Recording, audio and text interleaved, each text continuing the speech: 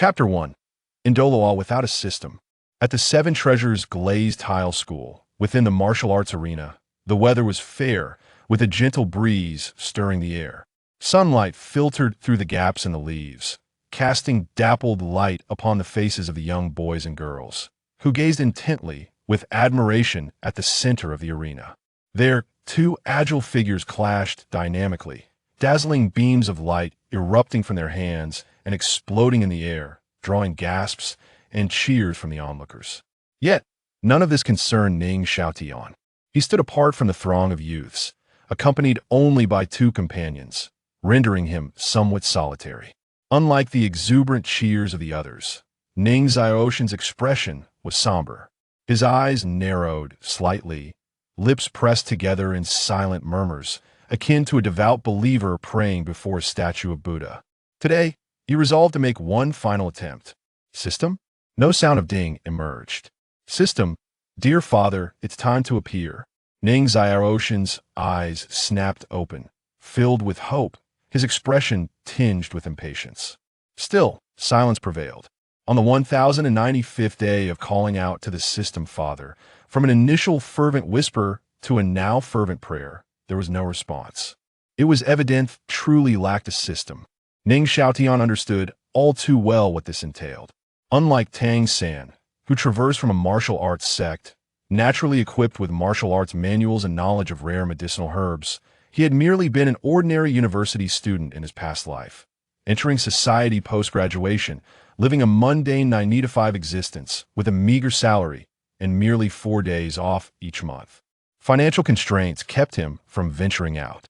After all, a moment's indulgence would require a significant financial outlay. Such a thought was painful. Thus, he would confine himself to watching anime at home to pass the time, and one night, he stayed up all night binge-watching only to oversleep. A dream of eternal farewell.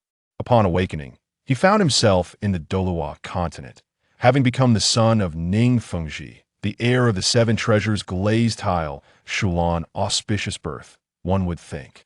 However, having delved into the school's history, Ning Xiaotian knew well that the direct descendants of the Seven Treasures Glazed Tile School awakened their martial souls at the tender age of 6, with all of them possessing the Seven Treasures Glazed Tower. Moreover, due to innate defects in their martial souls, they could only cultivate up to the 79th level Soul Saint realm, with no further advancement thereafter. How disheartening! Ning Xiaotian's eyes glazed over as he lamented internally. My dream was to be a warrior. Why was I assigned an auxiliary role, and one with defects at that? Had he possessed a system, these issues would be trivial. Dual martial souls, exceptional techniques, innate full soul power were these not straightforward matters? Addressing a martial soul defect would be a mere trifle. But now he had nothing. No system, no martial arts techniques. Is it truly my fate to be a mere auxiliary?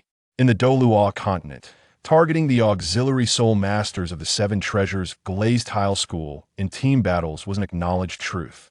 I am not a cute girl with both good looks and healing abilities. When push comes to shove, my opponents will show no mercy. So, will I face countless soul masters targeting me, pinning me down and ruthlessly overpowering me, my delicate form subjected to relentless torment, my beauty wantonly desecrated? Terrifying. Utterly terrifying. Before he could ponder further, Ning Xiaotian felt a shiver run down his spine. I cannot remain idle any longer. I must devise a way to escape this fate. Being an auxiliary is acceptable, but being trampled upon is absolutely intolerable. Only auxiliaries who can overpower their opponents are truly worthy. With this thought, Ning Xiaotian clenched his small hands tightly, urging himself to remain calm as he contemplated strategies. The Seven Treasures Glazed Tower, a gemstone-type auxiliary martial soul, hinted at its lackluster defensive capabilities, unless bolstered by multiple defensive soul rings. Such a waste.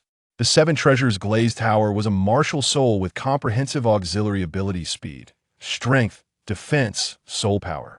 Each ring added a facet, interlinked. This meant that with the support of the Seven Treasures Glazed Tower, his teammates' attributes would surpass their opponents across the board. What about enhancing myself? Ning Xiaotian's eyes sparkled with realization. Pondering thoughtfully, it seems I could attempt a path akin to body cultivation. Indeed, the body is the foundation of all endeavors. Though the Seven Treasures Glazed Tile lacked in personal defense, its remarkable auxiliary abilities could provide an opportunity for his physical attributes to rival those of beast martial soul masters. As long as his innate soul power was not too low, combined with the enhancement of rare medicinal herbs, he could ensure that during the golden age of cultivation, his soul power and physical training would progress in tandem. He might even surpass expectations in physical prowess.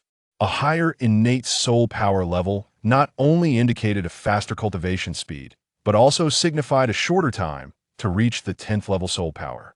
Reaching the 10th level soul power earlier meant the sooner one could enjoy the attribute enhancements brought by the first soul ring, directly widening the gap in cultivation level from others. A lead at the beginning translates to an unassailable advantage.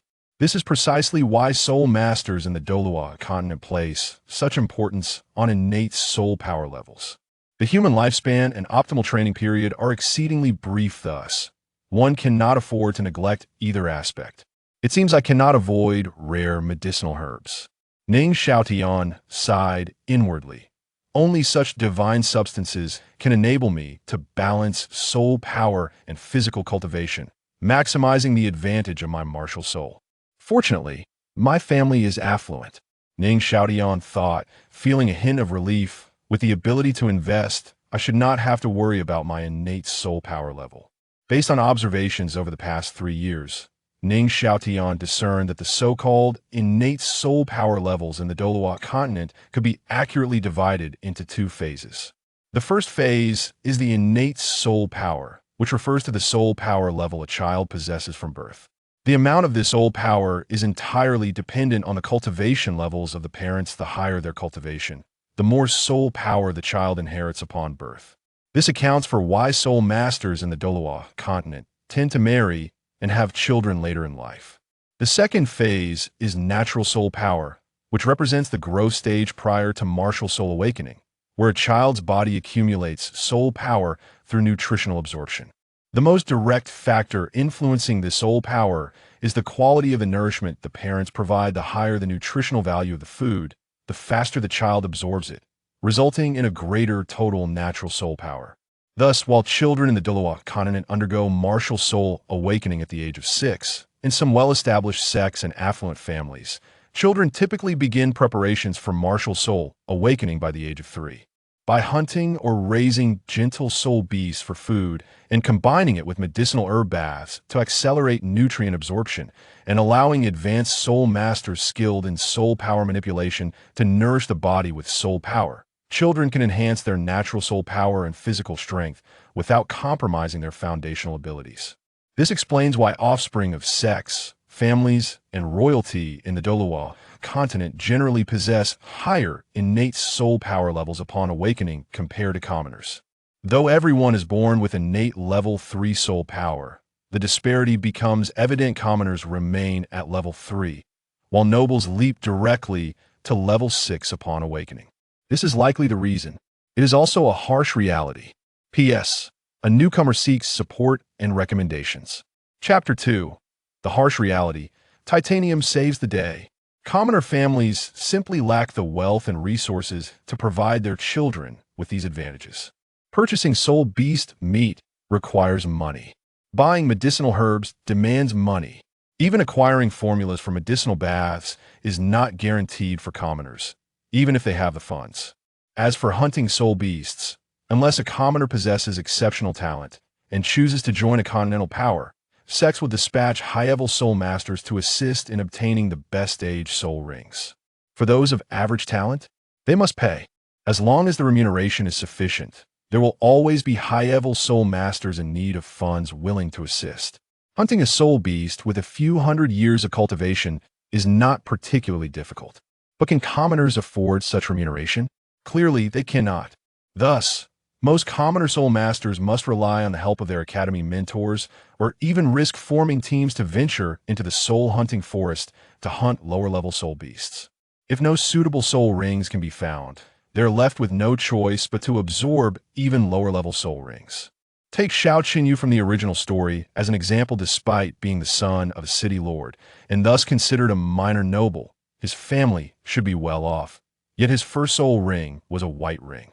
The plight of those in the lower echelons is unimaginable. This is an exceedingly cruel world. Without money, one cannot make any progress.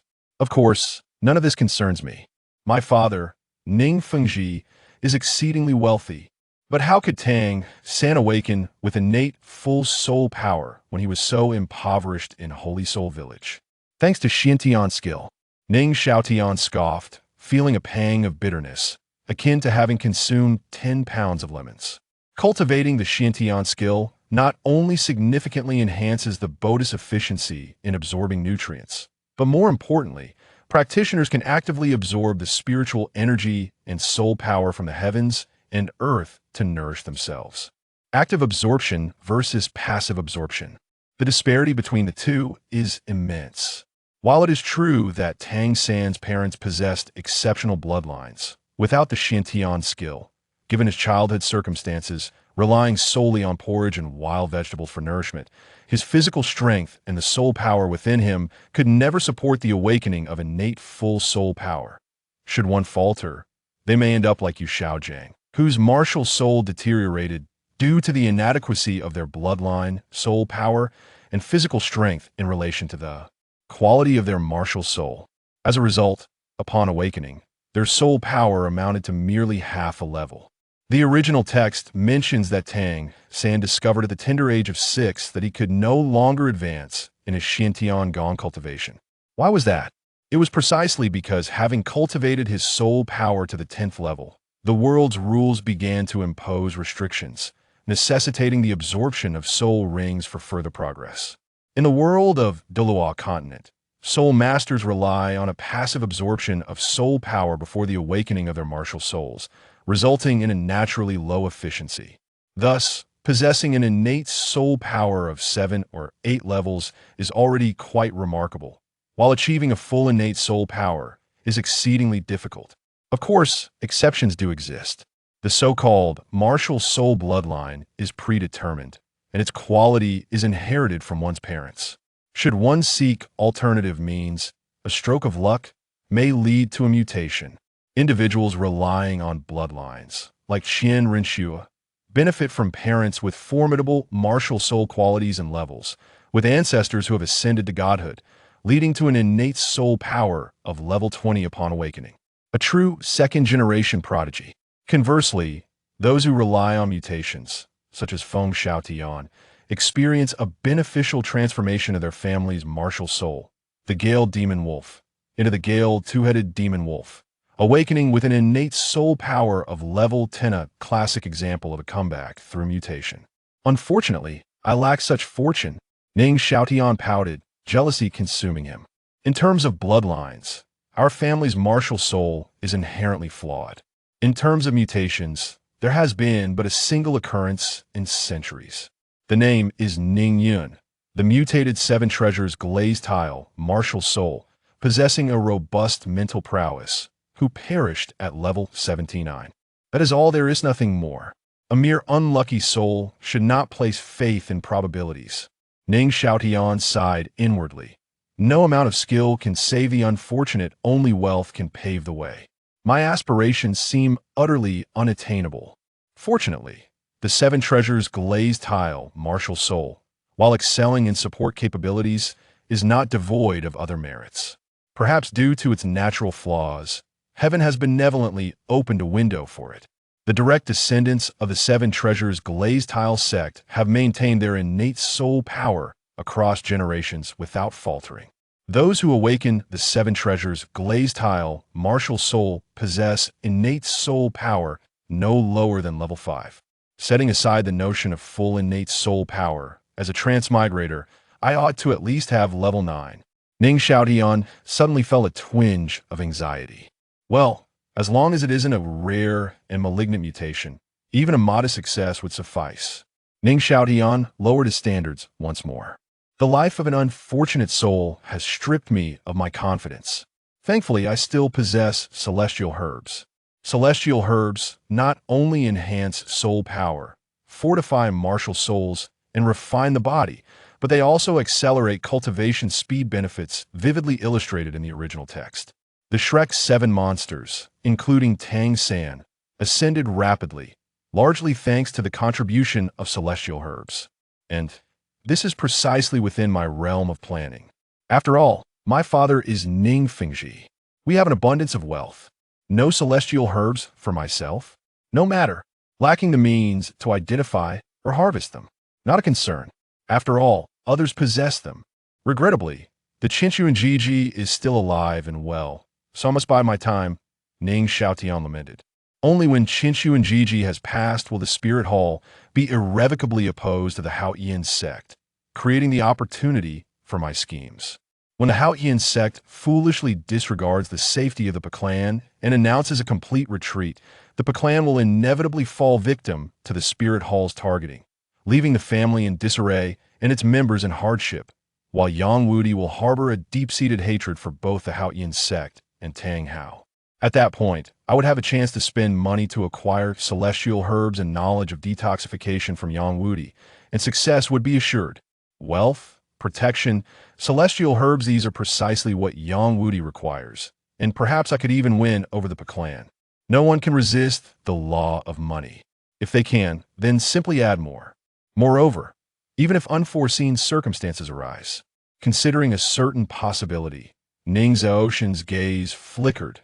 For the sake of the sect and myself, I may have to resort to some extraordinary measures. As long as I possess information on celestial herbs and knowledge of detoxification, I can ensure that before Tang San, I deliver soul bones to Dugu Bo for the removal of toxins, thereby drawing him into the Seven Treasures Glazed Tile sect. With our family's financial resources, acquiring 2 ancient soul bones is well within reach. As long as the plan succeeds, I may even utilize the abundant celestial herbs found within the ice and fire yin-yang eyes to significantly bolster the strength of the Seven Treasures Glazed Tile sect. However, I wonder if there are suitable celestial herbs for Dugu Bo and his granddaughter within the ice and fire yin-yang eyes. Ning Xiaotian scratched his pants, slightly contemplative. After all, Dugu Bo is the original master of the ice and fire yin-yang eyes. It would be rather unreasonable not to prioritize his needs. Unlike Tang San in the original text, who extracted all the celestial herbs without leaving a single one for Dugu Bo, an act Ning Xiaotian would never commit. All right, Tang San did not extract everything. He left a root and some seeds, and when confronted by Dugu Bo's furious inquiries, he indignantly retorted, "You promised I could take whatever I wanted. You never specified how much I could take. I merely chose to take it all." Subsequently, he vehemently assured Dugu Bo that, with the nurturing of the ice and fire yin-yang eyes, it would not take decades for the surrounding spring waters to flourish once again. Yet what he failed to mention was that the precious herbs he had uprooted would require several hundred years, even within the ice and fire yin-yang eyes, to have a chance of regrowing. Regrowing? What about the maturation period? Goodness gracious! I can't help but wonder, given Dugu Bo's aptitude, will he even still be around in a few hundred years? Chapter 3. Direction for improvement: how to deal with Xiao Wu. Furthermore, while it is true that Tang San assisted Dugu Bo in purging the toxins from his body, to claim it as a life-saving grace might seem somewhat exaggerated. The original text mentions that Dugu Bo has been able to remain unscathed for many years due to the suppressive effects of the ice and fire yin-yang on the toxins. Although he occasionally suffers from the backlash of the toxins, his life is fundamentally secure. If Dugu Bo can live for a century, it stands to reason that his granddaughter can too. Thus, can Tang San truly be credited with saving a life? Perhaps it would be more fitting to describe it as alleviating a chronic ailment. Yet, Tang San, taking advantage of Dugu Bo's ignorance of immortal herbs, shamelessly exploited his verbal missteps to abscond with all the medicinal herbs from the ice and fire yin-yang eye. Is this not akin to deception? While it is often said that one must prioritize their own interests, such actions seem excessive. Moreover, if we are to discuss the life-saving bond between the two, it is Dugu Bo who saved Tang San's life, and not just once. Without the assistance of immortal herbs, could Tang San truly attain divinity? Even if he did, would the Shrek 7 monsters also reach such heights? Given Ning Rongrong's potential, if her martial soul did not evolve into the 9 treasure glazed tile pagoda, Attaining divinity would be utterly impossible. It even suggests that she might not even qualify for a title. What does this imply? It indicates that Tang San would inevitably suffer defeat in the divine battle and would have no chance of resurrection. Consequently, the spirit hall would triumph. And would they spare the individuals around Tang San? Clearly not. Furthermore, without the immortal herb known as the Heartbreak Red, Xiao would never be able to resurrect after her sacrifice. This too counts as a life-saving grace. Without entering the ice and fire Yin Yang, Tang San's mother, Yin, would remain unable to transform for an indeterminate period. This is yet another act of maternal salvation. Thus, in tracing the threads of causality, who truly owes whom? Our honest Dugu Bo, until the very end, remains in the dark, unaware of the efficacy of immortal herbs, having never consumed any to enhance himself. It appears that the original text does not mention any improvement in Dugu Bo's cultivation level by the conclusion, as he has not even reached level 95, and his granddaughter only attained over level 50 at the age of 24. Is this the level one would expect after consuming immortal herbs?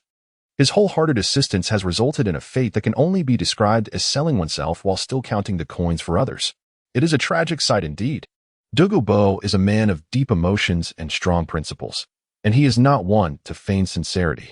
Ning Xiaotian nods in agreement, feeling that, should the opportunity arise, he would certainly like to befriend him.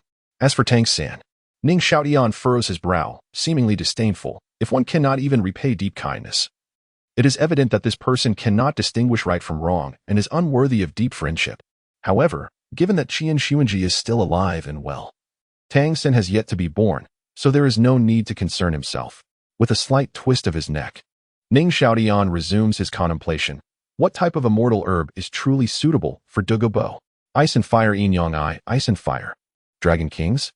Ning Xiaotian's pupils dilate as he appears to realize that the ice and fire Yin Yang is the place where the two Dragon Kings perished. Logically, one would expect that numerous herbs capable of enhancing dragon bloodlines would grow in that vicinity, given that Dugu Bo's martial soul is serpentine. Consuming such herbs should greatly benefit his martial soul. Alas, Ning Xiaotian's gaze dims once more. He currently lacks the knowledge to identify and utilize immortal herbs, let alone any methods for detoxification. He does not even know where Dugu Bo is located. Ning Xiaotian furrows his brow but soon relaxes. What is there to fear? With two super Douluos in his family and his familiarity with the plot, how could he possibly fear these matters? Fortunately, they possess wealth and strong allies. What then? Do I still lack? The martial soul and innate soul power should not pose any issues. Dugu Bo and the immortal herbs are already within his grasp. Suddenly, a grimace crosses Ning Xiaotian's face, revealing his distress. He still lacks offensive soul skills. The Seven Treasure Glazed Tile Pagoda Martial Soul seems to derive only supportive soul skills from any soul rings it absorbs. Moreover, each soul ring can only provide a single soul skill, which appears to be an inherent flaw of the martial soul. Even Ning Rongrong, who possesses a divine soul ring, cannot escape this limitation. Of course, it is also possible that the divine soul ring itself can only grant one soul skill. The divine soul rings obtained by the Shrek 7 monsters on Sea God Island seemingly only provide a single skill, albeit one that is best suited to the individual. To enable a single soul ring to possess multiple soul skills seems to necessitate hunting soul beasts or sacrificing them. In the original text, the 10,000-year soul rings Tang San hunted all possessed 2 soul skills, and each piece of soul bone dropped could also bestow 2 skills. Truly remarkable. Sacrificing ferocious beasts could even yield 3 to 4 soul skills. 10,000-year soul beasts are rare and difficult to hunt. This path seems fraught with obstacles. Given the strength of the Seven Treasure Glazed Tile sect, attempting to hunt the Titan Giant Ape and the Sky Blue Bull Python would be too risky. Should I go and eliminate Xiao Wu? Currently, venturing into the Stardoe Forest would likely yield no results, as she is accompanied by 2 strong men. It seems necessary to wait for the storyline to commence, but by then she would have transformed and be undergoing her own cultivation. It would be quite difficult to harm someone in human form. Deeply influenced by 9 years of compulsory education, the exemplary student Ning Xiaotian finds himself in a quandary, with no deep-seated enmity to drive him. Moreover, to harm someone in human form, is that not akin to murder? Perhaps I should attempt to create a few soul skills of my own? Ning Xiaotian feels disheartened, lacking confidence. In his previous life, he was captivated by martial arts films in his youth and harbored dreams of becoming a martial artist. He would practice military boxing, inspired by his uncle's sports textbook. for a period. Later, he idolized a martial artist and self-taught Wing Chun and Jeet Kune Do through online videos during his elementary to middle school years, even fantasizing about upholding justice. Unfortunately, during a school cleanup, he made the floor too slippery while mopping, leading to a self-inflicted injury. His elbow suffered a comminuted fracture, requiring a cast for half a year. Thus, his martial arts dreams were abruptly curtailed. Upon entering university, the first physical education class he attended taught Tai Chi. Since it counted for credits, he diligently studied for a year, but as online gaming surged during his second year, he succumbed to the temptations of a dubious roommate. He fell into addiction. His martial arts dreams were irrevocably dashed. Alas, the allure of the beauties in Valoran was simply too enticing. Nearly 8 years have passed since then, and the martial arts dreams he once cherished have long been buried in his heart. The bamboo sword at home has long been destroyed, and most of the martial arts techniques in his mind have become fuzzy. The key is that he had always been self-taught, lacking a mentor, and learned only the surface-level skills, prioritizing style over practical ability. It is likely that he cannot even be considered a novice. Nevertheless, having practiced for a considerable period, he is still aware of the basic characteristics and simple routines of each martial art, albeit with a shallow understanding. Sigh, it is certainly better than having nothing at all. Ning Xiaotian feels somewhat despondent, wishing he had searched for a few more manuals online back then. Perhaps he could have practiced in Douluo Continent. Practicing martial arts is undeniably more challenging than cultivating techniques, just focusing on core and leg training. He cannot recall how many times his legs trembled or how many times he knelt while walking. He distinctly remembers kneeling by the restroom entrance. At that time, the male and female restrooms occupied either side, and his kneeling attracted the attention of many girls. It was an instant social death. Looking back now, it brings a hint of shyness. P.S. The author's real experience. It was incredibly embarrassing. Chapter 4. Has Ning Rongrong disappeared? Regardless, let us proceed with training. Ning Xiaotian felt a twinge of nostalgia, reflecting that this had once been a cherished youthful aspiration. If it could be carried forth in this realm, it would be quite splendid. Moreover, should these hand-to-hand combat techniques be harmoniously integrated with the soul power of Douluo in battle, the results could be unexpectedly advantageous. Indeed, a remarkable gain. Alas, his martial soul has yet to awaken, rendering practical application impossible, and he cannot risk experimenting with the two titled Douluos within the sect, lest he face dire consequences. Better to be safe than sorry, after all. Yet, he might leverage the guise of learning to glean practical experience from these esteemed individuals, thereby enriching and refining his rudimentary skills. Sigh, being so young is quite the hindrance. Suddenly reminded of something, Ning Xiaotian's face clouded with frustration and helplessness. Over the years, the Seven Treasure Glazed Tile school has taken in a good number of common disciples, and his father, Ning Fengzhi, has acquired several through the Tiandou auction house. Among them, cat girls and bunny girls, each more enchanting than the last, with figures that are utterly captivating. Ugh, what a shameful thought for one so young. Ning Xiaotian deeply scorned his own lewd musings from mere moments ago. Straightening his posture and glancing sideways to ensure the two distinguished figures remained unaware, he continued to ponder. This left him with only one remaining question: how to address the flaw in his martial soul. After arriving in the Douluo Continent, he spent over a year mastering the local language, only to discover that the spirit hall was still under the governance of the formidable Qian. This meant that Ning Rongrong had yet to be born, or rather, had she simply vanished? If Ning Rongrong were indeed gone, he could seize the opportunity to procure the celestial herb, the Qian tulip, and attempt to resolve the defect in his martial soul. But if Ning Rongrong were to be born, dear sister, what could he do? He would likely have to seek another solution, based on the original text. After consuming the Qian tulip, Ning Rongrong should be able to ensure the evolution of her martial soul. But what of Ning Xiaotian? That remained uncertain, a bit risky. According to the timeline of the original work, Ning Rongrong should be of the same age as Tang San, who was still an infant during Qian Renxue's reign, and now, it seems he must wait a little longer. Previously, he had confirmed Ning Rongrong's impending birth and had even activated a sort of urging mode with his mother, subtly suggesting that having a sister would be delightful. His mother, Zhang Fenghua, possessed the martial soul of the fire sword, with innate soul power at level 8. And at over 40 years old, she had attained level 74 as a soul sage. Achieving such a level at her age makes her a prodigy on the continent, especially given the abundant resources provided by the Seven Treasure Glazed Tile school. However, Over this past year, not only has there been no sign of a sister, but his mother's waist remained as slender as ever, her figure becoming even more curvaceous. Although she has surpassed 40, she still looks like a youthful maiden, with skin whiter than snow, a beauty akin to that of a celestial being. Cough, cough. But that is not the primary point. The focus remains on his mother's martial soul. What envy fills Ning Xiaotian? His heart swelled with longing, akin to being stuffed with 100 pounds of pickled cabbage. Occasionally, he could not help but entertain the thought that if only his father's surname were not Ning, perhaps it could be Chun, or Qian, or even Tang would suffice. It is no wonder Ning Xiaotian's thoughts wandered. After all, his mother's martial soul is an offensive-type weapon soul, a sword that resembles the one he cherished most in his previous life, reminiscent of the flame destruction sword from a certain game. How magnificent it is! From the first moment he laid eyes upon his mother's martial soul, he has been utterly captivated. What young man has not dreamt of traversing the world with sword in hand? Although Ning Xiaotian practiced boxing in his previous life, he had always yearned to learn swordsmanship.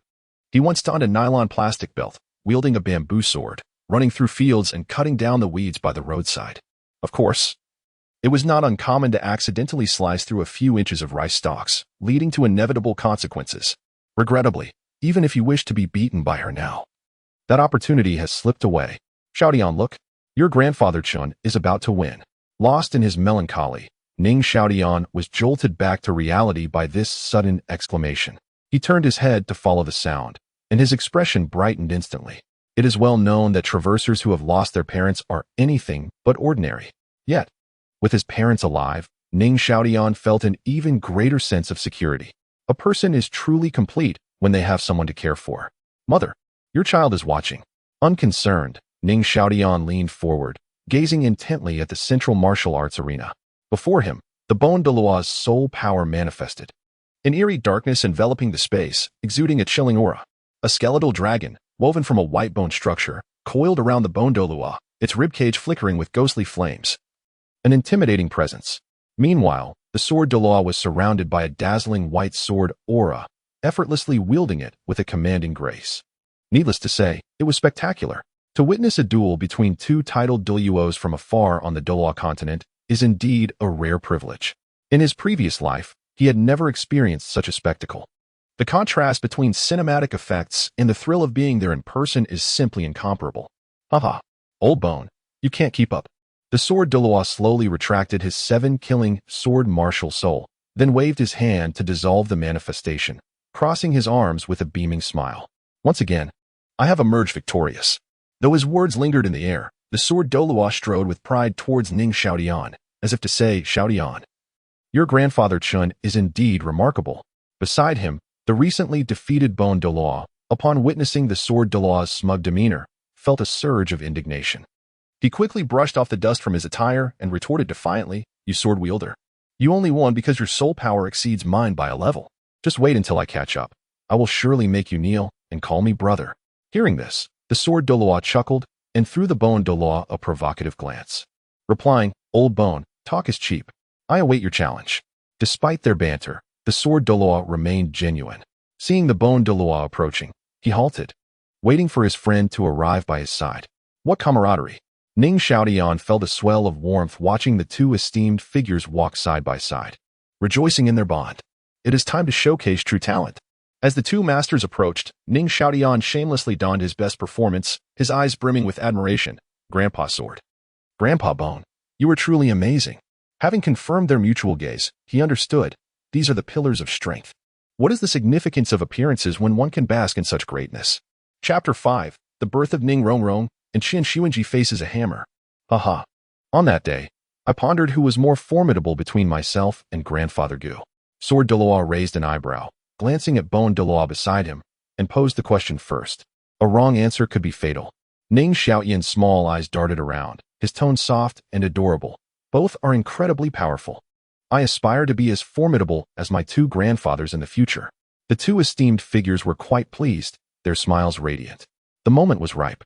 Ning Xiaotian seized the opportunity, tilting his head back, his eyes sparkling with admiration. Grandpa sword. Grandpa bone. May I learn swordsmanship and boxing techniques from you? Sword Douluo and bone Douluo were taken aback, feeling immensely honored and inspired.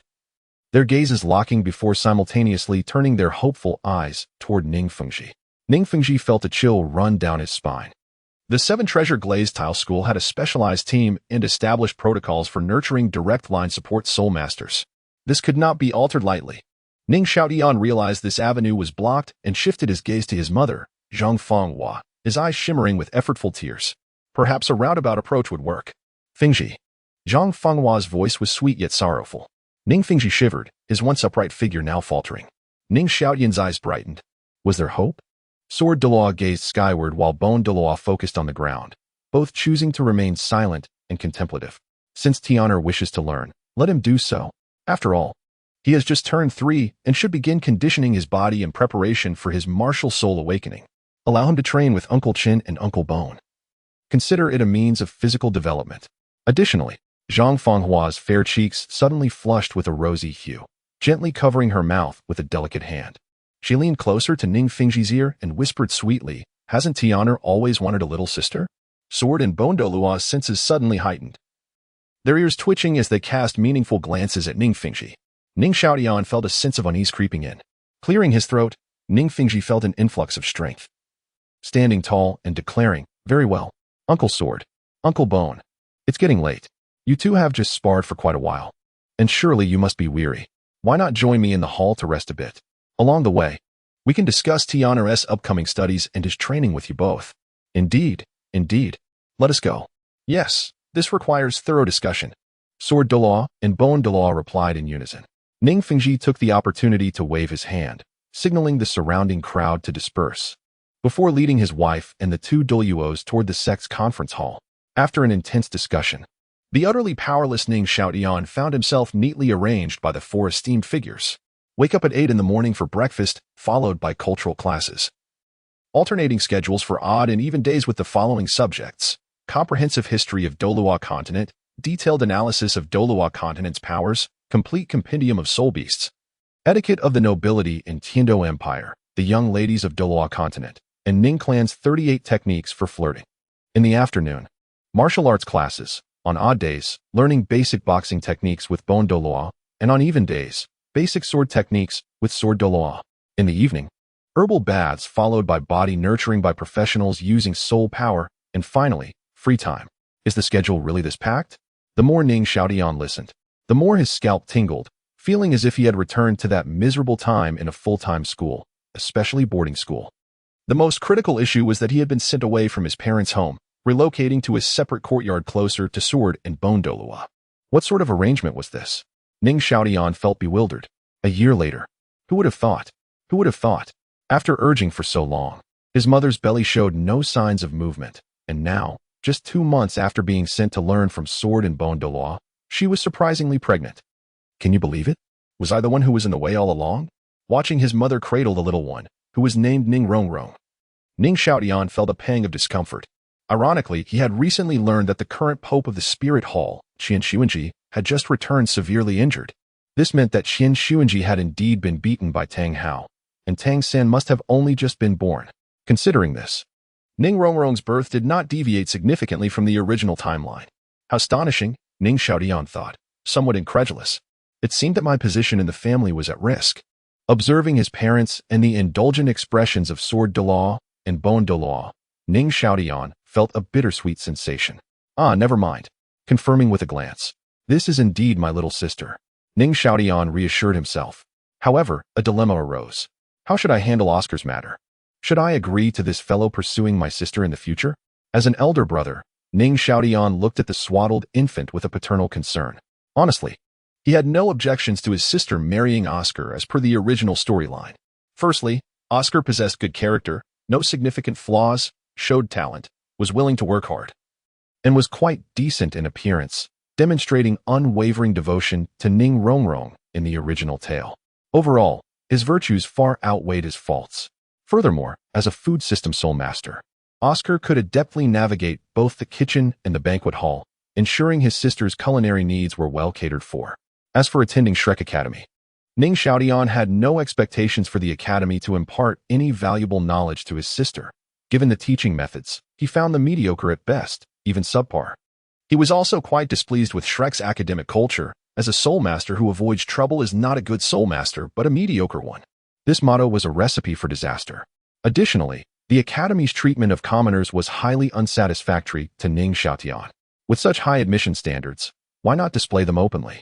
Instead, they would dismiss applicants with a mere glance, keeping application fees without refund. What a robbery. The instructors at Shrek Academy were all from common backgrounds. Did they not understand what 10 gold coins meant to a common family? Only accepting monsters as students, coupled with a nearly laissez-faire educational approach, and most crucially, being short on funds, how absurd. With Flender's martial soul and soul sage strength, he could easily charge dozens of gold coins for each hunt at the soul-hunting forest entrance. With such a lack of intelligence regarding finances, he dared to be the principal. However, as a tool, Flender could be useful to temper his sister's character.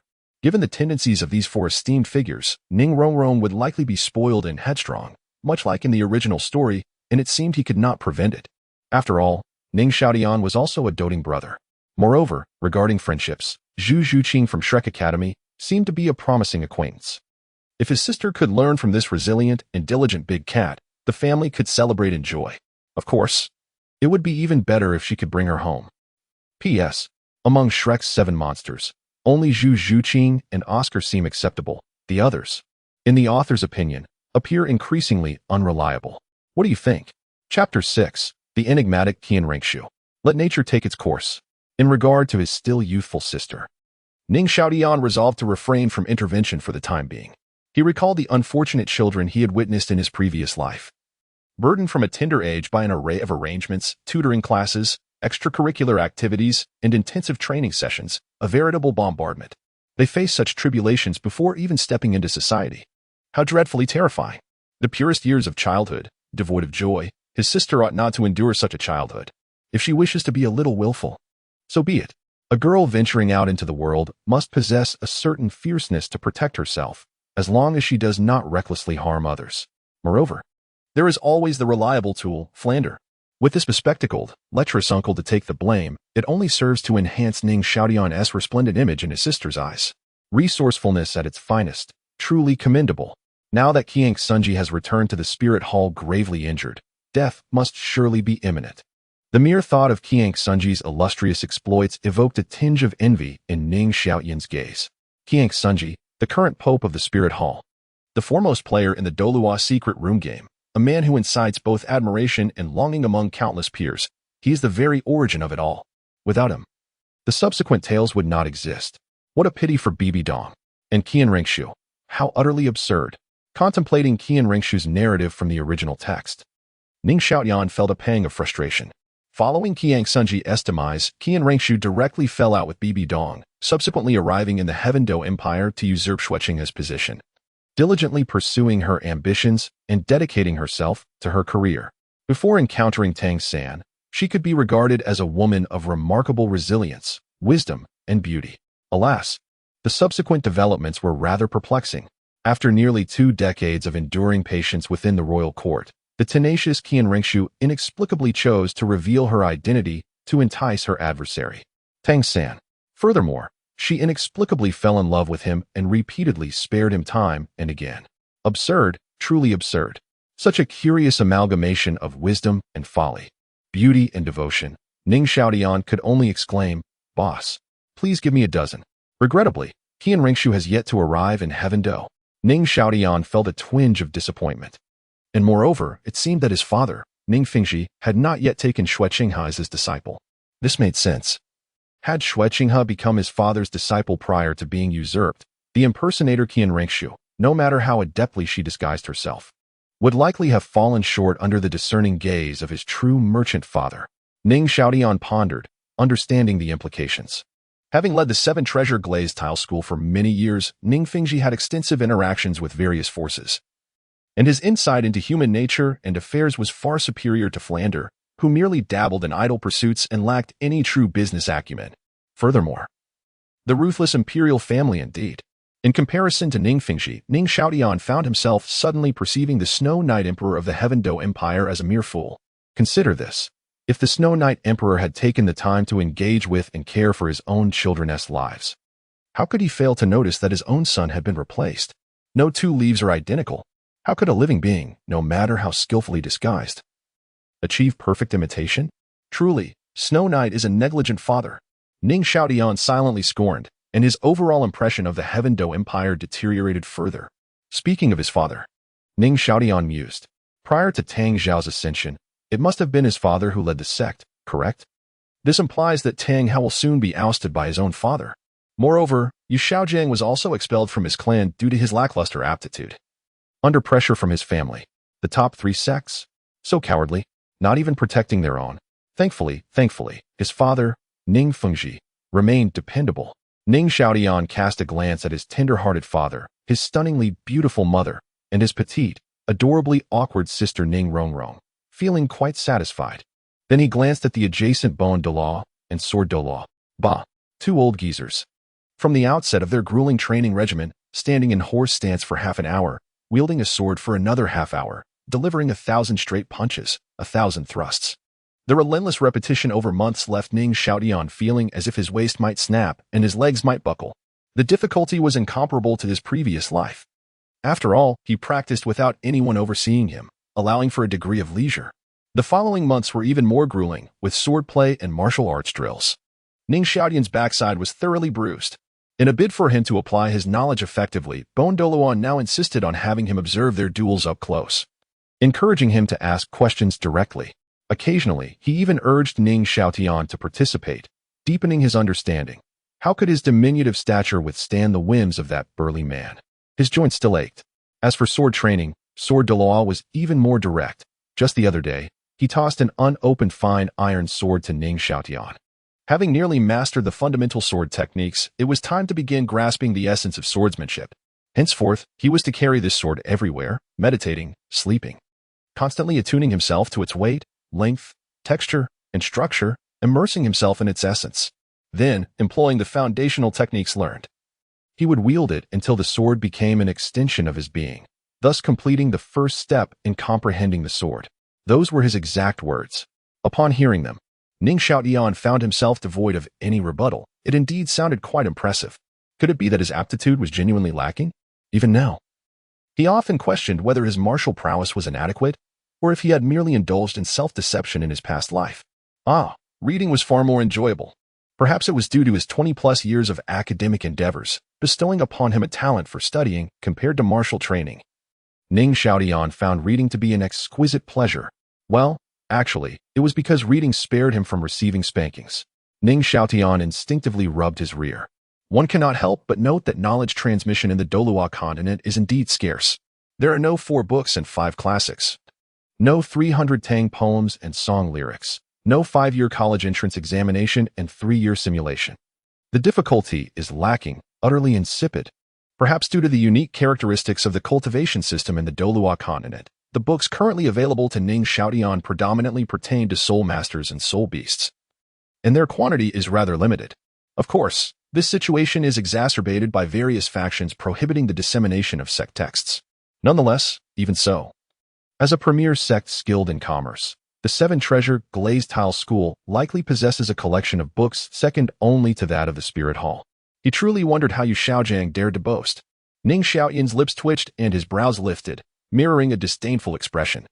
He had perused Yu Xiaojiang's theory on the top 10 core competencies of martial souls, and much of its content could only be described as lackadaisical.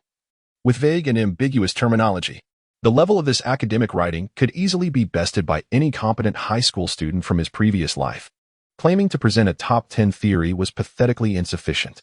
In a world where martial souls are as diverse as the facets of human life, selecting any one direction for research could not possibly be encapsulated within 10 theories. Ning Xiaotian could easily compile dozens of theories using the data from the soul masters within his sect.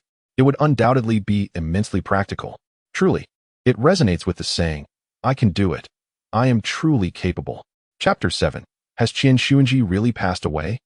In the back courtyard of the Seven Treasures Glazed Tile School, the morning light, tinged with a gentle orange hue, spilled from the distant horizon, weaving its way around the eaves and slipping through the tightly drawn curtains, softly illuminating the bedside. It was warm, like delicate fingers caressing.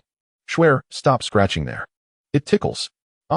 Juqing, Nana, you two are not behaving." Suddenly, a series of loud knocks echoed. "Who is it?"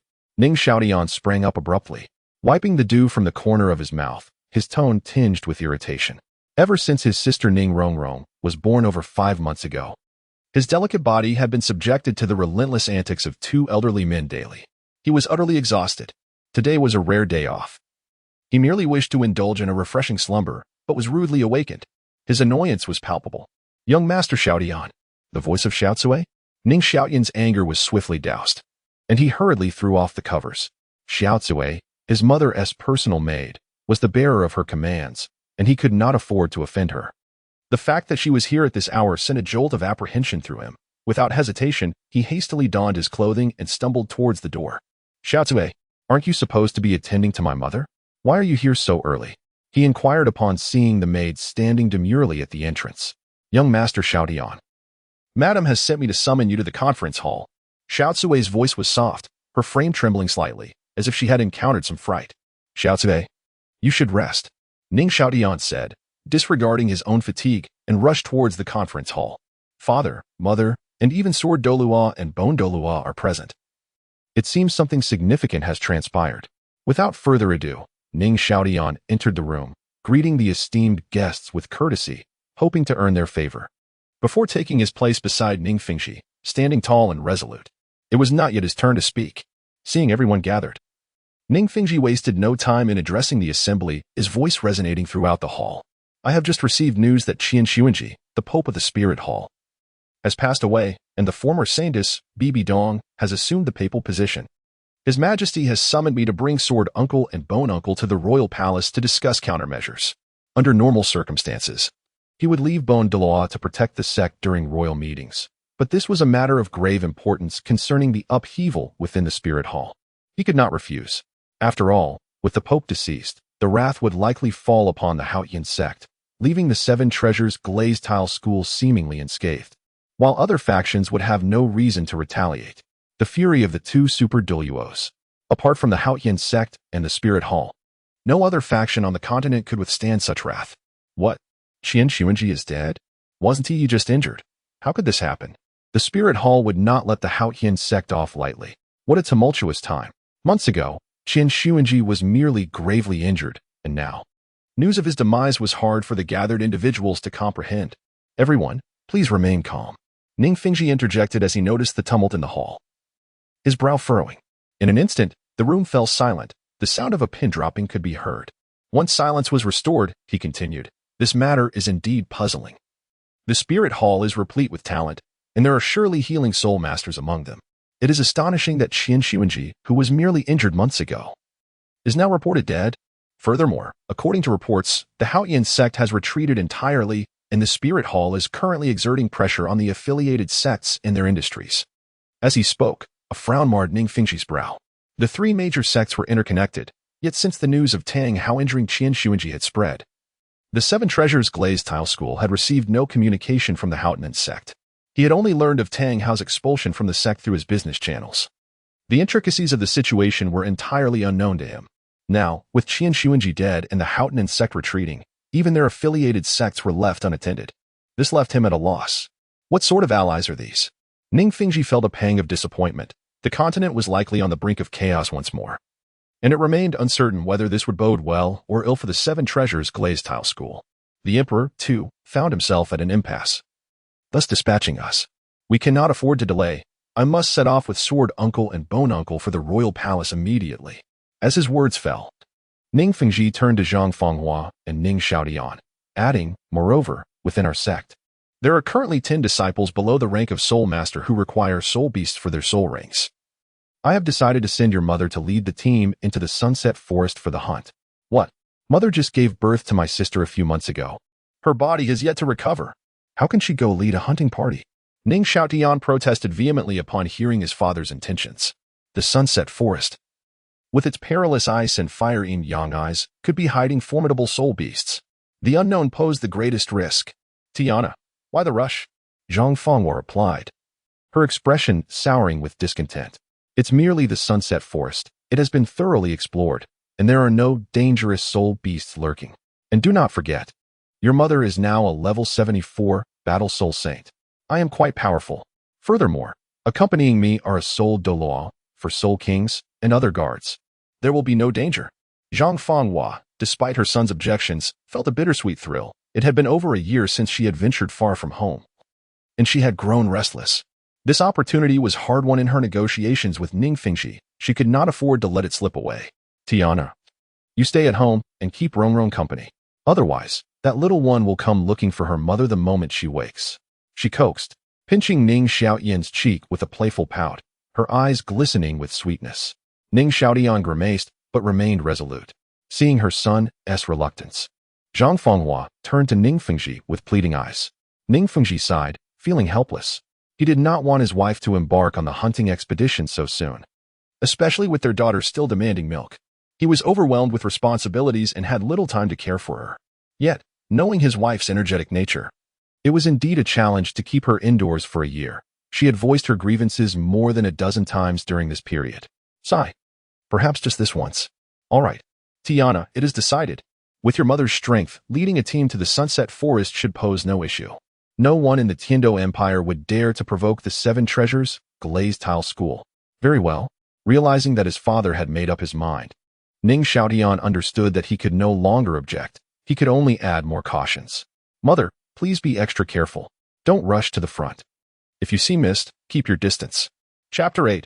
A Sudden Change. Thus, the Ning family of four completely parted ways. The father, accompanied by two titled Douluos, made his way to the royal palace, while the mother led her team towards the Sunset Forest.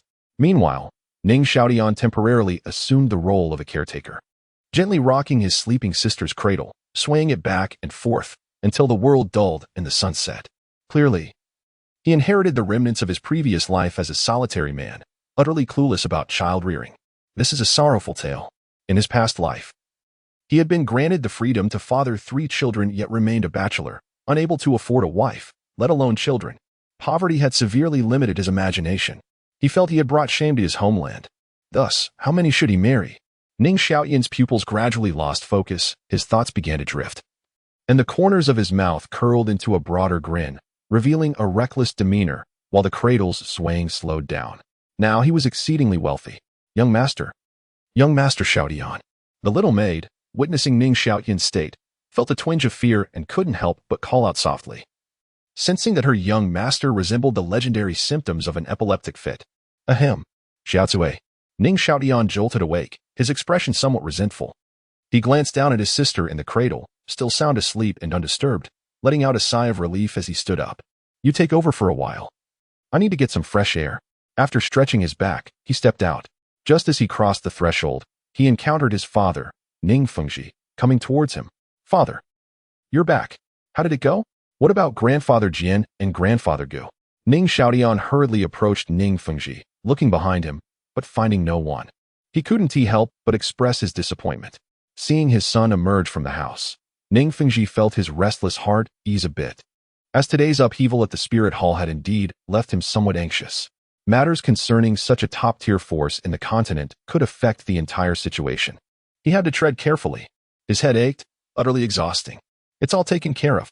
Ning Fengzhi smiled, speaking vaguely, not wanting to elaborate much due to his son's youth. As for Grandfather Jian and Grandfather Gu, I've sent them to the Sunset Forest to assist. With 2 titled Douluo there, you need not worry about your mother. Naturally, Ning Fengzhi was always concerned for his wife's safety.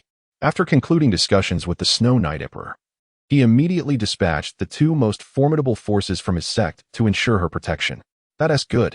Ning Xiaotian felt completely relieved, with 2 powerful Douluo present. Unless a ferocious beast emerged from the Sunset Forest, his mother's safety should be assured. Tiana, has Rongrong already fallen asleep? She is sound asleep. Ning Xiaotian nodded. Then you should return to your room and rest. I've already called for a wet nurse to look after Rongrong. All right. Father, please rest early too. Ning Xiaotian nodded, returned to his room, took up his fine iron sword, bid farewell to Ning Fengzhi, and retreated to his own quarters. Soon, the Spirit Hall would officially enter the era of BBDong. After soaking in a medicinal bath, Ning Xiaotian lay on his bed, contemplating the news of Qian Renxue's death and BBDong's ascension to the papacy, and couldn't help but sigh. Lost in thought, he soon fell into a deep slumber. Caring for a child is truly exhausting. Knock, knock, knock. Young Master Tian. Something's wrong. Huh. Who was knocking at this hour? Ning Xiaotian sprang up from his bed, rubbing his sleepy eyes, mumbling incoherently, somewhat annoyed. The urgent knocking at the door startled him. The sound of knocking drowned out the calls, and Ning Xiaotian kicked off the covers, began to dress, and strained to listen intently. His mind was filled with uncertainties. The air inside was chilly. It must be late. Perhaps it was already past midnight. It was the first time he had been awakened at such an hour. It's Xiaotsue's voice. Approaching the door, he recognized the visitor. This is troubling. Ning Xiaotian's heart sank. Xiaotsue would not come running at this hour without good reason, especially to disturb him like this. Surely, something urgent must have occurred. Ning Xiaotian dashed to the door and flung it open, a foreboding sensation gripping him. Xiaotsue, what happened? Why the urgency? Young master, madam. She's injured. Grandfather Jin just carried her back. She's in her room. You must hurry and check. What? Mother is injured. Ning Xiaotian felt a chill run down his spine, his hair standing on end, as a wave of icy dread surged through him.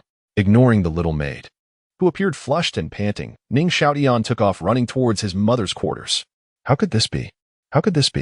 Ning Xiaotian's chest burned like fire. His body tense, teeth clenched, his murmurs filled with urgency. As he approached the ajar door, blinding light spilled out, revealing flickering shadows within. He hesitated, his heart seemingly gripped by something, for the first time feeling fear at the prospect of entering this once warm room. But it was only a momentary pause. His steps quickened, and he rushed inside. Mother. Ning Xiaotian's call was abruptly silenced. Her pale complexion, purplish lips, beads of sweat glistening, and the trembling pain etched on her face seemed to indicate she was trapped in an inescapable nightmare. How could this be? Hold on, stay calm. Ning Xiaotian held his breath, fist clenched, inhaling deeply before exhaling. He needed to steady himself. Urgency and panic would serve no purpose. He needed to ascertain the situation, gather sufficient information, and then address the crisis before him, rather than floundering in agitation, babbling incoherently. Observing his father, Ning Fengzhi, examining his mother's condition by the bedside, Ning Xiaotian refrained from interrupting. With a grave expression, he walked briskly to stand before the titled Douluo who had carried his mother back, reflecting on the scene he had just entered. It was clear that grandfather Jian was uninjured, indicating no battle had taken place. So why was his mother hurt? Her lips were purple, suggesting possible poisoning.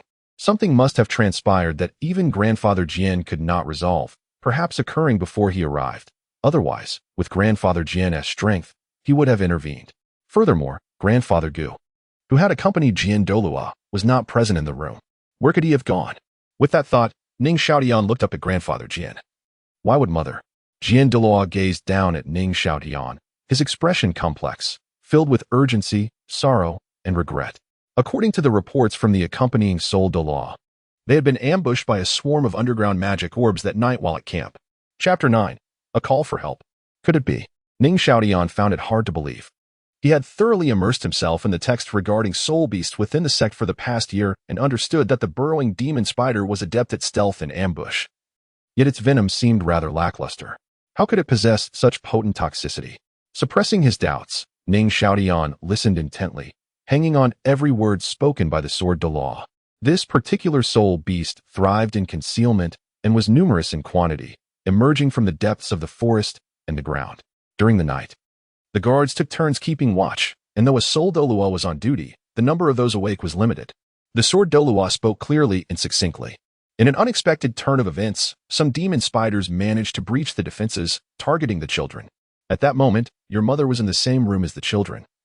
Upon being startled awake by the commotion, she immediately sprang into action to protect them. Given the presence of a soul Douluo, they would quickly repel the swarm of spiders. However, just then, a massive purple spider suddenly lunged from the jungle.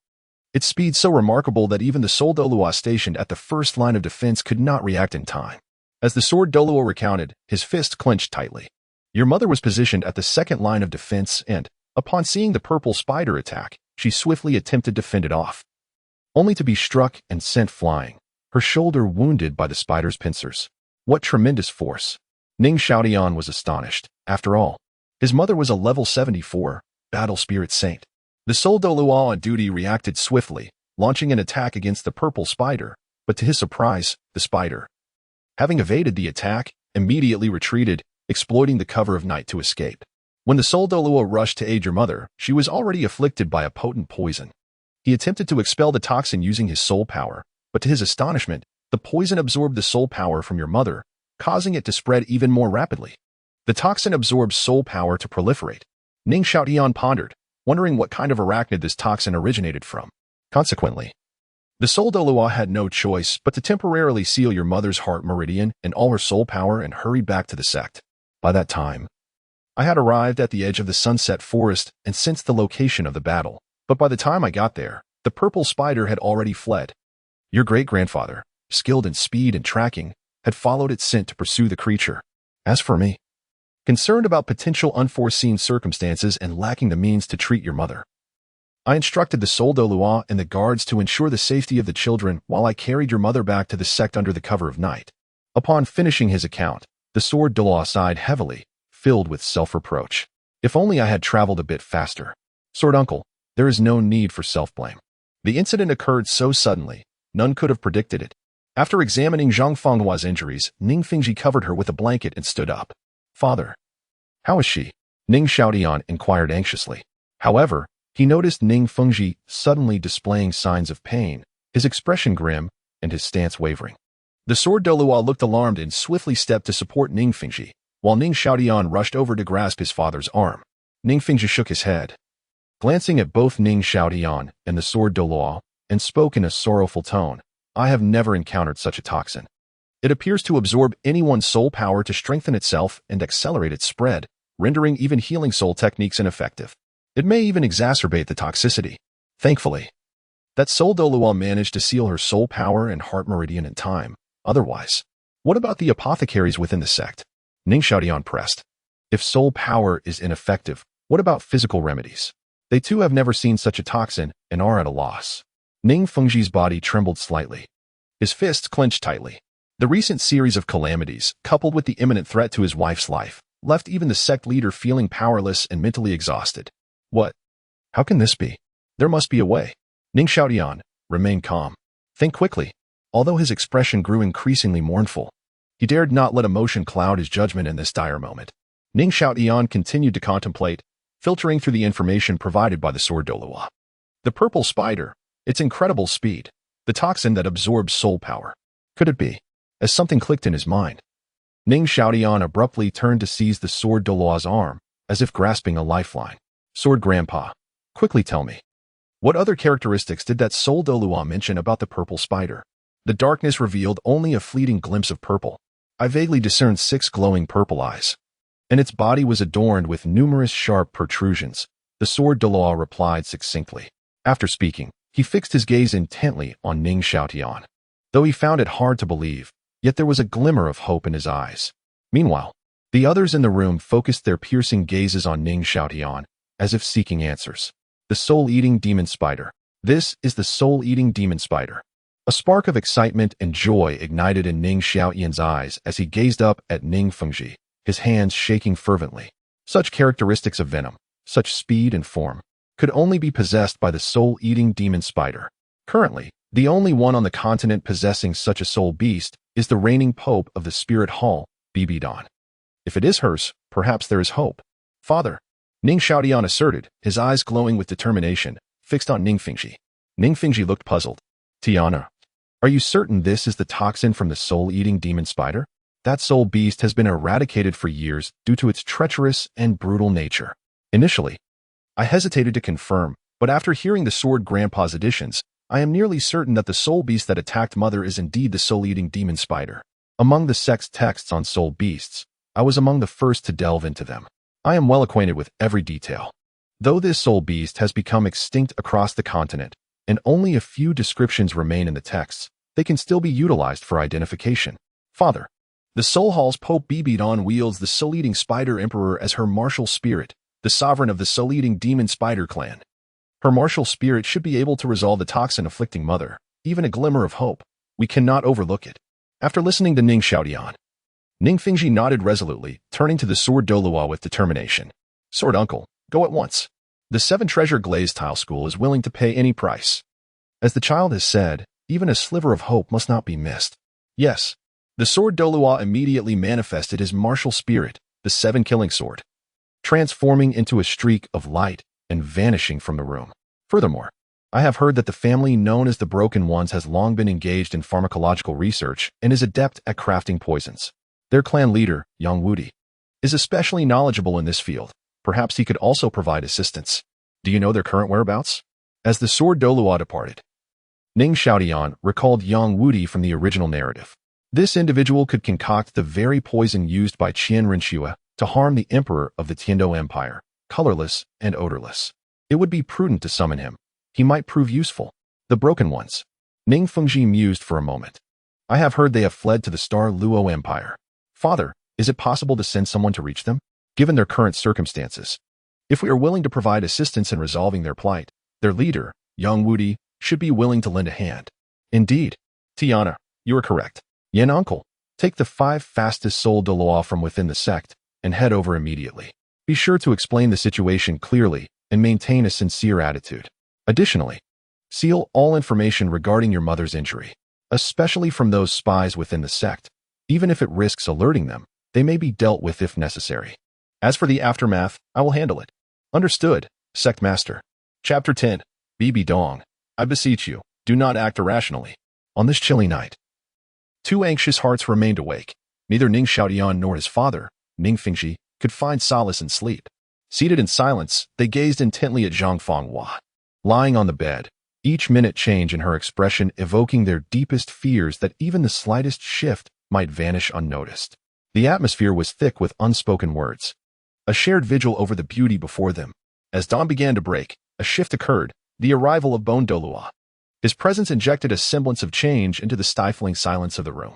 More significantly, he returned with the culprit behind this distressing incident. Upon returning to the sect, Douluo hastily made his way to the room, and upon observing Zhang Fenghua's condition, his heart ached, his brow furrowed in anger.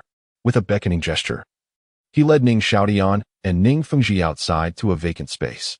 Under their astonished gazes, he waved his right hand, conjuring a large, menacing purple spider upon the ground. This was the very creature that had harmed Huar. Douluo gritted his teeth, recounting how he had pursued the beast throughout the night, only to be thwarted by the treacherous terrain of the setting sun forest and the cloak of darkness that enveloped it. Admitting the creature's extraordinary speed, he revealed how it had ensnared him with webs and poisonous mist, forcing him to exert great effort to finally capture and ultimately slay it. The corpse of the soul-eater spider lay before them, grotesquely swollen with festering sores and riddled with gaping wounds, fragments of wood embedded in its flesh. Its head a pitiful mass. It was evident that it had been brutally crushed upon capture. Father, indeed, it is the soul-eater spider. Given its size, it must possess over 30,000 years of cultivation. By the nature of such soul beasts, it is nearly equivalent to a 5,000-year-old ordinary soul beast. Despite the gruesome sight, Ning Xiaotian felt a rush of satisfaction, his face still marked by resentment. He wished fervently that he could resurrect this monster, just to enact the most gruesome revenge upon it, as depicted in the tales of the most ruthless enforcers. To his dismay, such terrifying soul beasts still roamed the setting sun forest. Alas, Ning Fengzhi gazed at the lifeless body of the soul-eater spider, his expression a complex tapestry of emotions. Why must it be my wife who encounters such peril? Ah, Fengzhi. Tiana, look. Douluo interjected, producing a deep purple, uniquely horned soul bone from his soul guide. A soul bone? An exceedingly rare one, no less, from the head.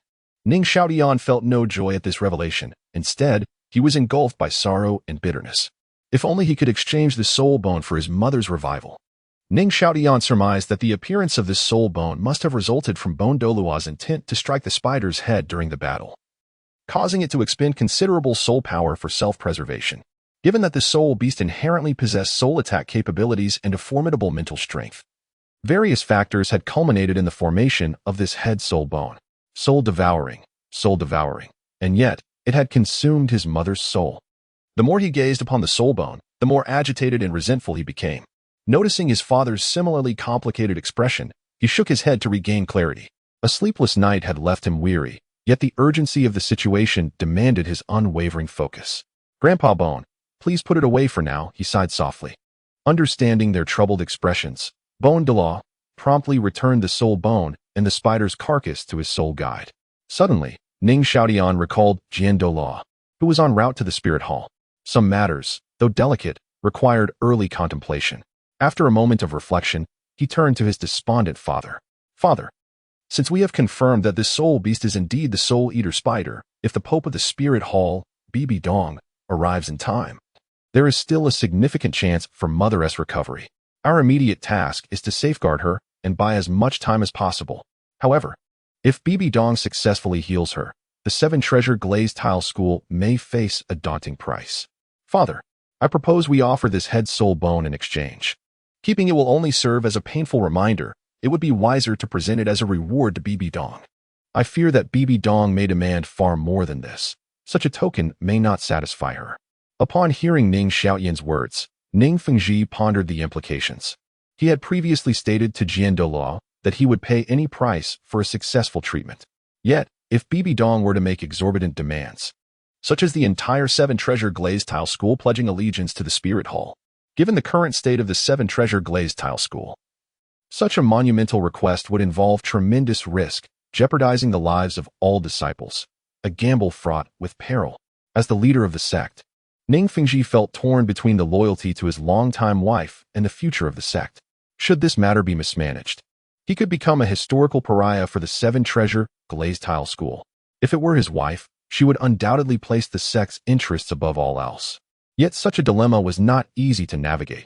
Ning Xiaotian, sensing his father's inner turmoil, recognized the weight of his responsibilities.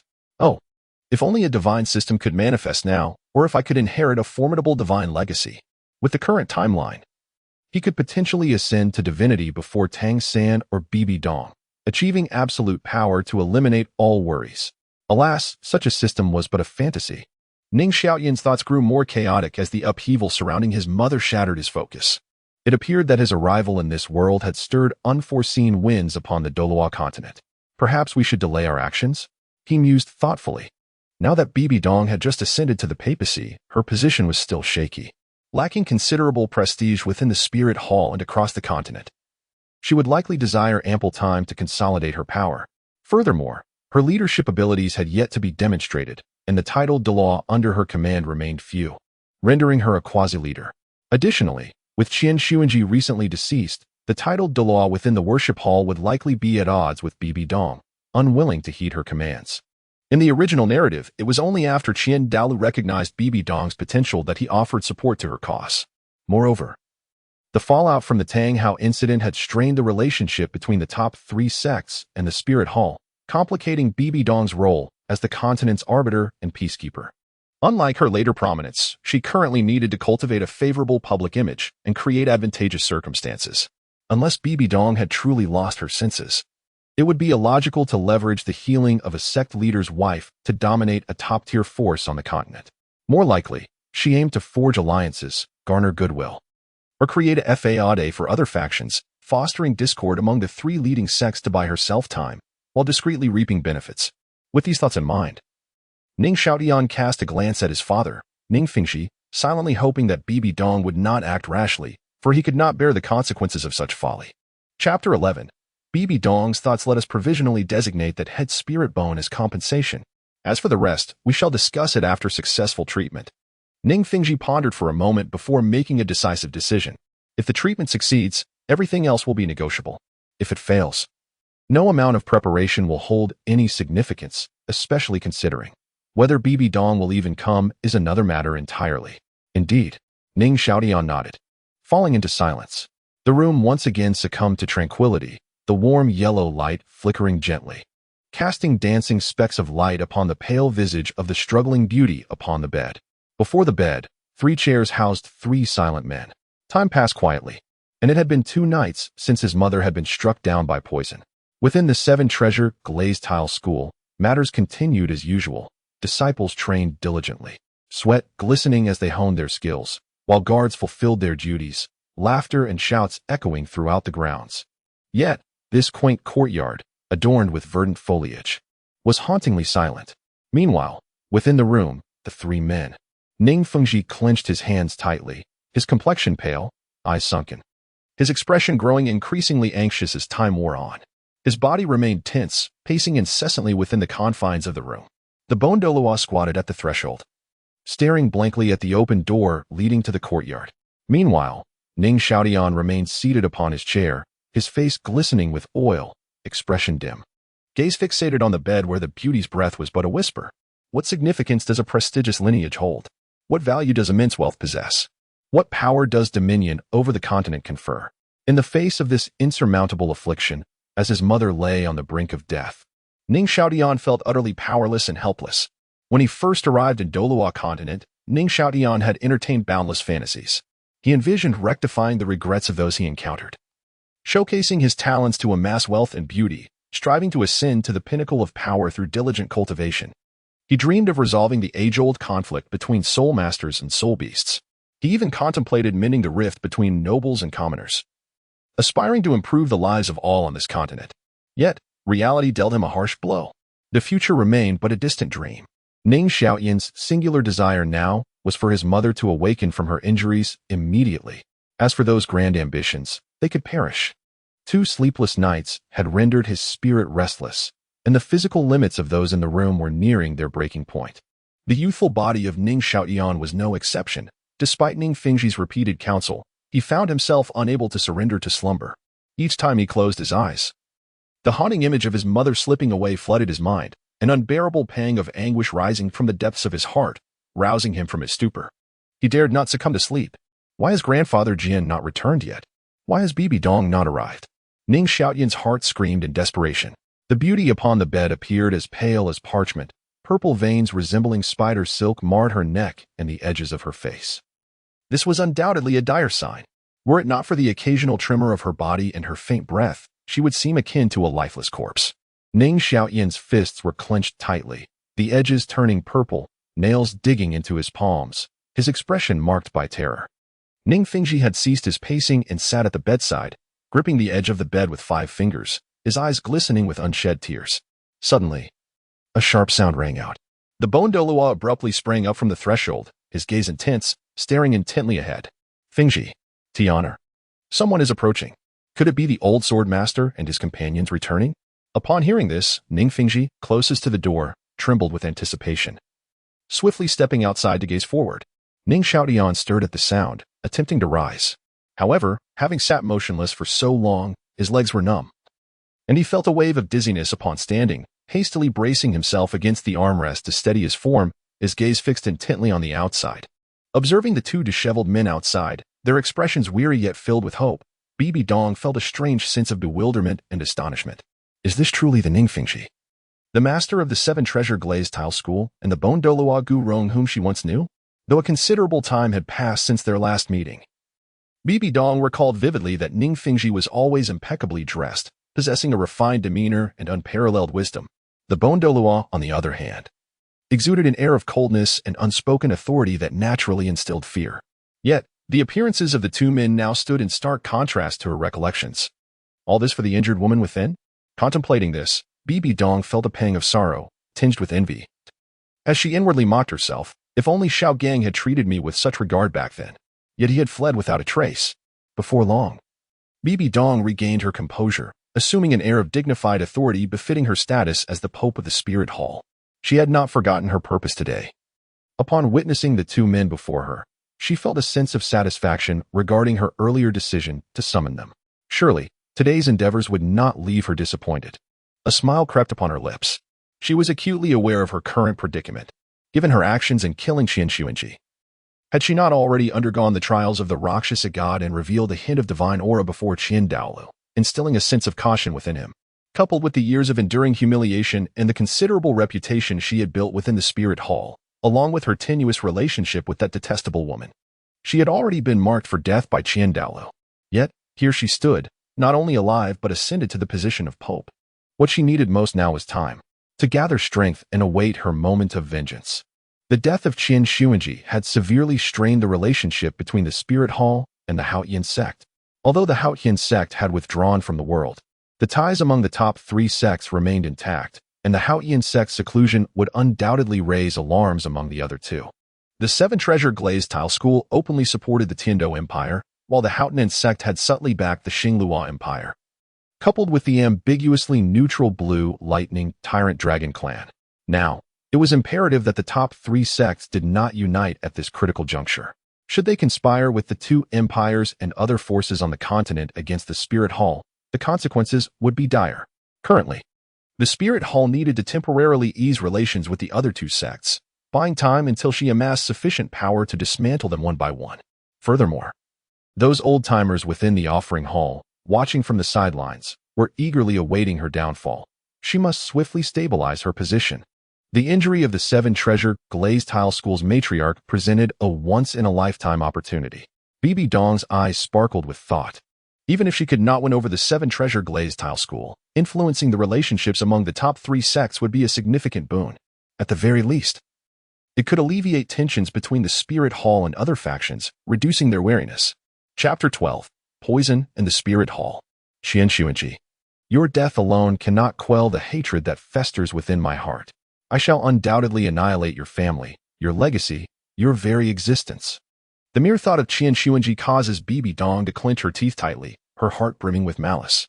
Furthermore, the Blue Lightning Tyrant Dragon Clan, had you only intervened to safeguard Xiaogang, or even united with other sects to exert pressure on the Spirit Hall, I would not have had to endure such torment.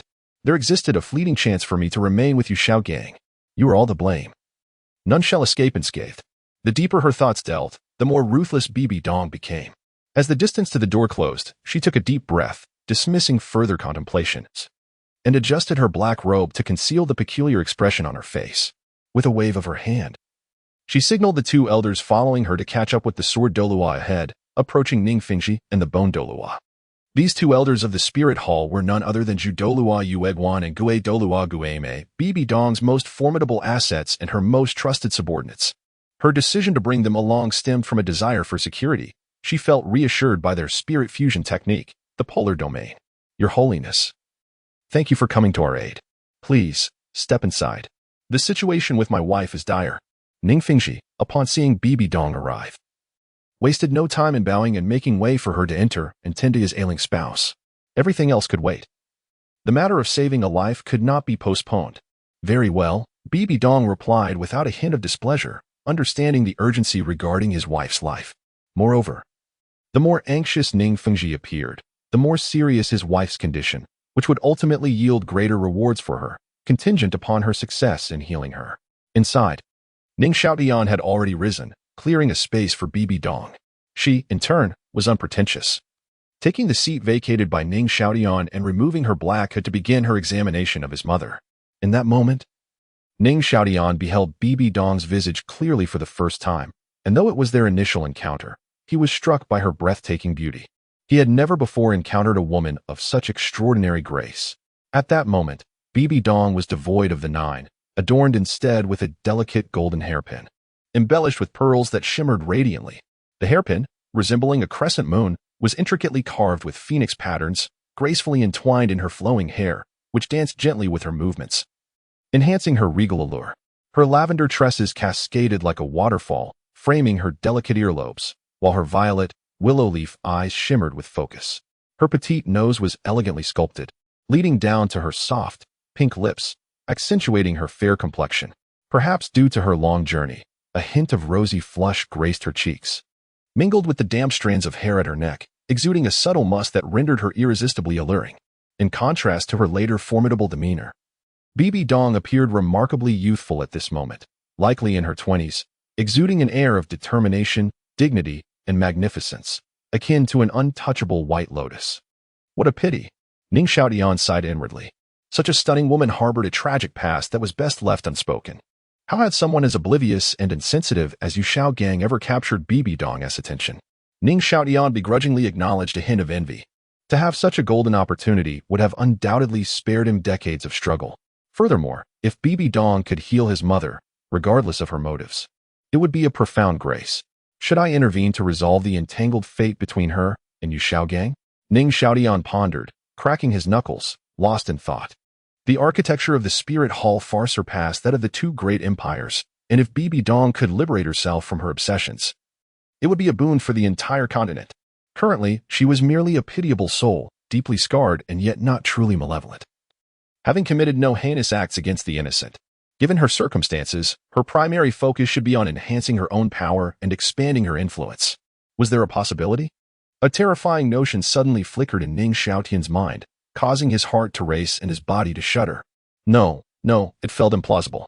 He quickly dismissed the thought. While he held immense gratitude for Bibi Dong's journey to save his mother, the idea of changing her, of urging her to relinquish her hatred and obsession with Xiao Gang to embrace a new life, he believed he lacked the capacity and even the justification. To do so, one must not advise others to do good without having endured their suffering. He understood this well. For Ning Xiaotian, the paramount concern remained the healing of his mother, above all else, with other matters to be addressed in due course. He was like a clay Buddha crossing the river, preoccupied with his own survival. How could he think of rescuing others? Before helping others, one must first help oneself. Not to mention, within the confines of this room, he could accomplish nothing, preoccupied solely with the sight of Bibi Dong and his ailing mother, particularly fixating on Bibi Dong, growing increasingly anxious. Not out of reverence for her status or allure, but because his mother truly hung in the balance, and Bibi Dong was his last hope. The journey to the Star Luo Empire was exceedingly arduous. Departing from the sect, one had to traverse not only a significant portion of the Heavendo Empire, but also cross the entire expanse of the Spirit Hall's domain. Ultimately threading through half of the Star Luo Empire, time was of the essence. His mother, lying on the bed, might not live to see Yang Wudi's arrival. Gazing intently at his mother, Ning Xiaotian could perceive the toxins within her deepening once more, spreading across her visage. The poison's rhythm suggested an impending invasion of the brain.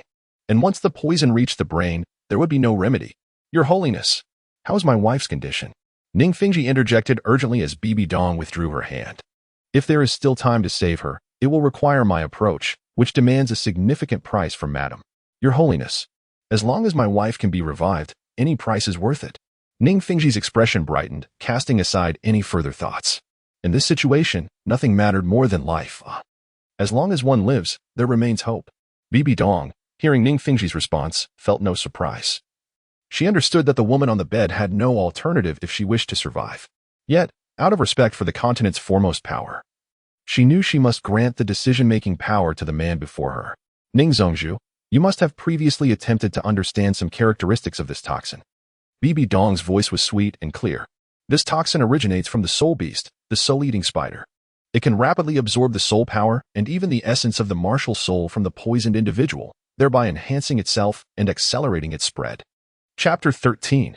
Rescue. To completely eradicate the toxins within the husband's body, the soul method is to first nullify the lady's martial soul using a secret technique, and then to dissipate all of her soul power. This would entirely sever the absorption of toxins into the husband's soul power, fundamentally curbing the spread of the poison. Only through this means can I ensure that the toxins do not retaliate against the lady's body while I employ my martial soul to extract all the toxins from the husband. If I merely dissipate the lady's soul power, the residual toxins will undoubtedly draw upon the essence of her martial soul in resistance during the extraction process. Given the lady's current condition, she may not withstand the damage inflicted by such toxic resistance. At this juncture, BBDong paused slightly. Moreover, the toxins within the husband's body have already spread throughout, threatening to invade the brain and the heart. Master Ning, you have at most 1 hour to make a decision. If you delay, it will be too late. After speaking, BBDong fell silent, sitting patiently, awaiting Ning Fengzhi's response. I understand. Ning Fengzhi's expression was complex. Yet he hesitated not, promptly expressing his choice, beseeching His Holiness to take action. BBDong uttered no further words, rising from her seat, moving her chair aside, and then gesturing for everyone to distance themselves from her, channeling her soul power to summon her martial soul. It materialized as a terrifyingly fierce arachnid martial soul. Its dark purple body shimmered with a metallic luster, 6 pairs of bright purple eyes arranged in an orderly fashion, instilling fear, while 8 elongated spider legs intertwined like sharpened blades.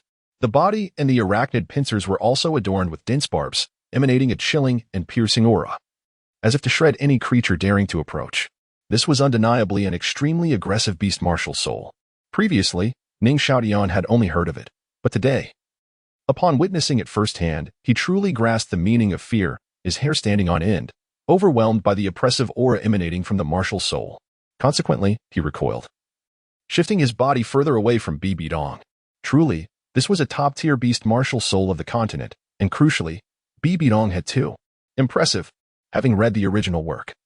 Ning Xiaotian was well aware that BBDong possessed another martial soul known as the Death Spider King, also a top-tier beast martial soul. However, this martial soul appeared exceedingly sinister. and Bibi Dong herself exuded a grand malevolence. Although her figure was concealed beneath a black cloak, the contours remained astonishing. The others, upon witnessing Bibi Dong's martial soul, felt the pressure it exerted, their expressions astonished, secretly marveling at her profound cultivation.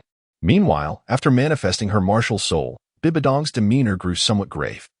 For what she was about to undertake posed a certain danger to herself. Requiem, Bibi Dong uttered softly, prompting her soul-devouring Spider King's martial soul to react instantly. With astounding speed, the 8 pincers positioned themselves against various parts of Zhang Fenghua's body, a sight that left the onlookers trembling in fear, dreading that these pincers might inadvertently pierce through her form. Upon reaching their designated positions, Bibi Dong's gaze sharpened. The crowd witnessed the pincers' tips suddenly emanate a strange purple light. As this luminescence appeared, Zhang Fenghua's entire being gradually became enveloped in a purple aura. During the expansion of this aura, the onlookers distinctly perceived that the web-like toxins on Zhang Fenghua's face began to retract rapidly, as if confronted by a formidable nemesis, receding until they halted at her neck. Even lightning in hue. After several breaths, Zhang Fenghua's complexion improved considerably with the retreat of the toxins, her previous agony and struggle dissipating. Observing the toxins' retraction and cessation of spread, Bibi Dong's expression remained unyieldingly serious, her flawless forehead now beaded with fine sweat. The crowd, witnessing this, collectively held their breath, sensing that Bibi Dong's rescue effort had reached a critical juncture. Summon the soul, Bibi Dong uttered once more, her previously purple eyes now glowing with an eerie light. With this incantation, the spider leg pincers positioned at Zhang Fenghua's forehead suddenly unleashed a tremendous pulling force. Accompanying this force, a look of agonizing struggle reappeared on Zhang Fenghua's face, as if she were battling against something. Witnessing this bizarre occurrence, the members of the Seven Treasure Glazed Tile school were struck with alarm, their bodies tensing in response. While Ning Xiaotian appeared utterly flustered, his hands twisting together tightly. Nearby, the Chrysanthemum Duel and Ghost Duel, noticing the unusual demeanor of the Seven Treasure Glazed Tile school, feared that these individuals might act out of line and disrupt BBDong, swiftly positioning themselves before her. Ning Xiaotian and the others, observing Yueguan and Gue Mei's hasty actions, managed to regain their composure, though their expressions remained fraught with concern, intensifying further. Yueguan and Gue Mei, seeing the crowd settle down without any rash movements, exhaled in relief. Yet their defensive stances remained intact. Meanwhile, an unexpected change unfolded with BBDong. Suddenly, a mysterious red light emanated from Zhang Fenghua's forehead, growing increasingly radiant with the passage of time. In mere moments, this red light expanded to the size of a thumb, subsequently erupting with an intense, searing heat. As this fierce warmth emerged, the temperature within the room soared drastically. With the rising warmth, everyone felt as though they had stepped into a sauna, beads of sweat streaming down their faces. Closest to the red light, Bibi Dong was now drenched in perspiration, the heat clinging to her delicate skin. Her enchanting eyes shimmering like rippling waves, and her elegantly curved eyelashes adorned with tiny droplets of moisture. Her tender visage flushed a rosy hue, resembling a freshly bathed maiden from a distance. Though draped in a long black robe, the graceful contours of her figure remained discernible. Ning Xiaotian merely cast a glance, quickly averting his gaze. At this stage, Bibi Dong had already absorbed Qian, her cultivation likely reaching the tidal level. If she were to notice him, it could jeopardize his mother's treatment, leaving him with no time to lament. Fortunately, though Bibi Dong appeared flustered, she exhibited no signs of distraction, her focus unwavering on the red light before Zhang Fenghua's forehead. From afar, Ning Xiaotian observed that the originally thumb-sized red glow was continuously shifting, transforming, rippling, expanding, and condensing.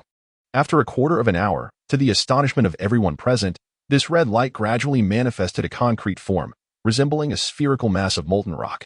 As this orb materialized, the temperature in the room surged even higher. Simultaneously, Bibi Dong's expression grew increasingly solemn. The fine droplets of sweat on her delicate nose intensified, coalescing into beads the size of mung beans, trickling down her cheeks to her chin, ultimately splattering onto the ground, creating wisps of faint mist. P.S. The first 3 updates begin now, with updates scheduled for 8 p.m. Chapter 14. Healing, a significant debt. After a brief moment, everyone turned their gaze once more to the rock, which had astonishingly transformed to the size of a fist, continuously elongating over time. This process was exceedingly gradual, taking a full quarter of an hour to come to a halt. At this juncture, the once lava-like rock had morphed into a strikingly crimson, uniquely shaped blood-red sword, ablaze with seething red flames. This was the Mother's martial soul, the fiery sword. Ning Xiaotian was profoundly astonished. He recognized this sword the instant it took form. Meanwhile, Bibi Dong, witnessing the complete manifestation of the sword martial soul, showed no hesitation whatsoever. She swiftly commanded her soul-devouring spider emperor martial soul to act, allowing the pincers that had previously hovered before Zhang Fenghua's forehead to make contact with the extraordinary blood-red sword. Soul devour, Bibi Dong uttered sharply, her pupils constricting to a fine point, the pincers that touched the sword bursting forth with an intensely deep purple radiance. The moment this purple light appeared, the sword reacted violently, trembling as if faced with a formidable adversary. Wisps of fiery red light began to surge around the sword, rapidly flowing toward the pincers, causing the sword itself to grow increasingly ethereal. As the sword became progressively more insubstantial, the expression on BBDong's face did not soften. Instead, it contorted into one of agonizing severity. Her delicate visage appeared to be simmering, emanating waves of heat, and her form began to tremble uncontrollably.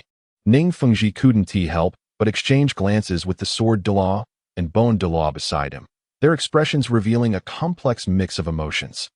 He then shifted his attention back to Bibi Dong, his brow slightly furrowed, eyes glimmering with thought. The two elders flanking Bibi Dong, the chrysanthemum Douluo and the ghost Douluo, wore expressions akin to having swallowed a fly, their brows knitted tightly together as if they might fuse. Could it be that the martial souls were in conflict? Ning Xiaotian's pupils widened, pondering the implications. It was a well-known fact on the continent that spider-type soul beasts feared fire, let alone someone like Bibi Dong, who directly absorbed the energy of a fire attribute martial soul. Was this not akin to a moth drawn to the flame? Bibi Dong had previously stated that to save her mother, she must first forfeit her martial soul. It now appeared that what Bibi Dong was absorbing was indeed the essence of her mother's fiery, sword martial soul. If the essence were lost, the martial soul would perish. Could it be that Qian Renxue had been drained by this very technique? Ning Xiaotian instinctively flicked his pant leg and bit his lip, feeling a flicker of admiration. This originally lethal technique was now employed for salvation, a task fraught with difficulty. It was akin to being handed a watermelon knife for surgery. The challenge was evident. Today's entanglement of cause and effect was, sigh, a considerable debt had been incurred. Ning Xiaotian lamented, his thoughts becoming convoluted. Initially, he believed that BBDong's soul-devouring spider emperor martial soul, as the sovereign of the soul-devouring demon spider clan, would possess an absolute suppressive effect on her mother's toxins, making the healing process rather straightforward. He had planned to offer the previously obtained headbone from the soul-devouring spider as compensation, perhaps to placate the situation. However, that no longer seemed feasible. Now, Bibi Dong was in such dire straits for the sake of her mother, seemingly in danger of her own life. He suddenly felt that his previous thoughts bore a striking resemblance to the unscrupulous nature of Yu Xiaojiang. One must know the bounds of taking without giving. Otherwise, the consequences would not be pleasant. A headbone over 30,000 years old would likely be regarded by the spirit hall as mere pocket change to a millionaire. They were hardly in need. Moreover, when weighed against her mother's identity and life, the disparity was too great. The Seven Treasure Glazed Tile school also valued its reputation. Most importantly, if only a soul bone were to be sent, given BBDong's character, she would undoubtedly harbor a grudge. Headaches. Bibi Dong was truly ambitious for her cause, deserving of her status as the only character in the original narrative who achieved divinity through sheer strength without reliance on external aids. With these thoughts, Ning Xiaotian couldn't help but glance at Ning Fengzhi beside him. How would his father handle this situation? He found himself in no position to speak up. Meanwhile, as father and son fell into contemplation, BBDong's actions continued unabated. She persevered through her agony, channeling her soul power to sustain her martial soul state, allowing the soul-devouring spider emperor to incessantly absorb the essence of the fiery sword. As the essence continued to ebb away, the fiery sword martial soul grew increasingly difficult to maintain. Its form became more insubstantial, its radiance dimming. Ultimately, after a quarter of an hour, it vanished completely from sight.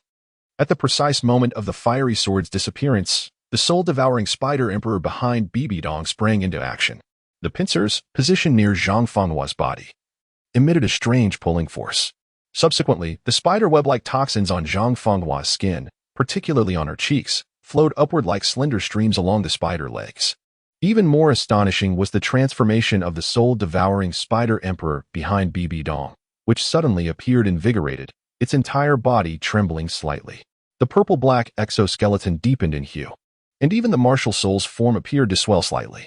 Witnessing this, Ning Xiaotian speculated that Bibi Dong must have absorbed both the toxins from the soul-devouring demon spider and her mother's soul power.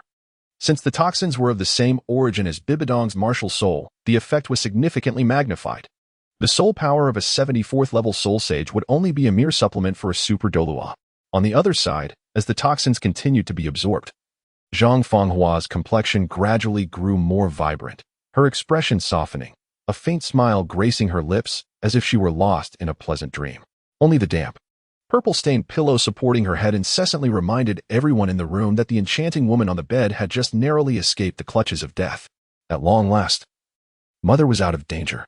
Ning Xiaotian exhaled deeply, his tense body relaxing. However, as BBDong finally eased her tension, she suddenly felt a wave of dizziness. Nearly collapsing. Having stood for so long and maintained such intense focus, even someone as powerful as she was unable to sustain herself any longer. Your Holiness!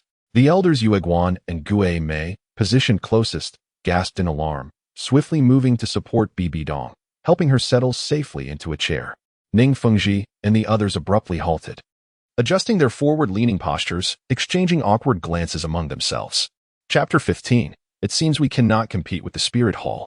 Grateful for the assistance rendered by His Holiness the Pope today, Ning Fengzhi expressed his deep appreciation, assuring that such kindness would be repaid in kind. Adjusting his attire, he turned to Bibi Dong and politely suggested, however, given our current state, perhaps Your Holiness might consider taking a moment to rest in the adjacent room? I shall send someone to invite you shortly for a more detailed discussion regarding our compensation. Bibi Dong, who had been feigning rest in her chair, opened her eyes and followed his gaze to the slumbering Zhang Fenghua. Understanding his implication, she nodded slightly, her head turned away to mask her embarrassment.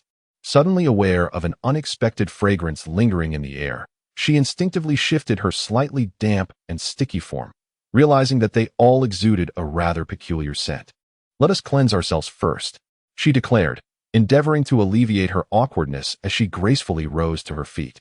Ning Fengzhi responded succinctly, that is only proper. I, too, am someone who values cleanliness. Sword Douluo, could you kindly escort Her Holiness to the neighboring courtyard for a moment of refreshment? Additionally, please arrange for Elder Ju and Elder Gue to each have a room for rest. Sword Douluo, having lingered in the warm chamber for far too long, welcomed the suggestion to step outside for some fresh air. Your Holiness, Elder Ju, Elder Gue, please follow me, he invited. As Bibi Dong and her companions exited the room, Ning Xiaotian quickly shifted his posture, feeling the weight of so many influential figures in one space. Uncle Gu, could you please cast a soundproof barrier? Ning Fengzhi requested softly, his pace unbroken as he approached the door to secure it shut. This was not only to prepare for an essential discussion, but also to shield his recovering wife from the chill of the outside breeze. Once the door was secured, Ning Fengzhi's expression turned serious. Noticing that Bon Douluo had successfully erected the barrier, he casually remarked, Uncle Gu, what do you think of Bibi Dong? She possesses remarkable resolve. Ning Xiaotian instinctively replied. Ning Fengzhi nodded in surprise, reflecting on his son's perceptiveness. It appears my son has quite the insight. It seems the time spent studying was not in vain. Bon Douluo, feeling a mixture of emotions, admitted, indeed, I never anticipated that the newly appointed Pope of the Spirit Hall would exhibit such determination. Her ambitions may be quite grand. Fengzhi, that 30,000-year soul bone now seems insufficient. With a wry smile, Bon Douluo continued, we may very well end up making an irrevocable enemy of the Spirit Hall. Tianer, you have been studying the continent's history for over a year now, have you not? Ning Fengzhi inquired, not immediately responding to Bon Douluo, but instead ruffling Ning Xiaotian's hair gently. This is an evaluation, or perhaps a test of your judgment. Ning Xiaotian felt a surge of anxiety. Yes, father, he replied, his cheeks flushed and his heart racing. What are your thoughts on the Xuantian sect, the Blue Lightning Tyrant Dragon Clan, the Spirit Hall, and the two great empires? Ning Fengzhi asked, his eyes glimmering with anticipation. Do not be nervous, simply share your thoughts. Feeling reassured, Ning Xiaotian took a breath, reminiscent of the encouraging gaze his father had given him before an examination.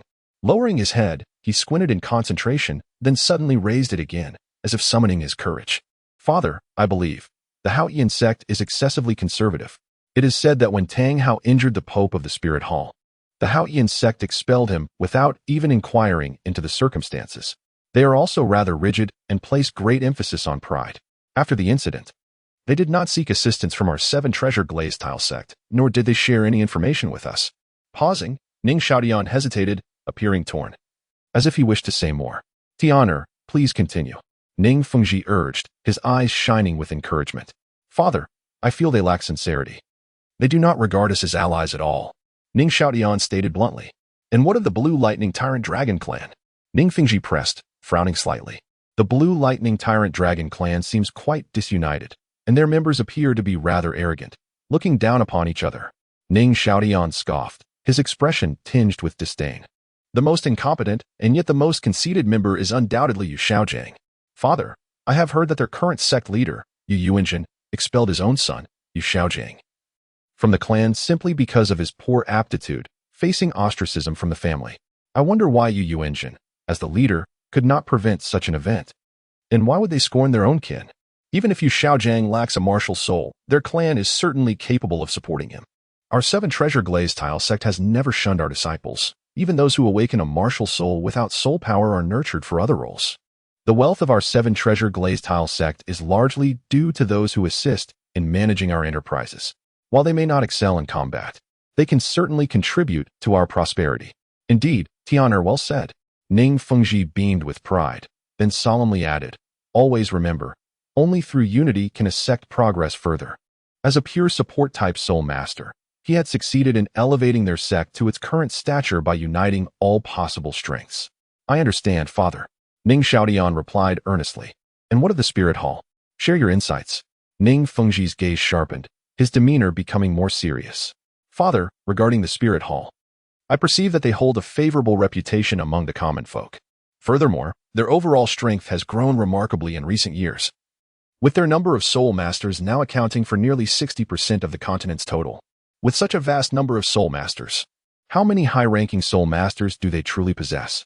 This is a question I have yet to hear answered within the sect. Upon hearing this, Ning Fengzhi and Douluo exchanged grave glances, their expressions heavy with concern. I feel that if the newly appointed pope in the adjacent room possesses even a fraction of your capabilities, Father, then in time, the Spirit Hall's strength will become formidable, surpassing that of any sect. Ning Xiaotian hesitated, seemingly apprehensive about expressing his thoughts. Tian'er, do not be afraid. Continue. Ning Fengzhi encouraged, his expression shifting from somber to supportive. Gathering his courage, Ning Xiaotian fidgeted nervously with his fingers and awkwardly confessed, Father, I feel we might not be able to contend with the Spirit Hall. Chapter 16. Enough with Tang San. There is no need for your words. Ning Fengzhi and Douluo both twitched at the corners of their mouths. Although our Seven Treasures Glazed Tile School has two titled Douluo, Grandpa Bone and Grandpa Jian, the direct disciples are primarily support-type soul masters and lack prowess in combat. If, hypothetically speaking, the Spirit Hall were to launch an assault on us, we would be utterly defenseless, and our disciples could suffer devastating casualties. Moreover, when that time comes, the Haotian school and the Blue Lightning Tyrant Dragon Clan may not necessarily come to our aid. These remarks are not mere ramblings. They reflect the factual narrative depicted in the original story, and Ning Xiaotian merely seizes this opportunity to voice them. As for assisting Tang San in the storyline, I scoff. In the original battle of the twin gods, Douluo and Jian sacrificed their lives to delay time for Tang San's resurrection. And what was the outcome? Ning Fengzhi collected their remains all by himself, while Tang San offered no acknowledgement by the conclusion. After all, the original text makes no mention of it. Was this a case of saving an ungrateful wretch? Furthermore, in the aftermath of a typical victorious war, should there not be a memorial service to honor those who sacrificed their lives? At the very least, some semblance of respect should be shown. Yet, Tang San failed to do so. Are crocodiles devoid of tears? Additionally, he later proclaimed with righteous indignation that he has become a deity and can no longer interfere in worldly affairs. Yet, he immediately uses the guise of recuperation to call for a ceasefire between the two empires. Is this what he terms non-interference? Does he not realize that the coexistence of the two empires merely signifies the continuation of warfare? Between nations, there are no eternal friends, only eternal interests. This principle is understood even by fools. Moreover, he later solemnly declared that the eradication of the Spirit Empire must not harm innocent civilians. What then should we make of the previous battle at Jialing Pass? Tang San tacitly allowed the poisoned Douluo to slaughter over 500,000 citizens of the Spirit Empire within the city, yet he did not utter a word of protest. Qian Renxue questioned, Tang San, as the instigator, do you not fear divine retribution for your actions? Without a moment's hesitation, Tang San replied, those who died were merely citizens of the Spirit Empire. What concern is it of mine? Is there any need for such blatant double standards? Is there truly such a shameless individual in this world? The annihilation of the Spirit Empire would have sufficed, but Tang San, could you not at least tidy up after yourself? After destroying the Spirit Hall, what comes next? Who shall awaken the souls of the commoners? Who will distribute subsidies to the soul masters of the populace? Who will assist the commoners in hunting suitable soul rings? Who will regulate the soul masters' indiscriminate slaughter of soul beasts? Who will prevent soul beasts from escaping the forests and harming the citizens? After the destruction of the city of slaughter, who will curb the emergence and malevolence of evil soul masters? Previously, these responsibilities largely fell upon the Spirit Hall. But what occurs after its demise? While there are indeed interests at play, the Spirit Hall had, in its own way, safeguarded both soul masters and civilians. Surely, one must establish an agency to manage all these post-war affairs. He prides himself on his humble origins, yet ultimately finds himself opposed to the very people he claims to represent. Truly, it is astounding. It is worth noting that Tang San's early sustenance was reliant upon subsidies from the Spirit Hall, while these funds originated from the two empires. Without the Spirit Hall to mediate and distribute them, would Tang San have received any? Would the two empires willingly send their own individuals to manage such affairs? If they were genuinely inclined to perform such benevolent acts, would the Spirit Hall have dared to intervene? It is evident that they were simply unwilling to do so. He feasts at the table, yet scorns it, feeling dissatisfied enough to overturn it entirely. This perfectly encapsulates the nature of Tang San. Not to mention the sordid deeds he committed after ascending to the divine realm. The prohibition against meddling in mortal affairs is a mere joke in his hands. Sigh now that I find myself in the Douluo Continent. I shall endeavor to prevent such occurrences. Ning Xiaotian mused. Though not a paragon of benevolence, he does possess principles and boundaries. As for Tang San, despite his extremist hypocrisy and selfishness, he is relatively kind to those around him. Such individuals pose little threat unless they occupy positions of power. As long as he does not provoke me, I shall not bother with him. However, if Tang San were to intentionally seek my ire, I would not be one to show mercy. Regarding his ascension to divinity, without the celestial herbs and numerous fortuitous opportunities, I wonder how he would achieve such a feat. Even if luck were on his side, Ning Rongrong is my dear sister. He cannot bring her back. So what can he possibly use to contend with Bibi Dong? The crux of the matter is that I, Ning Xiaotian, will not allow those who pose greater dangers the higher they ascend to become divine. Upon hearing Ning Xiaotian's response, Ning Fengzhi ceased to inquire about his views on the two empires and fell into a brief contemplation. Meanwhile, Douluo, seemingly struck by a thought, spoke candidly without restraint. Fengzhi what Tiana says holds some merit.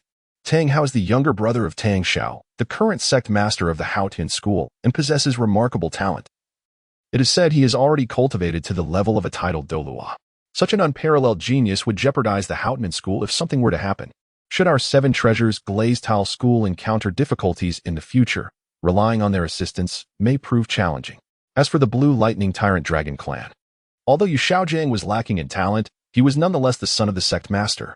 They failed to nurture him, and in such a vast sect, they could not accommodate even one idle individual, thus expelling others from the family.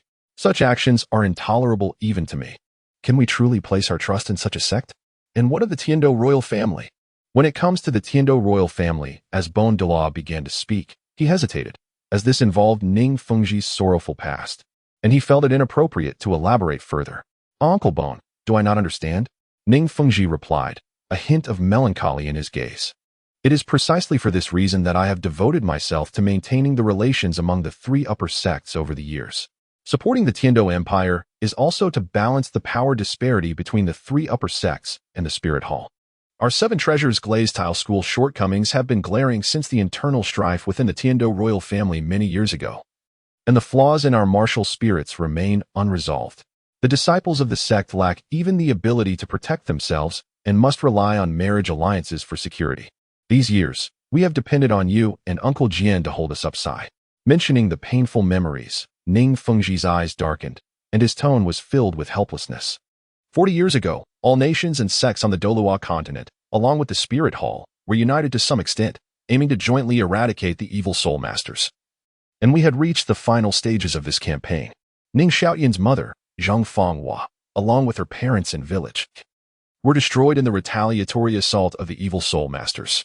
During the campaign against the evil soul masters, the Seven Treasures Glazed Tile School, due to its exceptional supporting capabilities, became a target and lost many direct disciples.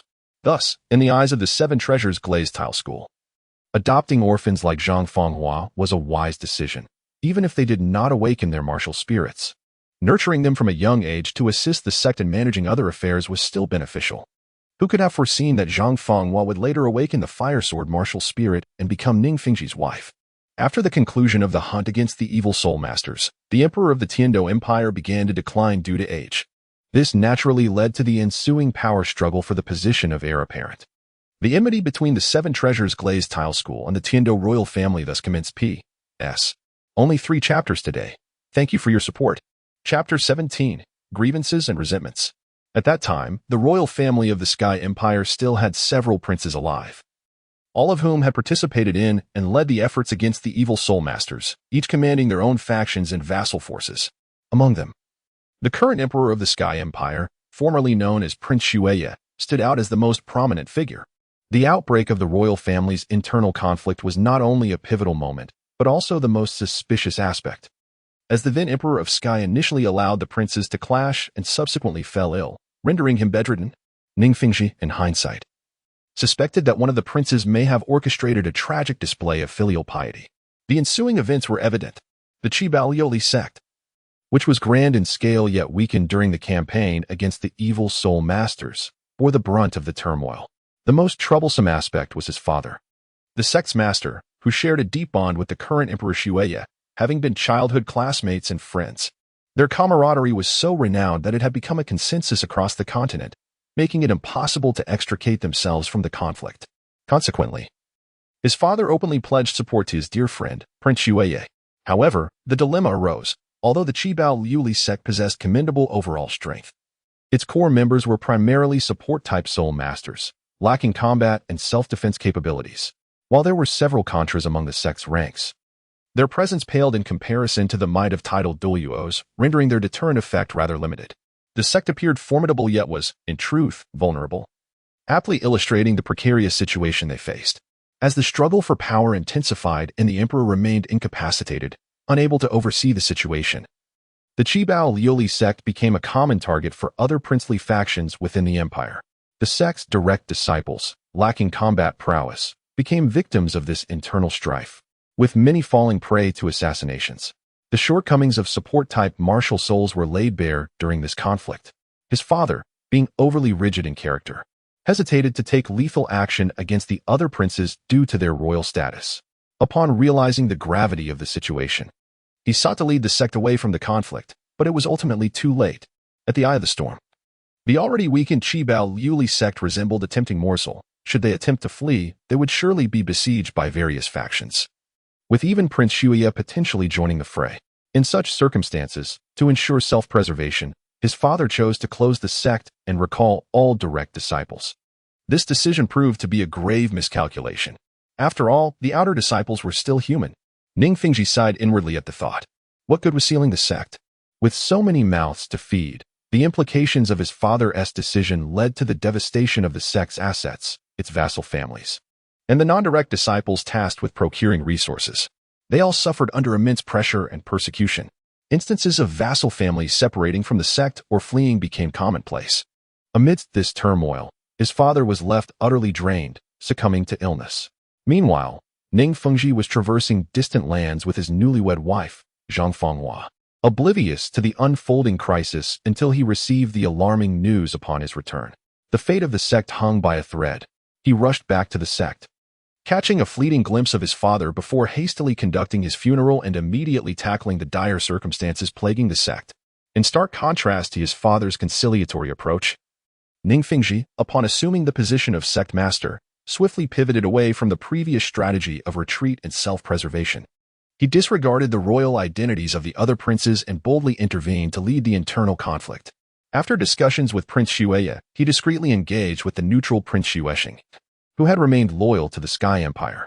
He elucidated the precarious internal and external situations facing the empire, with the current emperor in a coma and unable to steer the course. If the struggle for the throne persisted without resolution, the empire would suffer significant weakening due to ongoing internal strife.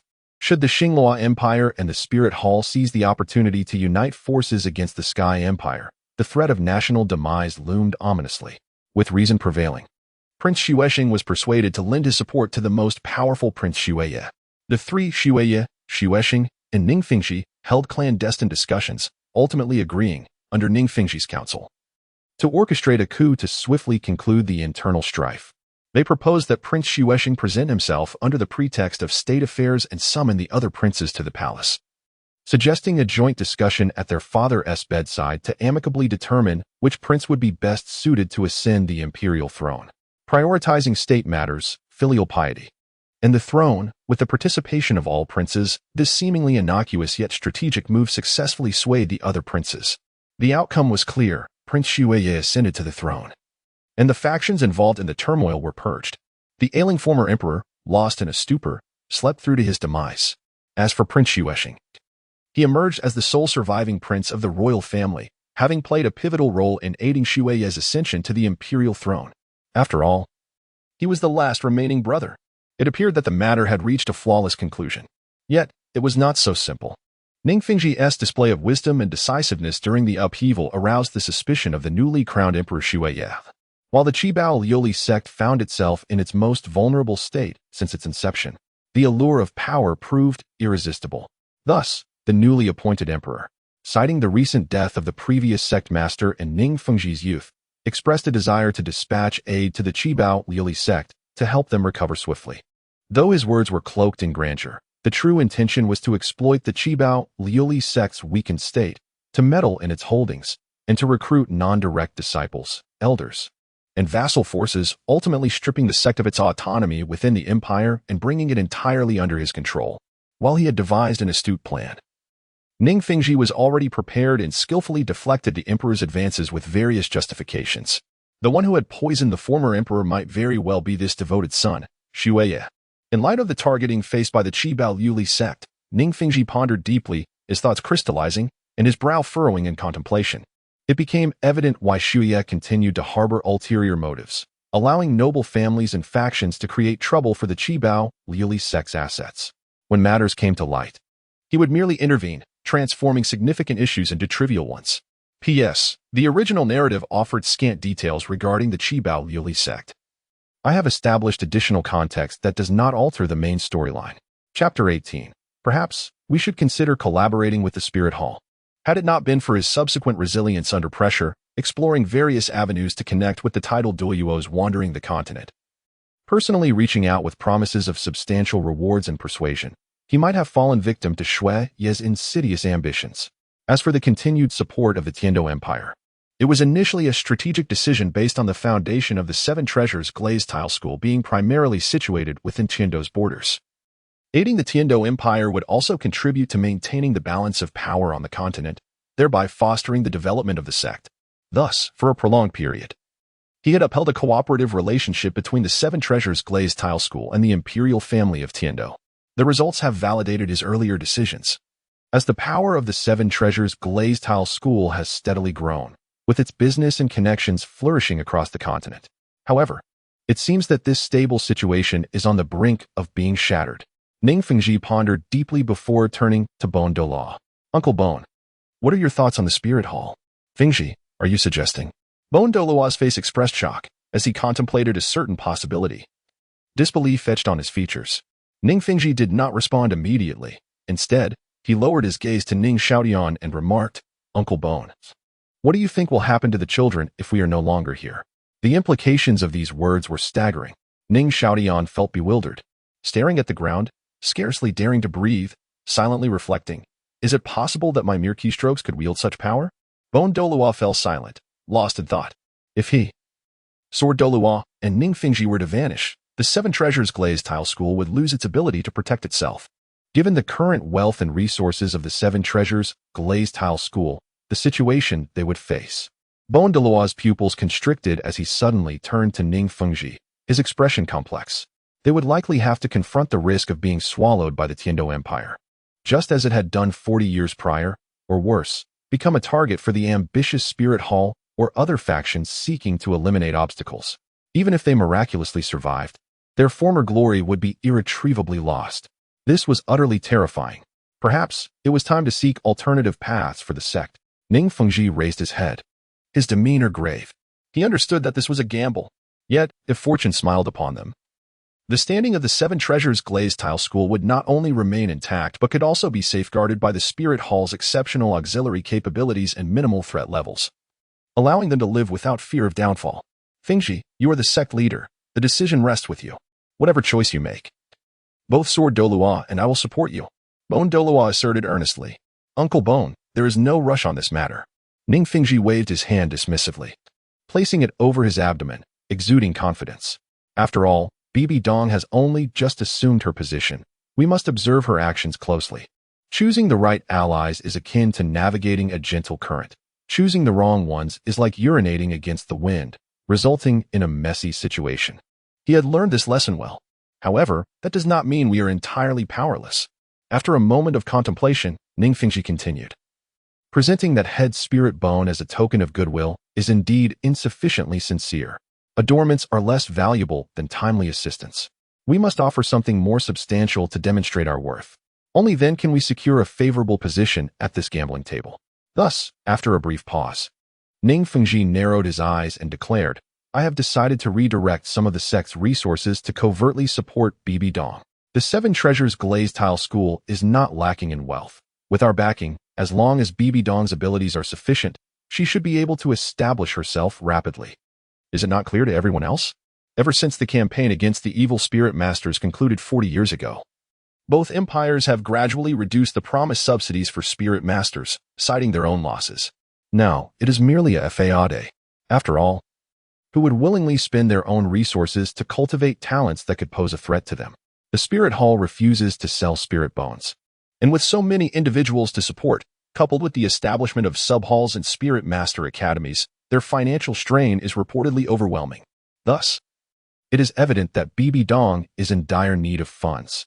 Most importantly, Ning Fengzhi assessed, it must remain discreet.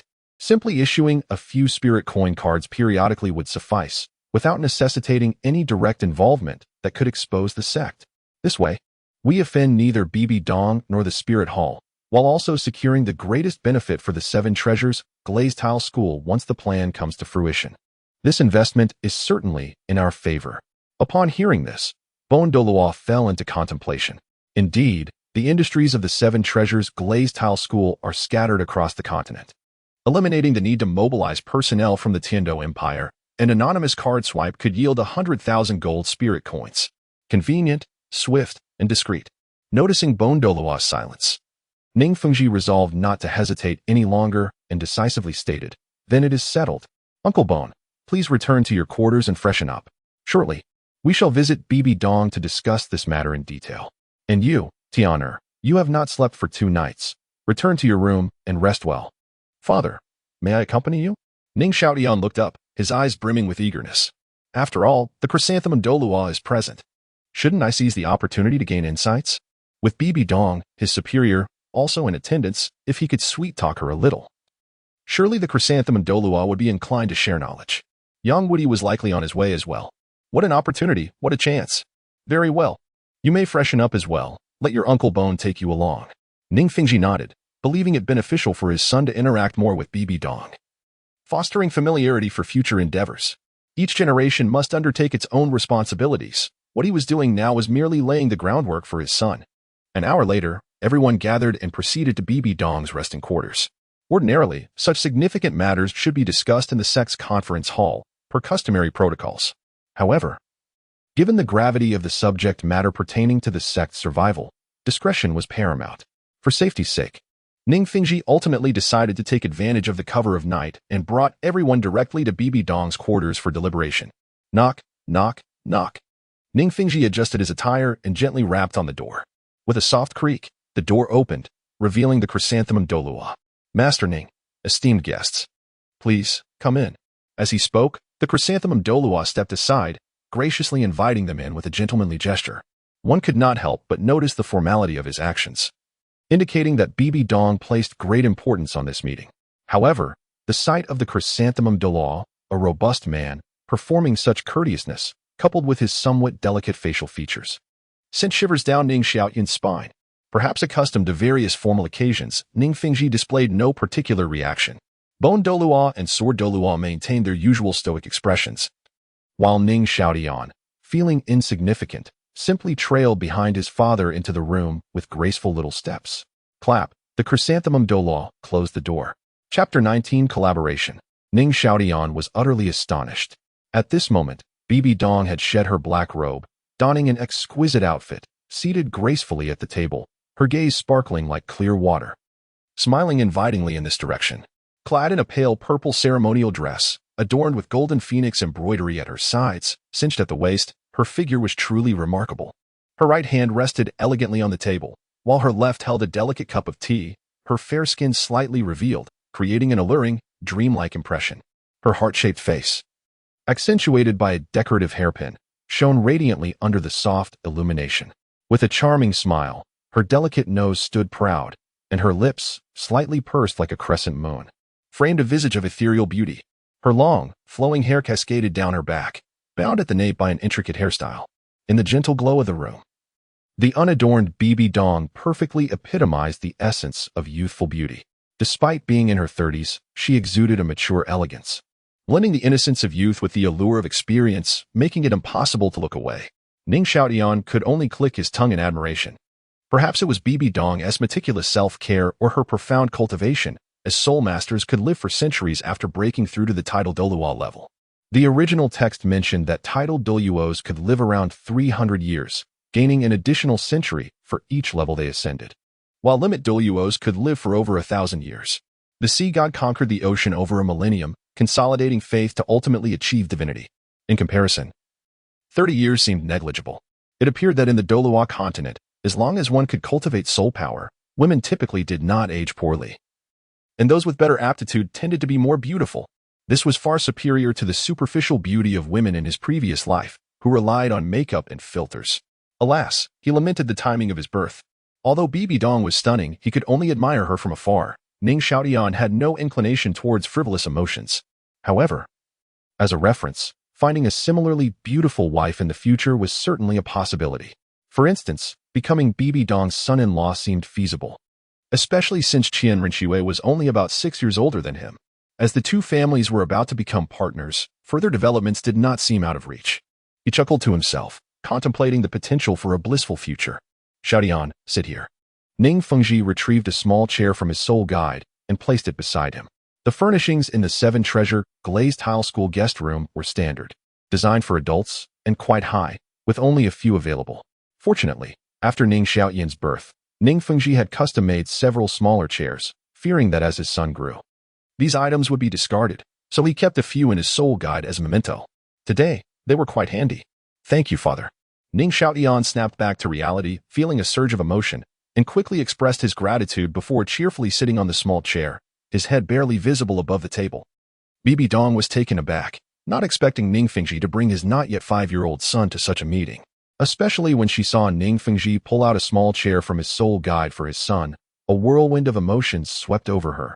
Jealousy, resentment, sorrow. A blend of feelings. Ning Fengzhi, seated beside Ning Xiaotian, was oblivious to Bibi Dong's thoughts.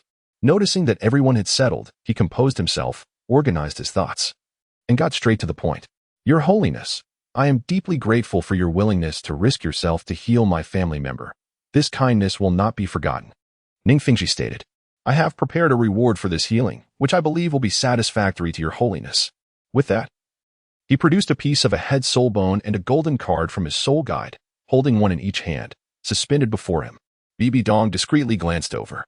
The head soul bone was unmistakably ancient, with a perceptible aura emanating from it, estimated to be around 30,000 years old, while soul bones were incredibly precious. As the Pope of the Spirit Hall, she had no shortage of such relics and felt somewhat belittled by Ning Fengzhi's offering. As for the golden card, it represented 5 million gold soul coins, a universal currency across the continent, honest and straightforward. Bibi Dong's brows knitted slightly, feeling insulted. She had traveled far from the spirit hall, risking her life to save someone, only to receive such a meager reward? Noticing Bibi Dong's change in expression, Ning Fengzhi did not rush to explain, instead reaching out to gently pat his son Ning Xiaotian's head, speaking softly as if recounting a trivial tale. This is my only son, Ning Xiaotian, who will soon turn 5. In 11 years, he shall officially come of age. At that time, I will publicly declare him as the heir to the Seven Treasure Glazed Tile School, and he will personally visit the Spirit Hall. How does that sound?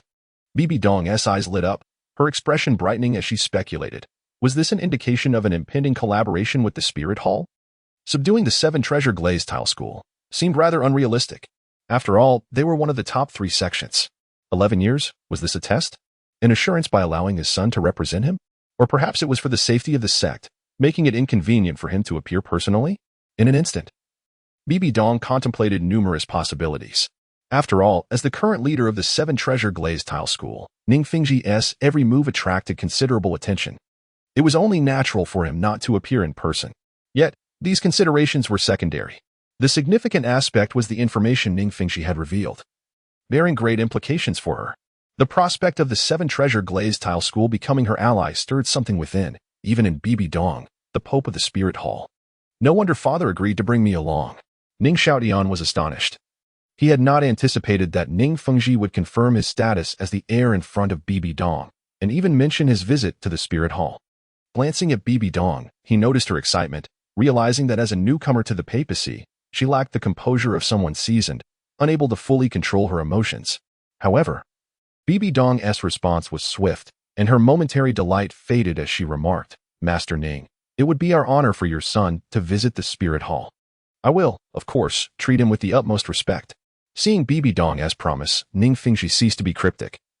Casting a glance at the others from the Spirit Hall before fixing his gaze on Bibi Dong, stating solemnly, with your holiness's assurance, I am at ease. Please rest assured that during these 11 years, the Seven Treasure Glazed Tile School will not interfere with any actions of the Spirit Hall, and if necessary, we will provide assistance, additionally gifting 5 million gold soul coins each year to offer our modest support. Thank you, Master Ning. Bibi Dong replied, suppressing her excitement. This conversation with Ning Fengzhi was undoubtedly the most fruitful aspect of her journey. 5 million every year was a game changer. Ensuring convenience meant providing assistance at every turn. To gain the support of the Seven Treasure Glazed Tile School made the journey worthwhile. She had not traveled a great distance and risked her life for nothing. She would finally reap the rewards. With this thought, Bibi Dong felt a weight lift from her chest. Gaining the support needed to rectify the current precarious situation of the Spirit Hall filled her with confidence. If she could not lead the Spirit Hall to rise, it would be a reflection of her own inadequacy. As the conversation neared its conclusion, Ning Xiaotian could hardly contain himself, eager to inquire before the meeting dispersed. Your Holiness, I have a question. Chapter 20. Bring it on, you. The room fell silent in an instant. What could a mere child possibly inquire about? All the prominent figures turned their gazes toward Ning Xiaotian, looking down at him with expressions of curiosity. Bibi Dong appeared intrigued, her smile enchanting. It felt reminiscent of a classroom, where one raises their hand to answer a question. The sensation of being observed was palpable. Ning Xiaotian instinctively shrank his neck. Mustering courage to ask, Your Holiness, is there any way to help someone reshape their martial soul? His eyes glistened with unshed tears, as if they might spill over. It was shameful to act cute, yet it held an undeniable charm. Well done. Ning Fengzhi and the others were momentarily enlightened, their eyes sparkling as they simultaneously glanced at Bibi Dong. A shiver ran down Bibi Dong's spine. Gazing at this exemplary child, she felt an inexplicable irritation. Regrettably, she did not possess the answer to his question, pondering. Such matters are likely only achievable by attaining divinity. The thought of divinity left Bibi Dong feeling somewhat deflated. Although her current cultivation was commendable, the path to becoming a deity remained a distant dream. As for alternative methods, her dual martial souls of the poison spider were well suited for inflicting harm, but she had little expertise in healing or reshaping martial souls. Her thoughts turned to Elder Ju, who was known for his passion for rare herbs and exceptional medicinal knowledge. Perhaps she could redirect the question to him? That seemed like a sound idea. Bibi Dong composed herself, stating with authority, I fear I cannot provide an answer to your question, as I am not well versed in pharmacology. However, Elder Ju is quite proficient in this area. Perhaps you could inquire with him. In an instant, Ning Xiaotian and the others redirected their hopeful gazes toward Douluo, their expressions urging him to begin his performance. I am utterly at a loss. Douluo's mind raced, his body involuntarily shivering. Internally lamenting that this question was profoundly intricate, he felt utterly inadequate. Yet, all eyes were upon him, especially those of Jian Douluo and Gu Douluo, whose predatory stares sent chills down his spine. Desperately seeking assistance from his good friend, Gue Douluo, he was met with indifference as Gue merely observed the unfolding drama. This world was rife with malice. How difficult it was for him. Douluo felt a pang of despair. He could not remain silent. So he forced down his discomfort and stated, "Ladies and gentlemen, reshaping a martial soul is a feat that only the fabled gods might accomplish." Wasn't that just stating the obvious? Ning Fengzhi and the others rolled their eyes in unison. Gu Douluo's eyes sparkled with intensity. It was well known that Gu Douluo had been rebellious and fierce in his youth, holding grudges with a ferocity that was unmatched. Gu Douluo uneasily shifted his posture, contemplating that perhaps discovering legendary herbs could yield a glimmer of hope. Seizing the moment, Ning Xiaotian politely asked, "Elder Ju, what are these legendary herbs?"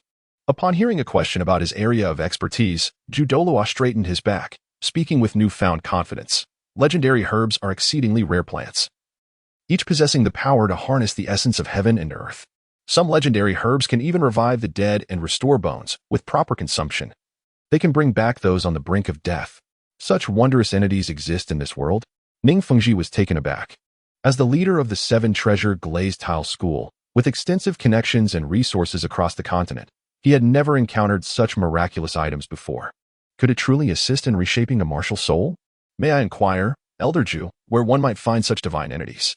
Ning Fengzhi leaned forward, pressing for more information. Douluo's expression fell, and he replied awkwardly, "Alas, I have never laid eyes on them.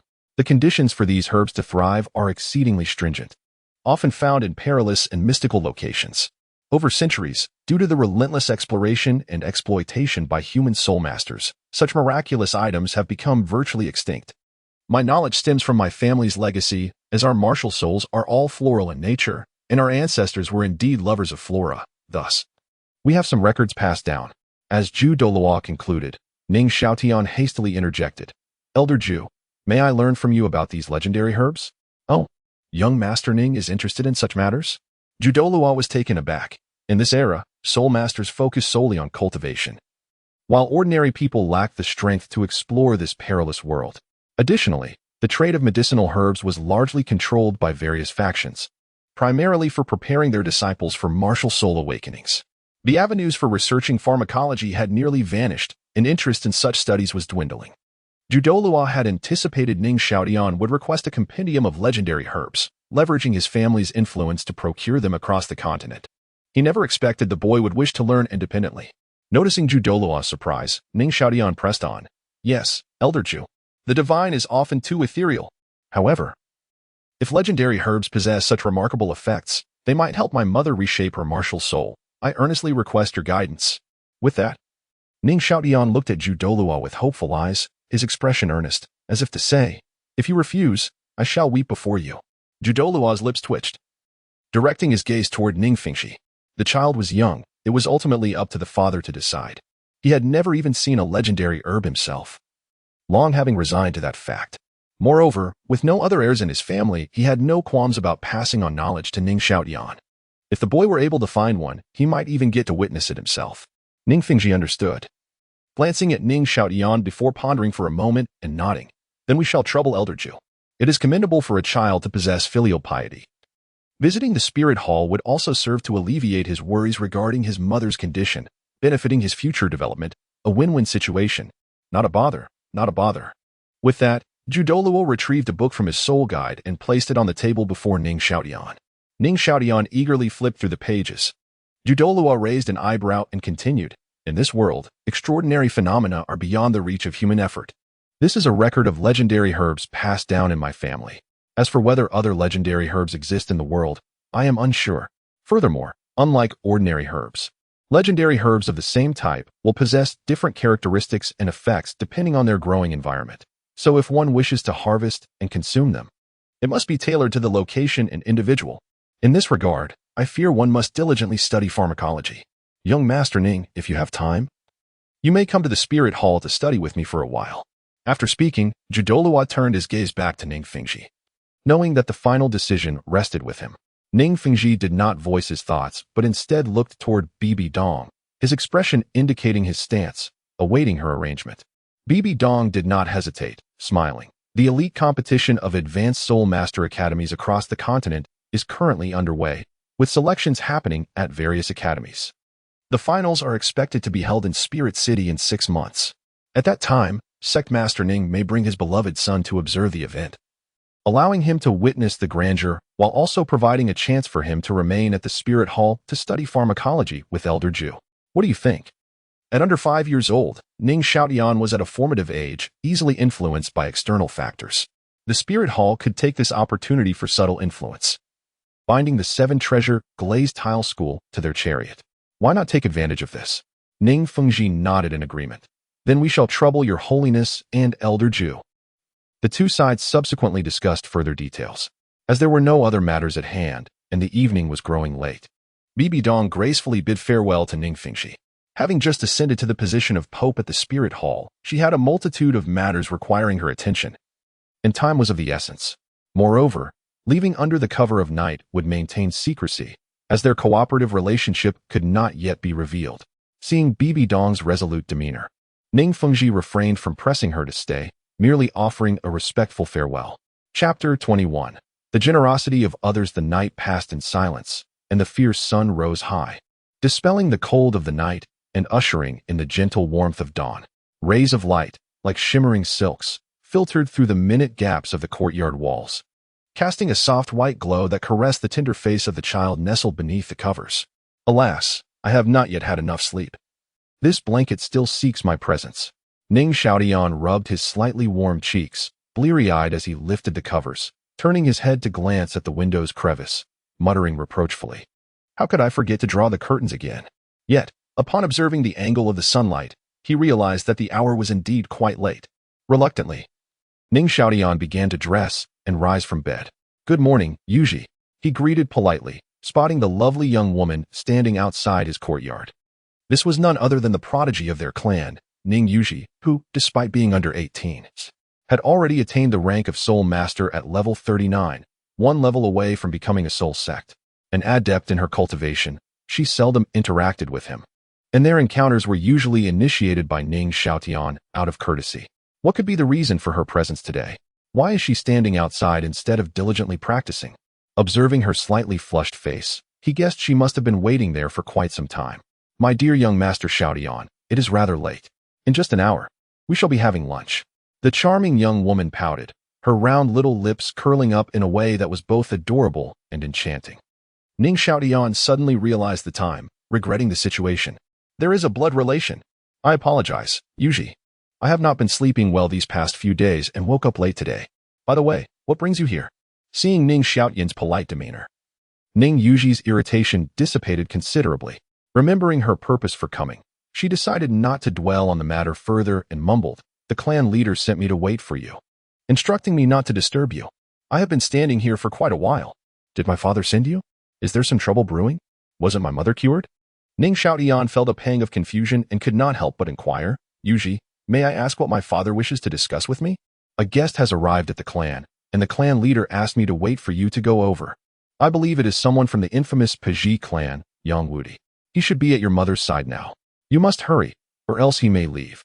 Unfamiliar with the renowned Piji clan, Ning Xiaotian understood why his father, Ning Fengzhi, would send her. He likely feared that this young woman might lose herself in her training. Realizing his oversight, he promptly resolved to hurry over, lest he miss this golden opportunity. Yuji, I must take my leave. With that, Ning Xiaotian dashed away, leaving the young woman bewildered in his wake.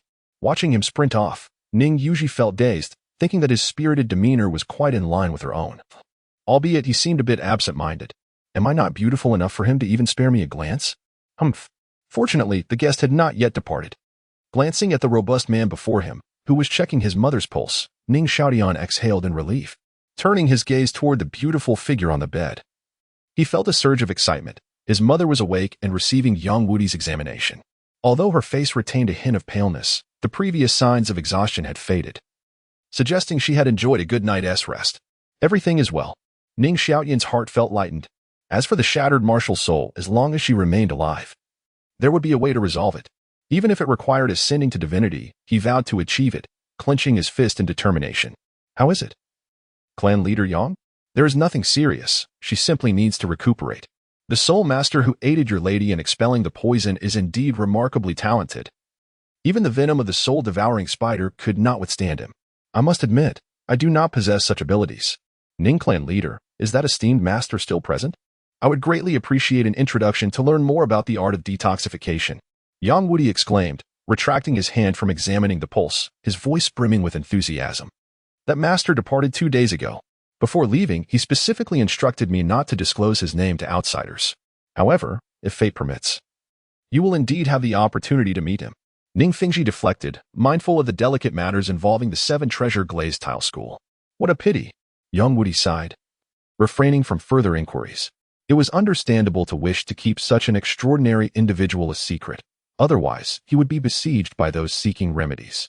Seizing the opportunity, Ning Xiaotian stepped forward, boldly interjecting, Clan leader Yang, may I inquire if you are knowledgeable about the mythical herbs?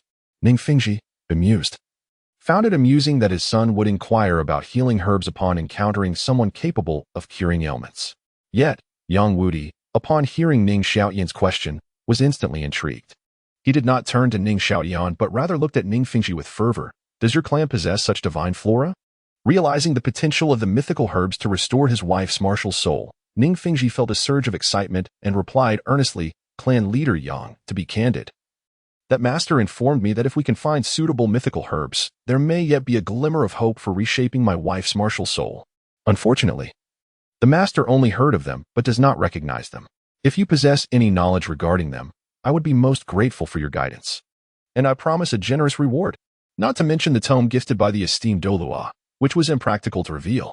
The rarity of mythical herbs meant that fewer individuals were aware of them, thus providing his wife with a greater chance of recovery.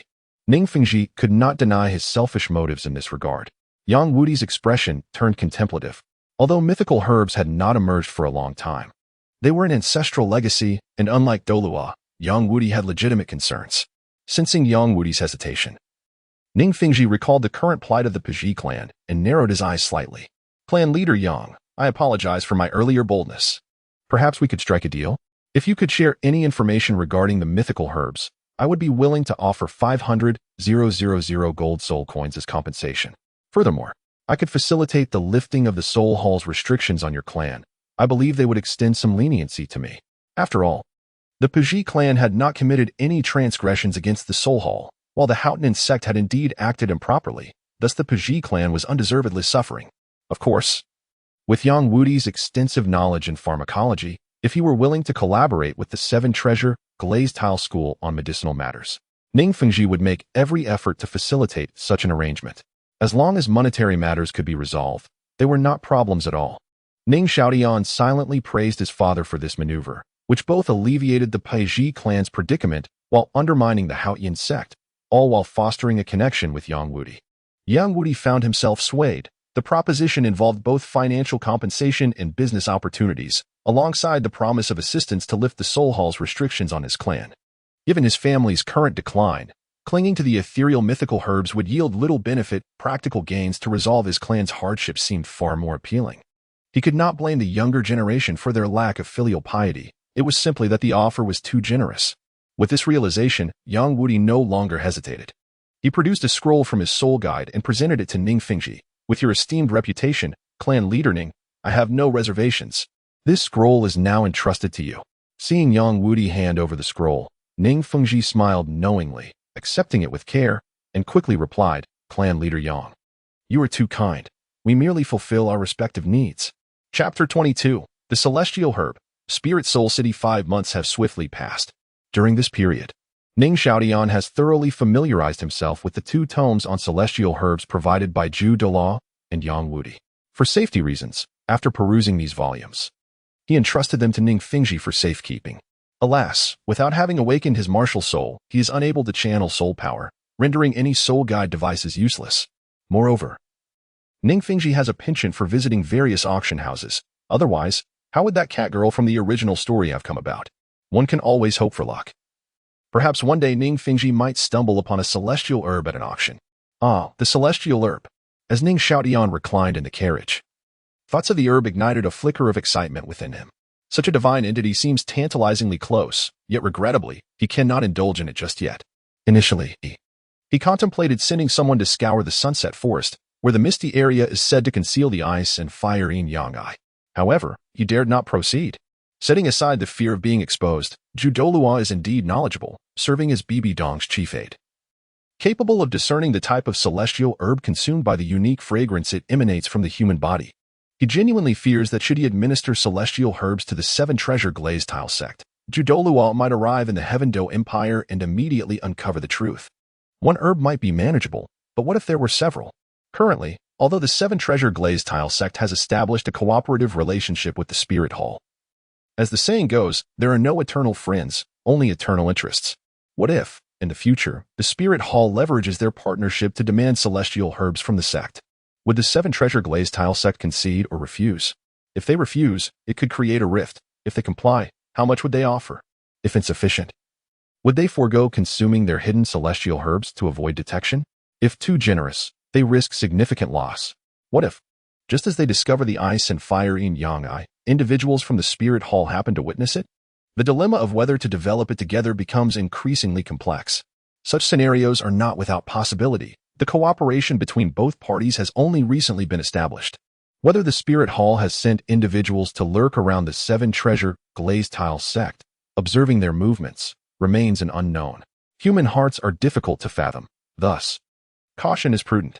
Furthermore, both he and his sister Ning Rongrong have yet to awaken their martial souls. Will consuming celestial herbs prematurely lead to their evolution? Should it fail, he would have no recourse for his sorrow. Moreover, with so many people involved and the demand so great, such a precious item could easily draw in Qian in the offerings hall. This would undoubtedly lead to a headache. After all, Qian has a granddaughter, and BBDong has a disciple she treats like her own daughter. When treasures are at stake, who wouldn't he prioritize their own kin? In summary, the allure of these treasures is overwhelming, and he fears he cannot safeguard them. Additionally, the distinction between voluntarily offering and cooperating in development or being passively solicited is significant. Most importantly, Ning Xiaotian harbors his own ambitions. His mother's martial soul is shattered. What if there are no suitable celestial herbs within the ice and fire yin yang eye? In that case, he would have to find a way to ascend to divinity. However, achieving divinity is no easy feat. If he could secure divine tests early on, then exposing the celestial herbs would be inconsequential. He would not fear sending them to the Spirit Hall, regardless of the quantity, as long as he could attain divinity. Alas, he has yet to receive divine tests. If he were to reveal himself too early, the Seven Treasure Glazed Tile sect could find themselves in a completely passive position, which is far too risky. Even if he were to assist the Spirit Hall in unifying the continent, the complexity of favor and resentment would be unpredictable. What if BBDong were to suddenly turn against him? That would spell disaster. Considering the unique properties of the Seven Treasure Glazed Tile sect's auxiliary martial soul, it could be advantageous against BBDong, yet the ramifications for their standing are uncertain.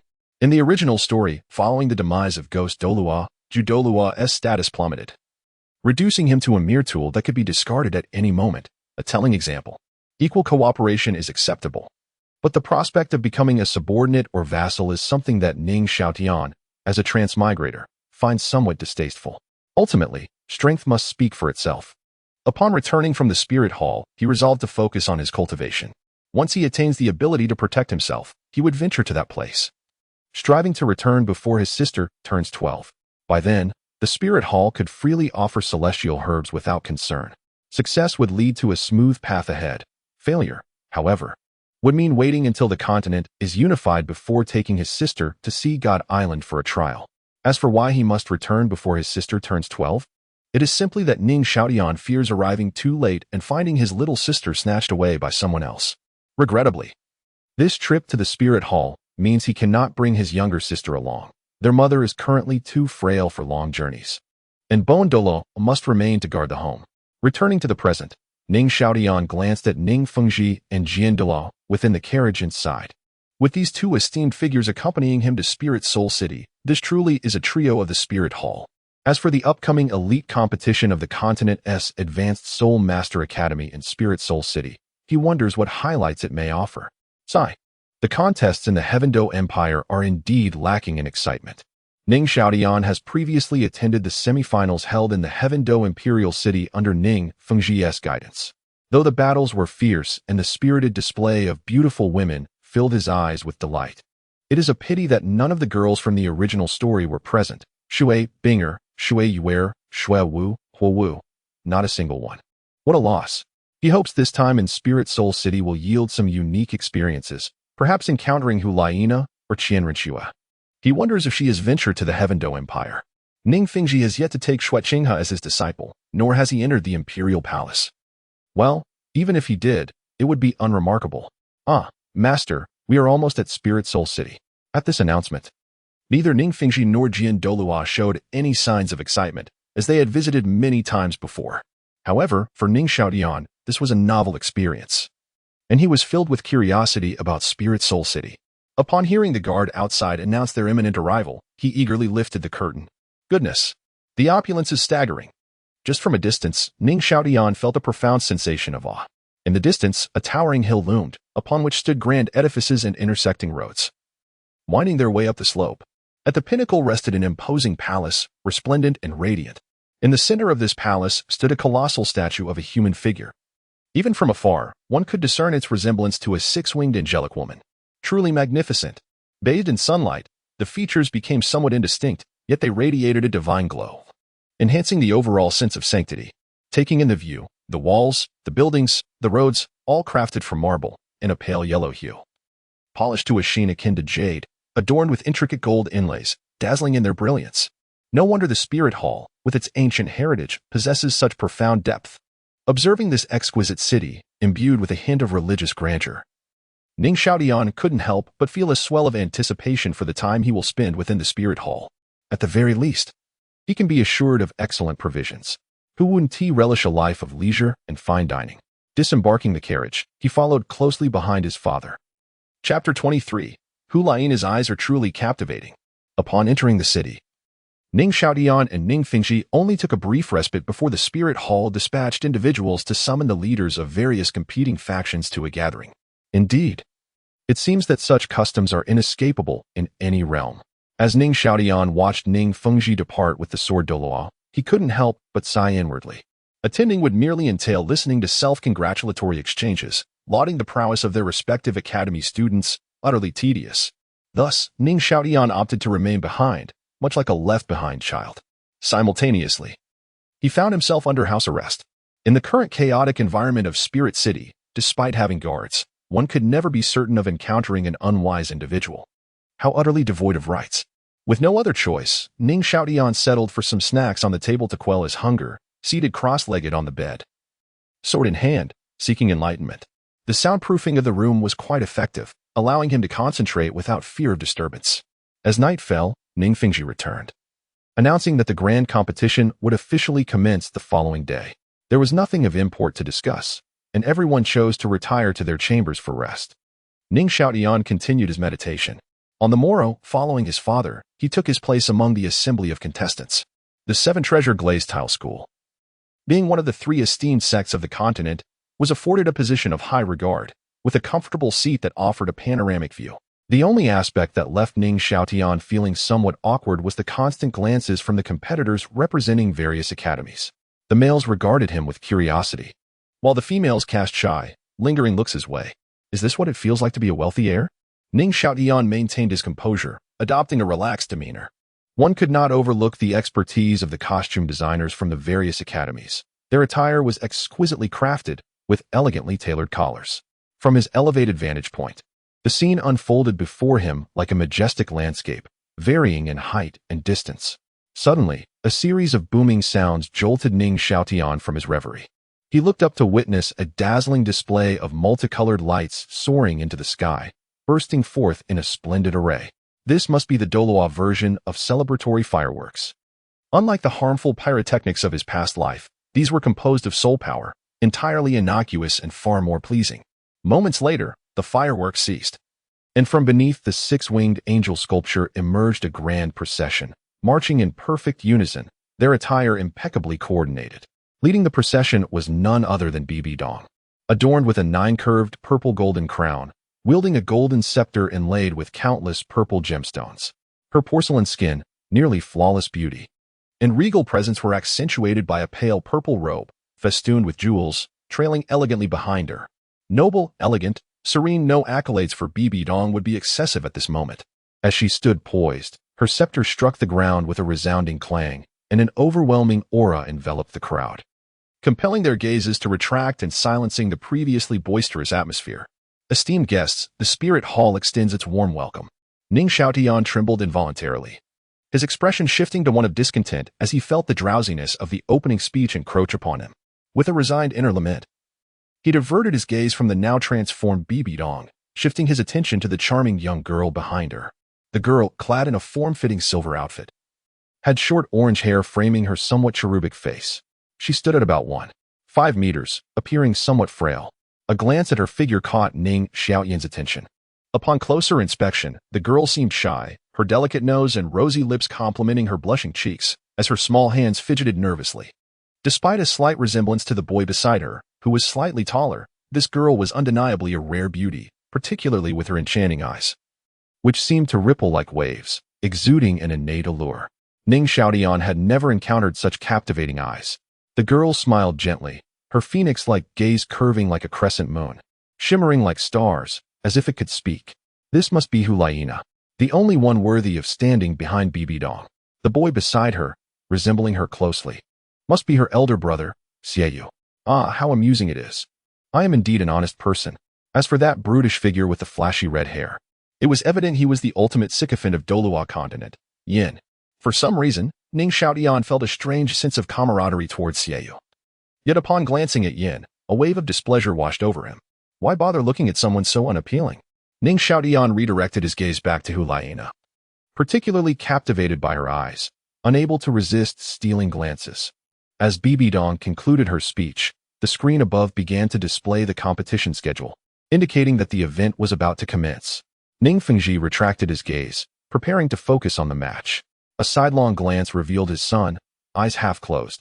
Following his gaze, Ning Fengzhi noted the petite girl standing behind BBDong. His heart swelled with pride as he realized his child had grown up, albeit with a peculiar expression on his face. He reached out, ruffling his son's hair. Ning Xiaotian turned back, meeting his father's knowing gaze, his face flushing. Father, I merely found that girl S eyes extraordinary, which is why I looked a bit longer. He stammered defensively. Ning Fengzhi nodded in acknowledgement, then leaned in closer, whispering, "The competition is about to begin. Pay attention, for it will be beneficial for you." Yes. Ning Xiaotian nodded, straightening his posture to concentrate on the arena. Those present were all talented students from various academies, and their application of soul skills and combat techniques was indeed worthy of study. Ning Xiaotian watched intently, analyzing the intricacies of each match, immersing himself in the experience, while his mind raced with the possibilities of applying his newfound knowledge. For 3 consecutive days, the tournament unfolded, culminating in a victory for the Spirit Hall. Throughout this time, Ning Xiaotian gained invaluable insights, mastering numerous techniques and strategies, eagerly awaiting opportunities to practice and solidify his skills in the future. The ensuing year would be spent within the Spirit Hall, leading up to his soul awakening and the absorption of his first soul ring. As he watched Ning Fengzhi and the sword Douluo depart, a sense of reluctance washed over him. Ning Fengzhi had to return and report to the Snow Knight Emperor about Ning Xiaotian's studies at the Spirit Hall, leaving the details of how to appease the Emperor to his discretion. P.S. The book has been contracted, and I extend my heartfelt gratitude for your support. Chapter 24. Residents in the Spirit Hall. Fragrant blooms abound, clusters of rare herbs flourish, pathways intertwine, and melodious birds sing amidst the vibrant scenery, where clouds swirl and hues of dawn emerge, presenting a delightful tapestry of nature. The grandeur of the residence leaves Ning Xiaotian astounded. Truly, it is not merely a home, but an entire mountain devoted to the cultivation of flora. Indeed, the love for flowers and the obsession with plants displayed by the esteemed chrysanthemum Douluo is unparalleled. While others may confine their gardening to modest flowerbeds and pots, chrysanthemum Douluo has transformed a mountain into a veritable paradise of blooming life, which is rather impressive. Gazing around, Ning Xiaotian observes the vibrant flora dancing in the breeze, an array of species flourishing, including clusters of rare medicinal herbs that are abundant and distinctly categorized, separated by winding paths. presenting a breathtaking mosaic of colors. Envy stirs within him, a reminder of what he lacks in his own home. He finds himself yearning for the idyllic pastoral life, where despite the bustling outside world, the joys of gathering with friends over wine or sharing intimate moments with a beloved companion, arranging flowers, and enjoying the melodies of music far outweigh material wealth. His greatest desire in this realm is to wed multiple wives, rising with the sun and resting at dusk, indulging daily in the exquisite flavors of the sea. As long as there are no troublesome neighbors, life would be perfect. Yet, this is a world governed by strength. Wealth without power merely serves to enrich others, and companionship remains elusive. Thus, he resolves to strive for greater strength. Tell me, young Master Ning, do you not find my abode to be rather splendid? Chrysanthemum Douluos, hands behind his back and head held high, exudes pride. It is indeed remarkable, especially the medicinal herbs. Ning Xiaotian nods, squinting with appreciation, and humbly responds, Teacher. Elder Gue, you may call me Tiana or Xiaotian. This place is truly enchanting, and I am quite fond of it. Teacher? Chrysanthemum Douluo regards Ning Xiaotian with a peculiar expression, for this title carries significant weight on the continent. As for Ning Xiaotian's identity, Chrysanthemum Douluo feels a mix of delight and unease. He replies, It is the Holy Emperor's wish that I instruct you in pharmacology, so there is no need for the title of teacher. Simply refer to me as Elder Chrysanthemum. Ning Xiaotian remains undeterred. Despite his slight bias against Chrysanthemum Douluo's somewhat effeminate demeanor, he acknowledges the reality. For the next year, he shall be under his tutelage, a fact he cannot dispute. In his previous life, even a month's instruction warranted respect for one's teacher, as the principles of honoring one's mentor are well understood. Moreover, there lies a boundary even in taking advantage of free knowledge. Chrysanthemum Douluo's extensive collection of medicinal texts is a generous gift, and the knowledge he possesses is invaluable. Calling him teacher is a small price to pay. After all, it lacks the paternal connotation, thus it cannot be deemed overly advantageous. With this in mind, Ning Xiaotian bows respectfully to Chrysanthemum Douluo, maintaining a humble demeanor. As my father often reminds me, the grace of a teacher must not be forgotten. Elder Chrysanthemum's willingness to impart his lifelong knowledge of pharmacology to me is indeed a great kindness. Thus, it is appropriate for me to address you as teacher. He remains in position, unyielding. Chrysanthemum Douluo appears somewhat flustered, his expression torn, and he turns to glance at Gue Douluo for reassurance. Indeed, the roles are clear, Gue Douluo as the aggressor and Chrysanthemum Douluo as the gentle guide. Gue Douluo, stroking his chin, regards Ning Xiaotian intently. Then shifts his gaze to Chrysanthemum Douluo, nodding in acknowledgement. Should Chrysanthemum Douluo successfully take Ning Xiaotian as a student, it would fulfill BBDong's directive to forge alliances, thereby strengthening his own position within the Spirit Hall. Encouraged by this prospect, Chrysanthemum Douluo beams with joy, quickly helping Ning Xiaotian to his feet. Excellent. You are a good child. I accept you as my student. Come, let me carry you up the mountain. With that, he transforms into a gentle breeze, ascending the mountain with ease, while Gue Douluo hastily follows. Ning Xiaotian is taken aback by this unexpected attention, feeling a warmth blossom within him that makes the prospect of calling Chrysanthemum Douluo teacher seem less awkward.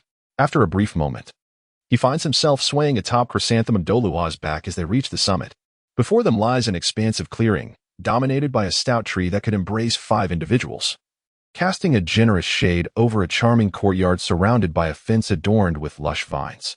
The courtyard is filled with an array of vibrant flower beds, leaving only a narrow path in between. The flora, radiant and diverse, many of which Ning Xiaotian cannot identify, likely represent Chrysanthemum Douluo's treasured collection. Chrysanthemum Douluo gently sets Ning Xiaotian down within the courtyard, then strolls inside a quaint inner chamber lined with bookshelves, filled to the brim with an impressive collection of texts, numbering in the hundreds. Xiaotian, these are my treasured pharmacological texts, some passed down through my lineage, others collected throughout my years on the continent, he explains, gesturing to the shelves. In addition, Gue Douluo and I have responsibilities within the Spirit Hall to assist talented students in acquiring spirit rings. The books on this shelf pertain to spirit beasts. I have arranged a study plan for you during this year. Mornings will be dedicated to reading these texts. Feel free to ask me questions whenever you encounter difficulties. As for the afternoons, although you have yet to awaken your spirit, training must not be neglected. Therefore, Gue Douluo and I will guide your practice. Furthermore, you will join other gifted disciples from the Spirit Hall for training. Tomorrow, I will introduce you to them. In the evenings, I shall prepare medicinal baths for you. My formula surpasses even that of the Seven Treasure Glazed Tile school. He declares confidently. Ning Xiaotian is pleasantly surprised by Chrysanthemum Douluos' thoughtful arrangements, feeling gratitude swell within him. Thank you, teacher. I shall certainly consider how to reciprocate your kindness in our future endeavors. With a contemplative expression, he muses over potential offerings, such as the rare medicinal mushroom that may enhance Chrysanthemum Douluos' spirit. Now, let us proceed. Chrysanthemum Douluos gestures to Gue Douluo, signaling that he may act freely. He pats Ning Xiaotian on the shoulder, his tone gentle. I shall first show you to your room, so you may rest. I will prepare your medicinal bath for tonight. Yes, teacher. Ning Xiaotian replies obediently. Gue Douluo exits, his expression a mix of bemusement and exasperation. Chapter 25. No longer keeping a low profile. The following day, in the morning, just as Douluo had predicted, Ning Xiaotian remained in the secluded chamber of the courtyard, diligently studying. Meanwhile, his rather unqualified teacher, Douluo, tended to the delicate flowers and plants outside. Only when Ning Xiaotian encountered a perplexing problem did he raise his voice in the courtyard, prompting Douluo to hastily return to provide assistance. Initially, Ning Xiaotian regarded him as an incompetent instructor. However, after posing a question, he swiftly abandoned that notion, realizing that Douluo's teaching methodology was remarkably suited to him. In his previous life, he had always been an individual who preferred solitary exploration, tackling problems independently, seeking answers through personal reflection and investigation, relishing the exhilarating sensation of discovering congruence between the text and the solution. Who among the youth does not possess a competitive spirit? He perceived this as an admirable trait, albeit many lack the proper guidance. Only upon encountering insurmountable barriers, driven by an insatiable curiosity, should one approach a teacher for enlightenment. Such answers would then be firmly etched in memory. Naturally, this presupposes the presence of a patient and competent educator, and Ning Xiaotian deemed Douluo to fit that bill.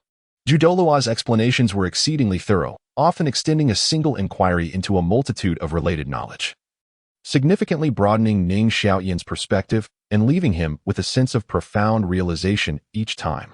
He cherished this sensation. As for Douluo, he was reportedly occupied with administrative duties for Bibi Dong. Ever since his return from the Seven Treasure Glazed Tile school, Douluo had been entrusted with numerous responsibilities. Douluo seemed quite pleased with this arrangement, for when Douluo was in the courtyard, he either practiced or documented work, which Douluo found rather dull. The fact that he could remain so composed despite being undervalued was surprising to Ning Xiaotian. Had he misheard? Wasn't Douluo supposed to be a vain individual in the original narrative? It appeared that Douluo's yearning for higher status was merely a means to acquire certain privileges. For instance, this medicinal garden, if located elsewhere, would have been stripped bare of its rare herbs. Only within Wuhuan City could they flourish so abundantly.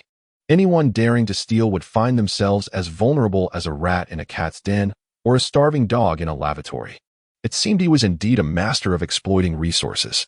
Ning Xiaotian cast a peculiar glance at Douluo leaving, sensing a certain oddity. This Douluo, though seemingly not very astute, raised his suspicions. Could it be that Douluo was the true authority of the courtyard? What a peculiar family! Ning Xiaotian shook his head and continued his earnest studies. In the afternoon, at the Wuhuan Hall training ground, Ning Xiaotian squinted as he observed three individuals struggling to run while bearing heavy stones. Watching their footsteps, breaths, postures, and overall coordination left him speechless. Was the training methodology of the Wuhuan Hall truly this rudimentary? It reminded him of the training regimen devised by Yu Shaojiang for the Shrek Seven Devils. So, who was copying whom? They ought to have made some improvements. This was deserving of criticism, particularly the red-haired Yin, who ran without any awareness, abruptly accelerating and then decelerating, resembling a certain hair before Liena. Was this the training of Wuhuan Hall's future elite generation? Observing Liena and her companions weighted running drills, Ning Xiaotian shook his head. Their fundamentals were shockingly poor. With an unstable core, weak waist, unsteady lower body, erratic footwork, and appalling body coordination, they were entirely reliant on sheer physicality to endure. Among them, Yin stood out as the most naive. Only Liena displayed a modicum of grace, befitting a little fox, her steps light and coordination reasonably good. Unfortunately, her core strength was lacking, and she failed to utilize other body parts effectively while running. Proper running technique should engage not only the thighs, but also the core, hips, and glutes. Otherwise, prolonged practice could lead to injuries in the ankles, knees, hips, and even lumbar spine. jeopardizing their foundation. Thankfully, the Wuhuan Hall's ample resources likely included medicinal baths for recovery, preventing physical harm. However, continuing to run in this manner would yield minimal gains. And the more soul power they possessed, the less effective their efforts became. What good would it do to run more laps? Undeniably, such chaotic running would indeed enhance their stamina and endurance, yet improvements in other areas were disheartening. Moreover, it would leave lingering consequences. Unable to bear the sight, Ning Xiaotian glanced up at his inexpensive teacher, Douluo, puzzled. Teacher, have they always trained like this? What else could it be? Douluo beamed, mistakenly believing Ning Xiaotian was offering praise, and proudly declared, "These three are our Wuhuan Hall's most gifted disciples. What do you think? Not bad, right? Not bad at all." Ning Xiaotian rolled his eyes. The saying goes, a slight deviation can lead to a 1,000-mile error. For martial artists, the core strength, limb coordination, and lower body power are of utmost importance. Without a solid foundation, they are easily exposed to vulnerabilities in combat, especially when facing someone like Tang San, who possesses the purple extreme magic eye. They could be preemptively countered, rendering their fierce attacks ineffective, landing 999 hits for a mere 25 damage. How embarrassing. The original character, Xiaoyu, faced a similar predicament. Despite utilizing their martial soul fusion technique, they could only sever Tang San's spider spear after a prolonged struggle. Teacher, please have them stop. Their training is inadequate. Ning Xiaotian, feeling exasperated, insisted, not only is it ineffective, but it will also lead to future complications. Surely not. Douluo's expression soured, his confusion evident. Ning Xiaotian fixed his gaze on Douluo. Teacher, this may be somewhat complicated to explain. If you trust your student, please have them come over here. Regardless of what I say later, I implore you to support me. Douluo's confusion deepened as he turned to Ghost Douluo, who shrugged and nodded. Receiving the cue, Douluo called out sharply.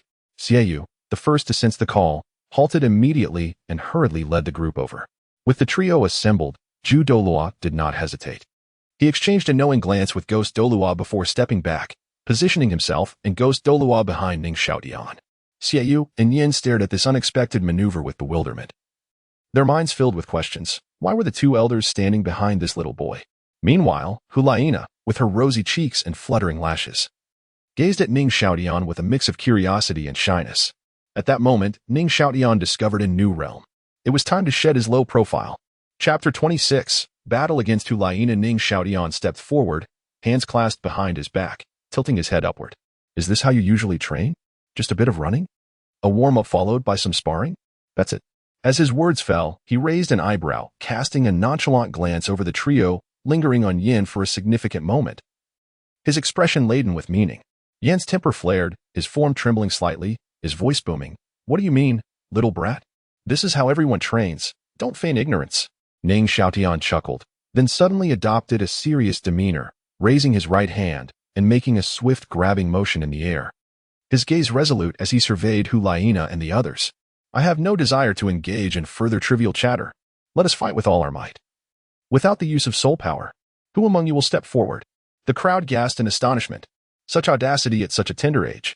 Even the two titled Douluos behind him were momentarily taken aback, their eyes wide in disbelief. Before you stands 3 spirit masters. You, little brat, speaking so boldly. Yan's eyes blazed with fury as he pointed an accusatory finger at Ning Xiaotian, his teeth clenched in frustration. He then abruptly turned to the elders, fists clenched, declaring, Elders, allow me to take this on. Xiaoyu remained silent, casting a glance at Ning Xiaotian before turning his head away. He had some semblance of decency. Bullying a child was beneath him. Liena's eyes widened, her mouth agape in disbelief. In her entire life, she had never encountered such an arrogant child, especially one who appeared even younger than herself. Elder Ju's expression was strained. He shifted his weight uneasily, glancing toward Douluo for guidance. Douluo stroked his chin in contemplation, recalling Ning Xiaotian's previous instructions. Regardless of what transpired, both he and Elder Ju must support him. However, observing the diminutive Ning Xiaotian, barely 5 meters tall, and comparing him to the towering Yin and Xiaoyu, who stood nearly 7 meters, he couldn't help but think, shouldn't the spirit hall maintain some dignity? His gaze shifted to Liena, who stood at a similar height of around 5 meters, appearing relatively slender. Aside from their soul power, they seemed comparable in stature. Douluo nodded. In that case, let Liena spar with Xiaotian. No soul skills or soul power allowed. As expected, Ning Xiaotian maintained a stoic expression, though his heart fluttered with anxiety. Elder Gue, is this truly acceptable? Liena asked hesitantly, her small hands twisting nervously. Ning Xiaotian remained silent, striding confidently to the cleared area under the astonished gazes of those present. As Liena watched him pass, a look of inquiry crossed her face, prompting her to glance back at Gue Douluo. He nodded in affirmation, and Liena understood that this confrontation was inevitable. Blushing, she stepped into the arena, positioning herself opposite Ning Xiaotian. Bowing slightly, she spoke softly, Liena, age 8. Martial spirit, demon fox, soul power level, 18, please guide me. 18. Ning Xiaotian narrowed his eyes. Ning Xiaotian, age 5, yet to awaken my martial spirit. Please guide me. Fortunately, she only possessed one soul ring, so her physical prowess should not be formidable. Despite their size difference, he did not necessarily foresee defeat. Though his martial arts skills were still rudimentary, his combined experience from 2 lifetimes amounted to around 7 or 8 years of training, supplemented by the rigorous tutelage of Bone Douluo and Sword Douluo at the sect. His technical skills would likely surpass Liena's, especially since he had diligently honed his body over the past 2 years with methods derived from his previous life. What? 5 years old? This child hasn't even awakened yet? Are you serious? Liena, Xiaoyu, and Yin were utterly flabbergasted. A child without an awakening daring to challenge a soul master? What was happening in this world? Were children today so audacious? Ning Xiaotian remained unfazed, and as Liena hesitated to strike, he declared, there is no need for doubt. My challenge is backed by confidence. Liena, attack. Do not hold back. Underestimating me will only earn my disdain. For a moment, Liena was taken aback by his fervor. Ning Xiaotian's serious demeanor radiated a palpable battle intent, as if he eagerly anticipated a genuine clash. She felt stirred, after all. Her dream was to stand shoulder to shoulder with her teacher, BBDong. To act so timidly would mean she was inferior even to this younger child before her. With this thought, Liena resolved to act. Clenching her fists, she assumed a combat stance, stating with earnestness, then I shall not hold back. As her words rang out, Liena propelled herself forward, her right foot driving forcefully as she launched into a swift assault. Her left hand transforming into a claw, while her right fist flew toward Ning Xiaotian's face. She aimed to conclude this unequal battle with lightning speed. Such a straightforward approach. Relying solely on speed to secure victory? Did she underestimate him? Ning Xiaotian sighed internally, realizing he was indeed being underestimated. But one must not be distracted in battle. Ning Xiaotian remained silent, yet his mind was already calculating. After all, Liena was not a speed-type soul master, and with only one ring to her name, her agility was limited. She was nowhere near fast enough to evade his eyes. As he observed Liena's poised stance, right foot grounded, left hand extended, right fist coiled forward, Ning Xiaotian discerned her attack method and trajectory. His body was instinctively prepared. In a heartbeat, he pivoted on his right foot, drawing a circular motion with his left, leaning back just in time to evade Liena's incoming punch. When Liena realized her attack had been so easily sidestepped, she was taken aback.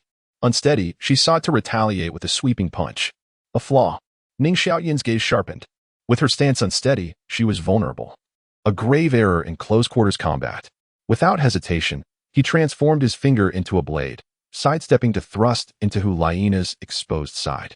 The impact struck her ribcage, sending a tingling sensation coursing through her, causing her waist to momentarily falter and her form to stumble slightly.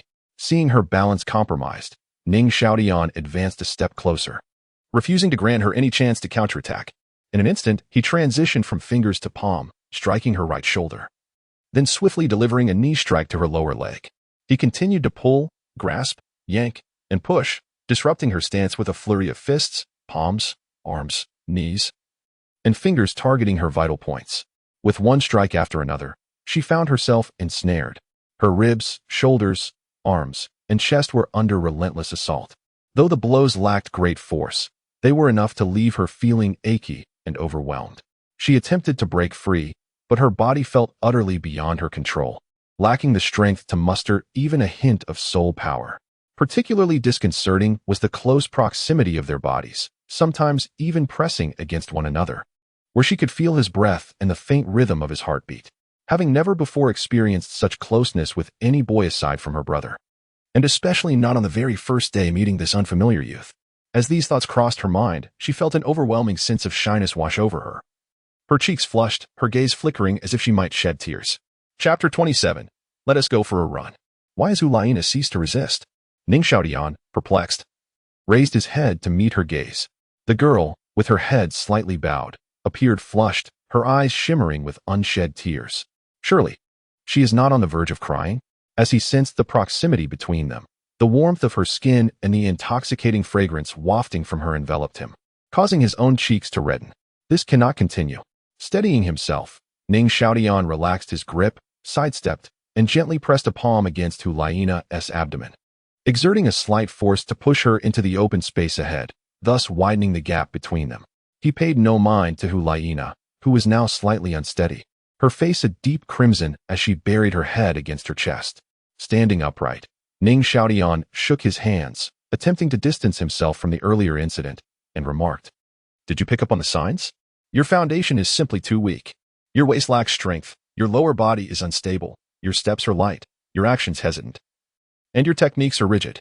It's futile. There are far too many flaws. To continue discussing this would only make you appear foolish. A minor flaw can lead to a significant downfall.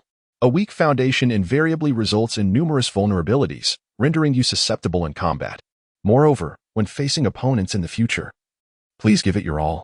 Should you underestimate your adversaries, leading to defeat or even death, it would be a grave error." Upon finishing, Ning Xiaotian clasped his left hand behind his back, rested his right hand on his abdomen, and gazed skyward, adopting an air of nonchalance. "As long as I maintain my composure, Liena cannot lay the blame at my feet. That was merely a standard sparring session. I wonder if BBDong will seek retribution for my actions against her disciple today?" A sense of unease washed over him. Yet, as he spoke, silence enveloped the surroundings. It was the quick-thinking Xiaoyu who rushed to support her sister, Liena, sensing her instability. Yan, noticing Xiaoyu's departure, snapped back to reality and hurried to follow suit, mumbling under his breath, "At such a young age, one should show some tenderness. What merit is there in bullying a young girl?" His words were barely audible, only Xiaoyu caught them, leaving her speechless. How audacious he was just moments ago. And now he speaks with such caution. The chrysanthemum Douluos stood in a daze, still processing the situation. The ghost Douluo wore a solemn expression. Is their foundation truly so lacking? Does this reflect poorly on me? Will I face punishment from Bibi Dong upon her discovery? With her brother's support, Liena gradually regained her composure. After all, Ning Xiaotian had not struck her with great force. The areas affected were merely vital points, resulting in temporary swelling. Feeling her body return to normal, Liena gently pushed her brother away, signaling that she was fine. She then approached Ning Xiaotian, her head bowed, and shyly murmured, "I'm sorry, I'm too inadequate. Also, about what you said earlier, could you assist us in correcting our training methods? Truly, Liena is remarkable." Ning Xiaotian marveled at her perceptiveness, recognizing his intentions so swiftly. Acknowledging that he had been seen through, he ceased to beat around the bush.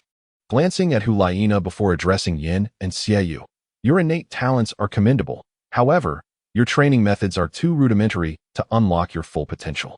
If this continues, not only will your personal strength see little improvement, but it will also compromise your foundational stability, posing risks for future combat. After the recent skirmish, you should have realized that had we been of equal standing, I had numerous opportunities to defeat Liena. In life and death battles, every flaw could cost a life." Upon hearing this, Liena's pupils constricted, and her body trembled involuntarily.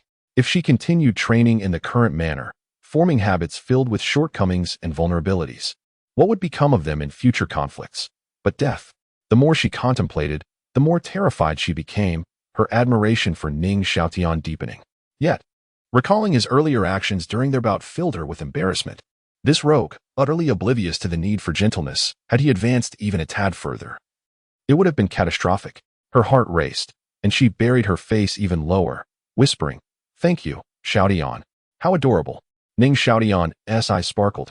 Yin, witnessing Liena's bashful demeanor before others, was left dumbfounded, then suddenly glared at Ning Xiaotian, his teeth clenched, eyes ablaze with indignation. Xiaoyu observed her bashful sister, then glanced at Ning Xiaotian, lowering her head in contemplation. The chrysanthemum Douluo snapped back to attention, elated. His disciple, though yet to awaken, displayed such combat experience. The ghost Douluo scrutinized Ning Xiaotian, deep in thought.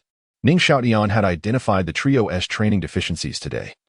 Should he devise effective solutions and subsequently implement them across the entire Spirit Hall, it would be a monumental achievement.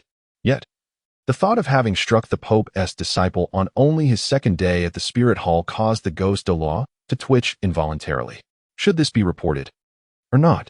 Exchanging glances with the chrysanthemum Douluo, they shared an unspoken understanding. Survival was paramount, yet there was no immediate rush to report it today. Xiaotian, your words ring true. I wonder if you possess any effective methods to rectify their training errors? The chrysanthemum Douluo raised an eyebrow at Ning Xiaotian, pouting and casting a pointed glance toward Liena, implying, you've struck Bibi Dong's disciple. Manage it as you see fit. Otherwise, I cannot save you. Ning Xiaotian quickly grasped the implication, casting a glance at Xiaoyu and then at Yin. Teacher, I indeed possess solutions. However, before proceeding, I must inquire about the other two seniors' details to formulate tailored training methods. Xiaoyu, unabashed, stated quickly, Xiaoyu, 11 years old, martial soul, moonblade. Spirit power, level 25. Yin, feeling the weight of Ning Xiaotian's gaze, stiffened uncomfortably, his voice losing its previous vigor. Yin, 10 years old, martial soul, flame lord. Spirit power, level 22. Ning Xiaotian stroked his chin, feigning deep thought, then turned to the chrysanthemum and ghost Douluos, saying, Teachers, may I request 2 logs approximately 3 meters long and 30 centimeters in diameter, soaked in pond water? I have great use for them tomorrow. Additionally, 1 log of the same length, 20 centimeters in diameter, and another of equivalent length, about the size of 3 fingers. As for the rest, I will compile my thoughts tonight and present them to you for preparation tomorrow morning. Moreover, I hope to gain permission for unrestricted access to the Spirit Hall's library to explore additional training methods tailored for the trio's martial souls. Since I am here, it would be a shame not to make the most of it. After all, Yu Xiaojiang has also benefited from the library, hasn't he? A spark of inspiration flashed through Ning Xiaotian's mind as he instinctively stroked his chin, contemplating it. What if I were to compose a theory and publish it under the Spirit Hall's name? Wouldn't that be quite the spectacle for Yu Xiaojiang? He stifled a chuckle. What about our training this afternoon? Liena mustered her courage to look up at Ning Xiaotian. Of course, we shall train. Let us go for a run. Didn't you just say running was ineffective? Liena tilted her head in confusion, bewildered by the contradiction in his words. Who said it was ineffective? It is merely that your running technique is flawed. You should run like this, and this, utilizing the strength of your waist, hips, and gluteal muscles.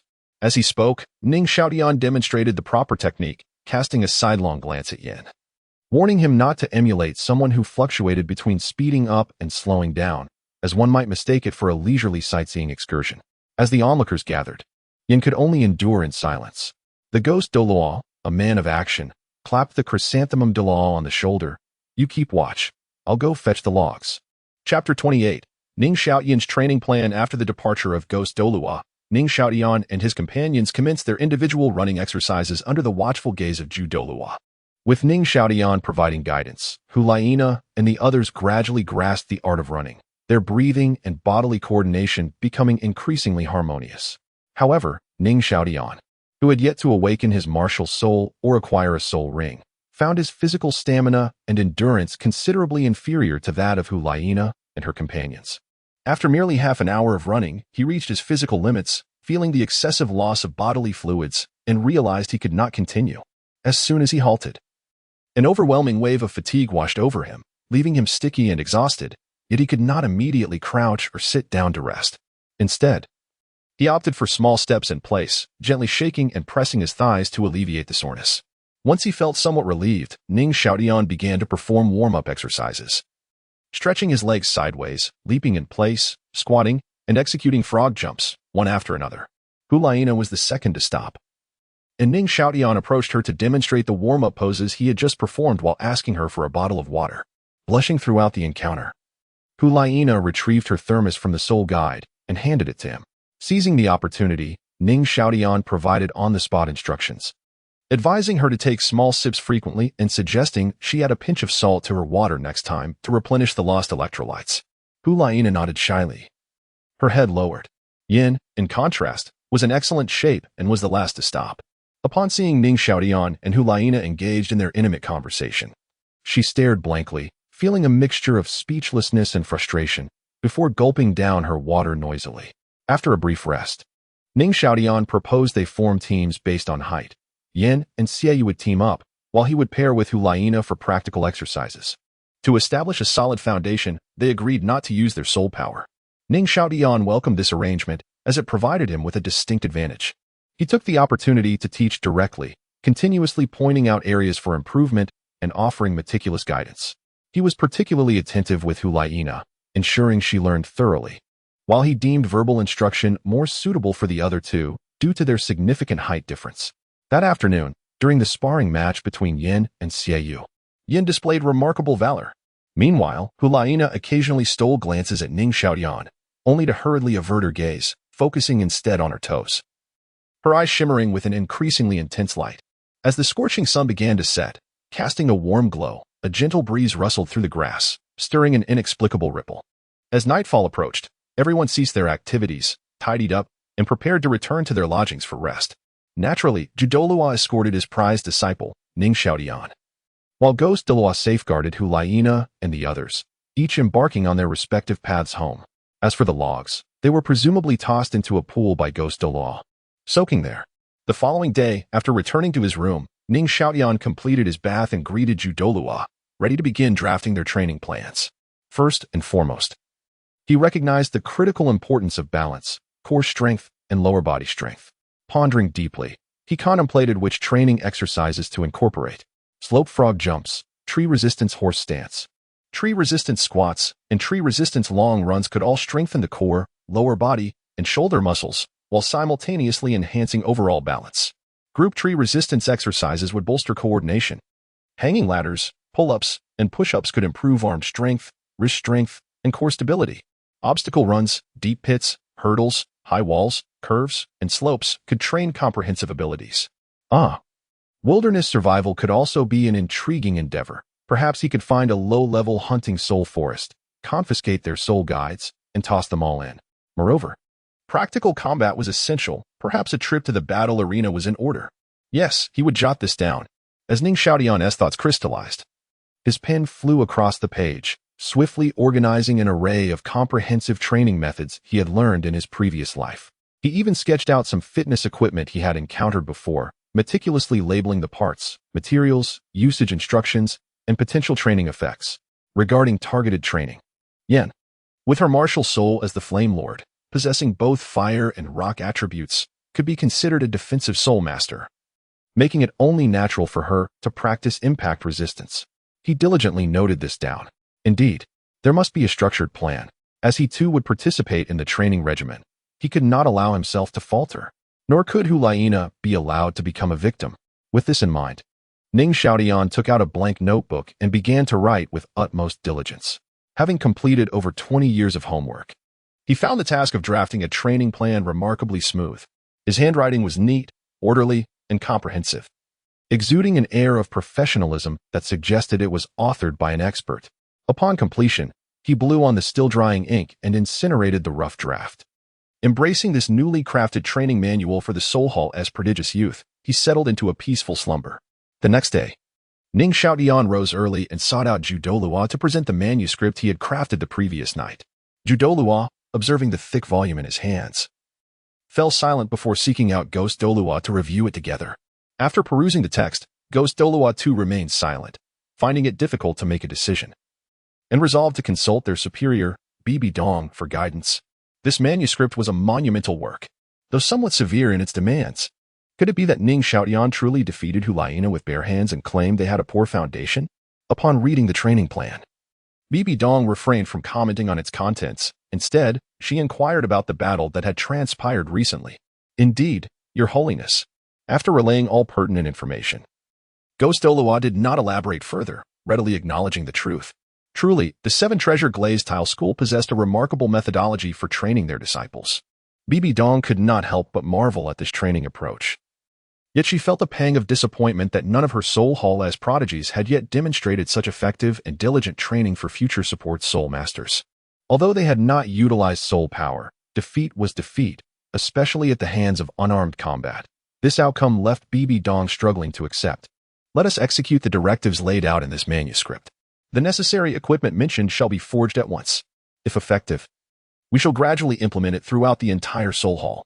Furthermore, I grant Ning Xiaotian unrestricted access to the Soul Hall's library for any research he desires. Let the captain of the guards, Yu Beihou, serve as his guide. Without hesitation, Bibi Dong issued her commands. Yes, your holiness. Douluo and Ghost Douluo exchanged glances, understanding that Bibi Dong was resolute in her decision, and they could not help but feel a sense of mourning for the students of the Soul Hall, particularly for those two young individuals. Chapter 29. Are you a devil? As they exited Bibi Dong's chamber, both sighed in relief simultaneously. Not reprimanded, nor punished. This was a triumph in itself. You should return and continue mentoring your apprentice. I shall head to the workshop to have the craftsmen fabricate training equipment, and I will also transport the logs we prepared last night to the training ground. Ghost Douluo declared, striding away without awaiting a response from Chrysanthemum Douluo. Truly, the hallmark of an esteemed employee. Chrysanthemum Douluo, witnessing Ghost Douluo's departure, did not linger either, making his way home. He was eager to inform his beloved disciple about the privileges granted for accessing the library. Meanwhile, Ning Xiaotian sat in the inner sanctum of Chrysanthemum Douluo, engrossed in a pharmacological tome, diligently studying while occasionally jotting down notes and sketches in a blank notebook. Drawing from the experience of formulating a training plan the previous night, he discovered that taking timely notes during moments of insight significantly enhanced his learning efficacy. The female embodies yin, the male embodies yang. The harmony of yin and yang epitomizes the profound truths of the universe. Though divided into yin and yang, distinctions exist. The universe recognizes the dichotomy of yin and yang, and all beings experience warmth and coldness. When the source is the same, it nurtures and benefits the body. When the source differs, it creates chaos, endangering the soul and body. One must avoid confusion. As he reached an enlightening passage, Ning Xiaotian's eyes sparkled with insight, softly repeating the phrases as his pen danced across the page. Time passed silently. Disciple, I have secured your access to the library. With a gentle sound, Chrysanthemum Douluo burst through the door, proudly announcing his accomplishment to Ning Xiaotian. Ning Xiaotian, taken aback by the sudden entrance, was nearly startled into dropping his pen. Yet, the successful outcome filled him with joy. Not wanting to dampen Chrysanthemum Douluo's spirits, he readily replied, Thank you, Master. Not at all. Have you encountered any uncertainties in your studies today? Master, I do have a few questions. Within the room, the atmosphere was harmonious among mentor, friends, and disciple. In the afternoon, the weather was clear with a gentle breeze, perfect for physical training. Upon Ning Xiaotian's arrival, Ghost Douluo had been waiting for some time, with several logs stacked behind him. The surface of the logs was quite dry, yet moisture lingered in the rings, suggesting the previous night's soaking had been effective, precisely what Ning Xiaotian required. He approached Ghost Douluo to greet him, lifting one of the logs. He found the wood to be of excellent quality and perfectly weighted. As Liena and the others arrived, Ning Xiaotian wasted no time, leading them through some stretching exercises before they began jogging around the training ground to warm up. Ning Xiaotian started strong but gradually slowed his pace, maintaining a steady rhythm. Not wishing to race against the muscular figures of Xiaoyu and Yin, Liena, noticing his deceleration, adjusted her pace to remain alongside him, her gaze occasionally darting away shyly. Ning Xiaotian, perceptive as ever, sensed her actions but chose not to respond, relishing the companionship instead. Perhaps his impressive display from the previous day had truly captivated this lovely young lady. It seemed their relationship had taken a step closer today. Determined not to be overly submissive, he resolved to offer more guidance to Liena in their training, believing that a balanced approach might yield better results. He contemplated visiting the Wuhuan Temple Library to further study the attributes of fox-type martial spirits. As he glanced at Liena, she quickly averted her gaze. She, too, was influenced by the culture of the internet, her imagination boundless in this world. With sufficient knowledge of soul beasts, optimizing Liena's soul ring configuration would be a simple task. Lost in thought, Ning Xiaotian was surprised to find that, without realizing it, he had run several more laps than the previous day. Unfortunately, lacking soul rings meant his stamina was limited. He was the first to stop once again. Additionally, today Chrysanthemum Douluo had prepared a thermos for Ning Xiaotian, preventing him from sharing a drink with Liena. Watching her delicately sip warm water, her full lips forming a perfect pout, he couldn't help but feel a twinge of regret. Today, my teacher fails to understand my feelings. After stretching, he noticed Xiaoyu and Yin had already ceased their activity. Without delay, he waved to them and led the group to the logs. Xiaoyu, Your martial spirit is a weapon spirit. Beyond daily training, you must focus on strengthening your wrist and grip strength. After all, as a battle soul master, how can you confront enemies if you cannot even hold your weapon steadily? With that, Ning Xiaotian picked up a 3-meter-long staff, assumed a stable stance, lowered it with his right hand, and slowly raised it until it was parallel to the ground. He then demonstrated raising the staff to waist level, chest level, and finally to shoulder height, pausing between movements. Do you see? These few actions increase in difficulty as you progress. Start with the basics, dedicating half an hour each day to practice. If you tire, take a break. After speaking, Ning Xiaotian handed the staff to Xiaoyu, encouraging him to try it for himself. Though initially unsure of the purpose, Xiaoyu accepted the staff without hesitation, mimicking Ning Xiaotian's posture. At first, Xiaoyu found it manageable, but within moments, he felt his wrists and forearms trembling uncontrollably. As the shaking intensified, pain began to creep into his wrists. Unable to endure any longer, he dropped the staff, repeatedly rotating his wrists to alleviate the soreness. Now you understand how challenging it can be. Initially, it may be uncomfortable. Remember to practice in small increments and gradually extend your time, or you risk injuring your wrists. Xiaoyu, not one for many words, struggled to express gratitude to the younger Ning Xiaotian, merely whispering, "I understand." He resolved to ignore his sister's furtive glances at Ning Xiaotian in the future. Yin, meanwhile, paid little attention to the exchange. Ning Xiaotian, having completed the necessary explanations, seamlessly transitioned to the next topic. As for Yin and Liena, just call me Nana. Upon hearing Ning Xiaotian use her full name, Liena felt an odd sensation wash over her, hastily whispering. Her cheeks flushed as she buried her face again.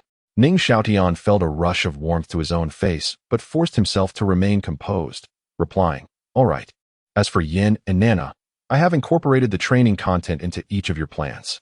With that, he glanced at Ghost Douluo, who nodded in understanding and retrieved 3 booklets from his soul guide, distributing one to each of Liena and her companions.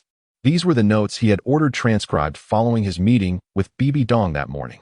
Yin received the final booklet, and as Ghost Douluo handed it to her, he cast her a peculiar look, which she noticed, finding it rather baffling. Opening the booklet, she found the handwriting neat, organized, and easy to comprehend. With no soul power, withstand attacks from 5 soul masters using only your physical strength. With soul power, defend against attacks from 3 great soul masters.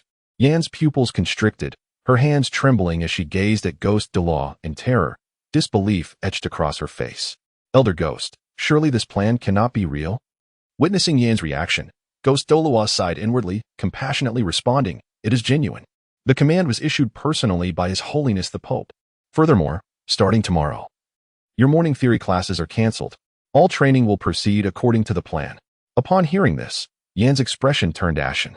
She abruptly stepped back, pointing at Ning Xiaotian, her voice quaking, "Ning Xiaotian, you devil, this is revenge." Ning Xiaotian gazed upwards, feigning ignorance to all that transpired. Xiyue and Liena perused their respective training schedules, finding many of the items inscrutable. Suddenly, upon hearing Yan's loud exclamation and witnessing his terrified demeanor, they both became intrigued by the content of Yan's training materials, instinctively redirecting their attention to the booklet in his hands. Xiyue looked up at the sky, silently relieved, while Liena cast a glance at Ning Xiaotian, her cheeks flushed with shyness, inwardly remarking, "This person is truly wicked." Chapter 30, Night of the Northern Marquis. Upon seeing that the 3 individuals had obtained their training plans, Ning Xiaotian, disregarding Yan's dismal expression, began to elucidate the training content outlined in the book. How to train? Why this method? What are the anticipated effects? What should one be cautious of, to avoid being questioned later by the 2 robust men? Ning Xiaotian delivered his explanation with utmost diligence and precision. After all, it pertained to their personal cultivation, and the others listened intently, nodding in agreement. Their admiration for Ning Xiaotian, the planner, growing deeper. Even Yin, who stood nearby, felt his resentment dissipate upon hearing the rationale, although the indignation on his face remained unabated. He even began to blame his martial soul for its rocky characteristics. If only it possessed no defensive attributes, he mused, he would not have to endure such beatings. Ning Xiaotian paid no heed to their thoughts. Once he completed his explanation, he threw himself into training. It was not until dusk that he dragged his weary body to bid farewell to the others. Being carried by the tulip Douluo, Ning Xiaotian returned to his residence, where he indulged in a refreshing bath and a medicinal soak, feeling much relief in his body. When Ning Xiaotian emerged dressed, the tulip Douluo approached him softly and said, "Let us go. I shall escort you to the library, where His Holiness the Pope has already sent someone to receive you. Once you have finished your reading, that person will escort you back to your residence." Ning Xiaotian was astonished. He had not anticipated such efficiency from Bibi Dong, arranging everything so swiftly and assigning a dedicated escort. Considering this escort would be someone he would meet daily, he realized he ought to know their name in advance to avoid any breach of etiquette. Thus, he inquired, "Master, may I ask the name of the escort?" Upon hearing this, the tulip Douluo sighed inwardly at his disciple's thoughtfulness and promptly replied, "The individual's name is Knight of the Northern Marquis, a rank 79, soul saint. Currently the head of the Pope's guard. Furthermore, it is said that he belongs to the same generation of the Spirit Hall's golden era as Her Holiness and was once her companion. He even harbored affections for Her Holiness, but eventually gave up for certain reasons. Is that so? What a juicy piece of gossip." Ning Xiaotian's curiosity was piqued, and he pressed further, what led him to abandon his feelings. "You need not concern yourself with that." The tulip Douluo's expression shifted to one of disdain, as if recalling someone. He wished to avoid discussing the matter further, fearing his disciple might inadvertently say something that would offend Bibi Dong. Noticing the tulip Douluo's reluctance to elaborate, Ning Xiaotian opted to remain silent. He speculated that Knight of the Northern Marquis must have given up upon realizing Bibi Dong had fallen for Yu Xiaojiang. But why would someone of such high standing, like the Northern Marquis, be assigned to escort a student? Surely, as the head of the guards. It seemed an extravagant use of his talents to accompany a mere child to the library. Perhaps he was a training fanatic, having stagnated at level 79 for several years. The Pope must have worried he would become too consumed with training at home and needed to breathe some fresh air. Years without a breakthrough, no wonder. However, the name Knight of the Northern Marquis sounded peculiar. Was he perhaps once a marquis? Out of curiosity, Ning Xiaotian directly asked, "Master, does the title marquis imply that he was once a marquis?" The tulip Douluo regarded Ning Xiaotian with an understanding look, for he had pondered this question himself. His ancestor had been a military noble of the Star Luo Empire, but due to the family's diminished military achievements, their title was ultimately stripped by the royal family, leading to their decline. It was said that his name represented his father's hopes for him to restore the family's glory. Unfortunately, having faced hardships from a young age, he relied entirely on the subsidies provided by the Spirit Hall after awakening, leading to profound disappointment in the Star Luo Empire, making it impossible for him to serve the empire again. In gratitude for the support he received, Knight of the Northern Marquis ultimately joined the Spirit Hall. Nonetheless, Knight of the Northern Marquis was indeed formidable. Though he was somewhat dull-witted and possessed average talent, his diligence and training was commendable. Otherwise, he would not have been selected into the Golden Generation. Impressive, indeed, Knight of the Northern Marquis. A paragon of the common man's rise to prominence. Introverted and rigid, of mediocre talent, and beset by childhood struggles, Ning Xiaotian began to comprehend why Knight of the Northern Marquis had entirely relinquished his pursuit of Bibi Dong. In his youth, he likely feared he was unworthy and did not dare to express his feelings. When Bibi Dong fell for another, his reticence only deepened. Now, with Bibi Dong enveloped in hatred, presenting a cold facade, how could he hope to match her?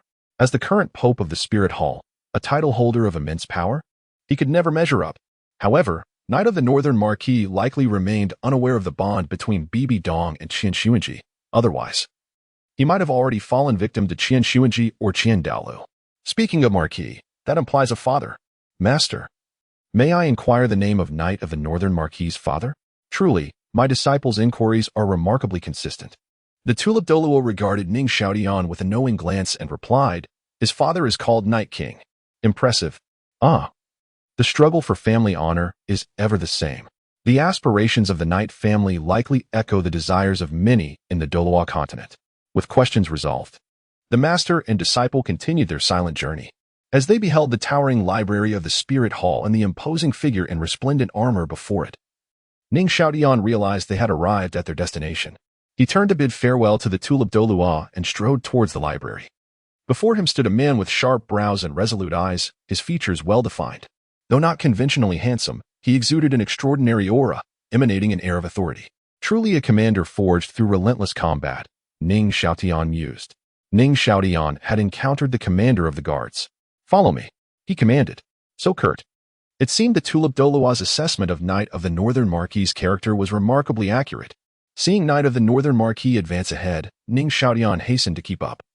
Passing numerous guards as they entered the library, the signage clearly indicated classifications, and there was a lift to various floors for one's convenience. Feel free to browse. If you cannot find a location, do not hesitate to ask me. After saying this, Knight of the Northern Marquis placed a mat on the floor and sat down to enter a state of meditation, seemingly indifferent to the presence of Ning Xiaotian, the outsider. Indeed, a training fanatic. Observing Knight of the Northern Marquis engrossed in his practice, Ning Xiaotian paid him no mind and began to explore the upper levels of the library. Scanning the categorized labels. Flying Snow, Martial Soul Fire Fox, Soul Skill. Light Plum, Martial Soul Sand Fox, Soul Skill. Fengzhi, Martial Soul. Snow Fox, Ghost Fox, Illusion Fox, Three-Tailed Sand Fox, Six-Tailed Star Hidden Fox, Nine-Tailed Calamity Fox. Quite the collection. Oh, what is this? The Dark Physician's 100 Remedies? Humans are born with toxins, some heavy, some light, accumulating to a perilous degree. Detoxifying Pill. Beast Summoning Pill. Half-Crazed Smiling Pill. 6-Flavor Remania Pill. I love a stick of firewood. Goodness. Items for the Evil Soul Master. In the 520th year of the Douluo calendar, the Spirit Hall obtained these from the underworld Poison Valley, classified as a forbidden secret. What a treasure, essential for those with malicious intents. The tulip Douluo truly lacks discernment, fixating on the family's recorded celestial herbs, neglecting the potential of these resources. Such knowledge could be used not only to harm foes and beasts but also to save lives. No wonder the original work depicted that even Dugu Bo could not be defeated. Without understanding poison, how could one suppress its use? What a waste. Without hesitation, Ning Xiaotian summoned all his focus and began to read diligently. Time flew, and 2 hours passed quietly. Alas, it seemed impossible to finish today. The hour was late, and his eyes had grown weary. Perhaps he would return tomorrow. With this thought, Ning Xiaotian folded the corner of a page as a bookmark, closed the book, and carefully returned it to its rightful place on the shelf.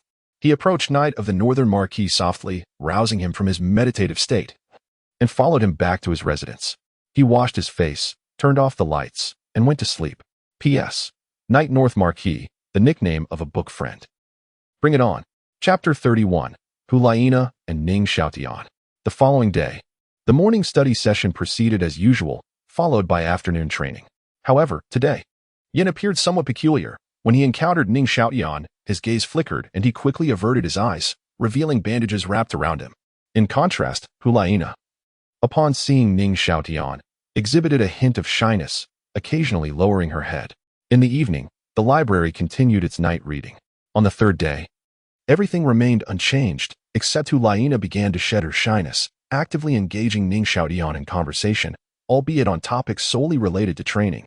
On the fourth day, Liena inquired about the customs and interesting anecdotes of the Tiandou Empire. On the fifth day, she began asking about the Seven Treasure Glazed Tile school, specifically mentioning the hobbies of Ning Xiaotian's parents and the age of his younger sister. On the sixth day, Liena, having acquired special permission from Bibi Dong, expressed her desire to accompany Ning Xiaotian to the library. On the seventh day, Liena took on the role of a recorder, assisting Ning Xiaotian in documenting his oral explanations and key points. Under Ning Xiaotian's insightful guidance, their mutual knowledge expanded rapidly. Liena grew increasingly in awe of Ning Xiaotian. Her brows arched, eyes sparkling, and her smile enchanting.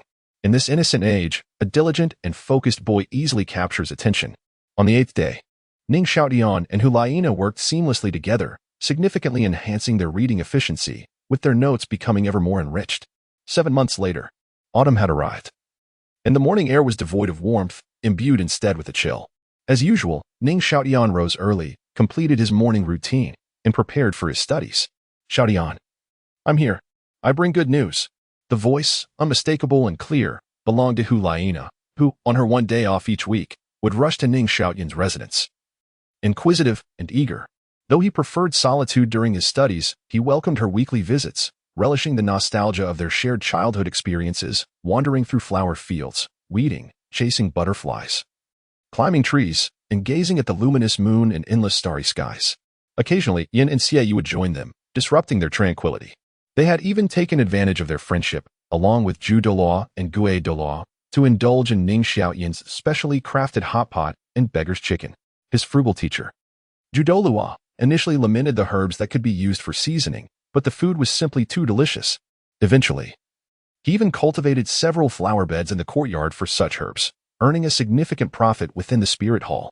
Ning Xiaotian, seeing the potential for profit, did not forget his family and sent a letter back to the Seven Treasure Glazed Tile school, urging his father to develop it into a business. Alas, BBDong intercepted it, leaving the Seven Treasure Glazed Tile school to covertly supply the necessary ingredients, a small consolation nonetheless. Overall, Ning Xiaotian had spent these months in a fulfilling and pleasant manner, save for occasional moments of longing for his parents and sister. Upon seeing the charming smile of Liena as she approached, Ning Xiaotian felt a wave of joy and gently inquired, "Liena, what good news do you bring?"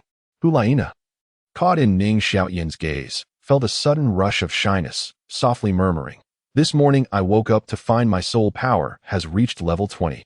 Liena, this is wonderful news. But why are you here instead of informing the Pope? Now that you've reached level 20, you should go immediately to receive your spirit ring." Ning Xiaotian was naturally pleased to hear of her achievement, yet puzzled that she had come to him instead of seeking her spirit ring. "Xiaotian, I think the direction you suggested for my martial soul development is quite reasonable. However, I'm a bit hesitant to discuss it with my teacher."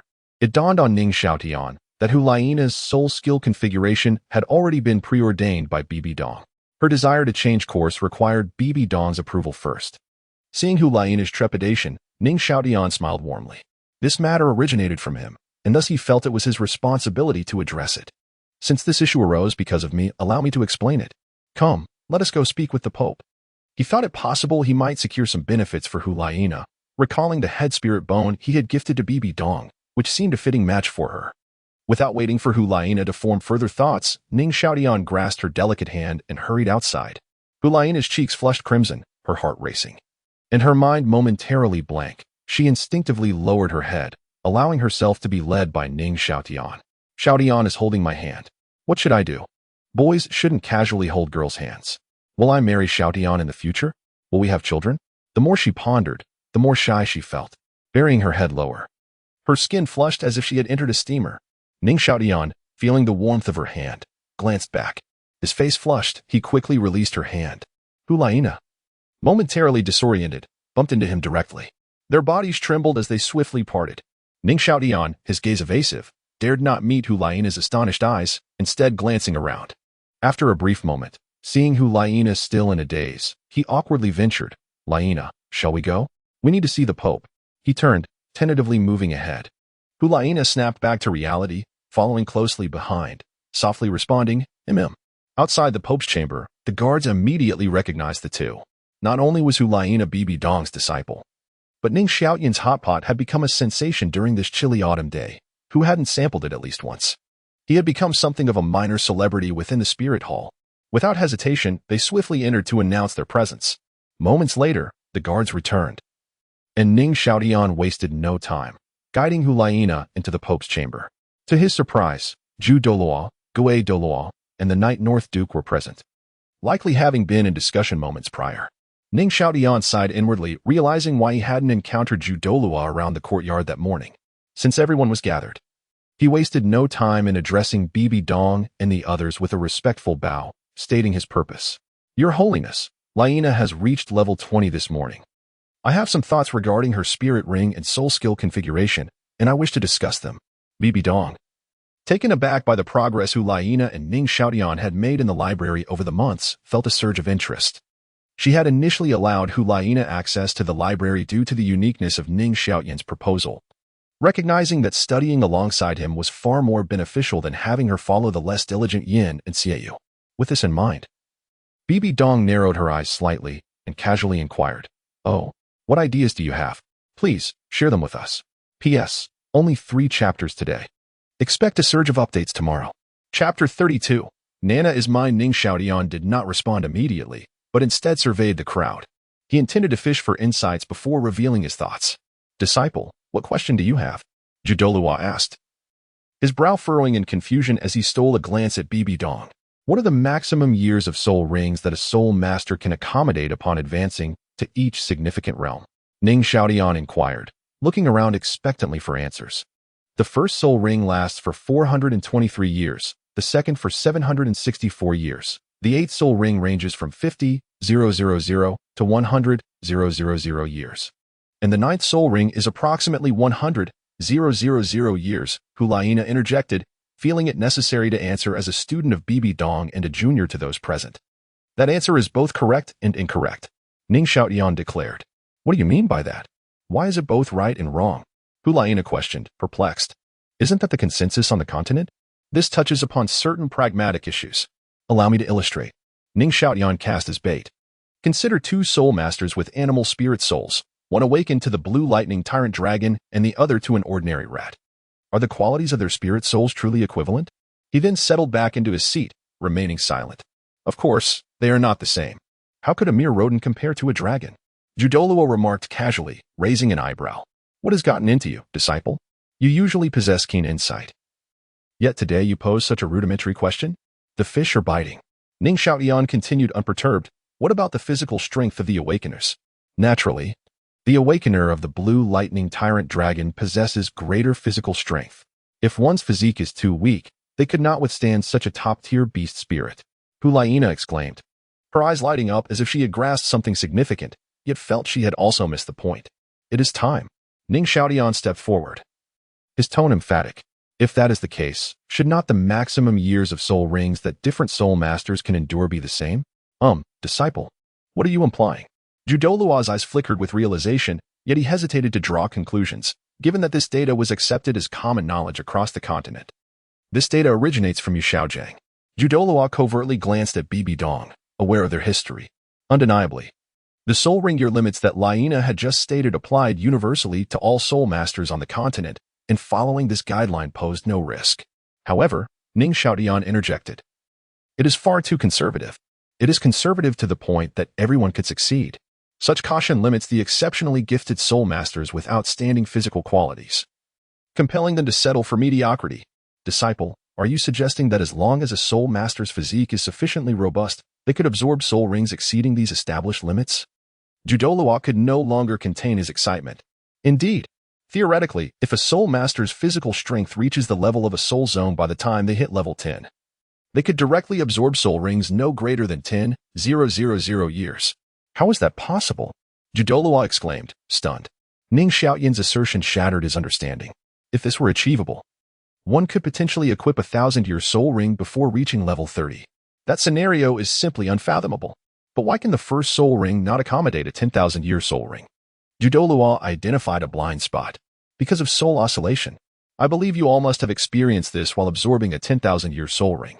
Ning Xiaotian replied, casting an exasperated glance at Douluo, as if to say, isn't this common knowledge? Douluo scratched his head, recalling the sensation he felt during his own absorption of a 10,000-year soul ring. Indeed, it had felt like his mind had been struck, as if the soul beast bore resentment. Moreover, do not take it for granted. Enhancing physical strength is an exceedingly arduous task. Spending excessive time on extending the first soul ring's years is a futile endeavor. Ning Xiaotian scoffed. Human lifespan is finite. The optimal years for cultivation are limited. Thus, one must balance physical training with soul power cultivation. What does it mean to balance? Douluo asked. Aside from the mundane necessities of life and meditative practices for soul power, the rest of your time should be devoted to honing your physique.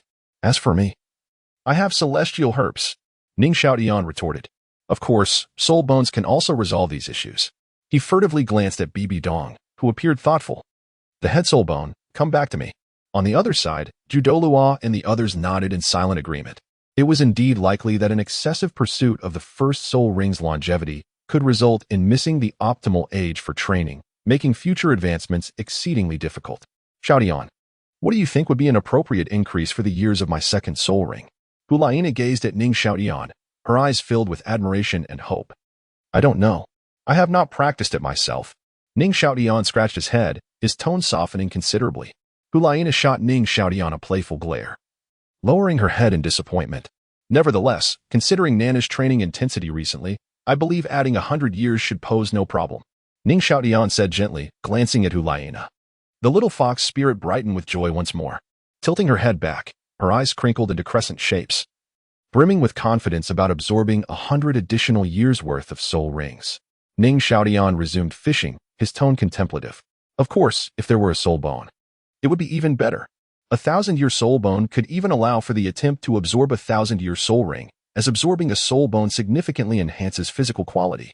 Casting a sidelong glance at Bibi Dong, he continued, if a head soul bone exceeding 10,000 years were to emerge, perhaps the fourth soul ring could withstand the soul oscillation and directly absorb a 10,000-year soul ring. Bibi Dong abruptly lifted her head, scrutinizing Ning Xiaotian intently before glancing at Liena, narrowing her eyes and gripping her staff tightly. I merely intended to discuss Nana's soul skill combinations. How did we end up on the topic of soul ring longevity? Bibi Dong mused, realizing that Ning Xiaotian had been laying groundwork all along for the coveted head soul bone of the soul-devouring spider. This oppressive atmosphere portended a dire omen. Ning Xiaotian felt a shiver run down his spine, averting his gaze, lost in thought. Liena's cheeks flushed, her head bowed as she stared at her toes. Sensing the tension in the air, Bibi Dong, evidently displeased, coldly commanded, speak. Is it not about the head soul bone of the soul-devouring spider that you desire? If you do not clarify today, do not expect leniency from me. Indeed, the mother-in-law was furious. Fortunately, this son-in-law was prepared. Ning Xiaotian steadied his racing heart, turning his head to feign humility and offered a flattery-laden compliment. Your holiness, your wisdom and valor are truly unparalleled. How did you foresee this? Straightening his posture, he adopted a serious demeanor, declaring, the reason I thought of that head soul bone is not only due to its relevance to Nana's soul ring longevity, but it is also intricately related to her soul skill combinations. Continue. Bibi Dong's tone remained frosty. I harbor no ill will. After all, I have taken away your esteemed disciple. If need be, I shall find another to restore balance. With that thought, Ning Xiaotian felt elated, pressing on, Your Holiness. Nana's first soul skill, Fox Charm, can momentarily incapacitate enemies through enchantment, qualifying it as a control-type soul skill.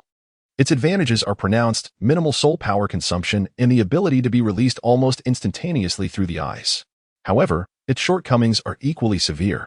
If the opponent possesses sufficiently strong mental fortitude, Nana would suffer a backlash, experiencing soul oscillation that robs her of mobility. Chapter 33. Liena's soul bone skill. Furthermore, the lack of subsequent offensive measures and the prolonged intervals pose significant challenges. Ning Xiaotian paused momentarily and continued. If the opposing team consists of agile or control-type soul masters who react promptly, they may swiftly come to the rescue. He recalled Tang San, whose blue-silver grass martial spirit in the original narrative could even achieve a 1-to-5 rescue. Ning Xiaotian lowered his head, stroking his chin, immersing himself in the scenario of an actual battle, and added, alternatively, if our teammates are restrained by the enemy and cannot arrive in time, wouldn't it be a waste of the precious attack time granted by this soul skill? Liena possesses a beast martial spirit, classified in the original work as a melee control-type battle soul master, indicating that her soul skills require proximity to the opponent for effective deployment. If not executed carefully, Liena may find herself encircled by the enemy. Ning Xiaotian abruptly raised his gaze towards Bibi Dong, realizing that the soul bone could impeccably address these shortcomings. He recalled that the soul-eating demon spider not only excelled in poison, but also possessed a capability akin to soul attacks. According to his mother, when she was afflicted by the poison of the soul-eating demon spider, she felt an intense chill throughout her body and would involuntarily succumb to various nightmares, unable to escape. If that soul bone could harbor a similar soul skill, in conjunction with the Fox Charm skill, it would create a harmonious synergy, significantly enhancing control capabilities. After all, once ensnared by charm, one loses the ability to resist. Although the duration may be brief, it would suffice for Liena to unleash her soul bone skill, ensuring a certain hit. Moreover, considering the involvement of the soul realm, it is possible that the soul bone skill possesses mental attack capabilities. Ning Xiaotian nodded, speaking to himself. This signifies that Liena could potentially eliminate her adversaries single-handedly. The combination of charm and mental attack. Bibi Dong murmured, her head bowed in contemplation, before eventually nodding. My disciple is indeed well suited for this soul bone. Bibi Dong lifted her head to gaze at Liena, her expression softening as she slowly extended her right hand, revealing a head soul bone.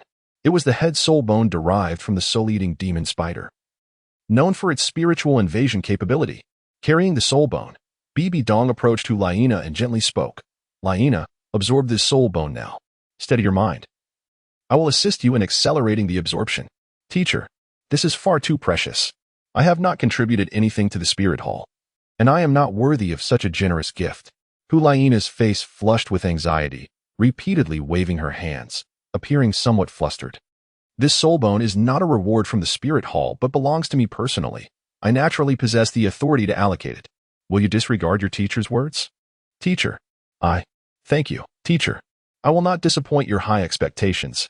Upon seeing Bibi Dong's brow suddenly furrow, Liena dared not refuse any longer. Her eyes brimming with tears as she choked back her emotions while accepting the offered soul bone.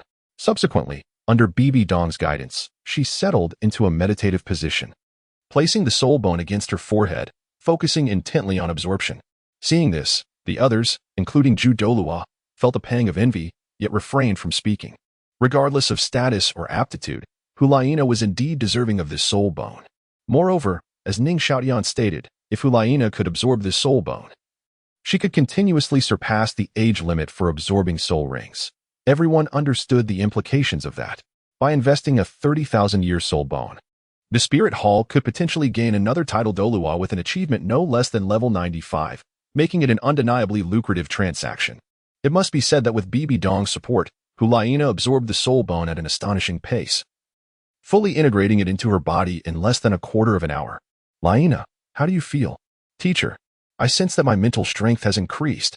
Moreover, I have acquired a unique mental attack skill called Nightmare Invasion. Liena opened her eyes, her expression radiant and somewhat ecstatic.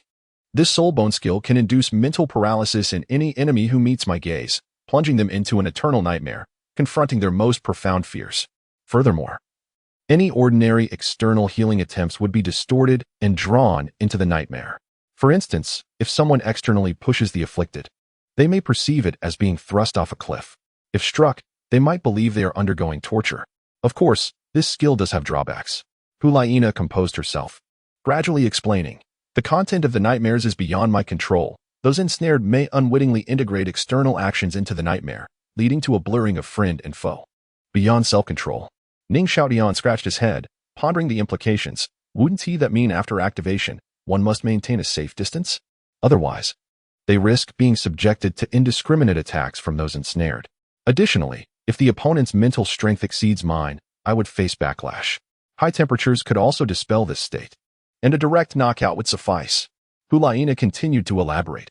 It appears that the formation of this head soul bone is also related to the memories and instincts of the soul beast. Otherwise, this skill would not inherit the spider's fear of high temperatures. Ning Xiaotian fell into deep thought. Why do I feel this skill is somewhat lackluster? Douluo couldn't help but mutter softly. The side effects are rather significant. After using it on enemies, not only do they lose control, but one may also suffer harm. Not to mention the fear of high temperatures and other drawbacks. Upon hearing this, BBDong also frowned. I, on the contrary, believe this skill holds potential. Ning Xiaotian snapped back to reality, raising his head in rebuttal. Imagine if Liena first ensnares the enemy with the Fox Charm skill and then unleashes Nightmare Invasion. If she then casts that individual upon their teammates, should the enemy teammates act blindly in defense? Wouldn't we simply watch as they wreak havoc upon one another, even if they are aware of the skill-S effects, knocking out a teammate? Or perhaps a teammate with a fire attribute martial spirit could generate high temperatures to disperse it. I suspect the duration of that dispersion would be considerable and quite taxing on soul power. Ning Xiaotian was well aware that when Bibi Dong rescued his mother, her blazing sword martial spirit could only momentarily mitigate the poison through intense heat. Moreover, this dispersal effect would undoubtedly depend on the individual mental strength and willpower of the afflicted. Furthermore, those caught in profound fear, releasing soul skills chaotically, would certainly deplete their soul power rapidly. Even if they regain consciousness, their combat effectiveness would be severely diminished. Thus, regardless of the opponent's choices, it seems they would inevitably lose a significant combatant. All we need to do is maintain a necessary distance to avoid confrontation. Having said that, Ning Xiaotian stroked his chin, contemplating the implications if Liena were to attain title Douluo status, deploying the skill on the battlefield. For instance, targeting an enemy title Douluo and then launching them into the enemy formation. Upon hearing this, everyone gasped in astonishment. They were treating the ensnared as a projectile. The potency would be entirely contingent on the strength of the ensnared. Even a standard title Douluo could wreak considerable havoc upon an army formation. Yet, how exhausting would the soul power consumption of this skill be? Unmindful of the astonished expressions of those around him, Ning Xiaotian shifted his gaze back to Liena. As Ning Xiaotian looked at her, Liena emerged from her astonishment and joy, quickly stating, "Xiaotian, I almost forgot. I just tested it. Under the influence of this soul bone, my Fox Charm skill's soul power consumption has decreased by 20. As for the soul bone skill, its soul power consumption is minimal. But the mental power expenditure is substantial. With my current mental strength, I can release it a maximum of 5 times against equally ranked soul masters. Oh, it can actually reduce the soul power consumption of the first soul skill. It stands to reason that other soul skills might also benefit from this enhancement. Liena, this has been a tremendous gain for you, Ning Xiaotian exclaimed with a smile, offering his heartfelt congratulations. Chapter 34. Soul Skill Combinations. Thank you, Xiaotian, who Liena exclaimed with delight, her eyes crinkling into a smile as she nodded repeatedly at Ning Xiaotian. She then turned to Bibi Dong beside her and bowed, saying, "Thank you, teacher." Seeing Hu Liena's joyful demeanor, Bibi Dong felt a sense of gratification and couldn't help but ruffle her hair affectionately. Her gaze then shifted to Ning Xiaotian, and she stated coolly, "Since Nar has already acquired a head soul bone, what about the other soul skills? It is time to discuss their combinations." "Your Holiness, certainly. The reason I had not mentioned it earlier was due to my ignorance of the soul bone's abilities. Now that I am aware, we can proceed with the subsequent soul skill combinations," Ning Xiaotian replied confidently. "Ah, so you had this planned all along?" Bibi Dong felt slightly offended and shot Ning Xiaotian a sidelong glance, letting out a delicate huff, though devoid of malice. Had it not been for her precious disciple's significant enhancement due to the soul bone, Bibi Dong would have been tempted to reprimand Ning Xiaotian on the spot. "Let me explain," Ning Xiaotian began. "Your Holiness, I only came to think of that soul bone after understanding Nana's martial soul and her first soul skill. There are indeed commonalities in their attributes." Bibi Dong nodded slightly, giving Ning Xiaotian a pointed look, and said blandly, "Enough with the pleasantries. Share your insights on Nana's future soul skill configurations." "Yes, Your Holiness," Ning Xiaotian affirmed, then turned to the others. "I believe you all can relate to this. The lower the Soul Master's rank, the less soul power is consumed when releasing soul skills." The group nodded, acknowledging this as a consensus across the continent. "How astute you've all become," Ning Xiaotian mused, realizing that this principle was indeed grasped by any soul master, transcending Yu Xiaojing's theories. "I must refrain from boasting in front of others," Ning Xiaotian continued, somewhat disheartened. "Thus, soul masters typically opt for high-cost performance ratio soul skills in the early stages, ensuring these skills remain viable in the later phases. After all, even if a soul master reaches the rank of title Douluo, the soul skills they can equip are still quite limited." Ning Xiaotian added internally, "Many soul skills rely on sacrifice. Let us consider this as our starting point." After a moment of contemplation, Ning Xiaotian organized his thoughts and continued. "Now that Nana possesses the first soul skill, Fox Charm, and the soul bone skill, Nightmarish Invasion, their combination is already sufficient for control skills in the early stages. The challenge lies in how to enable these two soul skills to activate swiftly. Although both skills are released through the eyes, the effective range." Ning Xiaotian directed his gaze towards Hu Liena. "The optimal release distance is 1 meter. The further one exceeds this distance, the lower the probability of the enemy being affected." Hu Liena pondered before speaking. "As I anticipated," Ning Xiaotian nodded, "given this, it is essential to incorporate a soul skill that allows Nana to surge forward into the enemy's midst. It must consume little soul power while maintaining high practicality. This leads me to consider both teleportation and blink. Between the two, teleportation is the most suitable. I have reviewed records of soul masters possessing these two skills and discovered that while blink is the quickest and most direct, its advance range is exceedingly short. The distance rarely exceeds 3 meters, and the further one travels, the more soul power is consumed. Moreover, it does not allow for multi-stage blinking, unless one possesses a soul bone. This limitation persists even beyond level 70. The soul bone of Xiao Wu is indeed quite desirable." Ning Xiaotian shook his head and continued, "This indicates that if one attempt fails, they might find themselves directly ensnared within the enemy's formation, isolated and in a precarious situation. Conversely, teleportation is different. This soul skill primarily enhances the user's leg strength upon activation, allowing for explosive displacement. The maximum known advance distance can reach 10 meters, and it enables multiple displacements. The specific distance and number of uses will increase with the soul master's rank and physical prowess. This skill offers both offensive and defensive capabilities, boasting a remarkably high ceiling. This type of soul skill typically appears in soul beasts such as the Phantom Rabbit, Lightning Rabbit, Gale Weasel, Unicorn Antelope, Ghost Shadow Leopard, and the Nine Nether Sparrow. Although we can disregard the Nine Nether Sparrow, in summary, there are quite a few soul beasts capable of producing this soul skill. Upon hearing this, the group couldn't help but smile. The nine-nether sparrow, a mere palm's size, is pitch black, thrives in nocturnal environments, possesses extraordinary vision, and is exceedingly rare. Even a titled Douluo would find it challenging to spot one, even with 100 years of cultivation. Indeed, this soul skill is quite fitting. Elder Ju, Elder Gue. You shall accompany Nana to hunt the soul beasts capable of this skill. Remember, it is crucial to confirm that the soul beast can utilize this skill. BBDong promptly commanded. Understood, Your Holiness. Ju Douluo and Gue Douluo responded in unison. Now, Xiaotian, please continue. BBDong nodded, signaling him to proceed. Ning Xiaotian nodded and continued. As for Nana's third soul skill, now that she possesses control and displacement skills, I recommend adding a low soul power consumption offensive soul skill. This is primarily suited for Nana's area control skills, which are all highly consuming. Given the soul master rank, some may not justify the cost. A soul venerable has limited soul power. Casting a control ultimate skill could leave them drained. Or, if they have just utilized a skill, they might find themselves unable to cast another due to lack of soul power. Wouldn't that be quite embarrassing? What Xiaotian says resonates with me. I often watch team matches at the Martial Soul Academy with my brother. And there's a senior soul master I've never seen utilize her third soul skill.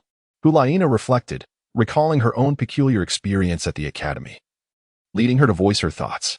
Elder Gue. Bibi Dong glanced at Elder Gue as Liena spoke. Such instances, if frequent, could not be taken lightly. Your Holiness. There are indeed such cases within the Martial Soul Academy, mostly occurring among control-type soul masters.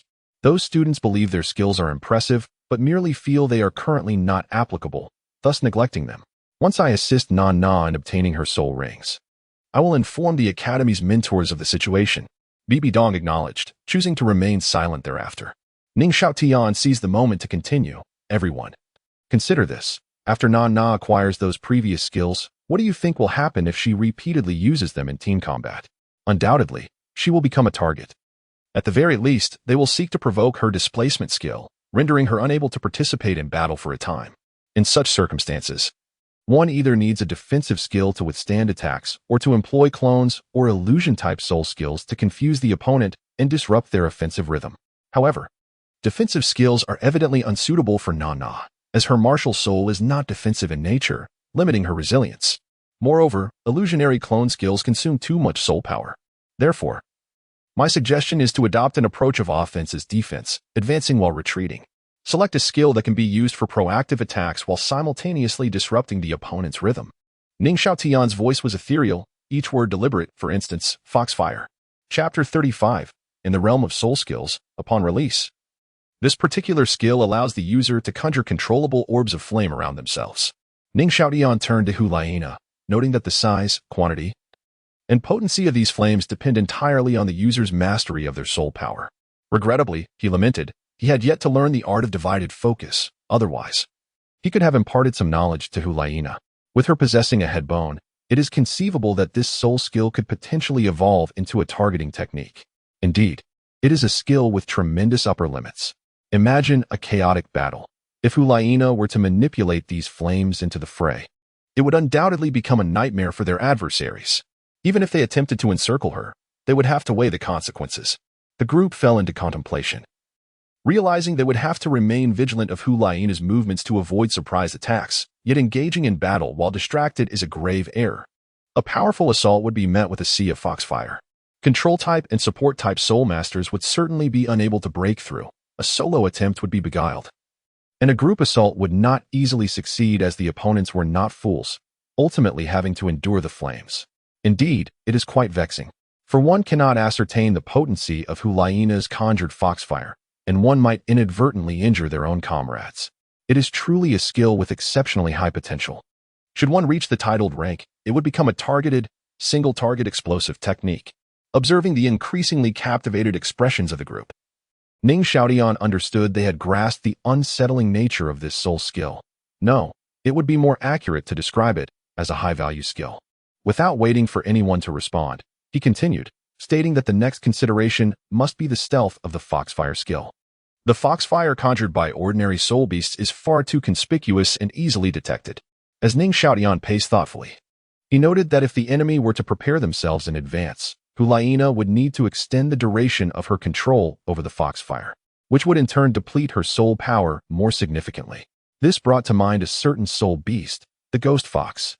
The foxfire conjured by this beast is, strictly speaking, not flame at all, but a special energy with formidable corrosive properties. Accounts suggest that individuals have encountered the soul beast amidst the decaying corpses in the Stardew forest and have been struck by its foxfire. The affected area would heat up and gradually decay, causing excruciating pain. According to the description left by one such individual, it felt as if the foxfire consumed not merely flesh, but one's very life force. Fortunately, that particular soul master was fortunate enough to encounter a ghost fox of merely 100 years of cultivation. After being struck by the foxfire, they managed to frighten the creature away with their own soul power. Subsequently, they severed the corroded portion of their arm and escaped the Stardew forest. This individual later reported the existence of this soul beast to the spirit hall, claiming that the foxfire emitted by the ghost fox appeared transparent, with a faint green hue when ignited. In the forest environment, it is exceedingly difficult to discern, leading to the unfortunate circumstance of the soul master being caught off guard. Described as having ash-gray fur, luminous blue eyes, and a voice reminiscent of an infant's wail, this is how the soul master characterized the ghost fox, which is also the origin of its name. Most importantly, there are recorded sightings of the soul beast within the Stardew forest, with the ghost Douluo having previously documented such encounters. Raising his gaze, Ning Xiaotian looked towards the ghost Douluo. It would be plausible to encounter one if one were to lie in wait near decaying corpses, provided fortune smiles upon them. Moreover, the ghost fox possesses keen perceptive abilities, and one must exercise caution regarding its foxfire skill. Prudence is essential to avoid any lapses in memory from the team leader, ensuring that Liena does not unwittingly suffer from this foxfire. Indeed, what you say is true, the ghost Douluo remarked, as you are all aware of my martial spirit. I have indeed waited in such environments in search of suitable soul rings. However, the ghost fox I encountered was of too low a cultivation level and thus, I let it go. Ignoring the odd glances from the group, he added nonchalantly, it is entirely normal for my ghostly martial spirit to guard corpses. Seeing no dissent among the group, Ning Xiaotian pressed on. As for the fourth soul skill's soul beast, I recommend the mirror shadow beast. This soul beast is adorned with scales that resemble mirrors, capable of reflecting the surrounding environment to create illusions, thereby concealing itself. It also possesses a duplication skill that allows it to generate phantom copies within a certain range, making it appear as if there are multiple mirror shadow beasts to win. In fact, there is only one. Both skills are exceedingly practical. The first skill's ability to reflect the environment, if developed to its utmost potential, could indeed achieve an invisibility effect, rendering it undetectable by mere physical means. This would significantly enhance the accuracy of Liena's fox charm and soulbone skills, while also serving as a critical life-saving measure. Furthermore, by reflecting the surrounding environment, one could create advantageous illusions for our side, causing the enemy to experience visual disorientation and rendering them incapable of discerning our positions, an exceptionally potent crowd control skill. This technique should not require excessive soul power, nor is it demanding in terms of mental acuity, yet its upper limit is vast, albeit intellectually challenging to develop. Environmental analysis, optical principles, soul power control, and mirror projection, just the thought of it sends shivers down Ning Xiaotian's spine. The second duplication skill allows for the creation of multiple copies to confuse the opponent's judgment, serving as a commendable life-saving technique. When employed wisely in team battles, it can yield impressive crowd control effects. If luck is on one's side, the duplicates may be controlled by the original, possessing a degree of combat capability, which could then be used directly in battle, such as approaching an enemy and self-destructing. Self-destruction. Liena gasped in surprise, her mouth agape. Such a maneuver exists? The previous explanations had already left her bewildered. The concepts of invisibility and visual disorientation were beyond her comprehension, and now this notion of self-detonation left her utterly perplexed. This should indeed be feasible, Ning Xiaotian reasoned. As the duplicates are under the control of the original, one could easily condense a soul power seed within a copy and then command it to explode. The only prerequisite is that one must acquire this soul skill. Liena fell into silence. Who could say whether it was attainable or not?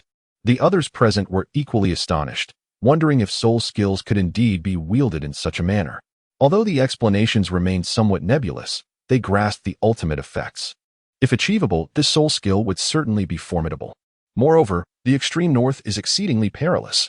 One might encounter soul beasts with 10,000 years of cultivation, Great caution must be exercised when hunting the mirror shadow beast. Ning Xiaotian was well aware of several fearsome creatures residing in the extreme north and felt compelled to issue a warning. Rest assured, I shall personally lead the expedition. BBDong affirmed, acknowledging Ning Xiaotian's counsel, for the extreme north is indeed fraught with danger. And what of the subsequent soul skills? BBDong inquired further. For the fifth soul skill, I strongly recommend hunting a soul beast known as the Purple Spirit Wolf. This soul beast can emit a wave of mental energy that debilitates any affected enemies, causing a significant reduction in their speed, strength, and reflexes. Most importantly, this skill can be deployed over a wide area or targeted at an individual. The appearance of this soul beast resembles that of a wolf, albeit slightly smaller. With striking dark purple fur, a flattened snout, and small eyes, accompanied by notably short front legs. Chapter 36, Soul Skill Combination Cough. It has that rather lewd appearance. This soul beast is exceedingly rare, primarily relying on wolf packs for survival, making it a key protected species. There was once a group of soul masters who encountered a wolf pack. Before they even engaged, they felt an overwhelming weakness throughout their bodies. They soon realized it was due to the purple spirit beast lurking behind them, for they were well aware that the earth wolf possessed no such ability. Fortunately, the earth wolf excels in defense and is not particularly swift. Otherwise, the team of soul masters would likely have faced total annihilation. As for how to locate such soul beasts, perhaps a thorough search of all areas where wolf packs roam might yield a few encounters. Ning Xiaotian, feeling a bit guilty, instinctively touched his nose and continued. Moreover, any soul beast protected by a formidable wolf pack should possess at least 10,000 years of cultivation. In summary, a comprehensive search is in order. Let us hope for the best. Night North Marquis. Please have someone compile a record of the locations where wolf packs are found across the continent. Simultaneously, notify the heads of various branches to discreetly send people to search and track these beasts, and seal any records pertaining to such soul beasts. The effect of this soul skill is incredibly potent. BBDong's expression turned serious. If an adversarial force were to inadvertently absorb a soul ring from it, it would pose a significant threat. Should we eliminate them all? BBDong mused silently. Indeed. The Night North Marquis is direct in his speech. Settled. Ning Xiaotian raised an eyebrow, quite pleased. If Liena could truly obtain such a 10,000-year soul skill, he couldn't fathom how Shrek Academy would succeed in the Soul Master competition against the Spirit Hall. Unless Xiaowu sacrifices Tang San in advance. Sacrifice Xiaowu? It seems this matter must be prevented. Xiaotian, what about the soul ring behind Na-er? After BBDong finished her arrangements, she immediately inquired about Liena's subsequent soul skill combinations, growing increasingly curious about Ning Xiaotian's plans. Well, the soul beast required for the sixth soul ring may be even rarer than the purple spirit beast. BBDong paused, casting a glance at Ning Xiaotian, biting her silver teeth and suppressing her emotions, murmuring to herself, "It's all for my precious disciple. I shall not be angry. Speak." BBDong tightened her grip on her scepter. Ning Xiaotian wiped his pant leg to remove the sweat from his palms. His expression grave as he said, "This soul beast is called the Silver Shadow Beast. It does not possess particularly powerful skills, but it has an exceptionally formidable innate soul skill. Transcription." Pausing, Ning Xiaotian surveyed the intrigued faces around him and continued. This soul skill allows the wielder to replicate any soul skill of their opponent, excluding their true martial spirit. It is limited only by one's cultivation level, with a full release of its power. What? The crowd gasped in shock. Such a soul beast and soul skill truly exist. Could it not mean that a soul emperor could directly unleash the ninth soul skill of a title Douluo? The years of soul rings absorbed by a title Douluo are incomparable to those of a soul emperor, and the potency of the soul skill is even more significant, even if it is a weakened version. Xiaotian, are you certain? BBDong furrowed her brow, asking solemnly. I'm certain. Have you ever witnessed a soul beast utilizing the sword martial spirit as soul skill to release sword energy? That soul beast did just that. At the time, the soul master with the sword martial spirit was equally astonished, frightened enough to flee, returning to tell his friends, who questioned his sanity. I stumbled upon this account in the library, recorded as a story. It described how, after unleashing the skill, the opposing soul beast retaliated with the exact same skill. Thus, I believe that Soul Beast possesses the transcription skill and replicated the soul skill the moment the sword master activated it. I speculate that the prerequisite for replication is that the enemy must first release their soul skill. Moreover, even if a soul ring is absorbed. There should be a limit to the number of times it can be copied. Ning Xiaotian spoke calmly, noting that these details were explained in the second volume. He was merely a messenger.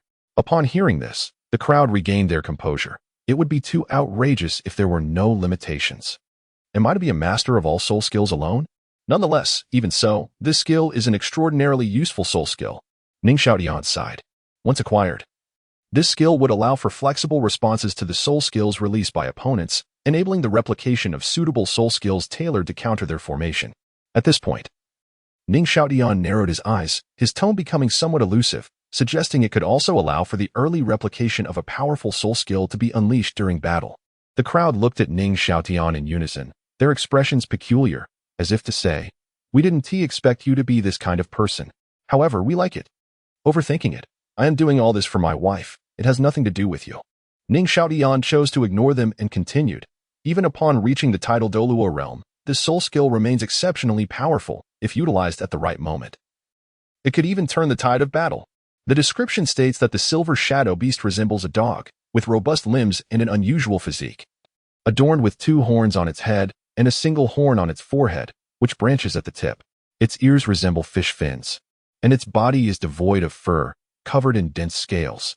It inhabits the mid-level of the Tiandou forest and is a carnivorous soul beast. There are no other significant records, making the search rather challenging. In truth, the book in the treasure house contained only a few fragments. Yet it convinced Ning Xiaotian that such a soul beast exists within the Tiandou forest. The protagonist of the sequel, Hui Yuhao, once hunted the soul beast. Though at that time, the silver shadow beast was already on the brink of extinction. Now, it is not 10,000 years later. It should still be possible to find the soul beast. Your Holiness, we must prepare early regarding the silver shadow beast and record its locations in advance. Searching for such soul beast is not only time-consuming but also relies on a bit of luck. Indeed, I will ensure this matter is arranged properly. Upon hearing BBDong's agreement, Ning Xiaotian continued. For Na, Res 7th soul ring. I believe we should follow your previous plan since the soul skill of this soul ring is a fixed martial spirit true form. As for the 8th soul skill, I feel it needs to be paired with a skill capable of inflicting severe damage on enemies. The most suitable one I can think of is Soul Impact. This is an exceedingly domineering soul skill that can directly harm the enemy's soul, delivering a heavy blow. The soul beast that possesses this skill is the Nightmare Beast. This creature resembles a horse, is pitch black in color, covered in scales, with a sharp horn atop its head. This soul beast is extremely ferocious. Once struck by its soul impact skill, those with weak mental fortitude will suffer from severe hemorrhaging and die in a tragic manner, while those with strong mental fortitude will endure excruciating headaches, possibly leading to mental collapse and dementia, even if one survives the soul impact. Its sharp horn serves as a deadly attack, capable of piercing through an opponent's body with rapid charges. Fortunately, its soul impact is a single-target skill. Your Holiness can simply dispatch a team to search while remaining vigilant to increase the chances of a successful hunt. This soul beast can only be found in the core region of the Tiandou forest, so caution is imperative during the search. At this point, Ning Xiaotian paused. In fact, he believed there was an even better choice of soul beast, although that one might be rather difficult to handle. Nevertheless, mentioning it should pose no issue, as that soul beast's soul ring would indeed suit Bibi Dong perfectly. Now, Bibi Dong's second martial spirit shouldn't be fully equipped with soul rings, right? Ning Xiaotian glanced at Bibi Dong, inwardly contemplating. If Bibi Dong could successfully hunt it, it would also cut off Tang San's opportunity. Quite good. As for the heavenly dream ice silkworm, that thought is beyond consideration.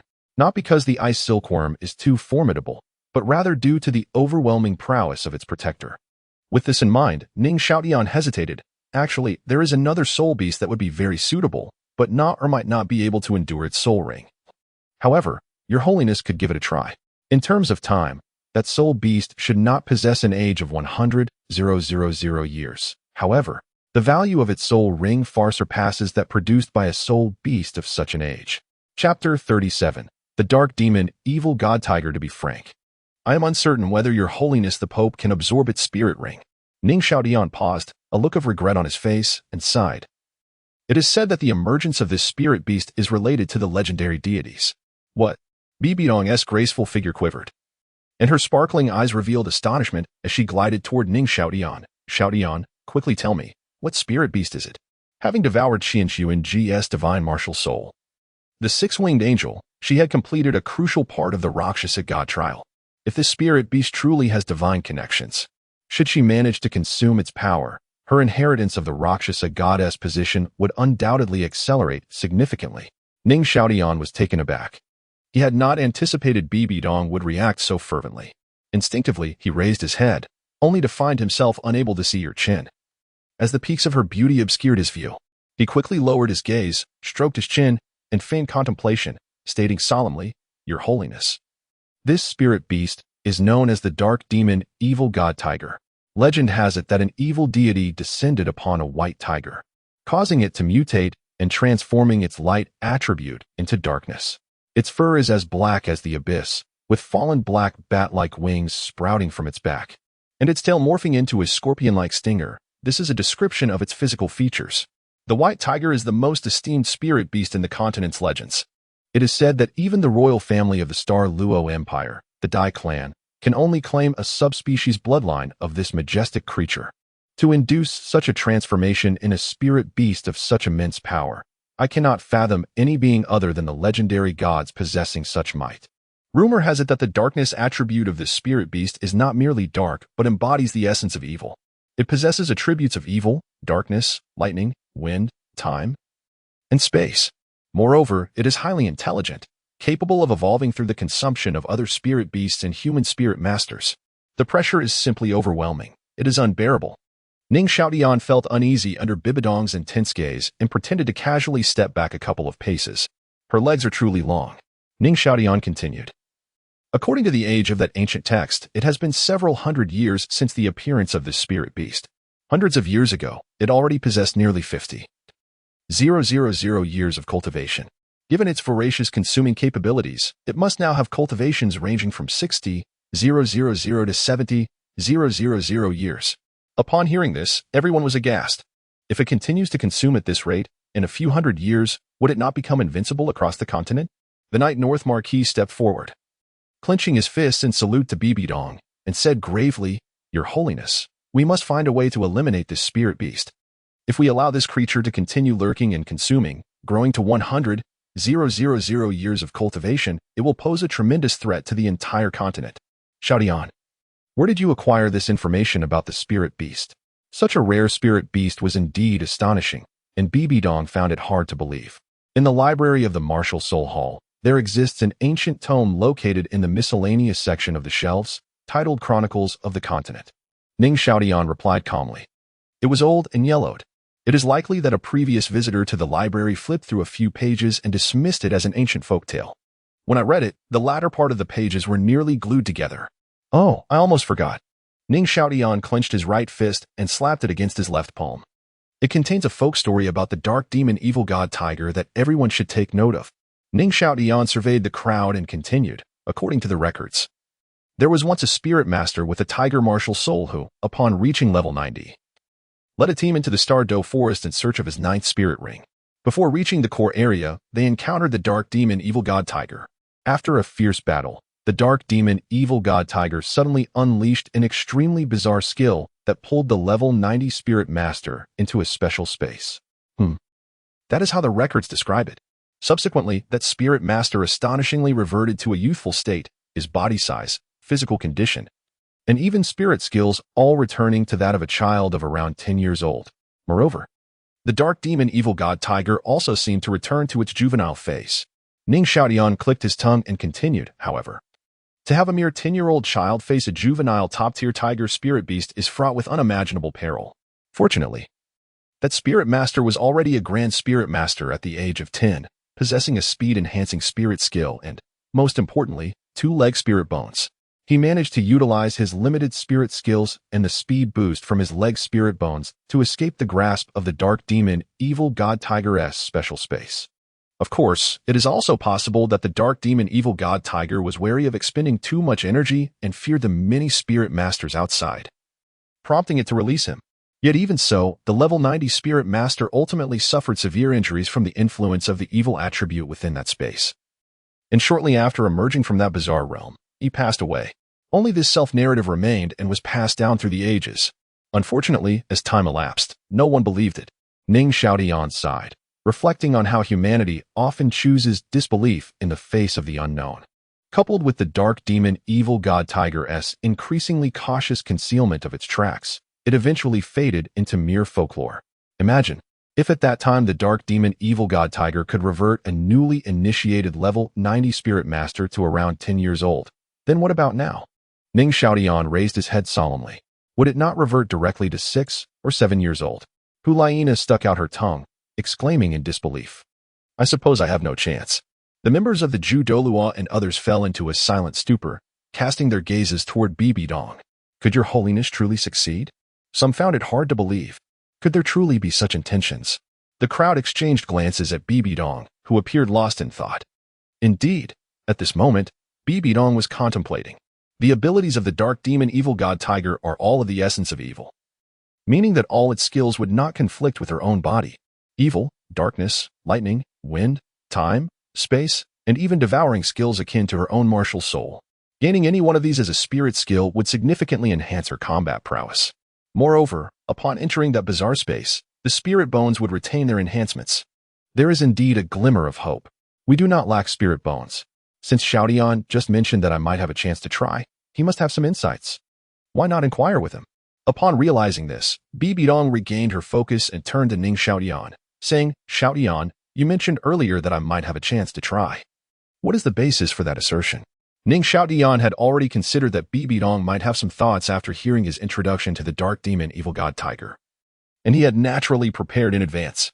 Puffing out his chest, Ning Xiaotian confidently declared, Your Holiness, I have two primary bases for my assertion. Chapter 38. BBDong's Fury. Firstly, I pondered why the dark demon evil god tiger did not directly revert that soul master to the age of 6. Would that not have been a more straightforward approach? Victory would have been assured. Yet, it did not happen. Hence, I can confidently assert that the peculiar skill of rejuvenation possessed by the dark demon evil god tiger is undoubtedly related to the disparity in cultivation levels between the combatants. The soul master who previously battled the dark demon evil god tiger was at level 90, yet he had not acquired a soul ring, which means, in essence, he remained merely a soul fighter. At that time, the cultivation level of the dark demon evil god tiger was also less than 50,000 years, indicating that the difference in their powers was not substantial, which is why the soul master was only reverted to around the age of 10. I am uncertain of your holiness the Pope's current cultivation level, but I suspect it must surpass that of an ordinary title Douluo. This young man is no simpleton. Bibi Dong narrowed her beautiful eyes and cast a glance at Ning Xiaotian. Since she devoured Qian Renxue, she had never displayed her prowess to the outside world. Who was praising this handsome fellow? Ning Xiaotian shuddered inexplicably, clenched his fist to steady himself, and continued.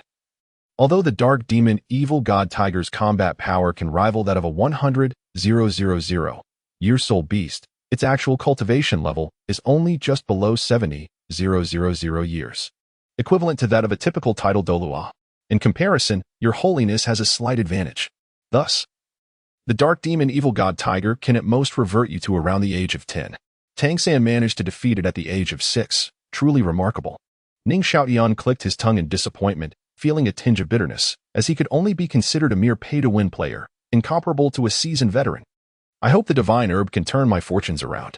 Ning Xiaotian sighed internally and continued, most importantly.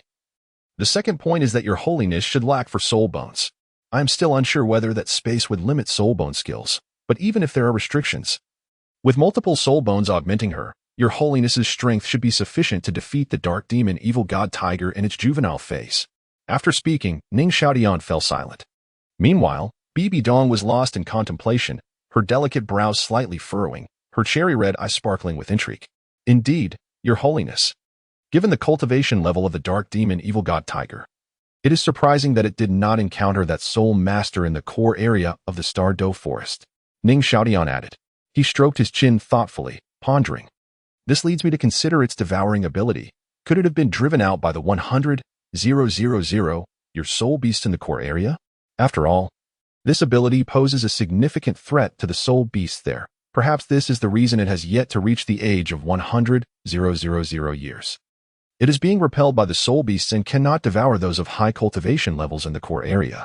Thus, if your holiness were to hunt the dark demon evil god tiger, those soul beasts in the core area would not only refrain from intervening, but might even provide guidance. Bibi Dong's eyes lit up as she reached out to pat Ning Xiaotian's head, expressing her satisfaction. It is rather unrealistic for soul beasts to guide human soul masters. But if the dark demon evil god tiger could be located without venturing into the core area, it would significantly reduce the difficulty. Moreover, if other soul beasts do not intervene, the external threats to her confrontation with the dark demon evil god tiger would be nearly non-existent. However, even then, it would not be so simple. Searching for it is still a hassle. Sending ordinary soul masters to find the dark demon evil god tiger would be akin to offering them as sacrifices. At the very least, a title Douluo is required. But there are so few title Douluo among her subordinates. Seeking assistance from the worship hall? Forget it. It seems that patience is necessary at this moment. Nonetheless, Bibi Dong withdrew her hand from Ning Xiaotian's head and returned to her main seat. Contemplating, it might be worth mentioning this potential threat to the continent to Qian. The worship hall cannot afford to ignore such an issue. And even if they do not assist, it would still be fulfilling her duty. I have other plans for this matter. Xiaotian, why don't you discuss the configuration of Naer's final soul skill? The sooner we decide, the sooner Naer can begin hunting for soul rings. Bibi Dong did not wish to delve further into the topic of the dark demon evil god tiger and spoke to Ning Xiaotian in a calm tone. Yes, your holiness. Ning Xiaotian, feeling treated like a pet, could only silently adjust his hairstyle and continued, now that Naer has obtained her 8th soul skill. Even if she encounters an opponent she cannot resist, escaping should not pose a problem. However, what if? Thus, I propose that Naer should select a powerful life-preserving skill for her 9th soul skill, preferably one that possesses restorative properties. As for defensive skills, even an invincible body technique, if its duration is too brief, would merely delay death. Guarding the corpse is a fundamental ethical obligation for every gamer in my previous life. Ning Xiaotian shook his head, lamenting the absence of smartphones, computers, and the internet in this world. He was just a fraction away from reaching the pinnacle of gaming. Moreover, Naer already possesses formidable displacement skills. As long as she is adequately equipped with soul skills and not severely injured, she can escape in a remarkably short time. At that moment, the significance of restorative skills would become apparent. After speaking, Ning Xiaotian sighed, lamenting the scarcity of soul beasts that produce restorative skills, let alone those of exceptionally high age. Shrugging helplessly, Ning Xiaotian remarked, as of now, I do not have many good options available. There is demand, yet no source of supply. He felt utterly despondent. Xiaotian, do not fret. It is still a long way until I reach level 90. We have ample time to search for suitable soul beasts. Liena hastily comforted Ning Xiaotian, noticing his low spirits. Indeed, becoming a title Douluo is no simple feat. Bibi Dong also could not help but sigh. Even with her exceptional talent, it took her nearly 40 years to attain the rank of title Douluo. Liena is only 9 years old. She still has plenty of time. Douluo wore a complex expression. He was already well over 50 when he reached the title Douluo realm. On the other hand, Douluo remained indifferent, merely observing Ning Xiaotian with a hint of concern. Knowing that the Seven Treasures Glazed Tile sect's innate martial spirit had inherent flaws, and no one had managed to break through to level 80 for many years. With this thought, Douluo quickly shifted the topic, speaking in a gentle tone, Disciple, we shall discuss Naer's matters later. Your performance today has truly astonished me. As he spoke, he did not hesitate to give a thumbs up, his tone brimming with pride, as he had not anticipated that in merely a few months. Your understanding of soul beasts and martial spirits would deepen so profoundly. In my recollection, only Yu Xiaojang, who published the top 10 core competencies of martial spirits theory over 20 years ago, could be considered your equal. Teacher, are you referring to Yu Xiaojang? Ning Xiaotian scoffed, curling his lip in disdain, entirely disregarding Bibi Dong beside him. He is someone I do not wish to emulate, nor will I ever become like him. What do you mean by that? Douluo instinctively asked. Oh no. Douluo jolted in realization and quickly covered his mouth, casting a furtive glance at Bibi Dong. As expected, Bibi Dong's delicate brows furrowed, her gaze ablaze with ire, fixated upon Ning Xiaotian. She is furious. The kind that cannot be soothed. Chapter 39. What is Yu Xiaojang trying to prove? Ning Xiaotian turned a blind eye, redirecting his gaze toward teacher Douluo. I have perused Yu Xiaojang's theory on the 10 core competencies of martial souls. In my opinion, it can only be regarded as a piece riddled with flaws. A theoretical dispute? Bibi Dong's eyes flickered as she glanced at Ning Xiaotian, choosing not to elaborate further. It is only natural for a child who has recently learned something to exhibit a competitive spirit. Moreover, she harbored considerable confidence in Yu Xiaojang's theoretical knowledge. believing he could not possibly be inferior to a mere child. Tiana, many individuals across the continent have validated Yu Xiaojiang's theory. Are you truly suggesting that such a work is merely a poorly constructed piece? Zhu Douluo expressed his astonishment. Ning Xiaotian raised an eyebrow. As a proponent of keyboard culture, having now accessed the libraries of the two dominant factions in Douluo Continent, he felt no fear in debating anyone on theoretical grounds. Today, no one shall hinder my attempts to showcase my prowess. With hands clasped before him and chin resting upon them, he feigned deep contemplation. Teacher, I recall Yu Xiaojiang's famous saying, there are no useless martial souls, only soul masters who cannot cultivate. But what about him? Does he not possess a martial soul? I believe it is called Luo San Pao, yet I have heard that his soul power has stagnated at level 29 for nearly 20 years. Is he not contradicting himself? Bibi Dong's expression faltered. How did I not consider this before? Douluo scratched his head, appearing enlightened. Ning Xiaotian pressed on, eloquently articulating his thoughts. Furthermore, he states that there are only tool martial souls and beast martial souls, and nothing else. This is an egregious error. What if a martial soul is a part of the human body? Does he classify humanity among soul beasts? Is he attempting to oppose the entire human race? Ning Xiaotian emphasized, if it were up to me, I would prefer to refer to such martial souls as embodiment martial souls, for they inherently belong to the human form. Additionally, the founder of the martial soul hall possesses a humanoid martial soul, known as the six-winged angel martial soul, whose bearer is said to have ascended to divinity. Can this be classified as a beast martial soul? Is Yu Xiaojiang blaspheming against the divine? Neither a tool nor a beast, but divinely granted. I believe the term divine martial soul is far more fitting. Moreover, elements such as earth, fire, ice, storm, lightning, light, darkness, and even life. To categorize these elemental forces of nature as tool or beast martial souls is truly laughable. Elemental martial souls would be a far more appropriate designation, would it not? Furthermore, he claims that tool martial souls predominantly serve as support. Ning Xiaotian scoffed, finding this assertion utterly ridiculous. Blades, swords, spears, staves, hammers, even hoes, sickles, and embroidery needles. Which of these commonly found implements cannot be wielded as weapons? Are these tools classified as mere support martial souls? What of the Haotian hammer? How about the seven killing sword? Or the soul breaker spear? Each is renowned for its might. As for Yu Xiaojiang's other theories, I have no desire to discuss them further. There are simply too many fallacies. Speaking extensively will only make me appear as foolish as he does. Ning Xiaotian waved his hand dismissively, his expression one of disdain. I can only say that such a flawed theory dares to be presented to others. If anyone were to teach these erroneous ideas to young children, it would surely lead them astray. Am I mistaken in my assertions? Feeling relieved, Ning Xiaotian paused, raising an eyebrow as he surveyed the crowd with a look of feigned bewilderment. To be invincible is to be so very lonely. The onlookers, including Zhu Douluo, stared in wide-eyed astonishment, mouths agape and utterly speechless. BBDong's expression was complex. Her cheeks flushed crimson as her right hand clutched her scepter tightly, turning pale. Her lips parted slightly, staring at Ning Xiaotian, yet she found herself at a loss for a rebuttal. Meanwhile, Liena, standing nearby, had transformed into an adoring fan, gazing at Ning Xiaotian with starry eyes, completely captivated by him. Ahem. Tiana indeed speaks with reason. Zhu Douluo finally regained his composure, blinking awkwardly. As for Yu Xiaojiang himself, I have never met him. I merely know of certain accounts regarding his deeds, and I have harbored some doubts in my heart. Ning Xiaotian gently stroked his chin, appearing contemplative, yet hesitating to elaborate. Does Ning Xiaotian possess knowledge of Xiaojiang's whereabouts? Or has the Seven Treasures Glazed Tile school uncovered some hidden truths from the past? Bibi Dong's gaze sharpened as she looked at Ning Xiaotian, her expression grave, an icy chill creeping into her heart. Oh, what intriguing doubts do you harbor? Pray do share.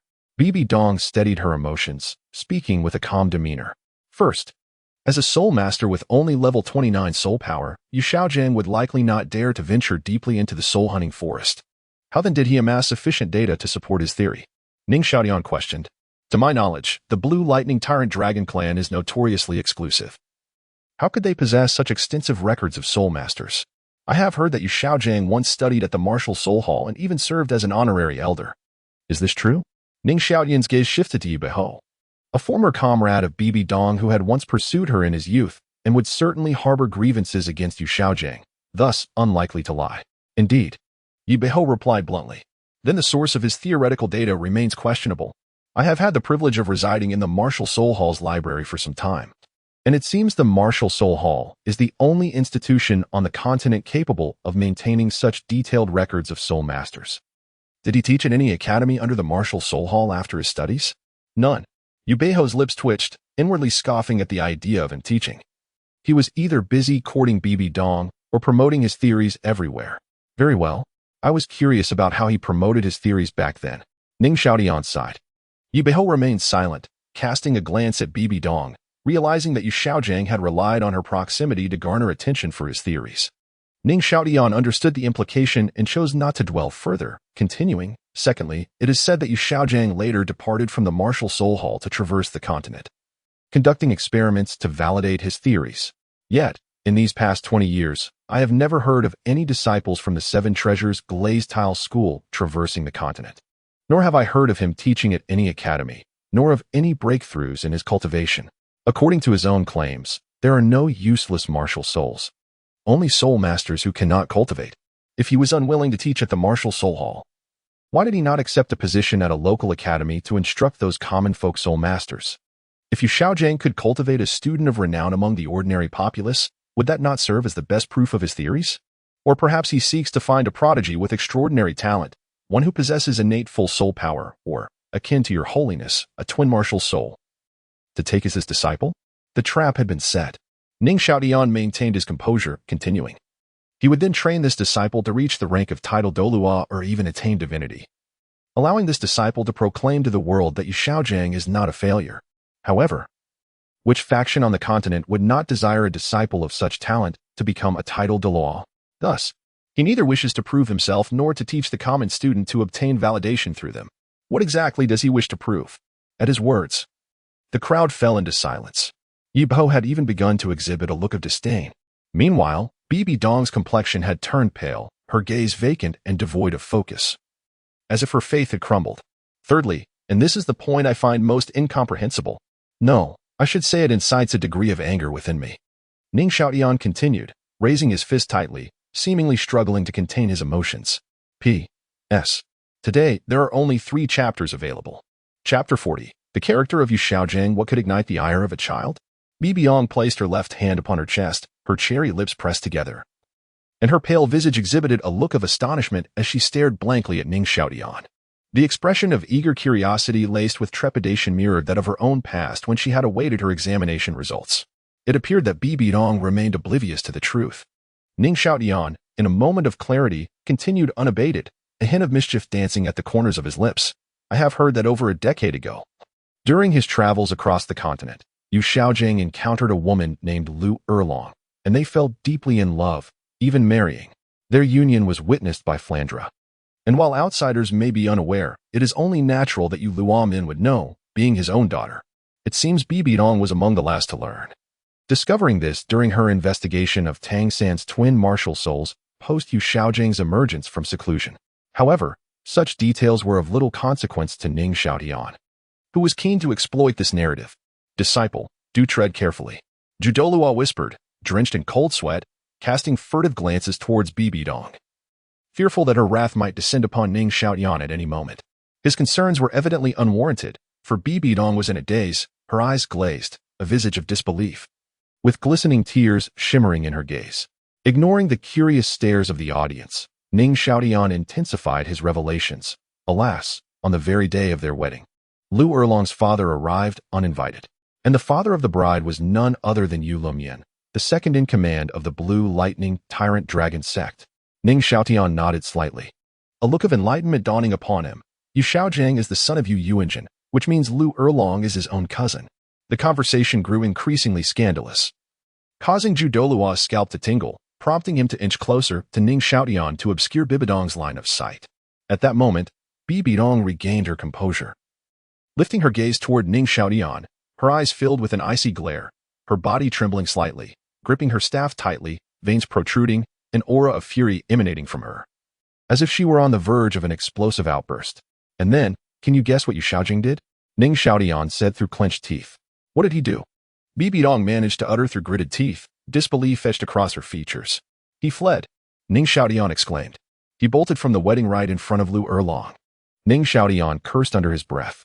How reminiscent it was of her own experience when Yu Xiaojiang had left her so abruptly. BBDong's taut form sagged, her breath faltering. Her left hand pressed against her chest, her shoulders slightly hunched, her right hand resting against her staff, appearing precarious. "Teacher," Liena exclaimed in surprise, rushing to support BBDong's left shoulder. Douluo, Douluo, and Yi Beiho exchanged glances, their eyes shimmering with a cold glint, silently vowing that if given the chance, they would ensure Yu Xiaojiang experienced the harshness of reality. With BBDong previously in the middle, they had refrained from action, but now their gazes turned toward Ning Xiaotian, eyes brimming with hope, as if urging him not to halt, to hasten his revelations. "Teacher is fine." BBDong straightened herself, gently patting Liena's head while fixing her gaze on Ning Xiaotian, her expression a mixture of sorrow and confusion. As a woman herself, she could empathize with the potential plight Lu Erlong faced, and she shared in the heartache that came with it. Such a deep obsession. Ning Xiaotian mused. Unrequited love is truly terrifying. No, he could not pause. Today, he must dismantle BBDong's emotional barriers, for if he did not, she might shatter his own heart tomorrow. Intensifying his resolve, he feigned an irate demeanor, snorting. Did he ever consider the societal pressures that this Lu Erlong would face after his flight? A wayward, illegitimate daughter? A shameless seductress tempting her own cousin? Why did he choose that moment to flee?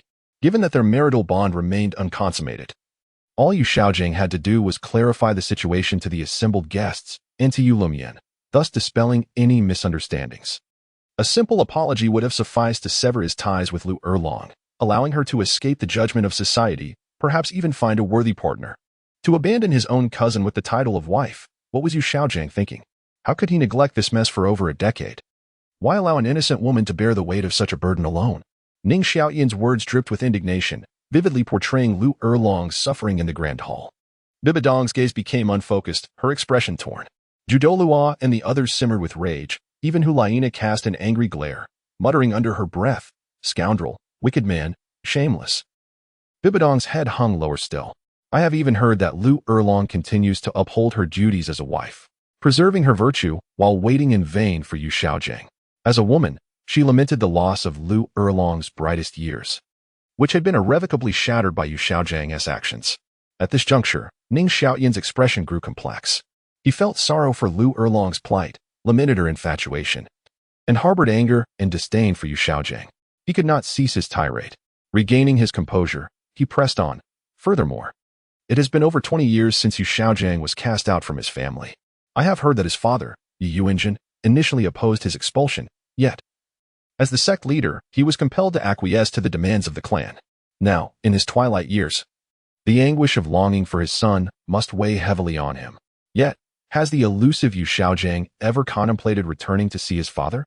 With a decisive step forward, Ning Xiaotian surveyed the crowd, his fists clenched against his chest as he declared, "If you were to ask me how I would assess him, I would say, above all, Yu Xiaojiang is a most unfilial son. Moreover," Ning Xiaotian raised his voice, "he is also a man unworthy of trust. Were I to have a daughter, I would never allow her to marry such a man. I would sooner have her wed a man with multiple wives, provided he could shoulder his responsibilities and treat them all with equal care. A man who would never abandon, never forsake, and could lay down his life for his beloved when the time calls for it, instead of marrying a man like Yu Xiaojiang who, to prove his defiance and uphold his fragile pride, shirks responsibility, abandoning both his father and his wife. Regardless of the reasoning, such behavior is unbecoming of a man." At this point, Ning Xiaotian's thoughts drifted to his father, Ning Fengzhi, a devoted husband and father. Reputation, or rather, the need to validate oneself. How crucial is it? My father, as the leader of the Seven Treasure Glazed Tile School, possesses a reputation that resonates throughout the continent, Ning Xiaotian declared proudly. Raising his chin, Ning Xiaotian surveyed the assembly, proclaiming with pride, but did he ever concern himself with his own reputation? Did he ever prioritize his ego? Did he ever abandon his wife?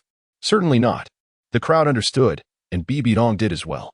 If Ning Fengzhi valued such trifles, he would never have chosen to ally with the Spirit Hall, knowing full well this decision would invite scorn from his current allies in the future. If he cared, he would not have borne the cost of having BBDong treat his wife. Have I been mistaken all along? BBDong's gaze dimmed as she reflected inwardly, questioning whether the man she had clung to for so many years truly deserved her devotion. Perhaps I am the one refusing to confront reality? At this moment, BBDong was engulfed in a whirlwind of thoughts. Just then, Ning Xiaotian's final question reverberated like a heavy hammer striking the ground. What kind of person do you all believe Yu Xiaojiang truly is? How should I evaluate him?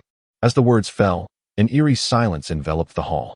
He starts with chaos and ends in abandonment. Without hesitation, Liena spoke candidly. Well done. Ning Xiaotian cast a subtle glance at Liena, conveying his approval in a manner that implied a resounding 521 praises. The others exchanged glances, and soon.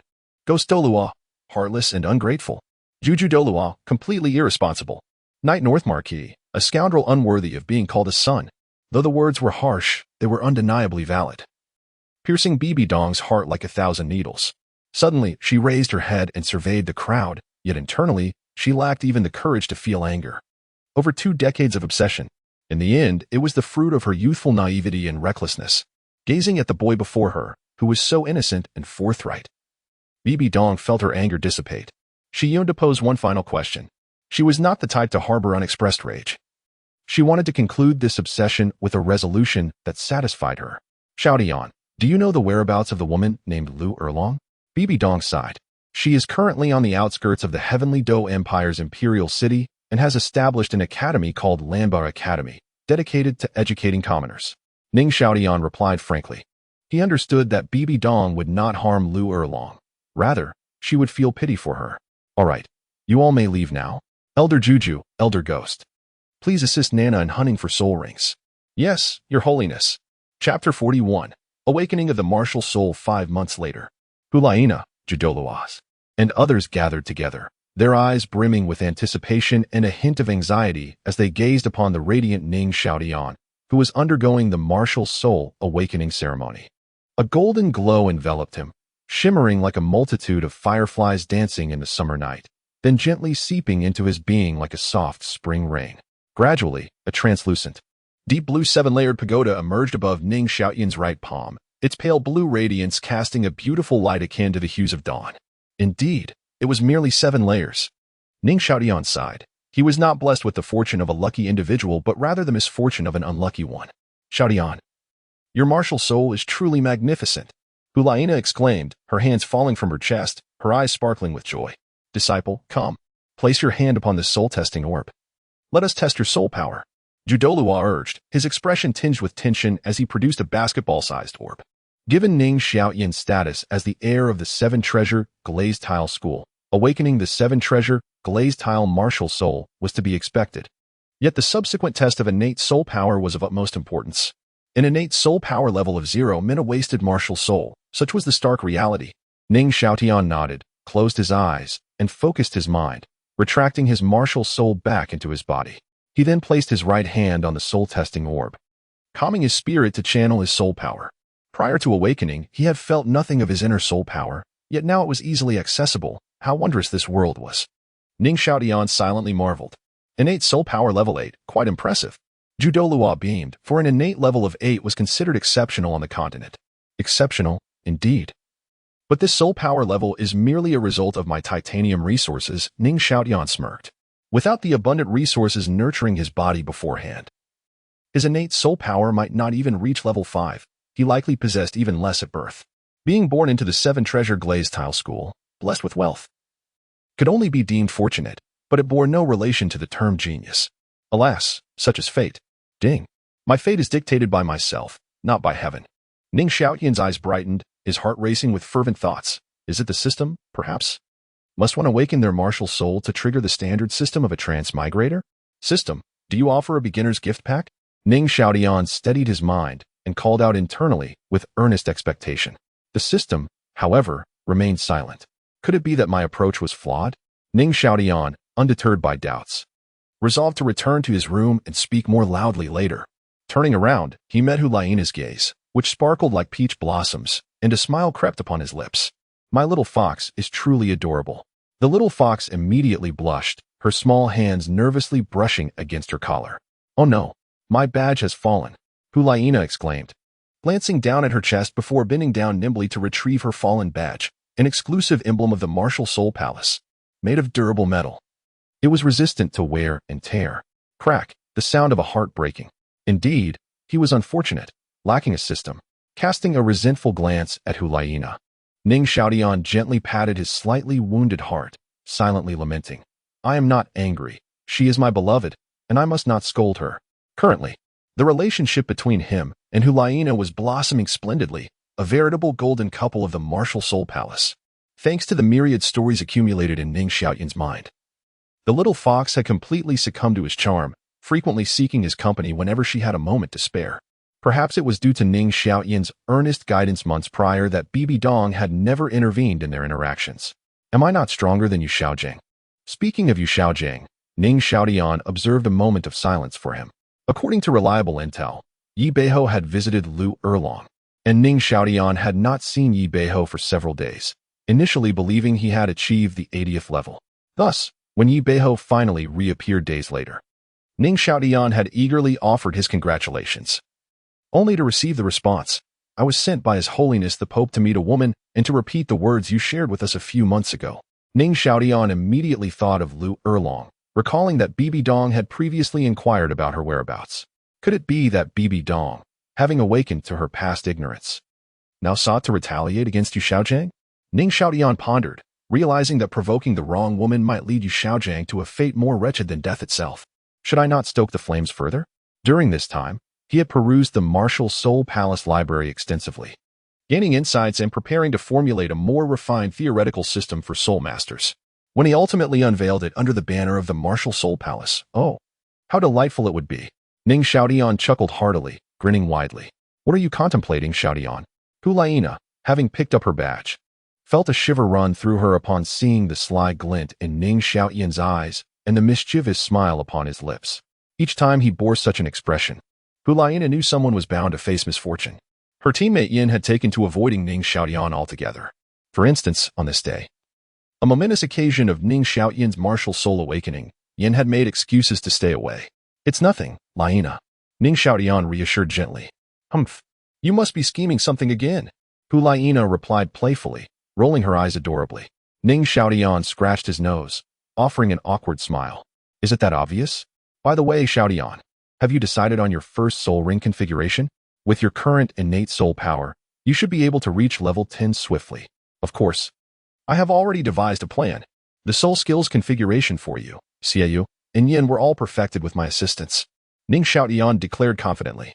The configurations for Xiaoyu and Yin had been arranged with the help of the Ghost Elder, as Ning Xiaotian's arrangement for Liena had even impressed this title Douluo. 1 sheep is herded, 3 sheep are herded. Naturally, Ning Xiaotian agreed to assist, as Xiaoyu and Yin were Liena's teammates. Once he acquired his first soul ring, he would return to the Seven Treasure Glazed Tile school. The cooperative relationship between the sect and the Martial Soul Palace had yet to be made public, and the two would likely have to wait a long time before meeting again. During this interim, Ning Xiaotian hoped Xiaoyu and Yin would look after Liena for him. My first soul skill will come from hunting the Gale Wolf. Its soul ring can produce skills that enhance speed. In the early stages, I feel that speed is paramount. Ning Xiaotian mused, stroking his chin thoughtfully. Acceleration, swift movement, stability. Indeed, Xiaotian, you speak wisely. Liena nodded eagerly, her beautiful eyes twinkling like crescent moons. It was a widely accepted notion on Douluo Continent that the first soul skill should be one of support from the Seven Treasure Glazed Tile school. She certainly did not wish to see Ning Xiaotian harmed. Speed was indeed an advantageous asset. P.S. That's all for today. I shall make it up tomorrow. Chapter 42. Let us arrange flowers, Nana. My martial spirit has awakened. Ning Xiaotian gently said to Liena, overlooking the numerous 24-watt light bulbs. Today is a day of rest. Let us go outside to arrange flowers. Absolutely. Yes. Liena's eyes sparkled as she seized Ning Xiaotian's arm and swayed back and forth. How soft. Ning Xiaotian mused, instinctively glancing down at the little fox, noting her subtle growth. With cheerful steps, Ning Xiaotian was led outdoors. He could only raise his right hand and wave it behind him, calling back, "Then we shall depart." Stepping through the door, they made their way to the back of the courtyard, their secret base lying ahead. The harsh winter had passed, and the gentle spring breeze was upon them. The flowers there were already budding, ready for their artistry. This was indeed the perfect time for flower arranging and crafting beautiful displays. As the breeze whispered softly, the green branches swayed. Walking along the shaded path, Ning Xiaotian felt a refreshing chill envelop him, tightening his grip on the warmth in his hand. He glanced down, and they exchanged a smile, continuing their journey forward. The flower branches reached knee-high, their tender leaves newly unfurled and glistening. The bashful flower buds danced in the wind, swaying towards the sun, occasionally brushing against their fingertips. Their pace was leisurely, hands swaying as they walked, stopping occasionally to admire the scenery. They traversed hills and crossed streams, eventually arriving at the Valley of Primroses, where the intoxicating buds awaited them. One patch after another lay separated by paths. The pure sunlight illuminated the scene, casting a colorful glow upon the flowers and leaves, as though they had donned a gossamer gown of silver.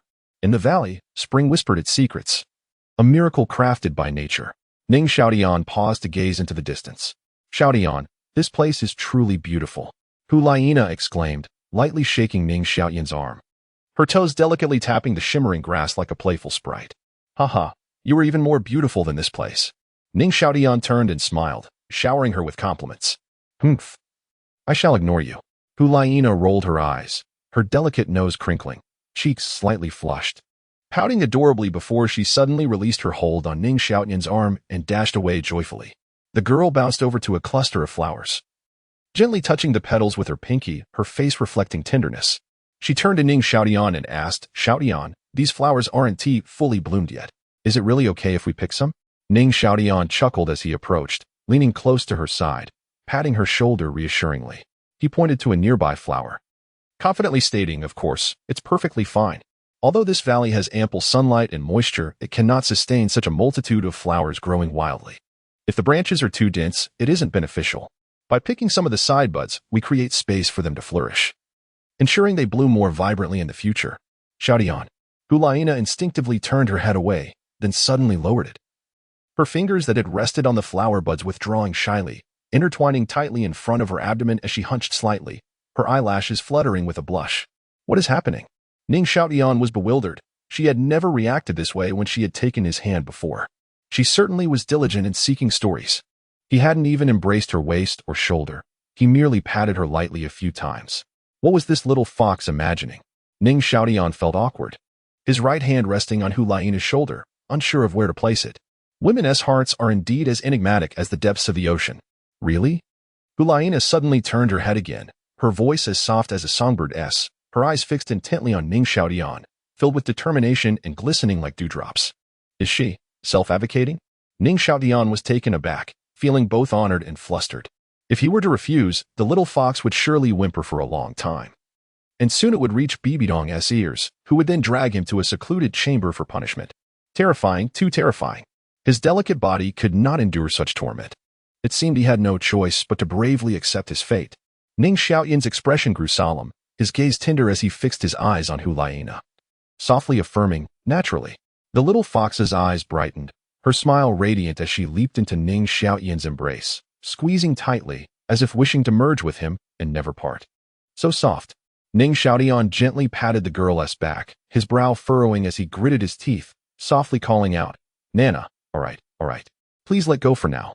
He had just awakened his martial spirit, and with no soul ring absorbed yet, while Liena was already at level 20, her strength formidable. This generous embrace was quite taxing on his old back. It appeared he would need to train his waist more diligently in the future. With a sigh, Ning Xiaotian released Liena, twisting his waist and squatting down to quickly retrieve several exquisite vases and 2 pairs of scissors from his storage soul guide. This wrist storage soul guide was a gift from Bibi Dong, acknowledging the numerous contributions he had made to the spirit hall over the past year. Finally, he could put it to use. Long before winter had passed, Ning Xiaotian had come upon the valley's splendid scenery, prompting him to request the purchase of such an item from the chrysanthemum Douluos. Among other items, there was also a token from the elders. Perhaps BBDong considered it a worthy investment for his future as the future leader of the Seven Treasures Glazed Tile School. Carefully placing the vases on the grass, Ning Xiaotian turned and softly said, Nana, come. I shall cut the flower branches, and you can arrange them in the vases. Perhaps due to their earlier intimate gaze, the barriers between them seemed to dissolve. Liena, feeling more assured, no longer exhibited her previous shyness. Hearing Ning Xiaotian's call, the girl responded with a bright smile. All right. Xiaotian. With care, Ning Xiaotian trimmed the branches and leaves of the flowers before selecting suitable buds of moderate length and handing them to Liena. Liena gently accepted them, finding a favored spot to insert them, arranging them according to her taste. If she found something displeasing, she would trim it with her scissors as per her desires. One for Xiaotian, One for the teacher, one for brother, one for me, and one for Elder Chrysanthemum. Liena filled each vase, watering them and labeling them accordingly. After a thorough inspection, if she felt something was still amiss, she would once again pick up the scissors for delicate adjustments. Her focused demeanor, illuminated by the sun, was strikingly charming. Ning Xiaotian gazed at her, his expression complex. It seemed he would soon have to leave the spirit hall, and before accomplishing anything significant there, he and Liena would be separated for a long time. The cool breeze carried a refreshing chill, rustling through the scattered branches and leaves left behind from their trimming, the green leaves curling slightly, trembling in the wind. Ning Xiaotian, awakened by this chill, stared at the fluttering foliage on the ground, lost in thought. He carefully picked up the fallen pieces, intertwining and tidying them, removing any entangled stems, and gathering a few blades of grass and flower buds to weave together. Thus, a refreshing and elegant flower crown slowly took shape in Ning Xiaotian's hands. Nana, Ning Xiaotian called gently. Xiaotian, what is it? Liena paused her work, tilting her head in curiosity. In silence, Ning Xiaotian carefully placed the flower crown upon Liena's head, gently adjusting its position. Liena was momentarily entranced, leaning closer to Ning Xiaotian, lowering her head to facilitate his adjustments. The little fox is truly adorable. As Ning Xiaotian beheld Liena adorned with the flower crown, his heart raced, and he instinctively tightened his embrace, whispering, "You look splendid with it." Liena murmured softly, leaning closer into Ning Xiaotian's embrace. Ning Xiaotian glanced down, his gaze unexpectedly landing on the fair, unadorned skin of Liena's neck. Without hesitation, he extended his left hand into her collar, tugging gently, and soon leaned in, tilting his head, revealing a red cord with a white jade pendant, upon which a reversed Fu character could be faintly discerned. Gently flipping it over, the words "peace" were engraved on the surface. "Nana, this is the talisman my mother gifted me. Allow me to put it on you." Ning Xiaotian spoke softly. "Xiaotian, how can this be?" Liena responded hastily upon hearing Ning Xiaotian's gentle call. If there truly existed divine guardians to bless the bearer, she fervently wished that this individual would be Ning Xiaotian. "Nana, be obedient. Turn around." Ning Xiaotian gazed at her with unwavering determination. Liena's eyes glistened with emotion as she slowly turned. Encircling her delicate neck, Ning Xiaotian carefully adjusted the red string, adorning Liena with the protective charm. The early spring sunlight was gentle and delightful, casting elongated shadows of the two figures. On the mountaintop behind, two elders and a child. "Xiaoyu, as the elder brother, you ought to learn from this." Xiaoyu scratched his head awkwardly. "And you, old ghost, always wearing that grim expression. You possess no sense of charm whatsoever." Ghost Douluo remained silent. "Elders, is it truly appropriate for us to eavesdrop like this?" Xiaoyu felt a twinge of guilt. "As Xiaotian's teacher, I should be fine." Zhu Douluo replied with slight hesitation. "Huh, what is there to fear? Old Zhu, little you. Keep your eyes wide open and behold who stands atop the distant slope." Ghost Douluo cast a disdainful glance.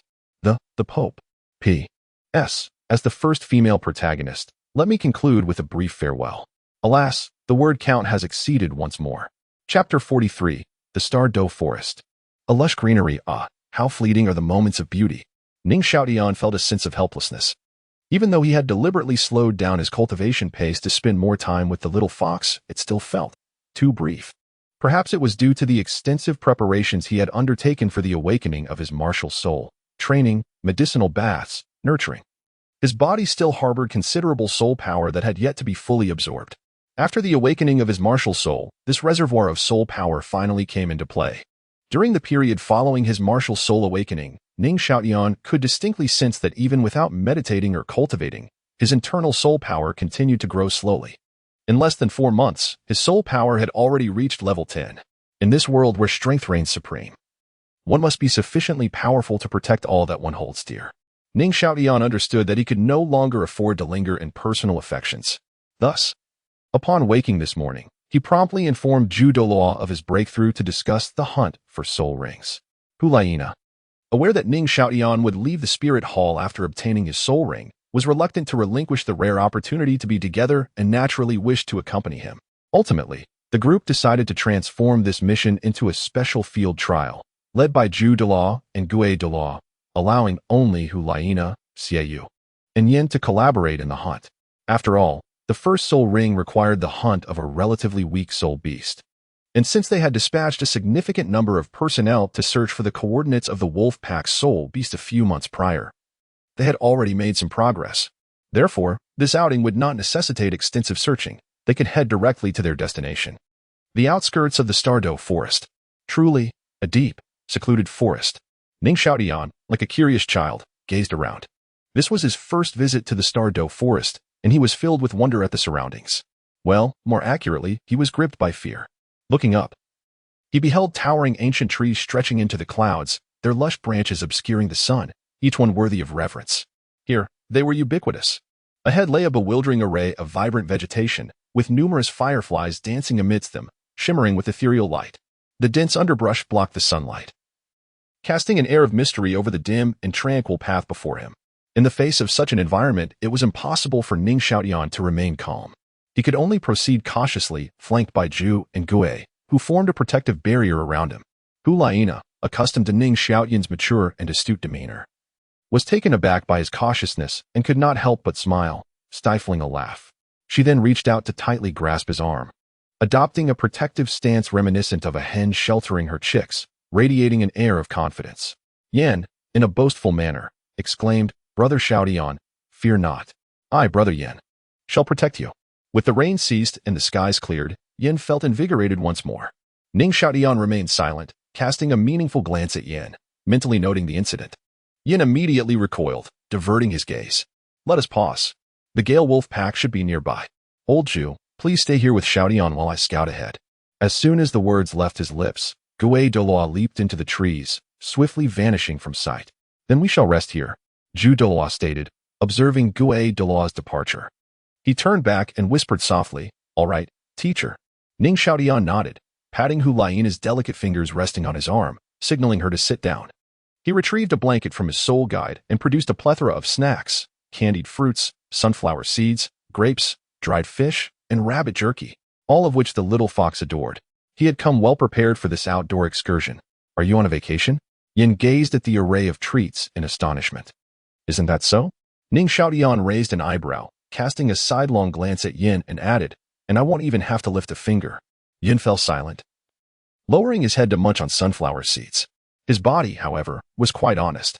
Ning Xiaotian smirked, not looking at him, as he opened his mouth to accept a grape that the little fox had peeled for him, savoring its sweetness. He reciprocated with another, which the little fox accepted with a beaming smile.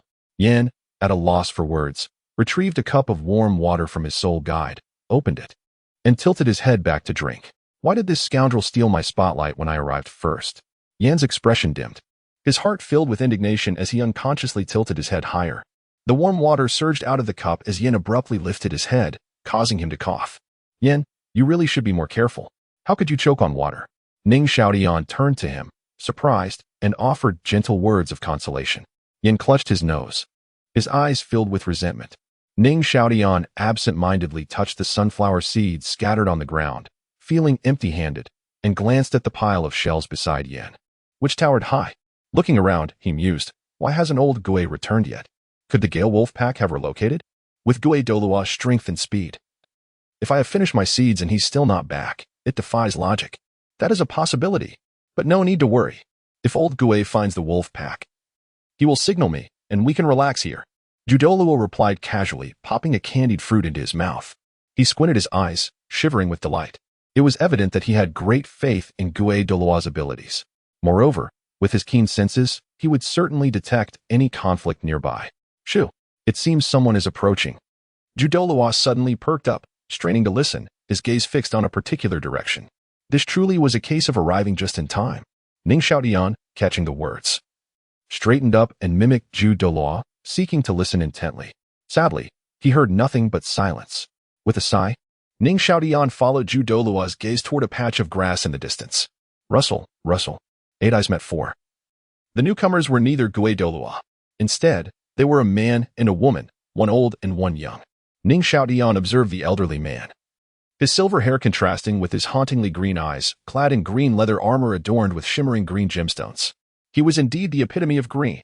Next to him stood a striking young woman, her figure slender as a willow, appearing to be of similar stature to Liena. With short purple hair and vibrant green eyes, she possessed an unusual beauty. Her tall frame was clad in a blue-scaled chest plate, accentuating her curves, which surpassed even the little fox's by a measure. Her charming face was rosy, her full lips inviting, and her shoulders bare, the blue miniskirt clinging to her curves, revealing long, fair legs. Wait. Ning Xiaotian suddenly furrowed his brow, scrutinizing the young woman from head to toe, sparing no detail. Chapter 44. The Old Poison Master and Chrysanthemum Pass. Is this the infamous Dugu Bo and his granddaughter Dugu Yan? That striking green attire is indeed distinctive, and it seems Dugu Yan has been imbued with toxins since birth. Ning Xiaotian discerned the situation with a hint of lamentation. Humph. Liena snorted, turning her head away, her slender fingers instinctively twisting, targeting a vital area. Ah, Nana, it hurts. Ning Xiaotian felt as if struck by lightning, his body stiffening in pain, rendering him unable to move. He could only grasp the offending delicate fingers and plead for mercy. Liena retracted her weapon, hugging her knees, pouting as she turned her head away in a huff, seemingly sulking. Ning Xiaotian, with a pained expression, rubbed his waist, reflecting quietly on his self-created soul technique that inflicted such agony. Were all girls naturally adept at utilizing such skills? Their execution was remarkably proficient and formidable. I, Ning Xiaotian, would deem it the strongest battle soul technique. You little lecher, you deserve it. Dugu Yan, peeking from behind Dugu Bo, thrust her small head forward, shaking her tiny fists in the air, murmuring under her breath, "Who told you to keep staring at me, especially in that manner?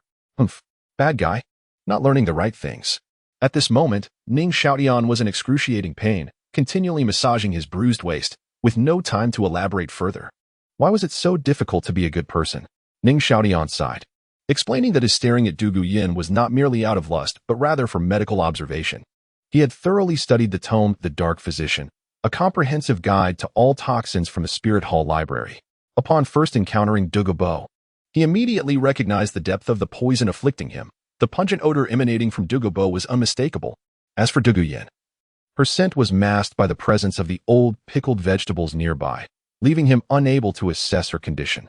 Thus, he could only steal a few more glances, seeking further evidence, for he was indeed a legitimate physician.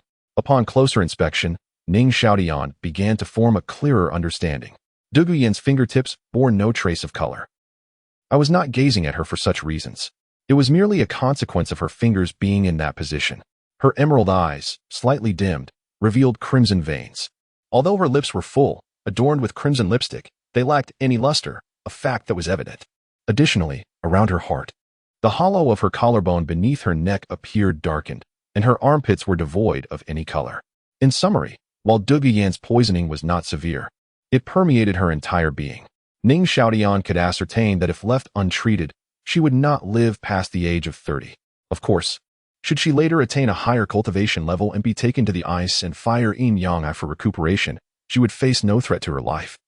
Though her cultivation speed would be significantly hampered, and the toxins would eventually manifest, leading to unbearable suffering. To be precise, it would be a torment difficult to endure, especially in the bitter cold. Extreme cold suppresses toxins, yet in severe weather, with Dugu Yan's current cultivation level, she would be incapable of surviving in the ice and fire yin-yang. Should she encounter damp, cold conditions, like a torrential downpour at night or during winter, the agony would be unbearable. Contemplating this, Ning Xiaotian shuddered at the thought. Dugu Yan would undoubtedly be rolling in bed, weeping throughout the night. This pain would far exceed the discomfort he experienced from a mere pinch from Nana.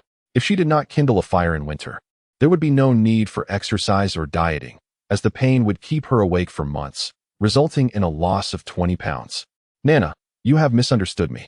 Ning Xiaotian, rubbing his waist, glanced at Dugu Yan, then leaned closer to Liena, whispering an explanation. Ignoring Dugu Bo's increasingly concerned expression, he continued. You should not let your guard down. I can discern the toxins in your bodies, and I possess methods to counteract them. Dugu Bo, a master of poisons, was taken aback. You, a poison master, could also be poisoned? How peculiar. Liena, taken aback, covered her mouth with her hand. Her eyes filled with compassion as she stole a glance at Dugu Yan from afar. You little rascal.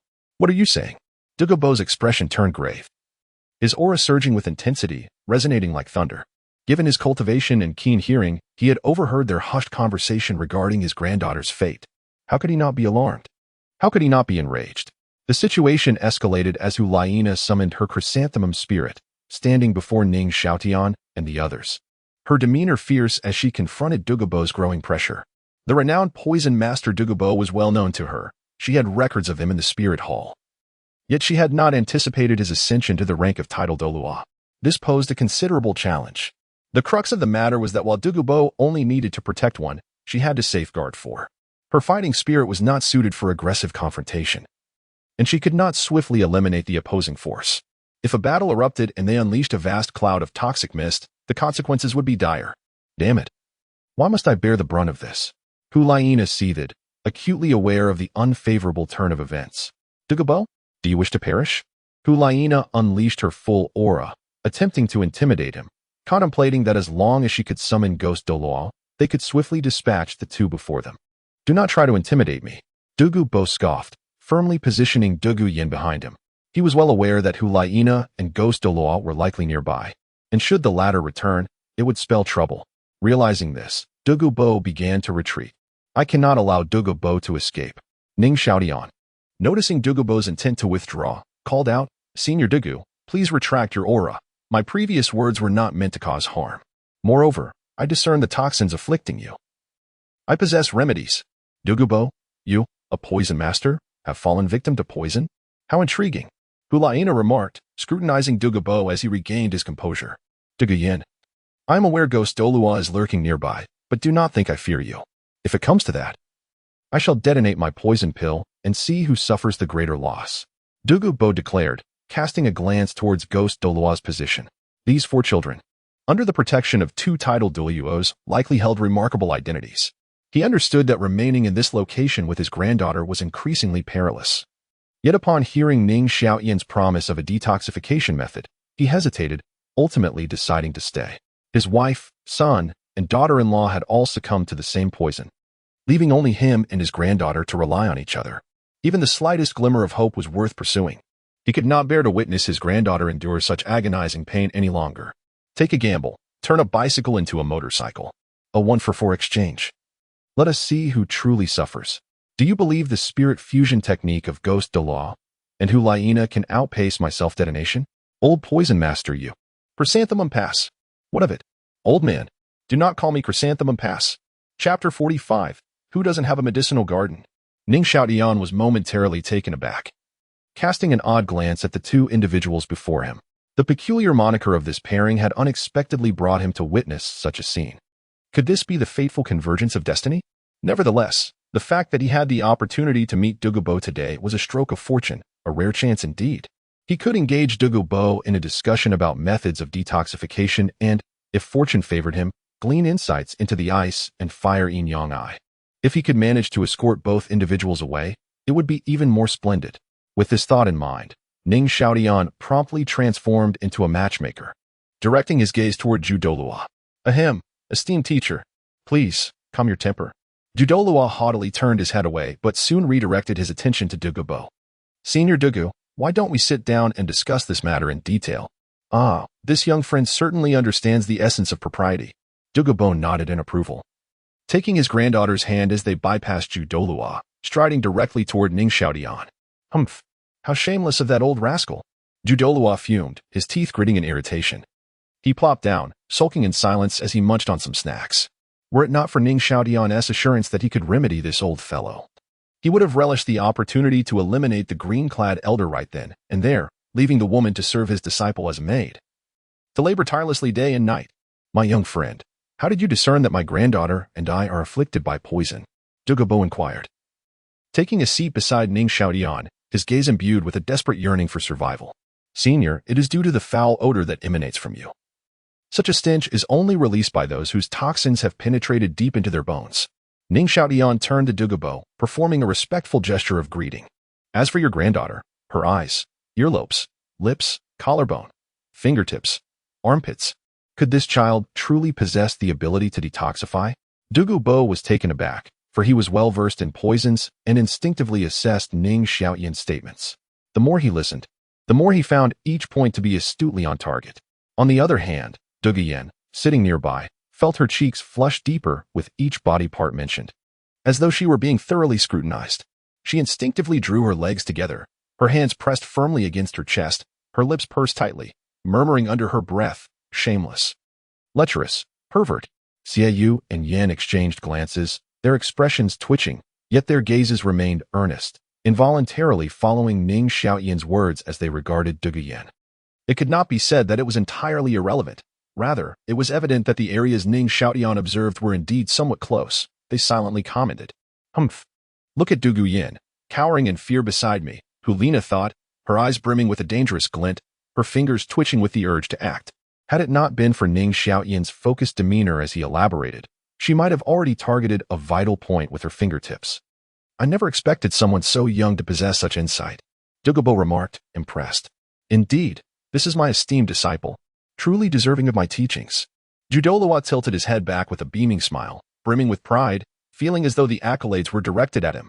"Oh, then why is it that you, as a teacher, failed to notice?" Dugu Bo regarded Douluo with skepticism.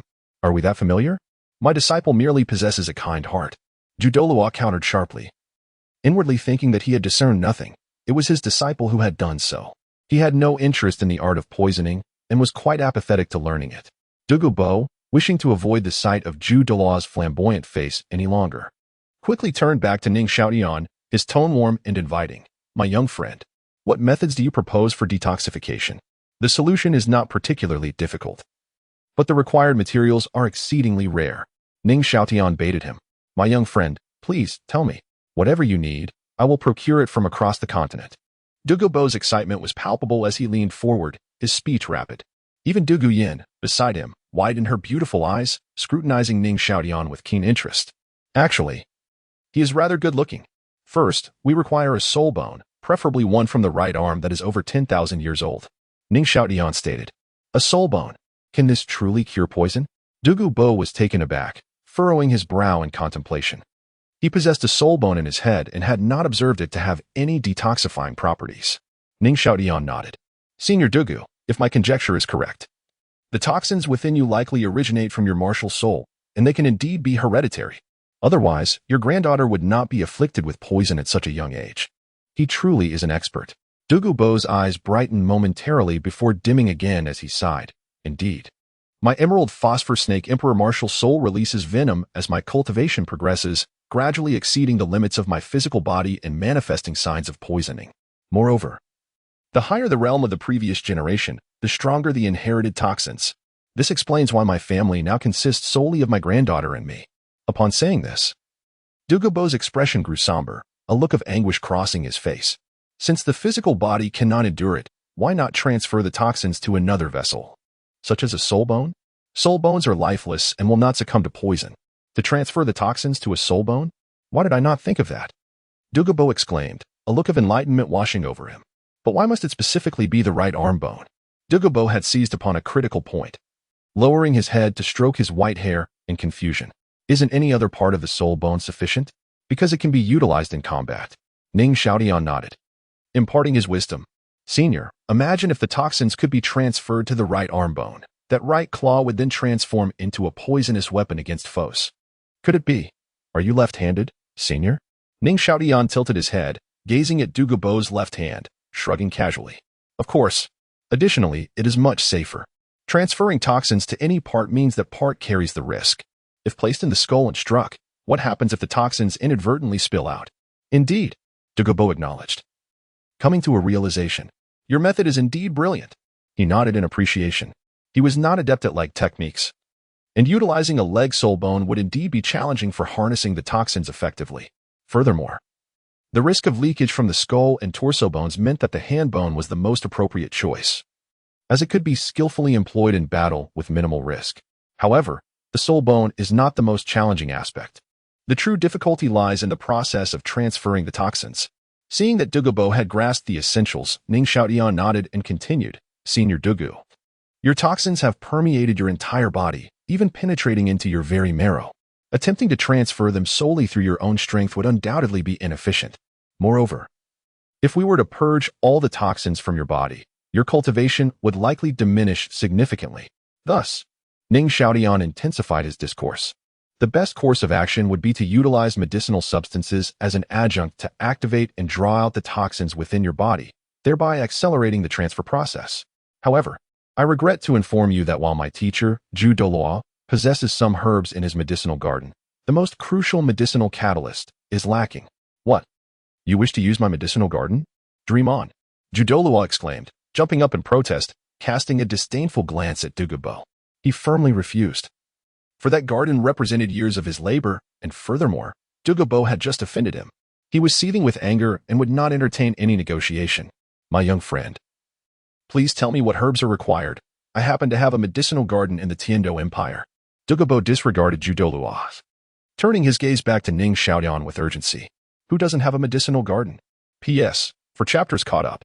Chapter 46, The True Essence of the Ice and Fire Duality, just you? If you cannot even cure your own poison, how could you possibly possess any remarkable herbs? Doubt was etched across the face of the chrysanthemum Douluo. Could it be that Dugu Bo has truly discovered the ice and fire duality? Ning Xiaotian continued to fish. Addressing the esteemed Dugu, for the medicinal catalyst, we require herbs embodying both cold and hot properties. The hot herbs can activate toxins, causing the concealed poisons within to manifest entirely. Casting a glance at Dugu Bo, who was stroking his beard and listening intently, Ning Xiaotian raised his chin and continued, conversely. The cold herbs serve to pacify the toxins while safeguarding the body, minimizing the variables in the transition process. Moreover, the herbs must be selected based on the individual's unique martial soul and constitution. A slight miscalculation could lead to a weakening of one's foundation, hindering future cultivation, or in severe cases, endanger one's life. Bowing slightly to Dugu Bo, he noticed Dugu Yan turning her face away in a haughty manner. Ning Xiaotian politely remarked, for instance, esteemed Dugu, your martial soul, the Emerald Phosphor Snake Emperor, predominantly embodies cold attributes, and your constitution is likewise inclined towards coldness. Thus, the catalyst for activating the toxins, specifically the hot herbs, is of greater necessity. Indeed, young friend, you make a valid point. Dugu Bo pondered for a moment before looking up at Ning Xiaotian, nodding in appreciation. You simpleton, Chrysanthemum Douluo sneered. Dugu Bo raised an eyebrow and shot a glance at Chrysanthemum Douluo, dismissively retorting, surprisingly, I do possess a few specimens of the two opposing types of herbs you mentioned. Isn't that quite the coincidence? If Dugu Bo were not certain that this was his first encounter with Ning Xiaotian, he might have suspected the latter had visited his herb garden. His garden, though not particularly special, boasted a plethora of these two types of herbs, thriving in the contrasting climates of ice and heat. Could it be that fate has not forsaken the Dugu lineage? Dugu Bo felt a surge of relief. Old poison master. Stop deceiving. Chrysanthemum Douluo felt insulted, knowing that such herbs could only flourish in specialized environments. How could you possibly possess them? Believe it or not. Dugu Bo became as stoic as a monk. The saying goes, fear not the thief, but the thief has intentions. It was evident that Chrysanthemum Douluo was a cunning rogue. Backed by the continent's foremost power, the Spirit Hall, and a formidable rank of title Douluo, caution was essential. With this thought, Dugu Bo chose to ignore the increasingly agitated Chrysanthemum Douluo and instead turned his attention back to Ning Xiaotian. Young friend, may I inquire when you might have time? I would be delighted to personally escort you to the Heavendou Empire for a visit. It seemed that the ice and fire duality truly existed. Ning Xiaotian's eyes sparkled with excitement at Dugu Bo's words, for only such a place could yield these rare herbs. In that case, esteemed Dugu, I would be pleased to have you accompany us for the time being. To be candid, I came to the Tiandou Great Forest today to obtain my first spirit ring, and once this matter concludes, I shall return to the Heavendou Empire. Upon saying this, Ning Xiaotian glanced at Liena beside him. Their eyes met, and a hint of sorrow clouded his gaze. He couldn't bear to part with the little fox. Liena lowered her head, instinctively clutching Ning Xiaotian's arm, her eyes glistening with unshed tears. Oh, young friend, you hail from the Heavendou Empire? Dugu Bo remarked, noting that an individual associated with the Spirit Hall from the Heavendou Empire must possess an intriguing identity. Indeed, I am Ning Xiaotian, from the Seven Treasure Glazed Tile School of the Heavendou Empire. Ning Xiaotian nodded affirmatively. Ning Xiaotian, you are the young master who ventured to the Spirit Hall to learn medicine for the sake of your mother. Dugu Bo's expression softened with understanding. It was no wonder that Ning Xiaotian's name had become well known in the Heavendou Empire. Dugu Bo merely had not encountered him in person. Am I really that famous? Ning Xiaotian was taken aback, surprised that the esteemed Dugu was aware of his circumstances. Since arriving at the Spirit Hall, he had rarely communicated with his sect, primarily to avoid arousing suspicion from the royal family of the Heavendou Empire and inciting unnecessary trouble. Some matters, regardless of whether one has engaged in them, can lead to suspicion simply through the exchange of information. Such is the nature of human sentiment. However, From Dugu Bo's earlier remarks, Ning Xiaotian inferred that his father, Ning Fengzhi, had successfully concealed the truth regarding his mother's treatment by Bibi Dong in the matter of the divine herb. Yang Wudi had also refrained from disclosing that he had sold the ancestral secret of the divine herb for a handsome sum. The adage family shame should not be aired indeed holds merit. Naturally, young friend, your deeds have spread throughout the Heavendou Empire. Everyone praises your filial piety. Dugu Bo regarded Ning Xiaotian with favor. A child with such devotion is a suitable match for my granddaughter.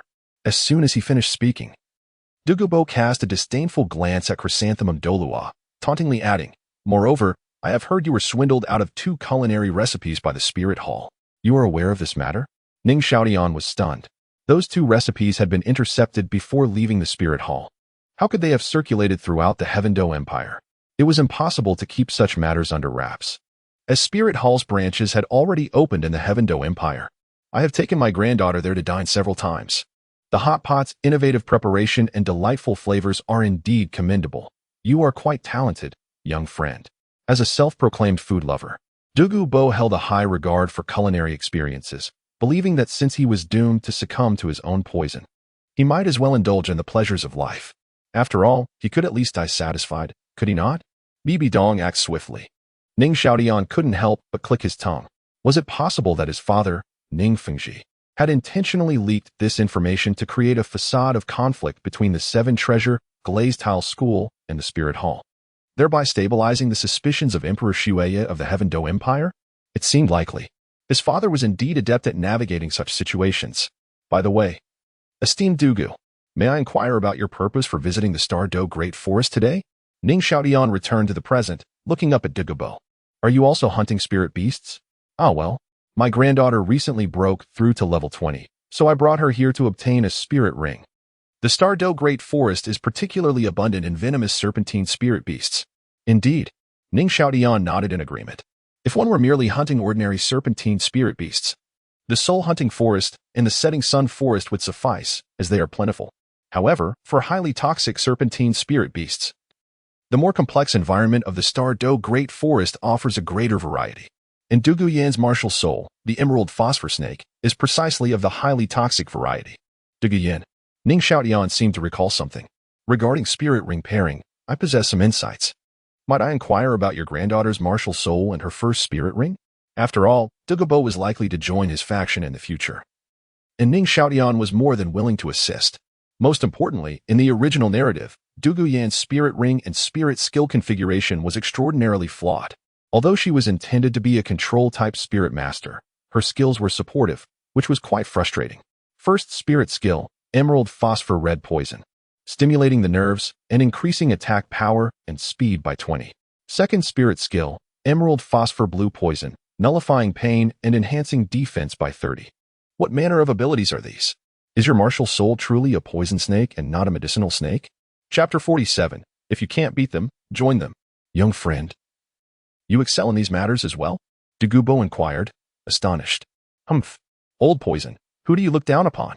My disciple's prowess in the theoretical knowledge of soul masters is unparalleled across the continent, even acknowledged personally by His Holiness the Pope. Douluo retorted angrily, discarding the remains of a fruit with disdain. So formidable. Dugu Bo's pupils constricted. In matters of beneficial endeavors, it is always wiser to believe in their existence than to dismiss them. Only a fool would seek to gain without effort. His words flowed with urgency. My granddaughter's martial soul is the Phosphor Serpent, a control type. Her first soul skill is. Ning Xiaotian could no longer contain himself. Senior Dugu, are you certain your granddaughter's martial soul is control type rather than support type? Is there a problem? This is how my family has always arranged their abilities. Dugu Bo replied, his tone indicating an undeniable conviction. No wonder she is referred to as the weakest title Douluo. Ning Xiaotian found himself at a loss for words. Suppressing his urge to critique, he patiently explained, Senior Dugu, this is not the same. Your martial soul is the Phosphor Serpent King, while your granddaughter's is simply the Phosphor Serpent. The difference is monumental. The Phosphor Serpent, cloaked in deep green, resides in the jungle, adept in the arts of poison and stealth. Its flexibility is remarkable, utilizing ambush tactics by concealing itself among branches. However, its shortcomings are glaring.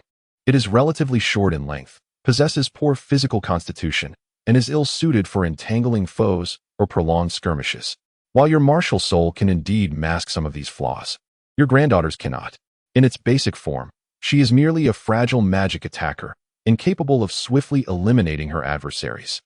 If you do not equip her with resilience-enhancing gear to bolster her three-dimensional attributes, you may as well await her being outmaneuvered and exhausted by others. Reality is not a game. Standing still and releasing poison will not prevent enemies from closing in. Relying on others is inferior to relying on oneself. If Dugu Yan follows Dugu Bo's configuration, it seems her only advantage would be her toxicity, given that all her spirit rings derive from poisonous soul beasts.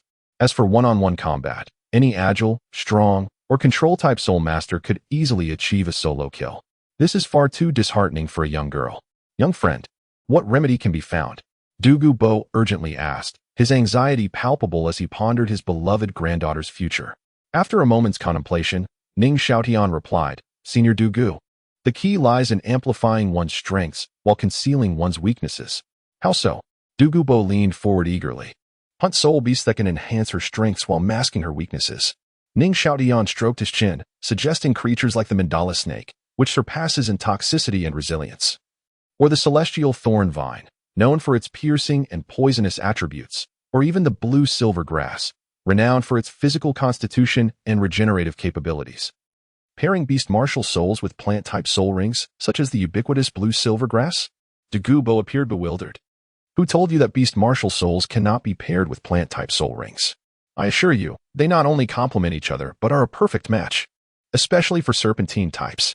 Ning Xiaotian elaborated. Naturally, the age-old blue-silver grass may not suffice, but a 10,000-year blue-silver grass soul ring would provide endurance and recovery that could be described as everlasting. Bring forth the blue-silver king. The realization dawned upon them. Soul rings could indeed be paired in such a manner. Soul skills could be utilized in this innovative way? Dugu Bo, increasingly captivated, found every word from Ning Xiaotian to be a precious gem of wisdom, even immensely beneficial to someone of his esteemed rank as a titled Douluo. He nodded vigorously in agreement. Remarkable. Dugu Yan peered curiously, her eyes sparkling with newfound brightness, her delicate face flushed. Her thoughts began to drift. Had she merely been diagnosing him moments ago? Was he truly willing to assist her and her grandfather in dispelling poison upon their first encounter, and now correcting her soul ring configuration? Was it purely out of kindness? Or perhaps, suddenly, Dugu Yan's heart raced as if a fawn were bounding within, her cheeks aflame, instinctively twisting her small hands together, her gaze towards Ning Xiaotian becoming increasingly evasive. But my granddaughter's first soul ring has already been established. What shall we do? Dugu Bo spoke awkwardly, and it happens to be a support-type soul skill. If the pairing is improper, will this soul skill not be rendered utterly wasted? Or at best, its efficacy significantly diminished? This is not insurmountable. Simply adjust the classification of Miss Dugu's martial soul slightly. Ning Xiaotian asserted confidently. How so? Dugu Bo pressed eagerly. Transform her into an offensive control-type soul master. Ning Xiaotian declared without hesitation. How would that work? Dugu Bo's brows knitted together as he pondered, racking his brain for a satisfactory combination of the soul beasts and the corresponding soul skills Ning Xiaotian had previously mentioned. Yet he found himself unable to formulate a coherent strategy. While the concept was straightforward, merging both offensive and control elements posed a challenge he was unprepared to tackle. Ning Xiaotian did not respond immediately to Dugu Bo's inquiry, instead turning to the pensive Dugu Yan. Miss Dugu, may I inquire whether the effects of your first soul skill can simultaneously influence both your martial soul and your opponent? He is actually asking me. Dugu Yan felt her heart flutter, a mix of shyness and unexpected joy swelling within her. Yes. Both my phosphor serpent martial soul and any adversary affected by this skill will experience its effects, she replied, her eyes sparkling with excitement. I understand. Ning Xiaotian nodded. Surveying the group before continuing, given this, the matter becomes quite straightforward. Have you considered what might occur if the opposing enemy were to be affected by this soul skill? Their attacks would become stronger. Their speed would increase. The group contemplated the effects of the soul skill, seemingly arriving at only these two conclusions. You are correct. Yet there remains an omission. This soul skill possesses even more unique effects. Confusion spread among the group as they exchanged glances. Such academic underachievers. Ning Xiaotian sighed. Elaborating, Miss Dugu's first soul skill is known as phosphor red poison, also referred to as frenzy poison. Its principle lies in stimulating the nerves through the absorption of toxic mist, thereby enhancing both attack power and speed. Frenzy implies a lack of control. which in turn signifies greater consumption of soul power. Following the frenzy phase, it leads to a period of weakness. This is an extremely potent soul skill with considerable side effects. Our objective is to amplify this side effect, transforming it into a genuine control-type skill.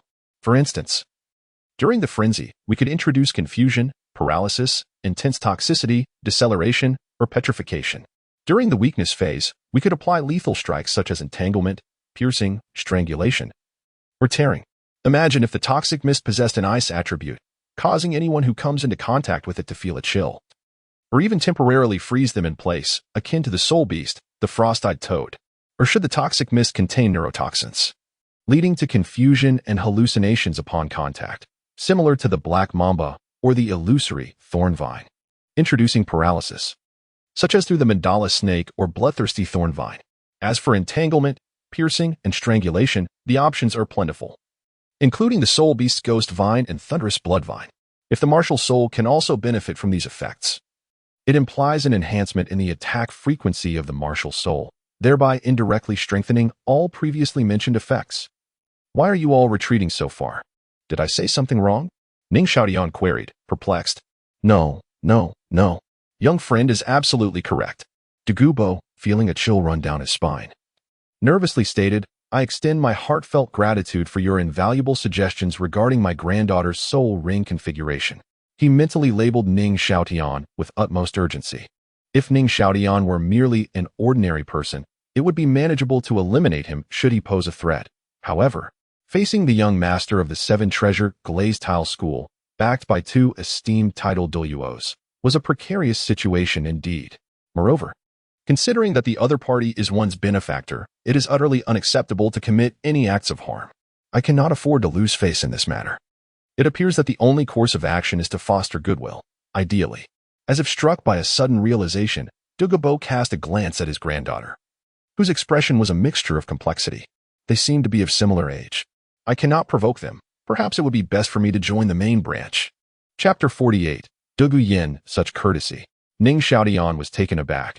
Dugu Bo had unexpectedly expressed his gratitude so sincerely. In the spirit of etiquette, Ning Xiaotian hastily replied, Senior Dugu, you flatter me. I merely offered some suggestions for your consideration. Wait, suggestions. Ning Xiaotian cast a profound glance at Dugu Bo, pondering the reliability of this grandfather figure. He had not specified the precise configuration order for the soul rings or mentioned which type of soul beast to select as the second soul ring. Could Dugu Bo formulate a plan on his own? It is well known that certain soul beasts are exceedingly rare, and the higher the cultivation level, the more difficult they are to find. This had not been addressed earlier. Would Dugu Bo consider this? It seems I must provide some additional insights to prevent Dugu Bo, with his somewhat scientific shortcomings, from inadvertently leading his own granddaughter astray. Awkwardly, I realize I have not thought through a specific order either. Ning Xiaotian instinctively lowered his head, feigning humility as thoughts raced through his mind, reorganizing themselves. He raised his head, resolutely stating, Ahem. Senior Dugu, I almost forgot to mention something. Some of the soul beasts previously discussed are indeed quite rare, particularly in terms of their age. The higher the cultivation, the harder they are to find. Therefore, it is advisable to prioritize them in the early soul rings. My suggestion is to use the soul beast known as the Urtica Thorn Vine as Miss Dugu's second soul ring. As if struck by a sudden realization, Ning Xiaotian involuntarily shuddered and continued. This soul beast possesses remarkable body resilience, with spines covering its surface. Merely brushing against the skin can induce an unbearable itch, followed by swelling, numbness, and ultimately complete loss of sensation. In his past life, he had foolishly touched the sap of a lacquer tree, resulting in dire consequences. Let us see this through. After a brief pause, Ning Xiaotian added, as for the subsequent soul ring combinations, I will document the details and precautions upon my return to the Tiandou Empire and present them to you, Senior Dugu. What do you think? A splendid choice for his son-in-law. Dugu Bo's eyes sparkled with delight as he gazed fondly at Ning Xiaotian, stroking his beard and declaring, You are indeed thoughtful. My young friend, I shall graciously accept your guidance. Furthermore, should you ever require anything from me, do not hesitate to ask. He then nudged the pensive Dugu Yan beside him and exclaimed, Cough, cough. Yenner? Dugu Yan, understanding the cue, mustered her courage to look at Ning Xiaotian and said graciously, Thank you, Brother Xiaotian. There is no need for such formality. You can simply call me Yenner. Do not mention it, Sister Yenner. Ning Xiaotian replied, smiling and nodding, secretly thinking that Dugu Yan appeared to be a principled girl, worthy of investment. He did not consider any romantic implications. After all, they had only just met. It was impossible for her to have feelings for him, right? Meanwhile, Liena, standing nearby, interpreted Dugu Yan's amiable response as a gesture of gratitude, not thinking anything more of it. What a fool. Dugu Yan felt a pang of disappointment. Why add sister to the name? Just calling her Yenner would be much more endearing. Humph. I won't give up so easily. Dugu Yan resolved within herself. The person I fancy, I shall pursue to the end. However, Dugu Yan cast a furtive glance at Liena beside Ning Xiaotian, contemplating, what about this girl? They seemed quite affectionate. Would she just let him go? No, absolutely not. Dugu Yan chastised herself, adamantly rejecting the notion of being a shameless woman. Besides, how could the boy she liked be someone who casually discarded relationships? What to do then? Could it be to share? Dugu Yan's heart fluttered, and her mind conjured an embarrassing scenario. In a warm bed, amidst flickering candlelight, 3 figures entwined, laughter echoing. Ning Lang.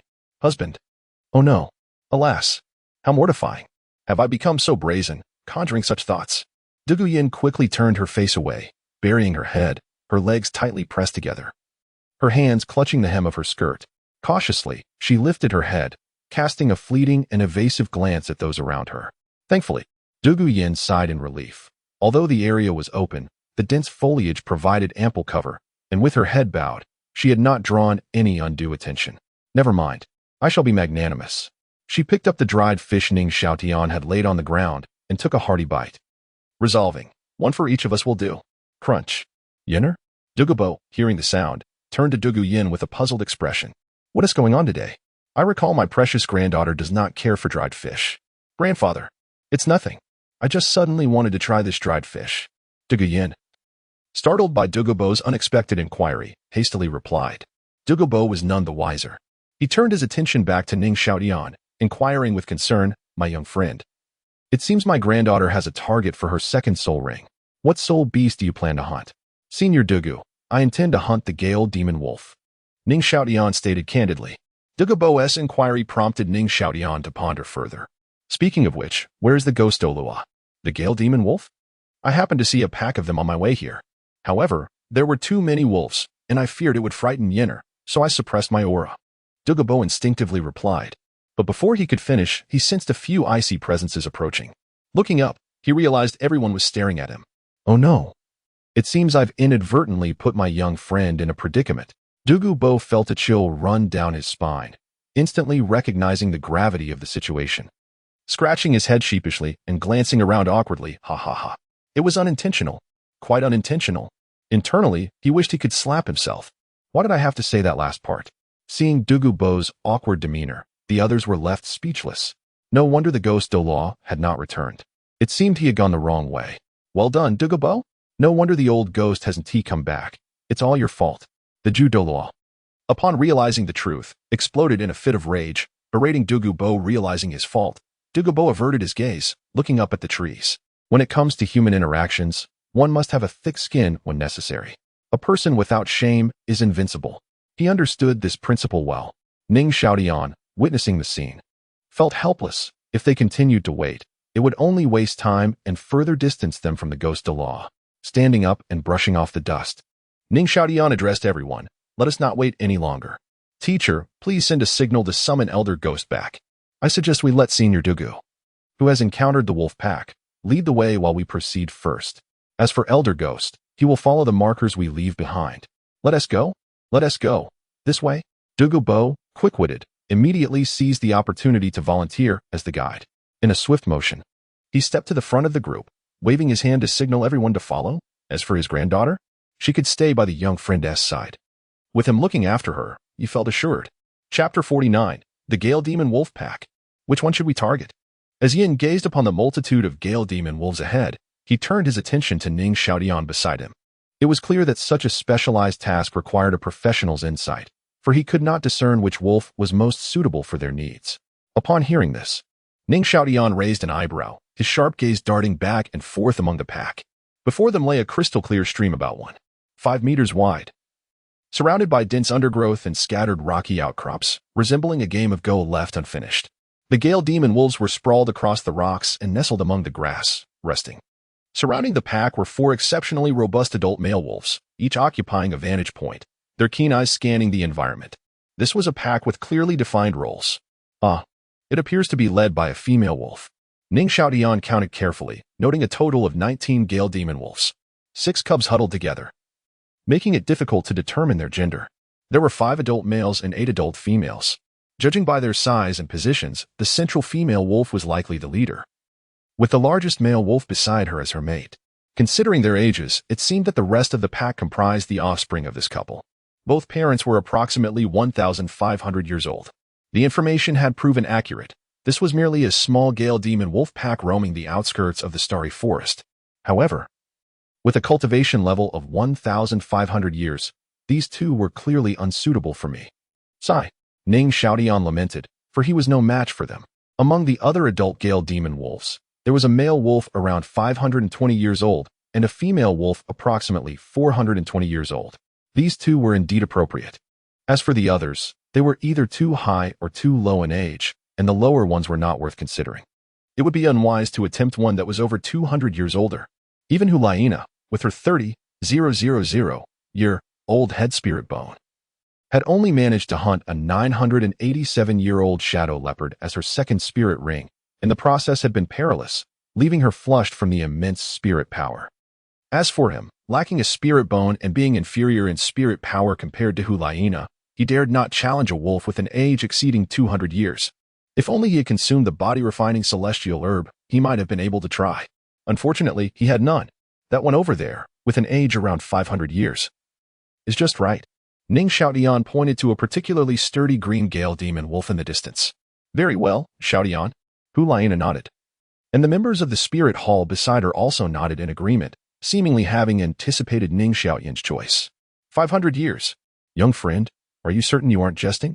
Shouldn't it be 423 years? Dugu Bo was bewildered. Could it be that the future son-in-law was not thinking clearly? Beside him, Dugu Yan's eyes widened in disbelief. Clearly unable to comprehend the age of the spirit beast Ning Xiaotian intended to hunt. Senior Dugu Bo, please take a look for yourself. Ning Xiaotian refrained from elaborating further and directly produced a tome from his soul guide, handing it to Dugu Bo. This was precisely the improved theoretical system for spirit masters that Ning Xiaotian had recently compiled, far superior and more comprehensive than the one penned by Yu Xiaojing. Once he obtained his spirit ring and returned to the spirit hall, he intended to present it to Bibi Dong, who would likely have it published under the spirit hall's name. This was a special preparation for Yu Xiaojing, and Bibi Dong would surely be pleased. As for whether she would make any omissions, that remained uncertain, as some of the theoretical content could potentially aid the enemy. However, he trusted Dugu Bo enough to share it with him in advance. Is this the theory compiled by the young friend himself, or that of the spirit hall? Just flipping through the initial theories left Dugu Bo utterly astonished, feeling as if his worldview had shattered. I merely stand on the shoulders of my predecessors and have summarized some insights. Ning Xiaotian humbly replied, humility fosters progress and friendship. To think it was a personal work of the young friend. Dugu Bo was taken aback, his gaze towards Ning Xiaotian growing increasingly admiring. No. I must arrange for my granddaughter to be married off. This Ning Xiaotian possesses not only a distinguished identity and background but also exemplary character. Alongside profound knowledge and spirit master theory, his future is limitless. Moreover, with his guidance, my granddaughter will undoubtedly excel in her cultivation journey. Perhaps we should set a modest goal first, to become a titled Douluo? This is a task worth pursuing. You are far too modest. Over 20 years ago, Yu Xiaojing also published a similar theory, but compared to yours, it is like comparing mud to the sky. Dugu Bo praised. He had perused Yu Xiaojing's 10 core competitive theories before, once finding them somewhat reasonable, though lacking in detail. Now, having seen Ning Xiaotian's theories, Yu Xiaojing's work seemed riddled with flaws by comparison. This one, and this one. Brilliant. Elder Jew, Nana, let us proceed. Seeing that Dugu Bo was absorbed in the book and had ceased questioning, Ning Xiaotian decided not to waste any more time. After all, he was here today for the purpose of obtaining a spirit ring. Upon hearing Ning Xiaotian's words, Liena, Xiaoyu, and Yin wasted no time, quickly distancing themselves. Xiaoyu and Yin swiftly concealed their forms and maneuvered to the rear. Clearly, during the conversation between Ning Xiaotian and Dugu Bo, they had already devised a hunting plan. With a swift motion, Liena drew a dagger and hurled it towards the cluster of wolf cubs. Oh well, the cubs were attacked, and the entire Gale Demon Wolf pack immediately sprang into action, responding like a finely tuned machine with clearly defined roles. Evidently, this pack was not encountering such an assault for the first time. The 4 vigilant male wolves transformed into streaks of wind, their green forms darting towards the cubs in an instant. They stood firm, their fur bristling. Their bloodshot eyes glowed with an eerie green flame as they fixed their gaze on Liena. Their chests heaved as they emitted low growls, their lips taut, revealing their sharp, white fangs. Behind them stood the mother wolf leader and her mate, adopting battle stances. Further back, 6 female wolves were seen carrying the cubs, accompanied by 2 protective sisters. This pack was defending the retreat of the cubs. Ning Xiaotian immediately recognized the gravity of the situation. What compelled this pack to execute such a precise and rapid retreat without confirming the strength of their adversaries? Clearly, it was the result of long-standing predation from human spirit masters. Humans are cunning. They never embark on a hunt without preparation. Spirit masters are aware of this. Spirit beasts are aware of this. They have paid a bloody price for their lessons. Ning Xiaotian and his companions were not the first to hunt this wolf pack, nor would they be the last. For a moment, Ning Xiaotian fell silent. Yet the rules were such, unless one possessed the power to break them, one must comply. First spirit skill, Hell Lava Surge. Witnessing the wolves responding as anticipated, Yan wasted no time, unleashing his first spirit skill to sever the path of the 4 male wolves and isolate them from the rest of the pack. Second spirit skill, Phantom. As Yan employed the searing lava generated by his first spirit skill to divide the pack, Liena swiftly activated her second spirit skill, Phantom. In an instant, Liena's form transformed into a wisp of pink mist, and before long, a transparent illusion flickered ahead. In but a fleeting moment, she arrived before the Gale Demon Wolf designated by Ning Xiaotian. With her first soul skill, Fox Charm, as Liena activated her Fox Charm ability. Bolstered by the enhancement of her head soul bone, the Gale Demon Wolf had yet to make a move before it fell victim to her spell. Its once ferocious demeanor softened instantly, its gaze becoming vacant, tongue lolling, drool cascading. Was that a Siberian husky? Chapter 50. The battle concludes. Absorbing the soul ring, witnessing the fierce demeanor of the Gale Demon Wolf, Ning Xiaotian was momentarily reminded of a certain canine species from his previous life. Inept at everything else, yet a master at destruction. This fleeting thought quickly dissipated as he regained his focus. Howl. Rustle. Rustle. Rustle. Noticing the unusual expression on their companion's face, the other 3 Gale Demon Wolves promptly sprang into action. Lowering their bodies, they emitted deep, resonant growls from their bellies. Their lips curled back, revealing a savage ferocity. In an instant, they leaped forward, claws outstretched, their jagged teeth bared, transforming into a whirlwind intent on tearing apart Liena. Second soul skill, Granite Rock. Without a moment's hesitation, Yan unleashed his second soul skill immediately after the first. His arms rapidly petrified, thickening into 2 colossal rock pillars. Observing the scene, molten lava surged between the crevices of the rocky structure. Bang! Bang! The claws struck like hammers against stone, producing a thunderous roar. The massive forms of the 2 Gale Demon Wolves loomed over Yan like mountains. Under the immense inertia, their robust forelimbs were forcefully pressed against Yan's fiery rock arms. Cough. Yan emitted a muffled grunt from the intense impact, his feet scraping backward like a plow. Yet his expression bore no trace of fear, his body resolutely leaning forward. Hiss. Hiss. The acrid scent of charred flesh filled the air. As the wolf's claws, fur, and skin were scorched by the searing lava emanating from Yan's arms, billowing thick smoke. Howl. Ugh. In pain. The 2 wolves let out heart-wrenching cries, rapidly retreating, their forelimbs faltering as they struggled to maintain their footing. Meanwhile, Liena remained undeterred. Spotting another Gale Demon Wolf charging towards them, she swiftly turned, facing the beast with a fierce glare. Her eyes flashed as she unleashed a bolt of purple lightning, striking directly at the wolf's eyes. This was Liena activating her 30,000-year-old head spirit bone's psychic skill, Nightmare Incursion. Howl. The moment the purple lightning struck, the Gale Demon Wolf felt as though its eyes were on fire, an agonizing headache overwhelming its senses. In sheer torment, its body plummeted, claws frantically scratching at its head, rolling in agony, its mournful cries resonating throughout the area, blood seeping from its eyes and ears. The sight was truly tragic. The advantage of the 30,000-year head spirit bone skill was unmistakable when confronting a beast less than 1,000 years old. First soul skill, slash. On the other side. Seeing the favorable turn of events, Xiaoyu swiftly activated his first soul skill. His form transformed into a phantom, launching a fierce assault on the limbs of the still enchanted Gale Demon Wolf, determined to inflict severe damage before it regained consciousness. A flawless collaboration.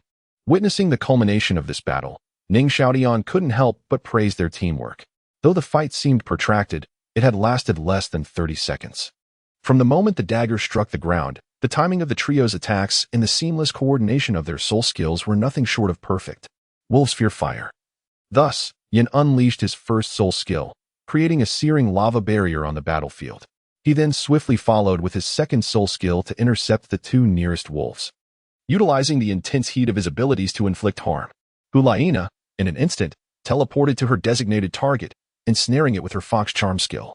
She then swiftly reacted, employing her spirit bone skill to severely injure another charging Gale Demon Wolf. Xiaoyu, seizing the opportunity, struck decisively, rendering the Gale Demon Wolf ensnared by Liena utterly incapacitated. With its limbs grievously injured, even if it awoke, escape was no longer an option. Ugh.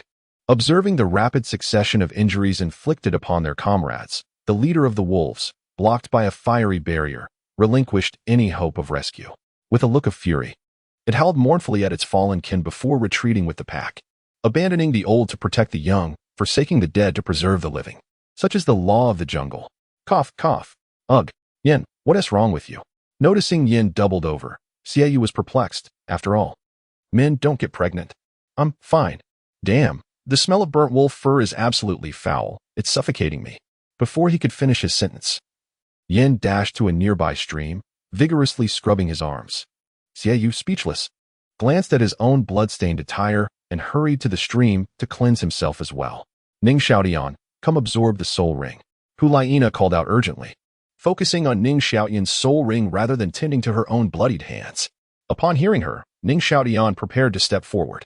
However, glancing at the three Gale Demon Wolves still writhing on the ground, he hesitated, pausing in contemplation. These warriors, unafraid of death for the survival of their kin, deserve respect. Teacher, please use this medicine to treat the two burnt Gale Demon Wolves. They have merely suffered burns. With a little care, they should recover without issue. Saying this, Ning Xiaotian produced a bottle of healing ointment from his soul guide and handed it to Douluo. As for the other one, it deserves a swift end. Having been struck directly by a 30,000-year spirit bone skill, it was likely left in a vegetative state. Even if it survived the encounter with other soul beasts, it would be cast aside by its own pack. Sigh.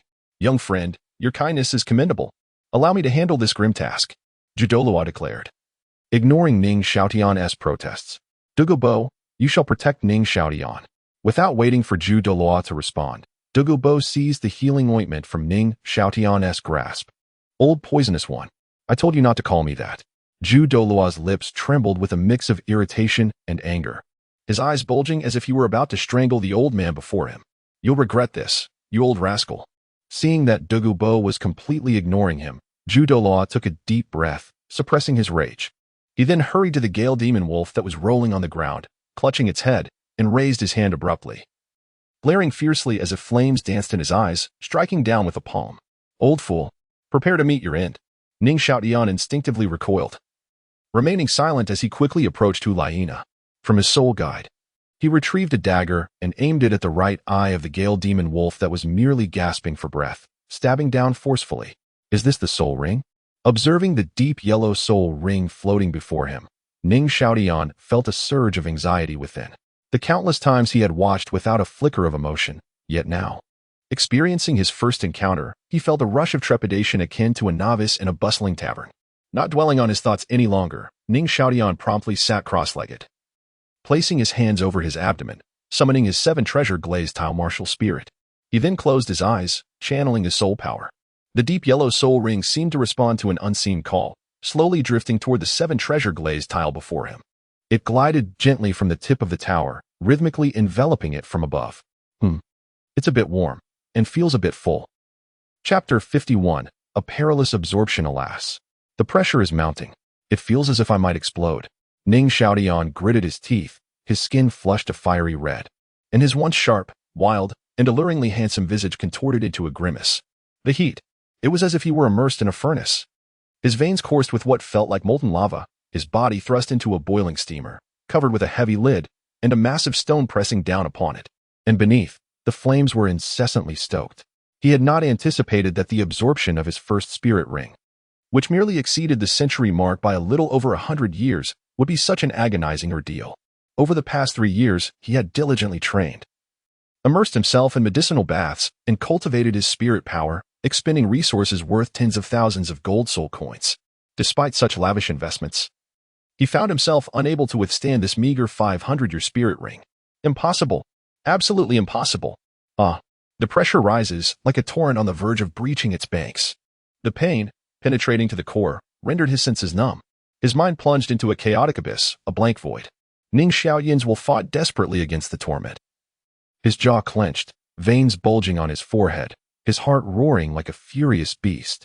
The suffering was merely a staircase to my pinnacle. How dare a mere 500-year soul beast obstruct me? Die?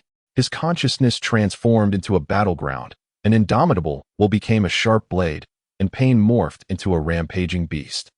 Ning Xiaotian's spirit delved deeper, the world around him fell silent, and he felt as though he were engaged in a life-and-death struggle. Sword after sword, thrusting, slicing, circling, soft, spinning, pierced through it. Fist. Direct punches, lunging strikes.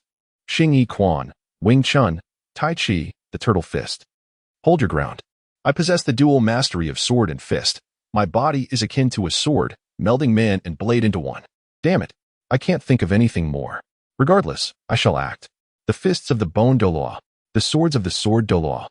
All the skills Ning Xiaotian had acquired over the past 3 years, along with countless inexplicable offensive techniques flashing through his memory, converged into lethal weapons in this moment of combat. Even he himself was unaware of the true nature of what he was executing in his mind. He only sought to release all his pent-up frustrations, the agony of his body, the resentment against the present, the unwillingness towards the future, the discontent with the world. He yearned to shatter all barriers and upheave everything. I am who I am. I am Ning Xiaotian. Xiaotian. Elder Ju, how could this be? I did not encounter such circumstances even when absorbing my second spirit ring, which exceeded 900 years. Liena's heart raced as she beheld Ning Xiaotian, his entire being flushed, veins bulging, and his expression twisted in agony. Her small hands clenched tightly, veins throbbing, brows knitted together, her delicate frame trembling. Her face etched with terror. When she absorbed her second spirit ring, which was over 200 years beyond its limit, she did not suffer such torment. Yet Ning Xiaotian's first spirit ring merely exceeded the century mark by a little over 100 years, and he was enduring such hardship. It appeared that his very life was at stake. Nana, this is different. Your physique had the foundational support of your first spirit ring. And with the enhancement of a 10,000-year soul bone, your body's resilience is naturally extraordinary. However, Xiaotian has only recently awakened his martial spirit. Moreover, as an auxiliary-type martial spirit, he is inherently weaker than those possessing beast-type martial spirits. Although his sect has expended considerable resources to bolster his physique, such enhancement pales in comparison to the innate advantages of a spirit ring that boasts over 400 years of cultivation. No wonder Ning Xiaotian had to emphasize this theory with such caution. Without the support of soul bones, the peril of a soul master absorbing a first spirit ring that exceeds a century is second only to a soul sage attempting to absorb a 10,000-year spirit ring. It seems his words were not mere exaggerations. At 6 years old, with 423 years, plus the additional 100 years, this extra century does not simply elevate the spirit ring's limit by a quarter, it signifies a natural cultivation level 16 times greater than one's lifespan. It's no wonder my disciple specifically instructed me to refrain from sharing this theory with Liena. This is a gamble. Why did I agree to conceal this when I stumbled upon my disciple jotting down this theory? I truly should not have heeded his dubious claims. This is a trivial matter. To be honest, Douluo now finds himself regretting his decision. His disciple is practically risking his life to put his theory into practice. This is truly absurd. That morning, I must have underestimated the dangers involved due to my grogginess. Yet now, it is too late to lament. Damn it. Now, all I can do is rely on the young friend himself. Dugu Bo had just perused the theoretical framework of soul masters in his hands. His horizons and knowledge vastly expanded, and he had come to understand Ning Xiaotian's current plight. Young friend, what audacity! How bold! This spirit of daring to innovate and experiment surpasses even Yu Xiaojiang. Yu Xiaojiang merely adhered to the experiences of his predecessors and published an exceedingly conservative estimate. He made no detailed elaborations or improvements, let alone proposing specialized training regimens tailored to the various types of martial spirits, followed by summing up the corresponding limits for spirit ring absorption. He is no better than a 6-year-old child. Alas, during the soul ring absorption process, regardless of what transpires, outsiders must not interfere. Worrying now is futile. All that can be done is to monitor the surroundings and prevent any soul master or soul beast from intruding. With this thought, Dugu Bo ceased his chatter, leaping several times to perch atop a large tree, gripping a branch with his right hand, his eyes sharp, scanning the movements around him. This was the only thing he could do for Ning Xiaotian at present. No outsider shall intrude here. All who defy or refuse must perish. Well, except for the ghost Douluo before me. The members of the Spirit Hall are truly insufferable. They come neither early nor late, but choose this moment to appear in my line of sight. Old Jew, what is happening? The situation on the field feels off. Ghost Douluo appeared somewhat bewildered. Old ghost, we will discuss this later. Right now, Xiaotian's condition has eased considerably. The next moments are of utmost importance. You should also scout the area. We must not allow any soul master or soul beast to disturb him. Douluo issued his instructions without further explanation. If a soul master or soul beast were to suddenly charge in and raise a commotion now, he would surely go mad. Understood. Ghost Douluo wasted no breath and leaped directly to the treetop. The 3 titled Douluo present formed a tight encirclement around Ning Xiaotian, protecting him with unwavering resolve. Is it only this? Feeling the intense heat and pressure within him rapidly dissipate, Ning Xiaotian suddenly felt rather disdainful. His body trembled violently, and a sense of ennui washed over him. The scenes in his mind faded in an instant, and as consciousness returned, Ning Xiaotian couldn't help but let out a soft sigh. Ah, how delightful. He then slightly parted his lips, exhaling a breath of stale air, and his eyes gradually opened. My apologies. I just lost control for a moment. Observing the peculiar expressions on the faces of the 2 women and 3 men before him, Ning Xiaotian felt a rush of embarrassment. Xiaotian. Liena blushed deeply and leapt into Ning Xiaotian's embrace, clinging to his waist. Nana. All right. It's fine now. Quickly let go. I'm all sweaty and smelly. As he felt the warmth of the girl in his embrace, the fragrance enveloped him, causing his heart to flutter. Yet, he found it difficult to maintain composure. Unable to resist, he gently wrapped his arms around her delicate waist, stroking her hair. The scent of the little fox is truly delightful, but it's rather tight on my old waist. P.S. Only 4 chapters today, that's all. Chapter 52, Gaining Soul Skills and Midnight Rest. It seems that Liena also sensed the peculiar gaze of the crowd, abruptly pushing herself away from Ning Xiaotian's embrace. With her head lowered, she timidly stood to the side. Tianer, how does your body feel? Are you all right? Seeing that Ning Xiaotian appeared to be unharmed, Douluo let out a sigh of relief and hurriedly approached him, scrutinizing him closely. Just as a hand was about to reach out. Teacher, everyone, thank you for your protection. I'm fine now. Ning Xiaotian quickly clasped his hands together, evading the impending touch. As he looked around at the circle of people, he felt a surge of emotion. Throughout the period he absorbed his first soul ring, it was these individuals who had been safeguarding him, though he now felt incredibly light and imbued with strength. Ning Xiaotian was acutely aware that the process of absorbing his first soul ring was perilous. Had it not been for his inexplicable entry into a peculiar state that diverted his attention, the earlier intense discomfort could have shattered his spirit. My young friend, I knew you would be fine. Successfully absorbing a soul ring over 500 years old is remarkable. Dugu Bo, who had hurried over after descending from the tree, gave a thumbs up. At merely 6 years of age, surpassing the century mark to absorb the first soul ring, who else could claim such an achievement? As far as he knew, no one else had ever done so. Thank goodness. Thank goodness. Tianer, how effective is your soul skill? Douluo leaned slightly forward, his eyes wide with curiosity. A first soul ring absorbed beyond its age must have some unique attributes. Teacher, everyone. Ning Xiaotian straightened his posture, feeling a sense of pride swell within him. His voice naturally rose as he declared, the effect of my first soul skill is an increase in speed. With the number of allies it can assist depending on mental and soul power. With my current soul power at level 12, I can grant myself a 22 speed boost. And for every additional level of soul power, the speed increase rises by 1. Moreover, Ning Xiaotian paused, reflecting on the benefits of absorbing a soul ring beyond its age. The soul skill consumes very little soul power, approximately 15 less than that of my family members who absorbed a 423-year-old soul ring.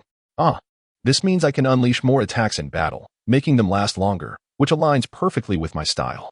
By the time I reach level 79, this soul skill could potentially offer an 89 speed enhancement. Douluo's eyes sparkled. It is well known that the Seven Treasures Glazed Tile Pagoda S enhancements can transcend basic limitations, providing a fixed boost regardless of the disparity in strength between the target and the wielder of the martial soul, provided their soul power is sufficient.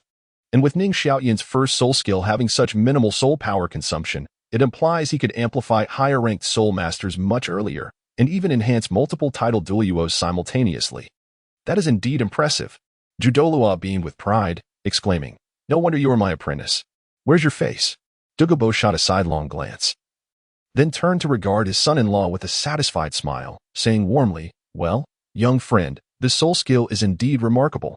It truly deserves the title of the continent's premier auxiliary martial soul. Congratulations. Little Tian, you're amazing." "Yes, indeed." Liena's eyes sparkled with joy, her small head nodding vigorously, her expression brimming with pride. "Can we refrain from mentioning the number 79? As the group rejoiced, Ning Xiaotian forced a smile, turning his face away to glance at the amiable Dugu Bo. The defect of the Seven Treasures Glazed Tile Pagoda martial soul had long been a thorn in his heart, and the resolution lay with the esteemed figure before him. "Senior Dugu, since I have successfully acquired my soul ring, let us now assist Sister Yenner in locating her second soul ring's soul beast." With that, Ning Xiaotian surveyed the surroundings, his eyes lighting up as he continued. Plants like the stinging nettle and thorn vine typically reside near water sources or at the entrances of certain valleys. The small stream before us is an ideal habitat for such soul beasts. Let us proceed along it, and perhaps we shall find one. "Very well, as you say." Dugu Bo nodded, already convinced of Ning Xiaotian's expertise regarding soul beasts and willingly acquiescing to his suggestion. Why exert oneself unnecessarily when one can simply relax? Half an hour later. "Shall we change our direction?" Dugu Bo glanced around, hesitating. "If we continue, we will soon enter the core area." "All right, let us change course." Ning Xiaotian agreed with a nod. Continuing down the current path would likely lead them to soul beasts that were far beyond Dugu Yan's capacity to handle. Perhaps we should change direction again. Ning Xiaotian seemed to grasp the underlying meaning of the previous phrase, "Run until your legs break." When he had chosen soul rings for Liena, he had only considered the power of the soul skills, neglecting the rarity and search difficulties of the soul beasts. In hindsight, the staff at the Martial Soul Hall must have lived quite fulfilling lives, just as he was now. "MMP, my legs are going numb, and still, not a single vine in sight. As dusk approached, let us call it a day?" Douluo spoke succinctly, glancing at the sky. The sun had entirely vanished from above, leaving only faint orange rays visible through the leaves, a clear sign that night was imminent. In the Stardo forest, continuing onward under such circumstances could be perilous. "Then let us find a clearing to set up camp and rest." Douluo, familiar with the Stardo forest, readily took charge, having encountered such situations numerous times before. Choosing a direction, he led the way. Seeing this, the others quickly followed behind him, gathering drywood along the path, as making a fire was an essential task for the night. Otherwise, the mosquitoes would not care whether one was a titled Douluo or not. "Xiaotian, the rabbit meat you roasted is truly delicious. Of course, a sprinkle of chili enhances the flavor even more. Teacher, here is a spicy rabbit head for you." "All right." My disciple is indeed considerate. The aroma is irresistible. By the campfire, the atmosphere was warm and cheerful, a testament to the bond between teacher and disciple. Suddenly, rustling sounds reached Ning Xiaotian's ears as he held his sword, deep in meditation. Sensing a greater commotion outside, he swiftly stowed his sword in the soul guidance device, facing the tent entrance. With 3 titled Douluos present, no soul beast would dare approach. Could it be the teacher? Or perhaps Dugu Bo had come to discuss the matter of detoxification. That seemed to be the only possibility. "Nana, what brings you in?" "Xiaotian, I wish to sleep beside you." Liena lifted the tent flap and tiptoed carefully to Ning Xiaotian's bedside, her tone soft and sweet. "Is that all right? Is that really appropriate?" Ning Xiaotian felt a twinge of guilt.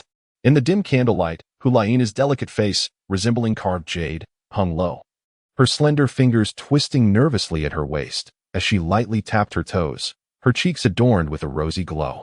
So adorable. Ning Xiaotian's heart fluttered, and he shifted aside, pulling back the covers. What can a little child do? Why be afraid? Content omitted. P.S.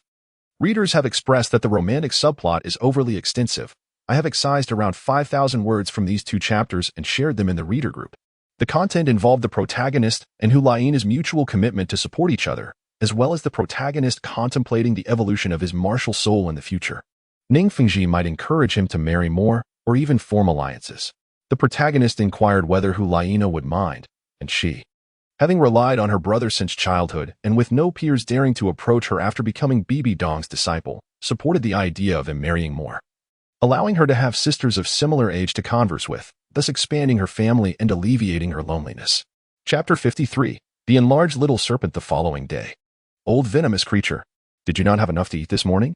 Jiuhua Guan, if you have the guts, I shall slay you right now. And later you can seek another. I have warned you. Do not call me Jiuhua Guan. If you keep shouting, I shall have my disciple refrain from helping you detoxify. Very well, Jiuhua Douluo. A clear, meandering stream wound its way deep into the forest, flanked by dense thickets of grass intertwined with shattered stones, scattered branches, and decayed leaves. The canopy above was a tangle of lush foliage, forming a grand archway. Though ravaged and fractured, the remnants of delicate flowers hinted at its former natural beauty. The ground below appeared to have been ravaged by a frenzied beast, pockmarked and muddy. At that moment, a massive, velvety vine lay askew on the ground. Measuring several meters in length, languidly coiling and twitching sporadically, resembling an aged horse too weary to run, yearning to rise and gallop, yet time had rendered it feeble. In summary, it was beyond recovery. Ning Xiaotian's lips twitched from the brutal beating. Sister Yin are here. Use this dagger. The weak point of the stinging nettle thorn vine lies in its 2 faint protrusions at the root. Piercing them will end its life. Also, do not let its sap splash onto your skin, or else you shall suffer from toxic allergies and unbearable itching. Observing the stinging nettle thorn vine, already battered beyond recognition, Ning Xiaotian acted decisively and extended his dagger of atonement. Let this beautiful maiden before him bring an end to its wretched existence. It would not be in vain for it to have traversed this world. Thank you. The solitary Yin accepted the dagger politely, though unbeknownst to her. Her ears flushed with warmth. Had she perhaps misspoken? Ning Xiaotian scratched his head. He watched as Dugu Yan gracefully crouched before the stinging nettle thorn vine, revealing her voluptuous form. Then, with precise aim, she plunged the dagger forcefully into the 2 faint protrusions at the vine's root. The vine convulsed and writhed, releasing a spray of white sap that splattered everywhere. What a gruesome sight. Ning Xiaotian and the other gentlemen could not help but take a step back, their legs trembling and instinctively clenching. Such a horrific demise truly existed in this world. Brother Nettle, in your next life, perhaps reincarnate as a rabbit. At least you would meet a swift end and be roasted sweetly. Yinner, how was that? The stinging nettle thorn vine possesses a soul ring of approximately 750 years. Dugu Yan is absorbing it rather swiftly. Unfortunately, she has not undergone training under my expertise, and her physical prowess is not sufficiently robust. Otherwise, she might even surpass the usual limits in soul ring absorption. Indeed, devouring a soul ring beyond 1's level yields remarkable effects. Grandfather, Brother Xiaotian was right. Our Bilin snake martial soul is indeed well suited for absorbing the soul rings of plant-type spirit beasts. Look. As she spoke, Dugu Yan summoned forth a small green serpent. The serpent had indeed grown in length and girth, a fact that Ning Xiaotian noted with clarity. Second soul skill, constrict. No sooner had she spoken than a vibrant green serpent, approximately 3 meters in length and as wide as 3 fingers, coiled around Dugu Yan's delicate arm and waist, then shot forth in the direction of the nearby trees. Swift as lightning, Ning Xiaotian barely caught a glimpse of the green flash as it zipped past. The serpent's body, smooth as satin, rapidly wrapped around the trunk of a tree several times. With a sudden motion of Dugu Yan's slender fingers, the tree trunk, as wide as a basin, crumpled under the serpent's constriction. Yet, it was not merely the force of the constriction. The serpent also exuded a potent toxin. The trunk began to smoke. Sister Yin, does this soul ring enable your martial soul to secrete toxins? Ning Xiaotian inquired directly of the soul skill's possessor, no longer speculating. Better to speak than to think, especially in the presence of a lady. This is wisdom passed down through generations. Indeed, Brother Xiaotian, after absorbing the soul ring, my Bilin snake martial soul has greatly enhanced its resilience, and the Bilin snake toxin has gained paralyzing properties. More importantly, I can now release toxins not only through mist and bites but also by secreting them through the serpent's body, seeping from the gaps in its scales. Truly astonishing. This enhancement surpasses Ning Xiaotian's comprehension. A venomous serpent that can secrete toxins through its body. Can you believe it? It has essentially transformed into a botanical serpent. This implies that Dugu Yan's methods of employing toxins will become exceedingly unpredictable. For instance, by controlling the release of her spirit power, minimizing her martial soul's size, and amplifying the toxicity, she could stealthily approach an adversary without ever needing to bite. One touch, and they would drift into eternal slumber. Sister Yan, it seems your third soul ring should be chosen from a soul beast with enhanced corrosive properties. Additionally, you should now be able to control the size of your martial soul, correct? You mean Dugu Yan's eyes sparkled with realization upon hearing Ning Xiaotian's words. Indeed, a smaller form offers greater stealth, combined with formidable corrosiveness, rendering your opponent's defenses as fragile as paper against your toxic assault. With the right environmental manipulation, your Bilin snake toxin could eliminate foes without a trace. What a remarkable transformation. You are no longer merely a control-type soul master, you have become a venomous assassin. Release a toxic mist to obscure your presence and then send forth several small serpents to strike at the opportune moment. Should one of those unfortunate souls encounter your wrath, oh my. What a horrific fate, utterly unbearable. I must venture to the eye of ice and fire and consume the 8-angled ice grass and the fiery apricot vegetables. Invulnerable to all poisons, safety first. Moreover, Tang San, without your invulnerability to toxins, I wish you luck. It remains uncertain whether Dugu Yan will join the Royal Academy of the Tiandou Empire, where she might one day encounter the Shrek 7 Devils in a 7v7 battle. Though serpents fear fire, can Tang San truly thwart such a covert assault? At that time, Dugu Yan would likely be around level 40, with an additional soul ring. Perhaps the outcome would be drastically different. Xiaotian. Thank you. Yenner. No need for such formality. Quickly rise. Ning Xiaotian, somewhat taken aback, hastily extended his hand to assist her up.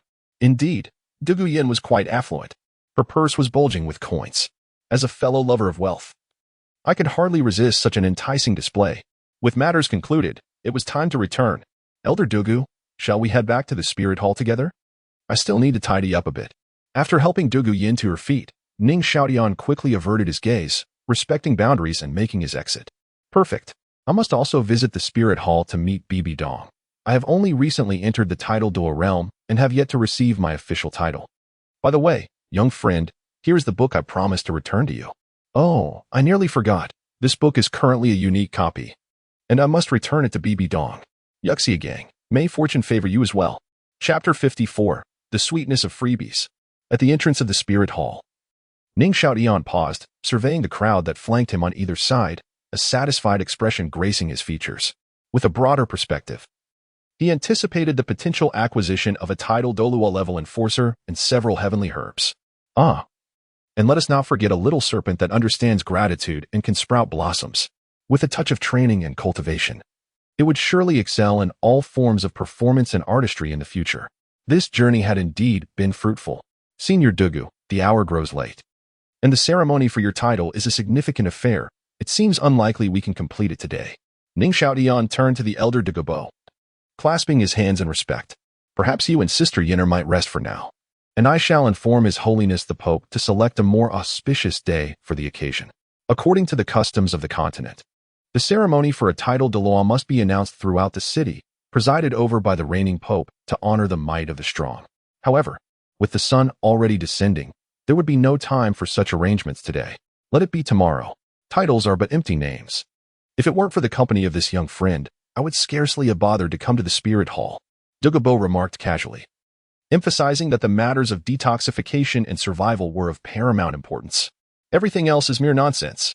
Rest assured, Senior Dugu, I shall convey your message to His Holiness the Pope. Ning Xiaotian pouted slightly, feeling a twinge of frustration at the elder's lack of clarity today. He had hoped to spend more time with the little fox. So who shall arrange accommodations for Senior Dugu and Miss Dugu Yan? Ning Xiaotian turned to Ju, the ghost Douluo, narrowing his eyes. He needed to meet with Bibi Dong, while Liena and the others were not familiar with such matters. Only these two could handle it. Old Ju, you shall go, the ghost Douluo promptly decided. Why me? Ju Douluo was taken aback. I observed that you two seemed to get along quite well during the journey. The ghost Douluo glanced at Dugu Bo, seemingly pondering. Old ghost, are you blind? Ju Douluo's eyes widened in disbelief. Thus it is settled. The ghost Douluos said no more and merely gave Douluo a light pat on the back of the head before departing. Seeing that a decision had been made on his behalf, Ning Xiaotian felt no need for further discussion. He lightly touched his little fox and followed the ghost Douluo. In the Pope's hall, Your Holiness, the matters have been arranged. Moreover, we encountered Dugu Bo and his granddaughter in the Stardow forest. He has already ascended to the titled Douluo realm. They are currently in the Spirit City, requesting the ceremony for tomorrow with the title of Poison. I have arranged accommodations for them through Elder Ju. Very well. Elder Ghost, thank you for your efforts.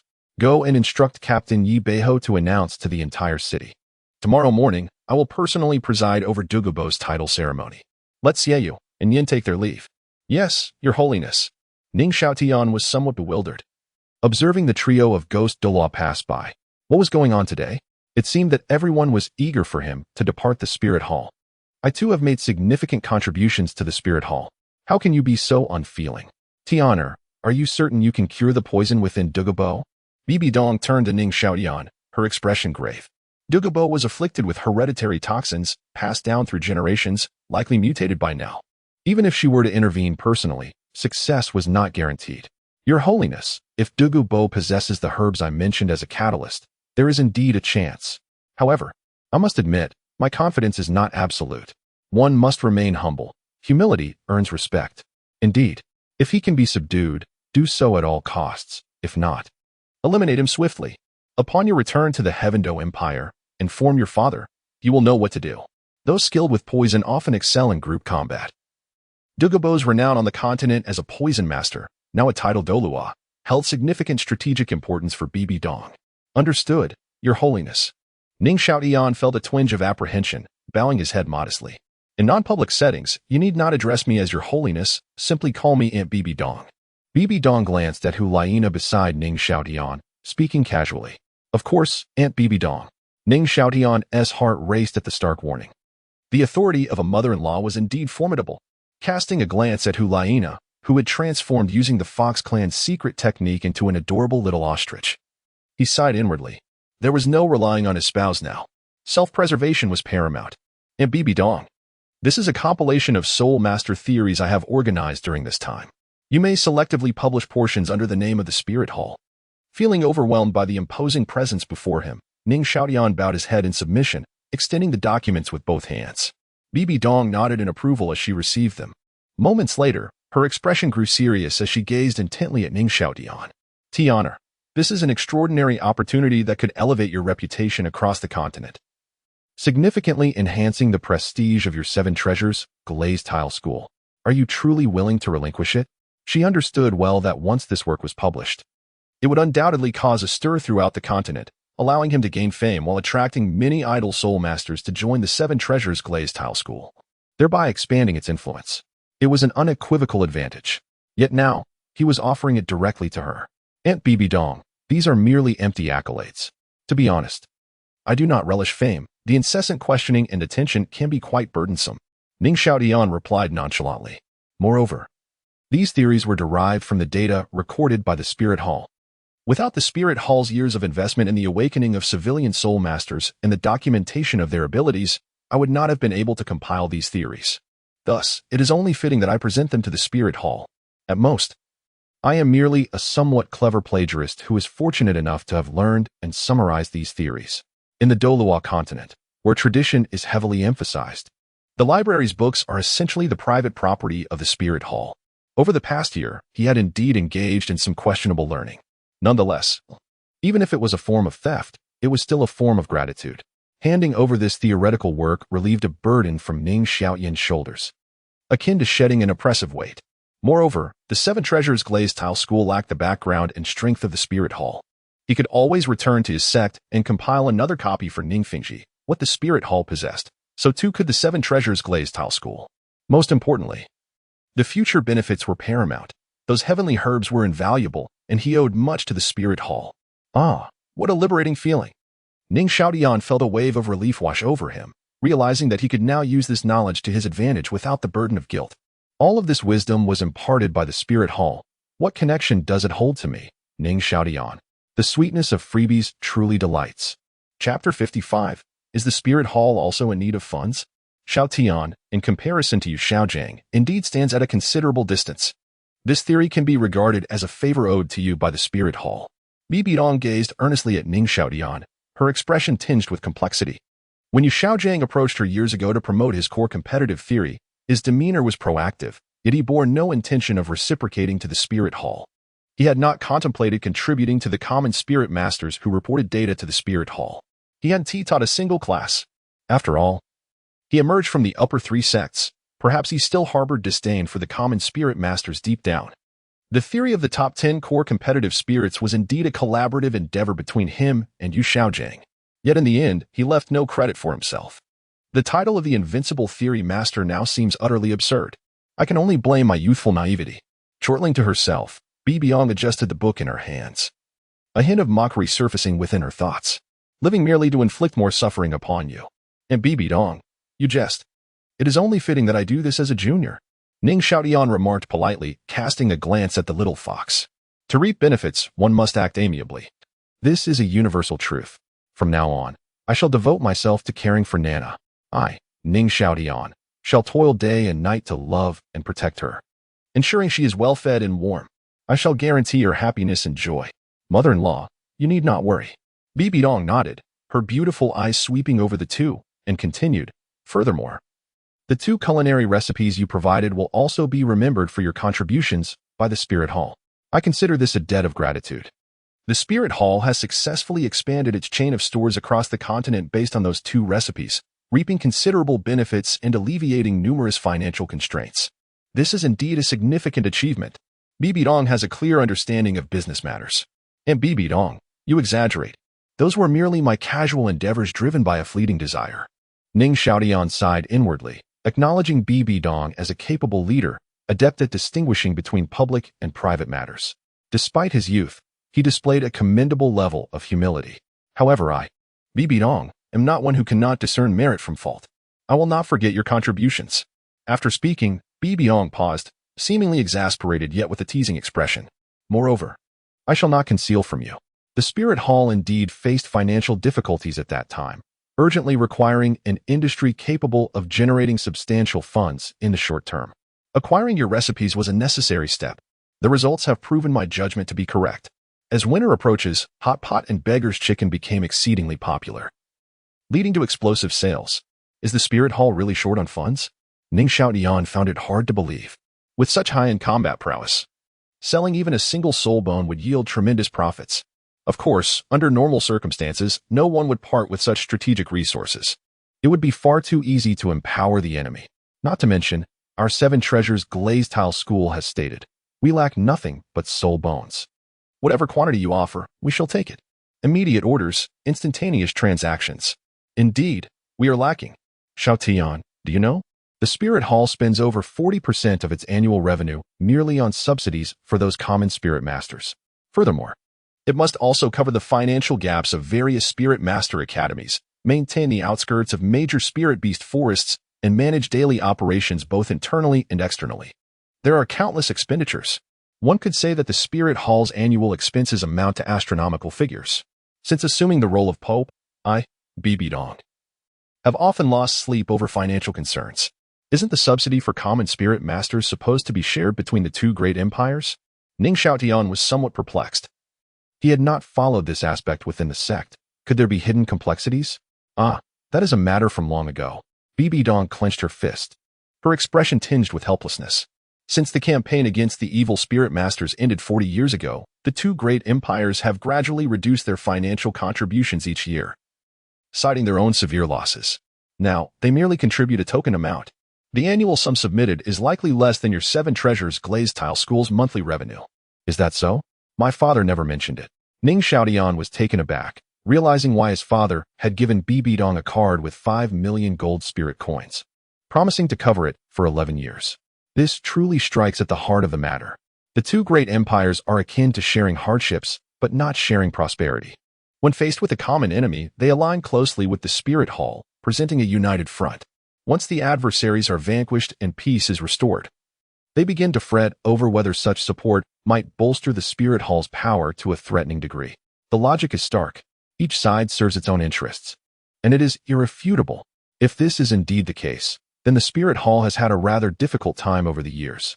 Money may be an external object, yet when one finds oneself in want, it becomes a matter of life and death. According to the original narrative, spirit master subsidies can be claimed monthly, reaching even the great spirit masters, of which there are approximately 100,000 across the continent. Based on a pyramid structure, there must be at least 50,000 spirit masters to great spirit masters. Roughly calculating, if each were to receive an average of 5 gold spirit coins per month, that amounts to 300 million. Heavens! Considering the consumption level of the common folk, that is equivalent to 30 billion renminbi. The actual expenditure is likely far greater than this. And this is solely for the spirit master subsidies. How terrifying. It is far more comfortable to manage a sect without societal burdens, where income exceeds expenditure, allowing for surplus. To be honest, if I were to ask my father, Ning Fengzhi, to produce 5 million gold spirit coins now, he would likely not bat an eye. But if it were a recurring request, that would be untenable. The wealth of the Seven Treasures Glazed Tile school relies entirely on profits exceeding expenditures. Accumulated over the years, if distributed annually, there wouldn't be such a vast amount of funds. Mother-in-law, it is not easy. Why not offer some advice? What could generate income? The spirit hall has an abundance of what? Naturally, spirit masters. They comprise over 60% of the continent. What is the continent lacking? Still, spirit masters. The population of the continent is in the millions, yet the total number of spirit masters barely reaches 100,000. Spirit masters possess diverse abilities that encompass various aspects of human life. They can get things done. I have an idea, Aunt Bibi Dong. Ning Xiaotian stroked his chin, exuding confidence. Perhaps we can establish a long-term income stream for the spirit hall, reducing expenditures. If executed well, it could also provide the spirit masters of the spirit hall with opportunities for practical experience, while simultaneously enhancing the spirit hall's reputation across the continent. As he spoke, Ning Xiaotian's thoughts expanded, and the light in his eyes intensified. Who knows, we might even manage to extract some benefits from the two great empires. Oh, what plan do you have? BBDong's gaze flickered as she scrutinized him. What insightful idea could a child possibly possess? Aunt BBDong, are you familiar with mercenaries? I'm quite adept at fishing for opportunities, Ning Xiaotian replied. Naturally, I understand. Are you suggesting that the spirit masters of the spirit hall become mercenaries? This could indeed generate income, but the risks and rewards may not align, and the timeline could be lengthy. BBDong furrowed her brow, finding this idea rather unreliable. There is a risk of losing more than what is gained, and the talent could be poached by the two great empires. And BBDong, it is not merely about sending the spirit masters of the spirit hall to become mercenaries. That would be too slow and detrimental to the spirit hall's reputation. Ning Xiaotian shook his head, declaring, Mother-in-law, you underestimate your son-in-law. We must not merely rely on mercenary work for profit. That would be undignified for the spirit hall. We need to reframe our approach, for the benefit of the nation and the people, to provide convenience for the masses of Douluo Continent. This is a magnificent undertaking. Chapter 56. The most expensive is the free. As Ning Xiaotian engaged in fishing, he elaborated on BBDong's understanding, stating, What I propose is to expand the mercenary business in the form of a platform, allowing the spirit hall to profit from the price differences. The most expensive is the free. If one can obtain something without cost, why bother to toil? Tiana, what does platform mean? It's a novel term. BBDong's beautiful eyes widened slightly, reflecting a delightful confusion. In simple terms, it refers to establishing a dedicated space for accepting and publishing tasks, centered around the various branches of the Spirit Hall and the Soul Master Academies under its command. Ning Xiaotian squinted, suggesting, Perhaps we could call it a task hall or a relay station. Bibi Dong seemed to grasp the concept. During her travels across the continent, she had encountered relay stations established by the two great empires, which indeed had the function of assigning tasks, some even collaborating with the Soul Arena. However, most of these tasks involved escort duties and charged exorbitant fees, often leaving wealthy merchants at the mercy of the relay station's operators. The profits were substantial, yet such tasks were infrequent. Aunt Bibi Dong, you truly comprehend it instantly. Ning Xiaotian nodded in approval, secretly reflecting that it was partially correct. However, the relay station is too rudimentary. He shook his head and continued, The task hall I envision would encompass a far broader array of functions. It could assist kingdoms in eradicating bandits, aid local guards in capturing criminals, escort prisoners, or even help noble ladies find their lost pets. He paused, straightening his posture, his voice growing more resonant. This indeed constitutes a grand endeavor. For instance, a soul master with a host spirit could take on wall-digging tasks, while a brush spirit could undertake horse-grooming duties. Even if the spirit is of little worth, it could still serve to feed dogs or fertilize gardens. There are no useless spirits, only those that have yet to find their purpose. Each spirit should find its utility. This is the mission the Spirit Hall must undertake. Perhaps, once this platform is fully realized, it will usher in a remarkable transformation for this continent. Ning Xiaotian sighed, his expression tinged with longing. He had once envisioned enhancing the lives of the people on this continent, and perhaps this was the beginning. Moreover, as long as this platform is established, the potential applications are boundless. Earning money is merely a trivial matter. There are no worthless spirits, only those that have not yet found their place. Bibi Dong's eyes sparkled with realization, her staff striking the ground with a resounding thud that sent ripples across her chest. She exclaimed, "Well said." In comparison to Ning Xiaotian's assertion, Yu Xiaozhang's claim that there are no useless spirits, only unskilled soul masters, seemed utterly foolish.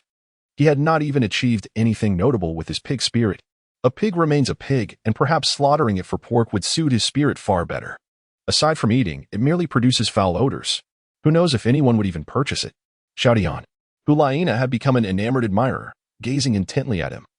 Her eyes filled with admiration for Ning Xiaotian. Meanwhile, Bibi Dong, pondering deeply, felt increasingly convinced that this platform must be established without delay. Once it is in place, common soul masters would gain alternative sources of income. She merely needed to issue orders to regulate the behavior of the soul masters under the Spirit Hall, ensuring they exhibit proper etiquette. Human nature is inherently benevolent. Respect is mutual. When the common folk spend a little to receive assistance from soul masters, resolving their troubles, they will undoubtedly express gratitude. The Spirit Hall would establish the platform. The soul masters under its banner would accept tasks. These soul masters would be courteous, never neglecting any task issuer. In stark contrast, the nobles of the two great empires would be seen as idle wastrels, and resentment would inevitably spread. Conversely, both the commoners and the soul masters would remember this goodwill from the Spirit Hall. Some soul masters, having become self-sufficient through the platform, would no longer seek subsidies from the Spirit Hall. Only those lacking capability would rely on others for aid. Every individual possesses a sense of dignity, especially those who have become soul masters, unless they are left with no other choice. And now, a path has emerged. It seems they might save a considerable amount of money. BBDong was overjoyed and quickly connected the dots, speculating on the implications. Xiaotian, do you mean that the Spirit Hall will take a cut from the task rewards for profit? Truly, the wisdom of the Pope is unparalleled. Ning Xiaotian nodded slightly, but regrettably, the understanding was still incomplete. As I said, the most expensive is the free. No, ordinary tasks must be free. Ning Xiaotian declared with unwavering conviction, we cannot impose limits on the reward amounts offered by task issuers or charge arbitrarily. We also cannot take a share of the Soul Master's task rewards. If the compensation is too meager, no one will accept it. Allowing them to publish tasks serves merely to bolster the platform. Furthermore, if no one accepts or if the task is not completed on time, the issuer should have the right to cancel it. Full refunds must be supported. Additionally, for straightforward tasks essential to the livelihoods of the common people, no fees should be deducted, as this would dampen the enthusiasm of soul masters to accept such tasks. Simple tasks inherently offer low rewards. If the platform takes a cut, it would be exploiting the populace, which is utterly disgraceful. How could the Spirit Hall engage in such practices? Serving the people and facilitating their lives is our guiding principle. However, Ning Xiaotian's tone shifted, his eyes narrowing as he said amiably, for tasks with high rewards, a nominal fee could be charged, but it must not be excessive. This way, both task issuers and acceptors would remain agreeable, for they would receive greater returns. It's entirely reasonable to charge a fee for large transactions, isn't it? The Spirit Hall must also invest in the platform. Of course, I prefer to refer to these charges as information fees, denoting the cost of providing information. Ning Xiaotian emphasized the term information fee significantly. After all, the relevant task information is released and coordinated by the Spirit Hall. So charging a nominal labor fee is quite standard. At BBDong, I can almost assure you that once this platform is fully established, the Spirit Hall will swiftly become the central hub for information across the entire continent. Ning Xiaotian lifted his chin, his tone buoyant. Weaving a vision of a bright future, people would come to the task hall to hear tales, news, and rumors from all corners of the continent. For example, An official from the Star Luo Empire, with several wives and children, what his spirit is. In a particular spirit hunting forest, what regions host which soul beasts. In their respective ages. In a certain mountain, ancient ruins were discovered, where individuals have unearthed various soul-guiding devices. He cleared his throat. Some information can indeed be collected. With proper timing, it can be quite lucrative. Ning Xiaotian fell silent, alluding to the possibility of burying treasures and selling treasure maps for others to excavate. Information monopoly is astonishingly powerful. There are countless clever strategies to employ. Fortunately, this clever youth stands firmly on the side of the spirit hall. Bibi Dong, for reasons unknown, suddenly entertained such thoughts, secretly grateful. Healing Ning Xiaotian's mother must have been the wisest decision of her life. This young man is truly a prodigy. He is astute and adept at cunning, evidenced by his own apprentice. Just look at that infatuated demeanor, utterly enraptured. In comparison to Ning Xiaotian, Yu Xiaojiang is merely a dullard. That seems to imply I am disparaging myself. I too have been deceived by that dullard. So what does that make me? Dim-witted? Naively sweet? Haha, Yu Xiaojiang, just wait. Bibi Dong remained unfazed, her mind already concocting hundreds of methods to deal with such a scoundrel. In the future, when unifying the continent, these will be enshrined in law. Moreover, there is one more thing.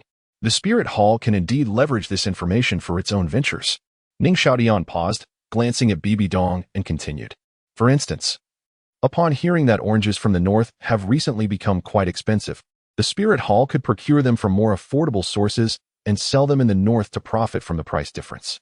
In this regard, I believe our Seven Treasures Glazed Tile School is exceptionally suited to penetrate the market of the Tiandou Empire. At this point, Ning Xiaotian revealed his adorable little tiger teeth. One must act in their own interest, lest they be punished by the heavens. To not partake in the benefits, to not seize a share, would be quite unreasonable. Let the Spirit Hall handle matters of the platform. After all, they possess a significant advantage in numbers. Our Seven Treasures Glazed Tile School is too modest in its enterprise to undertake such a task. We shall merely take advantage of the situation. And when Nana ascends to the position of Pope, we shall effortlessly integrate ourselves into the fold. To reap without sowing is truly delightful. The splendid life of living off others begins with seizing opportunities. P.S. I will update a chapter first to ease the tension. Chapter 57. The shrewd merchant Bibi Dong. This little rascal truly rises early for profit. Bibi Dong's lips twitched slightly. Her delicate head bowed as she ceased to engage with Ning Xiaotian. Utilizing information asymmetry for trade, Bibi Dong's expression sharpened as she pondered deeply. The environmental dichotomy between the southern and northern regions of the continent was stark. The south was lush with forests, while the north was dominated by barren lands. The local specialty products of the south, being easy to produce, naturally bore a low price in their homeland. Furthermore, their abundance was staggering. Yet, upon reaching the north, these inexpensive commodities from the south would transform into rare treasures, would they not? Is this not the very essence of a merchant as profit? Bibi Dong grasped the crux. What she needed to do was gather information. Which goods were in demand in the north, which were favored in the south, what the price discrepancies were, and what the market acquisition costs were in their places of origin. Then, she would select the most lucrative options, dispatch individuals to procure at market prices in both regions, and facilitate transportation for resale. Perhaps she could even serve directly as a supplier, merely providing the goods in collaboration with the merchant guilds of both locales.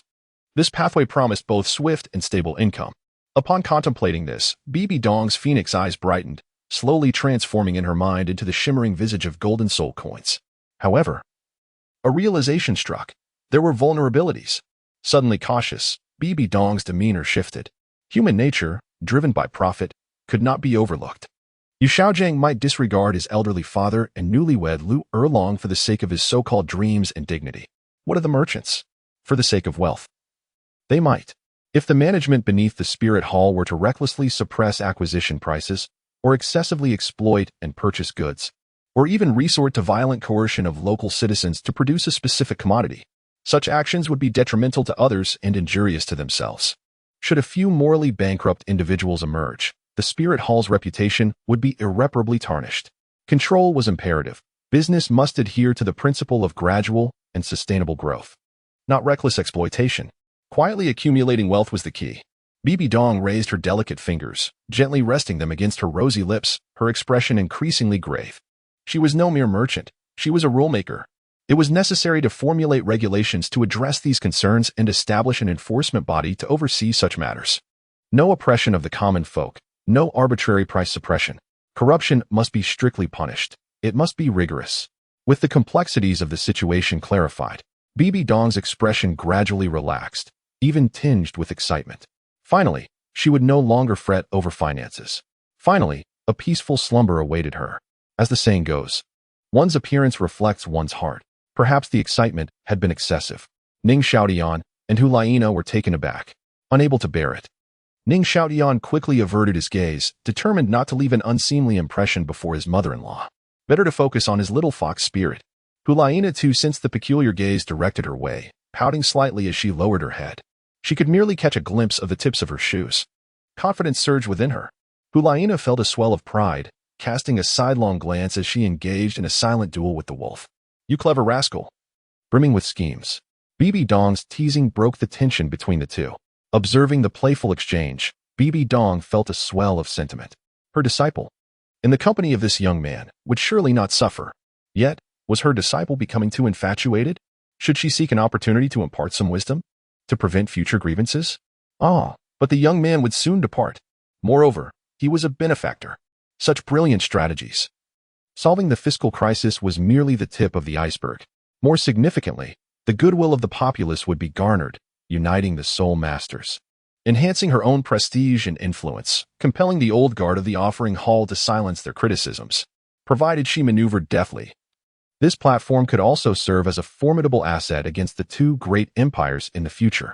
Now that her benefactor was about to leave the Spirit Hall, it would be remiss of her, as the Pope of the Spirit Hall, not to take some action. With this in mind, BBDong raised an eyebrow, exuding confidence. "Rest assured, your reward shall not be lacking. I will soon have gold at my side. Providing a business opportunity for the Seven Treasure Glazed Tile School is but a trifle.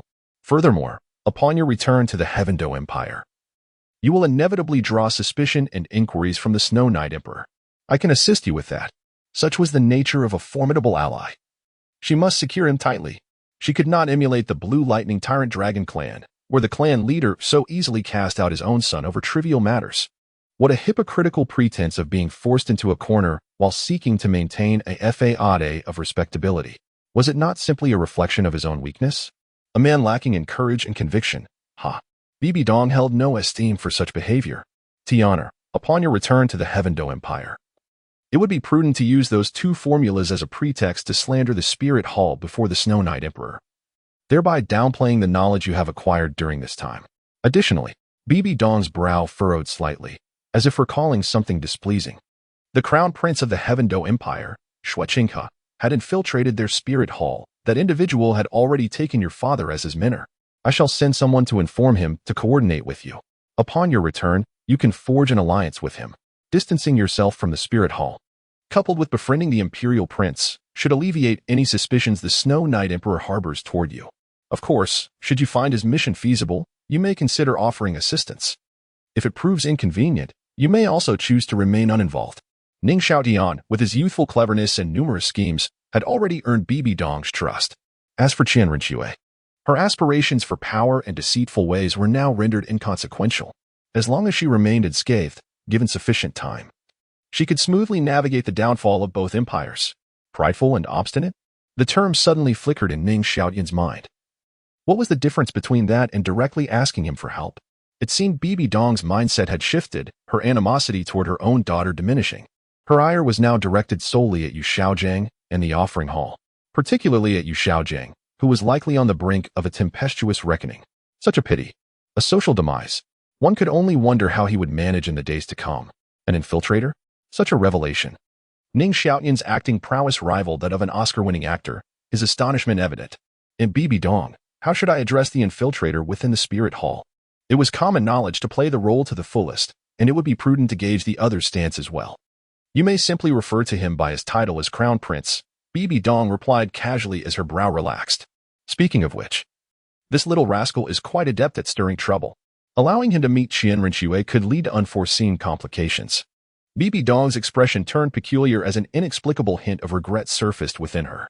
Subsequently, she cast her gaze toward Liena.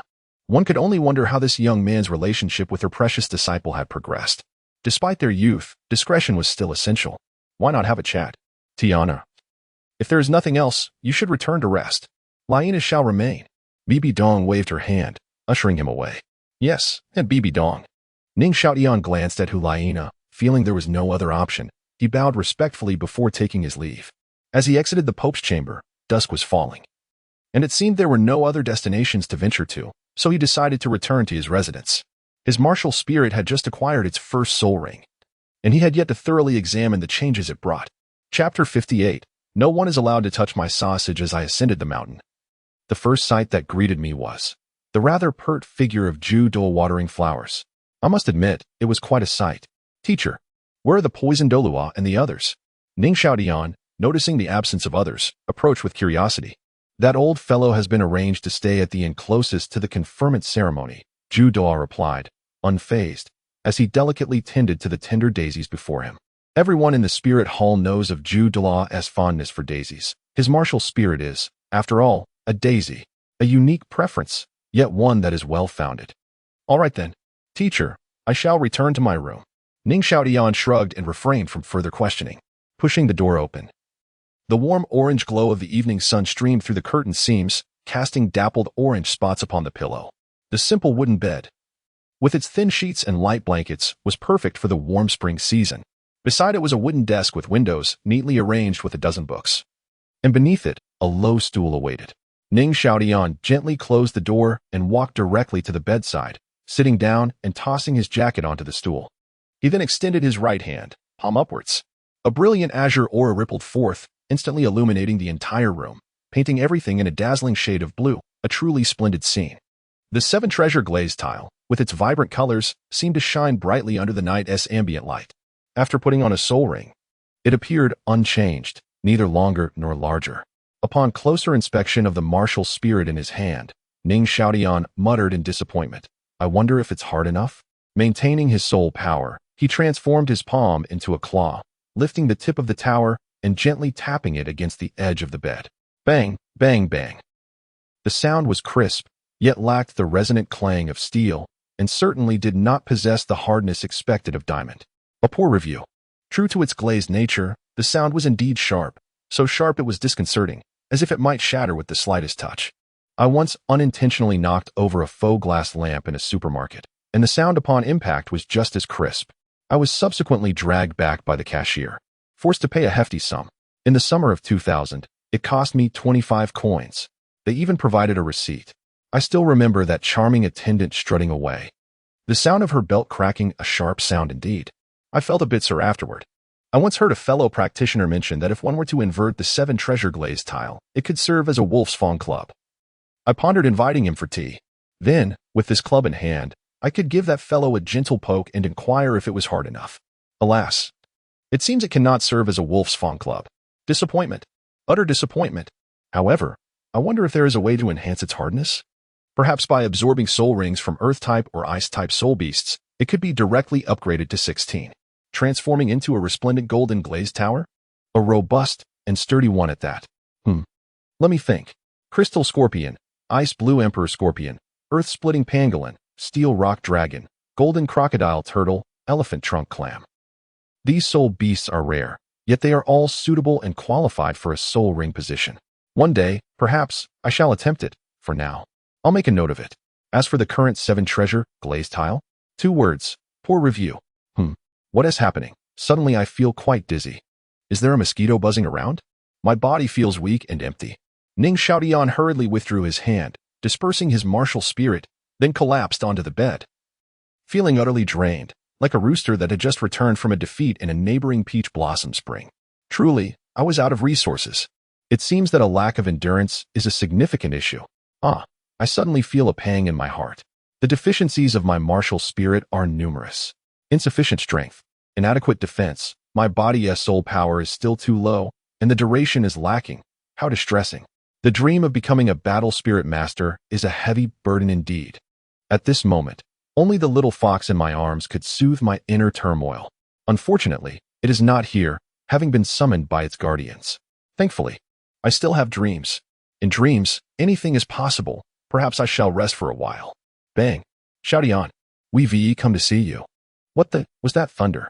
Ning Xiaotian felt as though thunder had struck in his ears, causing his eardrums to throb painfully, jolting him upright from the bed. Before him was a dark void, filled with countless little sprites dancing about. Moments later, the darkness faded to reveal two gradually discernible faces, one red, one gray, both appearing worn. Their figures blurred, adorned with various odd objects hanging from their waists and backs. Upon closer inspection, they were all food items. What a travesty! To be taken advantage of before leaving? This world is filled with malice towards me. Who just kicked down the door? Ning Xiaotian's face darkened. Gritting his teeth with wide eyes, scanning back and forth between the two, determined to identify the culprit. That deafening crash had nearly sent his soul fleeing. This grudge must be avenged. Yin, standing at the forefront, was undoubtedly the first to enter, as evidenced by his evasive gaze and nervous demeanor. He was the true culprit. Humph. Ning Xiaotian had already devised a plan in his mind, scoffing softly as he threw off the covers and leaped from the bed. Cough, cough. Xiaotian. Yin, unaware that Ning Xiaotian had just been sleeping, insisted it was unintentional. Shiyue, sensing the danger in Ning Xiaotian's eyes, quickly interjected. We just heard you returned from your conversation at the Pope's Hall. We came right away, bringing all these things. They're all your favorites, along with Nana's. Shiyue was always reasonable, unlike some who didn't even bother to knock. Ning Xiaotian cast a glance at the silent, dim-witted figure beside him and sighed deeply. Yin, though sincere, was not one to scheme. It was just that his intellect. Sigh. Impulsive and easily irritable, prone to foolishness. Ning Xiaotian had spent a year trying to improve Yin's intellect, only to have completely given up now. Are you leaving? There are still many training methods I haven't tested on Yin. It felt like such a waste. Having a robust and resilient subject like him. Such specimens are hard to find across the continent. Let us go. To the usual place. Ning Xiaotian waved his hand, brushing past the two sturdy figures, leading the way with flair. Since we are leaving, there is no need to overthink. Let us cherish the moments we have. Teacher, please summon Elder Dugu as well. We have a new style today. Let them try it too. Before the barbecue grill, Ning Xiaotian strolled leisurely. Why bring that old fellow here? He'll just steal my herbs. Douluo grumbled, his cheeks puffed up like a meat bun, his mouth trembling with sausages in hand. Don't forget, who will escort your precious disciple back to the Heaven Do Empire tomorrow? The ghost Douluo maintained his professional composure, his words concise and to the point. The Pope has instructed that we must present a facade of detachment from the Seven Treasure Glazed sect. Who knows if there are spies from the Heaven Do Empire outside the Spirit City? Therefore, we cannot send a title Douluo from the Spirit Hall to accompany you, lest it arouse the suspicions of the Snow Knight Emperor. Sending a title Douluo is fraught with ulterior motives. The heart of an emperor is often so sensitive. Thus, after much discussion, it was unanimously decided to let the conveniently passing Dugu Bo escort you instead. After all, Dugu Bo has been quite courteous to Ning Xiaotian lately, referring to him as a little friend at every turn. There is no alternative. He is indeed a walking antidote, truly a lifesaver. Humph, that old fellow is getting off easy.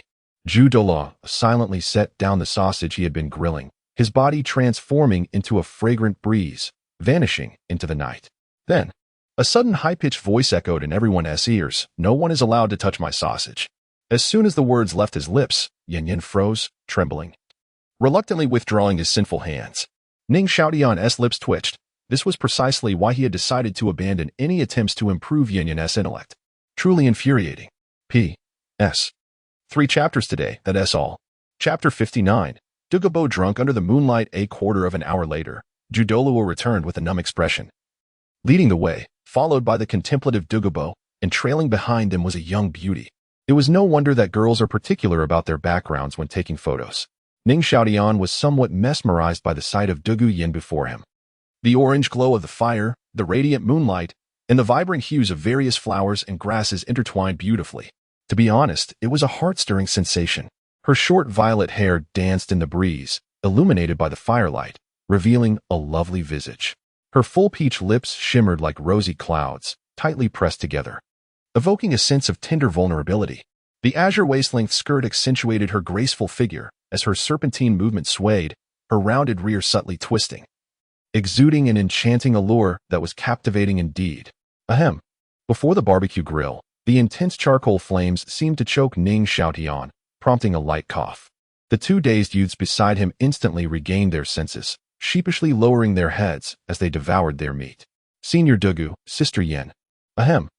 Noticing the guest had arrived, Ning Xiaotian hurriedly greeted them. The sausage in his hand was continuously flipping. Teacher, your sausage is already warmed up. You're such a good disciple. Douluo's expression transformed like a turning page, instantly breaking into a smile. He quickly dashed to a nearby seat, took the sausage, and began to munch on it.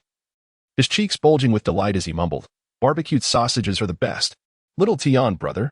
Upon hearing Ning Xiaotian's voice, Dugu Yan seemed to suddenly find her anchor.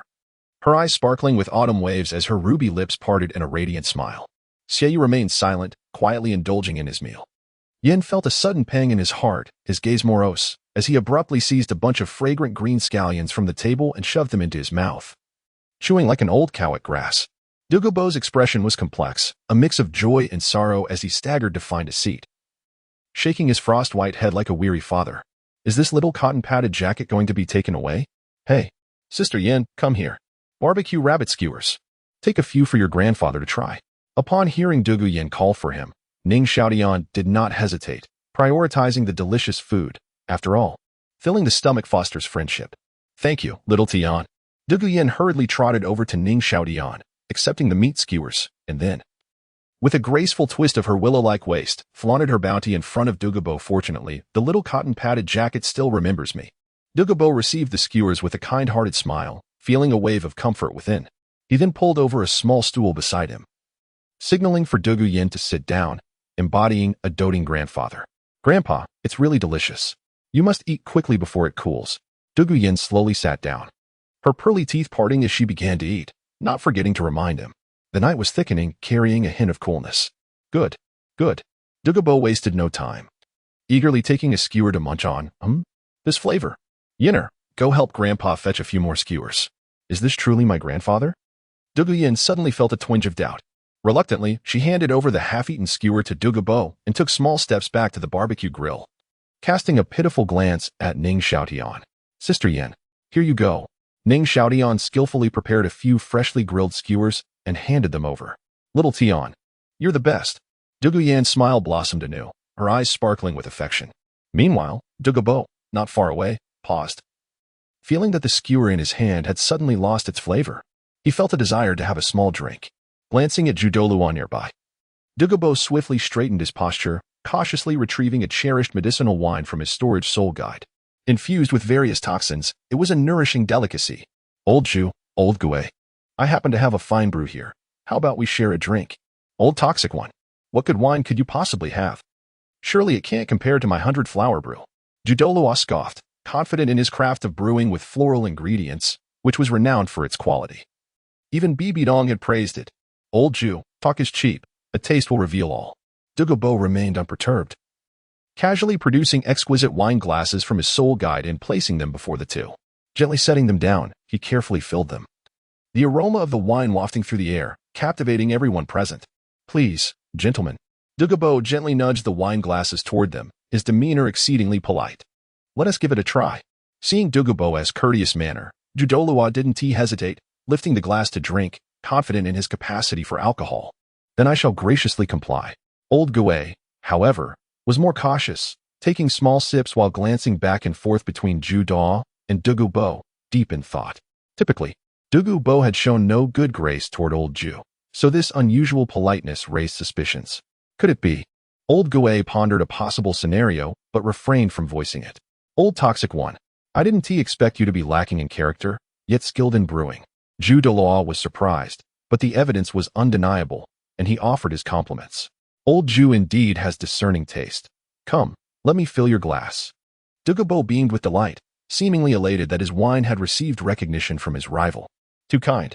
It appears that Old Toxic One, you're not so bad after all, not as detestable." As Dugu Bo's hospitality increased, Douluo's displeasure began to dissipate. "I also did not expect you to have such a capacity for drinking. Old Ju, truly impressive. Let us have another round."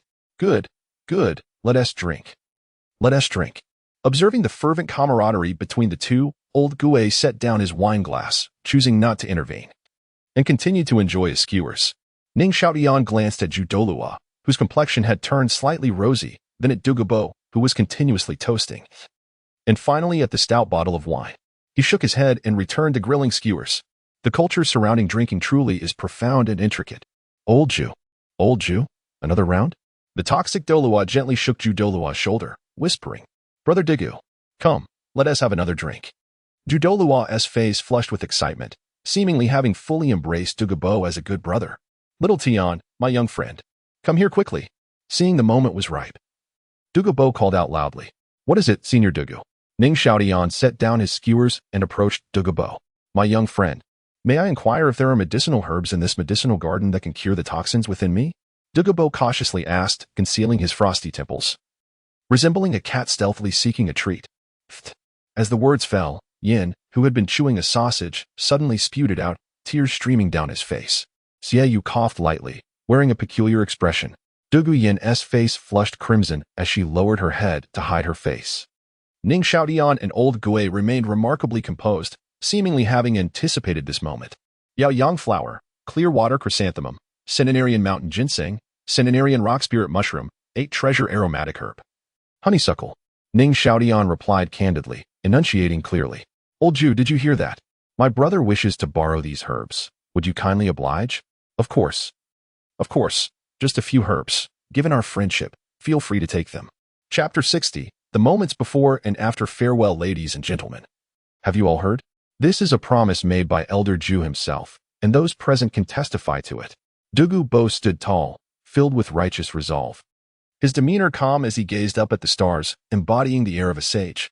Elder Ju is renowned for brewing the exquisite 100-flower wine, of which Dugu Bo had long been aware. Coincidentally, he too possessed the skill to craft this elixir, which was light and pure, with a sweet aroma yet devoid of intoxicating effects. It was no wonder that Elder Ju could indulge in it daily without losing his composure. Conversely, Dugu Bo's own concoction, the poisonous wine, was derived from the most toxic spirit beasts possessing potent medicinal properties, though he had painstakingly tempered its flavor, rendering it milder and more fragrant. Its residual strength remained formidable. One could easily succumb to its effects after but a brief exposure to the cool breeze. He had originally crafted the poisonous wine to aid his granddaughter's health, providing warmth against the bitter chill and safeguarding her from the dangers of snake venom. Little did he expect that this evening it would serve a significant purpose, especially with the gathering taking place outdoors under the gentle breeze. How could Elder Ju possibly withstand it? Fortune truly smiled upon Dugu Bo. His heart brimmed with joy at this moment. Come, my young friend. Let us first gather some herbs, and once we have finished, we shall return to indulge. Dugu Bo urged with urgency, eager to act without delay. Elder Gui, would you kindly escort our teacher indoors for some rest? Ning Xiaotian requested, observing Elder Ju sprawled across the table, babbling incoherently. He had not anticipated Dugu Bo's cunning strategy to intoxicate Elder Ju for the sake of obtaining rare herbs. Yet, this tactic proved effective, had Elder Ju been sober. He would never part with his prized herbs so willingly. One could only wonder how Elder Ju would feel upon awakening the next day, likely furious. Fortunately, Dugu Bo possessed the coveted immortal herbs, which could serve as a means of reconciliation. This was also the reason Ning Xiaotian did not intervene. As for Elder Gui, a pragmatist at heart, he clearly understood the value of a few herbs compared to the support of a titled Douluo. Let us proceed, Elder Dugu, Ning Xiaotian said, not wanting to linger any longer now that Elder Gui had taken charge of Elder Ju. Yin, Sheiyue, please wait for me here. If Nana arrives shortly, explain the situation to her, Ning Xiaotian added. Understood, responded Yin and Sheiyue readily. Make haste and return swiftly. Dugu Yan nodded, feeling a bit anxious without familiar faces to ground her. With that, Ning Xiaotian led the way. Having long familiarized himself with the medicinal garden and knowing precisely where to find the required herbs. Elder Dugu, we are here. I lack the vessels for storing the herbs, so I must rely on you, Ning Xiaotian stated. Young friend, this is a simple task. I have plenty. Dugu Bo, who had once toiled to develop poisons for his family as healing, had an abundance of jade boxes for storing herbs. As Dugu Bo produced the jade boxes, Ning Xiaotian wasted no time, retrieving a small shovel from his soul guide to begin excavating, selecting only 3 appropriately aged specimens, enough for their needs. He was not like Tang San, who would uproot every rare herb in sight, giving the impression that the ice and fire yin-yang was his personal domain. He only took what was necessary, and Dugu Bo had not declared that he could not gather more in the future. Elder Dugu, let us move to the next site. After placing the harvested herbs into the jade box and carefully filling in the holes, Ning Xiaotian continued to lead the way. Half an hour later, at last, We have gathered enough. Elder Dugu, shall we return? Ning Xiaotian exclaimed, stretching his limbs and wiping the dust from his face with his sleeve. Without Dugu Bo carrying the load, it was unclear how long it would have taken to navigate such a vast garden. Thank you, young friend. Dugu Bo expressed his gratitude as he accepted the jade box, touched by the effort Ning Xiaotian had put into selecting the herbs. He even took the time to fill in the holes, helping to avoid completely offending Elder Ju, especially since his method was rather dubious. A hint of guilt crept into Dugu Bo's heart.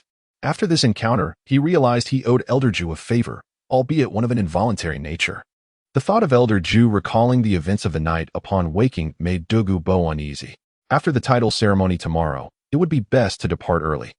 With this resolution, Dugu Bo quickened his pace, hastening up the hillside toward the courtyard. Xiaotian, you're back. Liena, who had been daydreaming on a bench, sprang up to embrace him, her eyes sparkling like crescent moons.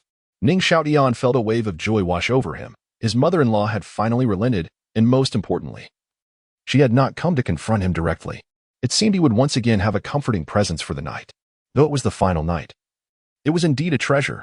Tonight, let me treat you to my new creation, bread stuffed with sausage, commonly known as a hot dog.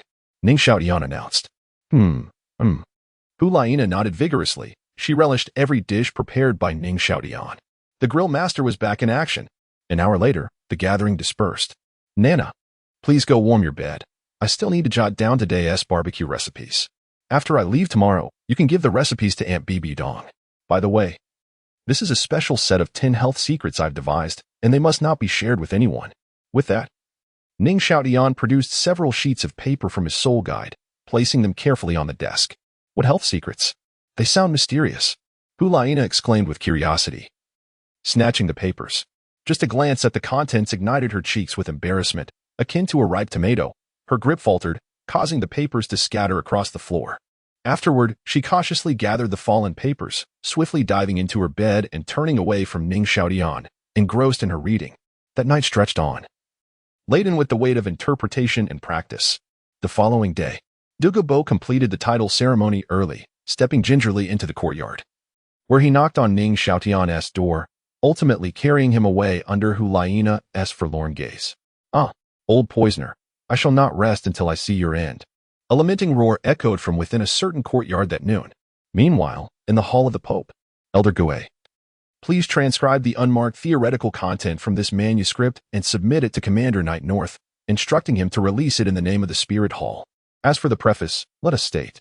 30 years ago, the Spirit Hall aimed to compile records of Soul Masters and summarize a theoretical framework to benefit the Soul Master community. However, Yu Xiaojiang, one of the assisting personnel at the time, prematurely disclosed this theory due to personal reasons before it was fully developed. Considering Yu Xiaojiang's status as a scion of the Blue Lightning Tyrant Dragon clan, the materials he provided contributed significantly to the refinement of the theory. In light of the camaraderie with the three sects and to maintain harmony across the continent, the Spirit Hall chose not to pursue the matter further, merely relieving him of his duties. Now, after over 30 years of refinement and research, the Spirit Hall has thoroughly perfected this theory and is ready to present most of its content to the entire continent. As for the theory that Yu Xiaojiang disclosed prematurely, it contains numerous flaws. We advise Soul Masters across the continent to compare it judiciously and approach it with caution, lest they mislead the next generation. With that, BBDong fell silent. Yes, Your Holiness. Elder Gue, ever the epitome of professionalism, did not waste time on superfluous words, taking the manuscript and departing. Once Elder Gue had left, BBDong moved gracefully to the center of the grand hall, slowly taking her seat, as the delicate fingers lightly tapped the edge of the chair. A playful smile graces the corners of the lips, and a teasing glimmer dances in the eyes, accompanied by a soft murmur. Now, Yu Xiaojiang, the sinner among mainland Soul Masters, the traitor and informant of the Blue Lightning Tyrant Dragon clan, how shall you confront the imminent events that lie ahead? P.S. A new map has been unveiled, and the protagonist's martial spirit is on the verge of a magnificent evolution, with the charming humanoid spirit beast making its splendid debut. Chapter 61, Journey to the Eyes of Ice and Fire. 3 days later, in the imperial city of the Heavendo Empire. Within the conference hall of the Seven Treasure Glazed Tile School. Senior Dugu, as the day has grown late, might I accompany you to the herbal garden tomorrow to inspect the herbs? Ning Xiaotian suggested. Additionally, the process of refining pills could be exceedingly tedious and time-consuming. During this period, let Sister Yenner stay at the Seven Treasure Glazed Tile School. Seizing the opportunity as the esteemed guests in the hall concluded their amiable banter with Dugu Bo, Ning Xiaotian interjected. Very well. I shall impose upon you, then. Dugu Bo replied with a warm smile, his gaze shifting between Ning Xiaotian and his granddaughter, laden with meaning. Regardless of whether it stemmed from his admiration for Ning Xiaotian's talents, a desire to repay the favor of detoxification, or concerns for his granddaughter's future. It was clear he intended to align himself with the Seven Treasure Glazed Tile School. What difference did it make whether he resided here sooner or later? Moreover, there seemed to be an underlying scheme between the Seven Treasure Glazed Tile School and the Spirit Hall, perhaps aiming for unification of the continent? As someone privy to such matters, failing to choose a side would likely result in a grim fate alongside his granddaughter. While Ning Xiaotian might be benevolent enough not to harm him, Ning Fengzhi, on the other hand, was not to be underestimated. Everyone was astute enough not to be overtly vocal about it. Furthermore, should Ning Xiaotian discover a few missing herbs during his visit to the garden tomorrow, would he not need to rely on the Seven Treasure Glazed Tile School for assistance in locating them, trusting solely in oneself? Dugu Bo mused that after decades of being battered by society, he had finally come to a realization. Seeking powerful allies was the true path to success. It is indeed an honor for me, Senior Dugu, to host you at our Seven Treasure Glazed Tile School, Ning Xiaotian remarked graciously. Ning Fengzhi, Ning Xiaotian's father, seemed to have gleaned something from Dugu Bo's earlier fleeting glance towards his granddaughter, and his eyes brightened with a warm smile. Support. We must offer our support. Zhang Fanghua exclaimed, her maternal instincts ignited upon first sight of the girl, her gaze wandering appreciatively. Yes, with a promising future ahead. A thriving family is not merely a dream. Ahem. Huar, could you kindly instruct the servants to prepare rooms for our two esteemed guests? Ning Fengzhi, feeling a slight unease as his wife seemed so captivated by Dugu Yan, attempted to regain composure. Of course. Please follow me. Zhang Fanghua replied cheerfully, deciding to take the initiative in this matter. There was a fine courtyard adjacent to her son's residence, an idyllic setting indeed. Observing his son's demeanor, it seemed he had yet to awaken to the possibilities before him. As the saying goes, the early bird catches the worm, and as his mother, how could she not alleviate her son's burdens at such a crucial moment? I shall take my leave for now, Dugu Bo said, noticing his granddaughter had been whisked away. He prepared to depart, acknowledging that Ning Xiaotian had returned after a year and surely had much to discuss with his family. Lingering would only feel out of place. It appears your mother has made a remarkable recovery. Ning Xiaotian smiled as he watched his mother leave with vigor. Though his martial soul had been shattered and he had lost his spirit power, his body still retained the foundation from his past cultivation at the soul sage level. A fortunate circumstance amidst misfortune. Regrettably, after a year of research, he had discovered that even celestial herbs could not rekindle a martial soul. It seemed that only ascension to godhood could achieve such a feat. Ning Xiaotian recalled how, later in the tale, Xiao Wu was transformed into the sheath of the Shura sword by the Shura god. If the gods of Douluo Continent possessed such extraordinary capabilities, reshaping a martial soul would be a trivial matter, indeed. Considering the divine inheritance, Ning Xiaotian pondered deeply, realizing that after absorbing the celestial herbs, he must venture into that realm. He still possessed an elder token from the Spirit Hall. Infiltrating without falling prey to hidden rules would not be overly challenging. Though he was uncertain when he might emerge from such an endeavor. Time was of the essence. He needed to devote himself to training diligently and preparing adequately. If his return were delayed, his beloved little cotton-padded jacket might well be spirited away by that Oscar fellow. Tiana, how did you come to know Dugu Bo? Tiana, how have you fared in the Spirit Hall? As soon as Dugu Bo stepped out, Ning Xiaotian was bombarded with questions, transforming the conference hall into an interrogation chamber. With sincerity, he began to recount his experiences. What? Tiana, your first spirit ring exceeded 100-year limit? The sword Douluo exclaimed in astonishment, his hands exploring Ning Xiaotian's form as he scrutinized him closely. So, Tiana, you have truly become a couple with Liena, Bibi Dong's disciple? His father, Ning Fengzhi, seized upon this curious detail, recalling the girl his son had fixated on during the Soul Master competition. Impressive. The Bo and Douluo raised a thumb in approval. The following day, under Dugu Bo's guidance, Ning Xiaotian and the sword Douluo ascended to a mountain summit. Why bring the sword Douluo along? It was simply because Ning Xiaotian felt inadequate. This medicinal refinement required a master adepted spirit power control, and since Dugu Bo's martial soul was both cold and toxic, he was evidently not suitable for this task. Are we really going to jump off this cliff? Upon reaching the summit, the sword Douluos surveyed the surroundings and felt a sense of disbelief.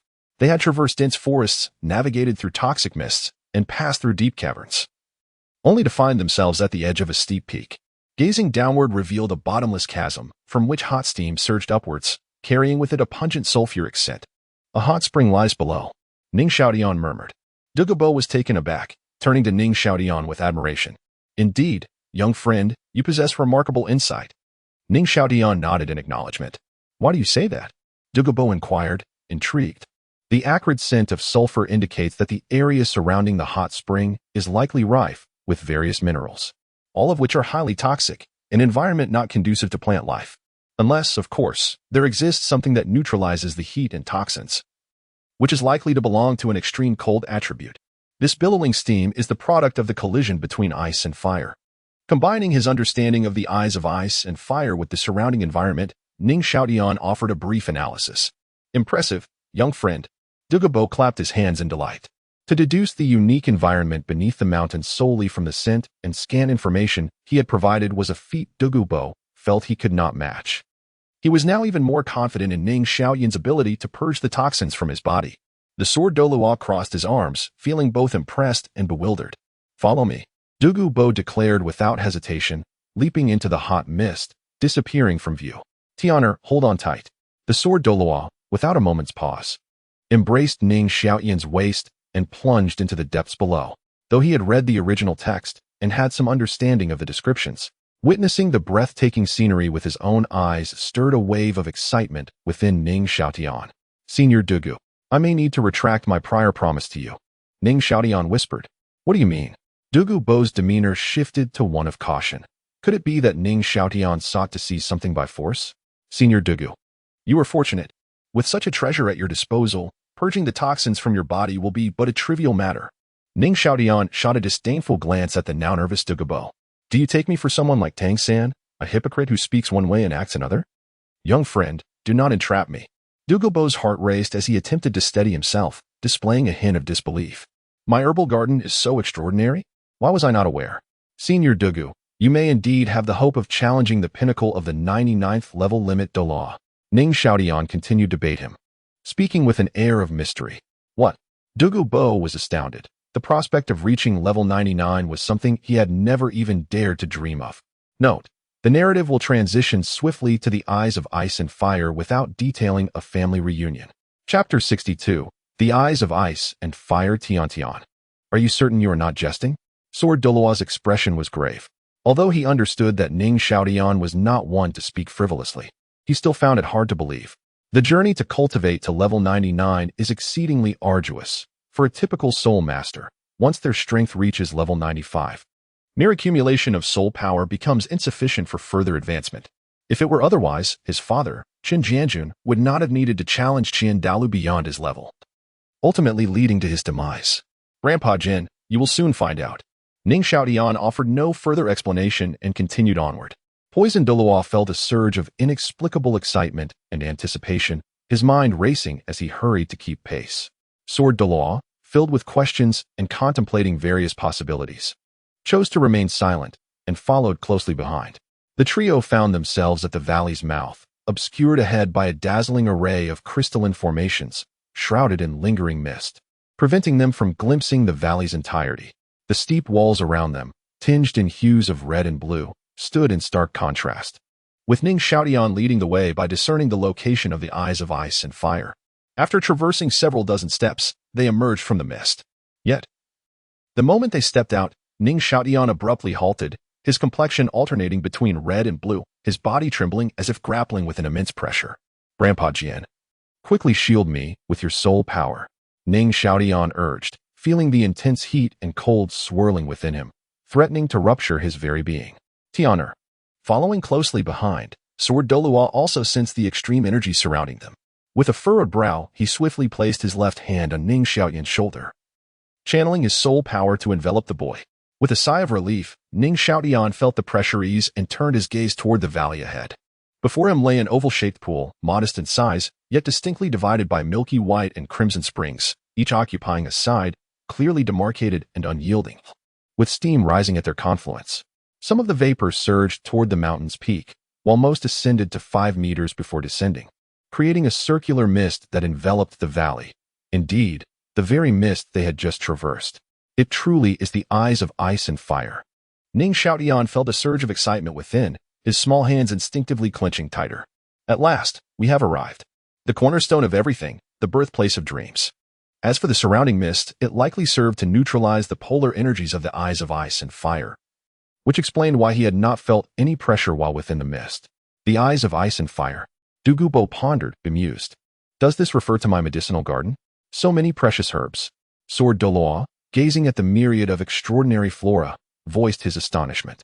Ning Xiaotian had previously acquired 2 tomes on celestial herbs from Ju Douluo and Yang Wudi, and though he had perused them, he lacked Ning Xiaotian's understanding of pharmacology and their specific applications. Celestial herbs? Dugu Bo mused, bewildered. Is this referring to the plants in my garden? What now? It seems I am rather uninformed. Feeling quite embarrassed, he turned to Sword Douluo. Grandpa Jin, could you please bring me within 3 steps of that celestial herb? Ning Xiaotian pointed to a plant growing at the convergence of the warm and cold waters, urging him onward. The herb was entirely snow-white, with no other plants growing within a 3-step radius, making it easily identifiable. Certainly, Sword Douluo did not hesitate, swiftly carrying Ning Xiaotian to their destination like an eagle snatching up a chick. The plant, with its white stem and leaves, bore blood-red flowers, undoubtedly the blood-colored swan kiss. Senior Dugu, this is the celestial herb that can grant you the chance to break through to level 99. Ning Xiaotian declared solemnly, gazing at the blood-colored swan kiss. What are you doing, Senior Dugu? Ning Xiaotian exclaimed as a figure darted past. Dugu Bo, nimble in his steps, was suddenly seized by an uncontrollable urge. Haha. He laughed, his face turning a deep shade of crimson as Sword Douluo firmly restrained him by the shoulder. What is happening today? Normally, I would not dare approach this herb, yet today, I feel an inexplicable courage. Dugu Bo thought to himself, reluctantly gesturing to Sword Douluo to release him. Fortunately, Sword Douluo recognized the celestial herb, understanding the significance of the blood-colored swan kiss, and reacted swiftly. Ning Xiaotian silently rejoiced, fearing that Dugu Bo might succumb to temptation and touch the herb. This man was laden with toxins. A mere touch could lead to immediate demise. Senior Dugu, this celestial herb is known as the blood-colored swan kiss. It is not poisonous in itself, yet it can catalyze any toxin it comes into contact with 1,000-fold. Had you touched it just now, you likely would have succumbed instantly. Seeing Dugu Bo regain his composure, Ning Xiaotian felt a chill of apprehension for him. What? Young friend, why did you not mention this sooner? Are you certain this herb can help me attain a higher level of cultivation? Dugu Bo's expression shifted to one of dismay, retreating in alarm. I did not say it could be used immediately. Ning Xiaotian felt a pang of frustration, realizing Dugu Bo appeared somewhat dim-witted. Senior Dugu, in order for the blood-colored swan kiss to assist you in your cultivation, you must first eliminate the toxins within your body. Moreover, you will need to consume another celestial herb that does not conflict with it to fortify your constitution. Furthermore, I have not deceived you. Just imagine, most of your power derives from the toxic nature inherent in your martial soul, and this herb can amplify that toxicity exponentially. Combining the two in your cultivation would surely. As Dugu Bo contemplated this, his expression shifted, becoming increasingly entranced by the notion, his eyes glazing over as he fell into a reverie of boundless possibilities, drool nearly escaping his lips. I am now a titled Douluo. Even if it does not enhance my power 1,000-fold, merely amplifying my martial soul's toxic properties several times would allow me to soar to new heights. Crushing Tang Hao and overpowering Ju Douluo would not be a dream. What are we waiting for? Let us act swiftly. Dugu Bo snapped back to reality, urging them on. Suddenly recalling something, he added, Young friend, I have listened for quite some time. What exactly is this celestial herb? Do I have many of them in my garden? Celestial herbs, Ning Xiaotian explained plainly, are simply extraordinary herbs with remarkable medicinal properties. It is no exaggeration to say that each celestial herb has the potential to enable a capable soul master to become a titled Douluo, at the very least increasing their chances. Reflecting on the qualifications of the original 7 monsters, Ning Xiaotian noted that Zhu Zhuqing's abilities were rather average. Yet she still became a titled Douluo, largely due to the influence of celestial herbs. Senior Dugu, I took a brief look at your medicinal garden. It seems you have dozens of celestial herbs. Since we are now allies, I have no reservations. Wait, what? Dugu Bo exclaimed, realization dawning upon him. Pounding his chest in frustration. It seemed the antidote he had sought throughout the continent had been within his grasp all along, unbeknownst to him. Such treasures for elevating my cultivation. How regrettable it is to have wasted so many years. The most tragic thing in life is this. My heart aches. Chapter 63, The Eye of Ice and Fire Cough. Senior Dugu. Observing the somewhat withdrawn Dugu Bo, Ning Xiaotian quickly added. Not everyone can utilize the celestial herbs. It depends on each individual's martial soul and physique. Improper consumption could lead to dire consequences. Furthermore, there exists a degree of incompatibility among different celestial herbs, and an excess could result in internal energy clashes, harming the body. I understand, old friend. But I can't help but feel a sense of nostalgia. Dugu Bo crossed his arms behind his back, gazing skyward at a 45-degree angle, and sighed deeply. The past cannot be reclaimed, and overthinking only serves to burden oneself further. He had come to realize this truth. Moreover, it was not too late. He had only recently ascended to the title Douluo rank, and his granddaughter was still young. Now, with the toxins in both of their bodies set to be purged, the future appeared bright. With this thought, Dugu Bo felt a sudden uplift in his spirits. Squatting down, he fixed his gaze upon the pristine, blood-red swan kiss before him. Stroking his chin thoughtfully, his eyes once again ignited with boundless imagination. Level 99. Senior Dugu. I have a humble request. Noticing Dugu Bo had calmed down, Ning Xiaotian nervously touched his nose and continued, there seemed to be quite a few celestial herbs. Enough, young friend. There's no need for further explanation. I shall grant your request. Dugu Bo waved his hand dismissively, seemingly already aware of what Ning Xiaotian wished to inquire. Isn't it just celestial herbs? As long as my granddaughter and I can partake, that suffices. After all, my Dugu family has no other members who could consume them. So leaving them be is of no consequence. Previously, in the Stardow Forest, Ning Xiaotian had assisted his granddaughter, Dugu Yan, in optimizing her soul rings and skills. Now, with the poison still unresolved and upon entering the medicinal garden, Ning Xiaotian promptly recommended suitable celestial herbs for himself. All these kindnesses, Dugu Bo kept close to his heart. Thank you, Senior. Ning Xiaotian bowed deeply. If there is ever a need in the future, please do not hesitate to ask. I shall do my utmost. Indeed, Brother Dugu's great kindness, the Seven Treasure Glazed Tile School will undoubtedly remember it. The sword Douluos' expression turned solemn, affirming his stance. Old Master Chun, you flatter me. Young Ning has also granted me great favors. It is merely a handful of celestial herbs. Dugu Bo quickly helped the sword Douluo to his feet and then cast a meaningful glance at Ning Xiaotian, saying, young friend, do not forget your earlier words. Of course. Ning Xiaotian nodded, oblivious to any ulterior motives. Good. Your word is sufficient. Dugu Bo's eyes crinkled into a sly grin. Ning Xiaotian fidgeted with his pants. Suddenly feeling quite anxious, pondering, what's going on with Dugu Bo? Is he trying to trick me? Young friend, are we ready to begin concocting the detoxification elixir? Seeing Ning Xiaotian's sudden change in demeanor, Dugu Bo hastily shifted the topic. Yes. However, I still need to prepare. Ning Xiaotian nodded, then shook his head. Senior. As you can see, my frail frame cannot withstand the extreme cold and heat of the Eye of Ice and Fire.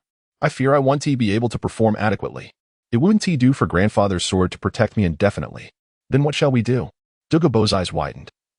His smile vanishing, his expression one of despair. Not to worry. I have already found a solution within your medicinal garden. Ning Xiaotian raised an eyebrow. His heart steady as a rock. By the heavens! You little rascal, are you attempting to make a fool of me?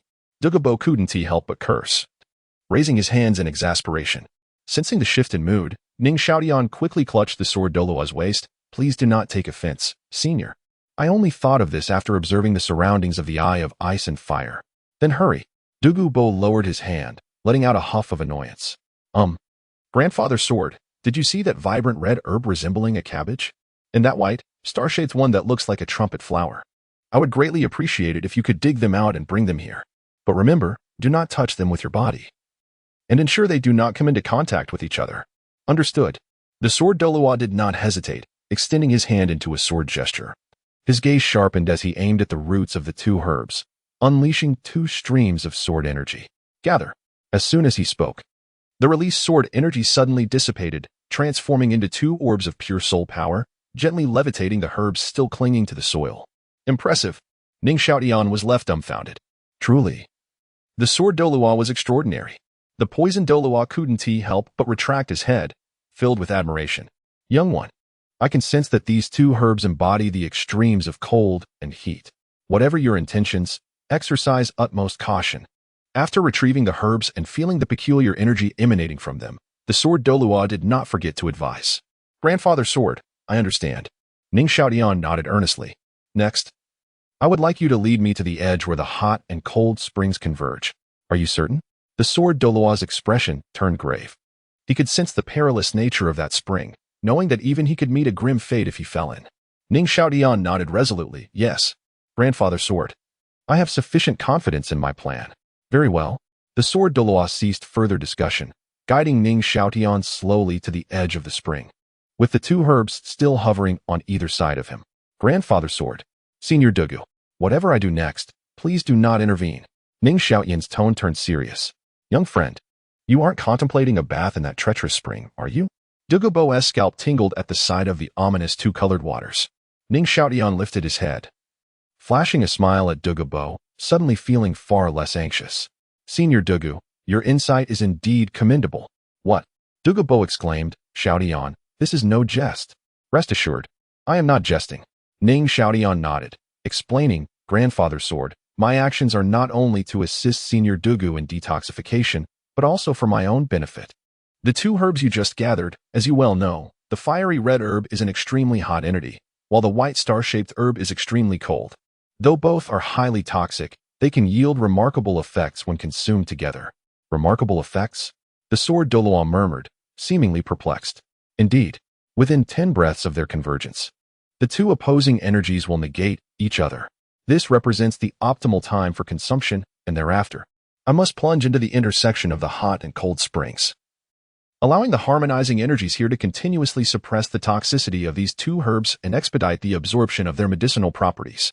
Once absorption is successful, my physical form will undergo a significant enhancement, and I will gain complete immunity to the extreme energies of the Eye of Ice and Fire. The fortification of my body will greatly benefit my future endeavors. Perhaps I may even continue to absorb soul rings across the years. Chapter 64. The Eye of Ice and Fire. Young friend, do the other two celestial herbs in this garden possess the same efficacy? Inquired Dugu Bo, recalling his granddaughter. Indeed, but their effects are not as potent as the two located in the core regions on either side. Ning Xiaotian shrugged, expressing his helplessness. Moreover, neither you nor Sister Yenner can consume celestial herbs in the same manner as I can. Why is that? Dugu Bo questioned, puzzled. You, esteemed elder, are aware of the reason you have managed to survive with such a significant accumulation of toxins within you, correct? Ning Xiaotian did not respond directly, instead gesturing towards the Eye of Ice and Fire before him, posing a reflective question, to avoid any misunderstandings in the future. Ning Xiaotian deemed it necessary to impart some exclusive knowledge on toxin prevention to Dugu Bo, who had a notoriously imbalanced academic record. Recalling his time spent in the Eye of Ice and Fire, Dugu Bo pondered that the toxins had indeed not manifested. With a flicker of realization, he cautiously probed, Young friend, are you suggesting that the Eye of Ice and Fire suppresses the toxins? Is there an intrinsic connection between the two? Ning Xiaotian raised an eyebrow, silently acknowledging that Dugu Bo's intellect had finally activated, though, according to the original text, he only grasped part of the truth without understanding the underlying reasons. Certainly, the cold extreme Yin spring and the heat extreme Yang spring possess a formidable restraining effect on any toxins, Ning Xiaotian affirmed, indicating the Eye of Ice and Fire. The waters of this eye are impervious to all poisons. For ordinary soul masters or soul beasts, this environment is exceedingly harsh for survival. Yet for you, esteemed elder, residing here is beneficial rather than harmful, as the extreme cold and heat effectively counteract the potent toxins within you. While cultivating here may not completely eliminate the toxins accumulated in your body, it will significantly alleviate them, ensuring you are not harmed by their backlash. Counteracting toxins. Could it be? Dugu Bo suddenly grasped a terrifying possibility, his eyes widening as he pointed to the two celestial herbs floating beside Sword Douluo, exclaiming in astonishment. At last, you've had an epiphany. Ning Xiaotian nodded slightly, praising, indeed, consuming both herbs concurrently essentially creates a miniature Eye of Ice and Fire within your body, albeit with less formidable antitoxic effects than this thermal spring. Nonetheless, it remains relatively simple to dissolve the toxins within your body. Thus, should you and Sister Yenner consume the herbs in this manner, both the toxins within you and the lethal attributes of your martial souls will be diminished. Moreover, There is another factor I mentioned previously concerning personal martial souls and body constitution. Ning Xiaotian sighed, esteemed elder, your family's Baihan snake martial soul possesses a cold attribute, leading to an innate imbalance of cold and heat within you. Simultaneously consuming herbs with both extreme attributes cannot maintain equilibrium. Enforcing such consumption will yield catastrophic consequences, ranging from the complete dissolution of your cultivation to the risk of freezing or being incinerated from within.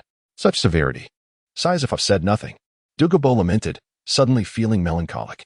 Esteemed elder, there is no need for concern.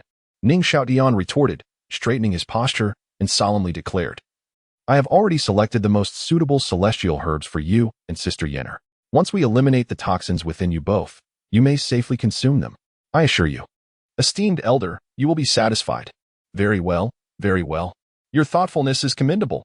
Dugu Bo's demeanor shifted, his eyes narrowing into a crescent as he smiled again.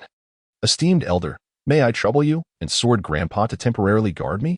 With the matter clarified, Ning Xiaotian was eager to proceed. Rest assured, young friend. I guarantee that not even a mosquito will intrude upon this place. Dugu Bo proclaimed, hands clasped behind his back, exuding an air of authority over his domain. Yes. Tiana, take care. Sword Douluos still held some reservations, reiterating his caution. Sword Grandpa, I understand. Ning Xiaotian puffed out his chest, exuding confidence, and nodded. Please swiftly bring the two celestial herbs together. Understood.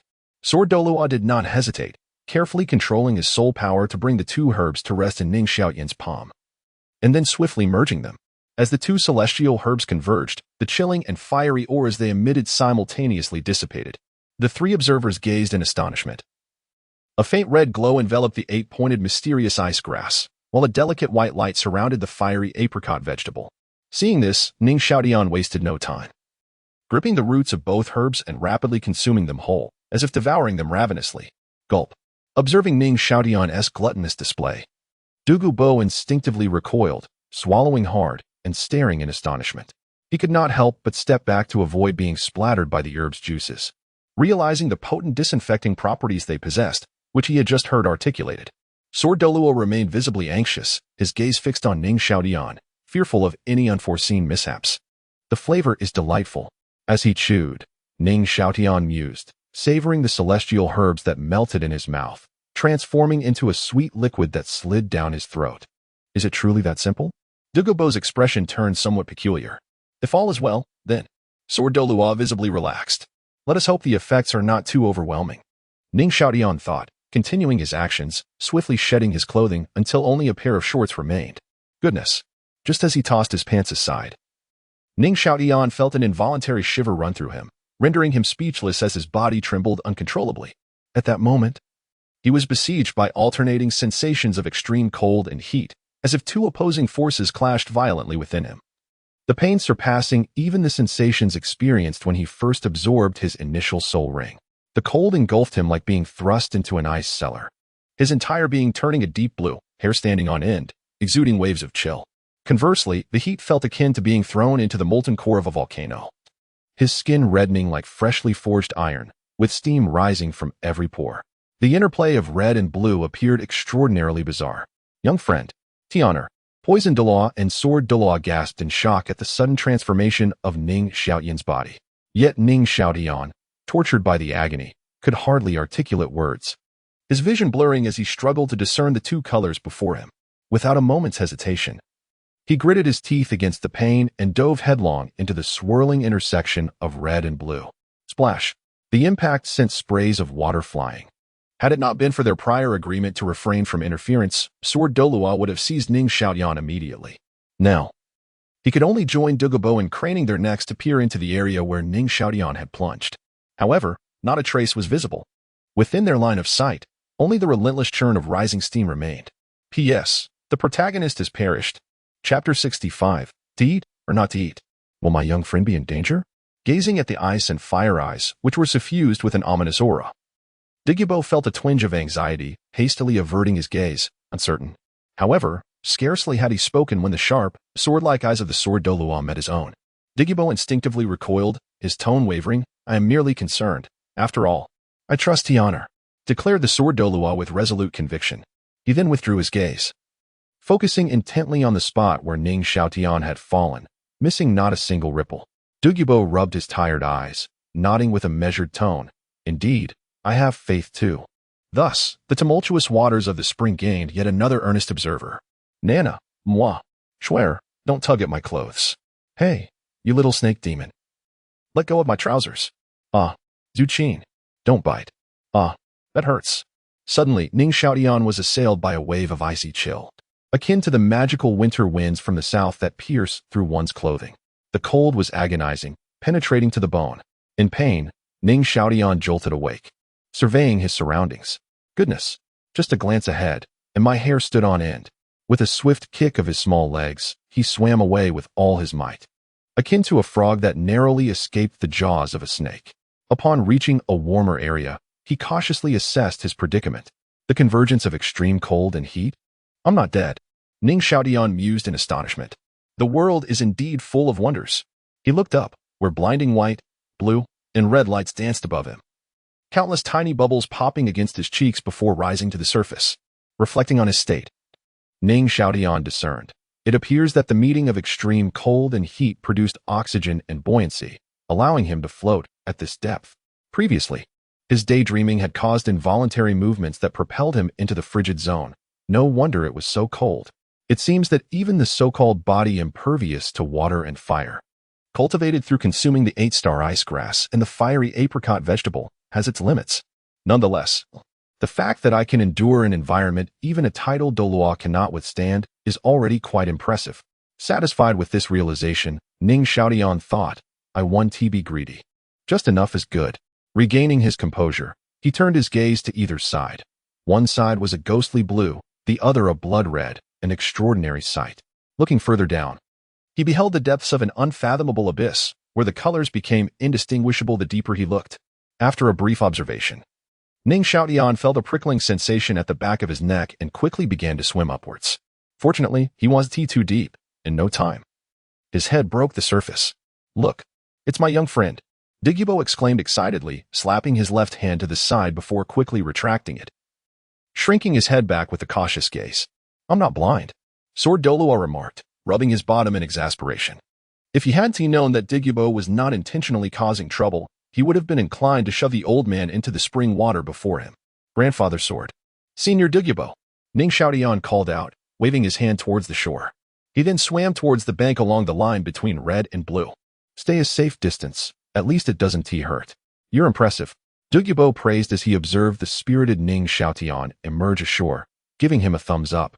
Hee. Ning Xiaotian scratched his head awkwardly, feeling uncharacteristically shy, as the bright moon hung in the night sky. Time must be running late.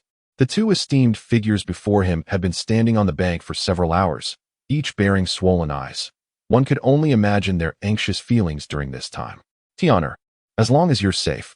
Sword Douluo relaxed his previously tense posture, patting Ning Xiaotian on the shoulder, then intending to take a closer look at his condition.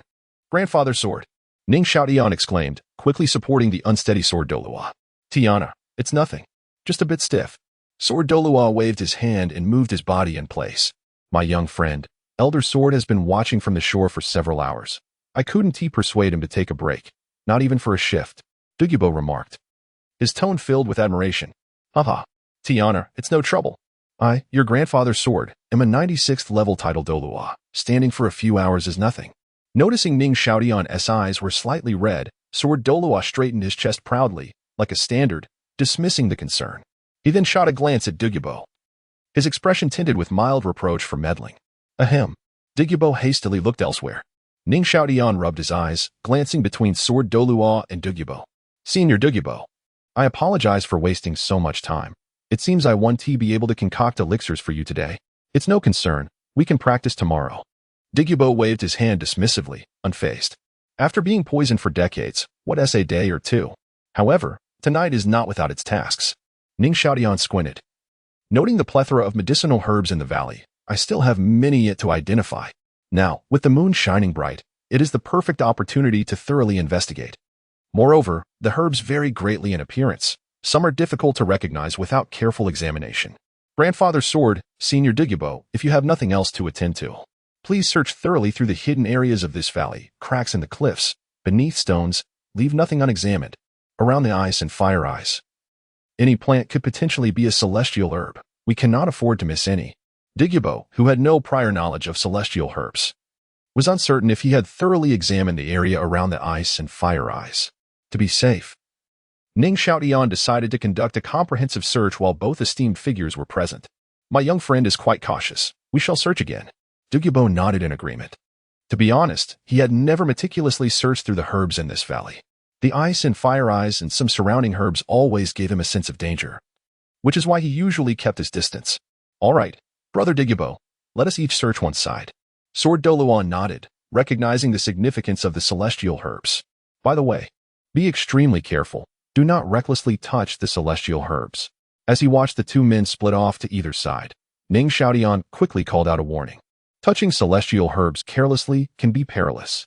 Both men waved their hands in acknowledgement. I wonder if my martial soul has changed. With both men already busy climbing and examining stones, Ning Xiaotian felt a surge of anticipation.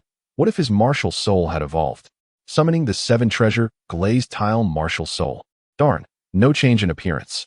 Disappointed, Ning Xiaotian retracted his martial soul and hastened to the celestial herb tulip, staring intently, torn with indecision. In this ice and fire eyes, one wonders if there are other herbs that could facilitate the evolution of his martial soul. Thus, the question remains, to eat or not to eat? That is the question. P.S. Add a chapter.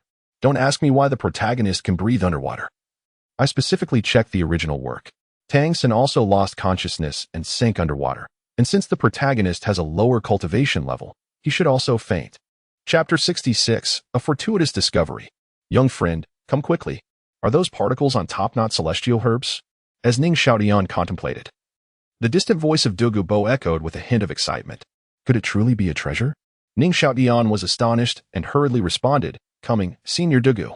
From afar, he spotted Dugu Bo cradling a massive stone the size of a dining table, tilting his head to peer within.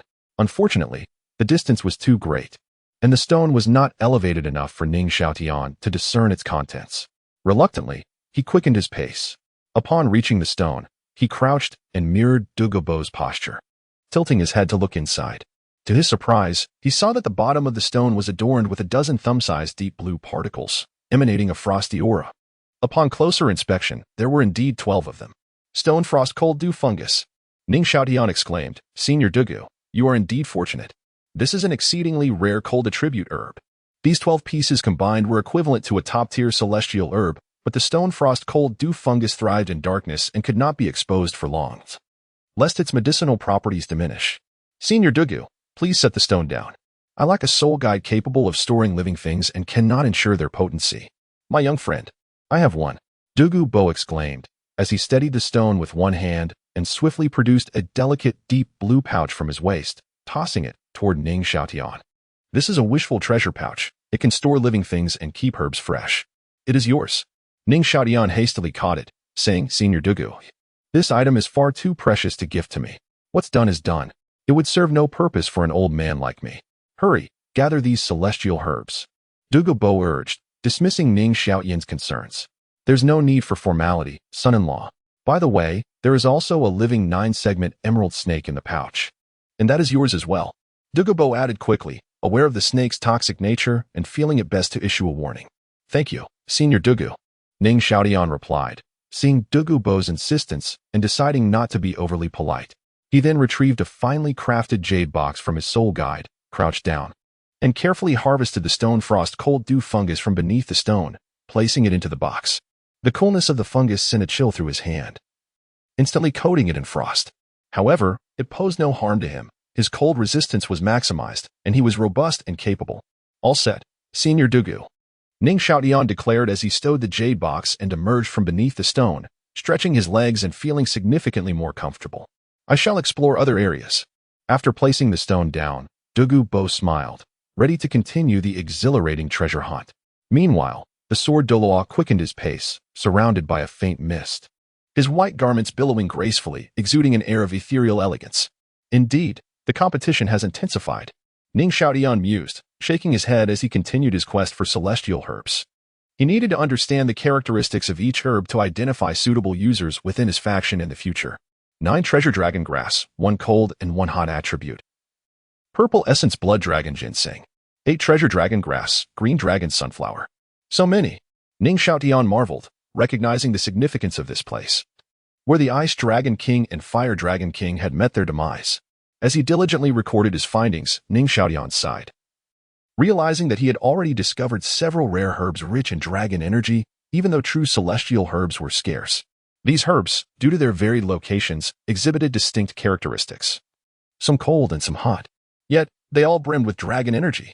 Dragon energy was a valuable asset that could enhance the bloodlines of lower-level dragon species. And even soul masters possessing beast martial souls would benefit from consuming these herbs. The ice and fire yin-yang was abundant in such herbs. If the Blue Lightning Tyrant Dragon clan were to learn of this, they would surely be envious to the point of madness. Ning Xiaotian pondered whether the original character Tang San recognized these herbs, as dragon-like creatures were only spoken of in legends. If he did recognize them, it would be a source of profound anxiety. 9-grade purple G. Wasn't it through this that Yu Xiao Gang broke through to level 30? Ning Xiaotian mused as he gazed at a celestial herb before him, contemplating its potential to shatter limitations, though he was uncertain if it could facilitate martial soul evolution. Wait. The sunflower of condensation. This is the flower of extreme yang. Ning Xiaotian swiftly bent down, using his hands to uproot the herb and place it into the pouch. Ah, the 8-leaf sword orchid. It enhances armor-piercing capability, he remarked, noticing its suitability for a nearby user. My young friend, I have found another one. Come quickly. Dugu Bo shouted exuberantly from beside a pile of crystal stones, his hands on his hips, exuding pride as he gazed at the stars. The heavens did not give birth to me, Dugu Bo, without reason. My luck spans eons. Ning Xiaotian was taken aback, questioning his own luck. Why was it that he, who had consumed 2 top-tier celestial herbs, saw no enhancement in his martial soul color? After searching extensively, he had yet to uncover a herb capable of evolving his martial soul.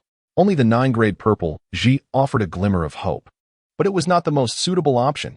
According to the original text, Ning Rongrong consumed the luxurious Qilua tulip, which absorbed the essence of heaven and earth in the brilliance of the sun and moon, complementing treasure-type martial souls. The essence of heaven and earth and the brilliance of the sun and moon. This was crucial, and Ning Xiaotian committed it to memory. However, he was disheartened to find no other herbs with similar properties in the ice and fire yin-yang. Senior Dugu, I am on my way. Shaking off his thoughts, Ning Xiaotian sprinted towards Dugu Bo. My young friend, over here. Dugu Bo beckoned, pointing to the crystal pile while casting a glance at the sword Douluo, who was busy digging. If it weren't for my keen eyesight, I would have missed it. Ning Xiaotian's lips twitched as he ignored Dugu Bo's boastful demeanor and focused on the direction indicated. Before him, nestled between the towering blue crystal stones, was a deep blue patch about the size of a bowl. Is this a cave? Ning Xiaotian pondered, glancing at Dugu Bo, as if seeking confirmation. One might mistake it for a stone blot. Dugu Bo felt slightly offended, seizing Ning Xiaotian's arms and lifting him to peer into the crevice of the crystal pile. Gaining a favorable vantage point, Ning Xiaotian leaned against the crystalline wall and looked down, indeed discovering a cave entrance. Unfortunately, the darkness within obscured his view. Fortunately, the 7 Treasure Glazed Tower provided illumination. Ning Xiaotian summoned his martial soul, positioning himself firmly against the sides of the crystals, bending to peer into the cave. By the heavens, the flower of death. A mere glance sent shivers down his spine, and he instinctively recoiled, losing his footing and nearly tumbling from the crystal pile. The flower of death? Dugu Bo was bewildered, catching Ning Xiaotian just before he fell.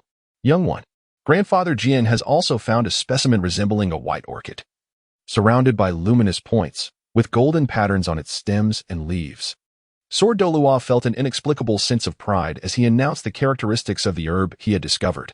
The Sun Moonstar Radiance Orchid? Without hesitation, Ning Xiaotian transformed into a resolute man, breaking free from Dugu Bo's grasp and sprinting towards Sword Douluo with all his might. Leaving Dugu Bo standing bewildered in the cold wind, his hands awkwardly suspended, wearing a look of utter confusion. Chapter 67. The Radiant Orchid of Sun, Moon, and Stars. Observing his son-in-law's demeanor, Jian Douluo likely realized he had stumbled upon an extraordinary celestial herb. Dugu Bo raised his hand to stroke his chin and swiftly followed suit. As for the death flower he had discovered, he would inquire about it later. With such an imposing name, it too must possess remarkable qualities. Arriving at the precipice, Ning Xiaotian looked up. Oh, it's quite high. Climbing up would be a hassle. Turning around, he cast his gaze upon Dugu Bo, who was trailing behind. his eyes gleaming with intensity. Dugu Bo glanced at Douluo's position and immediately understood, his lips twitching slightly. Stepping forward, he seized Ning Xiaotian like an eagle grasping a chick. In an instant, Ning Xiaotian was airborne. It must be said, flying in a helicopter is indeed swift. In mere moments, Ning Xiaotian found himself beside Douluo, his body leaning against the rock face. Looking down, he noted that they were less than 5 meters above the ground, with the swirling steam rising from the convergence of ice and fire, mostly circulating at this height before descending. Fortunately, the mist around the trio was not dense, allowing for clear visibility. Ning Xiaotian peered down into a fissure approximately 3 palms wide, quite deep, extending over 2 meters. The silvery moonlight flowed through the crack, seeping in, and reflecting off the surrounding cliffs, casting a shimmering white glow upon the mist. Ning Xiaotian crouched to the side, waved aside the thin mist, and gazed intently into the crevice, unable to tear his eyes away. What lay before him was a dreamlike celestial herb, pristine white flowers adorned with jade-like leaves.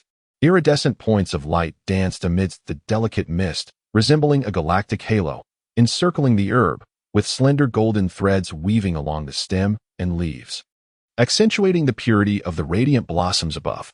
Indeed, it was the radiant orchid of sun, moon, and stars. Ning Xiaotian gripped the rocky edge, his heart racing, his lips whispering incessantly. With the rotation of sun and moon and the illumination of stars, it encapsulates the essence of heaven and earth, the legendary sacred flower. The radiant orchid of sun, moon, and stars? The sacred flower? It sounded rather formidable. Dugu Bo felt an unexplainable awe. This was indeed a legendary superior herb. Undeniably impressive. Ning Xiaotian curled his lips. Young friend, what specific effects does this herb, the radiant orchid of sun, moon, and stars, possess? Dugu Bo inquired with palpable curiosity, his eyes wide with anticipation, as if to say, do not dawdle, enlighten me. This junior is not entirely certain. Ning Xiaotian waved away the mist before the fissure, awkwardly stating, it is said that consuming it can significantly enhance one's mental strength. As for other effects, I cannot say. Yet you claim this herb is remarkable. Dugu Bo's expression fell, his enthusiasm waning instantaneously. This herb was directly told to me by Douluo, and with such scant details. Not even a diagram, it is thus unrecorded in the tomes. Ning Xiaotian rolled his eyes. Do not blame me. Such celestial effects, without witnessing them firsthand. Who would believe it? That old coot from Douluo's clan has never been reliable in his words. Though indebted to Douluo, Dugu Bo did not hold back in his criticism. That cannot be said. Ning Xiaotian calmed his restless heart, his tone imbued with hope. This herb could potentially allow my 7 Treasure Glazed Tile martial soul to evolve, absorbing the essence of heaven and earth, the spirit of sun and moon. This herb even possesses the so-called starry power. It should aid in my martial soul's evolution, right? Ning Xiaotian's heart suddenly grew anxious. There was no description of this herb in the original text, and Douluo's knowledge was limited. Whether it would truly work remained uncertain. Tianer, is that true? Before Dugu Bo could respond, Douluo could no longer contain himself and exclaimed, if this herb could indeed resolve Ning Xiaotian's martial soul deficiencies, its significance would be monumental. More marriages, more births, nurturing future generations. Who knows, perhaps all descendants could break through the shackles of martial souls and ascend beyond the soul Douluo realm. Douluo's thoughts were profound and far-reaching. Young friend, does this herb possess such divine effects? Dugu Bo's eyes widened. His mouth agape as if a goose egg could fit within. As long as one encounters a celestial herb that is perfectly suited to oneself, it indeed possesses such miraculous effects. I have also selected excellent herbs for you. Ning Xiaotian glanced at Dugu Bo, wearing an expression that suggested he had his best interests at heart, certainly not deceiving him. Very well, young friend, you are quite loyal. Dugu Bo wiped the corners of his mouth, his palm instinctively slapping down. He nearly sent Ning Xiaotian flying. Senior Dugu, I am but a soul master. Ning Xiaotian rubbed his shoulder, his tone somewhat melancholic. Ahem, I could not help myself. Come, young friend, let me massage your shoulders. Dugu Bo repeatedly apologized, his hands gentle and fervent as he helped Ning Xiaotian knead his shoulders and back. His demeanor was as if he were about to call him father. Douluo facepalmed and turned his head, his gaze fixed intently upon the herb within the fissure, ignoring the shameless old man. How about I give it a try right now?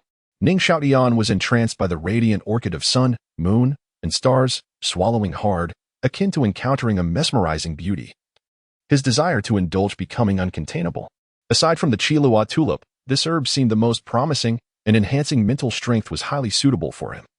Its effects were certainly not inferior to the longing for water dew. Then let us proceed. The old man expressed his eagerness. Martial soul evolution, who wouldn't desire it? Look, if there is no danger, I feel it is feasible. Douluo nodded in agreement.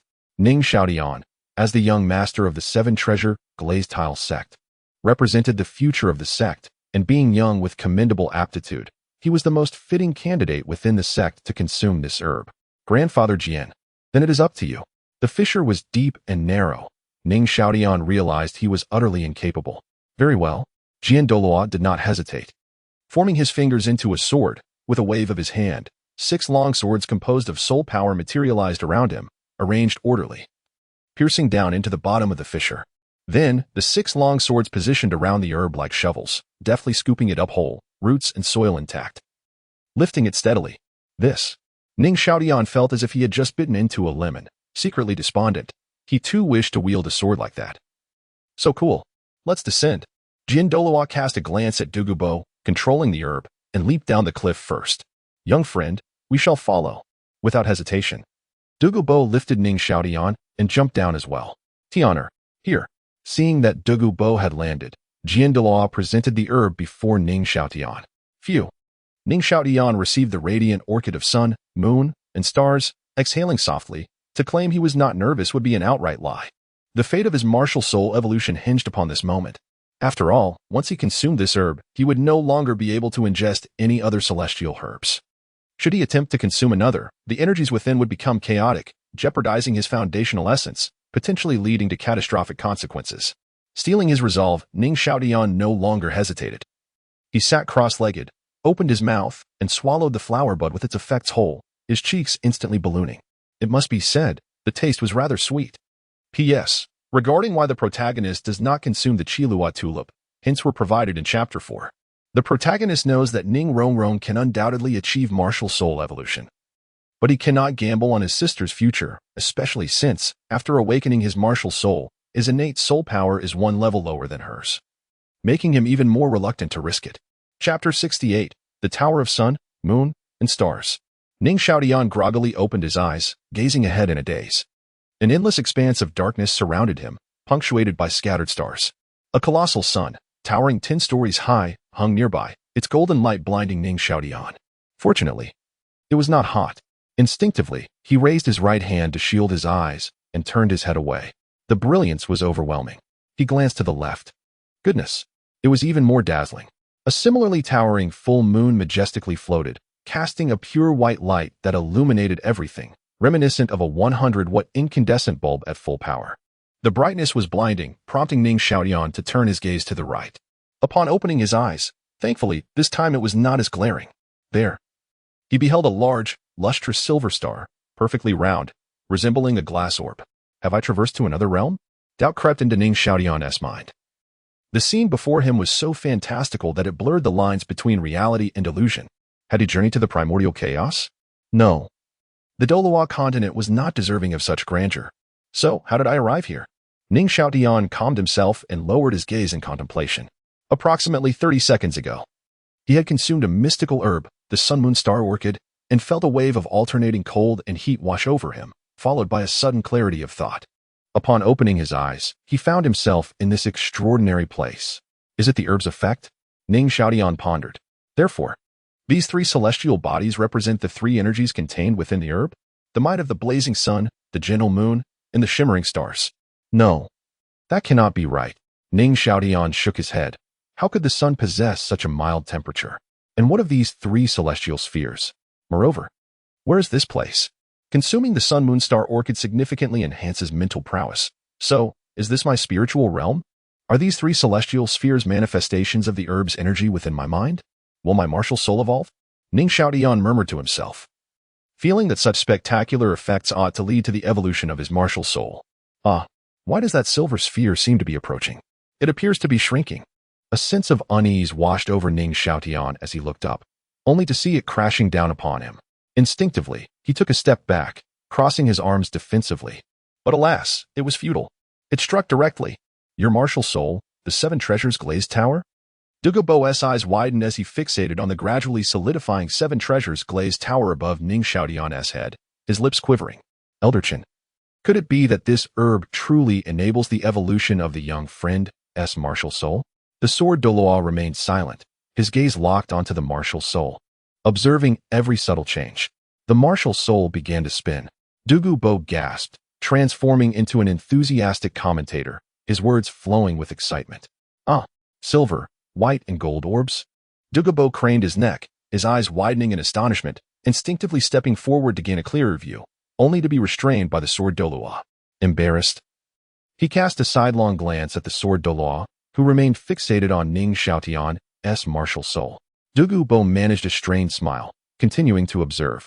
The three luminous orbs surrounding Ning Xiaotian's martial soul had shifted from ethereal to solid, accelerating around the apex of the Seven Treasures Glazed Tower. Good heavens! Dugu Bo marveled, his gaze transfixed. The two energies, cold and hot, surged from Ning Xiaotian's lower back, intertwining like smoke, swirling rapidly upwards, enveloping him from feet to head, ultimately ascending, transforming the Seven Treasures Glazed Tower above his head into distinct shades of red and blue. What? Dugu Bo was left speechless, utterly astonished, having never witnessed such a peculiar phenomenon. Is the Seven Treasures Glazed Tower evolving? The sword Douluo's eyes sparkled with intrigue as he speculated. Ah, the rotation speed has increased. My word, it's expanding, expanding. Dugu Bo's eyes widened in exhilaration, though he refrained from making a noise, his face flushed with excitement. The three colored orbs, spinning rapidly, morphed into a luminous halo, continuously ascending. As the halo spun higher, the originally seven-tiered Seven Treasures Glazed Tower began to rise like a building being constructed. 8 layers. The sword Douluo murmured, his brow furrowing as he clenched his fists, seemingly dissatisfied and urging it on. 9 layers, 9 layers. Dugu Bo was ecstatic. Fists clenched, legs braced, his body bouncing in excitement as he whispered encouragement. Ah, the red and blue hues are starting to fade. It's changing. The color of the martial soul is transforming. Why is my young friend's martial soul growing so bright? Goodness, I can't see. Dugu Bo quickly turned away, shielding his eyes from the blinding brilliance emanating from the martial soul. Elder Qian, how many layers has it reached? Unable to contain his curiosity, Dugu Bo closed his eyes and inquired, Elder Qian? Look for yourself. The sword Douluo snapped back, somewhat exasperated. Dugu Bo rubbed his eyes before turning his gaze again, his eyes instantly widening in disbelief. 9 layers. The young friend's martial soul has truly evolved. Does this mean my martial soul can also? Dugu Bo licked his lips, a grin spreading across his weathered face, though it bore an unsettling quality. The sword Douluo remained speechless, squinting at Dugu Bo. Dugu Bo straightened up, continuing to observe Ning Xiaotian. Such a harmonious aura. This martial soul invokes a sense of kinship within me. Moreover, feel the energy surrounding you. The sword Douluo's expression turned grave. The energy around the young friend seems to have intensified. Dugu Bo observed intently, his heart racing with anticipation. Yet it may not be conclusive. We must wait for Tiandou to awaken to ascertain. The sword Douluo contemplated, then added, if true, this matter must remain confidential. After speaking, the sword Douluo cast a deep, meaningful glance at Dugu Bo. Brother Dugu, your granddaughter. Brother Qian, we share the same vision. Dugu Bo's eyebrows twitched with excitement, a sly grin spreading across his face. The young friend made a promise before. We must unify our efforts. Agreed. The sword Douluo's eyes narrowed, a smile gracing his features, secretly contemplating the 9 Treasures Glazed Tower. For the sake of our sect's legacy, Qian shall not falter. Meanwhile, as the two plotted their future schemes, Ning Xiaotian gradually regained consciousness. My young friend, congratulations. Upon seeing Ning Xiaotian awake, Dugu Bo was the first to rush forward, beaming with delight. Ning Xiaotian scratched his head, seemingly perplexed. Tiandou, summon your martial soul, and all will be revealed. The sword Douluo smiled, noting that upon Ning Xiaotian's awakening, the manifestation of his martial soul above his head had vanished. He must still be oblivious. Could it be? Ning Xiaotian felt a surge of excitement as he hastily summoned his martial soul. Just as the silver sphere struck him, his mind had gone blank, leaving him unaware of what followed. 9 layers. Ning Xiaotian gaped in astonishment. The tower, now 9 layers high, gleamed with immaculate whiteness, warm to the touch like soft jade. Surrounded by a halo of starlight, mingled with an unknown mist, resembling a celestial nebula, exuding an unparalleled purity. Perhaps this evolved Seven Treasures Glazed Tower is more aptly named the Tower of Sun, Moon, and Stars. Gazing at the completely transformed martial soul in his hand, Ning Xiaotian murmured, "The Sun and Moon Starshine Tower?" Douluo was taken aback for a moment, then nodded in agreement. It was indeed fitting to name this martial soul after evolving from the celestial herb, the Sun and Moon Starshine Orchid. From now on, it shall be called the Sun and Moon Starshine Tower, Ning Xiaotian declared with a smile, making the decision on the spot. Chapter 69. You are merely tempting me. You are despicable. Indeed, the name is quite fitting. Dugu Bo bent down, resting his head against the radiant tower of Ning Xiaotian's martial spirit, observing. Apart from its beauty, it seems rather ordinary. Straightening up, Dugu Bo stroked his frosty white beard, filled with anticipation, and turned to inquire, "Young friend, have you sensed any other unique qualities of this martial spirit?" "Other unique qualities?" Ning Xiaotian murmured, lowering his gaze to the martial spirit, which was robust and firm, perfectly aligned with him, and remarkably fair, wider than a maiden's thigh. "Perhaps I should try channeling my soul power?" Ning Xiaotian increased his soul power output, closing his eyes in concentration, keenly attuning to the sensations. The radiant tower in his hand began to glow, casting a brilliant white light akin to starlight. "Sword Douluo?" Dugu Bo stepped closer, both of them leaning slightly, narrowing their eyes as they peered intently. "How delightful." Dugu Bo instinctively swayed his body, only to be startled, his eyes widening in shock. "This is..." Ning Xiaotian turned his head, covering his ears to evade the sonic assault, causing the martial spirit to dissipate instantaneously. "Senior Dugu Bo." Ning Xiaotian opened his eyes, casting a sorrowful glance at Dugu Bo, only to be taken aback. "What is happening?" Ning Xiaotian was bewildered. Before him, Dugu Bo appeared featureless. The only thing visible was a spectrum of varying shades of green. Looking further down, it remained all green, dividing Dugu Bo's form into patches of color like a human color chart, irregularly shifting. Alas, why is it all green?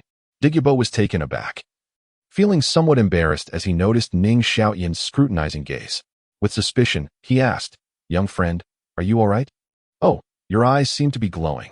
Dugu Bo suddenly fixated on Ning Xiaotian's eyes, then began to sway. "Glowing?" Ning Xiaotian's heart skipped a beat as he considered a possibility, hastily turning to look at Sword Douluo. A pale blue, intermingled with hints of light white. "What is this situation? My eyes feel so strained." Ning Xiaotian quickly averted his gaze, lowering his head to pinch the bridge of his nose, performing eye exercises, thinking to himself, "It seems my eyes possess some peculiar ability, but alas, it is clearly not X-ray vision." "Tiana." Sword Douluo expressed concern, glancing at Dugu Bo, intending to scold him, but reconsidered, shifting to, "Did you discover something?" "Well, I'm uncertain if it was just an illusion." Dugu Bo nodded, recalling how he had been bathed in the light emitted by the young friend's martial spirit at close range, feeling a significant alleviation of discomfort in his joints plagued by accumulated toxins. "But I feel nothing." Sword Douluo paused, then raised his hand to clench a fist, closing his eyes to sense further, murmuring, "My fatigue seems somewhat relieved, and my thoughts are clearer."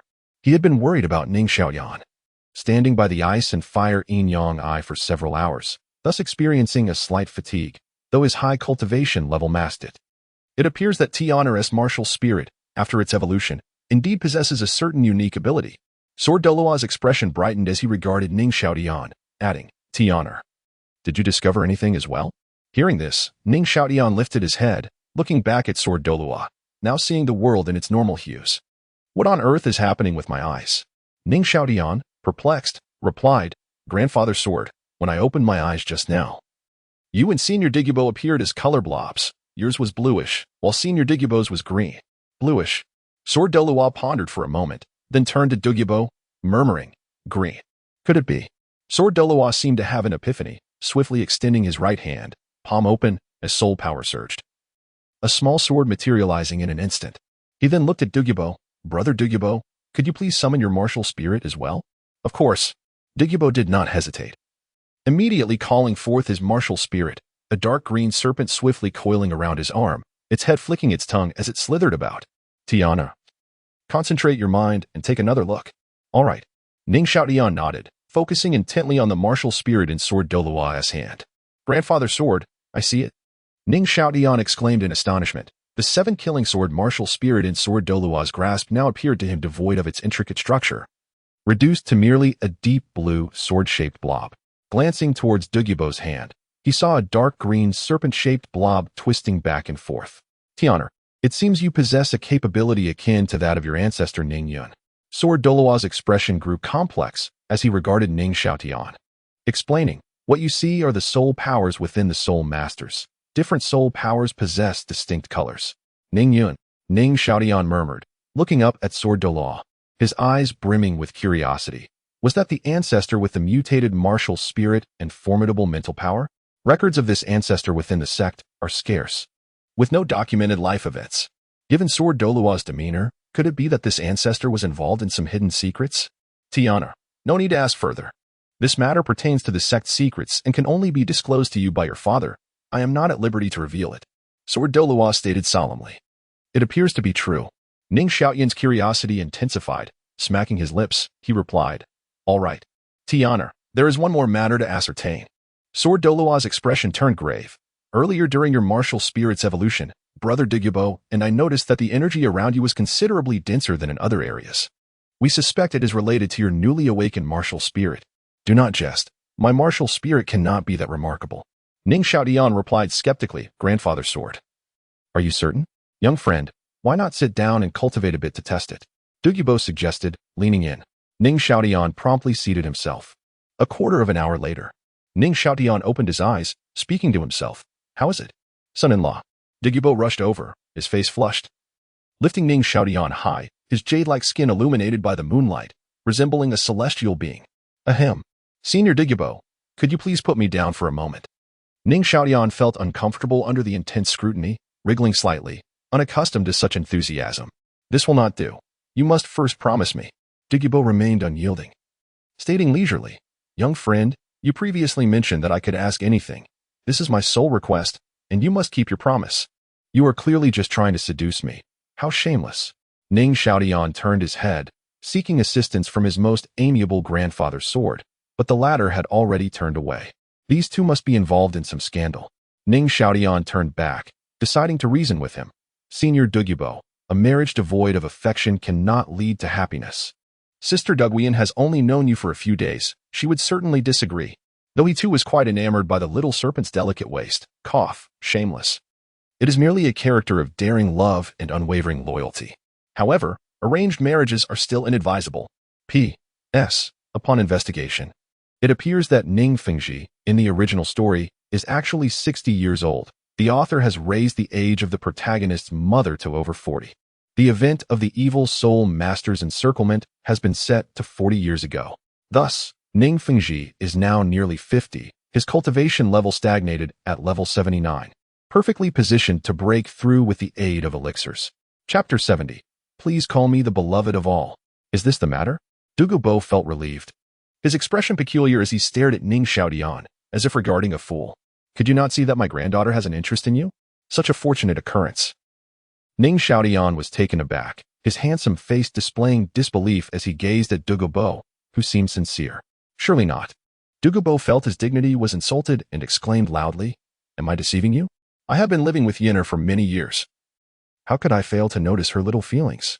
Senior Dugu, you are aware that I have a connection with Liena, BBDong's disciple Ning Xiaotian said weakly. This. Dugu Bo cast a disdainful glance at Ning Xiaotian, asserting that in this world, strength is paramount. And it is quite normal for a man to take multiple wives, unless he is lacking. As he spoke, Dugu Bo's gaze shifted suspiciously toward a certain direction.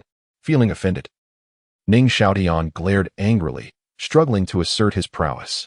Casting a glance at the nearby Sword Douluo, Dugu Bo released Ning Xiaotian, stating meaningfully, besides, given your current martial soul, do you think your father Ning Fengzhi would let you off easily?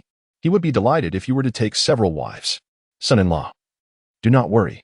Dugu Bo gently brushed the dust off Ning Xiaotian's backside and said, Liena is a sensible child. She will not blame you.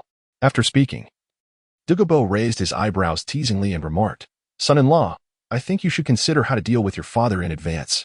With the ability of your martial soul. TSK, you may find yourself quite helpless in the future. Does my martial soul truly possess the ability to gather the energies of heaven and earth? Ning Xiaotian ignored him and turned to Sword Douluo.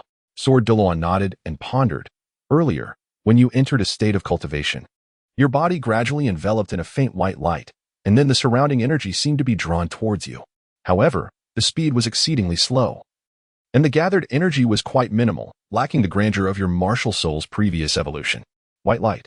Ning Xiaotian instinctively looked up at the exceptionally bright stars and full moon in the sky, recalling the 3 stars he had seen in the spiritual realm. Falling into deep thought. Sun, moon, and starlight. My goodness. Could it be that I am transforming into a humanoid sun-moon starlight orchid? Ning Xiaotian unconsciously touched his delicate body, raising his arm, which was as pale as jade. Breathing in, he caught a faint fragrance. He raised his second brother, thankfully. He was still present. He hastily retrieved the mirror he had prepared for Nana from his soul guide and gazed into it, exclaiming, I truly am handsome. This is the most significant change after the evolution of my martial soul. How could those 2 old fellows not inform me? Such poor service. So handsome. Ning Xiaotian became entranced by his own beauty, his heart swelling with ambition, thinking to himself, henceforth, please refer to me as the beloved of all, the flower that blooms before all eyes, the humanoid little spirit beast Tian. This child must surely be a bit unhinged, Sword Douluo observed with a strange expression. Clearing his throat, Tianer, have you made any discoveries? Having been dazzled by his own beauty, Ning Xiaotian contentedly put the mirror away, turned to Sword Douluo, and shrank back a bit, awkwardly saying, Grandfather Sword, I believe I may have inherited the traits of the sun-moon starlight orchid, enabling me to absorb the powers of the sun, moon, and starlight, drawing upon the energies of heaven and earth. After a moment of contemplation, Ning Xiaotian added, a majority of the energy from this celestial herb has been consumed during the evolution of my martial soul to enhance this ability. I will need to diligently cultivate and elevate my power. Enhance. Dugu Bo's eyes lit up, swiftly turning to Sword Douluo, and earnestly said, Elder Sword, I believe both Yenner and Tiana are still young. It would not hurt for them to spend the night together early on, as it would foster their relationship. This fellow is undoubtedly eyeing my body. Ning Xiaotian felt the need to resist, asserting his rights. Ahem. This may not be appropriate. After all, men and women should keep a respectful distance. Very well, Brother Dugu. Upon returning to the sect, I will promptly report to the sect master. Sword Douluo nodded in agreement. Excellent, excellent. Elder Sword, you are quite the loyal friend. Dugu Bo's face blossomed with a smile, clapping his hands in praise. Ning Xiaotian was left dumbfounded. What happened to my rights? I am truly the ultimate tool here. Tiana, do you have any other arrangements? Sword Douluo inquired cheerfully. Turning to Ning Xiaotian, I have a matter I'm uncertain whether to discuss. Ning Xiaotian felt a surge of sorrow, stroking his chin, and raised his gaze to Sword Douluo, saying, Grandfather Sword, please follow me. Leading Sword Douluo and the ever-following Dugu Bo, the 3 approached a plant, where Ning Xiaotian squatted and introduced. This celestial herb is known as the 8-leaf sword orchid. Its leaves are incredibly hard, the edges as sharp as blades, complementing your 7 kills sword martial soul. Consuming it should make your martial soul even sharper, significantly enhancing your ability to pierce armor. This. Sword Douluo's hands trembled slightly.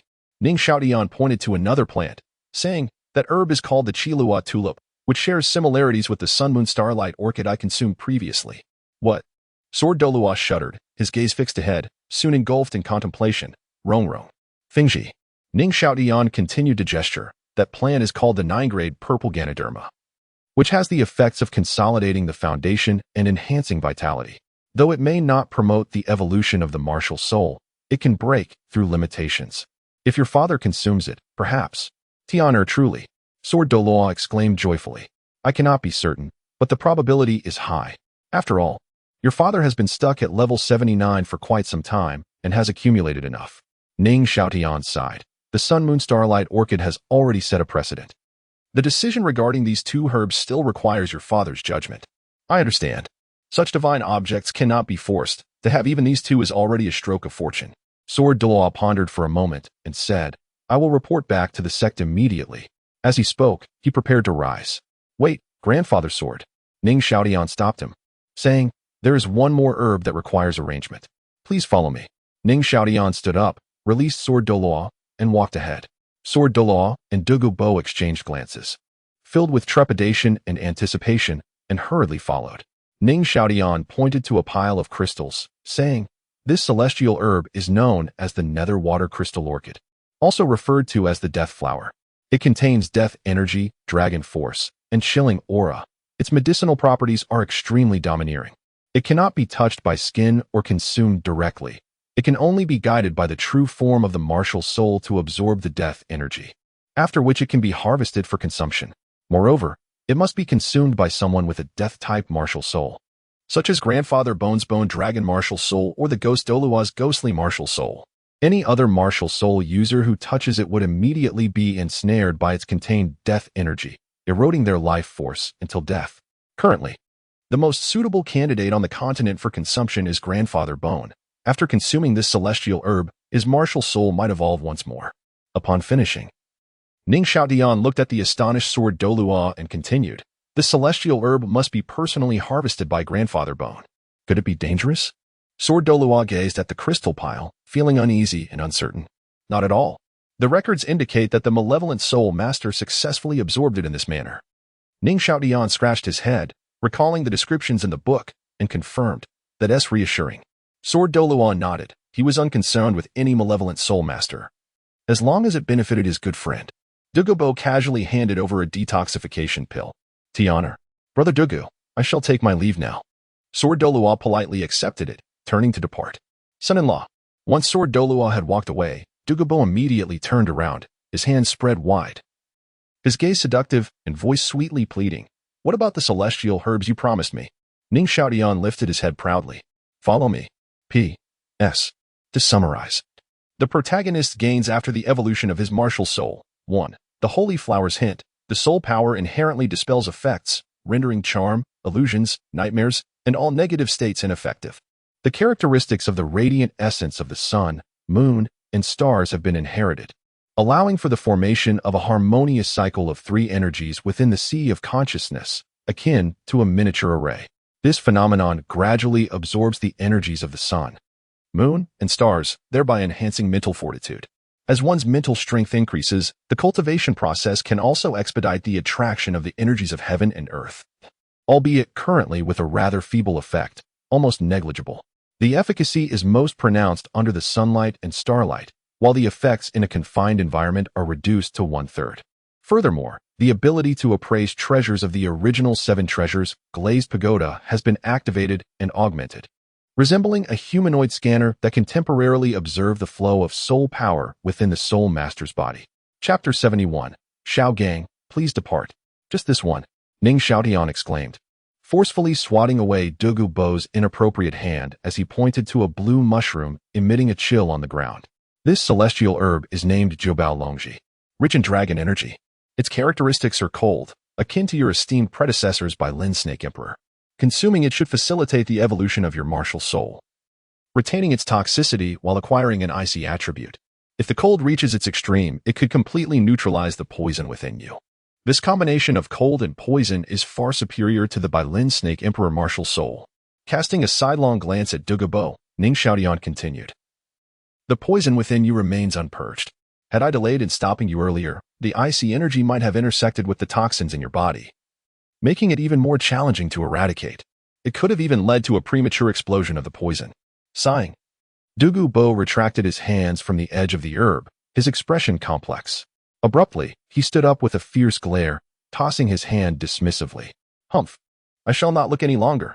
He then strode directly towards the cave where he intended to rest. It was a torment to see yet not partake. He had arrived first, but would not be the first to enjoy this opportunity. I can empathize with such feelings. Ning Xiaotian observed Dugu Bo's departure, his gaze filled with understanding. Turning to survey his surroundings, void of companionship, he glanced once more at the cave entrance Dugu Bo occupied. Never mind. It would be best not to disturb the elder in his moment of reflection. Ning Xiaotian rose, made his way to the edge of the ice and fiery Yang Eye, and set up a tent, crawling inside. His martial soul had evolved, and his soul power had risen by 3 levels, quite commendable. Ning Xiaotian grinned widely as he beheld his revitalized martial soul, feeling immense satisfaction. Initially, he had presumed that there would be no increase in soul power. After all, the octagonal Xinbing grass and the fierce fire apricot were primarily for body training and enhancing physical potential, while the sun-moon star radiance orchid leaned towards enhancing mental strength. Previously, Sword Douluo had mentioned that during the evolution of one's martial soul, the surrounding energy became significantly denser, suggesting that this increase of 3 levels in soul power was likely related to that.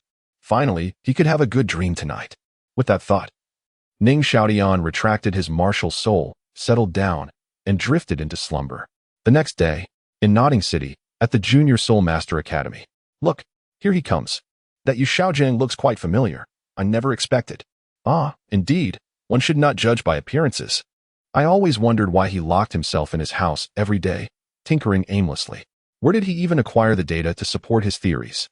It turns out it was all plagiarized. Bah, a fraud. After all this time here, he hasn't taught a single student, and with that, he dares to call himself a master. Sharing the same academy with such a person is an affront to me. I'm considering resigning. Enough. The dean is coming. The man referred to as the dean navigated through the dispersing crowd, gesturing toward the bowed Yu Xiaojiang. Xiaogang, over here. Yu Xiaojiang, perplexed at seeing the dean, had spent the last 2 days at home engrossed in theoretical studies, completely unaware of the happenings outside. The dean, with a complex expression, shook his head and said, "Do not ask anything, just follow me." "All right," Yu Xiaojiang replied softly. "Xiaogang, look here."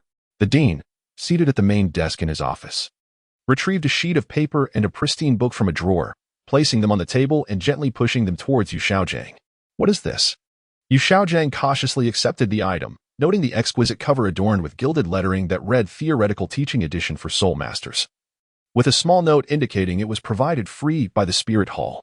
With a sense of skepticism, Yu Xiaojiang opened the first page, only to find a statement strikingly similar yet distinct from his own theories. There are no worthless soul masters, only martial souls that have yet to find their purpose. The book contained an overwhelming array of theories that surpassed his knowledge, more numerous, more profound, and more rigorous, covering every aspect of civilian life. In terms of both quantity and quality, he was utterly defeated. Even many of the theories he had previously published were systematically refuted, corrected, and expanded upon within this book. How could this be? Yu Xiaojiang was left dazed, confusion flooding his expression, his trembling hands clenching the book. Sighing, the dean refrained from offering comfort and instead pointed to the unexamined sheet of paper on the table. "Xiaogang, perhaps you should look at that paper." "Fine." Yu Xiaojiang reluctantly regained his composure, picking up the sheet with a sense of dread. "This is impossible." He leaped to his feet as memories flooded back of the stunning woman who had always complied with his wishes. It was her, the Pope of the Spirit Hall. Only she could issue such a command. But why? Years ago, she had willingly assisted him in obtaining access to the Spirit Hall library, helped him compile data on soul masters, and promoted his theories. Was it all just a means to exploit him? To steal his achievements? To lay claim to this theory? To seize this moment for her own glory? Solidifying her own position. No wonder she had suggested breaking up with him. It was all a manipulation. A wave of sorrow engulfed Yu Xiaojiang as he sank back into his chair, defeated. But she is now the Pope of the Spirit Hall. What can I do? Observing Yu Xiaojiang, who slumped in despair, the dean felt a twinge of sympathy, yet continued. "Xiaogang, I fear I must ask you to leave. You have not taught a single class during your time at the academy, and the instructors have long harbored dissatisfaction with you. Many students also harbor ill feelings towards you. Now that this theory from the Spirit Hall has been released, I fear I cannot protect you. You know that as the dean, I must consider the opinions of all instructors and students." With that, the dean rose and deeply bowed to Yu Xiaojiang, solemnly stating, "Xiaogang, I am sorry. This academy was the culmination of his years of effort. If Yu Xiaojiang were to cause a mass resignation among the instructors, leaving the students without guidance, it would be his fault. I understand." Yu Xiaojiang slowly stood, making his way to the door, leaning against the frame, and said softly, "I will go and pack. I shall leave today." "Xiaogang." The dean raised his head, reaching out a hand, calling out softly, then shaking his head slowly, letting his hand fall. An hour later, at the gates of Notting Academy, Yu Xiaojiang gazed at the academy, his fists clenched in frustration, then helplessly released them, shaking his head as he prepared to depart. It was him, Yu Xiaojiang. His assertion that there are no worthless martial souls, only worthless soul masters, drove my child to train obsessively, leaving him with hidden injuries. Bah! This leech thinks he can simply walk away unscathed? Not a chance. Enough chatter. Unleash your martial soul. Let us go? Yes. Let's beat him up. I'll fight. Bang, bang, bang. Yu Xiaojiang curled up defensively on the ground, despair glimmering in his eyes, filled with resentment. BBDong. I will surely cultivate an exceptional disciple to prove to the Spirit Hall, to you, and to the entire continent that I am not worthless. Chapter 72. Take off, Father. In the setting sun forest, The eyes of ice and fire were illuminated, for strong men gathered around, observing the scene. How was the atmosphere? As Ning Xiaotian emerged from his meditative state, Sword Douluo turned his gaze towards Ning Fengzhi. Ning Fengzhi gripped his cane tightly, his eyes shimmering with a hint of energy, indicating a slight increase in the surrounding energy concentration. However, Sword Douluo looked up at the sky, where the sun was absent, and only an orange glow filtered through the mist, casting light on the place where Ning Xiaotian had just been seated. It seemed that this ability truly had some connection to the weather. Ning Xiaotian hesitated in his movements, awkwardly stating, "Well, the ability of the radiance of sun and moon indeed requires the presence of the sun and celestial bodies to achieve its maximum effectiveness. That is of no concern. I shall instruct the craftsman to suitably renovate Tian'er's room upon my return," Ning Fengzhi replied nonchalantly, asserting that matters solvable by money were trivial. Sword Douluo nodded, his eyes brightening as he glanced at Ning Xiaotian, adding, "Fengzhi, should we consider building several more levels to accommodate the more talented disciples of our sect? That is a matter for another time." Ning Fengzhi shook his head. "For now, the evolution of martial souls should remain confidential, and besides, Tian'er's abilities are currently quite limited in scope. Moreover," Ning Fengzhi sighed, "recently, the actions of the Spirit Hall have been rather conspicuous. After your departure yesterday, they released a sensational treatise on soul masters, and today, personnel movements within the Empire's various branches of the Spirit Hall have been notably frequent. His Majesty the Emperor is extremely sensitive at this moment.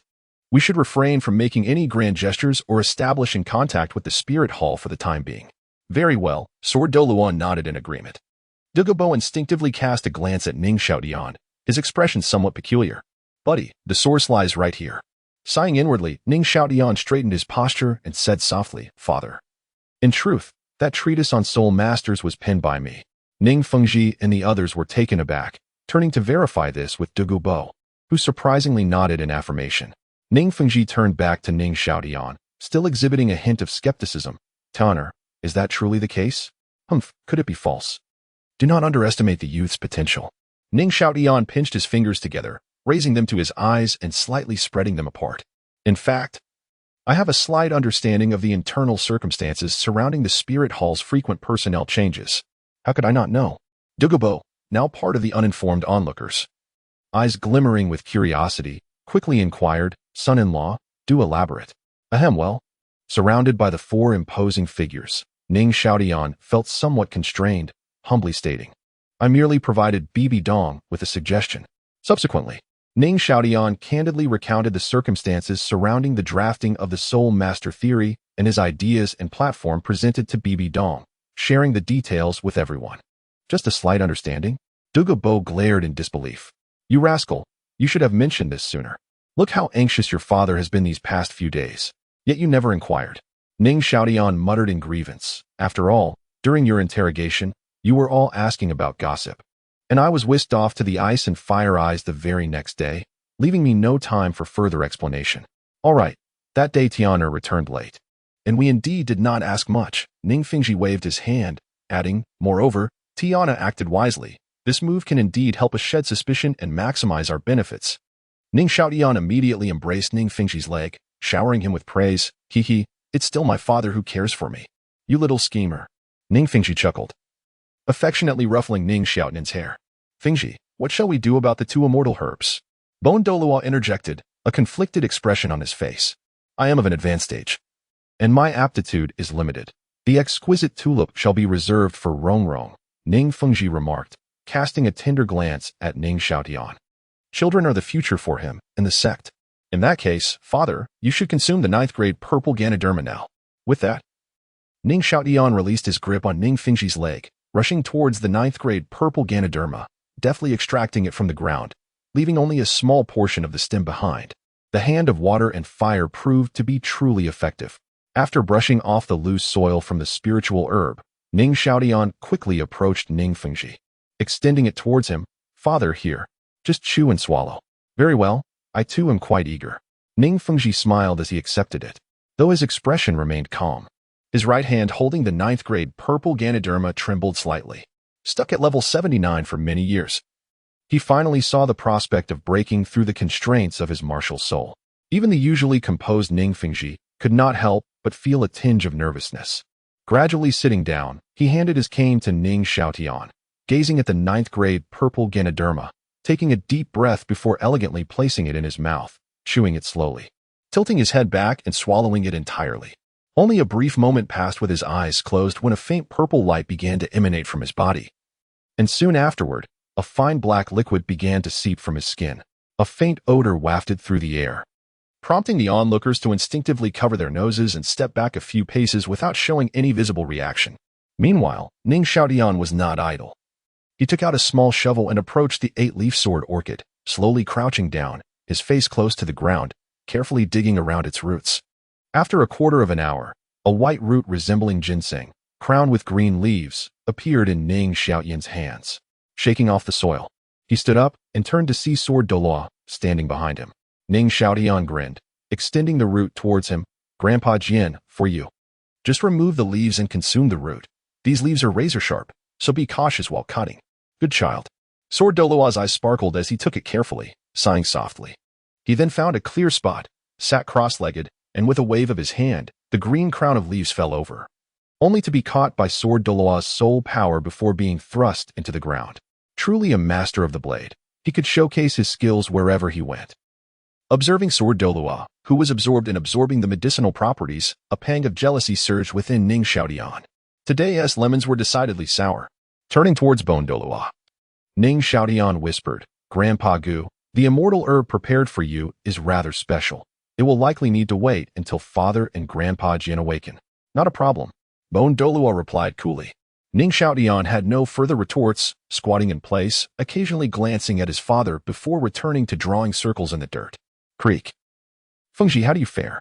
Ning Xiaotian had just lifted his head when Bone Douluo approached the recently risen Ning Fengzhi. Ning Fengzhi wore a smile. Summoning his martial soul, he still possessed only 7 layers. Bone Douluo's expression dimmed. Ning Fengzhi remained cheerful, waving his hand to retract his martial soul. Tilting his head with a slight smile, level 80. Chapter 73. Alas, I have reached level 97. To Ning Xiaotian's astonishment, he had indeed succeeded. Elated, he stepped forward, intending to shower compliments, but he halted after just a few paces, taken aback by an unpleasant odor. Bone Douluo gaped in disbelief, while Fengzhi, truly. Ning Xiaotian interrupted him, pinching his nose and waving his hand disdainfully. Dad, I think it would be best if you took a shower first. It's quite foul. Huh.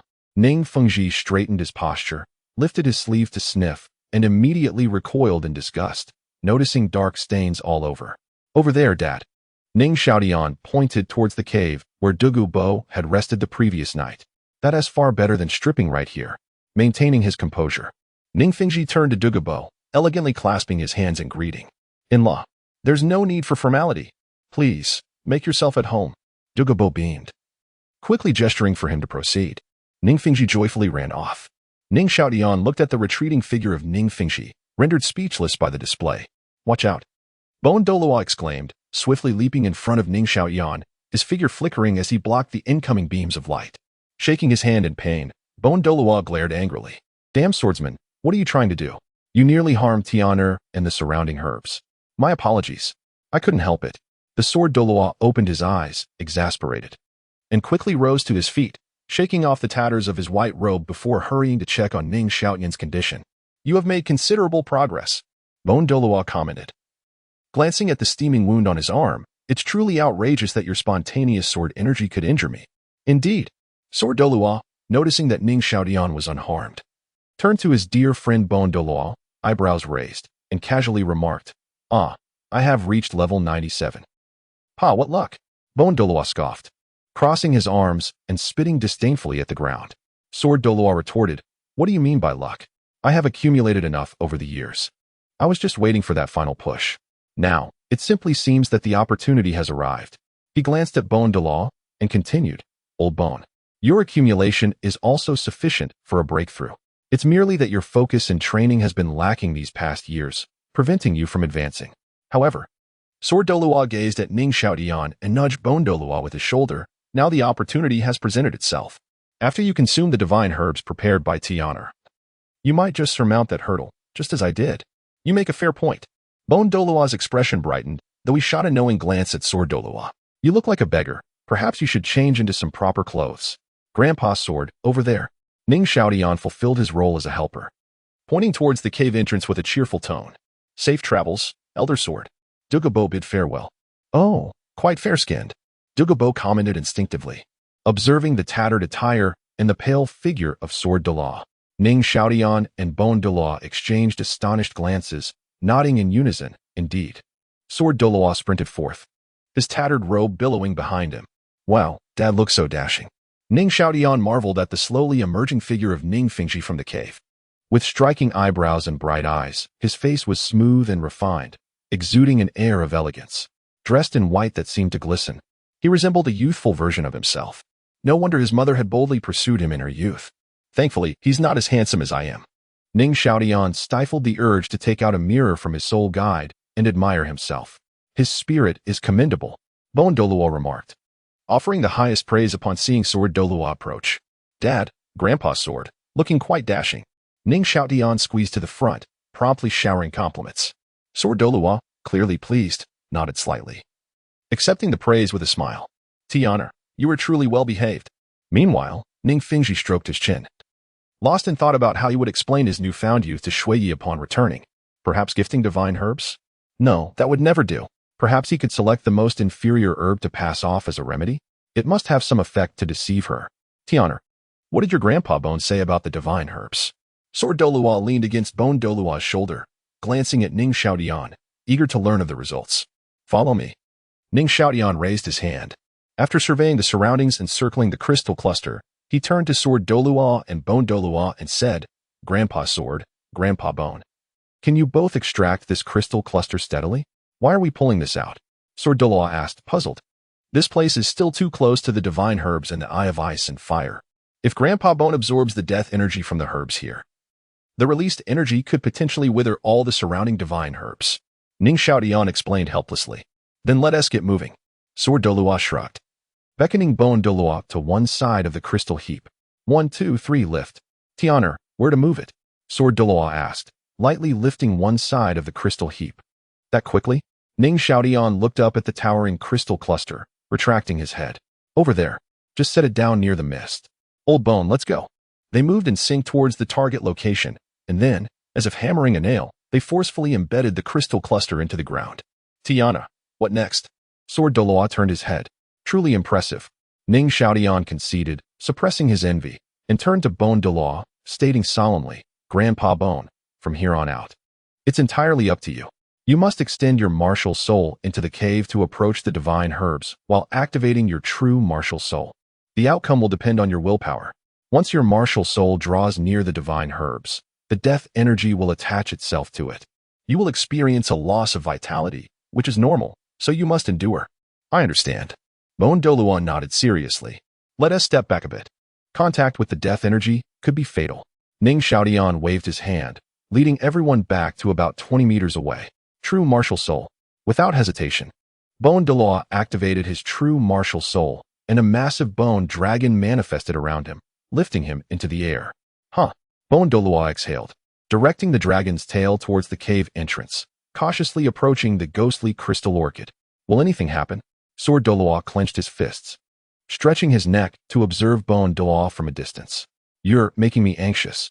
Ning Xiaotian wiped his palms on his trousers, removing the sweat, then turned to Sword Douluo, reassuring him. Elder Sword, don't worry. Sword Douluo visibly relaxed at his words. Look, Bone Douluo's dragon tail, Dugu Bo exclaimed, pointing excitedly at Bone Douluo. The crowd turned their gazes in a mix of concern and anticipation. Note, the death energy mentioned here is released from the demise of 2 dragon kings, lingering in the dark environment around the divine herbs. Prolonged exposure to sunlight will gradually dissipate it. The effect grants Bone Douluo's bone dragon martial soul the properties of death, rendering illusions and toxins largely ineffective against him. However, the death energy is a consumable resource, especially that of the dragon kings, equating to possessing a powerful weapon. Evil soul masters can gather death energy from the slaughter of other beings, but Bone Douluo would never resort to such actions. Chapter 74. Bone Douluo, are you capable? Am I not merely reminding you? Dugu Bo remarked innocently, a smirk crossing his lips. The crowd ignored him, turning their attention toward Bone Douluo. Wisps of gray mist emerged from the cave entrance of the crystal pile, tapering to a point like the tentacles of an octopus. climbing along the tailbone of Bone Douluos skeletal dragon spirit.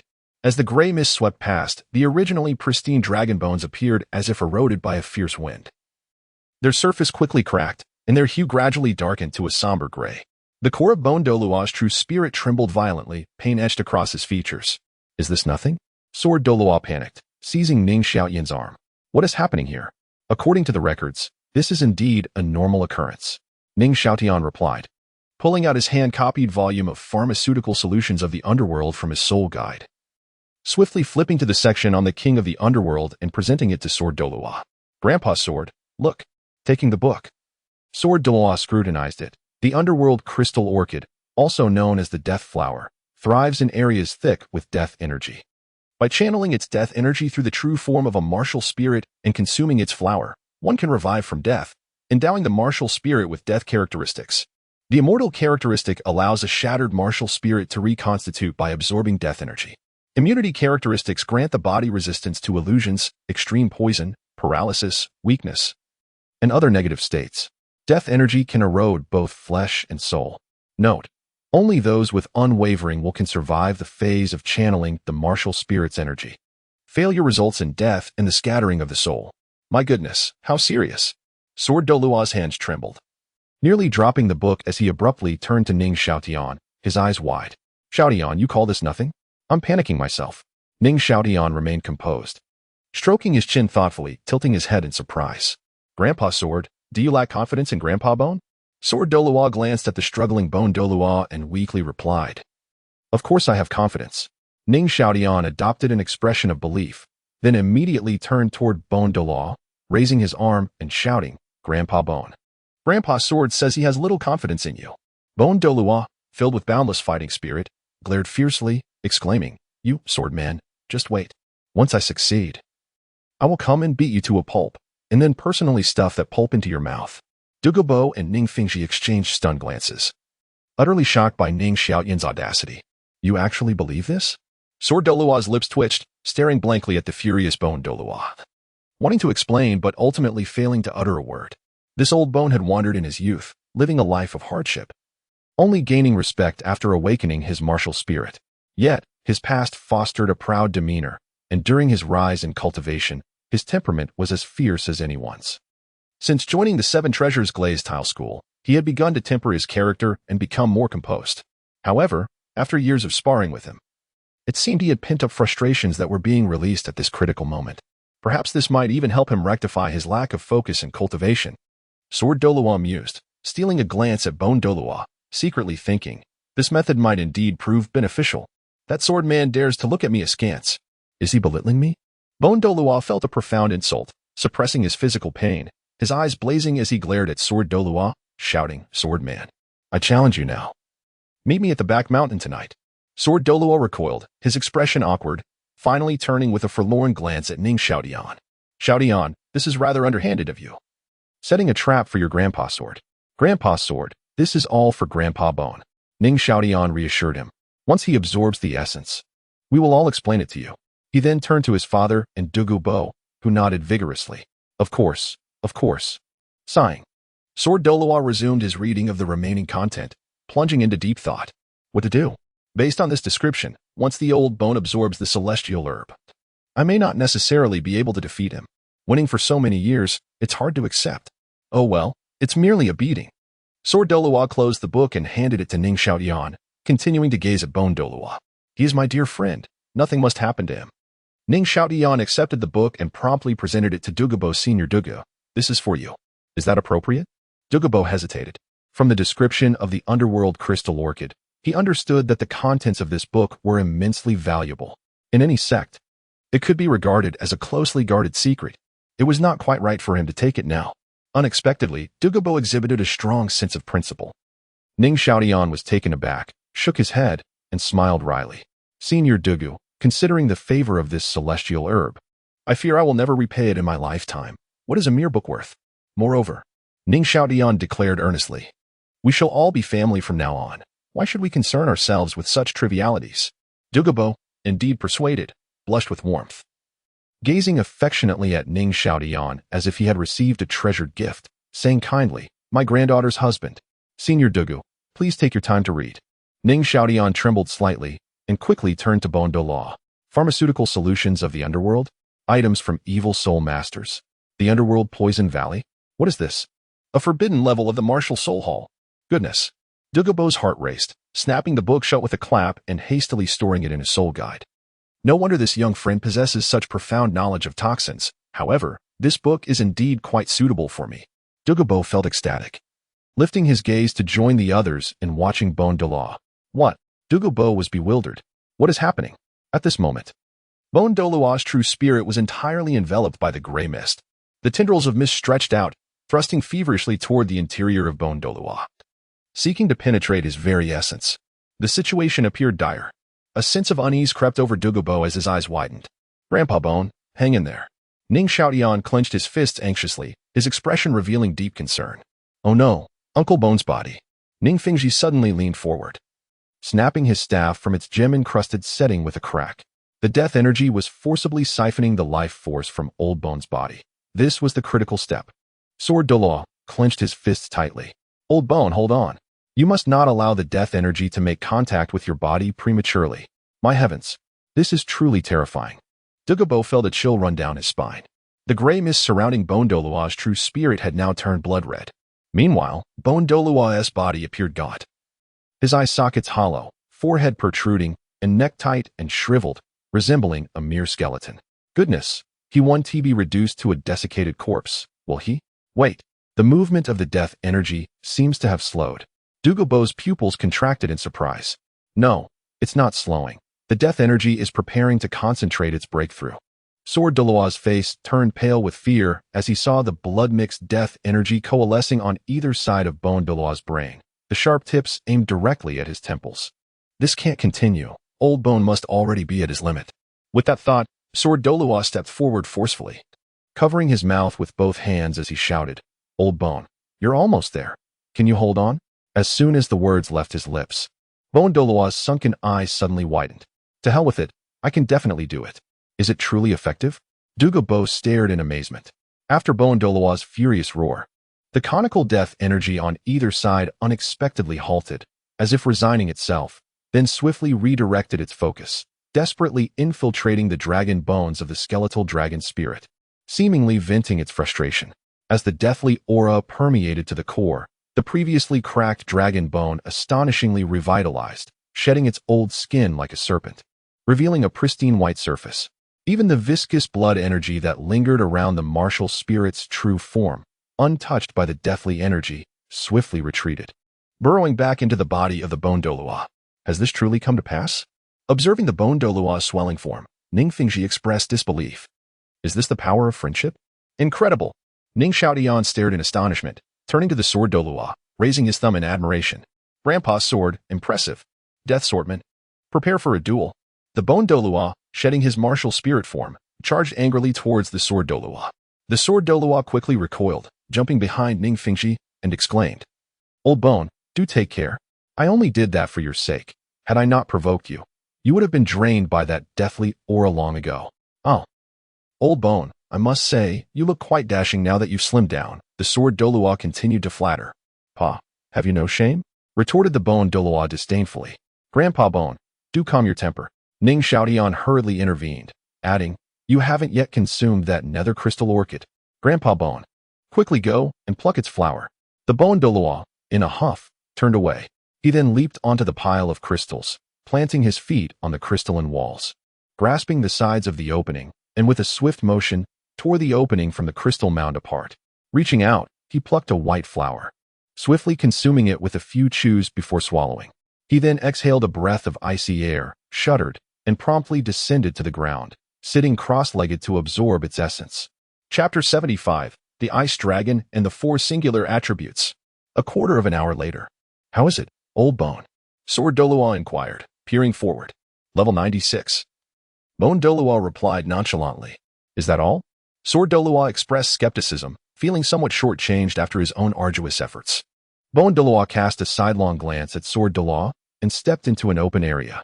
With a soft command, his martial soul manifested. An icy chill enveloped them. Evolved? Sword Douluo's pupils narrowed. The crowd turned their gaze to behold a colossal, menacing skeletal dragon, its body adorned with sharp bone spines, enshrouded in a frigid frost. Within its hollow eye sockets flickered two faint blue flames, reminiscent of wandering spirits. Is this a bone dragon? It feels more like an ice dragon, or rather, a bone dragon with ice. Dugu Bo exclaimed, his eyes gleaming with envy. Uncle Bone, does this evolved martial soul possess any unique characteristics? Ning Fengzhi inquired, his handsome eyes glimmering with curiosity. Observe. Bone Douluo commanded, channeling his soul power. He faced a sheer cliff and struck the ground with a fist. Instantly, a chilling white frost spread out, creating a path approximately 2 meters wide that swiftly advanced towards the rock face. With a sharp crack, the icy trail met the cliff, rapidly ascending and accumulating, blossoming into a cluster of piercing ice spikes. Impressive. Dugu Bo's eyes widened in astonishment, casting a jealous glance at Bone Douluo. I wish I had such effects. Bone Douluo retracted his martial soul, rising to face the others. My martial soul, soul power, and soul skills now all embody the essence of frost, and I sense a significant enhancement in my attributes, particularly in my defensive capabilities. It is approximately 50 stronger than before. Does this imply that the bone dragon martial soul has been enveloped in an icy armor? Ning Xiaotian contemplated, observing the ice spikes. Judging by the chilling aura emanating from the martial soul, the hardness of this ice should be considerable. If only it were the ultimate ice. No one could break through this armor. Additionally, Bone Douluo extended his right hand, forming a grasping motion, and a gray flame-like mist erupted from his palm. The crowd instinctively retreated, vividly recalling Bone Douluo's previous dire state. Grandpa Bone, please contain it, Ning Xiaotian urged, wiping the goosebumps from his arm. This deathly aura can erode both body and soul. It is exceedingly perilous. Moreover, it can only be replenished through slaughter. Do not reveal or utilize it unless in a life-or-death situation. Pertaining to the evil soul master, Sword Douluo added, if discovered, it would render us public enemies on the continent. Bone Douluo tightened his stance, gravely acknowledging, I understand. By the way, Bone Douluo raised an eyebrow. Glancing at Sword Douluo, has the celestial herb you consumed brought any changes to your 7-kill sword martial soul? Is old Bone attempting to pry into my secrets? Sword Douluo maintained his composure, responding indifferently, not much, just sharper than before, and it has slightly enhanced my ability to penetrate defenses. Penetrate defenses? Bone Douluo felt a surge of defiance. With his newfound enhanced defenses, he doubted Sword Douluo could breach them. Let's settle this in a spar. Who is afraid of whom? Sword Douluo retorted dismissively. The two exchanged glances, sparks flying between them. Ahem. Ning Fengzhi coughed lightly. Humph. The two quickly averted their gazes. Tiana? Ning Fengzhi turned to find Ning Xiaotian, lowering his head to inquire. Have you discovered any celestial herbs in this medicinal garden that could aid in reshaping your mother's martial soul? Ning Xiaotian's eyes dimmed with disappointment. Father, I am sorry, but I have not found anything. Tiana, fret not. Though your mother has lost her martial soul, her health remains robust, and she is not in grave danger. Ning Fengzhi gently ruffled Ning Xiaotian's hair, speaking softly. Father, please wait here for a moment. Ning Xiaotian quickly dashed away, approaching a medicinal herb and carefully excavating it before placing it into a jade box. Returning to Ning Fengzhi, Ning Xiaotian presented the jade box, stating, this is a millennium blood dragon ginseng, mild in nature. Consuming it can cleanse the meridians and improve one's constitution, promoting longevity. Please take it home for mother to consume. Good. Ning Fengzhi nodded, accepting it with care. Suddenly recalling something, he continued, Tiana, do you have any herbs suitable for the Snow Knight Emperor? They must act swiftly, though the quality need not be too high. Ning Xiaotian pondered for a moment before sprinting off again. This one is called wormgrass, which nourishes the kidneys and lungs, alleviating fatigue. This one enhances abilities and significantly increases appetite.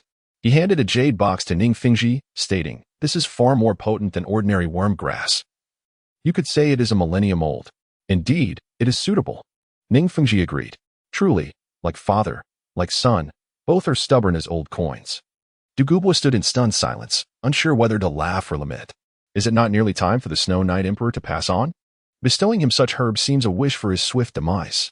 Additionally, Ning Fengzhi contemplated, the leader of the Pizhi clan, Yang Wudi, will personally visit our 7 Treasure Glazed Tile school in a few days. I have heard he is quite obsessed with alchemy. Tiana, do you have anything appropriate? Father, are you hoping to win him over? Indeed, Ning Fengzhi affirmed. Yang Wudi's willingness to visit us personally indicates that our previous assistance to the Pizhi clan has been of great benefit. His kin should not harbor excessive resistance to joining our Seven Treasure Glazed Tile school.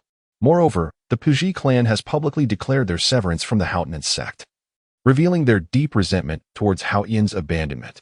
Most importantly, I had timely intervened to thwart the Spirit Hall's targeting of their clan. And now there is no animosity between them and the Spirit Hall. This is indeed an opportunity. Ning Xiaotian mused. What about the other 3 singular attribute sects? Similarly, they will benefit from Yang Wudi's influence.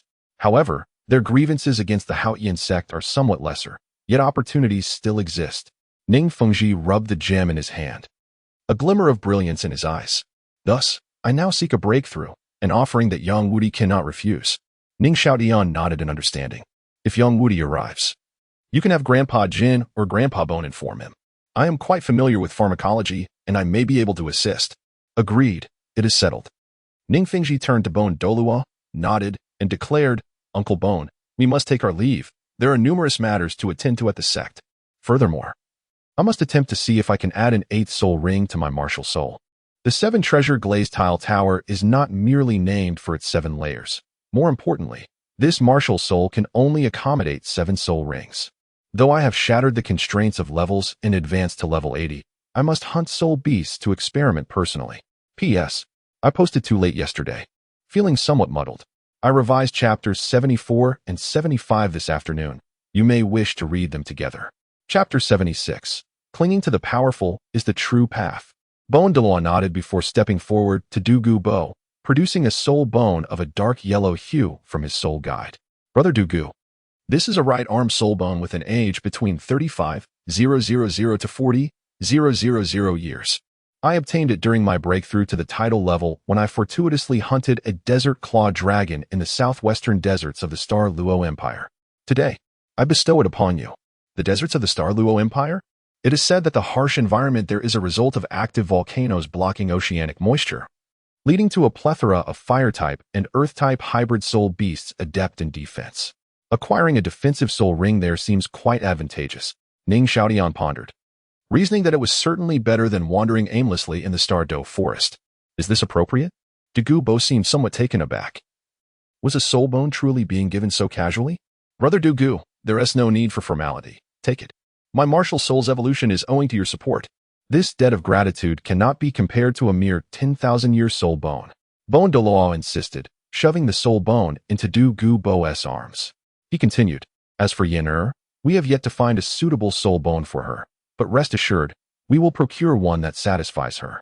Such good fortune? Dugu Bo was pleasantly surprised and quickly clasped his hands in gratitude. Thank you, Elder Bone. Should you require my assistance in the future, do not hesitate to ask. Turning to Ning Fengzhi, Dugu Bo declared, Today, I officially joined the Seven Treasures Glazed Tile School. If there are matters to attend to, please command me. Ning Fengzhi's eyes brightened, rushing over to support Dugu Bo's hands, gazing earnestly at him. Brother Dugu, you are too modest from now on. You are the 3rd elder protecting our sect. Ning Fengzhi turned to Ning Xiaotian, clearing his throat. Xiaotian, come over and greet Grandpa Dugu. Ning Xiaotian, bewildered, questioned. What is happening? Have you just sold me out? I regarded you as a brother, but now you wish to be my grandfather. Ning Xiaotian looked at Dugu Bo, still feeling slightly uncomfortable, and hesitantly uttered, Grandpa Dugu. Dugu Bo's face blossomed with joy, his features softening as he straightened his back, hands clasped behind him, nodding slightly. Ah, Xiaotian, my dear. Ning Xiaotian felt a surge of frustration, wanting to voice his discontent but finding no outlet. He turned to Sword Douluo. Grandpa Jian, please take my father home. I have consumed the celestial herb today, and my spirit power has surged. I no longer require your assistance with alchemy. Pausing, Ning Xiaotian added, Here, Grandpa Dugu will keep me company, so you need not worry. However, my father must return to hunt for soul rings. The sect will need your presence to maintain order. Very well, Sword Douluo acknowledged, glancing at Ning Fengzhi, then to Dugu Bo, clasping his hands. Brother Dugu, I leave Xiaotian in your capable hands. Of course, Dugu Bo replied, returning the gesture. Xiaotian is to be my future grandson-in-law. Who else would I care for if not him? As for Yen, we shall need your help to look after her during this time. She hardly requires my care, Ning Fengzhi interjected, his lips twitching. Naturally, Yen is also to be my future daughter-in-law internally, he mused. Your granddaughter is practically spoiled by my beloved wife. I don't even have her privileges. Then all is well. Dugu Bo laughed. Xiaotian, your father suddenly pausing. Ning Fengzhi stepped closer to Ning Xiaotian, instinctively patting his head. The Snow Knight Emperor is aware of your return to the sect. This morning, he sent someone to summon you, presumably to inquire about the recent movements of the Spirit Hall. I now understand the situation and will explain it on your behalf when I return. However, upon your return to the sect, you may still need to visit the Imperial Palace. Additionally, Ning Fengzhi's expression grew serious as he continued. Your eyes have awakened the broken vein eye, akin to our ancestor Ning Yan's abilities. Upon your return, I will personally explain this power's history and teach you the sect's secret technique of mind control. Understood, father. Ning Xiaotian nodded. Broken vein eye? Does this vein refer to meridians? Ning Xiaotian recalled the numerous texts he had discovered in the sect's library concerning the study of human meridians. As for mind control, a sense of melancholy washed over him. He always felt this technique was rather underwhelming compared to the illustrious skills of the Xuantian sect or the Blue Lightning Tyrant Dragon Clan's transformation techniques. The Seven Treasures Glazed Tile School is one of the top 3 sects, yet the disparity in secret techniques is striking. Truly, those who are fortunate are ever so fortunate, Brother Dugu. We take our leave. Ning Fengzhi turned to Dugu Bo, clasping his hands in farewell. Sectmaster, Elder Bone, Elder Jian, travel safely. Dugu Bo reciprocated the gesture, sending them off with 3 bottles of detoxification pills. Bang! Ning Xiaotian selected an optimal location and, retrieving the long-prepared alchemy furnace, slammed it onto the ground. It was time to detoxify Dugu Bo. The antidote configured by Tang San in the original work was merely an ordinary remedy for promoting circulation, with the only distinction being that Tang San would add a drop of his own blood each time he crafted it. The key ingredients were the 8-pointed ice grass and the fiery apricot, which when consumed alone would instantly neutralize the poison. However, the diluted blood had curative properties. Tang San, the Buddha, in terms of reaping benefits, I, Ning Xiaotian, would crown you as Douluo #1. Ning Xiaotian smirked, for after being deceived, Dugu Bo still held deep gratitude towards Tang San, willingly imparting all his knowledge of poisons to him. It seems my skills in this area are still lacking. Casting a glance at Dugu Bo, who was still bidding farewell to Ning Fengzhi and the others, Ning Xiaotian felt warmth in his heart, only to be struck by a chill. Unfortunately, while Tang San saved you, he also caused you harm. The toxins within Dugu Bo had accumulated for decades, leaving him with numerous hidden injuries. Should he follow Tang San's method without proper conditioning, his cultivation would likely face insurmountable obstacles. This was not the outcome Ning Xiaotian desired. He intended for Dugu Bo to rise and become a formidable force, a true pillar of strength. After all, clinging to the powerful is the true path. With this thought, Ning Xiaotian felt an exhilarating sense of aspiration, hastening his pace in gathering the medicinal herbs. These were previously collected from the medicinal garden of the chrysanthemum Douluos, suitable for concocting restorative elixirs. If the goal were merely detoxification, the herbs from the Eye of Ice and Fire would suffice. However, to properly condition the body, especially one as severely poisoned as Dugu Bo's, steeped for decades, the potency of these herbs was excessive. He initially considered that the herbs from the Eye of Ice and Fire, due to their powerful properties, might not be as effective for treating ailments compared to ordinary herbs found outside. Thus, he had taken special care to ensure he had alternatives. As for the chrysanthemum Douluos garden, it was merely fortuitous that it contained what he needed. Gathering more from the outside would be a cumbersome endeavor. P.S. In the original work, in Chapter 129, Ning Rongrong mentioned that the Seven Treasures Glazed Tile School lacked soul bones, only lacking those suitable for themselves. Therefore, gifting a soul bone over 30,000 years in age is not unreasonable. Furthermore, this chapter is laden with foreshadowing. Chapter 77, The Astute Young Woody. One day, 5 days later, at the Eye of Ice and Fire, a thick mist rose, intermingling with the warm, reddish-yellow sun, casting a kaleidoscope of colors upon the steep cliffs. Standing at the shallow edge where the red and blue converged was Ning Xiaotian, tall and poised, with sword-like brows and starry eyes. His lips appeared as if adorned with rouge, presenting a fresh and elegant visage, strikingly handsome. Beside him, the crimson waters cradled a blazing alchemical furnace, flames surging within, with silken white mist spilling from its opening. It's done. Ning Xiaotian's lips curled into a smile, his focused gaze suddenly glowing. He raised his left hand and swiftly reached into the furnace, ignoring the roaring flames, and grasped a dozen small medicinal pills at the center. Tian catch. On the shore, Dugu Bo quickly tossed a delicate porcelain vial toward Ning Xiaotian. He deftly caught it, carefully sliding the pills into the bottle, sealing it, and tossed it back to Dugu Bo all right. As Ning Xiaotian climbed ashore, Qian Renxue, standing beside Dugu Bo, extended his right hand towards the furnace, exerting a gentle grip. The alchemical furnace was compelled to the shore. Grandfather Dugu Ning Xiaotian turned. Your health has improved over the past few days. You can begin taking these detoxifying pills tomorrow. Dugu Bo nodded. Tian, upon your return to the sect, please convey my regards to Yen. Understood.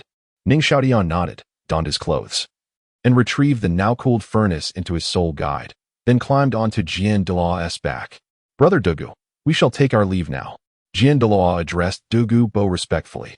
Dugu Bo turned away, waving his hand dismissively, his tone indifferent. Go on, go on. Goodbye, Grandfather Dugu. Ning Xiaotian rested a hand on Qian Renxue's chest, turning to bid farewell. Sighing, Dugu Bo looked at the rolling mist ahead, his heart heavy with melancholy. If it weren't for Ning Xiaotian mentioning the excessive accumulation of toxins within him, suggesting the Eye of Ice and Fire could aid in expediting their transfer to his spirit bones, he would have relished a stroll outside. At the Seven Treasures Glazed Tile School's conference hall, Patriarch Yang, how have you deliberated? Ning Fengzhi's expression remained serene as he sipped his tea. Patriarch Ning, the conditions your sect has offered are indeed favorable. For the past year, I have been grateful for your clan's care, young Woody replied, clasping his hands with a sigh.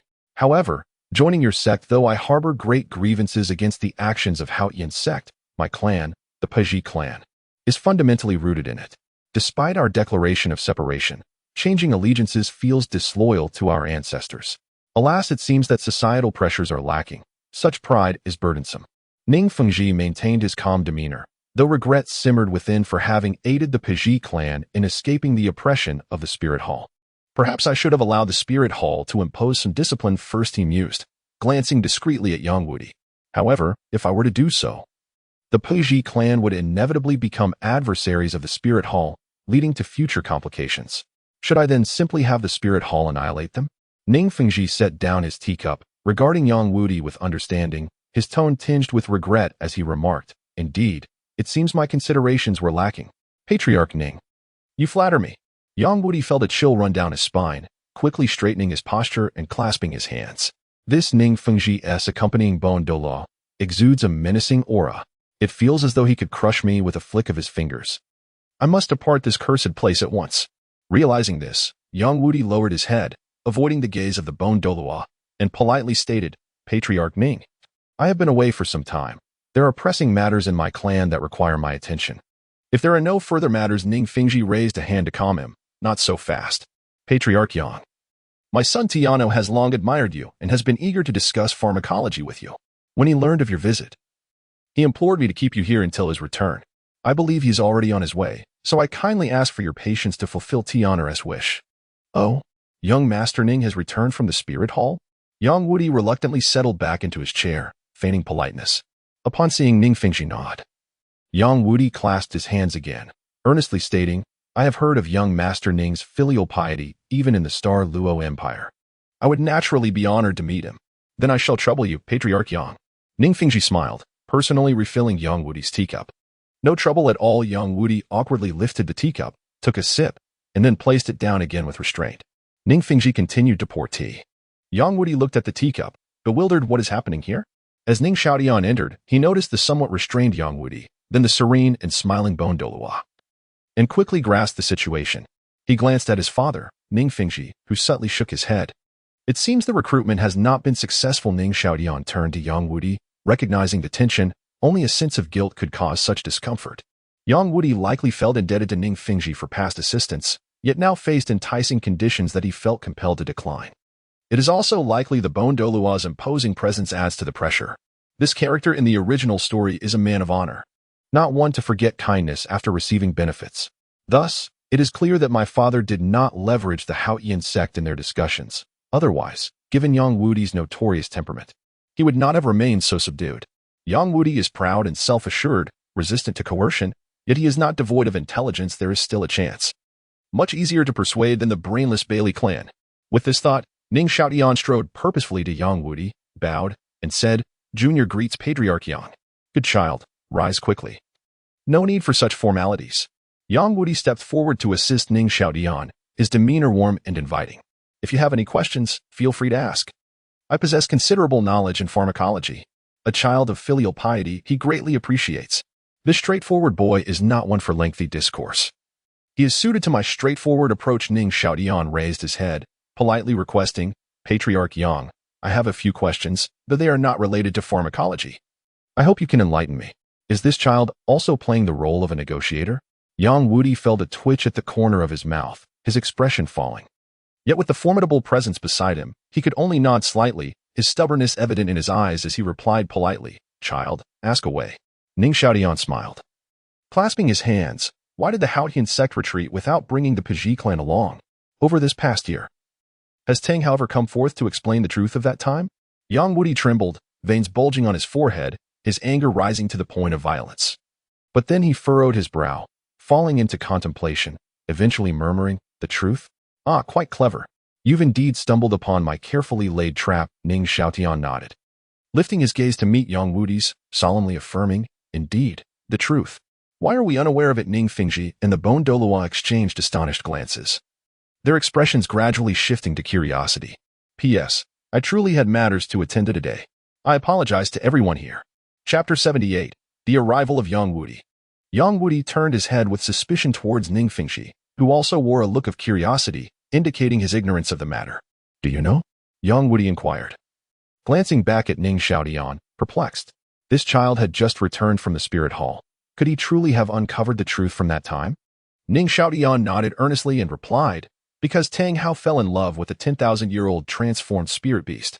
In his previous life, he had long been accustomed to hearing about the Sun Snake Immortal and the Sun Ghost Minister. Thus he held no aversion to such matters. However, in the Douluo Continent, the union between humans and spirit beasts, two distinct races, was still difficult for society to accept. This was also why, in the original work, after Xiao Wu was exposed, Bibi Dong could brazenly step forward to capture her. The hunting of spirit beasts by spirit masters was an unassailable iron law in the spirit master realm. No one had the right to intervene unless they possessed sufficient strength. What? Waves of disbelief surged in Yang Wudi's originally puzzled eyes. Is it true? Ning Xiaotian nodded slightly, explaining that among those sent to capture the spirit beast were the former Pope Qian Renxue, along with the titled Douluos Yueguan and Ghost Douluo. The outcome was that the 10,000-year spirit beast chose to sacrifice itself to help Tang Hao break through to the titled Douluo level. Ning Xiaotian surveyed the crowd and continued. Otherwise, given Tang Hao's strength at that time, how could he possibly defeat 3 titled Douluos in succession and severely injure Qian Renxue? Is that so? Ning Fengzhi fell silent, then cast a glance at Ning Xiaotian, realizing that Tanner had learned a considerable amount of secrets from the spirit hall. He turned to Yang Wudi and sighed. It seems that back then, the spirit hall chose to spare the Xuantian sect. Otherwise, if this matter had been exposed, the Xuantian sect would undoubtedly have suffered a severe blow to its reputation within the spirit master community. The spirit hall would have been justified in directly attacking them, especially since the former Pope Qian Renxue had been gravely injured by Tang Hao. Yet, this matter was ultimately suppressed. Ning Xiaotian nodded and looked at Yang Wudi, stating, although I do not know what transaction the spirit hall made with the Xuantian sect back then, one thing is beyond doubt: in order to protect themselves, the Xuantian sect chose to discard your kin. He spoke with conviction. And the one responsible for all this, Tang Hao, has yet to come forward to explain or apologize to you. Regardless of his reasons, this reflects a lack of trust. The Xuantian sect, Tang Hao. Yang Wudi's body trembled violently, his teeth clenched and fists tightening with visible veins. The lives of the hundreds from his clan were innocent. While it was understandable for the Xuantian sect to prioritize self-preservation and for Tang Hao to protect his beloved, he could not accept the abandonment of his hundreds of kin without so much as a word, sold off without understanding the truth. Damn it! Yang Wudi exclaimed suddenly. Then quickly turned to Ning Fengzhi, clasping his hands in apology. I apologize, Sect Master Ning, for my rudeness. Not at all. Ning Fengzhi waved his hand, offering a bitter smile. I can understand the feelings of clan leader Yang. When the Xuantian sect announced its withdrawal, our Seven Treasure Glazed Tile sect received no news either. It was all very abrupt. After speaking, Ning Fengzhi refrained from elaborating further. Ning Xiaotian understood instantly. Looking at Yang Wudi, he said, Clan leader Yang, to my knowledge, before the Breakthrough clan severed ties with the Xuantian sect, although they received its protection, they received almost no support in terms of training resources. The numerous unique skills of the Xuantian sect were entirely inaccessible to the Breakthrough clan. Ning Xiaotian sighed and added, conversely, the Breakthrough clan diligently provided immense support to the Xuantian sect in terms of medicinal materials and funding. The anger was about to erupt. Ning Xiaotian was astonished and took a small step back. At this moment, Yang Wudi bowed his head, his body tense and quivering, his face turning purple like a wronged little wife. Brother, do not blame me. Unless I sever your lingering thoughts about the Xuantian sect, I dare not let you in. He thought to himself, now seems like the right time. Standing tall, Ning Xiaotian continued, for a sect to endure over time, the most vital elements are the unity, trust, and mutual support among its members. This is what my father has always taught me. He added, this is also what our Seven Treasure Glazed Tile sect can offer to Senior Yang's Breakthrough clan. As he spoke, Ning Xiaotian took out the fragrant and exquisite celestial herb from his bag and said, Clan Leader Yang, I wonder if this item could represent our Seven Treasure Glazed Tile sect's trust and support for the Breakthrough clan. The fragrant and exquisite celestial herb. Yang Wudi's eyes widened in astonishment as he rushed to Ning Xiaotian's side.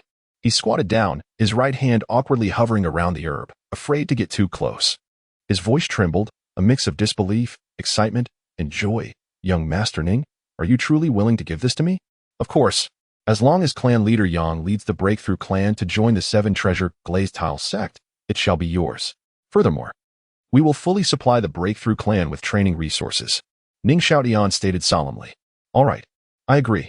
Yang Wudi responded without hesitation, seemingly fearful that Ning Xiaotian might change his mind. He quickly stood up and turned to Ning Fengzhi, cupping his hands, and said urgently, Sect Master, I will return to the sect now to summon my clansmen to migrate. Is it truly that simple? Ning Fengzhi was a bit bewildered. He had spoken extensively earlier, yet hadn't managed to secure a single herb. He had also reviewed the celestial herb records that Ning Xiaotian obtained from the ghost Douluo and Yang Wudi. And he remembered that this herb was meant to suppress and counteract poison, not to directly detoxify. Did it possess additional effects? Clan Leader Yang, do not rush. Ning Xiaotian seemed to anticipate his father's thoughts. Without waiting for him to speak, he handed the herb to Yang Wudi, interjecting, here, for you. Really? Yang Wudi spun around abruptly, his eyes shining as he stared incredulously at Ning Xiaotian. Of course, I have heard that Clan Leader Yang is generous and honorable. What is there to worry about? Ning Xiaotian raised the herb higher, speaking grandly. Indeed, I, Yang Wudi, have always kept my word, he said, carefully accepting the fragrant celestial herb, bringing it close to his nose and inhaling deeply, then began to dance with joy, exclaiming, ha ha, ha ha ha. I have searched for this my entire life. My entire life. Was this truly the previously stern Yang Wudi? Surely, he must have lost his senses. Ning Fengzhi, in disbelief, glanced at Ning Xiaotian and then at the herb. Ning Xiaotian shook his head and then took out another superb medicinal herb, looking at Yang Wudi. He said, Senior Yang, I have heard that the martial soul of Senior Niu from the Yu clan is the armored bull rhinoceros. This item may be beneficial for him. Cough, cough. I apologize for my earlier behavior. Yang Wudi awkwardly ceased his unrefined actions, his eyes fixed on the chilly, ethereal herb in Ning Xiaotian's hand, astonished. This is a 6th grade treasure herb, and it's of the cold attribute. Chapter 79. Am I to sacrifice my beauty again? This is a rare herb that could enhance the quality of the old bull's martial spirit. Glancing at Ning Xiaotian, Yang Wudi rose confidently, declaring, with this herb, I am absolutely assured. Then I must trouble you, Elder Yang. After saying this, Ning Xiaotian closed the jade box and presented it to Yang Wudi. It is only right, Yang Wudi replied. The old rhinoceros and I have been friends for many years. Joining the same sect will provide mutual support. Furthermore, Yang Wudi received the jade box and placed it into his soul-guiding device. He then turned to Ning Fengzhi, cupping his hands and saying, Sect leader, I have a close relationship with the Bai He from the Min family. Might it be possible to bring their clan into our sect as well? It seems their relationship is indeed quite good, as he has made such a request. Ning Xiaotian looked at Ning Fengzhi, puzzled. Elder Yang, as I understand, the elder sister of the Bai clan leader is the mother of Tang Xiao, the current sect leader of Xuantian sect. Huh. And so what? Yang Wudi scoffed. Bai He regards them as his beloved nephews, but what of them? When trouble arose, did they not casually abandon the Min family, leaving them to fend for themselves? In the past year, not once have I seen the Xuantian sect send a greeting or offer any assistance. If it weren't for my past friendship, the Min family would likely be homeless and starving by now. After speaking, Yang Wudi shot a glance at Ning Xiaotian and continued, "Sect leader, if you are concerned, I have a splendid plan that guarantees success." "Oh, what is this plan?" Ning Fengzhi squinted, gesturing toward a chair. "Elder Yang, please take a seat before discussing it." "Thank you, sect leader." Yang Wudi bowed, moved to the chair, and continued, "After all, Baihe's sister has been deceased for a long time, and the Xuantian sect is now quite heartless. The bond between the two families has long since faded. Over the past year, I have visited the Min family a few times, and their current situation is indeed very constrained. The clan members harbor deep resentment toward the Xuantian sect." "Sect leader." Yang Wudi leaned forward. "Baihe has a granddaughter named Bai Chenxiang, who is not yet 2 years old. If she were to be betrothed to young Master Ning, combined with the sect's support for the Min family, one might wonder, who would still remember the Xuantian sect that abandoned them? Baihe, for the sake of his precious granddaughter, would certainly comply." Ning Fengzhi's eyes brightened, and he glanced at Ning Xiaotian, noting the mere 5-year difference. It could be nurtured. Are they truly considering sacrificing my beauty? Ning Xiaotian quickly crossed his arms over his chest, shaking his head vehemently. "Father, arranged marriages are not advisable. Do not jest." "Then we shall wait and see." Ning Fengzhi replied coolly, then turned to Yang Wudi. "Elder Yang, is there any possibility of bringing the Li family into our fold?" "That may be difficult." Yang Wudi shook his head, saying, "To be honest, among the 4 single attribute sects, the one I am least compatible with is that old titan, as he still calls Tang Hao master without a shred of dignity. The most critical issue is that every member of their clan excels in forging. They are currently living quite well in the Heaven Do Empire and are unlikely to seek out another sect." "What a pity." Ning Fengzhi's expectations dwindled. He truly could not afford to engage someone like that. "Elder Yang." Ning Fengzhi rose, cupping his hands to Yang Wudi. "Then I must trouble you with the other 2 clans." "No trouble at all, no trouble." Yang Wudi quickly stood and returned the gesture. "Then I shall take my leave." "Take care, brother Yang." Ning Fengzhi beamed, personally escorting Yang Wudi out of the conference hall. "Wait, Elder Yang." Ning Fengzhi suddenly recalled something, swiftly grasping Yang Wudi's arm.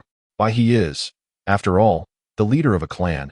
A mere verbal promise may not suffice. If this matter causes you embarrassment and damages your friendship, then that would be a sin of our 7 Treasures Glazed Tile sect." Yang Wudi previously mentioned that the 6th grade treasure could potentially allow Niu Gao's martial spirit, the armored giant rhinoceros, to ascend. If Baihe were to notice and find that he received no benefits, that could become quite problematic. First impressions are indeed crucial. This new leader is rather impressive. Yang Wudi felt a stirring within, his eyes brightening as he declared, "Sect leader, what are you talking about? I would tie him up and bring him here." "No need, no need." Ning Fengzhi chuckled, reassuring Yang Wudi, then turned to Ning Xiaotian. "Do not look so hopeful. I never intended to recruit the Min family. Who knows what sort of bad ideas Yang Wudi might concoct." Ning Xiaotian internally cursed, yet smiled brightly. "Elder Yang, please wait a moment." With that, Ning Xiaotian dashed into the inner chamber. "Elder Yang, please come in and take a seat." "Sect leader, please." What else could possibly sway the Min family? Ning Xiaotian scratched his head, lost in thought. Money? Too pedestrian. Moreover, Baihe seems so austere that he does not allow clan members to receive subsidies from the Martial Spirit Hall. He is likely a relic of the past, making that route unlikely. Additionally, the plight of the Min family stems not only from their leader's rigidity but also from their martial spirits, which solely focus on speed and have weak combat capabilities, leading to significant employment pressures. The Min family's martial spirit is the swift-tail swiftlet, excelling in speed, yet from the original work, Bai Chenxiang's soul skills do not solely emphasize acceleration. Therefore, it seems that soul skills may not be fixed in their emphasis and could be modified. The martial spirit of the flower Douluo is a flower, yet its petals can serve as flying daggers. What of feathers? Could they be utilized as darts? After all, a martial spirit is not the physical body, so plucking feathers should not cause pain. Flinder's martial spirit from Shrek Academy is a cat eagle, and its 4th soul skill releases sharp wind blades to cut targets. This seems to be a direction worth emulating. Fast flight, feather darts, wind blades. These could be used for harassment, ambush. We need to enhance the sharpness of the feathers. If they are hard enough, they could even act as shields. Which soul beast should I select? Ning Xiaotian closed his eyes and began a brainstorming session. All choices of soul skills must consider speed to maximize the advantages of this martial spirit. Got it. This could work. Ning Xiaotian murmured, pulling out paper and pen to write it down. Oh, this one seems feasible too. Ning Xiaotian delved deeper, suddenly experiencing a surge of inspiration as ideas flowed like a river. Completed. Ning Xiaotian smiled, flicking the paper. Wait. I absolutely cannot be taken advantage of. Ning Xiaotian retracted the paper into his soul-guiding device, retrieved another sheet, and began to write fervently. A quarter of an hour later. Elder Yang, this is for you.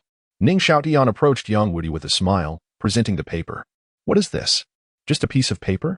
Yang Wudi, puzzled, accepted it with a chuckle, unfolding it to read aloud. First soul ring, I suggest hunting the soul beast. Phoenix tail needle snake. Soul beast characteristics, extremely fast flight. Spines on the back can be launched through muscular contractions to injure foes. Second soul ring. I suggest hunting the soul beast, Gale Falcon. Soul beast characteristics, extremely fast flight, strong and powerful wings with an impressive wingspan, capable of generating wind blades by flapping wings.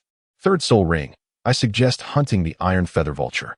Soul beast characteristics, featherless neck with a fleshy lump, relatively fast flight. Note, evolved steel-like feathers for head protection. Possessing extremely high defensive capabilities. Fourth soul ring. I suggest hunting the cat eagle. Oh, what follows? Yang Wudi's voice abruptly halted, as if a fishbone lodged in his throat. He looked up at Ning Xiaotian, suddenly enlightened. I am impressed. Having said that, he stood from his seat and turned to Ning Fengzhi, sect leader. I shall take my leave.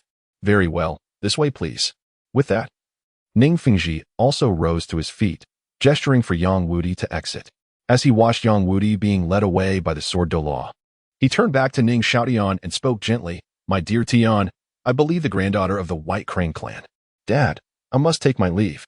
I'm going to visit mother and my sister. Chapter 80 Greetings, little Tian.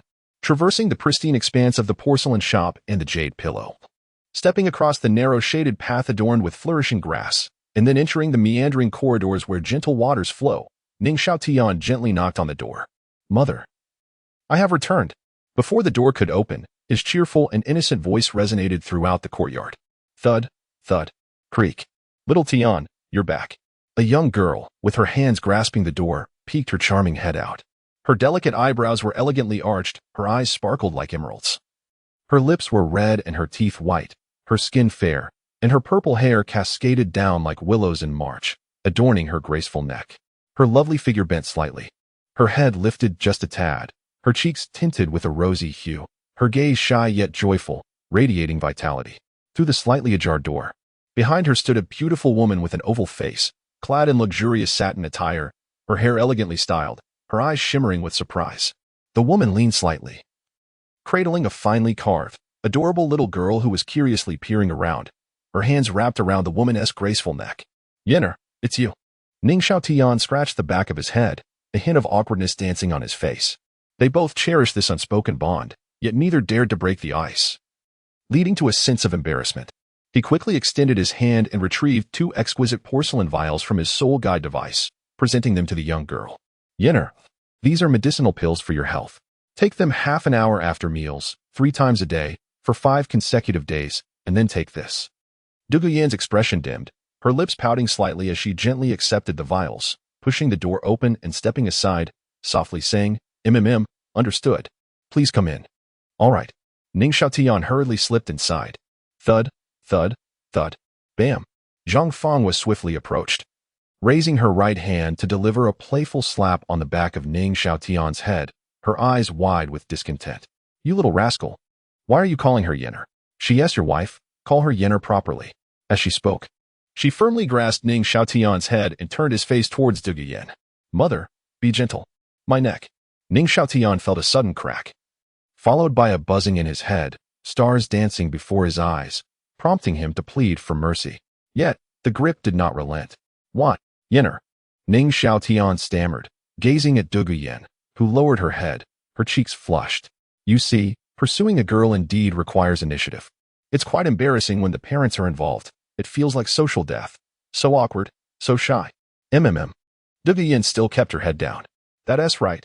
Zhang Fenghua's exquisite face instantly broke into a smile, joyfully withdrawing her delicate hand from Ning Xiaotian's head, cheerfully declaring, Tiana, come in.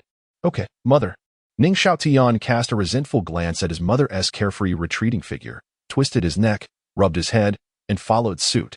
Behind him, the little enchanting snake proudly lifted her head, her smile like blossoms, her slender waist swaying joyfully as she trailed behind, her gaze tender and sweet. Rongrong, quickly call your brother. Ning Xiaotian sat on a stone bench, basking in the gentle sunlight, facing his younger sister in their mother's embrace. His eyes filled with hope as he urged her on. Goo goo goo. The little one turned slightly, her tiny hand waving joyfully at Ning Xiaotian. Then turned back to cling to her mother's neck. Mama, good. Why does my sister speak and baby talk to me, yet uses proper words with mother? Ning Xiaotian looked bewildered at Ning Rongrong, then shifted his gaze to his mother, Zhang Fenghua. Ahem. She's just a girl. It's fine if she learns a bit slower. Look at her, so tiny, learning this and that every day. It's quite tough. Zhang Fenghua proclaimed with righteousness. Is this what they mean by raising boys in poverty and girls in luxury? Ning Xiaotian was left speechless, lowering his head and squinting at his sister, who was now contentedly sucking her little thumb. Rongrong, say brother, brother, brother. Ning Xiaotian mummed the words, pulling out the milk candy he had purchased in Wuhan City, gently unwrapping it, the sweet aroma wafting through the air, causing the little one's mouth to water. She stretched her tiny hand, squirming restlessly, leaning forward, her mouth watering as she exclaimed, brother, I want to eat. Ning Xiaotian's eyes lit up, as if discovering a new land, nodding with satisfaction as he personally offered the candy to his sister. Rongrong, be good. You little brat. After I taught you for so long to call me mama, now this little rascal gets you to call him brother with just a piece of candy.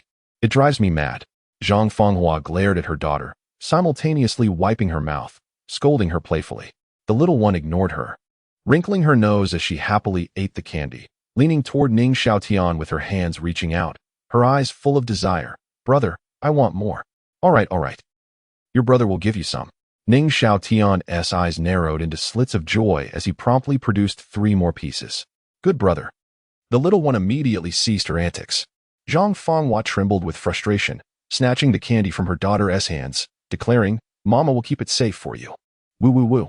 Mama, you're a bad egg. The little one wailed, her tiny body stubbornly rushing about. Zhang Fenghua, filled with indignation, gritted her teeth and shoved the candy back, saying, Here you go. Just know how to eat. If you get cavities later, I'll see how you cry. Mama is so nice. The little one cheered up again, munching away, then tilted her head, asking, Mama, is it yummy? A hint of danger loomed in the air. Ning Xiaotian recoiled slightly, feeling a twinge of pain, and stood up with a serious expression, saying, Mother, it's getting late. I have matters to attend to, so I shall take my leave. Dugu Yan also stood up, stretching slightly, speaking softly, I will leave as well. Zhang Fenghua abruptly turned her head, casting a sharp gaze towards Ning Xiaotian, then glanced at Dugu Yan. Her expression softened instantly. All right. Ning Xiaotian felt as if he had been granted a reprieve, the pain in his neck fading. Casting a grateful glance at Dugu Yan, bowing slightly to his mother before hastily making his exit. Dugu Yan followed closely behind, exiting the courtyard. Fortunately, I slipped away quickly. Ning Xiaotian inhaled a breath of fresh air, turning to Dugu Yan. Yenner, where are you staying? Let me escort you. Dugu Yan's cheeks flushed crimson, her head bowing to her chest, her petite waist fidgeting, her voice barely above a whisper. I am staying in your room now. His father was serious about this. Ning Xiaotian stood dumbfounded, then quickly regained his composure, inhaling deeply to calm his racing heart. Covering his mouth with his fist, then let us go. By the way, Yenner, have you found your soul bone? Seeing no one around, Ning Xiaotian turned to inquire softly. Yes, it's a 30,000-year-old right arm bone, supposedly brought back by Sword Grandpa from a trade. Dugu Yan quickened her pace to match Ning Xiaotian, tiptoeing as she spoke. Excellent.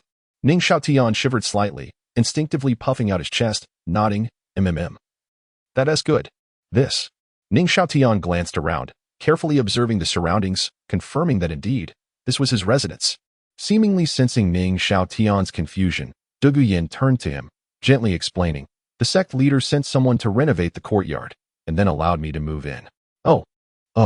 Ning Xiaotian nodded vacantly, akin to Lu Laolao entering the Grandview Garden, before stepping inside the house and turning into the inner chamber. Wow. Such a large bed? Ning Xiaotian was stunned. Before him lay a bed of pure white jade, seamlessly integrated, with intricately carved corners occupying a third of the room's space, adorned with exquisite silk bedding in perfect order, and notably, it was red. Looking up, he noticed a round skylight about 2 meters wide above, As he approached and gazed upwards, he saw slanted, flawless glass panes, with gentle sunlight cascading upon it, ultimately refracting down to the center of the jade bed. The master mentioned that this bed is designed to facilitate our cultivation. Dugu Yan lowered her head and stammered, "Yes, I understand." With that, Ning Xiaotian bent down to remove his shoes and leaped onto the bed, then turned back to Dugu Yan and said, "Yener, you should come up as well." "Oh, all right." Dugu Yan's head sank even lower. 2 hours later. "Xiaotian, you are truly remarkable." Dugu Yan's face flushed as she turned to Ning Xiaotian, her excitement palpable. "Stay humble, stay humble." Ning Xiaotian tilted his head, pressed his hand down, and solemnly added, "Yener, this ability of mine must remain a secret. Do not speak of it to anyone." "Yes, Yener understands." "Shall we continue?" P.S. Today, let us take a break and contemplate the unfolding plot. The protagonist should soon enter the next realm. I will make up for it tomorrow. And there should be a significant breakthrough. Chapter 81. All the individuals present are actors. The following day, as the sun ascended, its rays illuminated the morning with a gentle warmth. The soft sunlight filtered through the skylight, gracing Ning Xiaotian's face, awakening him from a tranquil slumber. He instinctively nestled closer to the soft figure in his embrace, marveling at the delightful softness, rubbing the remnants of sleep from his eyes. He gazed down to find a cascade of lavender hair adorning his chest. Further down, a petite, delicate nose rested above a fair and charming visage, which glowed with a hint of rosy hue, complemented by full, crimson lips curving into a contented smile, exuding an intoxicating sweetness. How radiant! Ning Xiaotian gently wrapped his arms around the girl's waist, freeing a hand to adjust the thin satin covering, concealing the modesty of her exposed skin. He then softly shook the little enchantress draped over him. "Yener, it's time to wake up." Who's there?" The little enchantress, still enveloped in the embrace of dreams, reluctantly twisted her slender waist. She then raised her delicate hand, gently rubbing her eyes, pouting her lips as she trembled apart her elegantly curled lashes. Suddenly, she shrank back into the warmth of the blankets, pulling them over her head completely. What a shame. Why am I feeling shy when we've done nothing? Ning Xiaotian's lips twitched slightly as he softly patted the bulging quilt, speaking gently. "Well, Yener, I have to meet His Majesty the Snow Knight today." You go ahead." As soon as the words left his mouth, the little enchantress swiftly rolled away, cocooned in her blankets. "All right then." Ning Xiaotian glanced at the figure nearby, entirely wrapped like a dumpling, and shook his head in resignation. He then fluidly donned his outer garments and leaped from the bed. Creak, crack. The enchantress, Dugu Yan, rustled the quilt, peeking out with a dazed expression, her gaze fixated on the now closed door. With a sudden twist, she pulled the covers back over her head. "Oh dear. I promised to sleep separately, yet I ended up rolling over to Xuantian's side and hugging him. I'm no longer pure. Here we are." Ning Fengzhi halted his steps, casting a glance at the curious Ning Xiaotian beside him. "You may enter." "Yes, father." With that, Ning Xiaotian straightened his collar, lifted his chin, and followed Ning Fengzhi with a measured pace. The atmosphere in the Snow Knight Palace appeared quite vibrant. Ning Xiaotian observed the Emperor of Snow Knight seated at the head of the hall, his expression amiable, realizing that the cordyceps he had asked his father to deliver had indeed worked wonders. Alas, once the effects were off. Come, Master Ning. Please take a seat here." Upon seeing Ning Fengzhi enter, the Emperor of Snow Knight promptly extended a warm welcome, gesturing for the guards to withdraw. Only a dozen young and beautiful maidens remained, standing gracefully with jade platters of exquisite delicacies held close to their chests. "Your Majesty, there's no need for formality." Ning Fengzhi maintained his genial demeanor, leaning slightly on his cane, bowing gracefully as he made his way towards the chair beside the Emperor. Behind that chair stood a tall and handsome young man, elegantly poised. As Ning Fengzhi approached, he immediately bent down to pull the chair back slightly, addressing him with respect. "Teacher, please take a seat." Very well. Qinghe, you should sit too." Ning Fengzhi nodded with a smile, slowly settling into the chair. "Yes, teacher." The handsome young man turned to Ning Xiaotian, and the sword Douluo, bowing politely. "Junior brother Xiaotian, elder sword, please take a seat as well." "All right." The sword Douluo nodded lightly. What a shame it would be if Qian Renxue did not receive an Oscar for his performance. Ning Xiaotian mused internally, swiftly ascending to his seat and turning to Qian Renxue with a grin, exclaiming, Brother Qinghe is truly handsome." "Handsome? Does he know my identity?" Qian Renxue was taken aback, but quickly regained his composure, settling into his seat and turning to Ning Xiaotian. "Junior brother Xiaotian, you jest. Your son is quite amusing. The Emperor of Snow Night leaned slightly to glance at Ning Fengzhi, then turned back to Ning Xiaotian, who was devouring his meal without restraint, chuckling, "Child, if you enjoy eating, indulge yourself. Such youthful mischief. I apologize for the embarrassment, Your Majesty." Ning Fengzhi offered a handkerchief to Ning Xiaotian with an apologetic smile. "Not at all. Your son's filial piety is renowned throughout the entire Tiandou Empire. It is regrettable that the palace physicians lack skill and could not assist Madame Ning." The Emperor of Snow Night sighed, his expression somber. Ning Fengzhi's gaze dimmed slightly, but he quickly brightened, reassuring, "Your Majesty need not worry. My wife is in good health and poses no issues." The Emperor of Snow Night nodded slightly and inquired, "Has your son made progress during this year at the Spirit Hall?" "My son," Ning Fengzhi began. "Don't mention it. That old fellow at the Chrysanthemum Pass merely threw a pile of books at me and left it at that." Ning Xiaotian interjected, eyes wide and pouting, clearly displeased. "Moreover, the food was subpar. I managed to concoct something delectable, only to have it confiscated. I heard from my father that they made quite a fortune selling my recipe." Ning Xiaotian lamented, his voice quivering with indignation. "Grandfather Snow Night, the people at the Spirit Hall are truly wicked." Chrysanthemum Pass? The Emperor of Snow Night's thoughts immediately turned to Chrysanthemum Douluos, and he couldn't help but twitch his mouth. What kind of deep-seated grudge must one hold to earn such a nickname? It seems this child has indeed faced hardships at the Spirit Hall, enduring for an entire year. No wonder he indulges so shamelessly in food. What a child with a kind heart. The Emperor thought, his expression softening as he kindly remarked, "Child, you have suffered.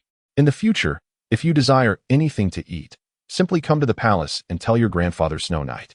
"Really, Grandfather Snow Night?" Ning Xiaotian's expression brightened, his eyes sparkling with anticipation. "Of course." The Emperor of Snow Night chuckled, stroking his beard.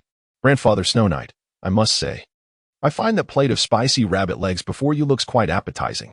Ning Xiaotian smacked his lips, his eyes filled with longing. "Ahem, Chenxin. Since this is Xiaotian's first visit to the palace, why not take him out for a tour? I have matters to discuss in detail with your father." Ning Fengzhi could no longer bear the sight, feeling it disgraceful, and swiftly turned to Qian Renxue. "Yes, teacher." Qian Renxue, concealing his surprise, gradually rose and approached Ning Xiaotian, saying, "Junior brother Xiaotian, please follow me." "All right." Ning Xiaotian hopped off his chair, instinctively grasping Qian Renxue's hand. Glancing back at the plate of spicy rabbit legs with reluctance as he exited the room. "Oh, my son has been wronged." The Emperor of Snow Night sighed as he watched Ning Xiaotian leave. Impressive acting. Once they were out of sight, Qian Renxue abruptly released Ning Xiaotian's hand, giving him a sidelong glance. "Who taught you that?" "My teacher certainly does not instruct rascals." He quickly pulled out a handkerchief to wipe the grease from his hands, having noticed that the little rascal had eaten without using chopsticks. "Teacher, you really immerse yourself in the role." Ning Xiaotian thought to himself, astonished, and then tilted his head in surprise. "Hey, how did you know I was acting?" "That's impressive." Qian Renxue cast a disdainful sideways glance. "Well, I learned it from my gluttonous little sister yesterday." Ning Xiaotian shrugged nonchalantly. Chapter 82. Let us draft a written agreement. "Are you aware of my status within the Spirit Hall?" Qian Renxue's exquisite gaze drifted towards the horizon, her voice a mere whisper. "Are you trying to impress me?" Ning Xiaotian cast her a sidelong glance, wiping his mouth with a handkerchief, and replied nonchalantly, "I was unaware before, but I am currently in the midst of conjecturing." "You." Qian Renxue's pupils constricted. Her body tensed as she abruptly turned to face Ning Xiaotian, biting her lip in contemplation. Finally, she relaxed and remarked appreciatively, "You are quite impressive." With that, she resumed her gaze toward the sky, her eyes sparkling as she continued, "I have heard of your deeds within the Spirit Hall. Be it the theoretical text for Soul Masters, the suggestions for the mission platform, or the configurations for soul rings, you have excelled in all." Ning Xiaotian. Possessing such wisdom at your age is truly remarkable. Your future accomplishments will undoubtedly surpass those of your father. As she spoke, Qian Renxue regarded him with admiration. "Proposing, junior brother Xiaotian, would you be interested in becoming my advisor? Once I ascend to the throne of the Heaven-Do Empire, you would become the Imperial Master. Now you're trying to play the emotional card. My suspicions regarding your identity are only growing." Ning Xiaotian looked at her in astonishment, questioning, "Aren't you a spy? Can you truly represent the entire Spirit Hall?"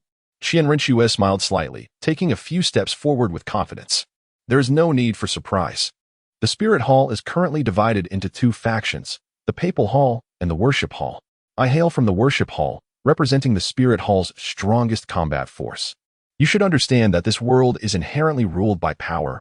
Only those with strength can emerge victorious in the end, though I cannot reveal my true identity. I assure you, I can unequivocally represent the Worship Hall. Qian Renxue's fist shot forward, her resolve unwavering. Is this the rebellious nature of a child? Always seeking to challenge their mother. Ning Xiaotian stroked his chin thoughtfully, nodding slightly. This is rather enticing. Have you agreed? Qian Renxue's eyes brightened. Then reveal your true identity to me. Ning Xiaotian retorted. Trust is the foundation of cooperation. If we cannot be honest with one another, then all is mere talk. Qian Renxue's expression faltered as her fist tightened. The contents of a letter flashed in her mind. If you wish to win over Ning Xiaotian, do not reveal your true identity, for that would only demonstrate your ineffectiveness. I refuse to be outdone by you. Gradually, Qian Renxue relaxed her fist. Her gaze resolute once more. Junior brother Xiaotian, how about we make a deal? Oh, pray tell. Ning Xiaotian's interest peaked as he narrowed his eyes. Turning to face her. 5 years. Qian Renxue faced him, her fingers spread wide, asserting confidently, aren't you curious about my true identity? Within 5 years, that is.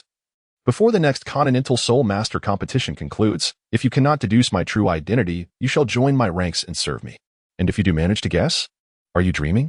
As if I would become your soul bone. Qian Renxue shot him a sideways glance, exuding confidence. As long as I am capable, I can fulfill any request you make. Ning Xiaotian scoffed, looking at her as if she were a fool. You think I need anything?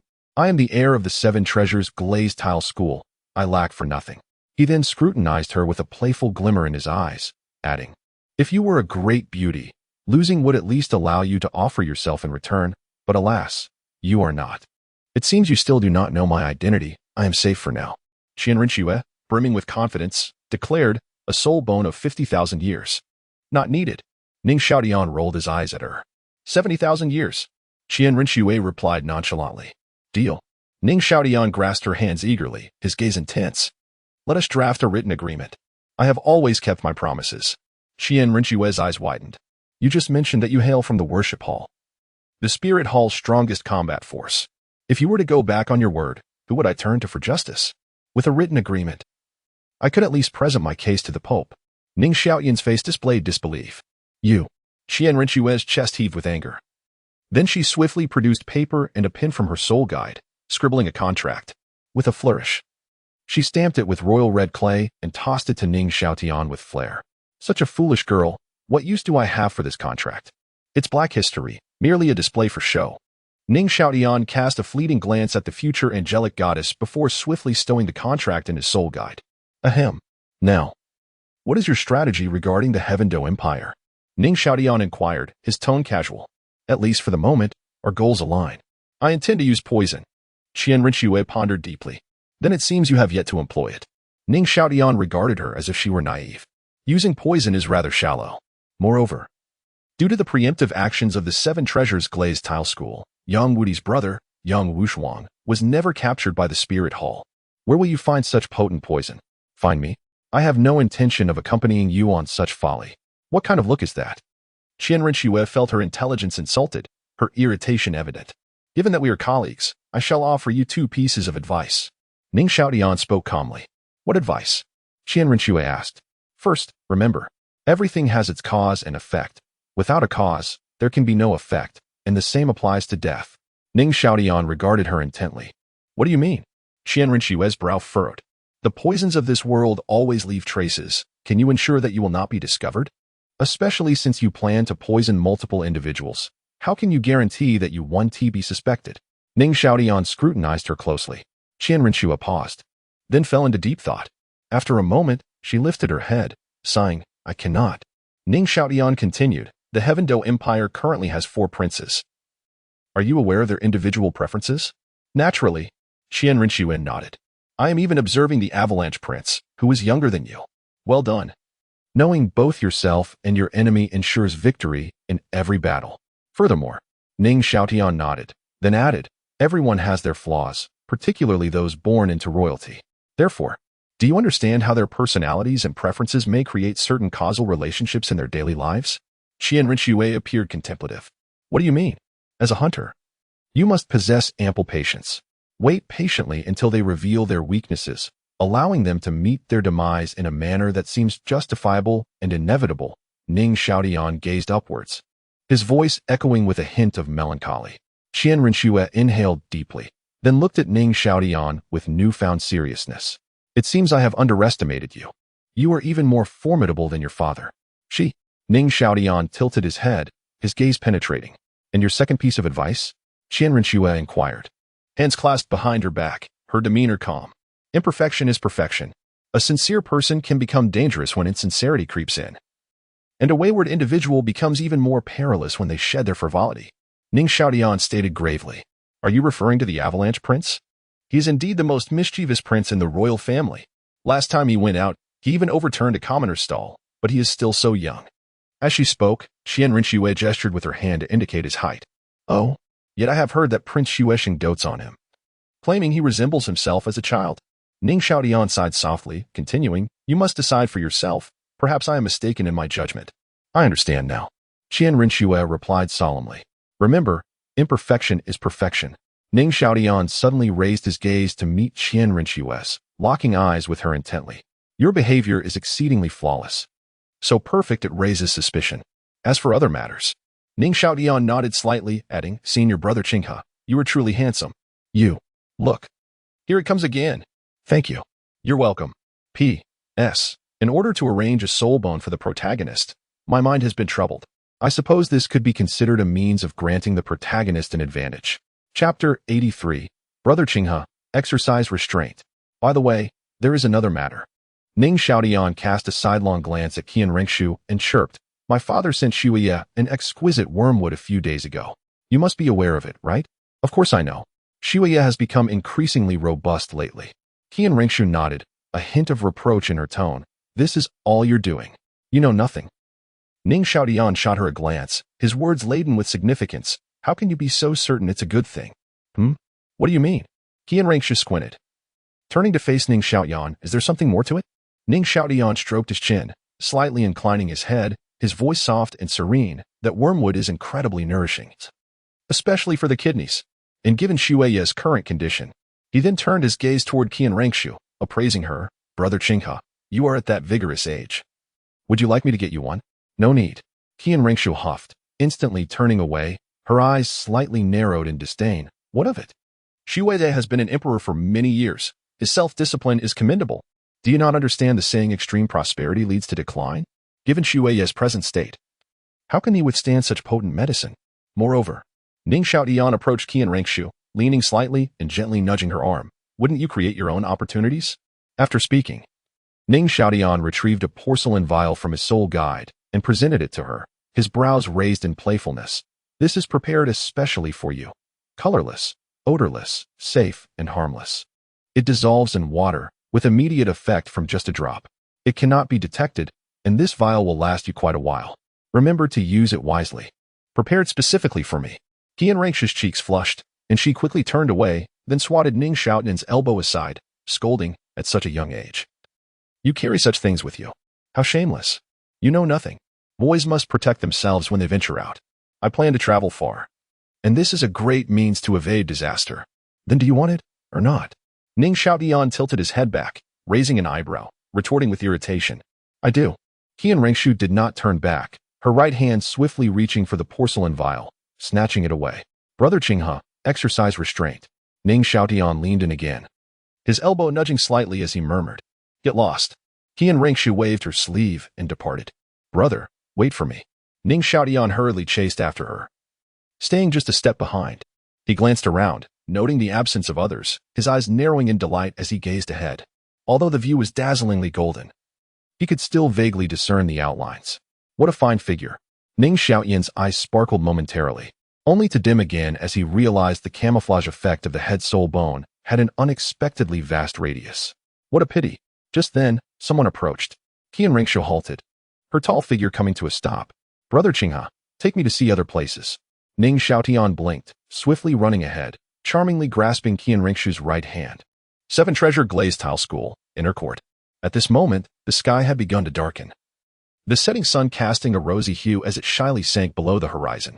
The evening breeze carried a hint of chill, and Ning Xiaotian took a deep breath. feeling a refreshing coolness in his chest, invigorating his spirit. With his head lowered, Ning Xiaotian followed closely behind Ning Fengzhi, accompanied by two burly figures. The sword Douluo and the bone Douluo. Clap. The sword Douluo decisively closed the door behind Ning Xiaotian upon his entry, then took a solemn stance beside the bone Douluo, standing guard at the door. Could it be that they are discussing my sacrifice of beauty? Ning Xiaotian felt a shiver run down his spine, his body tense, trapped between two formidable figures in front and behind, uncomfortably shifting. Ning Xiaotian finally resigned himself and looked up. Dad, is there something you need?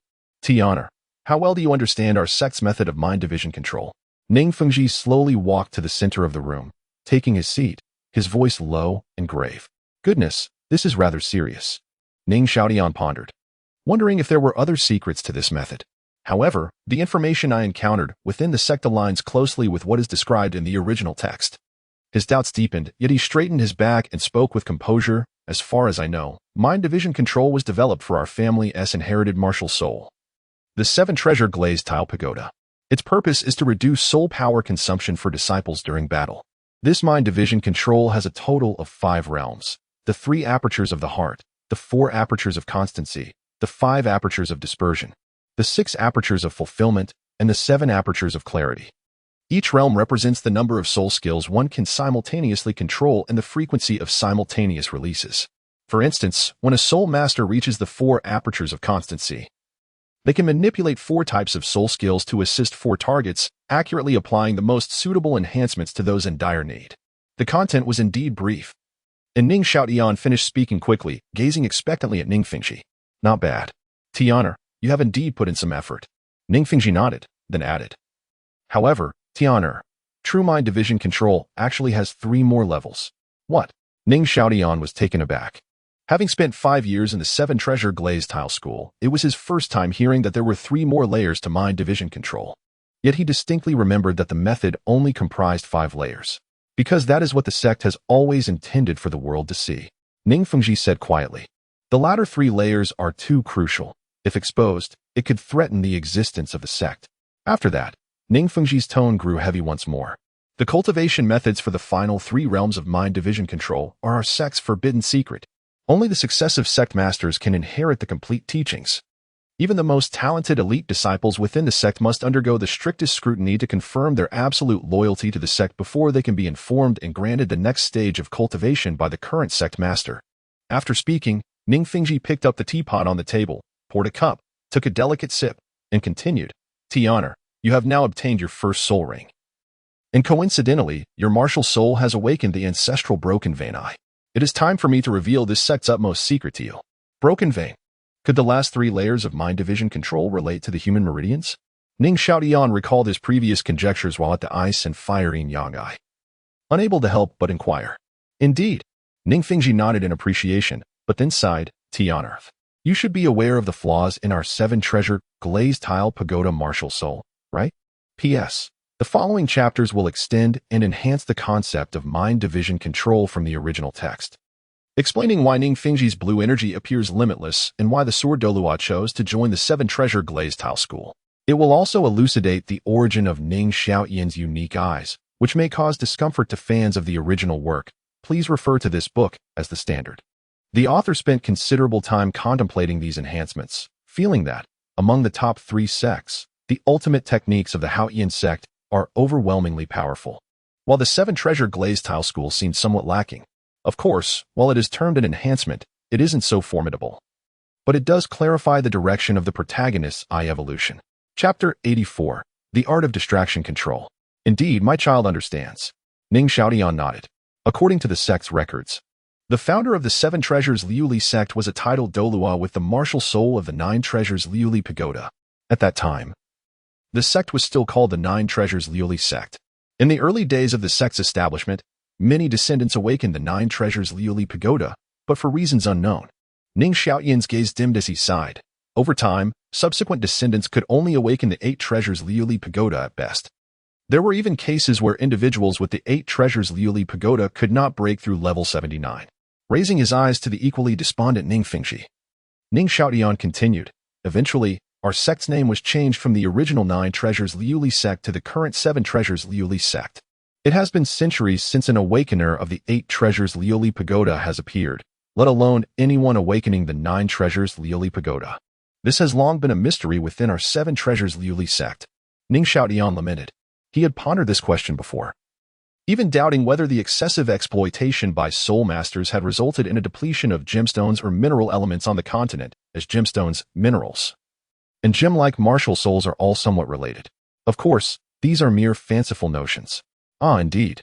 Although many records have been lost, whenever I think back, my father also greatly admires the former glory of our sect. Ning Fengzhi lifted his head, eyes filled with longing, and after speaking, turned to Ning Xiaotian with solemnity. Now, it is upon you to realize this glory. Is this the reason your superior covets the unparalleled beauty of brother sacrifice? Ning Xiaotian nodded slightly, responding earnestly, to restore the sect's former glory is my unshakable duty. Good, good, good. Ning Fengzhi quickly rose, approached Ning Xiaotian, and, with a satisfied expression, patted his shoulder. He then raised his head, hands clasped behind his back, and continued, Tiana, in fact, our ancestors developed this method of distraction control precisely to address the deficiencies of the martial soul. The effects understood by the outside world are merely incidental abilities acquired through the cultivation of this technique. What? Ning Xiaotian was taken aback, even questioning the reliability of his hearing. Have I traversed to a counterfeit Douluo Continent? The 7 Treasures Liuli sect actually developed a method to rectify its own martial soul deficiencies? No, if it were truly successful, not to mention others, Ning Fengzhi would have long since broken through level 80. Thus, it ultimately failed in development, given that the sect possesses such a cultivation method. Why has no one ever heard of anyone cultivating the 7 Treasures Liuli Pagoda martial soul to level 80? Even my father. Ning Xiaotian hastily voiced his doubts, stopping short. It is not so simple. Ning Fengzhi forced a bitter smile, his expression shifting to one of regret. This method of distraction control, though it has reached a level of perfection, has yet to see anyone complete its cultivation successfully. Even if one were to succeed, it remains uncertain whether it would truly resolve the deficiencies of the martial soul. It seems I have overthought. Ning Xiaotian's eyes dimmed, disappointment swelling within him as he pressed further. If this is a perfected method, then why has no one successfully cultivated it in its entirety? Is it due to the excessive difficulty of cultivation? Indeed, Tiana, cultivating this method is not only immensely challenging, but also entails enduring pain that is beyond what ordinary people can withstand. Any misstep could result in fatality. Ning Fengzhi paused, his expression turning sorrowful. This is a secret method of cultivation forged through blood. Tightly gripping his staff, Ning Fengzhi staggered back to his seat, lamenting, this method of distraction control has brought hope to our 7 Treasures Liuli sect, yet it has also ushered in death. Countless exceptionally gifted ancestors have perished due to this technique over the centuries. Now, even I, as your father, begin to doubt whether this method can truly resolve the deficiencies of the 7 Treasures Liuli Pagoda martial soul. The price our sect has paid has been far too great. Perhaps, the resolution to the deficiencies of the 7 Treasures Liuli Pagoda martial soul is merely an unattainable luxury. Ning Fengzhi's gaze was complex, his tone heavy with a blend of hope, yet more so with bitterness and unending sorrow. Is the control of distraction in the latter 3 tiers truly so terrifying? Ning Xiaotian furrowed his brow, an endless chill surging within him. If I practice it, wouldn't I also be in danger of losing my life? Tiana, this is precisely what I wish to convey to you next. Regarding the origins of this cultivation method, it is also the inception of all tragedies. Ning Fengzhi rubbed the corners of his eyes, regaining his composure as he straightened up to continue.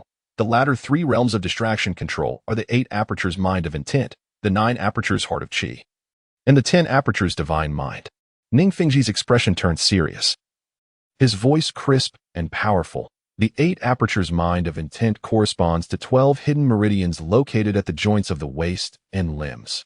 Upon successful cultivation, the body's agility will be significantly enhanced, allowing for movements to flow seamlessly, while the total amount of soul power will gradually increase by 12. The 9 apertures heart of qi corresponds to 12 hidden meridians throughout vital organs such as the heart, liver, lungs, stomach, and kidneys. Successful cultivation will greatly boost vitality, endurance, and overall physical capabilities, with a similar gradual increase of 12 in total soul power. As for the 10 apertures divine mind, Ning Fengzhi tightened his grip on the table edge, his tone grave. It corresponds to 12 hidden meridians throughout the brain. Upon completion, mental power will experience a certain enhancement. improving perception and control over the body, yet it will not increase the total soul power. Whether it possesses other functions remains uncertain. Having said this, Ning Fengzhi looked up at Ning Xiaotian, stating, "Furthermore, the final layer is the most perilous aspect of this cultivation method, with no individual having successfully completed it in centuries. The number of ancestors who have perished while attempting to cultivate this final realm is incalculable.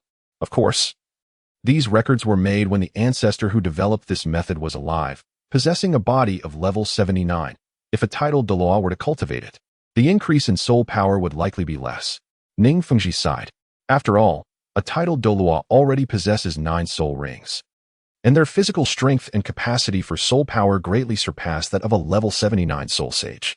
Moreover, the human meridians are inherently narrow, naturally limiting the amount of soul power they can harbor. Although the strength of the meridians would indeed increase post-cultivation, it pales in comparison to the growth of physical attributes brought about by the 9 soul rings. Upon finishing, Ning Fengzhi directed his gaze towards the bone Douluo at the door. "Your grandfather, the bone Douluo, is currently the only individual within the sect to have completely cultivated the 9 apertures heart of Qi. His martial soul is a top-tier defensive beast martial soul, inherently robust, and his total soul power has increased by less than 10. Naturally, the primary benefit of cultivating the latter 3 layers of distraction control is not merely the enhancement of internal soul power, but rather the absolute mastery over one's own soul power and body." Ning Fengzhi's eyes sparkled with confidence. This is also why he has become the continent's foremost support soul master at level 79. P.S. First, I will discuss the effects, followed by the origins. It may be somewhat dry, and I hope everyone will bear with me.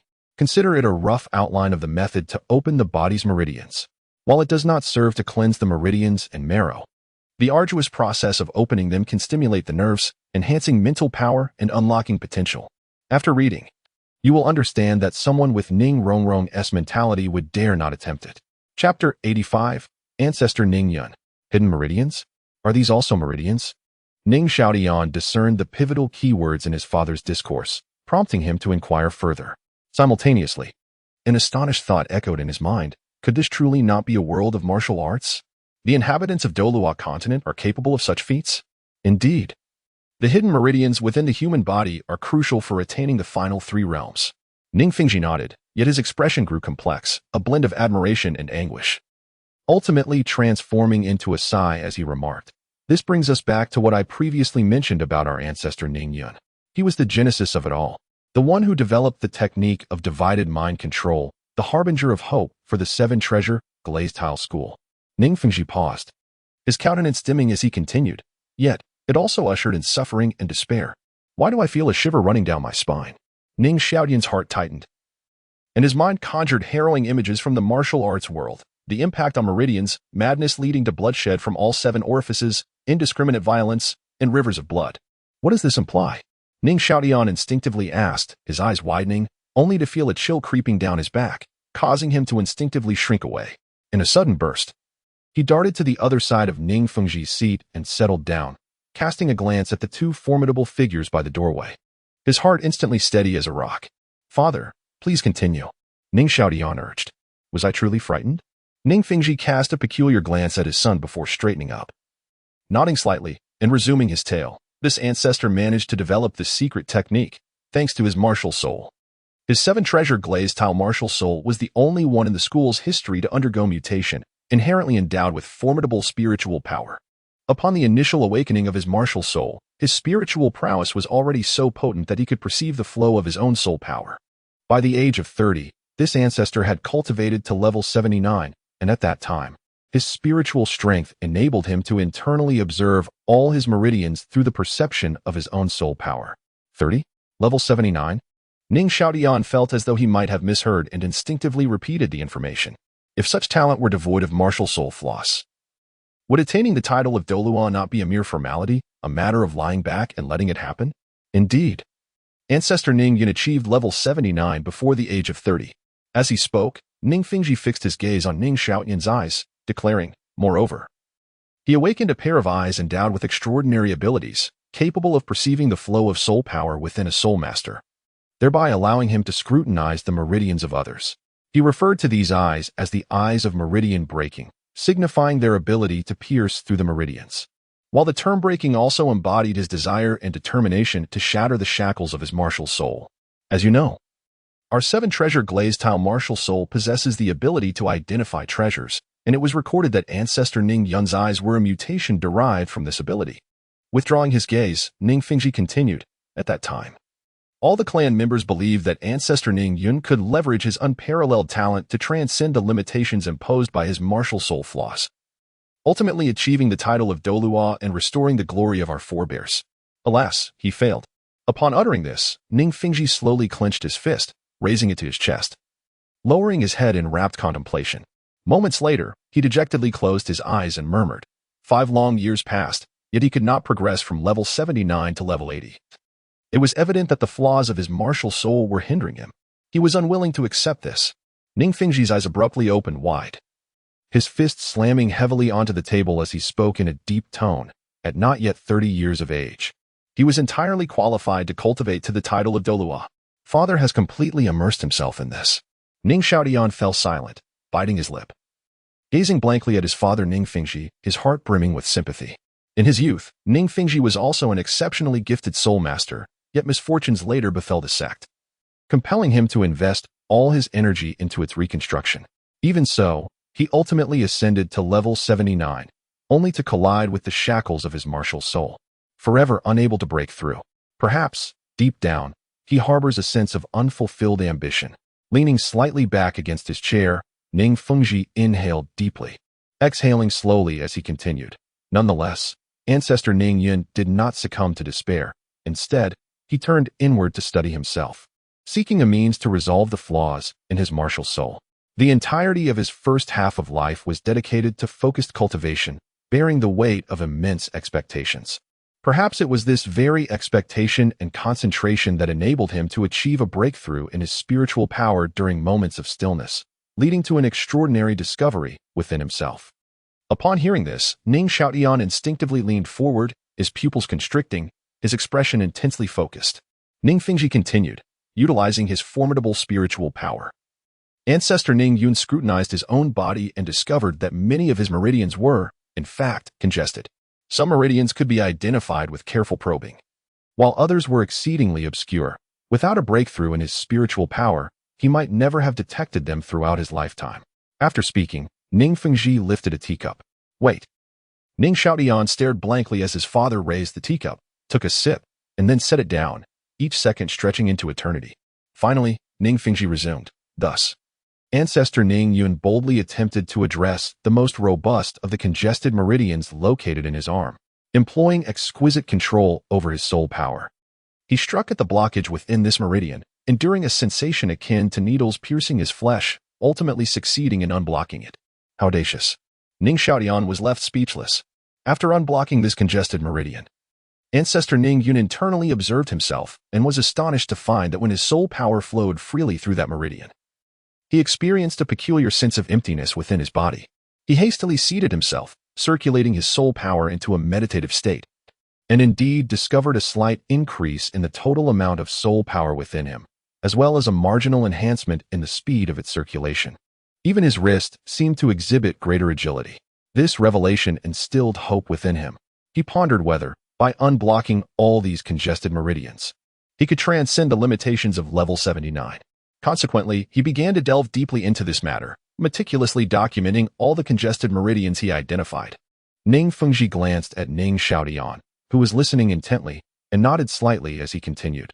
He categorized these meridians according to their size and obscurity, labeling the more prominent and easily discernible ones as manifest meridians, while the smaller and exceedingly hidden ones were termed hidden meridians. Additionally, he discovered that the locations of these hidden meridians were often perilous, prompting him to further classify them based on their degree of danger. This classification became the foundation for the subsequent 3 realms of the divided mind control technique. Having recorded and classified his findings, he embarked on his experiments, successfully unblocking all of his manifest meridians. The capacity of his body to contain soul power increased once more, and the speed of his cultivation accelerated. The acceleration. Could it be that he inadvertently established a more efficient network for the flow of meridians, transforming convoluted paths into direct ones? thus enhancing the circulation of soul power within him? Or perhaps it was due to the increase in the number of meridians available for soul power to traverse, widening the grand circulation? Contemplating this, Ning Xiaotian's heart surged with excitement, and he could no longer contain himself. Eagerly inquiring, so did Ancestor Ning Yun eventually break through to level 80? Alas, he did not. Ning Fengzhi lamented. Father, what happened next? Ning Xiaotian pressed on. Subsequently, this esteemed predecessor decided to take the risk of challenging the even more treacherous hidden meridians. Ning Fengzhi sighed. Continuing, with his formidable spiritual and soul power control, he successfully breached several hidden meridians, yet when he attempted to penetrate the 2 hidden meridians located near the heart, he faced repeated setbacks. Consequently, he sustained severe injuries. In a sect that has endured for centuries, with countless individuals stagnating at level 79, fathers, grandfathers, and forebears whose tragic tales of despair linger in the air, there must arise a few audacious souls, unyielding and undeterred by the specter of death, willing to explore myriad unconventional methods to rectify the flaws in their martial spirits. This narrative unfolds under the premise that the art of distraction control was developed out of sheer necessity in such dire circumstances. Chapter 86, Origins and Failures. The Heart. The hidden meridians, and indeed 2 of them, this perhaps relates to arteries and veins. Ning Xiaotian speculated silently. Could these be the derivative meridians stemming from the arteries and veins? Was Ancestor Ning Yun truly this brave to dare to charge forward? However, Ning Fengzhi's expression relaxed slightly, grateful that the sect had healing soul masters. After a series of treatments, Ancestor Ning Yun's injuries had stabilized. During this recuperation period, although Ancestor Ning Yun no longer attempted to breach the hidden meridians, he continued his research. He summoned all the disciples of the sect at that time to partake in the exploration, using the eye of pulse breaking to scrutinize the flow of soul power within these disciples and their entire meridian systems. Ultimately, he discovered that most of the visible meridians within the disciples were unobstructed, much like his own, with only a few exhibiting signs of blockage. As he spoke of this, Ning Fengzhi's previously downcast countenance gradually brightened, continuing. Furthermore, the number, position, and severity of the blocked meridians varied among each disciple, averaging around 10 per individual. Raising his hand to observe his arm, he noted that these blockages in the visible meridians seemed to have been inherent from birth, if not actively cleared. They would worsen with age. Lowering his hand, Ning Fengzhi turned to Ning Xiaotian, solemnly stating, the hidden meridians, however, are far more perilous. They are slender and secretive, positioned in precarious locations, and can deteriorate over time, becoming increasingly difficult to detect. Hence, Ancestor Ning Yun derived a hypothesis. With a glimmer of admiration in his azure eyes, Ning Fengzhi remarked, the form and quality of one's martial soul are innate. Strength relies entirely on heredity or favorable mutations. However, the speed of soul power cultivation post-awakening, as well as the reserve of soul power within, can be influenced by external factors, with the unobstructed nature of the meridians being a significant determinant. Remarkable, Ning Xiaotian replied earnestly. Ning Fengzhi nodded slightly, then gazed ahead with a tinge of melancholy, reflecting, among those with the same martial soul, some awaken with innate soul power levels of 5, 3, or even none, while others reach levels of 8 or 9. Even with identical innate soul power, expending the same time and effort, some cultivate swiftly while others lag behind. Even among soul masters of the same rank, the total soul power they harbor can differ vastly. This might be one of the reasons. Ning Fengzhi sighed, retracting his gaze to continue. Ancestor Ning Yun was unwilling to abandon his pursuit of developing his hidden meridians. Although he understood the potential fatal consequences, it was his hope and his dream. Yet before striving further into the hidden meridians, he felt it imperative to leave something behind for future generations. Brave pioneers, heroes are born of circumstance. Such phrases surfaced in Ning Xiaotian's mind. It was under such circumstances that the method of divided attention control was developed. Ning Fengzhi continued. Through intense practice of multitasking to stimulate the brain, enhancing mental strength and control over soul power, he aimed to clear his visible meridians, subsequently using that foundation to successively unlock the more obscure and perilous hidden meridians. Upon concluding, Ning Fengzhi turned to Ning Xiaotian, earnestly stating, the true method of divided attention control contains detailed annotations of the meridians and the routes of soul power flow. The first 5 realms are prerequisites for clearing one's visible meridians, while the clearing of visible meridians serves as the foundation for the latter 3 realms of cultivation. Only by achieving the 5th realm, the 7 apertures Linglong heart, can one possess sufficient mental strength and soul power control to autonomously clear all visible meridians, simultaneously accumulating ample experience for the cultivation of the latter three realms. More importantly, as if recalling something, Ning Fengzhi's complexion suddenly turned pale. My child, when you clear all visible meridians, the excruciating pain will augment your mental strength once more, enabling you to endure greater suffering. Without this resilience, one is utterly unqualified to cultivate in the subsequent three realms. Moreover, due to the slender and perilous nature of hidden meridians, external assistance is impossible. My goodness, is this truly something a human can practice? Ning Xiaotian felt a chill run down his spine. A slight misstep could easily result in internal bleeding, and with poor fortune, excessive effort might lead to immediate demise. This is terrifying. Furthermore, this is not at all what I envisioned regarding the cultivation method. Is it not merely about circulating soul power through the meridians, effortlessly clearing the extraordinary channels? Ning Xiaotian found himself questioning life. Taking a sip of tea, Ning Fengzhi calmed his thoughts and continued. After leaving behind this portion of mind control, Ancestor Ning Yun began to pursue the unlocking of his hidden meridians once more. What happened in the end? Did Ancestor Ning Yun succeed? Ning Xiaotian's heart raced as he hurriedly inquired. He failed. Ning Fengzhi shot a glance at Ning Xiaotian, his expression complex, sighing. Although he successfully cleared the two hidden meridians located near the heart, he failed when attempting to clear the meridian within the brain. While endeavoring to unlock the third brain meridian, Ancestor Ning Yun could not withstand the pain, momentarily losing focus, which led to the meridian being pierced by soul power, resulting in massive internal bleeding beyond the realm of healing. Alas, this ancestor did not break through to level 80 even at the brink of death. Upon finishing, Ning Fengzhi shook his head, seemingly lamenting the ancestor's failure at that time. Yet, the portion of mind control he left behind, along with the achievements he garnered before his passing, instilled a glimmer of hope in his descendants. Ning Fengzhi added. Thus, later generations, upon reaching level 79 and feeling the hopelessness of a breakthrough, chose to cultivate the latter three realms of this method, even in failure. They would leave some experience for future generations. This method has been passed down to this day, fully perfected, with the annotated meridians verified through the sacrifices of countless ancestors, especially those hidden meridians in the brain. Many ancestors, wishing to impart this final layer of cultivation insights to future generations, bypass the first two realms and directly practice this final layer, using their lives to confirm that these hidden meridians could indeed be unlocked. Ning Fengzhi spoke with a heavy heart. Child, open it and take a look. Ning Fengzhi wiped the corner of his eyes and retrieved an exquisitely crafted wooden box from the soul guide device, sliding it toward Ning Xiaotian. What is this? Ning Xiaotian rose, extending his hand to draw the box closer, then slowly unveiling it. A soul bone for the head, and it appears to be of a gemstone variety. Ning Xiaotian's eyes widened, filled with horror. How could the soul bone be shattered to such an extent? The soul bone before him resembled a bull's horn, with a large hexagonal sapphire embedded at the center of the forehead, from which several fissures, resembling shattered glass, radiated throughout the entirety of the soul bone, while the gray-white surface of the bone appeared dull and lifeless, akin to weathered dead wood. Child, turn the soul bone over and have a look. With that, Ning Fengzhi abruptly turned his head away, two streams of crystalline tears spilling over his cheeks.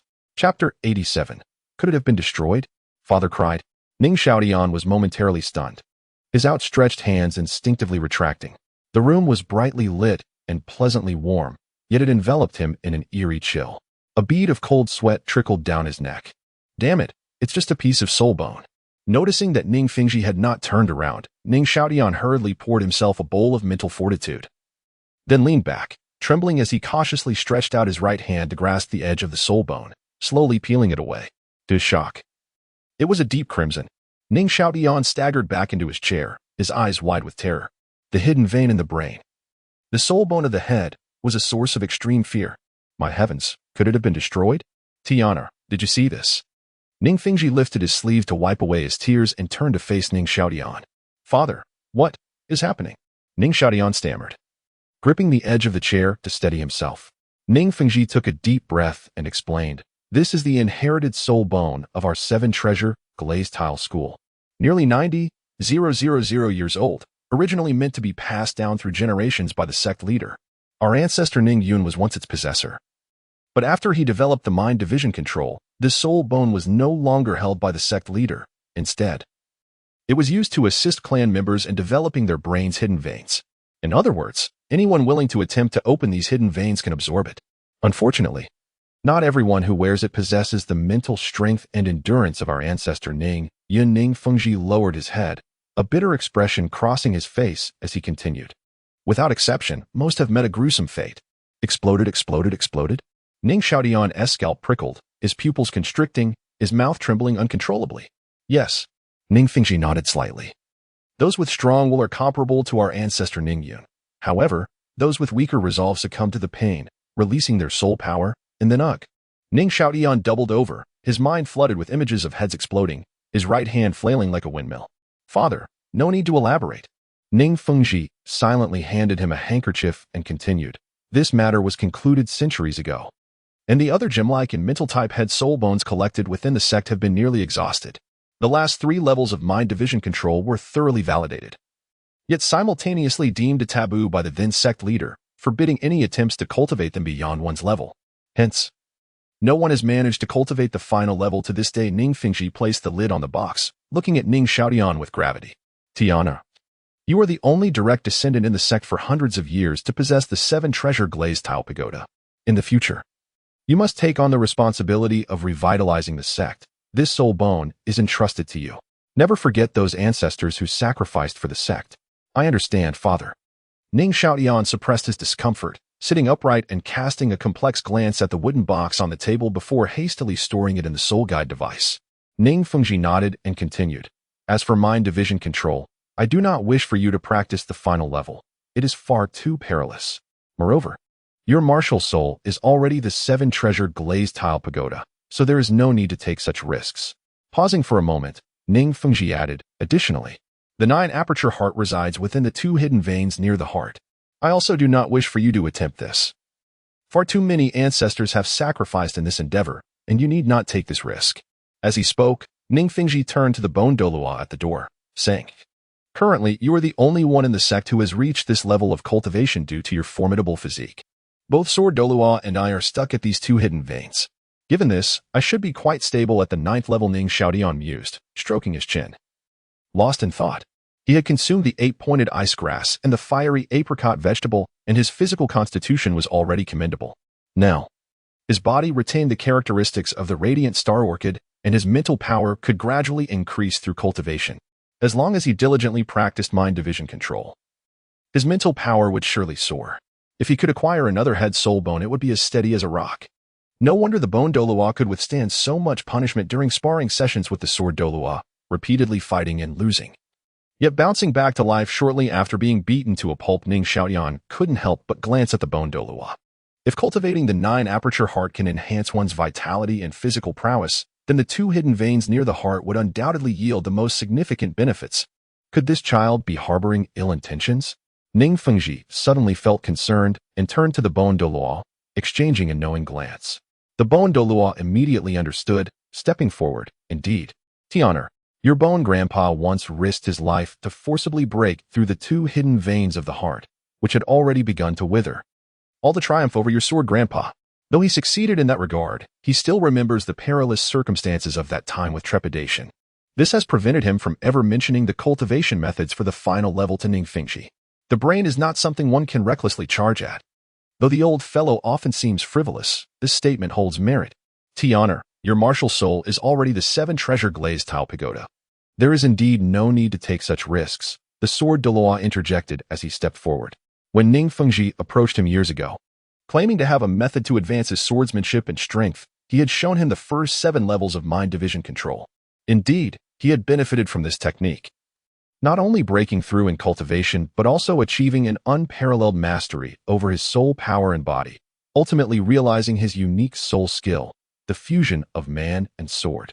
Though the advantages were numerous, it was truly not suited for everyone. Just the thought of his own past struggles with mind division control sent shivers down the sword Douluo's spine. It had been a painful experience. Ning Fengzhi watched as the bone Douluo and sword Douluo supported his words, feeling a sense of relief.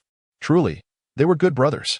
In those days, he had depleted his resources to win over these 2 formidable figures. It was a desperate move, as the sect's situation was dire. And without a title Douluo to oversee it, they could easily meet their demise.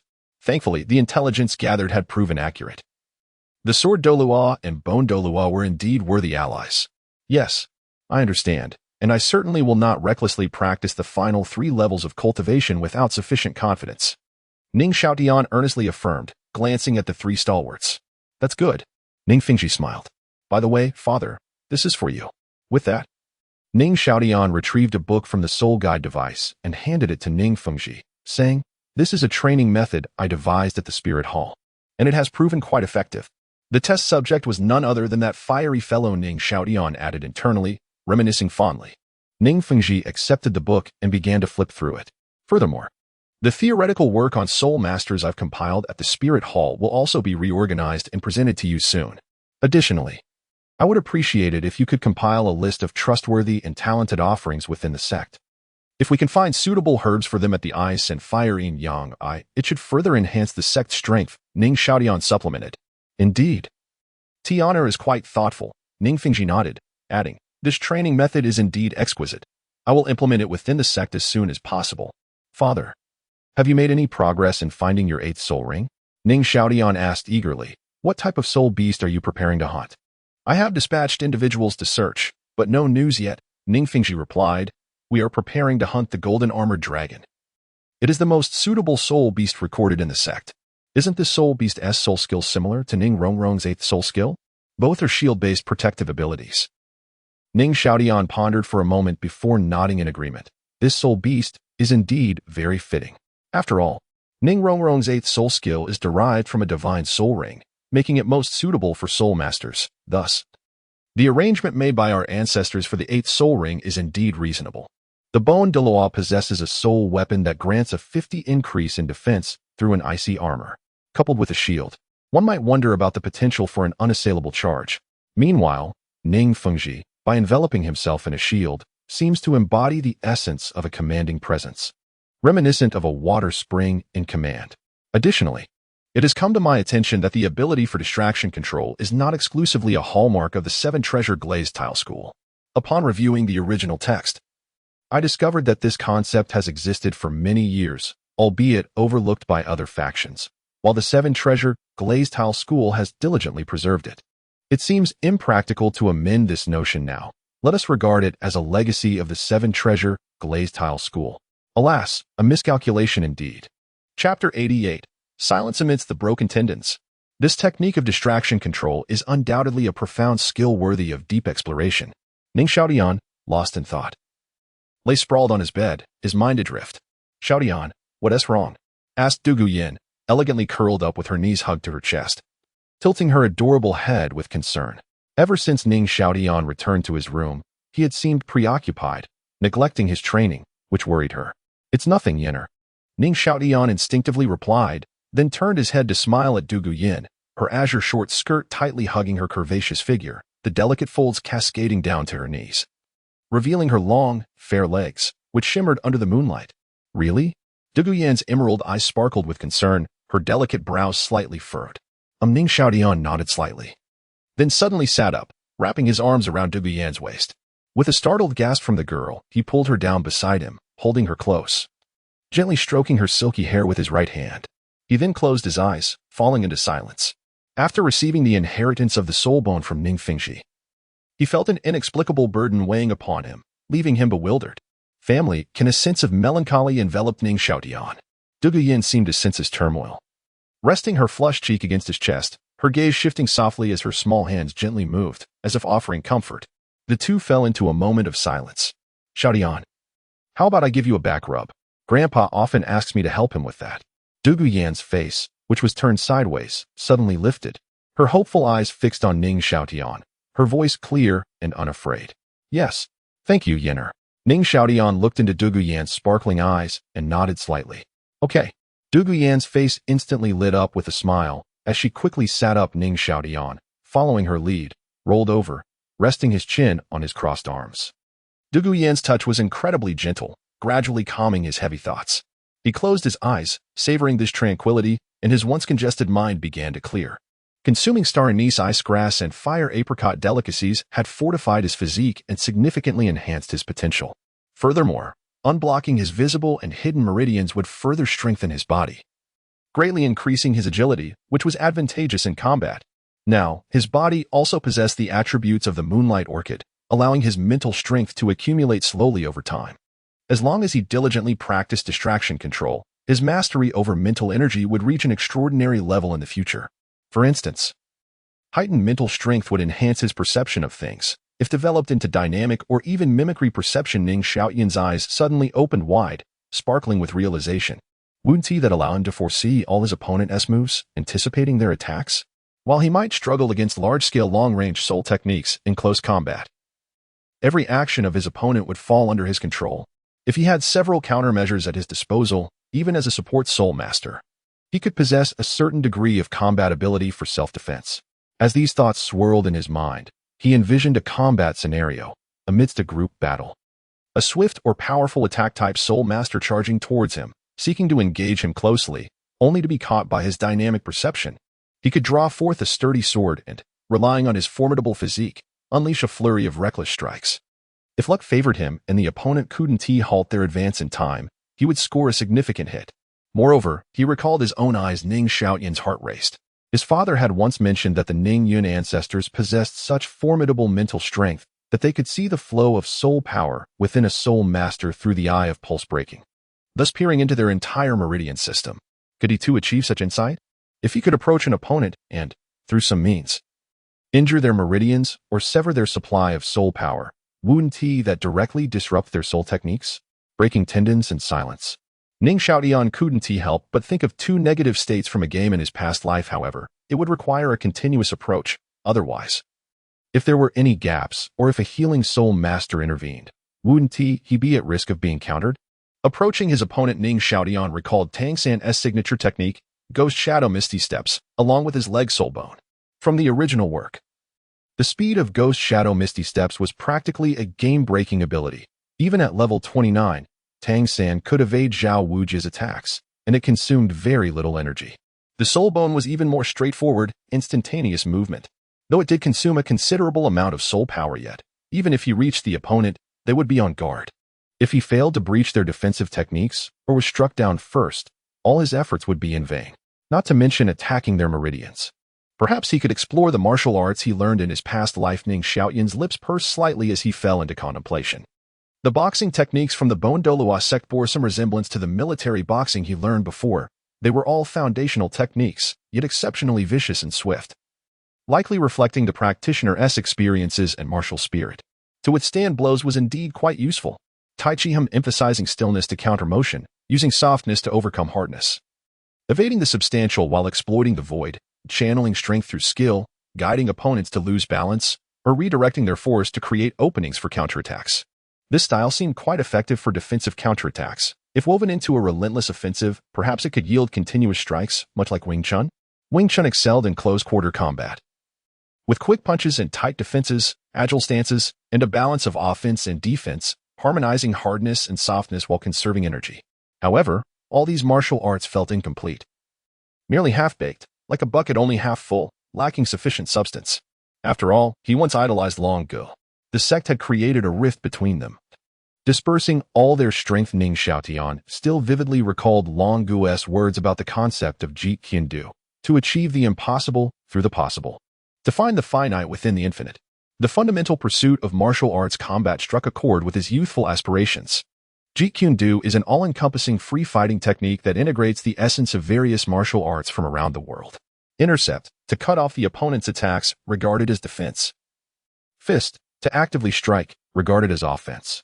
The intersection of interception and striking emphasizes seizing the opponent's vulnerabilities and flaws, adapting to form a counterattack, focusing on defensive counterattacks. Jeet Kune Do symbolizes the potential for all martial arts to merge into one, a convergence of myriad paths. Could he achieve such a synthesis? If he could center his approach on Jeet Kune Do and incorporate these various martial arts, then as long as he seized even a single opening against his opponent, his attacks would become a relentless torrent, leaving them no respite. He could even use his opponent to constrain others, fearless in the face of group attacks. If he could exploit the openings created by their imbalance to unleash lethal moves, perhaps through hand-soul bone skills, or even inch punches, inch strength hidden strength, breaking defenses to injure their meridians? Ning Xiaotian's thoughts began to spiral outward. But could he truly achieve this? The inch punch technique utilizes multiple joints as links, accelerating and contracting muscles in an instant to unleash rapid, powerful bursts of force. However, it relied solely on physical strength, which was unlikely to breach defenses. What if it could be combined with soul power? Could he channel the explosive force of an inch punch into the opponent's body? Would that count as a form of hidden strength? Would it possess sufficient potency? He had not yet tested this. The outcome remained uncertain. What if he had the aid of a soul bone? A hand soul bone could enhance arm strength and provide protection. Akin to Tang San's Xian Yu hand soul bones were indeed worth considering. Qian Renxue still owed him a 70,000-year-old soul bone. As for Tang San's techniques, alas, they seemed unattainable. As for the fusion of martial arts, it is utterly impossible for me to accomplish alone. Ning Xiaotian furrowed his brows. For the martial arts he learned in his past life were entirely self-taught and inherently incomplete. Only the underlying principles were whole, while the techniques bore flaws. Perhaps I should first organize these martial arts and impart them to the sect and the families of a single attribute, allowing myself to benefit without cost. Gradually absorbing knowledge as I observe and learn. Practice. No. True understanding arises from combat. Damn it, let's do it. P.S. I apologize. Today I have been feeling quite nauseous, my body unwell, and my mind muddled. I only felt somewhat better after a hot bath, which enabled me to compose this chapter. I advise everyone to remember to cover their abdomen while sleeping with the air conditioning on at night. I serve as a cautionary tale. Following this chapter, the protagonist's mindset begins to shift. Chapter 89, Experiments and Results. Action speaks louder than words. Why not venture outside now to test whether the combination of the inch punch and soul power can yield formidable results? The moon is bright tonight, and my yard has a wooden post. With this thought in mind, a powerful urge for practical experimentation surged within Ning Xiaotian. He sensed that if he did not seize the moment to try it out, he might struggle to find sleep this night. Yenner, there's no need to help me with my back.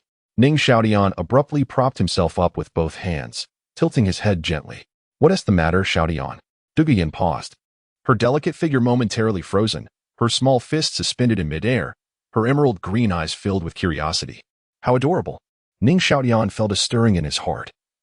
Swiftly sitting up to launch a sudden attack on Dugu Yan's lovely face, planting a quick kiss, and murmuring warmly, "You've worked hard."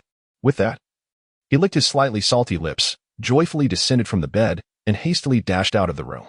Dugu Yan stood there, bewildered, for a brief moment. And then her fair, luminous face quickly blossomed with a captivating blush, exuding charm.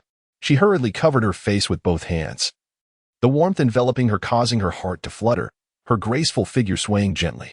"Xiaotian," she murmured dreamily, watching him depart with a sense of joy as she climbed out of bed. Outside in the yard, Ning Xiaotian stood before a wooden post, positioning himself sideways. His feet planted firmly as he jumped around to warm up. Suddenly, he came to a halt, steadied himself, and extended his right hand towards the top of the post. His fist clenched, wrist arched. With a focused gaze, he summoned his strength. Bang. "Xiaotian, what are you doing?" Dugu Yan asked, perplexed. Ning Xiaotian turned his head, waving his hand dismissively. "I'm conducting an experiment, Yenner. Please stand back." "Oh, all right." Dugu Yan obediently retreated to the door, her emerald green eyes fixed on him intently. Next, it was time to harness soul power. Ning Xiaotian took a deep breath, adjusted his stance, and aimed his fist. He then closed his eyes, simulating the technique of the inch punch, coordinating 14 joints, neck, shoulders, elbows, wrists, and ankles, to channel his entire body's muscle and soul power into the strike. To be cautious, he first exerted force without striking, performing several repetitions. Feeling a peculiar stretch in the muscles around his chest and shoulders, the mobilized joints radiating a warm sensation. This feeling, Ning Xiaotian abruptly opened his eyes, fixing his gaze on the wooden post, re-establishing his stance before channeling his soul power once more. Bang. Crack. Enemy attack. Enemy attack. Did the young master's courtyard explode? What are you waiting for? Hurry up and go check. Xiaotian. Dugu Yan, closest to him, witnessed Ning Xiaotian's agonized roar as he knelt, clutching his arm. She screamed in panic and rushed to his side. Tears streamed down her face like a bursting dam. How could this happen? Woe is me. Yenner, don't cry. Hurry and call for help. Ning Xiaotian, suppressing the excruciating pain, trembled as he spoke. A healing-type soul master. Have the guards outside summon a healing soul master. Also, prevent all guards from entering. Okay. Dugu Yan rubbed her swollen eyes, hastily getting to her feet, sobbing as she ran out. What in the world is happening? Ning Xiaotian half-kneeled, clutching his right arm, cursing under his breath. His upper body felt as if it were ablaze, accompanied by a tearing pain, each joint throbbing with unbearable discomfort. The pain in his right arm felt electric, excruciating. Upon closer inspection, he saw a lightning-like purple line stretching from his shoulder down to his forearm. However, was this experiment a success? He raised his head to look ahead. The wooden post remained upright, the lower part unscathed, yet the top was completely shattered, splintered wood scattered across the ground, forming an elliptical scratch pattern. The scratches were mostly 2 fingers wide and several meters long, with many splinters haphazardly embedded in the ground. It seems the inch punch can indeed merge with soul power to create hidden strength, but this is the consequence. Ning Xiaotian's face contorted in pain. How could I dare use such a technique? Is my physical body not strong enough?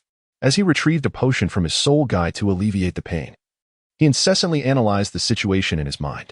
This burning, tearing sensation was clearly indicative of a muscle strain. Let me try the pulse-breaking eye. Hiss. The pulse-breaking eye can't be used either. Ning Xiaotian instinctively blinked, trying to relieve the fatigue in his eyes. It seems the pulse-breaking eye also requires soul power to maintain its activation. Previously, he had relied solely on instinct to exert force, neglecting the supply of soul power, and after the punch, his soul power was instantly depleted. This line on my arm. Ning Xiaotian, enduring the agony, applied the healing potion, realizing that it must be a meridian injury. Soul power circulates within the body primarily through the meridians. This principle aligns with traditional Chinese medicine's concept of qi traveling through the 8 meridians. The sudden influx of vast soul power was too forceful. My meridians are not resilient enough. Ning Xiaotian sighed, and according to the analysis of distraction control, it was clear that his left side must still have unconnected meridians, resulting in the joint swelling and pain. Did I just forcefully activate them? I must practice distraction control diligently to harness the power of my mental energy. If these meridians remain unconnected, even if I perfect this technique, every use will inflict pain upon me? How can I possibly continue like this? Tian, you're injured? At the sound of the voice, Ning Xiaotian looked up to see Bone Duo and Sword Douluo approaching, with Dugu Yan, her eyes red and filled with worry, nestled under one arm, while the other held a healing soul master cultivated by the sect. Lu, please help Tian with his treatment. Sword Douluo exclaimed urgently as he set down the healing soul master. Yes. Lu promptly activated his martial spirit. Tian, your entire right upper body is injured. Bone Douluo stepped closer, gazing solemnly at Ning Xiaotian, who shone in the light. Old Bone, we'll discuss it later. Sword Douluo placed a hand on Bone Douluo's shoulder, halting him. He then glanced at the scattered wood shavings on the ground. Perhaps this is why the guards were barred from entering. According to Dugu Yan, Ning Xiaotian was injured while practicing his punches, yet as an auxiliary soul master, he could cause such an effect. There can only be one possibility.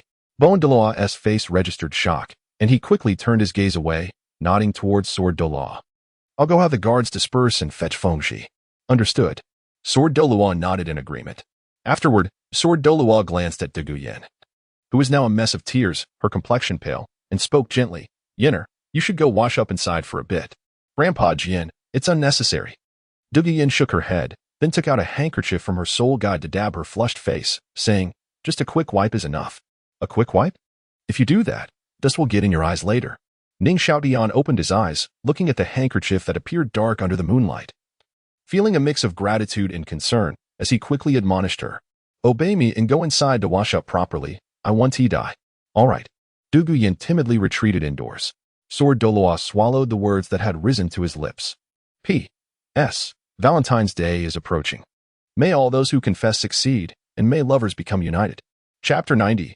Skills and Soul Bones. A quarter of an hour later, Lu Gongfeng retracted his martial spirit and turned to the already arrived Ning Fengzhi, saying, Sect Master, there is no major issue now, but my martial spirit is not proficient in healing bones and muscles. The young master will likely need some time to recuperate.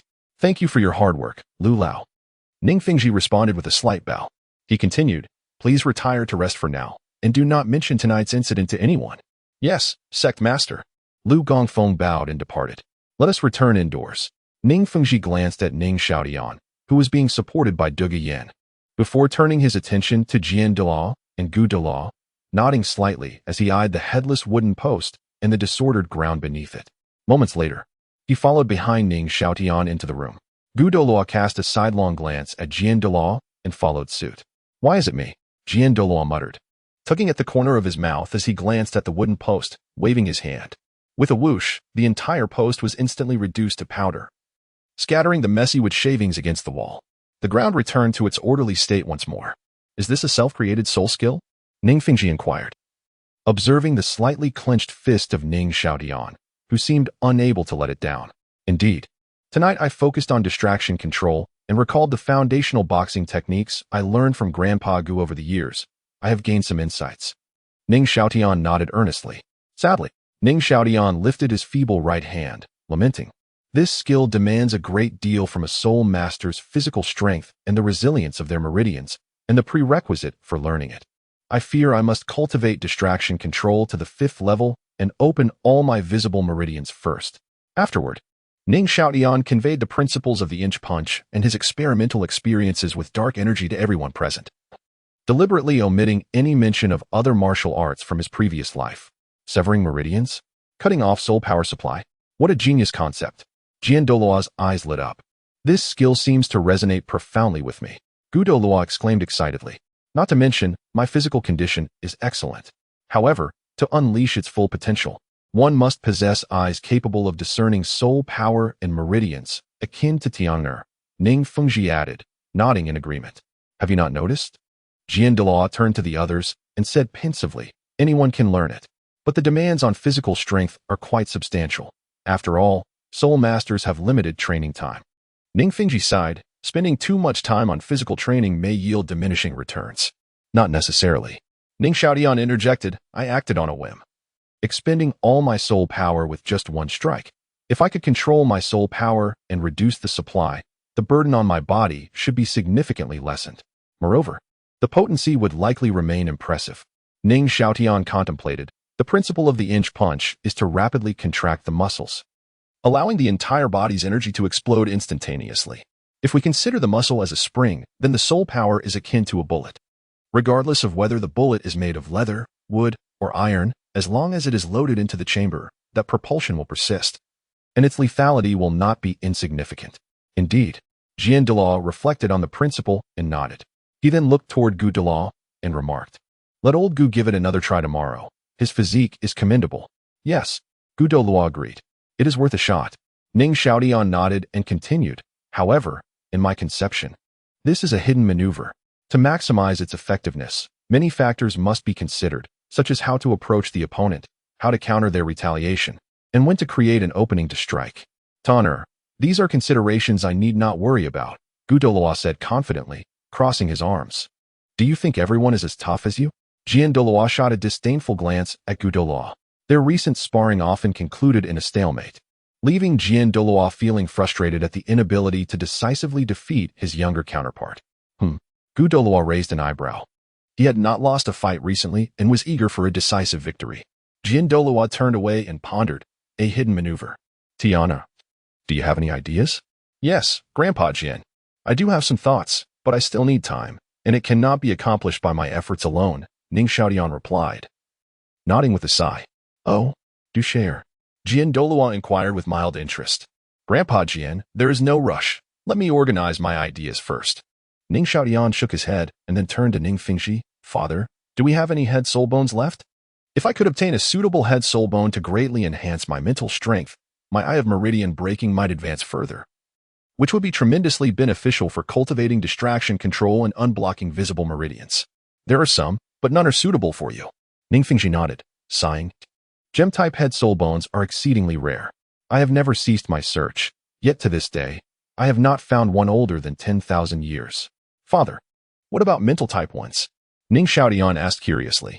He understood the rarity of gem-type soul bones. In this world, even plants and trees could become soul beasts. But stones becoming soul beasts were unheard of. Fossils can occasionally be unearthed. Gem-type soul bones generally drop from soul beasts with rock, soil, or ice attributes that inhabit desert, volcanic, or glacial regions. This is not because these soul beasts are transformed from stones, but rather due to certain parts of their bodies accumulating vast amounts of earth and ice elements. Hunting these soul beasts is not particularly difficult, as they tend to move slowly, but this does not guarantee that the elemental concentration within their bodies can condense into gem-type soul bones. It is more likely to yield defensive soul bones with earth attributes. Furthermore, The environments these soul beasts inhabit are extremely harsh, making it difficult for humans to survive long-term. Coupled with their adept digging skills, they often remain underground for weeks at a time, and the higher their cultivation, the longer they can stay hidden. Thus, humans rarely encounter them on the surface. The chance of encountering even one is based on luck, and the abysmal drop rate speaks volumes about their scarcity. Tiana. Other clansmen may do so, but you absolutely cannot. Your body retains the properties of celestial herbs, and your mental strength will continue to rise with daily training. Which means you do not lack the enhancement that a soul bone would provide. Ning Fengzhi shook his head firmly, stating, "Do not forsake the future for a momentary need." Ah, it seems that way. Ning Xiaotian recalled the 6,000-year spiritual wisdom soul bone obtained by Tang San. Realizing that the purple extreme divine light was a skill inherent to the purple extreme demon eye at advanced levels. While the soul bone itself only served to condense mental strength, significantly boosting Tang San's mental prowess. "Father, I understand," Ning Xiaotian said. Indeed, Ning Fengzhi nodded, continuing, "Tianer. Head soul bones differ from those of other body parts. The longer the age of soul bones from other parts, the greater the enhancement they provide to a soul master's physique and soul power. In contrast, head soul bones offer minimal enhancement to soul power and attributes. But their greatest benefit lies in the enhancement of mental strength and auxiliary skills." Chapter 91. Once again tempted to sacrifice my beauty? As for you, the future does not lack mental strength. What you truly require is a perfectly complementary auxiliary skill. Ultimately, it also hinges on luck. For achieving such a perfect match is exceedingly challenging. Ning Fengzhi sighed inwardly and continued, "Even if it is merely a 10,000-year-old soul bone of gemstone quality, as long as the skill aligns, its future utility could far surpass that of an ordinary 10,000-year soul bone, especially with the continual growth of your mental power." Ning Xiaotian nodded slightly, understanding why in the original narrative, Ning Fengzhi allowed Ning Rongrong to absorb the head soul bone of that year. If Ning Rongrong's mental strength were sufficient, her illusionary space could potentially establish a mental link with tens of thousands of soldiers. When unleashed upon the enemy, it would suppress their mental power and induce hallucinations. Such a capability is truly formidable. It is nothing short of a battlefield marvel. Alas, my little sister lacks the prowess. If only I were to take charge, I would undoubtedly become the most dazzling figure on the battlefield, the finest commander of the coalition. Of course, I might also attract sniper fire. Ning Xiaotian's heart jolted, seemingly sensing the malice from the enemy forces. Speaking of skill compatibility, Ning Xiaotian narrowed his eyes, instantly recalling Oscar. The 2,000-year mirror head bone he acquired is indeed a true treasure. No ordinary 10,000-year soul bone could compare. A mirror doppelganger skill, assisting all-encompassing soul masters in battle. It appears that one cannot rush the head soul bone. Only the suitable one is the best. With this thought, Ning Xiaotian promptly refocused, stating earnestly, "I understand, father." "Yes, you are still young. There is no need to rush." Ning Fengzhi nodded in satisfaction, adding, "If your self-created soul skill demands too much time, you may set it aside to avoid hindering your cultivation." "Indeed, I have already considered this matter," Ning Xiaotian affirmed, acknowledging that his physical characteristics dictate that he cultivates best during the hours of noon and night, provided there is sunlight and moonlight. The remaining time can be judiciously allocated for other pursuits, such as practicing martial arts and strengthening his physique. The body and soul power are indeed complementary, thus, one cannot neglect either. That is good. Ning Fengzhi's eyes brimmed with pride as he smiled and continued, "Tomorrow, I shall invite Madame Yu to treat your injuries. Her 9-heart sea glazer soul is exceptionally gifted in healing." The 9-heart sea glazer soul. Ning Fengzhi initially paused, then his eyes sparkled with realization.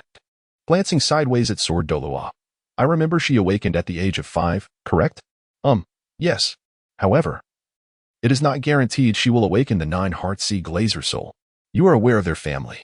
Sword Douluo also faltered, then muttered with a peculiar expression, "Oh, let us wait and see." Ning Fengzhi's gaze dimmed as he stroked the gem on his staff, speaking softly. "The dowry that does not leave is also a source of worry." 5 years old, the 9-hearts sea glazer soul? Dugu Yan's inherent instinct warned her that perhaps another enchantress was coming to vie for her husband. With this thought, Dugu Yan's full lips instantly pouted, and she cast a resentful glance at Ning Fengzhi. What a wicked man! Such an unprincipled old fellow! Is he once again attempting to sacrifice my beauty? Ning Xiaotian was taken aback, squinting at Ning Fengzhi in scrutiny. He actually guessed it. The child truly does not comprehend a father's heartfelt struggles. Ning Fengzhi, feeling somewhat guilty, straightened his posture and said, "Tian Yan." You both should rest well. With that, he waved his hand, leading the two robust men out of the room. Little Tian. As soon as the shameless one left, Dugu Yan immediately turned sweet and clingy, gently wrapping her arm around Ning Xiaotian's left arm, swaying and nuzzling against him. What is it? Ning Xiaotian, basking in the warmth, turned to look at Dugu Yan with a puzzled expression. Countless ancestors have advised us that at such moments, it is best to lower one's IQ by 200 in front of the wife. Otherwise, explanations only serve as veils for concealment, leading to endless troubles. Dugu Yan's puffed cheeks were indeed leaking air as she pouted. It's nothing. I'll help you back to your room. The wife is still upset. Ning Xiaotian's eyes twinkled as he turned to gaze deeply into Dugu Yan's emerald green eyes, speaking earnestly. Yan, you are truly wonderful. Oh dear, let us go.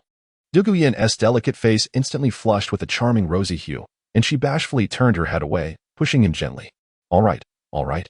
Ning Xiaotian strode forward with confidence. It seems I must find an opportunity to eliminate that scoundrel Xinian. Ning Xiaotian thought, narrowing his eyes. In the original story, Xinian was a notorious pervert, delighting in using residual dream soul skills to torture talented soul masters competing in the Soul Master Tournament. Who knows? Among the talented youths he has slain, there may even be delicate little maidens. Such behavior is utterly inhumane. Even if I were to kill him, it would not add to my frustrations. I just wonder if that fellow has acquired that gemstone-like head soul bone by now. Alas, I suppose I may have to wait for the next Soul Master Tournament to examine it with the Eye of Broken Pulse. With this thought, Ning Xiaotian's inner turmoil settled somewhat as he turned his gaze to the soft warmth in his arms. The young girl had wept for a considerable duration that night, and having lain down, she soon drifted into slumber. Her eyes were still slightly swollen. Ning Xiaotian, feeling a pang of tenderness, gently pulled up the blanket to cover the girl, then bent down to plan a soft kiss, closing his eyes. The girl seemed to recall a pleasant thought. Twisting her slender body, tightening her small hand, and the corners of her mouth curled into a faint smile. At the Seven Treasures Glazed Tile School, in the square, Xiaotian, there are so many people. Dugu Yan timidly clung to Ning Xiaotian's right arm, speaking softly. Just days before, Ning Xiaotian's arm had been healed by an icy woman possessing the 9 Heart Sea Glazer soul, and now she could once again embrace the most secure arm. Over there, clad in leather, is the Puff family. The tall and sturdy figures belong to the Yu family, while those in simple attire with slender builds are from the Min family. Ning Xiaotian tilted his head, leaning closer to Dugu Yan's ear, whispering, They are indeed quite tall and robust, like small mountains. Dugu Yan stuck out her tongue, speaking softly. Tian, you should come and greet the esteemed elders. Zheng Fenghua, noticing her enthusiastic reception of the women while her son merely observed, exclaimed loudly in displeasure. Coming, coming. Ning Xiaotian grasped Dugu Yan's hand and hurried over, bowing. Hello, aunt. Hello, sister. Hello, little sister. Hello, grandma. Dugu Yan followed suit, echoing him. Good, good, good. The women unanimously praised. This is our little Xiang. Ning Xiaotian stared blankly as a charming young woman in simple attire handed him a small child, chubby and rosy-cheeked, whose tiny hands waved in request for a hug. Come, have some candy. Ning Xiaotian, momentarily taken aback, deftly unwrapped a piece of candy and held it out before the little one. Wow, Gidge, I want some too. The younger sister in Zhang Fenghua's arms immediately burst into tears, wailing at the top of her lungs. Good, good, good. Ning Xiaotian fumbled to unwrap another piece and quickly stuffed it into the younger sister's mouth. Both little ones fell silent instantly. I feel that raising a younger sister is indeed more reliable. Ning Xiaotian observed the smiling, candy-munching by Chenxin before him, and a heartstring within him was tugged. How adorable. I fear I might possess a younger sister complex. Scratching his head, Ning Xiaotian turned to look at Dugu Yan with unwavering resolve, his thoughts calming instantly. Indeed, the future 36D is more suited for me. Chapter 92. Accepting Two Little Brothers by Chenxin cradled the milk candy protectively in her embrace, her small head gazing at Ning Xiaotian, mumbling indistinctly, Gugu. So nice. Xiang, be good. The charming young woman's clear eyes instantly transformed into crescent moons. Her heart brimmed with sweetness as her daughter enjoyed herself and remembered to be polite. Ever since they had departed from Xuantian sect, the Min family had lived a life of hardship. As the daughter-in-law of the clan leader, she had to lead by example and often lacked the spare finances to buy her daughter treats. With their family's decline, her daughter had grown shy, leaving her with a lingering sense of guilt. Young Master Tian, Xiang likes you a lot.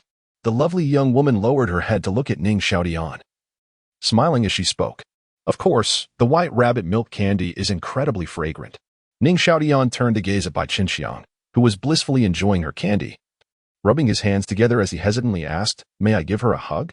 Of course. The charming young woman beamed, cheerfully presenting Bai Qinxiang to Ning Xiaotian. Gugu. Candy. As Bai Qinxiang drew closer to Ning Xiaotian, her eyes sparkled, and her chubby little fingers reached out eagerly. Ning Xiaotian smiled and extended his hand. Young Master Tian. Young Master Tian. Ning Xiaotian's expression faltered, and he hesitantly withdrew his hands, squinting as he turned his head away. The sect leader has asked you to come over. The guard, sensing the sudden hush in the air, shrank his neck and spoke timidly. All right. Ning Xiaotian nodded and turned to Dugu Yan at his side, saying, Yenner, you stay here with your mother for now. I'll go over for a moment. Okay. Dugu Yan nodded. Let us go. Ning Xiaotian turned and called out, following the guard towards the male team's camp. Andy, give me a hug with Xiangxiang. As soon as Ning Xiaotian left, Dugu Yan eagerly stretched out her arms, brimming with excitement. Rongrong, already over 2 years old, lost her charm in comparison to the younger, more adorable Xiangxiang. Tian, I have important matters to discuss with the 3 clan leaders. Since you are of similar age to clan leader Niu and clan leader Yang as children, why don't you take them around to familiarize themselves with the sect's environment? Ning Fengzhi gave Ning Xiaotian a knowing look and said softly. Ning Xiaotian understood immediately and replied, Understood, father. Young Master Tian, I am Niu Ben. I am Yang Wugui. Yanghua? Ning Xiaotian was taken aback and scrutinized the robust little brother before him, stifling a laugh as he pondered whether to express his amusement. It's just an extra word. Wugui, where is your little dragon girl? I feel like being the big brother will be a challenge. My little brothers are quite impressive. Ning Xiaotian puffed out his chest and nodded with a smile, then turned to the others and clasped his hands together, saying, Father, esteemed elders. We shall take our leave now. Very well, very well. The 3 elders nodded in satisfaction. Go ahead, Ning Fengzhi said lightly. Half an hour later. Young Master Tian, what is this building for? It's a simulated training ground. Ning Xiaotian replied wearily. And that egg-shaped one? Egg. Ning Xiaotian glanced at Niu Ben with a strange expression, then looked at the egg-shaped structure, suddenly shuddering with a hint of fear as he explained. This is a specially constructed training ground for the soul masters of the sensory attack system, capable of delivering irregular attacks at different frequencies from various angles. It aids in honing reflexes. You two can try it out later. It will benefit your training. Once we finish building the base, I will definitely give it a try. Niu Ben said confidently, patting his chest. The Seven Treasures Glazed Tile School had reallocated living quarters for the 3 major single-attribute families around the sect. With the sect footing the bill, the Yu family excelled in construction, making them the best candidates for the job. I will too. Yang Wugui nodded in agreement. Let us hope you can walk out of there. Ning Xiaotian said with a slight bow. The primary purpose of constructing the simulated training ground was to assist in training distraction control. Its efficiency surpassed solitary contemplation significantly. However, since entering meant enduring blows, the direct lineage auxiliary soul masters typically avoided this training ground unless they encountered a bottleneck. For the sake of efficiency, he had endured 3 days of punishment. One more victim means more motivation. Ning Xiaotian discreetly glanced at the 2 and smiled. Yes, we can all go together. The 2 were taken aback by the unexpected recognition from the young master, exchanging glances before nodding earnestly. By the way, Wugui, are you familiar with the Star Luo Empire? Ning Xiaotian suddenly turned to young Wugui. Although he had studied the general history of the Star Luo Empire, he knew little about its local customs and was quite curious, especially since he would be passing through in the future. Pretty much. Young Wugui nodded. What impressed you the most? Ning Xiaotian sat down on the grass nearby. Continuing the conversation, Niu Ben also took a seat, intrigued. Young Wugui seemed to recall something suddenly, shivering slightly, his face paling as he patted his chest. Speaking with lingering fear, that would be the gladiatorial arena. I've heard it's quite bloody, Ning Xiaotian remarked, though he had never been there. He was somewhat aware it was a place where soul power could not be used, a realm for the rise of commoners. Do tell. Niu Ben leaned forward eagerly. You must know about the soul duel arena. Yang Wugui shrank his neck and spoke softly. The gladiatorial arena in the Star Luo Empire is 100 times more brutal than the soul duel arena. Those who fight there cannot use soul power. Gaining courage after glancing at the 2 bystanders, Yang Wugui continued. Originally, this place was designed to handle death row inmates in the Star Luo Empire. You must understand that these death row inmates were captured from all over the empire. Some were discarded spies from enemy nations, some were notorious bandits, and many were desperate fugitives with deadly grudges. There were also quite a few soul masters among them. Which of them do you think has not shed blood? The Luo Empire, fearing these criminals might escape, stripped them of their soul power and tossed them into the gladiatorial arena. Pausing for a moment, young Wugui said solemnly, "The military might also think that executing these death row inmates directly is somewhat wasteful, which is why they built such arenas around various locations. They send these inmates in as gladiators, then open betting to attract fearless warriors from within and outside the empire to duel against the gladiators, with the sole rule of victory being the death of the opponent." At this point, Yang Wugui shuddered again, his face growing even paler, and his tone weakened as he continued. Those who survive can earn a hefty reward and receive a certificate of victory. With this certificate, they can join any military faction in the empire. Even those with fewer victories can become a squad leader. Those with numerous victories are not only revered by both the military and civilians but can even ascend to the rank of general. Those who emerge from there are highly sought after in the military. As he spoke, Yang Wugui turned to Niu Bin and said, "Just think about it. With such ruthless individuals in command, the new recruits below them will surely fall in line. P.S. If it weren't for the narrative requirements of the Luo Empire, I truly wouldn't want to waste words." Chapter 93. Where is her sister most beautiful? Indeed. Niu Bin nodded. Of course. Yang Wugui pouted. He had been taken by his father, Yang Wudi, to witness a spectacle that was ostensibly meant to toughen him up, but he left the venue plagued by nightmares for half a month. He was still just a child. Such sights of blood and gore were hardly suitable for his tender age. He scratched his backside, squashing a small ant on his pant leg, and continued. It is said that gladiators who achieve 50 consecutive victories are granted amnesty, but they must sign a contract to serve in the military for 10 years. 50 victories. That seems exceedingly difficult. Niu Bin shrank his head and meekly remarked, 10 years is quite a long time too. What if these gladiators do not wish to sign the contract after winning 50 matches?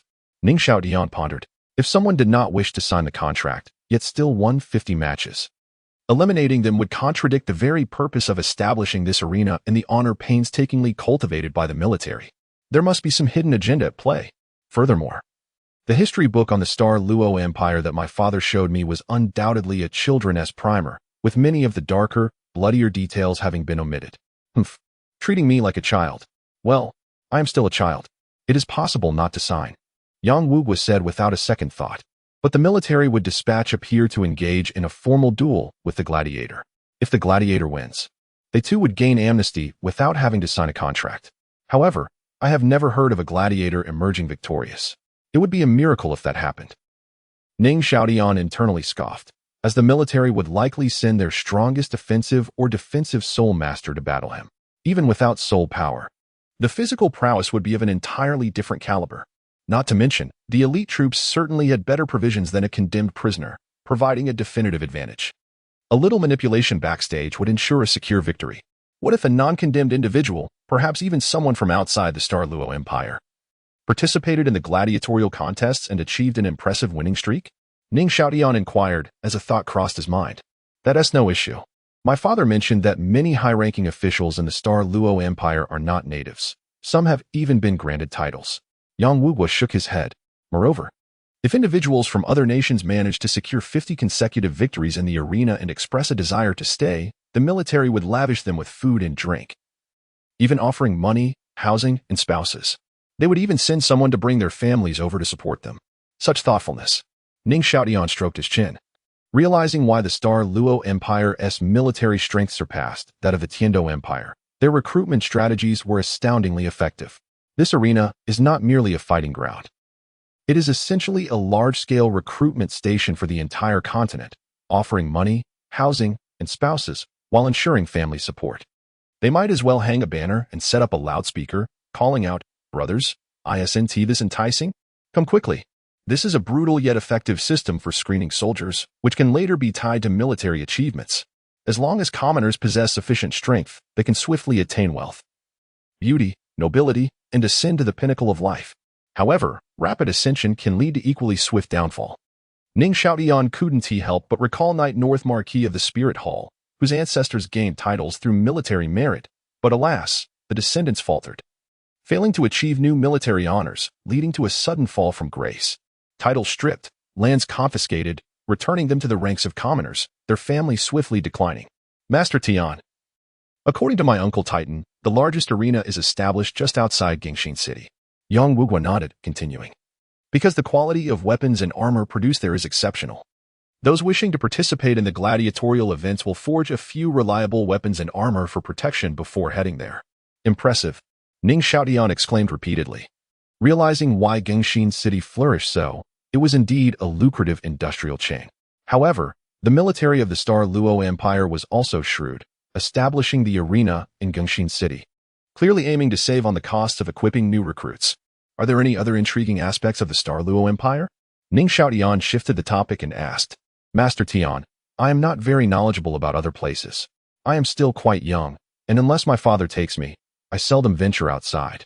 Yang Wugua scratched his buzzed head awkwardly. However, before we left, something rather sensational occurred. Oh? Do tell. Ning Xiaotian prompted. The birthday of Prince Daimubai. His Majesty the Emperor has betrothed the little daughter of the Zhu family, Zhu Qing, to him. Zhu Qing is only 2 years old. Isn't she? So early. Ning Xiaotian was taken aback, turning to Yang Wugua. Indeed, that is the tradition of the Star Luo Empire, with the royal family and the Zhu family intermarrying for generations. Yang Wugua pouted and whispered, I'm not sure about Zhu Qing, but her elder sister is undeniably beautiful. Oh, how do you know? Have you seen her? Ning Xiaotian raised an eyebrow, scrutinizing the younger boy. You seem a bit off. Master Tian, I have a friend. Ning Xiaotian gazed at him intently. Well, at that time, the Emperor of the Star Luo Empire invited my father, and I attended as well. I only caught a glimpse. Yang Wugua lowered his head, feeling guilty and somewhat bashful. Is this young lad experiencing the stirrings of first love? Ning Xiaotian nodded slightly, then recalled that at such a tender age, how could one judge beauty? He asked, what makes her sister so beautiful? If we're speaking purely of physical appearance, then that is hardly an issue. Yang Wugua looked up in confusion, scratching his head, his expression gradually turning contemplative. After a moment, he hesitantly summarized, it's her stature. I never expected you to be this kind of person, Wugua. Ning Xiaotian was taken aback. Wanting to chastise him for his superficiality, can beauty truly be measured by size? Yet, he ultimately held his tongue, for his preferences were not without merit. Contemplating for a moment, Ning Xiaotian gently patted his shoulder and said, you have some insight. Afterward, he stood up, brushing off his backside, and declared, let us go. I will take you to explore other places. The following day, rising early to practice diligently, studying martial arts, training under the sun in the afternoon. Enduring punishment in the training room by evening, practicing under the moonlight at night, followed by a massage from the little demon snake before bed. On the third day, the two young lads were surprisingly granted permission by their parents, adding 2 teammates to the training room for punishment. On the fourth day, continuing my rigorous training, I found myself stuck on integrating the martial arts forms, so I decided to break them down. Familiarized myself with each move and combat strategy before making further plans. Endured punishment again in the evening. On the 5th day, practice, training, punishment, and massages. So soft. On the 8th day, news finally arrived about my father's golden armored dragon, and he decided to set off with Grandpa's sword, first recalling Dugu Bo, who had been isolating himself to detoxify at the Eye of Ice and Fire. On the 12th day, the toxins within the little demon snake had mostly been transferred. I tossed the herbal textbook to Dugu Bo, instructing him to bring back a few herbs rich in dragon energy from the Eye of Ice and Fire. Hopefully, it will evolve into a great demon snake. Chapter 94. Please call me Dragon Knight. As dusk enveloped the cozy love nest, the warm bedroom felt as inviting as spring. 3 figures were present, casting shadows on the wall. Here, Yenner, just chew a few times and swallow. Ning Xiaotian observed the poised Dugu Yan, who had already seated herself on the bed, ready for the next step. Though still youthful, Dugu Yan's physical form, cultivation level, and martial soul strength paled in comparison to Dugu Bo. The medicinal potency of the 7 Treasure Dragon Grass was already the maximum her current body could withstand. Fortunately, such herbs were purely rich in dragon power, akin to diluted dragon blood. Provided there were no conflicting attributes, they could be consumed multiple times. As Dugu Yan's cultivation and physique grew stronger, she could partake in it again. Alas, the human body has its limits. Otherwise, she might truly transform into a dragon maiden. Regrettably, she could not become a dragon knight. Dugu Yan nodded slightly, accepting the jade box and gently opening it. a faint chill emanating from within. Is it going to be all right? Dugu Bo, sensing the increasing coldness in the room, expressed his uncertainty. It will be fine. The chill and medicinal properties of the Seven Treasure Dragon Grass are contained. They will dissipate quickly once consumed. Ning Xiaotian offered an encouraging glance at Dugu Yan, slightly nodding. Yinner, you might feel a bit cold shortly. Just bear with it. Are you sure? Dugu Bo recalled the tragic fate of the Bon Douluo in the Eye of Ice and Fire, when Ning Xiaotian had casually downplayed the situation.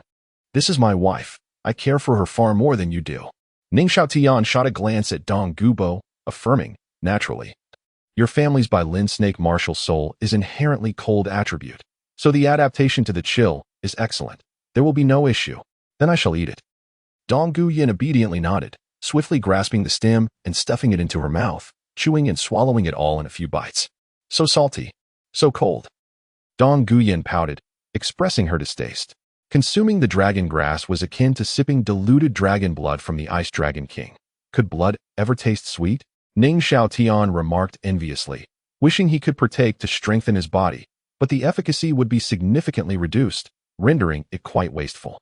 Tianer, are we truly going to deliver the celestial herb to the spirit hall? As his granddaughter began to meditate and absorb the medicinal power, Dugu Bo's thoughts turned to the alluring visage of the chrysanthemum Douluo, his expression somewhat conflicted. Isn't it just a few rare herbs plucked from the chrysanthemum garden? Now we must return a celestial herb. It feels like a loss, and I am quite displeased. What should we do? Grandfather Dugu, our current endeavor is fraught with peril. A slight misstep could lead to irreparable consequences. Ning Xiaotian sighed. The spirit hall is now our ally, with numerous high-end combatants capable of exerting maximum benefit. We cannot afford to give more than one to each acquaintance. The rest are out of the question. I'm sorry. Your attributes do not match. You claim to possess high cultivation? Well, here is a supplementary herb to express my sentiments. Moreover, you know the characteristics of celestial herbs. Keeping them would only be wasteful.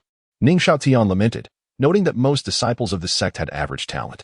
Among the thousands of disciples of the Seven Treasure Glazed Tile school, there were only 15 offerings of soul Douluo, and exceptional talents were scarce. Even consuming celestial herbs would not guarantee the attainment of a title. He was troubled indeed. Yet, aren't there a few promising ones? Who knows, in a few years, they might achieve a title. Dugu Bo consoled, asserting that many in the younger generation possessed good potential. Yes, those offerings are seasoned soul Douluo. Perhaps there is indeed a chance. Ning Xiaotian's mood brightened, turning to smile at Dugu Bo grandfather Dugu when the time comes. You shall personally present that wondrous mushroom chrysanthemum to the chrysanthemum Douluo. Dugu Bo stroked his chin thoughtfully, saying with profound meaning, Tianer. Does the chrysanthemum Douluo possess any other treasures? None. The most precious knowledge regarding celestial herbs is already in your possession. Ning Xiaotian replied. What a pity. Dugu Bo scoffed, feeling that he could enjoy celestial herbs only by expressing gratitude to the chrysanthemum garden. Then let him call me brother and give me a few bottles of 100-flower brew. He straightened his back, gazing dreamily at the skylight, speaking grandly. Not calling you father. Ning Xiaotian felt a tinge of disappointment, but still flattered him, cupping his hands and saying, Grandfather Dugu, you truly possess a generous heart and noble character. Where? Dugu Bo waved his hand dismissively, casting a glance at Ning Xiaotian, responding lightly. However, Tianer, I believe it is only fitting that, as the discoverer of the Eye of Ice and Fire, the Spirit Hall bestows upon you a soul bone.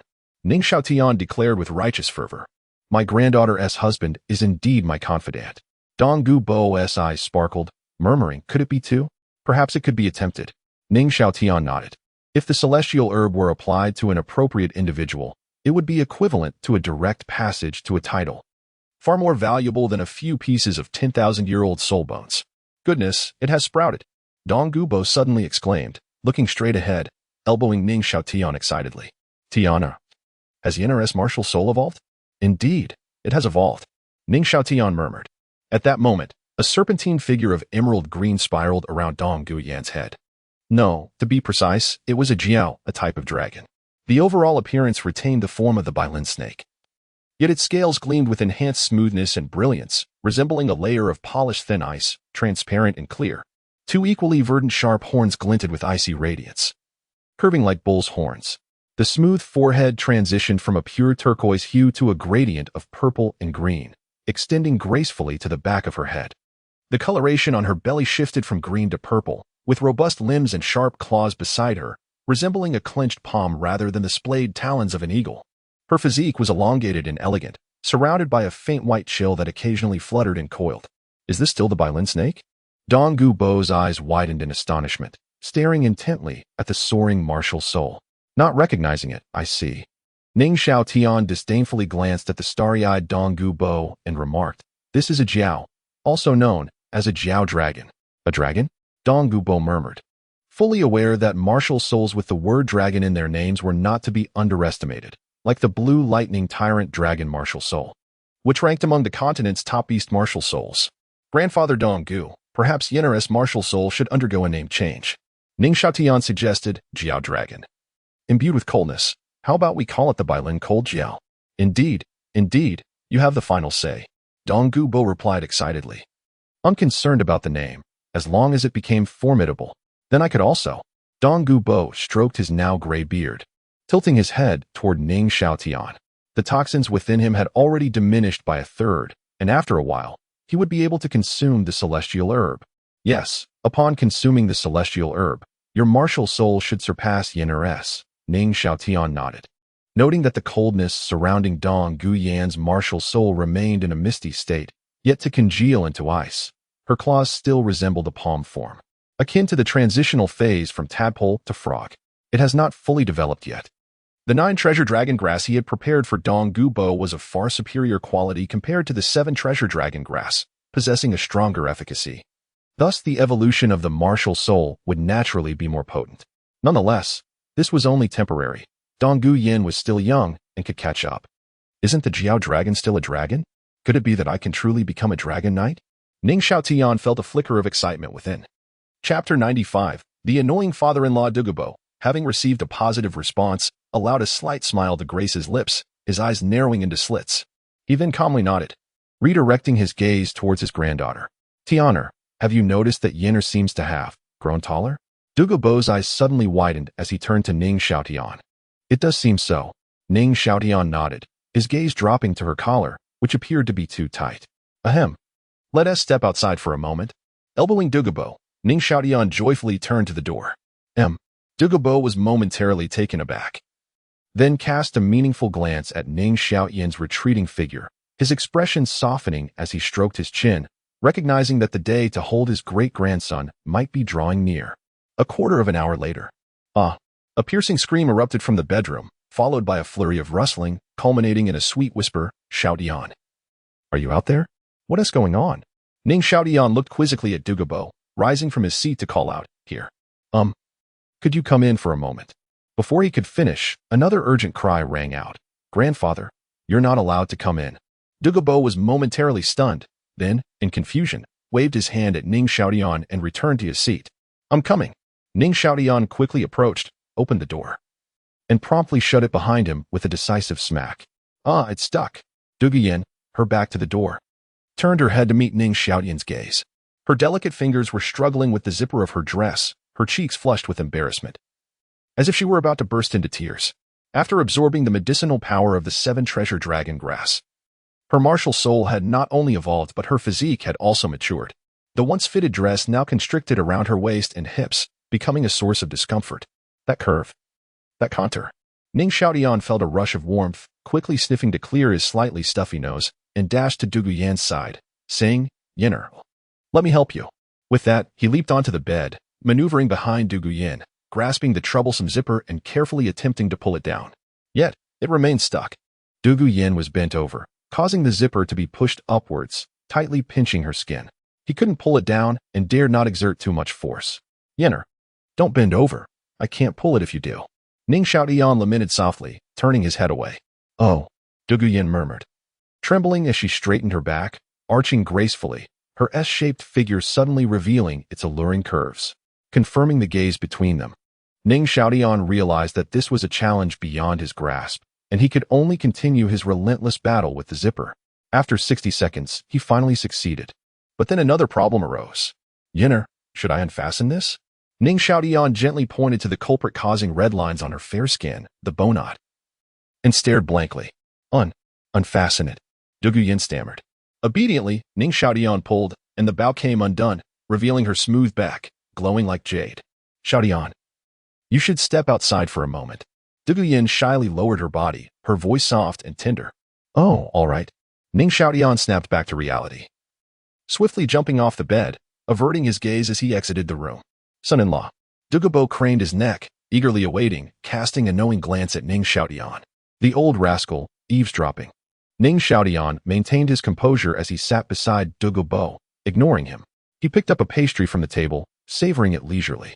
In no time, 3 pastries had vanished. Creak. The door opened, and Dugu Yan appeared, clad in a loose lavender nightgown, gliding towards Ning Xiaotian with light steps, her robe fluttering like a fairy's wings. Oh, Yeno has blossomed into a young lady. Dugu Bo teased, surveying her from head to toe.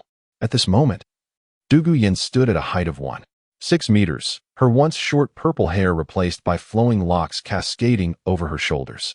Her fair complexion was complemented by a newfound elegance, shedding some youthful innocence. Grandfather. Dugu Yan pouted slightly, her voice sweet and melodious. Ahem, Yenner. Let us summon your martial soul to take a look. Ning Xiaotian quickly changed the topic, sensing that if he allowed this old fellow to steer the conversation, it would soon lead to inquiries about when he could hold a great-grandchild. Such talk was utterly ridiculous. Well, look, Dugu Yan nodded, extending her right hand to channel her soul power. Instantly, a 4-legged, 4-clawed azure dragon materialized, its sharp horns gleaming, surrounded by a gentle white mist that swirled like clouds. The manifestation of the martial soul didn't display its combat form like the martial soul embodiment. Hence Ning Xiaotian's curiosity about the little dragon girl with horns above her head was left unfulfilled. My martial soul seems to have evolved. I've grown taller and stronger. Dugu Yan exclaimed joyfully. Yenner, from now on, your martial soul shall be called the Azure Phosphor Cold Dragon. Ning Xiaotian smiled and nodded, choosing not to elaborate further. He intended to delve deeper into her physical changes once the old man departed. MHM. Dugu Yan squinted and smiled, trusting Ning Xiaotian's expertise, as her knowledge of martial souls was rather limited. Grandfather, look. Ning Xiaotian turned to Dugu Bo, gesturing toward the door with a gentle tone. It's getting late. Yenner and I should start our training. Shameless, pretending to be serious, neglecting familial duties, and forgetting righteousness for the sake of beauty. Bah. Dugu Bo shot a scornful glance at Ning Xiaotian before huffing indignantly and leaving the room. Yenner, would you like to try embodying your martial soul again? Once Dugu Bo had departed, Ning Xiaotian spoke earnestly. As is well known, beast martial soul users exhibit animalistic traits upon embodying their martial souls, for instance, cat claws, rabbit ears, glasses girls, fox tails, horned dragon girls. Oh, all right. Dugu Yan nodded, letting out a delicate hum as she activated her martial soul embodiment. No sooner had she spoken than a massive azure dragon spiraled gracefully around her, swaying elegantly. A chilling aura surged, creating gusts of wind within the room. Her loose gown billowing behind her, the waist clinging tightly to her chest, her alluring figure no longer concealed. With a graceful demeanor and charming smile, her beautiful eyes sparkled as they locked onto Ning Xiaotian. MHM, quite fitting. All right, you may retract your martial soul now. Ning Xiaotian gazed at the small horns adorning Dugu Yan's forehead, his eyes filled with tenderness. Yenner, let us retreat inside to further explore the changes in your martial soul's evolution. Oh, okay. Dugu Yan, her emerald green eyes brimming with curiosity, bewilderedly released her martial soul embodiment and followed Ning Xiaotian back into the room. Ning Xiaotian, youthful and affluent, possessing vast knowledge and striking good looks, was not only an eloquent speaker but also spoiled her, making him the ideal husband in her eyes. She believed wholeheartedly in his words. Anyone who dared speak ill of him would face her wrath. Her only grievance was having a rather inappropriate father who daily sought to push alluring temptations into her husband's arms. How wicked. Humph. The father-in-law is truly insufferable. With a decisive click, the door closed. Yenner, your hands are so cold. Chapter 96. Ning Fengzhi's 8th Soul Skill and Soul Bone in the early morning. On the flat ground outside the courtyard, Ning Xiaotian rose early as usual to practice his swordsmanship. The sword he wielded was still the finely crafted iron sword gifted to him by the sword Douluos, and his technique remained rooted in the most fundamental forms of swordplay. He believed that, much like reading a book repeatedly reveals its meaning, swordsmanship also flourishes from simplicity. The most basic techniques often prove to be the most lethal. Furthermore, he had no need for intricate sword tricks. His concentration and control had reached the level of the 3 apertures heart. and he would continue to break through in the future, enhancing his mental acuity and perception, coupled with the Eye of Pulse disruption. He merely needed to counter his opponent's moves, striking with his sword at the opportune moment with the utmost speed. In close combat, aside from defensive factors, as long as his opponent's cultivation and insight did not vastly exceed his own, he could maintain an undefeated position. Having trained for over 3 years, Ning Xiaotian had mastered the use of his sword. His movements, although lacking in elegance, exuded a fierce and captivating aura. Training was invariably monotonous, however. He was fortunate to have the little dragon girl for company. Today, Dugu Yan remained as beautiful as ever, adorned in a dark green fitted qipao. Her figure accentuated in her shoulder-length neckline, subtly revealing her delicate collarbone. The hem of her skirt trailed down her thigh, beneath which lay dark safety shorts.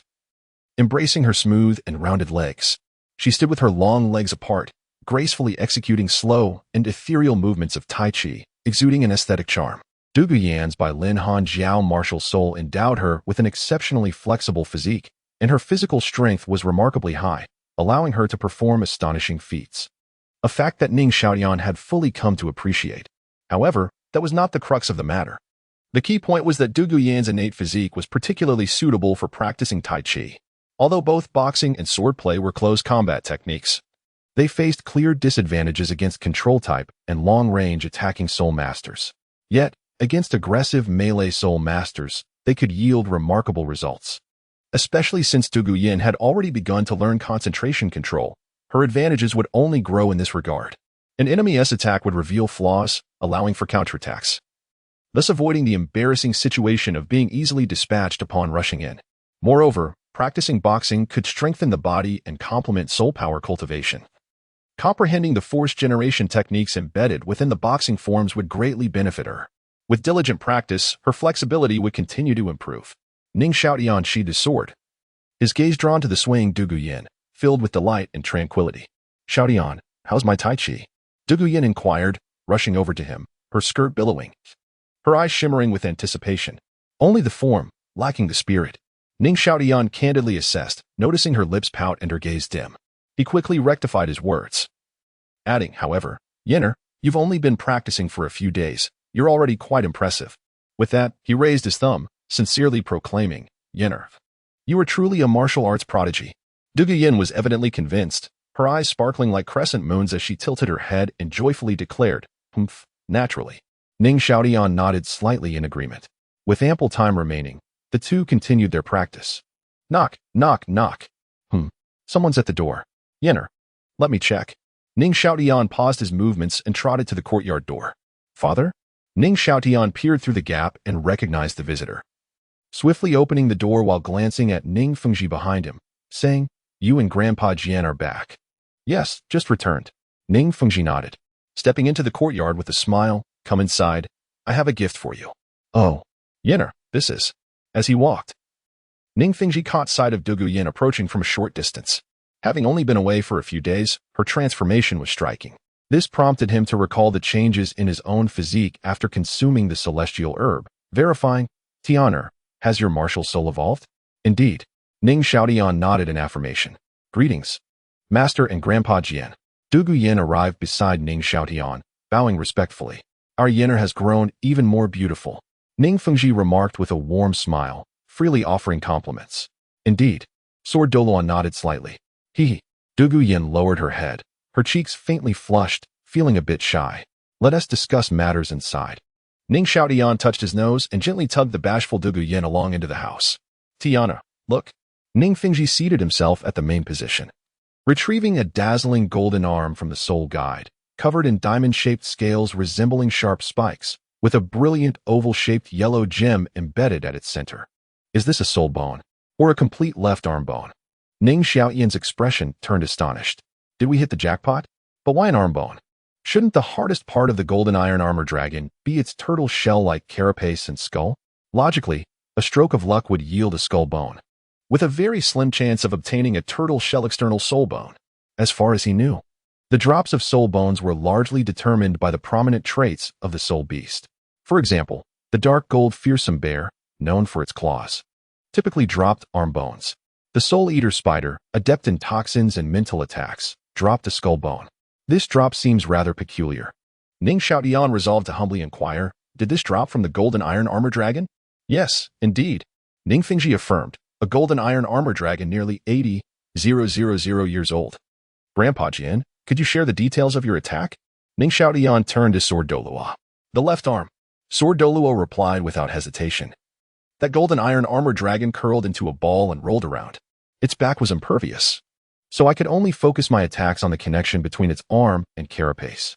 Ah, I see. Ning Xiaotian nodded slightly, but did not intend to disclose his conjecture to Sword Douluo, fearing it would lead to regrets and sleepless nights for him. The original text mentioned that the heavier the resentment of a soul beast, the higher the chance of a soul bone dropping. However, he had refrained from including this speculation in the soul master theory, worried it might be widely disseminated in the future, leading to unrestrained hunting and tormenting of soul beasts. While it was justified for soul masters to hunt soul beasts, excess could be detrimental. Reckless slaughter could disrupt ecological balance and cause a drastic decline in soul beast populations.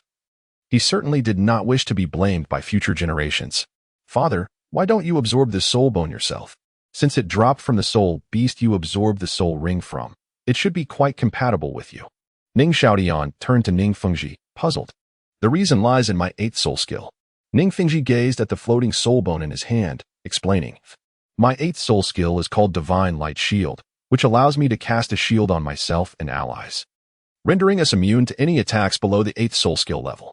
It can withstand 6 instances of the 8th soul skill without dissipating, and it can absorb and convert the opponent's attacking soul power into defensive strength. With my proficiency in concentration control, as long as my soul power does not deplete, I can continuously refresh and maintain this shield. Ning Fengzhi nodded slightly, confidently adding, moreover, with my fusion ring technique, I can even maintain the shield against an 8th soul skill once without destruction. If I am not mistaken, this soul bone should produce a defensive skill. I already possess my 8th soul skill and do not need to charge into battle. Thus, this soul bone holds little value for me. He then turned to Ning Xiaotian. Continuing, Tianer, when you developed that self-created soul skill called Dark Force, I knew you were not content to remain a pure support soul master. Absorbing this soul bone will enable you to protect yourself and significantly enhance your physical strength, making it easier for you to absorb soul rings beyond your level in the future. Note, Ning Fengzhi's 8th soul skill is a weakened version of the original character Ning Rongrong's 8th soul skill. Chapter 97. Absorbing the soul bone Tai Chi, I sincerely hope that in the future, you can forge a unique path for the 7 Treasure Glazed Tile Pagoda Martial Soul, Ning Fengzhi sighed. 40 years ago, the struggle for the throne of the Heaven Do Empire triggered a crisis within the sect, leading to the demise of numerous direct descendants and revealing the stark reality of the 7 Treasure Glazed Tile Pagoda Martial Soul's lack of self-preservation capabilities. This incident has remained a painful thorn in his heart. Since breaking free from the constraints of the martial soul seems impossible, perhaps finding an alternative route may prove beneficial. Presenting the soul bone before Ning Xiaotian, Ning Fengzhi continued, My dear Tian, judging by this yellow gemstone, it appears to be a gem-type soul bone, which aligns harmoniously with your Sun Moon Star Tower martial soul. Indeed, given the age of this golden iron armored dragon, had it dropped a head bone from the area most concentrated with earth elements, it would undoubtedly be a true gem-type soul bone.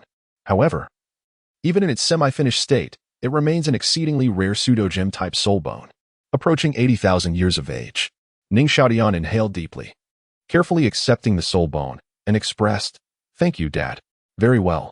Ning Fengzhi nodded slightly, rising to his feet. To avoid any prolonged uncertainties, let us proceed indoors for absorption. Your grandfather Jian and I are here to protect you. Your grandfather Gu and grandfather Dugu are already stationed nearby as well. Such careful preparations. Ning Xiaotian felt a stir in his heart, gritting his teeth as he resolutely replied, Understood. With that, he stepped forward, soul bone in hand, towards the inner room. Yenner, you should come in as well. Ning Fengzhi nodded to Sword Douluo, leading Dugu Yan to follow after Ning Xiaotian. Sword Douluo picked up a nearby chair, stepped outside, and closed his eyes to meditate. Taking a deep breath, Ning Xiaotian seated himself on the bed, turning to Ning Fengzhi. I shall begin now. Ning Fengzhi, with Dugu Yan seated at the desk, nodded subtly. Yenner, the process of absorbing the soul bone may take some time. If you grow weary, do not resist. Rest early. Ning Xiaotian turned to Dugu Yan, speaking gently. The original text recounted how Tang San took 3 days to absorb the right leg bone of the 10,000-year blue-silver emperor at over level 50. As he was still under level 20, absorbing this nearly 80,000-year soul bone would likely be a lengthy endeavor. The energy within the soul bone would remodel his body, placing him in optimal condition, but Dugu Yan could not afford the same luxury. I understand. Dugu Yan nodded obediently, recalling her own experience of consuming a 30,000-year right arm bone, which took nearly a day. That's good. Ning Xiaotian nodded slightly, removing his upper garment, pressing the soul bone against his left arm, and then closing his eyes to channel his soul power. A faint humming sound arose, and the soul bone, as if responding to an unseen pull, suddenly adhered to his left arm and swiftly integrated with him. In an instant, a resplendent golden radiance flowed like a stream from all directions, illuminating Ning Xiaotian's left arm with a brilliant golden sheen, rendering even the intertwining veins within somewhat visible. A warm sensation coursed through Ning Xiaotian's left arm, rapidly spreading throughout his body, enveloping him in a comforting warmth akin to sunlight breaking through the deep winter, prompting an involuntary sigh of pleasure. The sound of bones cracking echoed throughout the room as Ning Xiaotian felt every muscle and sinew tremble and swell. Yet, he experienced no discomfort. Rather, he felt utterly at ease, as if he were indulging in an exquisite full-body massage service. So blissful was the experience that he peacefully drifted into slumber. Is he asleep? Dugu Yan scratched her head in confusion, recalling that during her own absorption, she had felt a strange fullness and some initial pain. Perhaps this soul bone resonates well with Tian's martial soul. Ning Fengzhi observed the slumbering Ning Xiaotian, shaking his head as he continued. Each soul master's martial soul possesses unique characteristics, and the soul beasts and their corresponding soul bones are no different. If their attributes clash, the absorption process can be excruciating and in some cases, fatal. For instance, a soul master with a fire attribute attempting to absorb a soul bone from an ice attribute soul beast? Dugu Yan blinked her emerald green eyes, tilting her head in inquiry. Precisely, Ning Fengzhi affirmed, then stood up, saying, Yenner, Tian should be fine now. Let us step outside. All right. Dugu Yan turned to gaze at Ning Xiaotian, confirming his peaceful slumber before following Ning Fengzhi out. Fengzhi, why are you out so soon? Has the absorption finished? Sword Douluo opened his eyes, puzzled. Tian has fallen asleep. Ning Fengzhi replied softly. It seems that the soul bone truly resonates with him.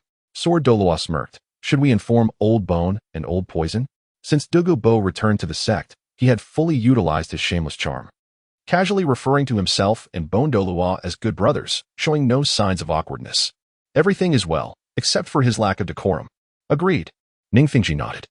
Once Sword Douluo departed, Ning Fengzhi turned to Dugu Yan, smiling. Yenner, when I entered earlier, it seemed you were practicing a particular form of boxing? Yes. Tian said it was something he recently developed, called Tai Chi. Dugu Yan proudly raised her chin slightly. Tai Chi? Ning Fengzhi's eyes glimmered as he pondered. Yenner, I perceive that the movements of this boxing style appear exceedingly slow. That is true. Dugu Yan shyly lowered her gaze, musing. Tian mentioned that Tai Chi emphasizes overcoming rigidity with flexibility and the principle of the weak defeating the strong, focusing on the philosophy of balance. The essence is to use 4 ounces to deflect 1,000 pounds, borrowing strength to return strength. Yenner, would you perform it for me to observe? Ning Fengzhi's eyes brightened with curiosity. To perform it. Dugu Yan felt a bit nervous, timidly replying, well, Tian said the boxing style is not yet perfected. And I only know a little. No matter, simply demonstrating what you have learned will suffice. Ning Fengzhi encouraged warmly. All right. Dugu Yan nodded, stepping to the open space to begin her practice. Her movements were gentle and graceful, exuding beauty. Although Ning Xiaotian had critiqued her understanding, each gesture carried a unique charm. Sword Douluo moved swiftly, soon returning with the idle Bone Douluo and Dugu Bo to the courtyard. What kind of boxing is this? It appears soft, yet it is quite visually appealing. Dugu Bo remarked, somewhat dazed. What do you know? Bone Douluo cast a disdainful glance at Dugu Bo, solemnly stating, this boxing style is not simple. Did you discern its intricacies? Dugu Bo challenged, glaring. From the techniques, it seems the boxing style's hallmark is leveraging and unburdening force. Bone Douluo, drawing from nearly a century of experience in combat, offered his assessment. What is the name of this boxing style? Sword Douluo ignored the two and turned to Ning Fengzhi. Tai Chi. Ning Fengzhi replied with gravity. Tai Chi? The three exchanged glances, then unanimously dismissed the notion, finding the term intriguing yet unfamiliar. Fortunately, it appeared that none were particularly knowledgeable about it. According to Yenner, this boxing style remains incomplete. As Ning Fengzhi glanced at the three, he decided that this matter need not be elaborated upon. Once Tian completed his absorption, everything would be revealed.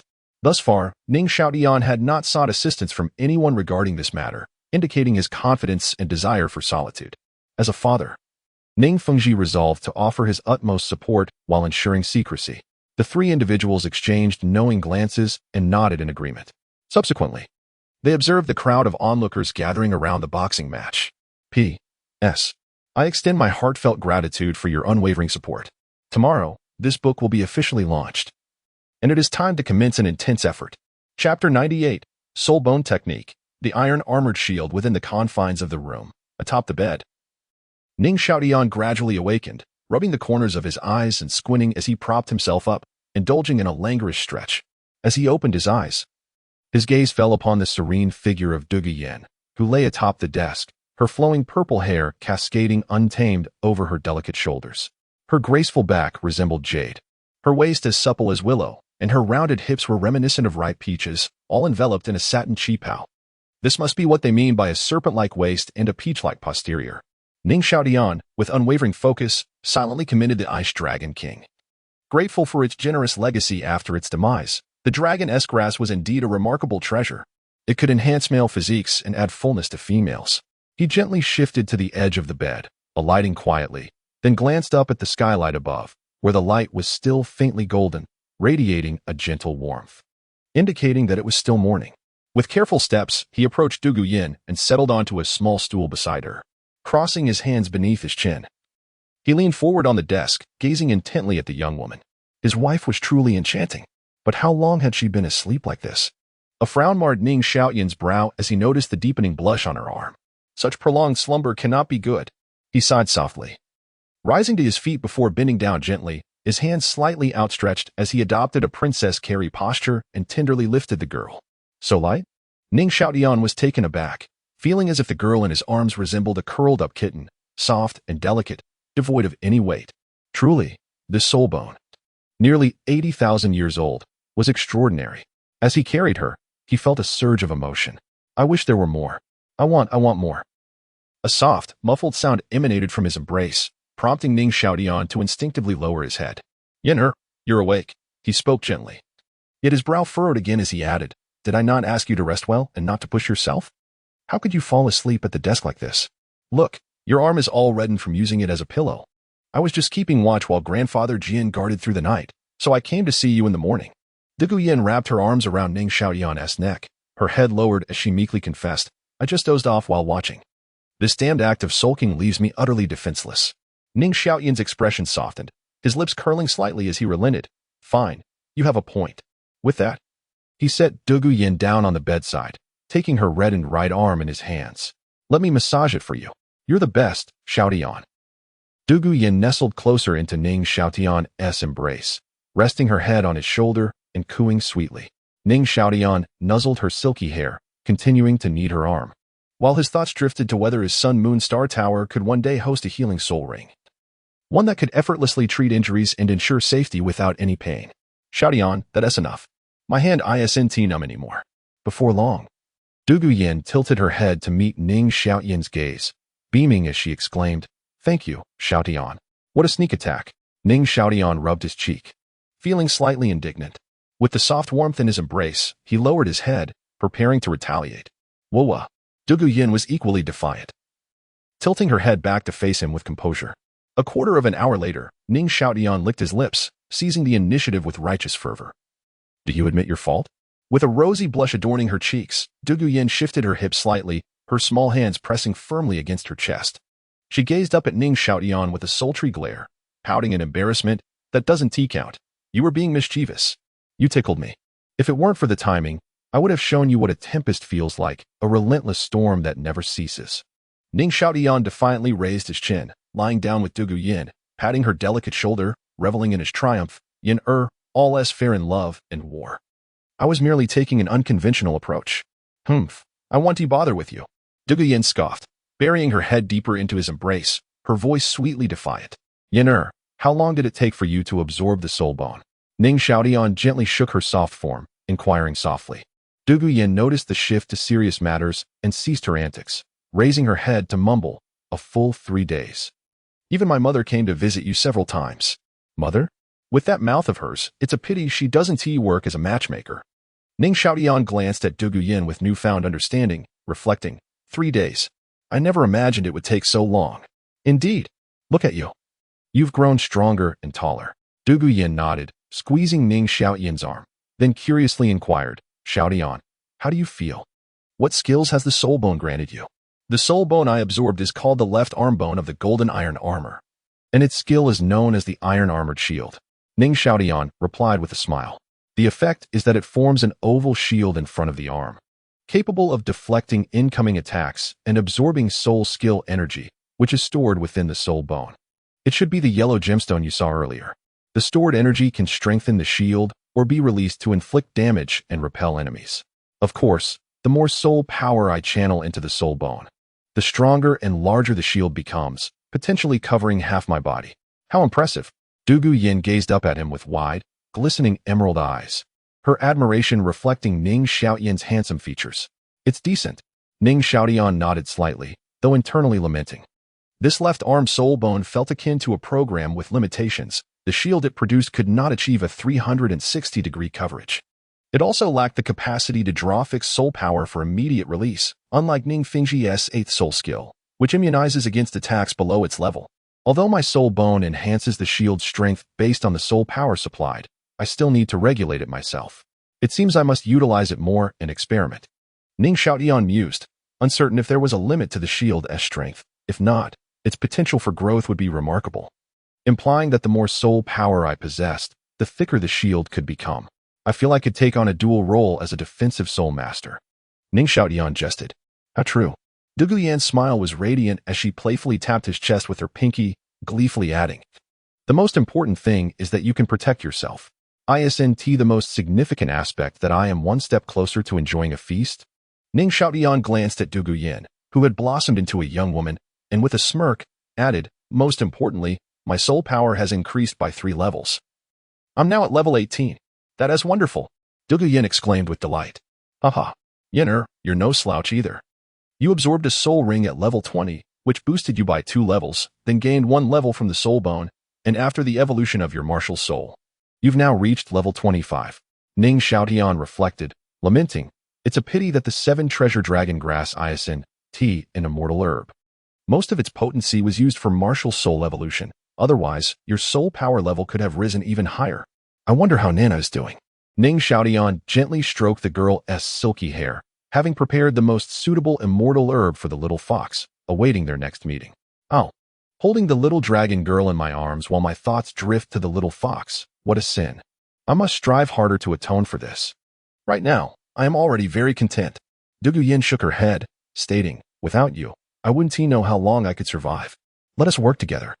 Things will only get better. Ning Xiaotian replied softly.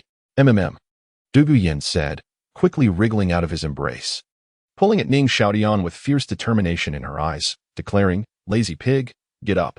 It's time to train. All right. Ning Xiaotian nodded vigorously, rising to his feet as Dugu Yan tugged him out the door. The sun shone merrily once more, perfect for practicing martial arts. Upon examining the original work, I noted the soul bone and level augmentation of Tang San, discovering a principle of the 3rd level, wherein the absorption of a 100,000 year blue silver emperor soul bone can only enhance one's level by 3. Additionally, when Xiao Wu sacrifices to create a soul ring combined with the soul bone, the increase amounts to 6 levels. Reflecting on this, one might consider it as an enhancement of the physical form, with the protagonist's soul power similarly elevated by 3 levels. Chapter 99. Soul power reaches level 20. As the morning light gently graced the world, a delicate mist lingered in the dawn. The chill of winter had just receded, leaving the early spring morning still somewhat brisk. Even indoors, a faint coolness seemed to cling to the air, making it difficult to part from the warmth of the snug bed. The steadfast biological clock, unwavering in its duty, paid no heed to such comforts and delivered a resounding wake-up call to Ning Xiaotian at the hour he most wished to remain asleep, compelling him reluctantly out of the comforting embrace of slumber, rubbing the remnants of sleep from his eyes. Ning Xiaotian turned to bestow a tender morning kiss upon the girl beside him. Yet, midway through, he suddenly halted, struck by an unexpected realization. His spirit power. It appears to have reached level 20. Momentarily taken aback, he closed his eyes once more to sense the surge within him, confirming that indeed, He had attained this new level. Yinner, Yinner. With the thrill of good news bubbling within him, he gently nudged the girl beside him. Xiaotian. What's the matter? Dugu Yan turned over, rubbing her eyes, her voice a sleepy murmur. I've broken through to level 20. Ning Xiaotian exclaimed with excitement, pulling the still-dazed girl into an embrace and planting a playful kiss on her cheek, sending the sheets into disarray. Father said that if it weren't for your extensive focus on martial arts these past 2 months, you would have reached level 20 long ago. Dugu Yan shot him a teasing glance as she began to dress. Straightening her slightly disheveled nightgown, she added with a smirk, You've certainly caused him some distress. Ah. Inspiration is something one cannot resist when it arrives. Ning Xiaotian replied sheepishly, glancing at Dugu Yan. Yinner, I'm planning to hunt for spirit rings. Would you care to join me? Absolutely. Dugu Yan sprang from the bed, flinging aside the covers and rushing into the changing room, her excitement palpable. I haven't had the chance to go out and enjoy myself in ages. Ning Xiaotian pondered for a moment, stroking his chin. How about we wait until I return with the spirit rings and let grandfather Dugu take us out for a stroll? That sounds great. Dugu Yan responded with enthusiasm.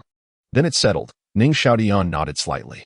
The Spirit Hall's mission hall had been established and operational across the continent over the past few months, and he had yet to experience it for himself. However, through Qian Renxue, he had learned that BBDong was currently scrutinizing the internal personnel of the Spirit Hall, particularly the management of various sub-halls, and had already executed several individuals. The catalyst for this upheaval was a civilian spirit master from Chenxin City, who had anonymously reported the head of the Spirit Hall there, none other than the infamous LSP Bishop, Myers, for abducting local women. This was a direct affront to Bibi Dong, who harbored a deep disdain for such scoundrels. Upon receiving the news, she promptly dispatched the ghost Douluo to deal with Myers, rendering him powerless and publicly expelling him from the sub-hall. Rumor has it that he was subsequently beaten to death in the streets. The reputation of the Spirit Hall soared among the common folk, while the emperor of the Tiandou Empire, Shui, found himself increasingly preoccupied, often sending Qian Renxue to personally invite Ning Fengzhi for discussions. Qian Renxue. Ning Xiaotian shook his head. He had been exceedingly busy lately. If it weren't for her recent visits to the Seven Treasures Glazed Tile school to invite Ning Fengzhi, he doubted he would have had the chance to meet her at all. Their relationship remained in a delicate balance of mutual fondness, with a hint of admiration. Xiaotian. Let's go? Dugu Yan emerged from the changing room, her steps light as she linked her arm with his, urging him onward. All right. Ning Xiaotian nodded, and together they stepped outside. The sun gradually radiated warmth, while a faint chill still lingered in the air. Mist hovered low, and 2 small birds chirped merrily on budding branches, creating a delightful ambience. Hand in hand, Ning Xiaotian and Dugu Yan strolled leisurely along the broad pathway, their movements dispersing the light fog. Xiaotian, have you decided which spirit beast you wish to hunt for your second spirit ring? Dugu Yan inquired, shaking his arm playfully, her voice melodious and enchanting. Yes, I plan to hunt either the fearsome bear or the 1,000-gene ant. Both of these spirit beasts possess exceptional strength and physical prowess. Not only will they provide me with a power-enhancing spirit ring, but they will also elevate my physical constitution, Ning Xiaotian replied thoughtfully. Combining speed with strength is indeed the perfect recipe for a formidable assault. Dugu Yan nodded in agreement. Over the past few months, under Ning Xiaotian's guidance, she had learned a great deal about spirit beasts and had improved significantly. The 1,000-gene ant is a social spirit beast, and with grandfather Dugu's martial spirit having evolved into the phosphorescent cold flood dragon, his cold poison is particularly effective against such creatures. Ning Xiaotian couldn't help but reflect on Dugu Bo's recent remarkable performance. Indeed, my grandfather has become quite formidable. He can even spar with grandfather Gu. Dugu Yan said proudly. Ning Xiaotian nodded slightly, expressing his concurrence. After evolving, Dugu Bo's martial spirit saw a significant increase in all dimensions, with every spirit ability now infused with cold attributes. Even his original snake poison had transformed into cold poison, leading to blood freezing and immobilization upon exposure, especially dangerous for weaker spirit masters who might find themselves frozen solid. Moreover, one could not warm themselves by the fire after being poisoned, as the cold poison would evolve into an advanced version of the phosphorescent snake poison, with its potency increasing in higher temperatures unless one were to be incinerated entirely. Most astonishingly, his soul bone, the Medusa head soul bone, validated Ning Fengzhi's previous insights regarding head soul bones. The age of a soul bone, exceeding 10,000 years, is no longer the primary concern. Compatibility with one's abilities is paramount. The petrifying gaze of Dugu Bo's Medusa's soul bone now emitted a freezing laser, while his right arm, having previously stored a vast amount of mixed snake poison, had mutated into the deathly poison claw. In a one-on-one scenario, the initial petrifying gaze followed by a close-range attack with the deathly poison claw could lead to immediate poisoning upon even the slightest wound. Even a title Douluo, with inadequate poison resistance, could potentially perish on the spot. In group battles, the cold poison could incapacitate all opponents below title Douluo level. Unfortunately, battling against the sword Douluo, who wielded long-range attacks, would prove challenging, and against the bone Douluo, who had also evolved his martial spirit to possess death attributes and maximum poison resistance, Dugu Bo would find himself at a disadvantage, even if petrified. At present, his strength ranked third within the sect, while he could easily dominate opponents like Yang Wudi.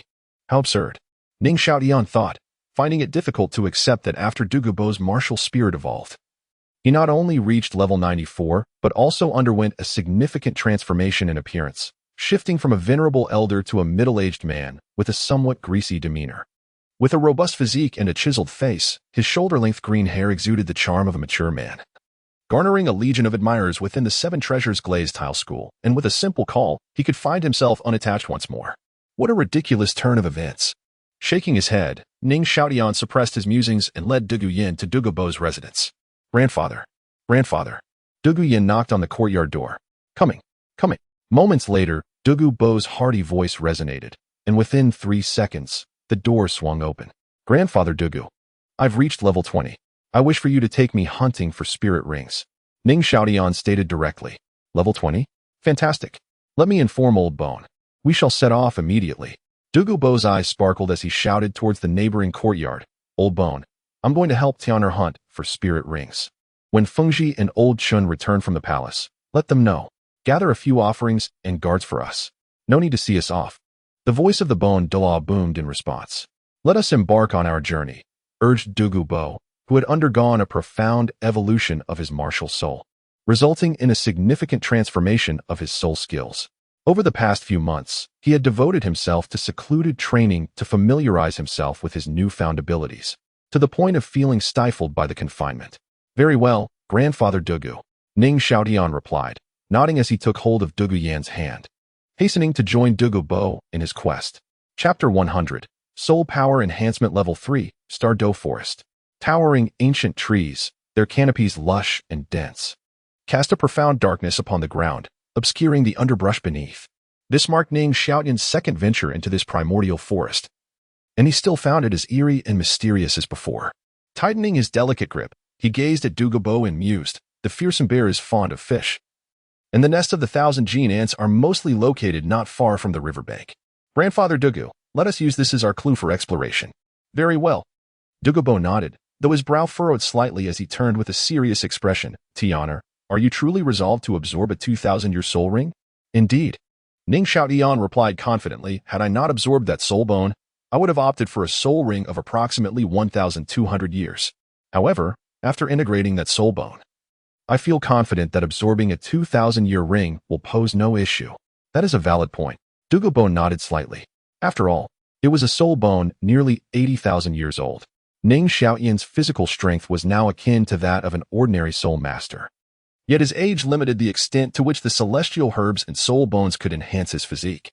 Fortunately, the energy remained within him. As he matured and his bones developed, his body would continue to be transformed, growing ever more formidable. Truly, Master Ning is remarkable. The accompanying entourage gazed in awe, pride illuminating their eyes. Their families were all branches of the Ning clan, having benefited from the Seven Treasure Glazed Tile school for generations, and their loyalty to the sect was unwavering. As the successor to the sect leader, Ning Xiaotian's increasing strength promised a brighter future for them all. Their fates were inextricably linked. Scatter. Dugu Bo raised his hand, signaling the accompanying attendants to disperse in search of the river, while he, along with Ning Xiaotian and the guards, pressed onward. Yes, Elder Dugu. The group bowed and departed. How imposing. Dugu Yan stared blankly at a distant rock formation.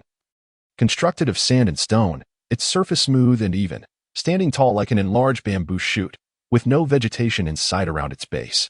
Judging by the scale of this ant nest, the 1,000 gene ants within must indeed possess a cultivation exceeding 2,000 years. Ning Xiaotian exclaimed with delight, after several hours of searching. We have finally encountered one of suitable age. It was indeed not easy. Are you certain this is the nest of the 1,000 gene ants? Dugu Bo asked, a hint of doubt in his voice as he turned to the attendant who had discovered the nest. My subordinates are certain. I witnessed an ant the size of a dining table enter, its body covered in a layer of dark golden armor.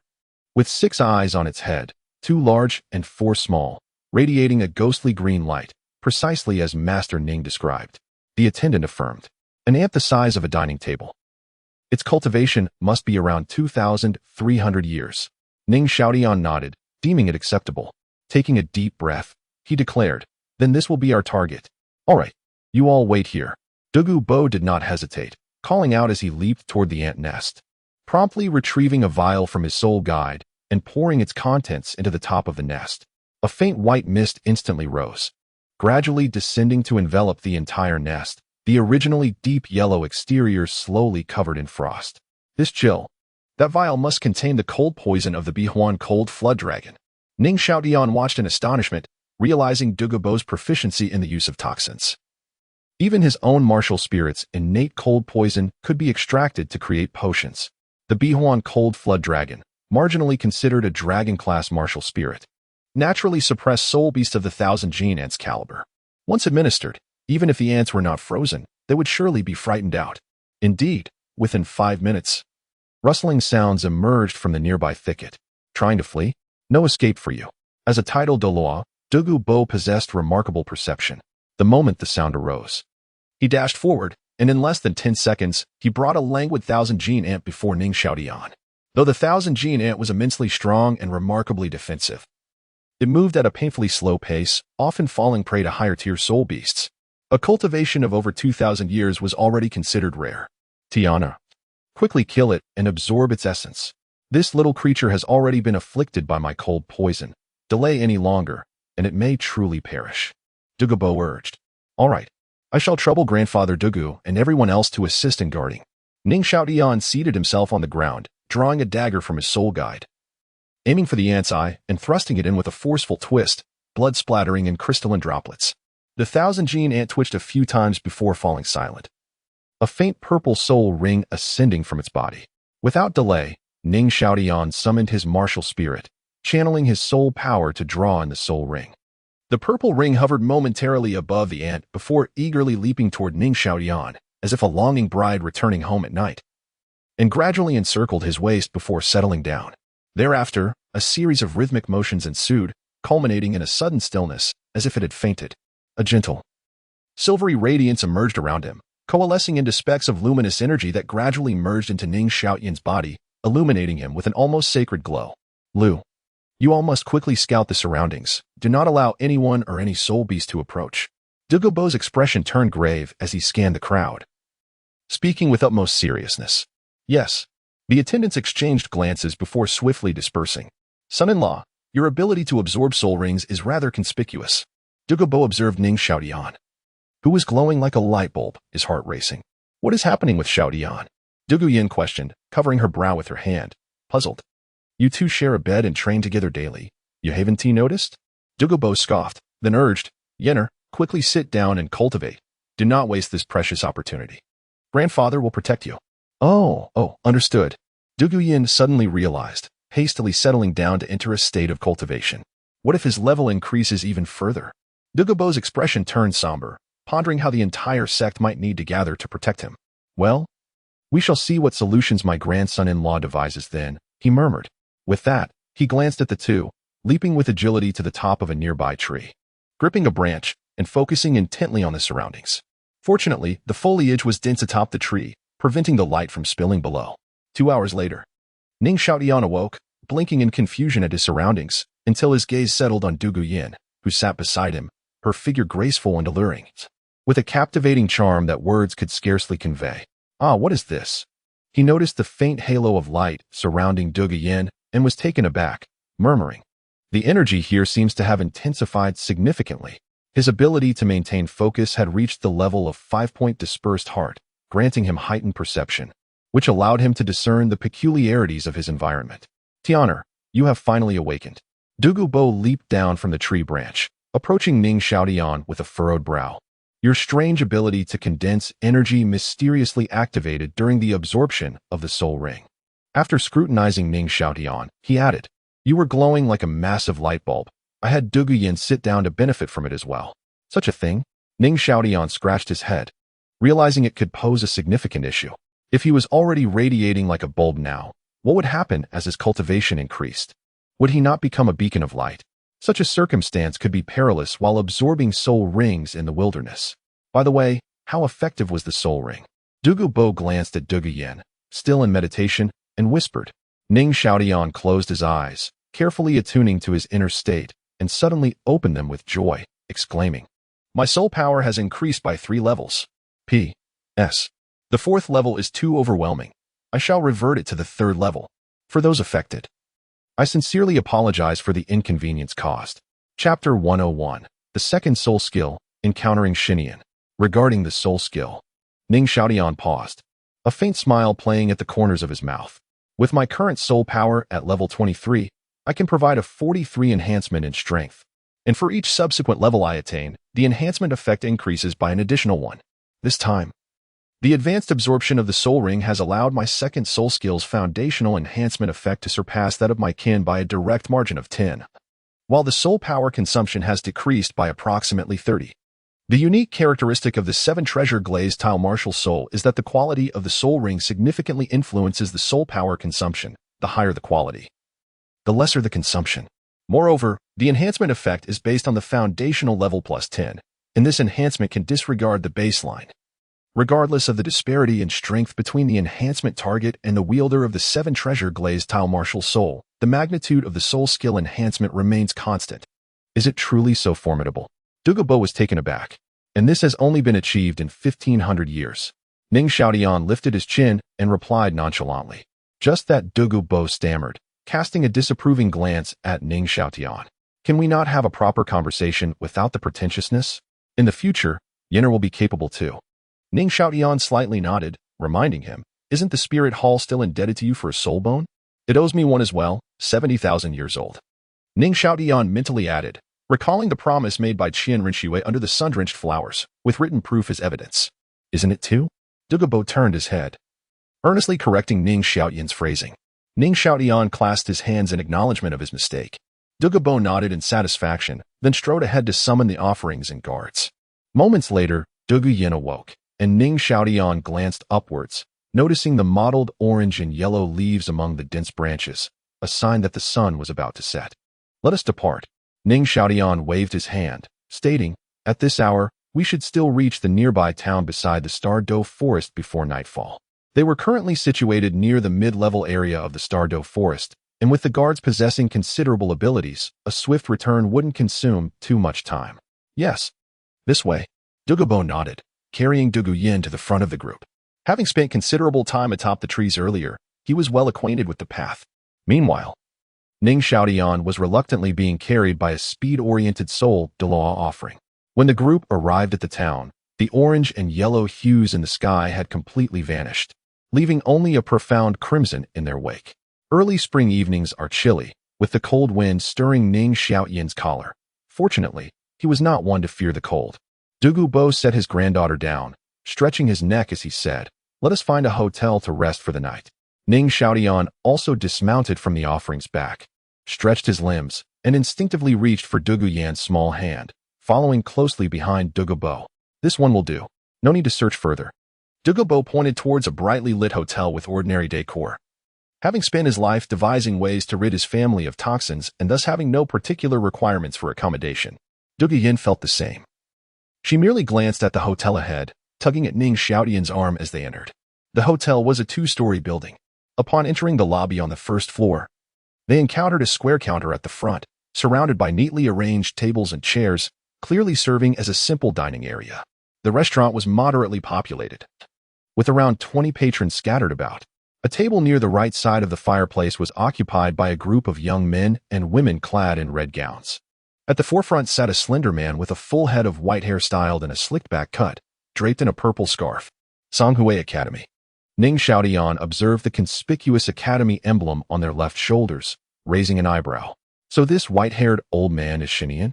He instinctively focused his attention but quickly averted his gaze. Xuantian sensed the gaze from behind and instinctively turned to see Dugu Bo at the forefront. Danger, danger, danger. Exceedingly dangerous. As a soul master specializing in illusions, his formidable mental perception informed him that this was a formidable figure. I'd best make my exit. Xuantian thought nervously as he quickly turned back to sit properly and quietly eat. Before long, Dugu Bo had secured a room and turned to Ning Xiaotian, preparing to hand over the room keys. He had booked a soundproof couple's room for Ning Xiaotian and his granddaughter. Ning Xiaotian stepped forward to accept the key, raising his head to give Dugu Bo a knowing glance that suggested, "Join me in my room tonight," then led Dugu Yan upstairs ahead of him. Huh? Dugu Bo was momentarily taken aback, bewildered as he distributed the room keys to the others before following them upstairs. "Tianer, is something the matter?" Dugu Bo asked as he entered the room and closed the door. "There is an elderly man in red below, likely a mentor from Tsanhui Academy. Tomorrow, you must follow him and, during their return journey, eliminate him and bring back his head soul bone," Ning Xiaotian stated solemnly. "The head soul bone?" Dugu Bo was taken aback. Indeed, that individual possesses exceptionally strong mental power. Out of curiosity, I glanced at him with the eye of broken veins and discovered that the concentration of soul power in his head is beyond the ordinary, especially at the core. Rubbing his chin, Ning Xiaotian continued, "If I am not mistaken, it is likely a 10,000-year gemstone type head soul bone." A 10,000-year gemstone type? Dugu Bo became agitated, hastily declaring, "I will go and take care of him immediately." "Grandfather Dugu, hold on." Ning Xiaotian quickly rose to stop Dugu Bo, saying, "We are currently in a hotel, and our attire is too conspicuous. It would be easy for others to associate us with our sect. Tianer, is it really appropriate to take a life this way?" Dugu Yan gently shook Ning Xiaotian's right hand, expressing her reluctance. "Yener, that old fellow is not worth pitying." Dugu Bo's eyes widened as he retorted. "If I heard correctly, the person Tianer referred to is Xuantian, the leader of Tsanhui Academy. He is a perverse individual, unworthy of living." Perverse? Dugu Yan was confused, as she was unfamiliar with the mentors from various academies. Indeed, Yener, Xuantian's martial soul is called Remnant Dream. During his time at Tsanhui Academy, he delighted in using his martial soul to create illusions that tormented students, all while claiming it was to temper them. Dugu Bo snorted disdainfully, adding, "Some students he tormented became imbeciles, others experienced brain death, and some even took their own lives afterward. Those who endured became participants in the Continental Soul Master Competition." "Is that true?" Dugu Yan found it hard to believe that such a mentor existed. She turned to Ning Xiaotian, her emerald green eyes filled with a desire for confirmation. "Is it really true?"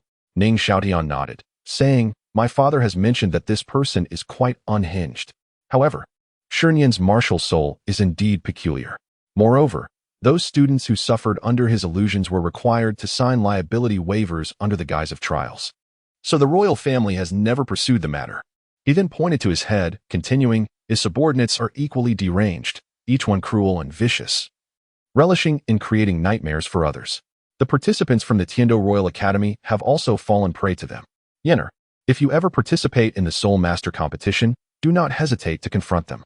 Ning Xiaotian cautioned repeatedly, for he did not wish for his future wife to endure a month of nightmares and ultimately suffer mental instability. "Understood." Dugu Yan's delicate brows furrowed as she silently committed this to memory, vowing to give her all should she ever encounter them. "Grandfather Dugu, let us rest well tonight. There is no need to rush concerning Xuantian." Ning Xiaotian turned to Dugu Bo and added, "Tomorrow, Yener and I will safely return with the offerings protecting us. And as for those students, let them be. All right, I will heed your advice. After all, Tsanhui Academy is established within the Tiandou Empire. What is there to fear about him escaping?" Dugu Bo nodded in agreement. "You all should rest early as well." With that, Dugu Bo exited the room. "Come, Yener. Let us eat something first. The hour is still not too late. We shall resume our cultivation after a brief rest." Ning Xiaotian rose from his seat, approached the table, and retrieved a plate of spicy rabbit meat from the soul guide device, turning back to say, "All right, Xiaotian, this rabbit meat is truly delectable. P.S. In the original narrative, the soul bone was a gem-type head soul bone, with no indication of its origin. Subsequently, it was inexplicably altered to an arm bone, which left me somewhat bewildered. The animation adapted it to a piece obtained from the Heaven Do auction house. In this book's setting, this soul bone is derived in the same manner as Oscar's head soul bone, acquired after the protagonist broke through to the Soul Emperor level and hunted for a soul ring, thus obtaining a 20,000 year old head soul bone, which harmonizes with his martial spirit. As for the claim that it was snatched from the Heaven Do auction house, considering the rarity of gem-type head soul bones and their high compatibility with the Seven Treasure Glazed Tile martial spirit, this soul bone was already privately traded by Ning Fengzhi with the seller, never even reaching the auction stage, regardless of whose territory it was. Chapter 102, Embracing Spring. The soul bone of the head. The following day, Ning Xiaotian rose early, yet he was not in haste to return to the Tiandou Empire. Instead, he instructed his guards to procure a carriage in the small town, and leisurely led Dugu Yan alongside Dugu Bo into the vehicle. Upon departing the town and wandering into a more secluded area, Dugu Bo silently exited the carriage. The journey home was long, and Ning Xiaotian made good use of the time, spending the majority of it in the carriage practicing his cultivation with Dugu Yan. Occasionally, he would peek out to admire the scenery along the way. The early spring branches were merely budding with green, lacking the lushness of verdant leaves and vibrant flowers. Instead, they encountered a landscape of desolate yellows and a chill in the air, prompting them to withdraw their heads back into the carriage with a sense of disappointment. How lovely it is to have a wife, Ning Xiaotian mused. For the softness of her hand in his was the only thing that could alleviate the tedium of their return journey, since they were not rushing. By the time they reached the sect, a new day had dawned. Ning Xiaotian sent his guards to inform Ning Fengzhi of their arrival, while he took Dugu Yan back to his quarters to rest and recuperate, as the bumpy ride had deprived them of a good night's sleep. 2 hours later, Ning Xiaotian awoke with a start, glanced at the skylight above, and then looked down to shake Dugu Yan gently at his waist. It was precisely noon, a perfect time for them to visit his mother for a meal.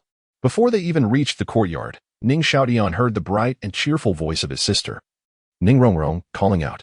The door stood open, and he led Dugu Yan inside, where they were greeted by the sight of Ning Rongrong, practicing her punches with great enthusiasm. Her chubby face glowed with vitality, her lips full and moist as she hummed and shouted in exertion. Beside her, Zhang Fenghua lounged in a chair. Dressed in a striking red outfit, delicately savoring sunflower seeds, her graceful movements exuding charm and poise. What are you doing, Rongrong?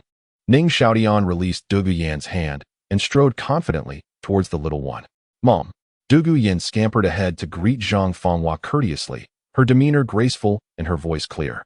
Ah, my sweet child. Zhang Fenghua's exquisite face broke into a radiant smile, captivating and enchanting.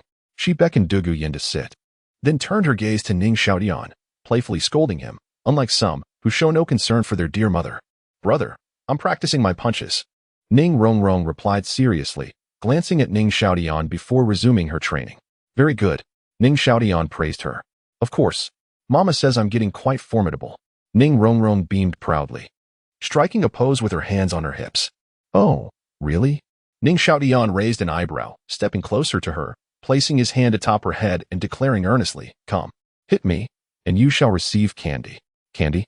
Ning Rongrong's eyes sparkled as she looked up at him. Indeed, Ning Xiaotian nodded gravely. Brother, watch me. In an instant, Ning Rongrong swung her fists at him, her legs bracing as if she were pushing against a great weight. Why can't I hit you? She exclaimed in frustration, her arms flailing like a windmill, chanting encouraging words to herself. Ning Xiaotian. A menacing aura suddenly enveloped Ning Xiaotian, causing him to instinctively retract his neck and loosen his grip. With a stumble, Ning Rongrong collided with his thigh, wrapping her arms around it tightly. Brother, I hit you. Where's my candy? She looked up, her forehead sporting a small red mark, her eyes glistening with tears. Here. Ning Xiaotian quickly fetched some candy from his soul guide, handing it to her. You are a brave warrior. Ning Rongrong's face instantly brightened as she took the candy, tearing off the wrapper and popping it into her mouth, the sweetness making her eyes squint with delight. Ning Xiaotian bent down to lift her, brushing off the dust from her clothes, and gently rubbed her forehead where the mark was. She frowned momentarily but soon returned to her sugary bliss. Look at you bumping into Rongrong. Zhang Fenghua approached, giving Ning Xiaotian a reproachful look. Then, with a stern expression, she turned to Ning Rongrong, exclaiming, You little rascal! You're so careless and clumsy. Mom, why are you teaching Rongrong to practice punches? Ning Xiaotian shifted the conversation. This little one is quite mischievous. Teaching her something keeps her from causing trouble. Besides, Zhang Fenghua replied, lifting Ning Rongrong into her arms, she's 3 years old now, and it's time to prepare her for her martial soul awakening. A little practice will do her good, especially with the weather being cool. It will warm her up. That's true. Ning Xiaotian nodded, Recalling Rongrong's serious demeanor, this was indeed a better approach than forcing her to comply while she cried. Ning Rongrong, practice well. And one day you shall be invincible. He encouraged her. Invincible? Can I eat that? Ning Rongrong tilted her head. No. Ning Xiaotian replied. Oh. Her expression dimmed with disappointment. But you can eat whatever you desire. There are plenty of delicious treats. Ning Xiaotian redirected, speaking earnestly. Really? Ning Rongrong's eyes sparkled with hope. Indeed. Ning Xiaotian nodded meaningfully. Why have you come to visit me today? Zhang Fenghua smiled at her spirited daughter. Aren't you busy with your martial arts? I'm here to mooch a meal. Ning Xiaotian grinned widely, feigning seriousness. I just returned from the Stardow Forest and came to share the good news. Is that so? Zhang Fenghua raised an eyebrow, intrigued. Tell me about your second soul ring and soul skill. Smells delicious.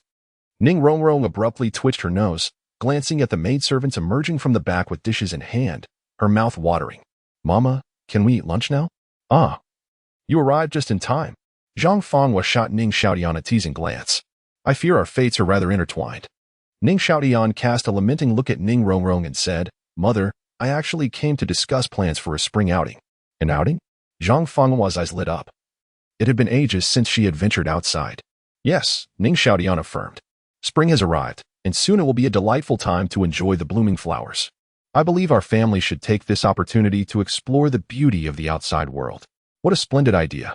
Zhang Fenghua regarded him with admiration, her excitement palpable. I shall mention it to your father tonight. Let us choose a favorable date. They say April is the most beautiful time of the year. But I feel late March is perfect for a spring outing. Just as the peach blossoms bloom and the greenery returns, the scenery will be enchanting. Ning Xiaotian contemplated for a moment before suggesting, exactly. Now, let us eat first. We can discuss our plans afterward. Yes, let's. Zhang Fenghua responded joyfully. Indeed. Ning Xiaotian nodded, taking Dugu Yan to their seats. The atmosphere was filled with warmth and harmony. After a satisfying meal and an engaging discussion about their spring outing, Ning Xiaotian, feeling fatigued, led Dugu Yan back to their room. Upon opening the door, they found Dugu Bo waiting patiently. Women can indeed converse endlessly, even over a meal that lasts more than half an hour. Observing Dugu Bo seated calmly, Ning Xiaotian could only offer an apologetic smile. Grandfather Dugu, my apologies for keeping you waiting. Not at all. I just finished my meal as well. Dugu Bo waved his hand dismissively. I was also on my way back. After collecting the soul bone, I returned to the Tiandou Empire and managed to enjoy a good night's sleep. As he spoke, he retrieved a purple skull-shaped soul bone from the soul guide device. The surface of the bone was smooth and even, with a large pentagonal gem embedded at its center, radiating a brilliant pink glow. Here, catch. Without waiting for Ning Xiaotian to respond, Dugu Bo tossed the soul bone over. This gem was significantly larger than the one on his left arm bone. Ning Xiaotian caught the soul bone, examined it, and expressed his gratitude, saying, Thank you, Grandpa Dugu. Honor. Judging by the soul power fluctuations emanating from this soul bone, it appears to be around 20,000 years old. Are you prepared to absorb it? Dugu Bo nodded slightly. Yes, indeed. Ning Xiaotian replied, If I am not mistaken, this soul bone should grant me a group support skill with a focus on illusions. Based on the skill illusionary space acquired by Ning Rongrong in the original narrative, I deduce that the skill produced by this soul bone leans towards the realm of illusions. Furthermore, it likely originated from a soul beast hunted at the time of my breakthrough to Soul Emperor. Otherwise, it would be too coincidental for it to be both gem-like and grant an illusion-related skill. Illusion-related? Dugu Bo was momentarily taken aback. Tiana, are you sure this is suitable for you? P.S. Spring treading, illusion type. Target, Tang San. Friends, feel free to unleash your imagination. Chapter 103, Dream Space, First Update. Then revise. Ning Xiaotian, well-versed in the plot, raised his chin and proclaimed, Do not underestimate the illusion-type soul bone skills. If developed properly, they could influence tens of thousands of soul masters in the future. While the skill of dream space may offer little assistance in one-on-one combat, its strategic significance in group battles is monumental. Having Ning Rongrong absorb it would be a waste for merely a small-scale skirmish. He resolved to absorb it himself. Tens of thousands. Dugu Bo was taken aback. Is it really that powerful? Indeed, if one's mental strength is sufficiently robust, it is quite possible. Ning Xiaotian affirmed with a nod. Should we wait for Fengzhi to return and inform him? Dugu Bo hesitated, recalling the guards mentioning that Ning Fengzhi had gone to the palace and had yet to return to the sect. No need. I will inform my father after I finish absorbing it. Ning Xiaotian shook his head and continued, moreover, if we can find a second suitable gem-type head soul bone in the future, there's also Rongrong to consider. Very well. Dugu Bo nodded, expressing his trust in Ning Xiaotian's judgment. Ning Xiaotian graciously inclined his head and clasped his hands together, saying, Grandfather Dugu, I would be grateful for your protection. Ah. Dugu Bo instinctively reached for his beard, only to find it missing, as he had shaved it off. Let us proceed inside. With that, Ning Xiaotian took the soul bone and walked toward the bedroom, with Dugu Bo and Dugu Yan closely following. Let us begin. Ning Xiaotian sat cross-legged on the bed, inhaled deeply, and gently pressed the soul bone to his forehead. The pink gemstone at the center of the soul bone suddenly burst forth with a vibrant cherry blossom glow, rippling outward and transforming into a purple haze that enveloped the spacious bedroom in a dreamlike luminescence. In the midst of this radiance, Ning Xiaotian felt waves of refreshing soul power continuously penetrating his mind, akin to plunging into a cool river on a sweltering summer day, rendering him utterly at ease. His previously muddled thoughts became increasingly clear, and many forgotten memories suddenly surged back, illuminating his mind. Even the uncertainties he encountered while studying martial arts seemed to have the doors of comprehension flung open, allowing clarity to flood in. As every movement and technique danced in his mind like miniature figures reenacting their forms, determined not to squander this rare opportunity, Ning Xiaotian steadied his spirit and immersed himself in the experience. Time seemed to stretch indefinitely until he finally opened his eyes, bewildered. Before him stood none other than himself, and he could not help but marvel at his own strikingly handsome visage. Is my soul detached? Ning Xiaotian gasped, attempting to move but finding himself immobilized, only able to gaze around in confusion. He clearly observed Dugu Yan, with her alluring and curvaceous form tinged with a hint of melancholy, and Dugu Bo, imposing and clad in green from head to toe. Above his own head, the head soul bone had morphed to match the size of his own skull, resembling a virtual helmet that was gradually tightening. 1, 2, 3. As the head bone snugly conformed to his head, 3 spherical orbs, resembling planets, slowly emerged above him, shining in silver, white, and gold hues. The 3 orbs began to hover and rotate slowly in a clockwise manner, gradually increasing in speed until they whirled rapidly. Suddenly, Ning Xiaotian felt an immense gravitational force, as if he were being drawn into the tricolor vortex above his head. A soft humming sound filled the air, only to be abruptly replaced by a profound stillness. The pink and purple light in the room vanished, leaving behind the pure white radiance of Ning Xiaotian, whose 3 orbs seemed to vanish as if cloaked in invisibility. His countenance radiated tranquility, resembling an ethereal being, adorned with a gentle smile and clad in flowing white garments, exuding an aura of sanctity and purity. How striking! Dugu Yan gazed at him, her emerald green eyes filled with admiration. Yenner, stop staring. Sit down and cultivate, Dugu Bo remarked, casting a glance at his infatuated granddaughter. Oh. Dugu Yan swallowed hard and hurriedly settled down to meditate. The energy fluctuations within the room felt overwhelmingly intense. Dugu Bo suppressed his desire to sit down and cultivate, swiftly exiting the room.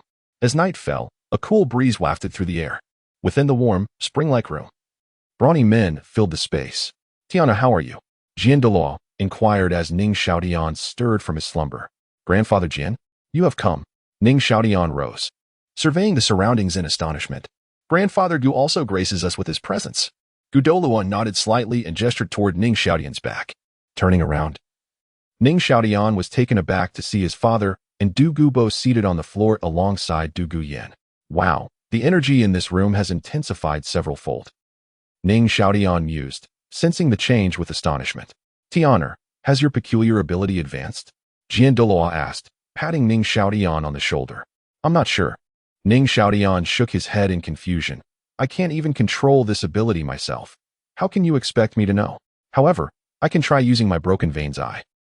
With that thought, Ning Xiaotian turned to scrutinize the 3 individuals on the floor. Intricate patterns, flowing like streams, immediately manifested before his eyes, fine as willow threads. They crisscrossed throughout the bodies of the 3. Wow, how impressive! His gaze lingered on Dugu Yan, where, apart from the meridians, her silhouette was strikingly clear, her contours delicate and alluring, captivating him endlessly. My broken veins eye has indeed advanced. I can now see the meridians, Ning Xiaotian rejoiced, but then sighed, unfortunately. I have yet to reach the level of Ancestor Ning Yun. According to Ning Fengzhi, Ancestor Ning Yun could perceive hidden veins as fine as a hair. While he could only discern the prominent ones at present, that is already quite remarkable. Ancestor Ning Yun possessed a 90,000-year-old gem-type head soul bone. And his cultivation far surpassed yours, Jian Douluo comforted, patting Ning Xiaotian's shoulder once more. Indeed, Ning Xiaotian felt reassured and smiled. Fengzhi, you have awakened. Just then, Gu Douluo interjected. Indeed, I had not anticipated that Tian'er absorbing the head soul bone would so greatly enhance the energy in this room. This brief period of cultivation may well save me several months of training, Ning Fengzhi remarked as he rose, filled with awe. Turning to Ning Xiaotian, he added joyfully, have you already absorbed the 20,000, your head soul bone so quickly? It seems your energy consolidating ability has assisted you significantly. I'm uncertain about that, as you know. I have no control over this ability. Ning Xiaotian scratched his head, feeling helpless. Perhaps my mental strength is still insufficient. That is certainly possible. Ning Fengzhi nodded in agreement. So, Tian'er, how's the soul bone skill? Ning Xiaotian readily accepted the absorption of the 20,000, your gem-type head soul bone. But what mattered most was the skill it bestowed, which determined the soul bone's true value. Father, this soul bone is called the Illusionary Wisdom Soul Bone. And the skill it grants me is named Dream Space. Ning Xiaotian exclaimed with satisfaction, smiling broadly. It is a group support skill that enhances the mental strength of allied teammates within its coverage by 30, while also establishing a mental network that fosters understanding among them and grants immunity to illusions. After speaking, he paused briefly, his gaze flickering. If permitted by his teammates, he could share real-time memories from his mind through their perspective, meaning that whatever his comrades perceived, he could also witness. Conversely, when utilized against foes, it would induce a hallucinatory effect, causing disorientation and gradually weakening their mental fortitude. Should his mental strength significantly surpass that of his adversary, he could forcibly draw them into a dreamscape and invade their memories. Additionally, due to the protagonist's unique enhancement from the celestial herb and his inherent special psychic energy, the power of the soul bone has been amplified, now equivalent to that of a 30,000-year-old head soul bone, along with an enhancement of its abilities. Chapter 104, Tang San. Here I come. What a wondrous dreamscape. Ning Fengzhi's eyes sparkled as he exclaimed, this is an auxiliary soul skill with immense potential. If utilized effectively, it could even sway the outcome of a large-scale battle. You're quite fortunate, Tian'er, he continued, to which Ning Xiaotian responded humbly, scratching his head. Well, it's not too bad. Father, are we all descendants of the Ning Yan ancestors? Ning Xiaotian suddenly pondered aloud. Indeed. What brings this to mind? Ning Fengzhi nodded, somewhat puzzled. Since my broken vein I can awaken and advance through the enhancement of mental strength, might you also be capable of such? Ning Xiaotian raised his head, his eyes glimmering with hope. If Ning Fengzhi could awaken the broken vein perhaps he could become a formidable force, capable of self-defense, if not for charging into battle. That may not be possible, Ning Fengzhi shook his head. For centuries, our lineage has boasted ancestors with formidable mental prowess and exceptional talent.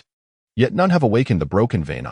He then lowered his gaze to Ning Xiaotian, adding, Tian'er, your awakening may be due to the unique properties of that celestial herb. Beyond just the enhancement of mental power, it is your own fortune, irreplicable. Celestial herb. Fortune. Ning Xiaotian murmured, his eyes suddenly brightening. He swiftly turned to the now awakened Dugu Bo, who had been roused by their conversation, and said, Grandpa Dugu Bo, please take the time to pick the waterfall of autumn from the ice and fire duality. All right, Dugu Bo replied, casting a strange glance at Ning Fengzhi before nodding. Ning Xiaotian turned back to Ning Fengzhi, saying, Father, records indicate that consuming the celestial herb, waterfall of autumn, can help one develop the fiery eyes that see through all wonders, perhaps aiding you in awakening the broken vein. Waterfall of autumn. Ning Fengzhi mused, pondering for a moment before sighing, let it be for Rongrong. She is still young, with a greater potential for growth in the future. Father. But that is the ability to see through. Ning Xiaotian's lips quirked in a strange expression, implying, are you sure? Ning Fengzhi paused, contemplating the implications of seeing through all wonders. He looked at Ning Xiaotian thoughtfully and declared, then let it be for me to consume. Also, Tian'er, refrain from using the broken vein in front of girls. Father, you have betrayed me.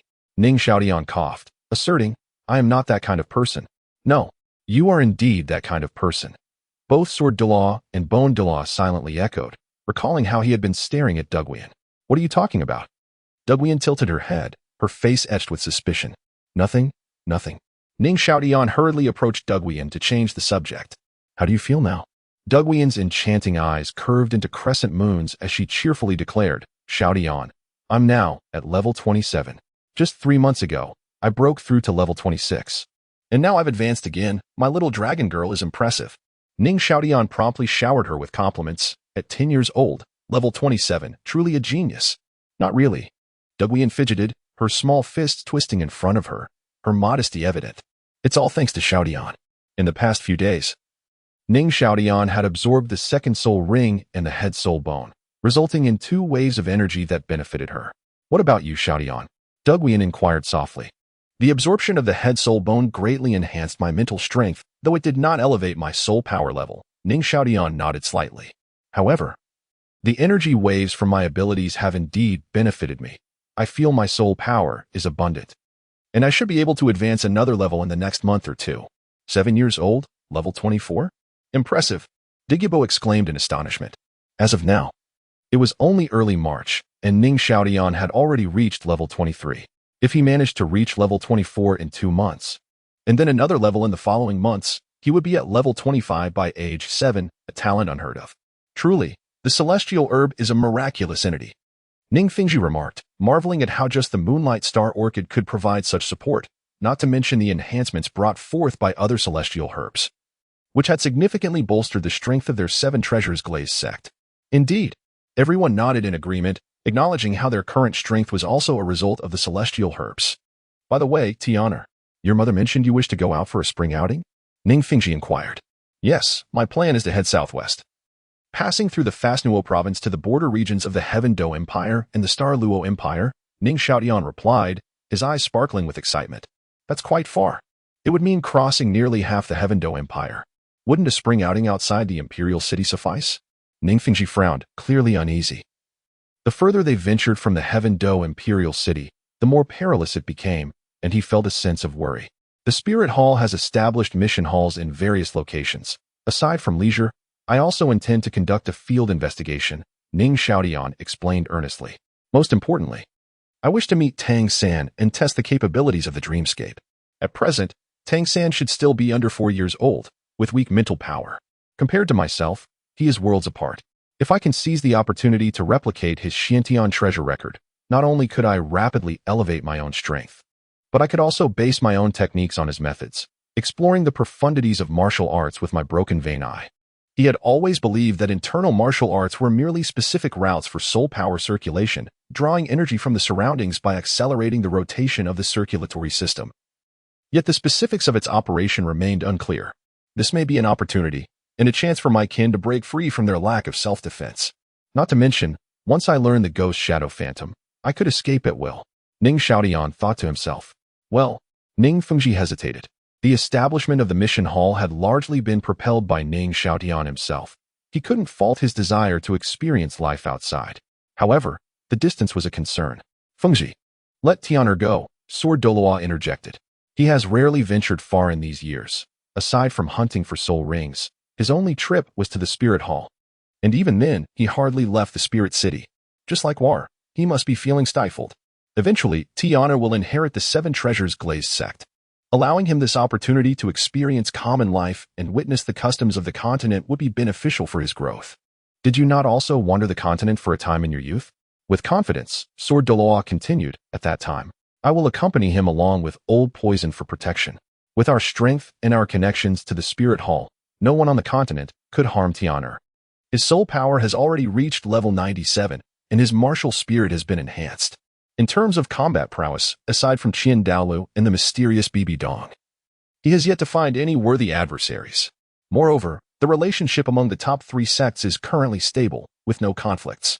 And with Dugu Bo's presence, not to mention his immensely powerful martial spirit post-evolution, combined with the head soul bone's ability, Medusa's gaze, and the 8th soul skill, time freeze, they would make an unbeatable duo. Indeed, Ning Fengzhi's expression eased, and he nodded slightly, feeling reassured about their current strength. Thank you, father. Ning Xiaotian looked gratefully at Sword Douluo beside him, his face beaming with joy. Then let's set it for the end of this month. I will speak to His Majesty about it. Ning Fengzhi pondered for a moment. With so many from the Seven Treasures Glazed sect traveling, They would need to make appropriate arrangements and inform Shui. Yes, yes. Ning Xiaotian nudged Dugu Yan with his elbow. His face alight with happiness. S enchanting eyes cast a captivating glance at, her face radiant with joy. What began as mere complaints about going out had unexpectedly transformed into a heartfelt wish granted by him. Is truly the finest husband in the world, she mused inwardly. Oh, father, in addition to absorbing the head soul bone, I have made further gains, said with a smile. His martial arts, bolstered by the autumn breeze of soul bone absorption, had finally begun to take form. Oh, what gains? Inquired with interest. During the absorption of the soul bone, my mental prowess surged dramatically, and my mind became inexplicably clear. Seizing this opportunity, I managed to conceive a rudimentary form of my martial technique, replied with a grin. Ahem, Tiana. Have you truly been studying this martial technique for over a year and only just produced a preliminary form? The sword Douluo interjected, raising an eyebrow. Do tell. Remained composed, his tone gentle. Well, my martial technique, or rather, now it should be accurately termed a martial art. I have named it Reincarnation Calamity, signifying an endless cycle, a perpetual flow, with hidden dangers lurking within, declared, lifting his chin. He had been researching this since he began learning from the Bone Douluo at the age of 3. Now, for years had passed. Isn't that Taiji? Asked, taken aback. Recalling that he had seen practice it before. Taiji is merely a component, shook his head, stating.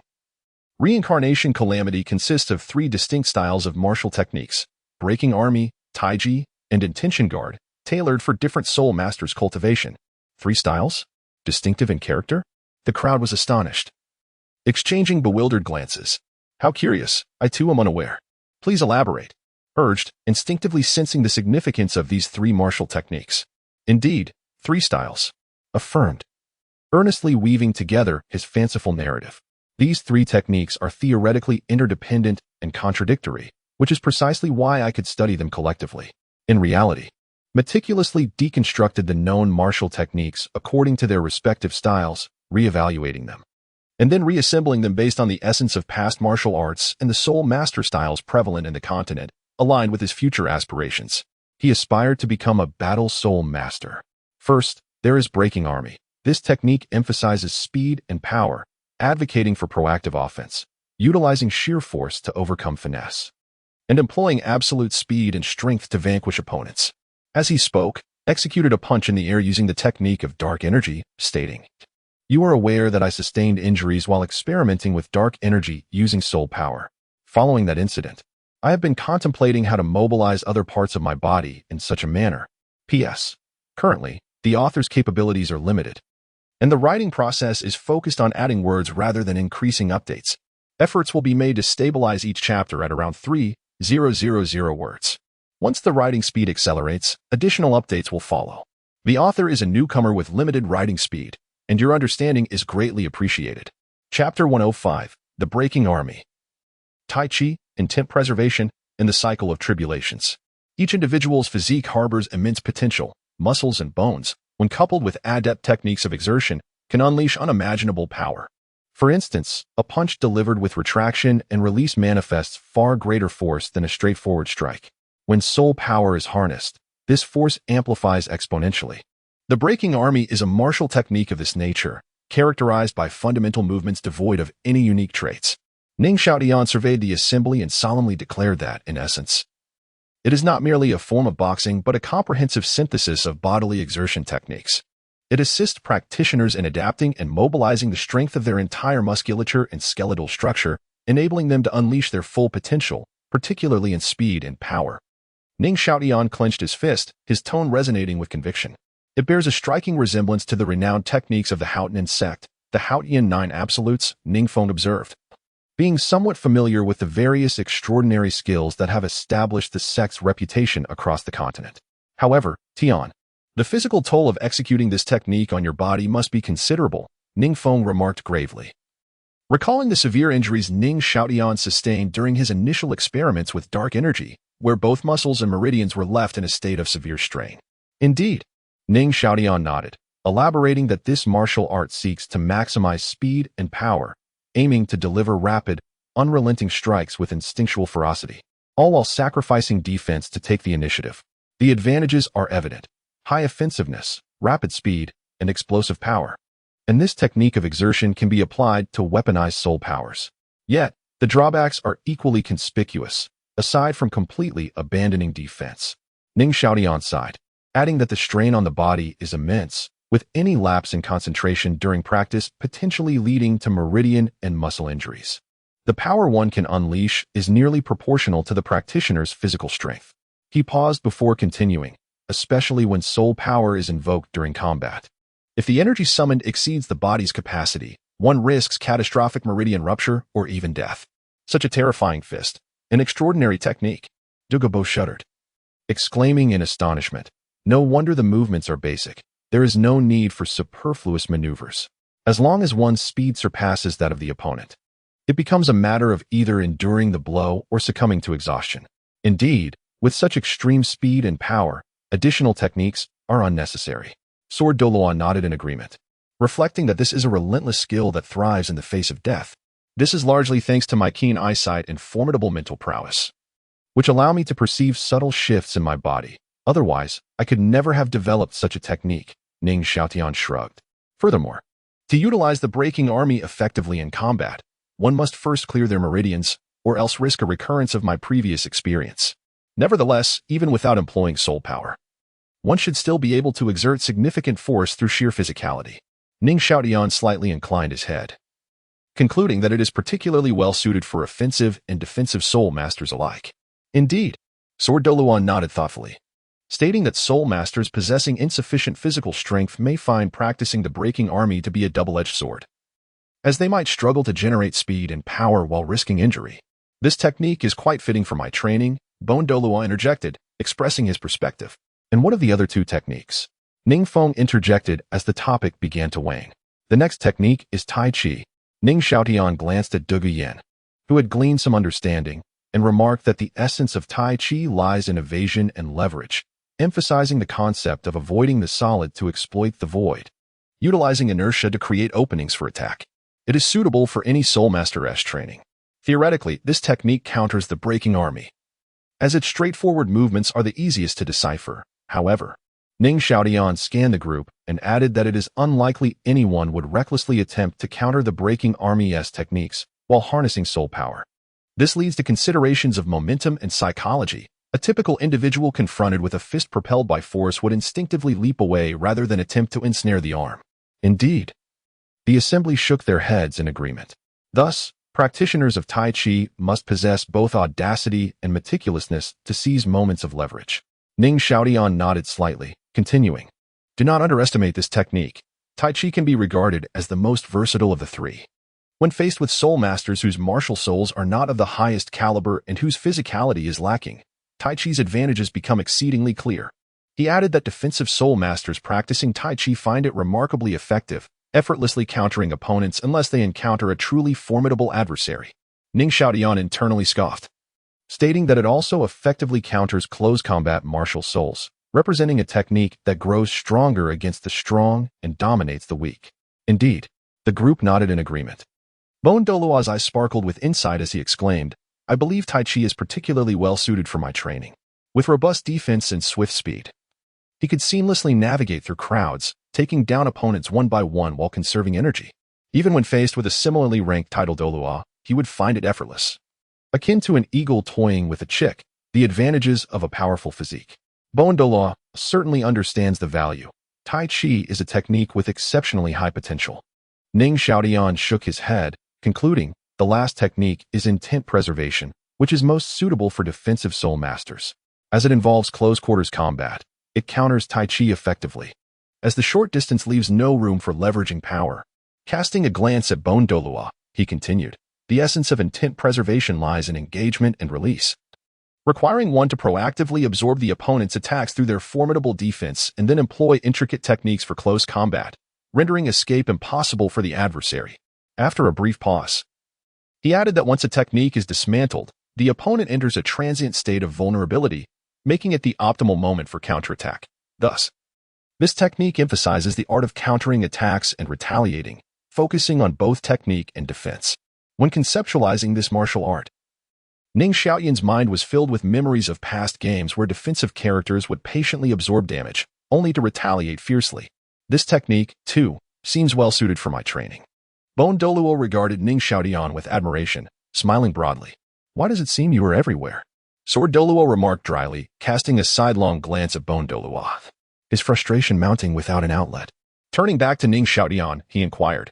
So these three techniques, breaking army focuses on all-out offense, Tai Chi emphasizes evading danger before striking back, and intent preservation advocates for active defense before countering? Precisely. Ning Xiaotian affirmed with a nod, adding, integrating these three martial arts results in the cycle of tribulations. A comprehensive close combat technique, yet the difficulty of mastering it remains considerable. An almost insurmountable challenge. Dugu Bo retorted, feeling that mastering even one technique would require considerable time. And one must also balance their focus on mental control to unleash its full power. Indeed, it demands immense energy, potentially hindering one's training, making it unlikely to be promoted within the sect. Ning Fengzhi sighed, noting that soul masters have limited optimal training time. And not everyone possesses Ning Xiaotian's peculiar ability to facilitate their cultivation. Yet, it is highly suitable for me and Old Bone to practice.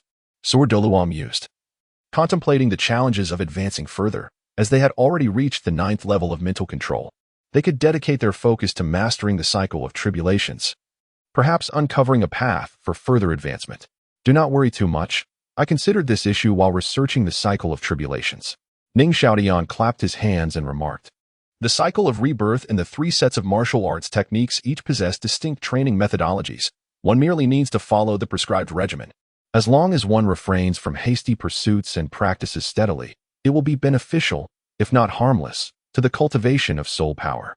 Moreover, Ning Xiaotian turned to Ning Fengzhi and continued, although the core essence, training methods, and foundational movements of the three sets of martial arts have formed a coherent system, they still fundamentally represent only a nascent stage. They require continuous practical application to test and refine them. The cycle of rebirth itself is a martial art that evolves with the enhancement of combat experience, manifesting diverse inclinations and styles depending on the practitioner. In this regard, I cannot achieve it alone and require the sect's assistance. This is precisely why I have chosen to deconstruct the cycle of rebirth into three distinct martial arts techniques, each accompanied by its own training approach.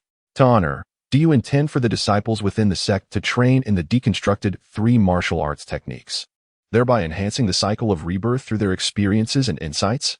Ning Fengzhi inquired with narrowed eyes, gravely. Indeed. This approach will not only bolster the disciples' combat abilities, but also aid in perfecting the cycle of rebirth. As long as we maintain control over distractions in the subsequent training methods, there should be no significant issues, Ning Xiaotian affirmed.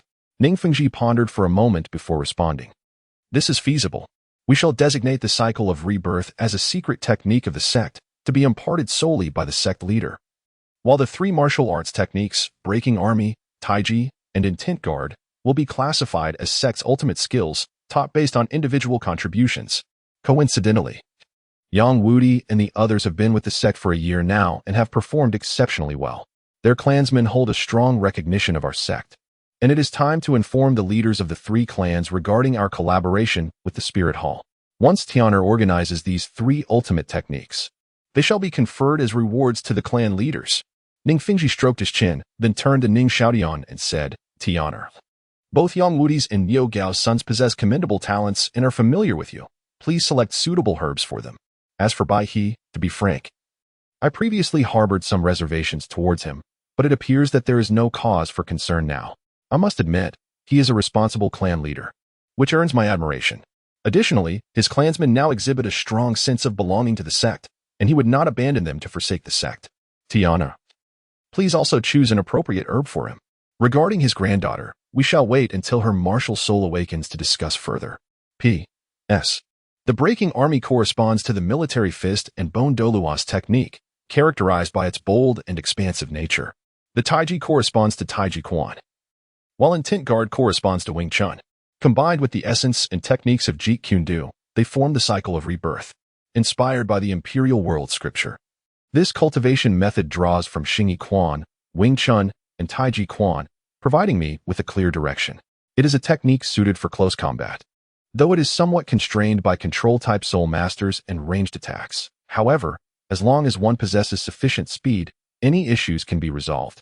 Chapter 106. The Nine Hearts Begonia and Family Rules, if only Bai Chenxiang were a few years older.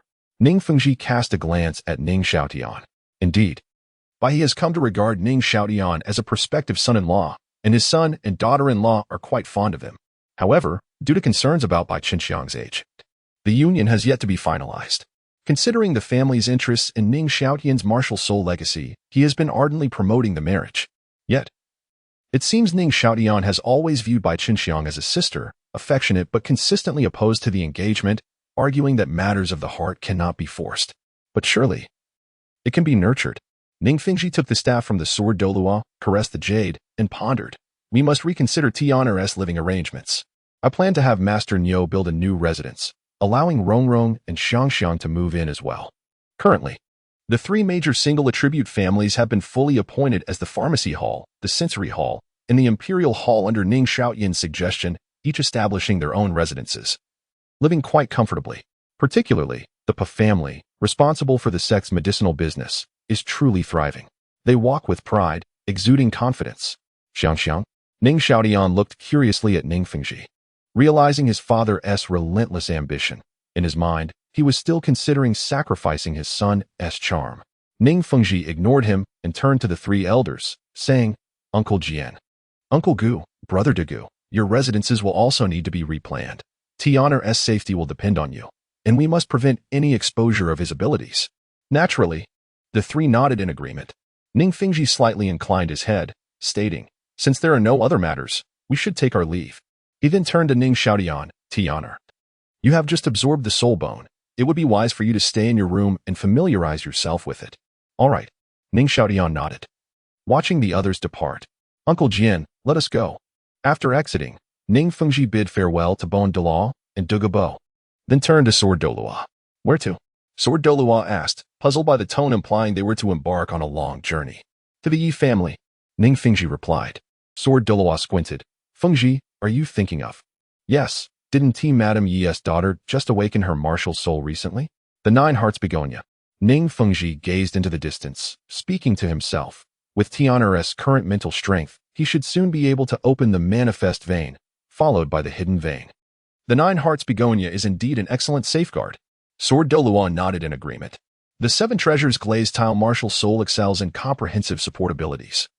And while it possesses healing capabilities, such as Ning Fengzhi's sixth soul skill, Healing Light, it pales in comparison to the enhanced healing abilities of the Nine Hearts Begonia. Additionally, with the Reincarnation Calamity and the Breaking Army, Ning Fengzhi spoke solemnly, his tone resolute. This matter must be executed flawlessly.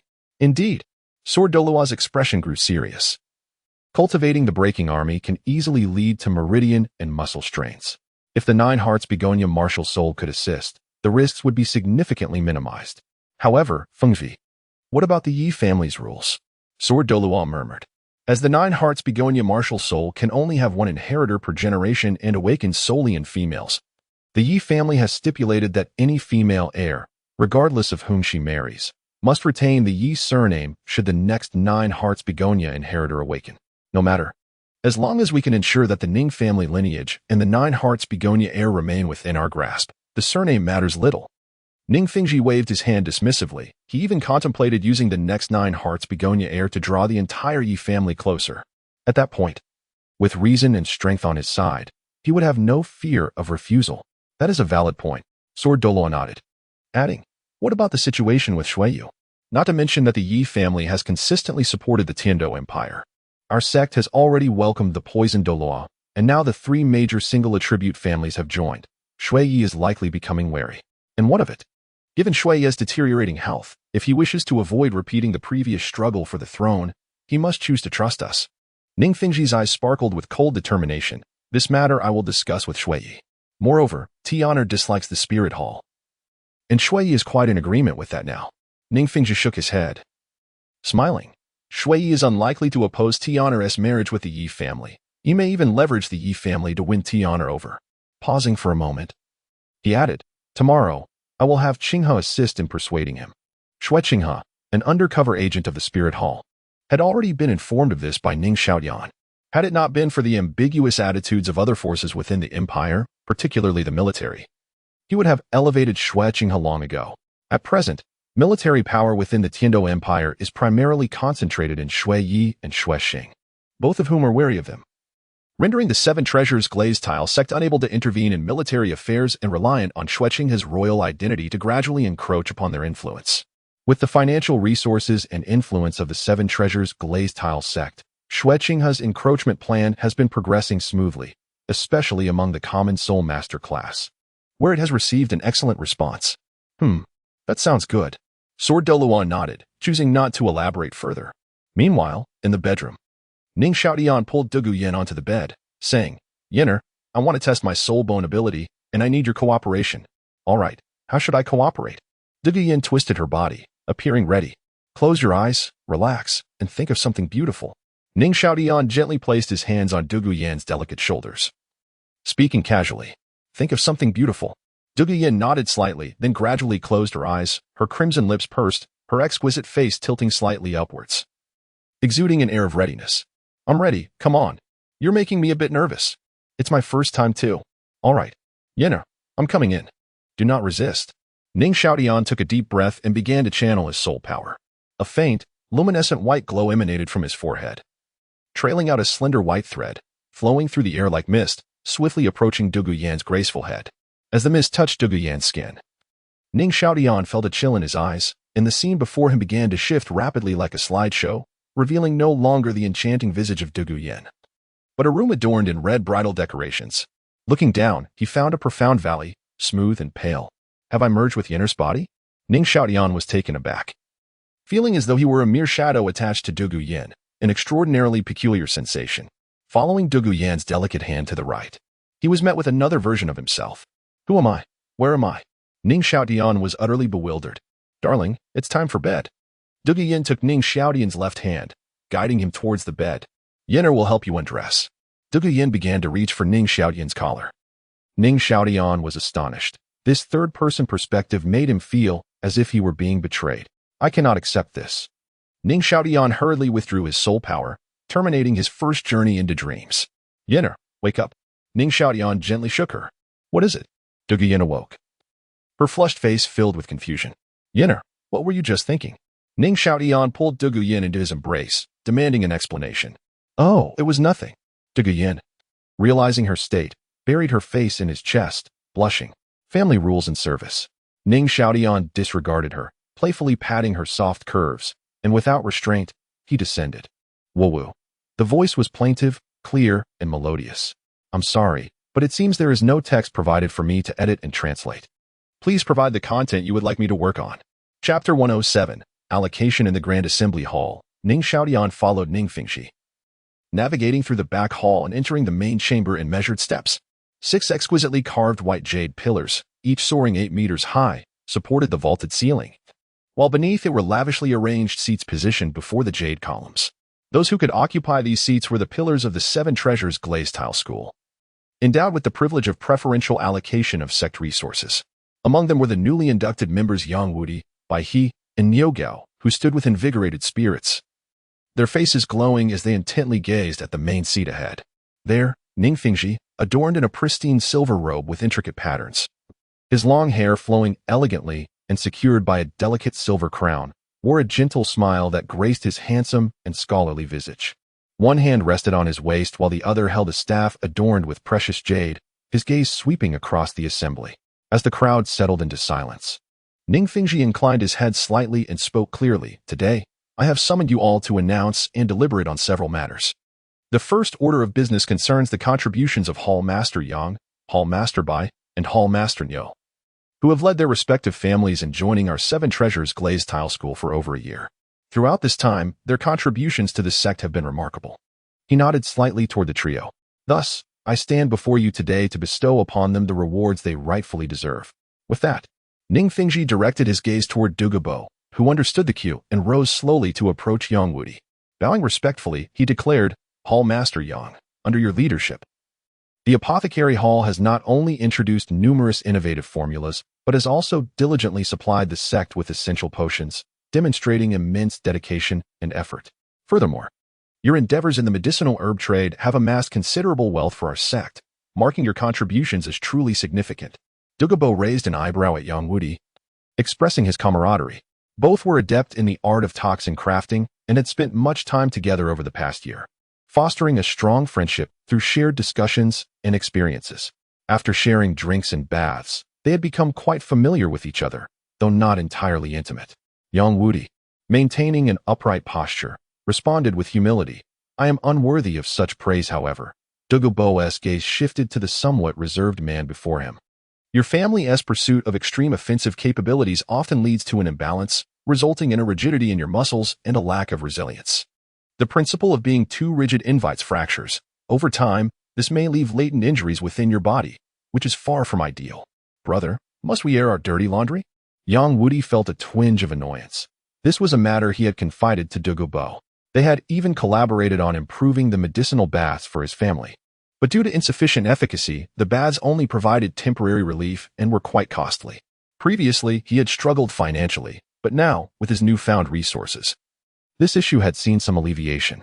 Dugu Bo presented a beautifully crafted jade box before Yang Wudi, stating, "This contains 3 snow silkworms, regarded as premier medicinal herbs, known for their ability to relax tendons and invigorate circulation, making them highly suitable for your family. Brother Dugu, these are of the highest quality." Dugu Bo nodded slightly and whispered, "Understood, understood, thank you, Brother Dugu. I shall treat you to a drink shortly," Yang Wudi replied cheerfully, casting a grateful glance at Dugu Bo before turning to Ning Fengzhi and exclaiming, "Thank you for the generous reward, Sect Master." Ning Fengzhi smiled gently. "Hall Master Yang, please take your seat. This is your due." Since joining the sect, Yang Wudi had proven to be a veritable treasure, possessing exceptional potential that could very well lead to his ascension in rank. Ning Fengzhi was keenly aware of his value, and he felt compelled to express gratitude to the Xuantian School for this fortuitous addition. Indeed, Yang Wudi bowed again, slowly taking his seat, cautiously unveiling the jade box. His eyes sparkled with delight at the precious contents, quickly closing the lid as he caressed the box tenderly, as if it were a cherished possession. Dugu Bo approached Baihe next, bowing respectfully. "Hall Master Bai, your family's role in maintaining vigilance and gathering intelligence for the sect has been invaluable." He then produced another exquisite jade box, presenting it to Baihe. This contains snow lotuses, a top-tier medicinal herb known for its ability to promote circulation, dispel cold and dampness, and detoxify the body. It should serve you well. Though Baihe was advanced in age, his cultivation was commendable. However, his physical vitality had waned significantly. Dugu Bo and Ning Xiaotian had deliberated extensively on the suitable herbs for him, considering the balance of potency and his health. "Thank you, Elder Dugu." Baihe quickly accepted the offering and turned to Ning Fengzhi, bowing respectfully. "Thank you, Sect Master." "Of course, Hall Master Bai. Please take a seat." Ning Fengzhi replied with a warm smile, treating Baihe with the utmost courtesy. "Yes, Sect Master." Baihe complied promptly, embodying the essence of propriety. Regardless of whether his granddaughter would marry Ning Xiaotian in the future, he was acutely aware of the necessity of maintaining decorum in public. Despite the friendly atmosphere within the Seven Treasures Glazed Tile School, he always felt a subtle pressure as an outsider from the Xuantian School. Dugu Bo, sensing Baihe's rigid demeanor, decided against further probing and continued, "Hall Master Bai, young Xiangxiang is still quite young. Arrangements will be made after her martial soul awakens." Thank you, Elder Dugu." Baihe's face flushed with embarrassment as he attempted to rise in gratitude. Dugu Bo, feeling a shiver run down his spine, pressed him back down, saying, "Hall Master Bai, there is no need for such formalities. Old hawk, why the politeness? You are all family now." Yang Wudi interjected with a smirk, "Your granddaughters will eventually become Ning Xiaotian's brides. With such familial ties, you are indeed family." Ning Xiaotian felt overwhelmed, realizing that everyone seemed to be in favor of him marrying Bai Chenxiang in the future. "Have you considered my feelings and those of my sister?" "I protest. This is quite overwhelming." Yang Wudi turned to Dugu Bo, curiosity evident on his face. As Bai Chenxiang was destined to be a future bride of the Ning family, the herbs she would receive would surely be the most suitable, perhaps even rare celestial herbs. However, with over 4 years remaining until her martial soul awakened, he knew that celestial herbs were closely guarded secrets within the sect. Dugu Bo, responsible for such matters, might have some insight.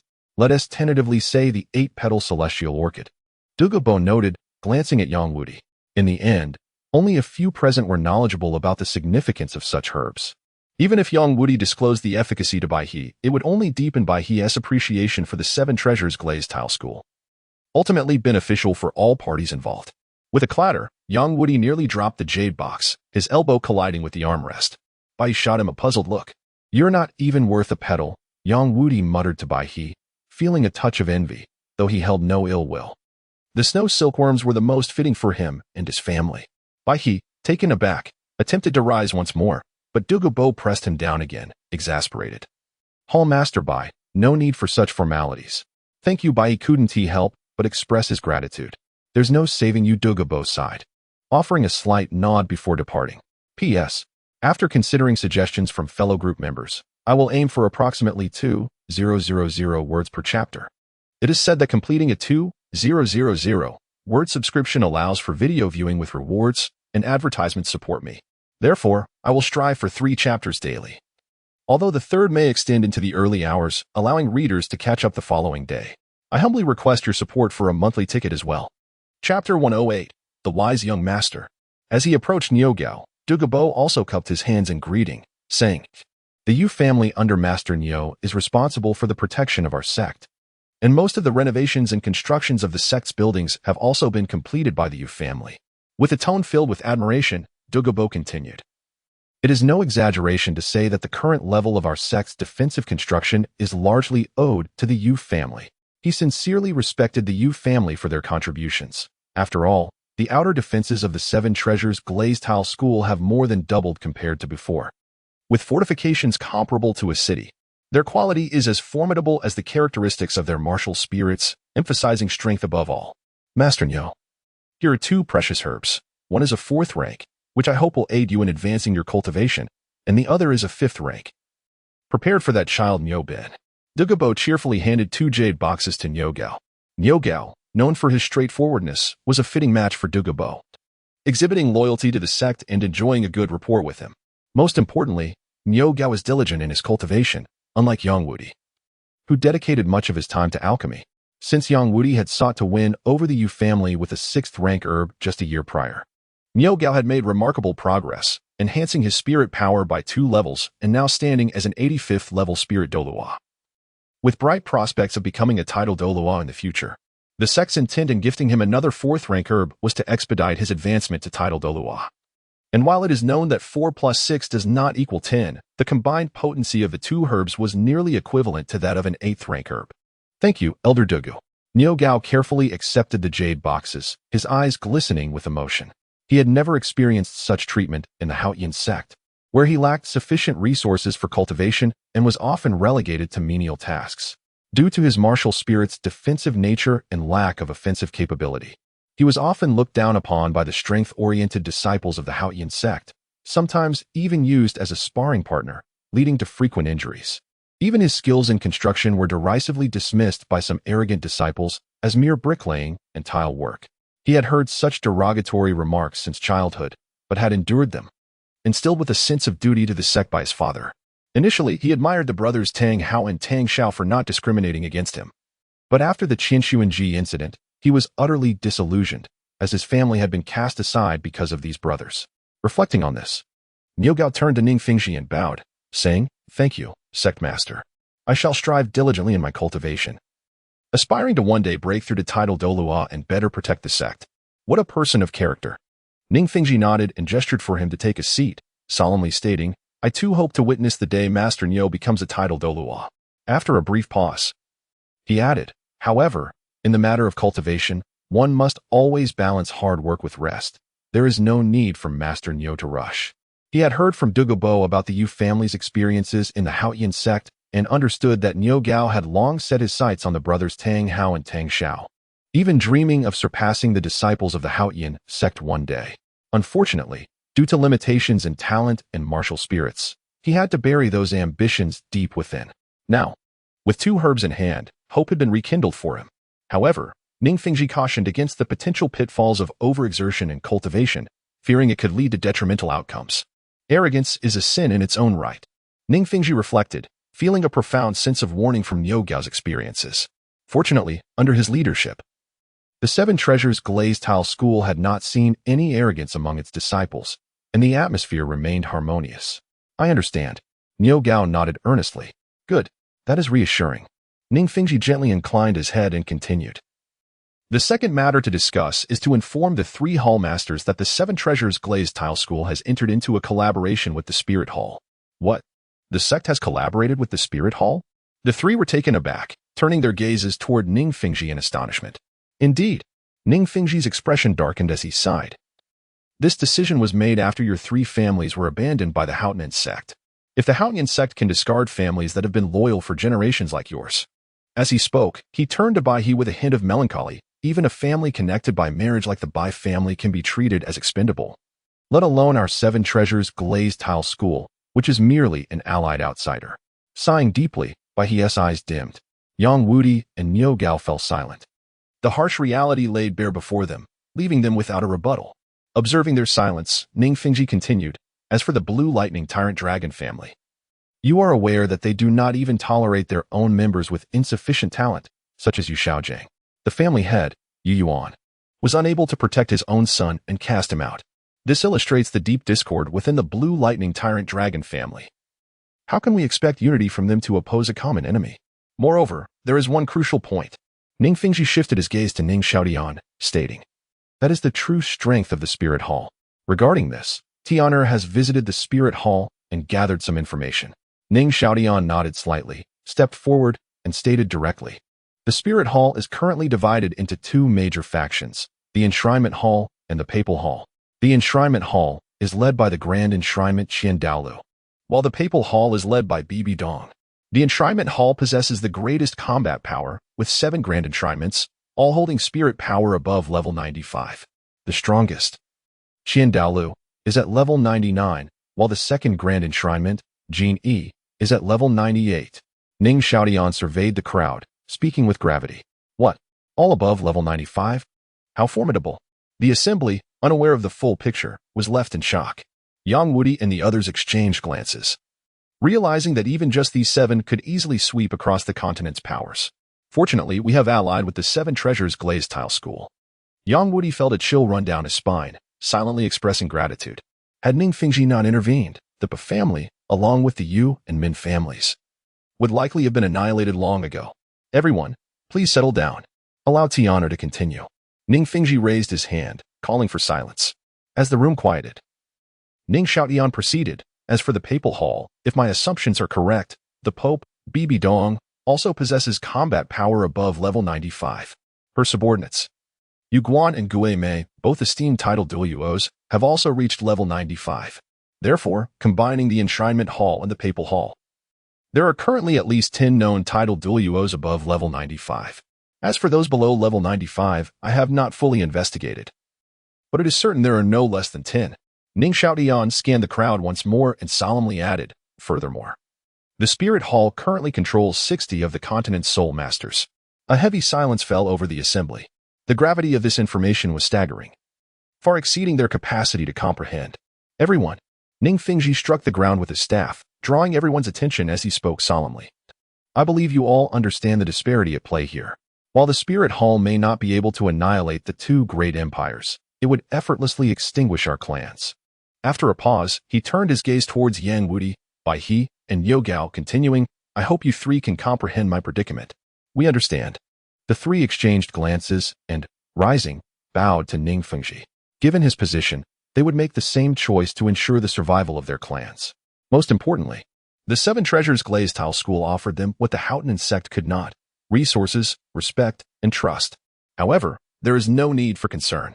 Ning Fengzhi gently cleared his throat and remarked, the current saintess of the Spirit Hall, who Liena, shares a close bond with Tianer. As you all are aware, the reigning Pope, Bibi Dong, has no offspring. A close bond? Just how intimate is it? Is it the kind of relationship where they know each other thoroughly? Everyone was taken aback. After all, Bibi Dong was once the saintess of the Spirit Hall, and her lack of heirs implied that Liena could very well be the next pope. What about her offspring? Upon this realization, everyone cast meaningful glances at Ning Xiaotian and collectively exclaimed, the young sect master is truly astute. Chapter 109, The Xuantian Sect. A sinister deed. Ning Xiaotian gazed in astonishment at Ning Fengzhi, bewildered by his audacious maneuver. Is this truly happening? He pondered, incredulously. Ning Fengzhi, seemingly unfazed, continued, furthermore, esteemed colleagues, There is no need for excessive concern regarding potential direct confrontations between our sect and the Wuhuan Hall against other forces on the continent. Our current strategy remains primarily focused on pacification. As for the method of unifying the continent, I have conveyed my suggestions to the Wuhuan Hall through Shueqinghe, and they have been accepted, rather than launching direct assaults on various sects. Our approach will be dual-faceted. The Wuhuan Hall will continue to recruit soul masters from across the continent while enhancing its reputation among the common populace through task platforms, educational institutions, and subsidies, thus laying a solid foundation at the grassroots level. The Seven Treasure Glazed Tile sect will assist Shueqinghe in covertly seizing the Tiandou Empire. A smooth transition would be ideal, but should complications arise, we will support Shueqinghe's ascension through force, reminiscent of the upheaval within the Tiandou royal family decades ago. Once we successfully annex the Tiandou Empire, we can swiftly align with the Wuhuan Hall, leading to a state of north-south confrontation on the continent. At that juncture, we will subdue the sects within our territory with absolute might, achieving maximum gains with minimal casualties.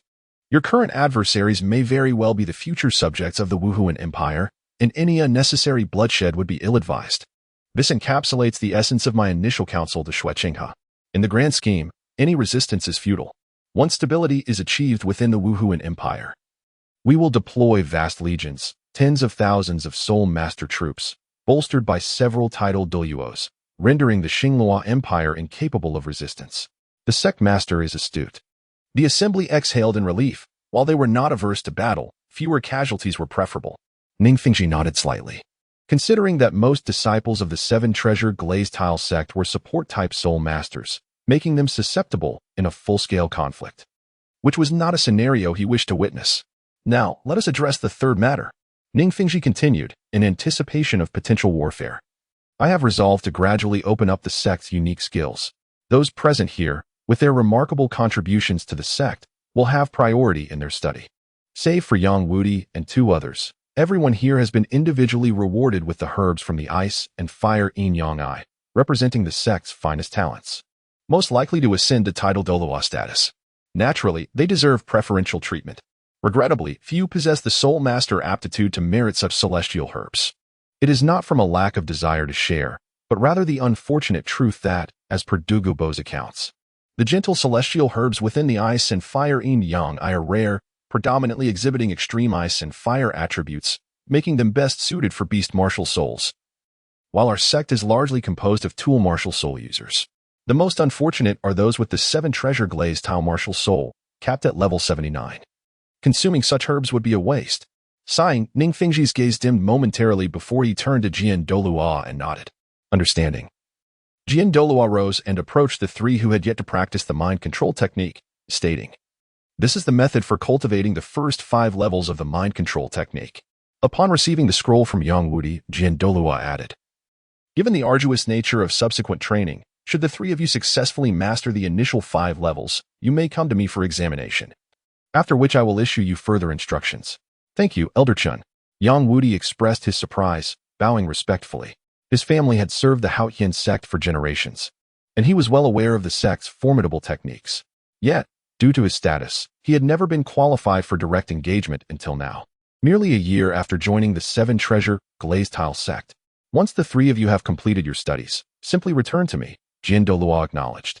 Before stepping to the center of the hall, he retrieved 3 additional scrolls from his soul guide and proclaimed, "These are the 3 combat techniques co-created by Elder Chin and Elder Bone over many years, classified as close combat martial skills, breaking army, taiji, and intent guard.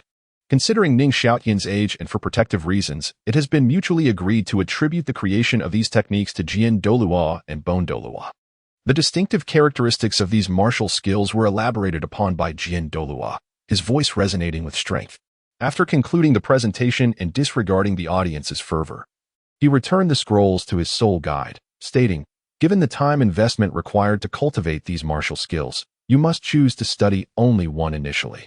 Once you have mastered it, you may return for trials and receive the next set. I will be residing in the library for the next few days. Feel free to come and register your choices." "Yes." The crowd responded eagerly. Truly, the disparity is astounding, Yang Wudi mused internally, contemplating the prospect of engaging the Xuantian sect in battle, vowing to strike first with the breaking army technique as retribution for his inner grievances. Which technique should I pursue first?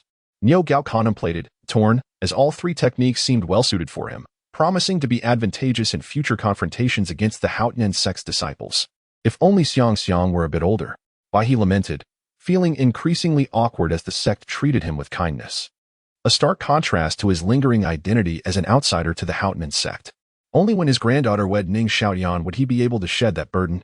His sister had passed shortly after giving birth to Tang Hao's three siblings, and decades had elapsed since.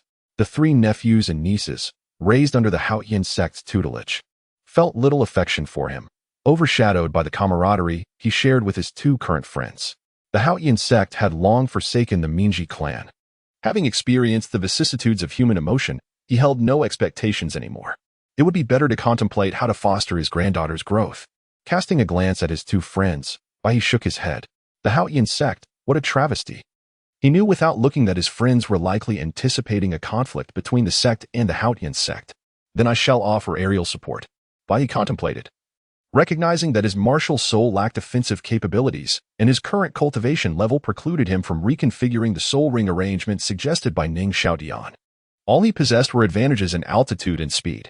The clan bore a grudge against the Xuantian sect. To claim he harbored no resentment would be disingenuous.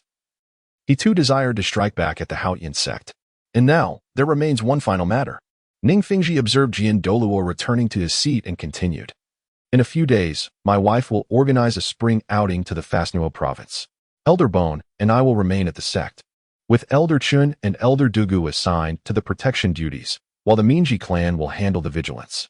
Additionally, Xue Qinghe, entrusted by His Majesty, will lead the expedition to assess the local populace's conditions.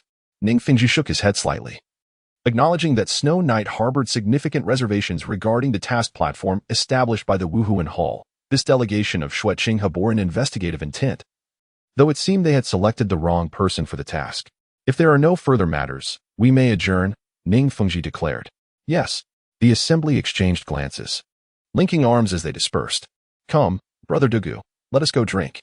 Yang Woody beckoned to Dugu Bo, standing alongside Niu Gao. Let us proceed. Dugu Bo's eyes brightened as he dashed ahead. Ning Fengzhi shook his head, leading Ning Xiaotian towards the exit. Sect Master, Lady Yi has arrived. A guard stationed outside reported as Ning Fengzhi stepped out. Excellent.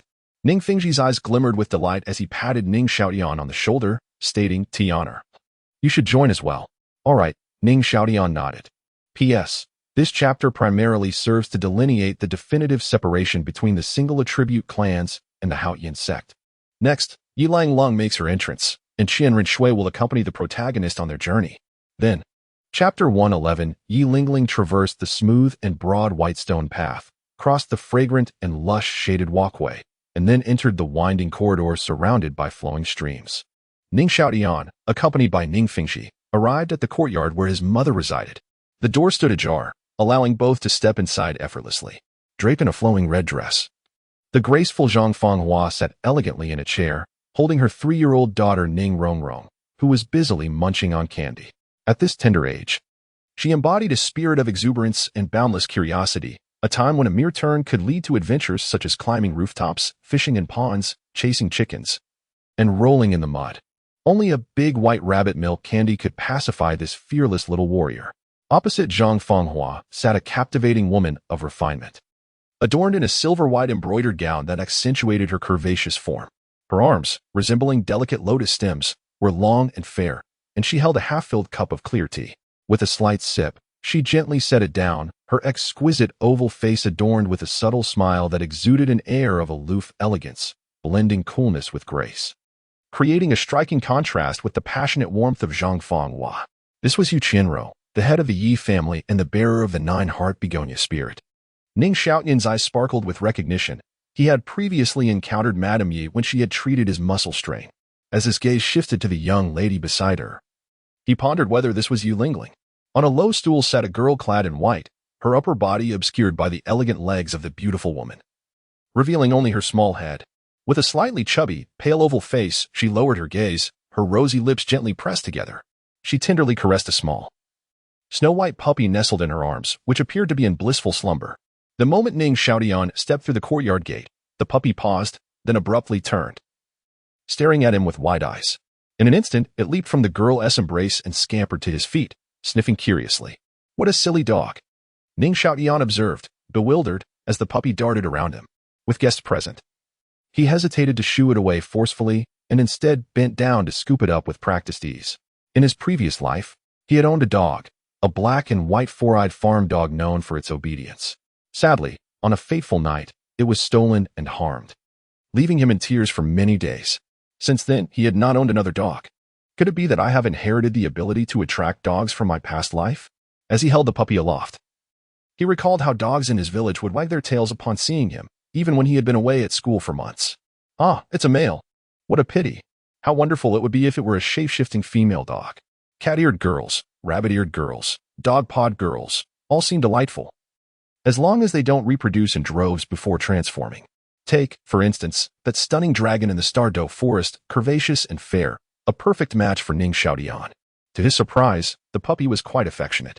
Ning Xiaotian marveled as he cradled the small creature, stroking its fur, and was delighted to find it nuzzling against him. He had noticed the puppy at the entrance earlier when he had brought Rongrong to meet Madame Yi. The guards had mentioned it had been wandering outside the sect for several days, mistakenly thought to be a disciple's pet. Seeing Ning Xiaotian approach with the puppy, Zhang Fenghua chuckled and explained, I found her rather adorable, so I brought her back. Consider it a companion for Rongrong. But this little pup is quite clingy. She didn't tease shy away from Madame Yi and even sought out Lingling. She winked at Ning Xiaotian, glancing toward the girl beside the elegant woman. Wandering for several days? Ning Fengzhi instinctively turned his gaze to the puppy, his eyes shimmering with a hint of silver before he calmly looked away, softly stating, Then let her stay.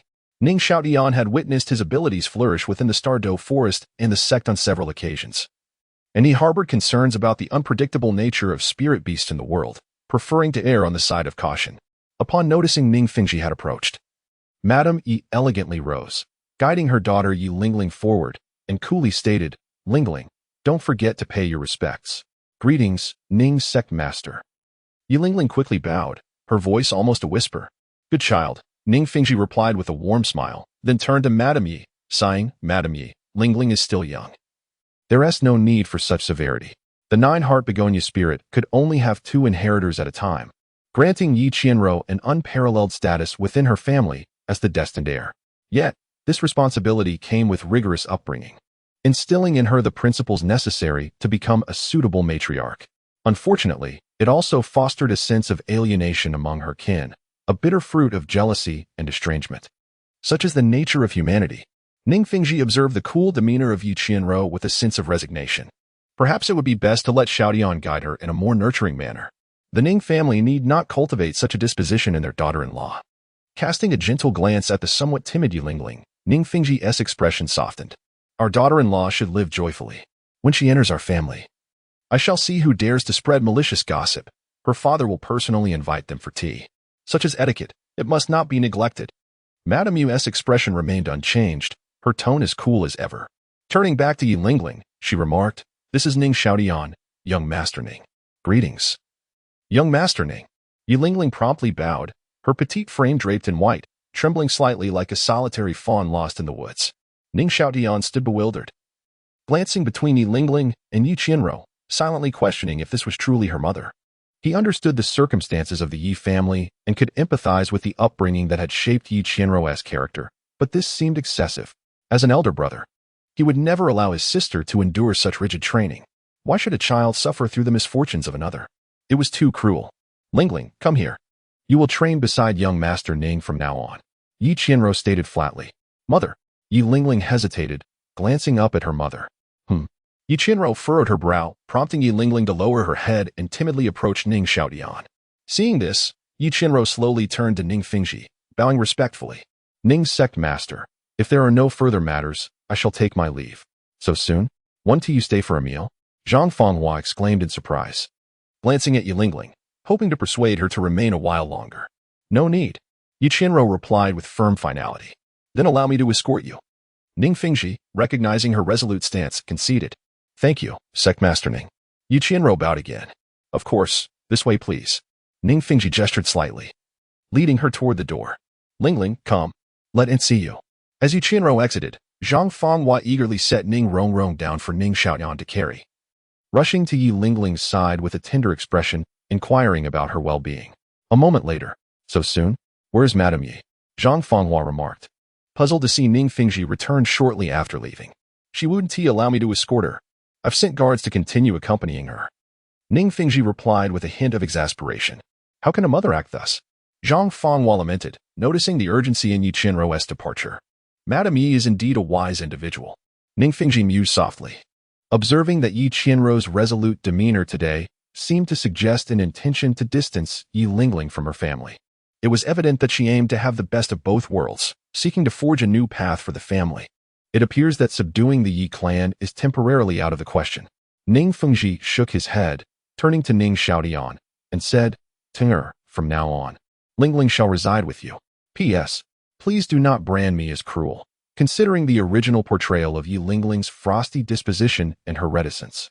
Alongside the nature of their family's martial souls, the author believes this reflects the harsh reality. Between families, interests and survival are paramount. Yi Qianrou, not wishing to offend Ning Fengzhi nor anger Shui Yi, could only sacrifice Yi Lingling's standing in the eyes of Shui Yi, simultaneously leveraging the bond between Yi Lingling and Ning Xiaotian to gain Ning Fengzhi's protection. Chapter 112. Ning Xiaotian, Yi Lingling, Dugu Yan, and the little puppy Ning Xiaotian nodded, not refusing. Staying at the Qibao Liuli sect might be far better for Yi Lingling than remaining in the Yi family, devoid of the alienation from relatives and the strict teachings. In the future, when he is no longer in the sect, he could also keep Dugu Yan company. As for Rongrong and Xiangxiang, those two little troublemakers, if they don't cause any mischief, it would be a blessing.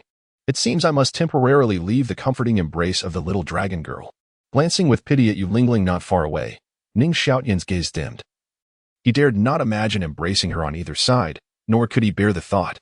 Yi Lingling's call of husband weighed heavily on his heart. Tiana, why don't you take Lingling back to the room? Let her familiarize herself with the surroundings. Ning Fengzhi looked in surprise at Ning Xiaotian, who had not refused, and tentatively suggested, that sounds good. Ning Xiaotian nodded slightly. All right, Lingling, you follow Tiana to get acquainted with your new home. Zhang Fenghua glanced at the two of them, gently ruffling Yi Lingling's small head, speaking softly. Okay. Yi Lingling nodded earnestly. She had to listen to her mother. Her mother had told her that whatever Ning Xiaotian asked her to do, she must obediently comply. With this thought, Yi Lingling promptly stepped to Ning Xiaotian's side, sweetly linking her arm with his. Ning Xiaotian looked bewilderedly at the Yi Lingling beside him. Her gaze was clear and resolute, as if she believed this was only natural. What on earth has the Yi family taught her? Such an obedient and naive disposition is truly alarming. Ning Xiaotian felt a heaviness in his heart, his expression softening further as he softly said, Lingling, let us go. Yes, husband. Yi Lingling tilted her face up to look at Ning Xiaotian, sweetly nodding like a little bird. Ning Xiaotian silently led Yi Lingling out the door. Woof, woo, the little puppy, just placed on the ground by Ning Xiaotian, scampered after them. Mommy, little white. Ning Rongrong paused her candy eating, looking at the little puppy with reluctance. Focus on your candy. Zhang Fenghua replied with exasperation, feeling that Yi Lingling, her future daughter-in-law, needed the little puppy's companionship far more than her own carefree daughter. Oh. Ning Rongrong resumed her candy munching. Tiana, let this little white dog accompany Lingling from now on. Zhang Fenghua said gently. Indeed, that sounds good. Ning Xiaotian nodded, bending down to pick up the little puppy, leading Yi Lingling out of the courtyard. Sigh. Ning Fengzhi watched the departing duo, shaking his head with a sigh. Humph. How can Yi Qianrou raise Lingling to have such a disposition? It's too pitiful. Zhang Fenghua snorted coldly, her exquisite features filled with pity, but more so with anger. She could not comprehend the way the Yi family raised their children. Perhaps it is for the best. Lingling marrying into our Ning family might be a good thing for her. At least she won't have to face the troubles of the Yi family. Ning Fengzhi spoke softly, understanding that Yi Qianrou acted out of familial survival. However, treating her own daughter this way seemed excessive. Even he found it hard to accept. Huar. In a few days during the spring outing, let us bring Lingling along. With Xiaotian and Yin are there, along with the children of Master Yang and Master Niu. They are all cheerful by nature, and perhaps Lingling can change a bit by playing with them. Ning Fengzhi contemplated. Indeed, with Rongrong and Xiangxiang, it will certainly not be dull on the way. Zhang Fenghua's expression shifted from cloudy to bright. Then she glanced disapprovingly at Ning Rongrong on her lap, muttering, Xiaotian is so considerate. He knew to care for me after being born, never crying or causing trouble. Unlike Rongrong, who cries and makes a fuss every day, it feels like she must have had a grudge against me in her previous life, reincarnating just to torment me. As she spoke, she suddenly raised her head, her eyes shimmering with emotion as she looked at Ning Fengzhi, gritting her teeth. Fengzhi, we cannot have any more children.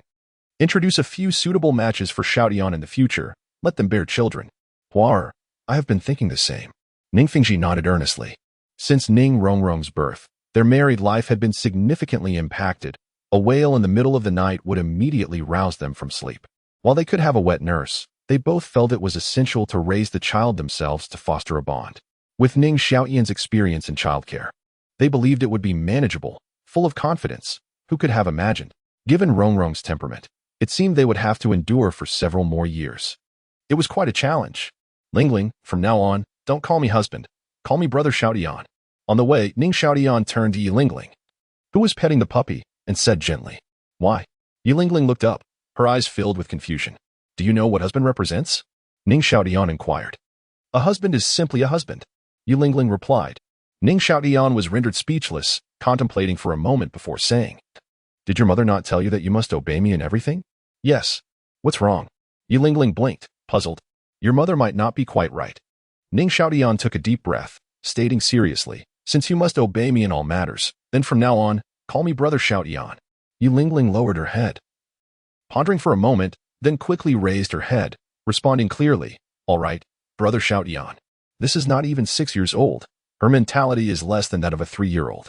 Ning Xiaotian mentally cursed, but his face remained adorned with a smile as he nodded. Yes, Lingling is truly obedient. Lingling is very obedient. Yilingling nodded repeatedly. Let us proceed. Ning Xiaotian suppressed the urge to curse the ancestors of the Yi family, leading Yilingling onward. Yenner, I am back. Pushing open the courtyard door, Ning Xiaotian called out loudly into the room. Xiaotian. Dugu Yan cheerfully opened the door, but her expression dimmed immediately, mumbling. Who is this? Lingling, you go inside first. Ning Xiaotian spoke gently. Oh, all right. Yilingling looked at Dugu Yan instinctively with a hint of fear. Lowering her head and quickly darting into the room, Ning Xiaotian's countenance instantly darkened. He said in a solemn tone, Yenner, I need to discuss something with you. Oh. Dugu Yan had never seen Ning Xiaotian with such a grim expression, like an erupting volcano, and rushed to his side, comforting him. Xiaotian, what happened? The girl who just entered is named Yilingling. Ning Xiaotian sighed, briefly explaining Yilingling's background and the situation of the Yi family, including what he had witnessed today. How could Madame Yi treat her own daughter this way? Dugu Yan was filled with righteous indignation. It is all for the survival of the family. However, it is indeed excessive. After hearing Ning Fengzhi's reflections, Ning Xiaotian began to understand Yi Qianrou's intentions. While he could empathize, the way she raised her daughter was infuriating. Yilingling's spontaneous obedience and blind compliance were clearly aimed at garnering Yi Qianrou's attention. In her clear eyes, Ning Xiaotian saw not happiness or innocence, but rather a profound sadness. Sigh. Yenner, you are cheerful by nature. Please guide Lingling more in the future. Ning Xiaotian sighed. Yes, I will take good care of Lingling. Dugu Yan nodded vigorously. Ning Xiaotian slightly inclined his head, continuing, Yenner, you go inside and talk to Lingling. Okay. Dugu Yan nodded. Damn. As Ning Xiaotian observed Dugu Yan entering the room, he could no longer restrain himself and muttered a curse under his breath. Yet, feeling unsatisfied, he swiftly ran to the large tree by the courtyard wall and punched the trunk, murmuring, Sect. Empire. The survival of families. Turning around and clenching his fist, he gazed up at the sky, reflecting to himself, This world disappoints me. Yet, I lack the power to alter it. Tang San, I am determined to obtain your Xuantian treasure record. He touched his forehead and took a deep breath, allowing his emotions to settle before he walked straight into the room. Brother Xiaotian, do you need me to warm your bed?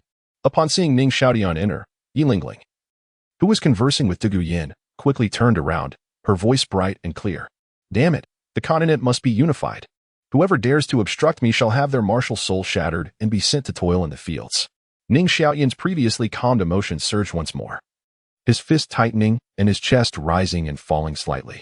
If even Yilingling, born into a noble family, felt this way, what must the commoners, subjected to noble rule, be experiencing? It was almost unimaginable. Ning Xiaotian did not consider himself a good person. His actions would primarily prioritize his family and friends. However, if within his capability, he was still willing to attempt to change. After a moment of silent contemplation, he slowly opened his eyes and turned to Yilingling, gently saying, No need. With that, he hurried to the wardrobe, pulled out a blanket, and laid it on the other side of the bed, saying, "Yenner, you will sleep with Lingling from now on. I will take this side." "All right." Dugu Yan pouted a bit reluctantly but nodded in agreement. "Let us cultivate together first." Ning Xiaotian glanced at the skylight, noting the ample sunlight. "Come, Lingling, sit here with Sister Yan. Let us cultivate together." After speaking, Dugu Yan pulled Yi Lingling to sit beside Ning Xiaotian, and they settled into a meditative pose. The warm sunlight enveloped Ning Xiaotian, gradually forming a flowing, translucent halo around him, akin to a layer of warm gauze covering his entire being. The small puppy, placed by Yi Lingling beneath the bed, seemed to sense this warmth. Leaping onto the bed and coming to rest not far from Ning Xiaotian, it stretched comfortably, lying down with a soft, ethereal glow emanating from its fur. Inside the room, it was warm and tranquil. Chapter 113, Excursion at the end of March, in the square of the Seven Treasures Glazed Tile School. The spring sun radiated warmth that rivaled that of the most cherished days. The once budding branches shed their protective sheaths, bursting forth with vibrant blossoms, lush and succulent, adorning the limbs and layers. On the boughs, colorful flower buds stood gracefully, with glistening dew trembling and flowing between the petals, stretching endlessly. Under the playful caress of the spring breeze, the flower stamens pulsated, swaying gently, embodying a shy demeanor as if the flower path had never been swept for guests. And the humble abode was now open for a visitor. The dappled shadows of the blossoms danced across the delicate, oval face of a young maiden, whose eyes resembled autumn waters, glancing about with curiosity. Her exquisitely full lips bore a gentle smile, while her lustrous hair flowed like willows in the wind.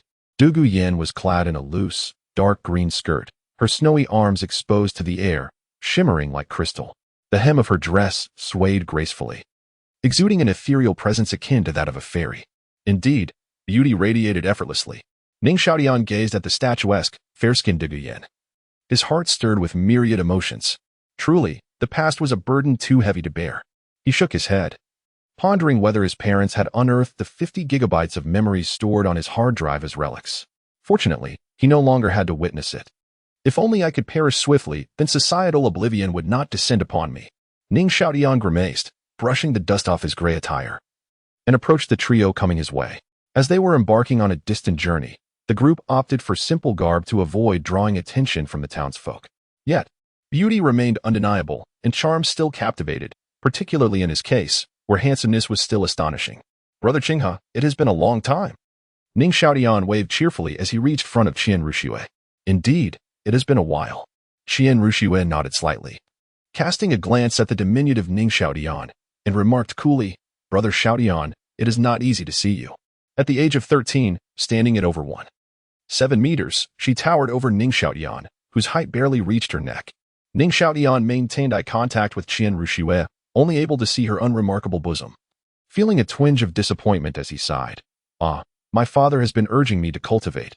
I have no choice." This disappointment felt genuine. Qian Renxue assessed Ning Xiaotian with a lowered gaze and remarked, "What a pity." "Not at all.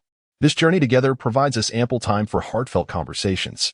Ning Xiaotian waved his hand dismissively, glancing at the two guardians behind Qian Renxue, silently concluding they must be the serpent spear Douluo and the porcupine Douluo. "Who wishes to engage in heartfelt conversations with you?" Qian Renxue shot Ning Xiaotian a sidelong glance, feeling somewhat taken advantage of yet unable to expose it publicly. She could only smile and say, "Of course, Qinghe would be more than happy to converse with you, Brother Xiaotian." "Excellent. I have prepared a gift for Brother Qinghe." Ning Xiaotian grinned, prioritizing the emotional exchange with Brother Qinghe over any comparisons with Bibi Dong's daughter. "A gift? Why not present it to me now?" "Brother?" Qian Renxue extended her hand with a smile, recalling Ning Xiaotian's previous generous offerings during their time at the Wuhuan Palace and the Tiandou Imperial Palace. Ning Xiaotian, unwavering, pointed to the two guardians behind Qian Renxue, continuing, "Why did Brother Qinghe bring only two guardians? This cunning fox."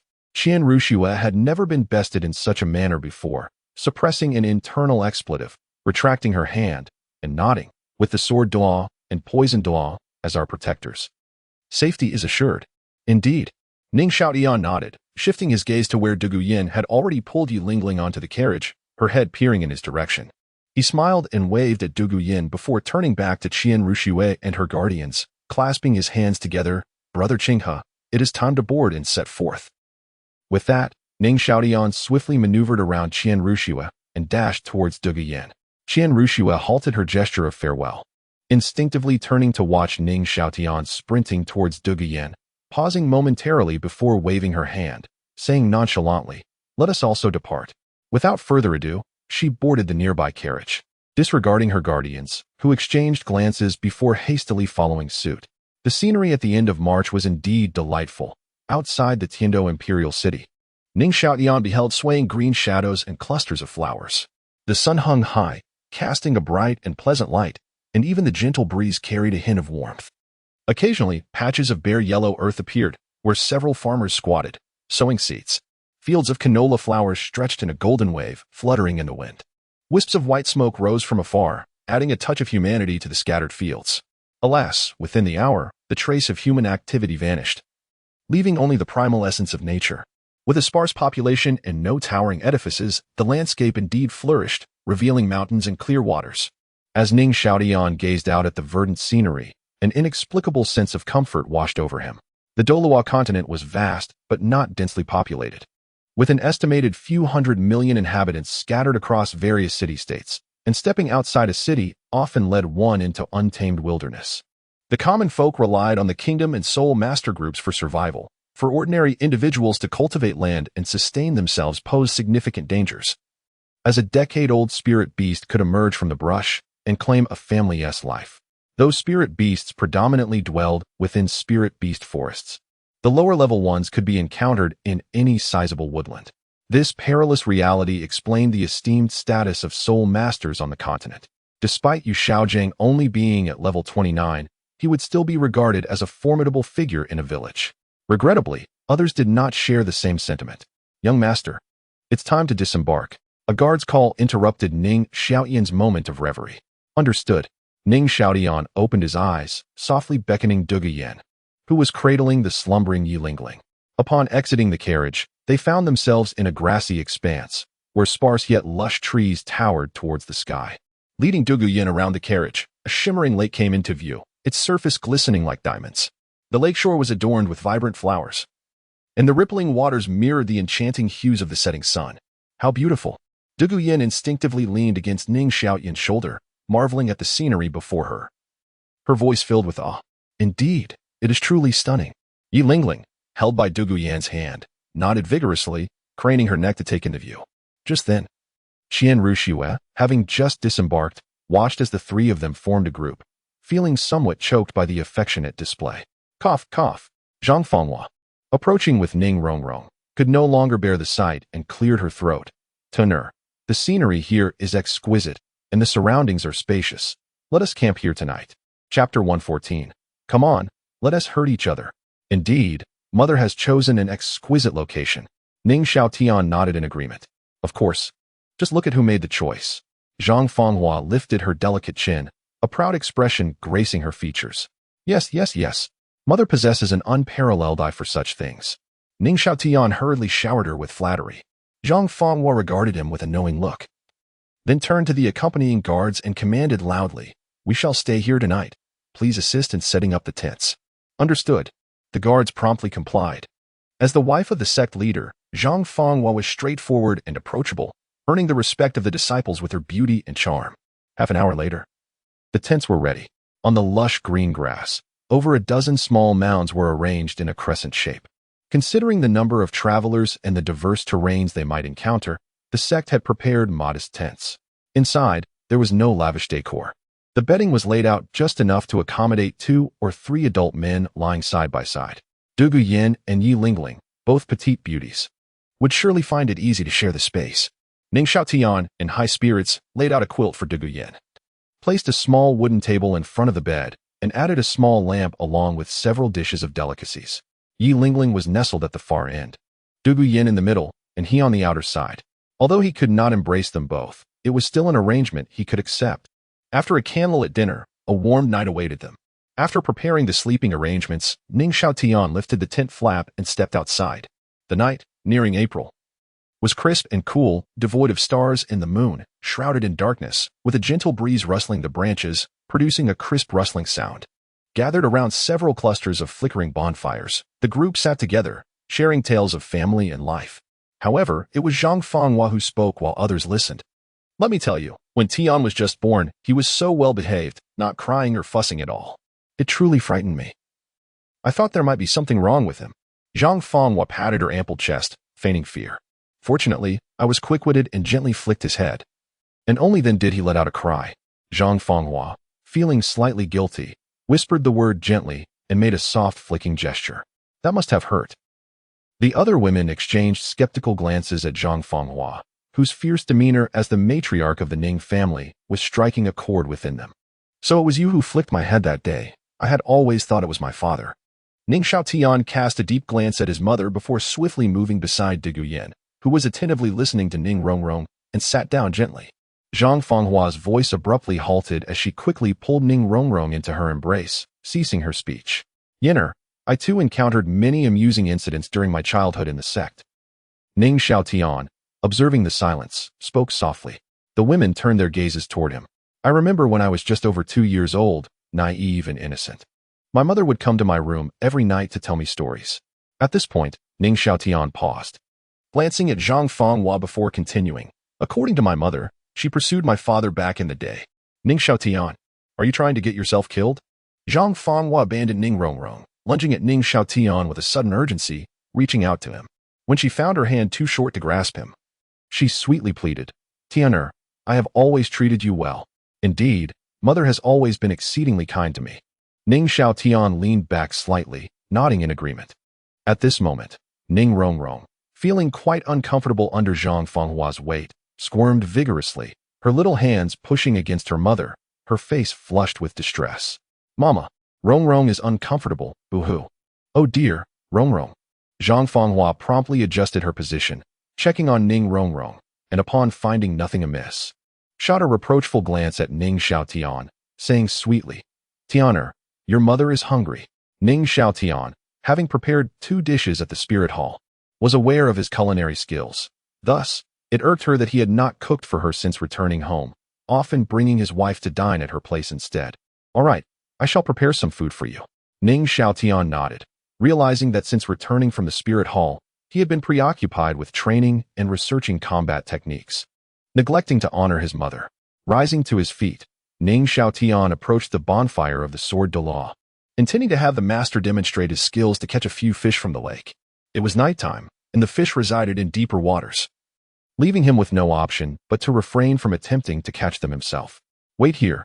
The sword Douluos stood up, approached the lakeside, focused his gaze, and then formed a sword gesture, directing it towards the lake with a few swift motions. The piercing sword energy shot straight to the lakebed, and soon after, several large, plump fish floated to the surface. With a swift motion, the fish wriggled ashore. Old Chun, is this enough for anyone? Dugu Bo approached, glancing at the few fish on the ground with reluctance. He had already experienced Ning Xiaotian's culinary skills at the spirit hall and wished to partake in a meal tonight as well. Old Chun, watch this. Let Tianer prepare a few more tonight. Let us have a feast. As he spoke, Dugu Bo spread his right hand, channeling his soul power, which rapidly coalesced into the form of the cold phosphor flood dragon spirit, small yet slender, emanating a chilling and imposing aura. Go. With a casual wave of his hand, the slender cold phosphor flood dragon shot forth like a streak of light, spiraling towards the opposite side of the lake. In an instant, the surface of the water erupted, with countless fish leaping out in a frenzy toward the group, while behind them, the lake's surface began to freeze rapidly, as if winter had suddenly descended. To think of using the cold phosphor flood dragon's chill and the dragon clan's pressure to catch fish, how impressively clever. Ning Xiaotian stared in bewilderment at Dugu Bo, then down at the numerous fish hopping onto the shore, feeling even more astonished. So many. How am I to prepare them all? This is incredible. The snake spear Douluos and the porcupine fish Douluos, who had just been exchanging introductions with Dugu Bo, now turned pale as this contradicted the records from the spirit hall. They had expected an easy challenge, but this level of power seemed capable of effortlessly overpowering them. Having only recently attained their titles, they now felt considerable pressure from Dugu Bo. Stealing another glance at the sword Douluos, Ning Xiaotian thought, this is one formidable figure. I certainly cannot provoke him. What has transpired in the Seven Treasure Glazed Tile school during this time? Qian Renxue observed the sword Douluos and the poison Douluos with a serious expression, filled with questions, as their strength surpassed the records from the spirit hall, especially Dugu Bo, whose spirit seemed to have evolved. This will not do. I must find an opportunity to inquire with Ning Xiaotian. Tianer. The next part is up to you. Dugu Bo clapped his hands in satisfaction, calling on the guards to gather the fish. Then casually left to engage in conversation with the porcupine fish Douluo and the snake spear Douluo, inviting them to continue sharing tales of the Heavendo Palace. What the heck? The two younger men exchanged glances, hesitantly following Dugu Bo. Ning Xiaotian cast a deep look at Dugu Bo, pondering whether this was intentional or merely a display of prowess. Using this opportunity to subtly reveal some strength to Qian Renxue wouldn't be unwelcome. Although he cannot directly mention the divine herb, he could hint at it in other ways, providing a warning to the spirit hall. Thus, even if the Jade Douluo were to catch on, he could easily smooth things over.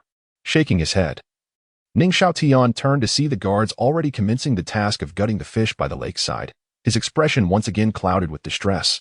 Dugu Bo, is this truly your intent, to wear me out? Stepping onto the open ground, he extracted a barbecue grill and an array of seasonings from the soul guide, meticulously arranging them on a small table. These items were initially intended for roasting game during his journey, such as rabbit and wild boar. Grilled fish would suffice as well. Ning Xiaotian sighed inwardly and commenced his preparations. Chapter 115. Brother Qinghe, do you harbor any ill intentions towards me? An hour later, one by one, individuals patted their bellies contentedly and crawled into their tents. Ning Xiaotian found a secluded spot, dove into the lake for a brief wash, and then, dragging his weary body, prepared to enter the tent and embrace the warmth of Dugu Yan. Xiaotian Zhangfenghua rose from beside the campfire, gently shaking the already slumbering Ning Rongrong. She cast a glance at Qian Renxue and her companions still gathered by the fire and whispered, why not squeeze in with Wugo and the others? In the sect, Ning Xiaotian's living quarters were an absolute taboo, with its internal affairs shrouded in mystery.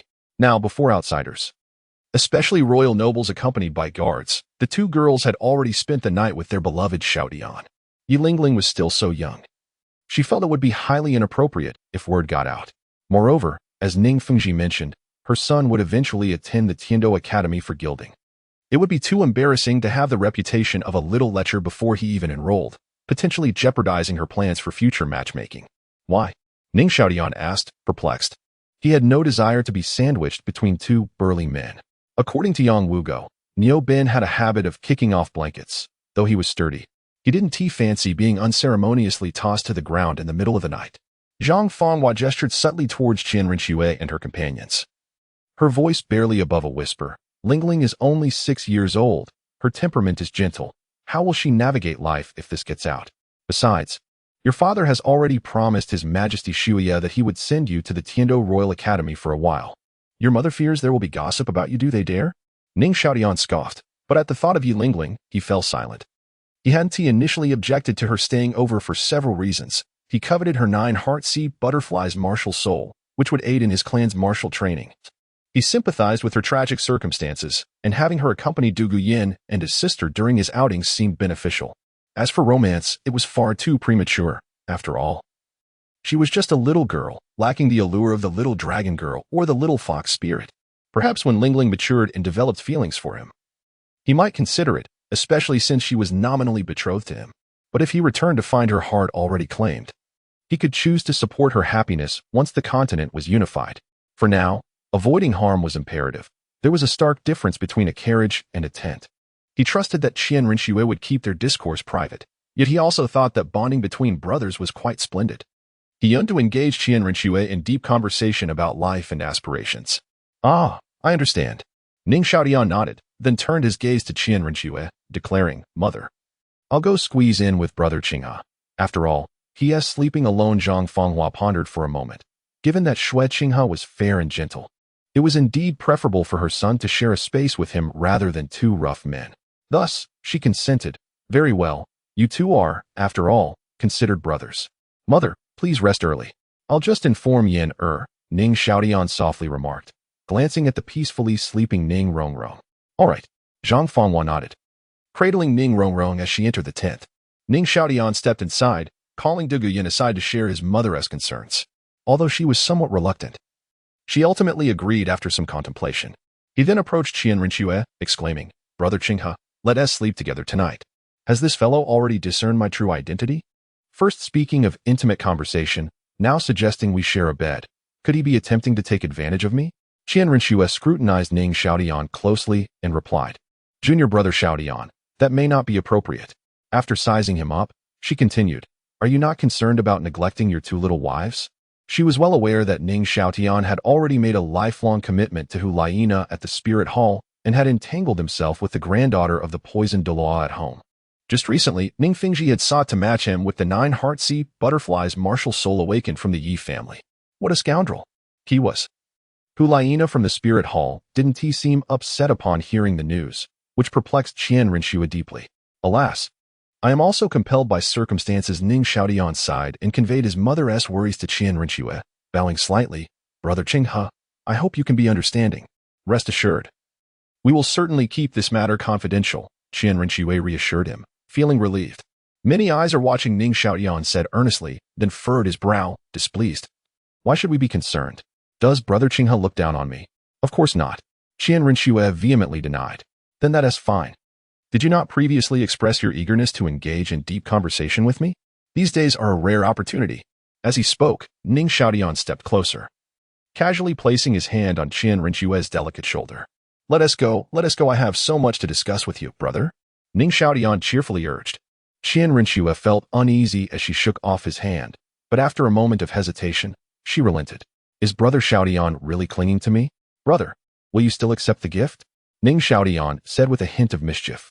Qian Renxue found herself flustered by Ning Xiaotian's subtle intimidation, yet hesitated as his gifts were always enticing, and she sought to inquire about the changes in Dugu Bo. After a long internal struggle, she finally managed to utter 2 words, all right then. Ning Xiaotian's face lit up, pulling Qian Renxue towards her tent, chatting animatedly. Brother Qinghe, this gift will surely delight you, you know. I am utterly exhausted from grilling fish tonight. All I want is a good night's sleep. The snake spear Douluo and the porcupine Douluo exchanged glances. If they weren't mistaken, the granddaughter of the Grand Priest seemed about to sleep with Ning Xiaotian. And it was her own consent. Should we report this? The porcupine Douluo suggested timidly. If you want to report, go ahead. I don't want to be struck down by the Grand Priest. The snake spear Douluo shot a glance at his partner before turning away. They had already reached a tacit agreement with the 2 guardians from the Seven Treasure Glazed Tile school to take turns guarding the group. He was responsible for the segment where Qian Renxue resided. Well, since the young master has consented, if she doesn't speak, I'll simply mind my own business, the porcupine Douluo sighed, shaking his head as he headed toward his assigned tent area. With a soft thud, Qian Renxue entered her tent and shot a disapproving glance at Ning Xiaotian, who was already lounging on her bed. She retrieved a white, round lamp-like device from her soul guide and placed it steadily on the table.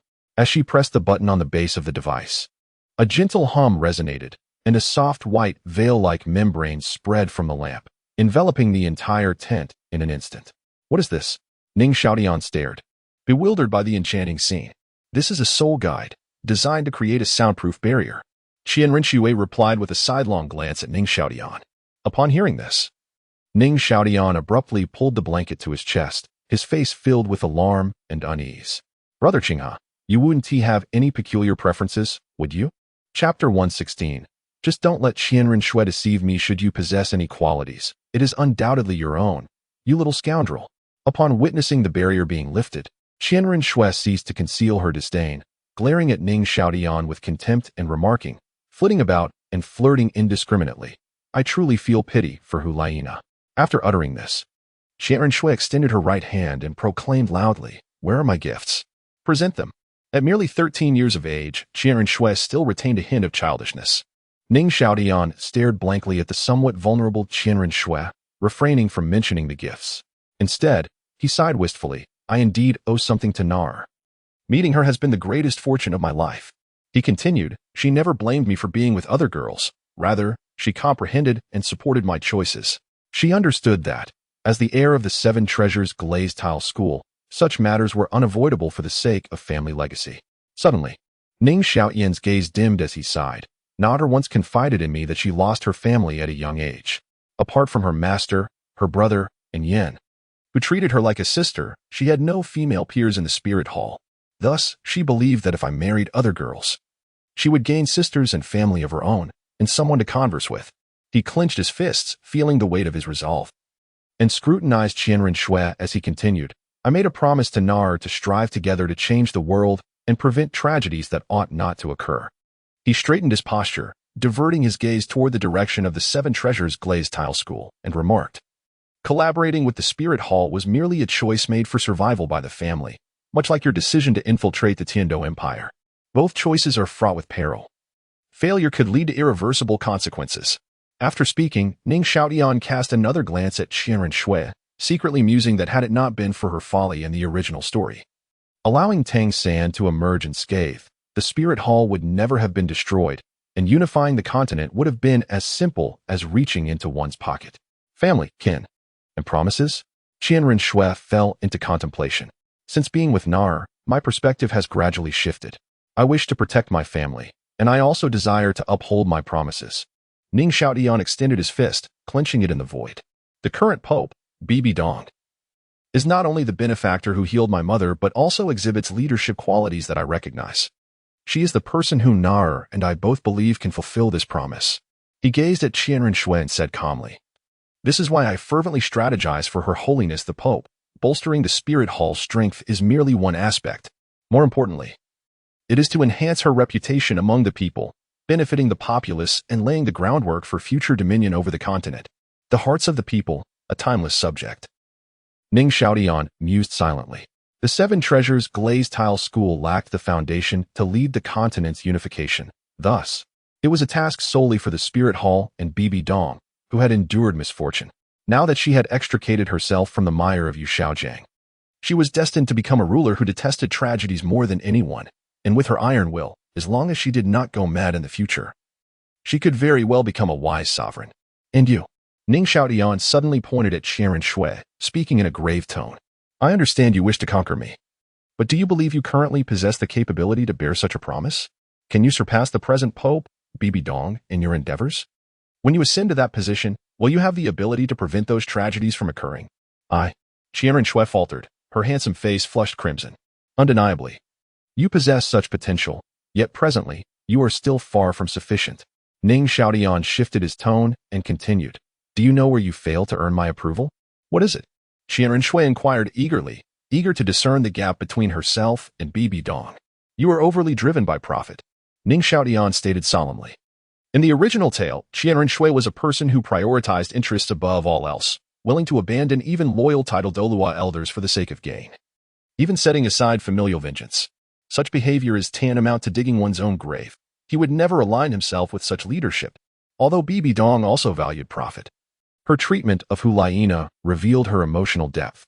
She could annihilate the Blue Lightning Tyrant Dragon family to fulfill Xiaojiang's aspirations and plead with Tang San to ensure Qian Renxue's survival, illustrating the weight she placed on emotional bonds.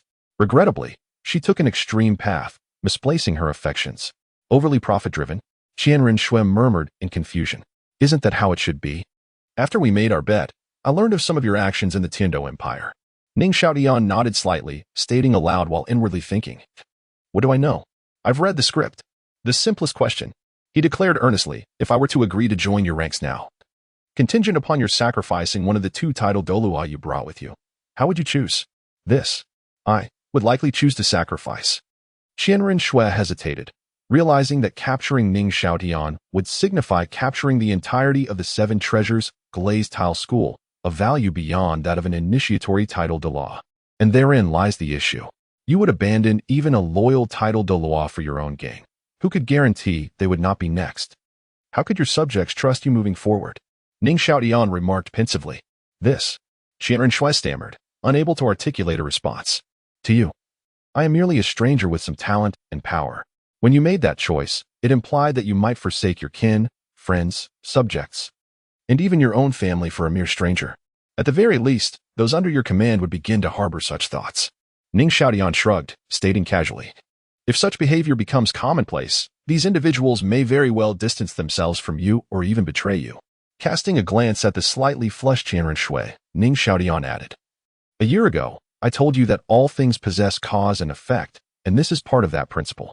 If you cannot even discern this, how can you comprehend gains and losses and make sound decisions? Understanding cause and effect, grasping gains and losses, making decisions."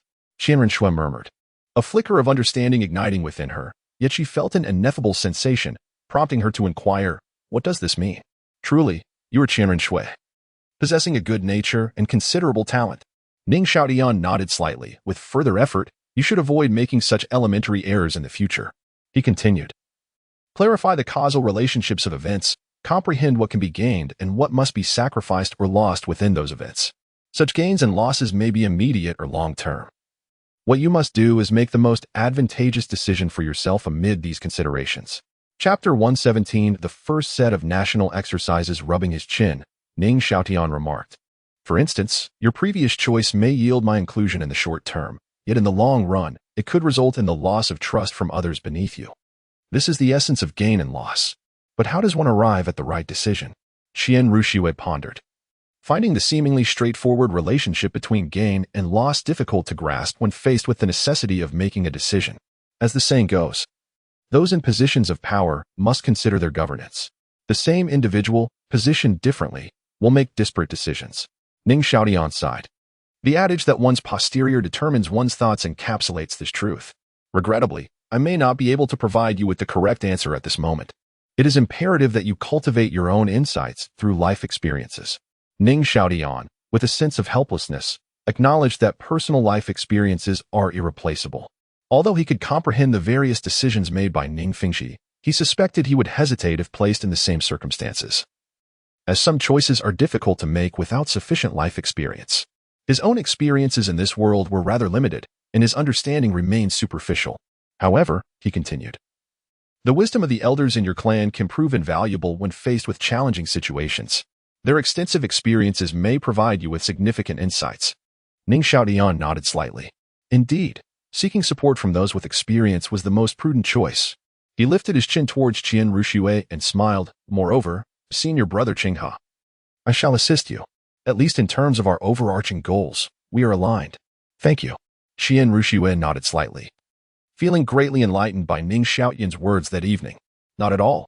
Since we share a good rapport, allow me to share another secret, Ning Xiaotian said, patting her shoulder as he regarded Qian Renxue seated by the bed. When you find yourself perplexed, consider adopting a different perspective. A different perspective?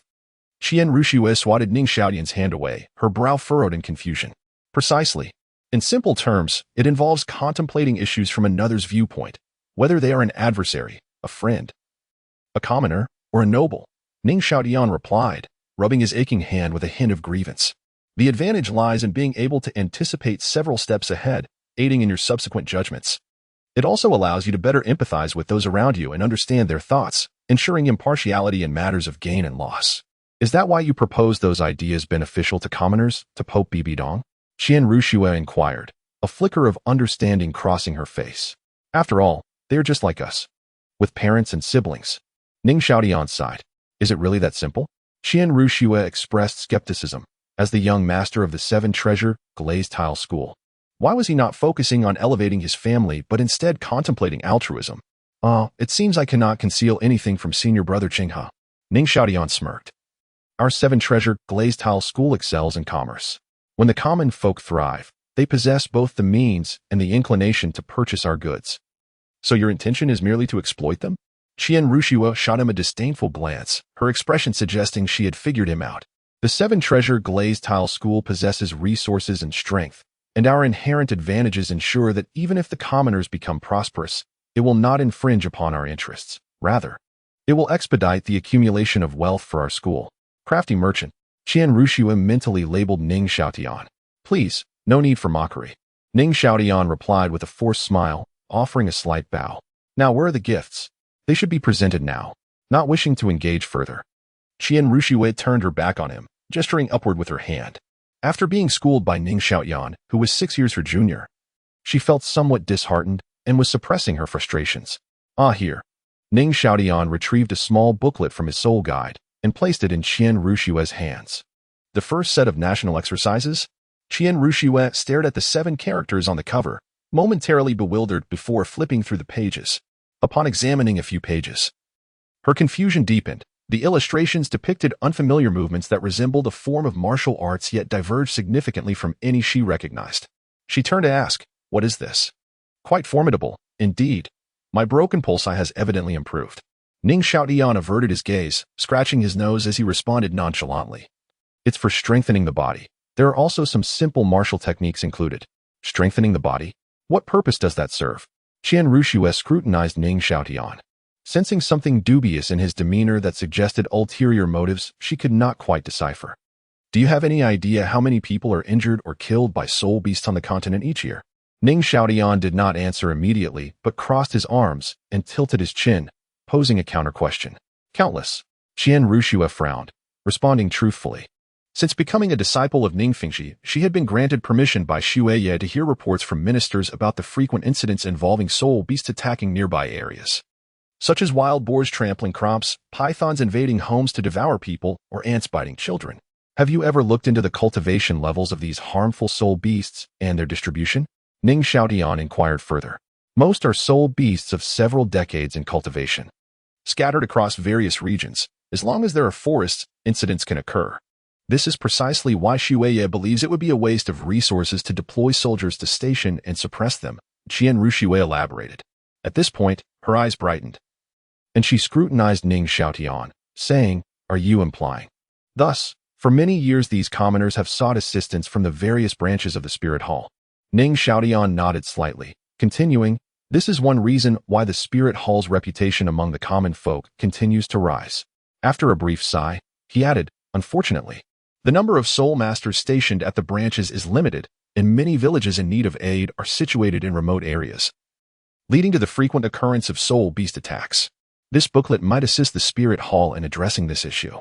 Those children who awaken their martial souls but are determined to possess no soul power can opt to practice the movements and techniques within, thereby safeguarding their villages."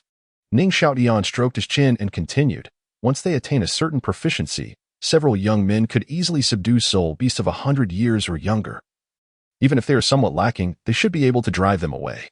Most importantly, practicing the movements and techniques within will not harm their bodies, thus eliminating the need for exorbitant expenditures on medicinal baths for health maintenance like those affluent families do. As long as they are well-fed and occasionally hunt for meat, this modest expense is surely manageable for even the smallest of villages." Ning Xiaotian raised his head and stated, "This is the principle of teaching one to fish rather than simply giving them fish." Qian Renxue gazed at Ning Xiaotian, bewildered, struggling to comprehend the distinction between fish and fishing. Chapter 118. So it turns out she's a fairy sister. Ning Xiaotian squinted at Qian Renxue for a brief moment, as if struck by a revelation. He murmured, "The first fish refers to the act of fishing, while the second fishing pertains to the fishing tools, such as rods and nets." "Humph, I know." Qian Renxue, with an air of pride, turned her head away and swiftly tucked the book into her soul guide. "Senior brother Qinghe, it's time to retire for the night." Ning Xiaotian yawned, patting his blanket, his eyes heavy with sleep after a long night of grilling fish. "I'll sleep inside," she said, climbing onto the bed and positioning herself snugly at the far end, adding, "I have a cleanliness obsession, so you stay further out and don't come near me." "Whatever." A grown man, still so fussy, Ning Xiaotian muttered as he shifted closer to the edge of the bed, lying down on his own. "If you dare to come closer, I'll kick you out." Qian Renxue pulled the blanket over herself, lying down slowly and gritting her teeth. Ning Xiaotian rolled over, ignoring her. "Junior brother, are you asleep? Stop messing around." "Junior brother? What's wrong? You're touching me." Ning Xiaotian. Qian Renxue stared at him in disbelief, her silver teeth gritting audibly. "Get your stinky foot off me. I can hear it." Ning Xiaotian retorted grumpily, "If you have something to say, just say it. I'm tired." "Junior brother, it seems that the poisonous elder of our sect's martial spirit has evolved. I wonder why. Could you enlighten me?" Qian Renxue whispered through clenched teeth. "That's a second gift I prepared for the Spirit Hall, a matter of personal fortune. Whether it matches or not depends on luck. You'll find out next time I visit the Spirit Hall," Ning Xiaotian replied nonchalantly. "Moreover, if you can replace Shui Qinghe, you must also be of the goose-type martial spirit, which makes it unlikely. If your martial spirit is of the fire attribute, however, there might be a chance for advancement." After saying this, Ning Xiaotian covered himself with the blanket, refusing to engage further. "You're the goose. Your whole family is geese." Qian Renxue cursed inwardly, and after a moment of glaring at him, she turned over, pulling the blanket tightly around herself, deep in thought. It seemed that Dugu Bo's current martial spirit was of the ice attribute. Thus, the remaining treasures likely only suited fire attribute martial spirits. Since no suitable candidates were found in the Seven Treasures Glazed sect, they had chosen to gift it to the Spirit Hall, she mused. "My six-winged angel martial spirit also possesses a fire attribute." Qian Renxue's gaze flickered. Currently, the Spirit Hall had fire attribute martial spirit wielders like Yin, a friend of Ning Xiaotian, and the Flame Eagle Douluo. It seemed that without revealing her identity, neither her connections nor her strength placed her in the running. She certainly couldn't snatch it away. With that thought, Qian Renxue felt a wave of frustration, her brow furrowing. The poisoned Douluo had only recently been promoted. Yet his combat power far exceeded that of ordinary titled Douluos. It was evident that the treasures in Ning Xiaotian's possession greatly enhanced fire attribute martial spirits, and she was keen to obtain one. Ning Xiaotian's next visit to the Spirit Hall would likely coincide with the Continental Soul Master competition, and she could join the team. Appearing in her true identity at the Spirit Hall, with her grandfather there, she would surely be prioritized. Alternatively, she could increase the stakes of their wager. Relying on her grandfather seemed rather undignified. Qian Renxue then recalled the letter Bibi Dong had written to her, and winning through her identity in front of Ning Xiaotian would be a display of incompetence. A wager? Qian Renxue tightened her quilt. More than a year had passed, and Ning Xiaotian still hadn't uncovered her identity. Winning the bet seemed assured. With this thought, she felt at ease, wrapping herself in the quilt and drifting into a peaceful slumber. An hour later, Qian Renxue turned over, tossing the blanket aside. Another hour passed, and she found herself rolling closer to Ning Xiaotian. Half an hour later, Ning Xiaotian frowned, scratching his cheek, and then smiled as he turned over to embrace her. In a moment, he instinctively tugged at his waist, pulling her closer. Qian Renxue frowned, twisting slightly, then turned away. Ning Xiaotian followed suit, inching forward again, wrapping his arms around her. Then, his hand unconsciously slid upward. Qian Renxue initially frowned and wriggled, but then ceased to move. 2 hours later, bang! It was the sound of Ning Xiaotian being thrown out. Shuqinghe, are you insane? Ning Xiaotian scrambled up from the ground, looking incredulously at Qian Renxue, who was clutching her blanket tightly against her chest, her legs pressed together, her face flushed, her eyes shimmering with indignation as she glared at him, a pose only a delicate girl would strike. But then she reconsidered. It would get her killed. Ning Xiaotian.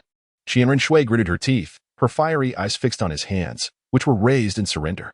Ning Xiaotian quickly lowered his hands, his expression brightening as he observed her seated position.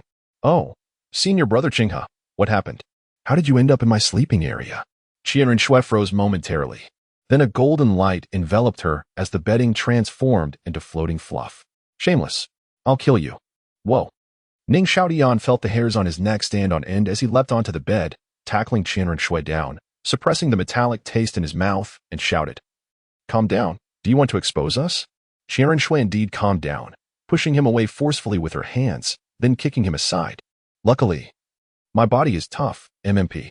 Ning Xiaotian climbed up leisurely, lifting his head, ready to explain, only to be taken aback. Golden hair floated, skin as white as snow, eyes sparkling like phoenix jewels, and a figure exquisitely alluring, truly breathtaking. In terms of beauty, she ranked second in his mind, only slightly less mature than BBDong.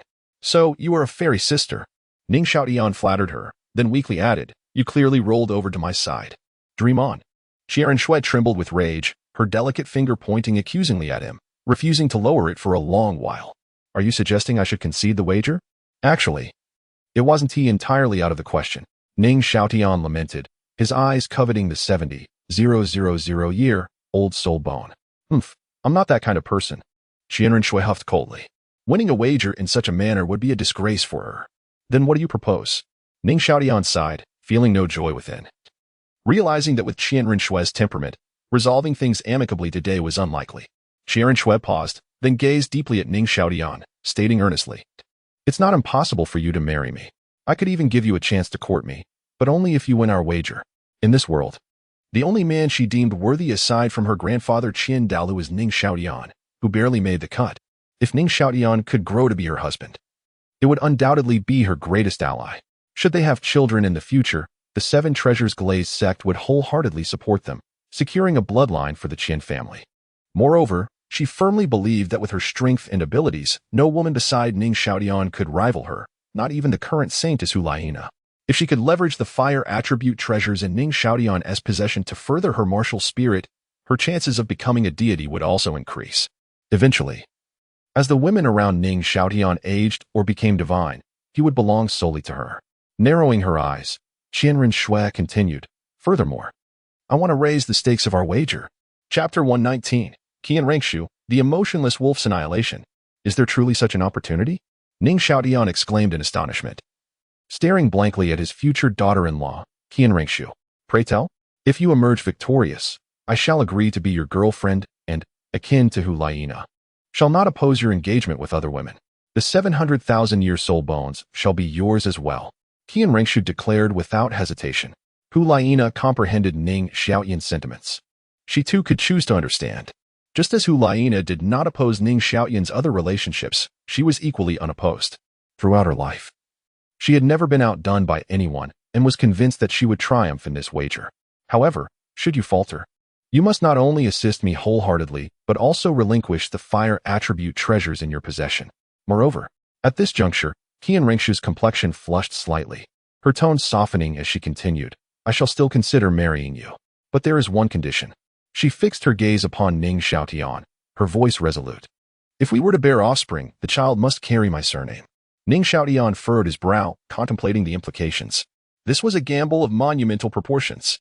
Should they produce an heir, that child would undoubtedly be the foremost heir to the Spirit Hall and the Spirit Empire, regardless of whose surname the child bore. He and Ning Fengzhi would undoubtedly strive to support the continuation of their lineage. This was beyond doubt. This Qian Renxue was indeed a heartless wolf. Ning Xiaotian mused internally, recognizing her intent to bind the Seven Treasures Glazed Tile School to the Spirit Hall through their child, thereby solidifying the Qian family's bloodline. It was a far-reaching scheme. If I lose, would I not become a mere laborer for my own child, the continent's foremost caretaker? Given the comparative strengths of the Qian and Ning families, with the Ning family being somewhat weaker, I would undoubtedly be relegated to the status of a son-in-law, securing my position in the family hierarchy. Yet, I refuse to concede. Ning Xiaotian stroked his chin, pondering for a moment before nodding. Very well.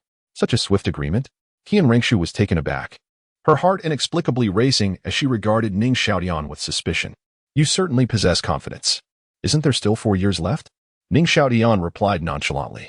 Afterward, he donned a cheerful expression and asked, Dear wife, how shall I address you in the future? Get lost. Qian Renxue's expression darkened instantly. Recalling the scene from the morning when she awoke, Ning Xiaotian had undoubtedly groped her thoroughly the night before. The more she thought about it, the angrier she became, her brows knitting together in irritation. Clean up the room. With that, she shimmered with golden light, transforming back into her original form, Xuantian. She leaped from the bed and approached the table, disregarding the dazed Ning Xiaotian beside her, pressed the lamp to retract her soul guide, and coolly lifted the curtain to exit the tent. Indeed, one must not provoke the temper of a mother tiger. Ning Xiaotian pouted, murmuring in grievance as he climbed back into bed, preparing to tidy up the scattered bedding. Suddenly, Qian Renxue reappeared, lifting the curtain and peering in. Her gaze fierce as she commanded, You shall sleep on the ground for the next few days. Make your own bed. This was all part of the act, undoubtedly. Ning Xiaotian would be sharing the same tent with her, but sharing a bed was out of the question. The key point was that he had just referred to her as a mother tiger. He had indeed groped her backside last night, the little lecher. Thinking this, Qian Renxue shot him a glare, then with a cold huff, she dropped the curtain and left in a huff. Ning Xiaotian gazed in bewilderment at the swaying curtain, sighing for his future as he resumed organizing the bedding, placing it into the soul guide, contemplating a secluded spot to dispose of it later. He lifted the curtain and stepped outside the tent. It was still early dawn, and the mist along the lakeshore was thick, swirling white fog enveloping the world in a shroud of white. Looking around, he saw no sign of Qian Renxue or anyone else emerging from their tents, likely still in deep slumber. This presented a perfect opportunity to dispose of the bedding. With this thought, Ning Xiaotian tiptoed along the lakeshore until he reached a dense thicket. He quickly retrieved the crumpled bedding from the soul guide, dividing it into several portions, tucking them into the underbrush, and pressing down the reeds to cover them. Stepping back, satisfied that the colorful remnants were no longer visible, he relieved himself nearby before departing with contentment. At that moment, thin wisps of mist rose from the lake, diffusing soft sunlight that was warm and bright. Shortly thereafter, the mist rolled pleasantly, stirring a gentle breeze that caressed the lake's surface, creating a crisp and melodious sound as the reeds swayed. The serpent spear Douluos stretched, then turned to survey the surroundings, finding no one around. He quickly dashed to the thicket, unzipped his trousers, and prepared to relieve himself. What's that? The sharp-eyed serpent spear Douluo noticed something unusual amidst the colorful foliage. Instinctively focusing, He murmured, "Isn't this the young master's bedding?" "No way." A sudden realization struck him, and he shivered, hastily pulling up his trousers and approaching to investigate. He was utterly dumbfounded to confirm that it was indeed Qian Renxue's bedding, the very one he had helped to set up. Are the younger generations truly this wild? The serpent spear Douluos' scalp tingled as he quickly scanned the area. Seeing no one, he hastily gathered the exposed remnants with his soul power, burying them in the soil and bending the surrounding grass to conceal them. There should be more fragments than this. The serpent spear Douluo glanced around suspiciously and indeed discovered several more, swiftly employing the same method to cover them, murmuring, "Isn't this Ning family's young master only 7 years old? So vigorous? If the Grand Priest finds out, will I and the old pig be condemned?" The thought sent a chill down his spine, and he hastily left the scene of the incident. Upon returning to the camp, he fortuitously spotted Qian Renxue standing beside Ning Xiaotian. He quickly appraised her, exhaling heavily in relief, as if escaping from the jaws of a tiger, wiping non-existent sweat from his brow. He then gazed at Ning Xiaotian with admiration. "It seems I must treat this young master Ning with more respect in the future," the serpent spear Douluo murmured, glancing around as others began to emerge from their tents, making their way toward the area overseen by the spiked Douluo. He hurried along to warn his Na'vi teammate, lest they become collateral damage. "Xinghe, my brother?" Ning Xiaotian called softly, noticing that everyone was preoccupied with packing their tents and had not turned their attention this way. "Speak." Qian Renxue replied dismissively. "What is the purpose of sending you here this time?" Ning Xiaotian pondered. "Did your father not inform you?" Qian Renxue shot him a look as if he were simple-minded. "Indeed." Ning Xiaotian nodded solemnly. "To monitor the movements of the Seven Treasures Glazed Tile School and investigate the status of the mission platform." Qian Renxue stated coolly. "As Ning Fengzhi's nominal disciple, I am best suited for this task. Snow Knight has indeed developed a wariness toward the Seven Treasures Glazed Tile School." Ning Xiaotian frowned. "What do you think?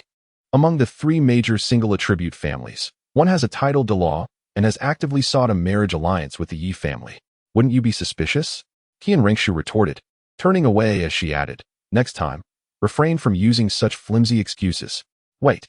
Ning Xiaotian hurriedly caught up with the departing Qian Renxue. "How is Snow Knight's current condition?" "Very weak, but I have ceased the dosage. He cannot die just yet. I still need ample time to win over the military," Qian Renxue quickly replied, shaking off Ning Xiaotian's grasp and striding toward the gathering crowd. "Tiana, come here. After breakfast, we shall continue our journey." Zhang Fenghua's voice rang out from a distance. "Coming right away," Ning Xiaotian called back. Chapter 120, The Task Hall in the Tiandou Empire, in the Fasnuo province, in the city of Notting. The sun hung in the sky with a seductive allure, casting down delicate beams of light that caressed the surroundings like enchanting maidens encircling one's form. Each ray exuded charm and grace, soothing every inch of skin with a gentle and intoxicating warmth. Ning Xiaotian lifted the curtain to peer outside, where pedestrians busily traversed the bustling streets, their voices a constant murmur of calls and sales pitches. The street was alive with the slow movement of carriages, allowing him to savor the cacophony of life around him. "Little brother, look. My little black cat is up there," a woman's anxious voice broke through the din. Ning Xiaotian turned to see a strikingly elegant woman in her 30s, her attire suggesting immense wealth. She pointed excitedly to the crown of a large tree, where a small black cat perched precariously, clawing at the bark with trepidation. As the cat shifted, the woman and her nearby guards immediately extended their arms, poised to catch it. "Madam, allow me to assist. Since I have accepted the task, I shall surely help you retrieve your beloved feline safely," a youth in simple garb declared confidently, glancing at the small black cat above. "Thank you, young man. I appreciate your help." The lady, feeling somewhat embarrassed, retracted her hands and stepped aside with her guards. "There is no need for formality. It is my duty," the youth replied graciously, then approached the tree. With a gentle motion, he closed his eyes and summoned a small biscuit about the size of a thumb, which soon multiplied into a small pile resting in his palm. In mere moments, an alluring fragrance wafted through the air, drawing several cats from their hiding spots to gather at his feet, gazing up with yearning eyes while mewing eagerly. The little black cat, too, craned its neck, sniffing fervently as if urging its companions below to disperse. Suddenly emboldened, it scampered down the branch, landing deftly at the youth's feet. "Madam, here is your cat." The youth held the pile of biscuits in one hand while lifting the small black cat with the other, presenting it to the elegant woman. He then offered the biscuits to the cat, which immediately lunged forward, devouring the treats with fervor, its small frame trembling with delight. much to the astonishment of the onlookers. The youth, feeling bashful, lowered his gaze, waiting patiently for the cat to finish. After a brief moment, the feline looked up, and the youth, pale-faced, shook his head. Offering a polite bow to the lady. "Madam, I have fulfilled my task." "Thank you, young man. Here is your reward." The woman retrieved a silk pouch from her waist, producing a silver coin and extending it towards him. "Madam, you are too generous." The agreed reward was merely 20 copper coins. The youth hesitated, his shyness evident. "Please, do not be modest. You look pale. It must have been arduous. Use the excess to buy something nourishing for yourself." The lady insisted, quickly pressing the silver coin into his hand. Thank you, madam," he stammered. "Would you kindly sign this task scroll? I must report back to the task hall." He produced a piece of white parchment and handed her a pen. In the task hall, simple tasks incur no fees from the spirit hall. For urgent tasks in public spaces, the employer simply needs to sign, while the task taker retains an unsigned copy, ensuring a swift and efficient process. If an employer underpays or refuses to pay after the task's completion, the spirit hall swiftly intervenes, imposing penalties and blacklisting the employer. All right, the lady took the pen and quickly signed her name. "Thank you, madam. Additionally, I own a pet food shop in the southern part of the city. Should you ever need cat food, I welcome your patronage." The youth bowed again, his words somewhat halting. "Certainly, I shall pay a visit next time." The lady's eyes sparkled with interest upon learning of his shop, and she nodded approvingly. The youth, feeling bashful, lowered his head. "Let us depart." The lady waved her hand, calling out cheerfully as she cradled the small black cat and left with a graceful sway. Once she was a distance away, the youth crouched down, producing more biscuits to share with the cats at his feet. With a joyful heart, he then ran off, clutching the silver coin, enough to sustain his family for several days in this modest town. Ning Xiaotian, observing the retreating figure of the youth in plain clothing, shook his head and murmured, "The spirit hall truly showcases an array of wonders. Today, even a cat food spirit has emerged.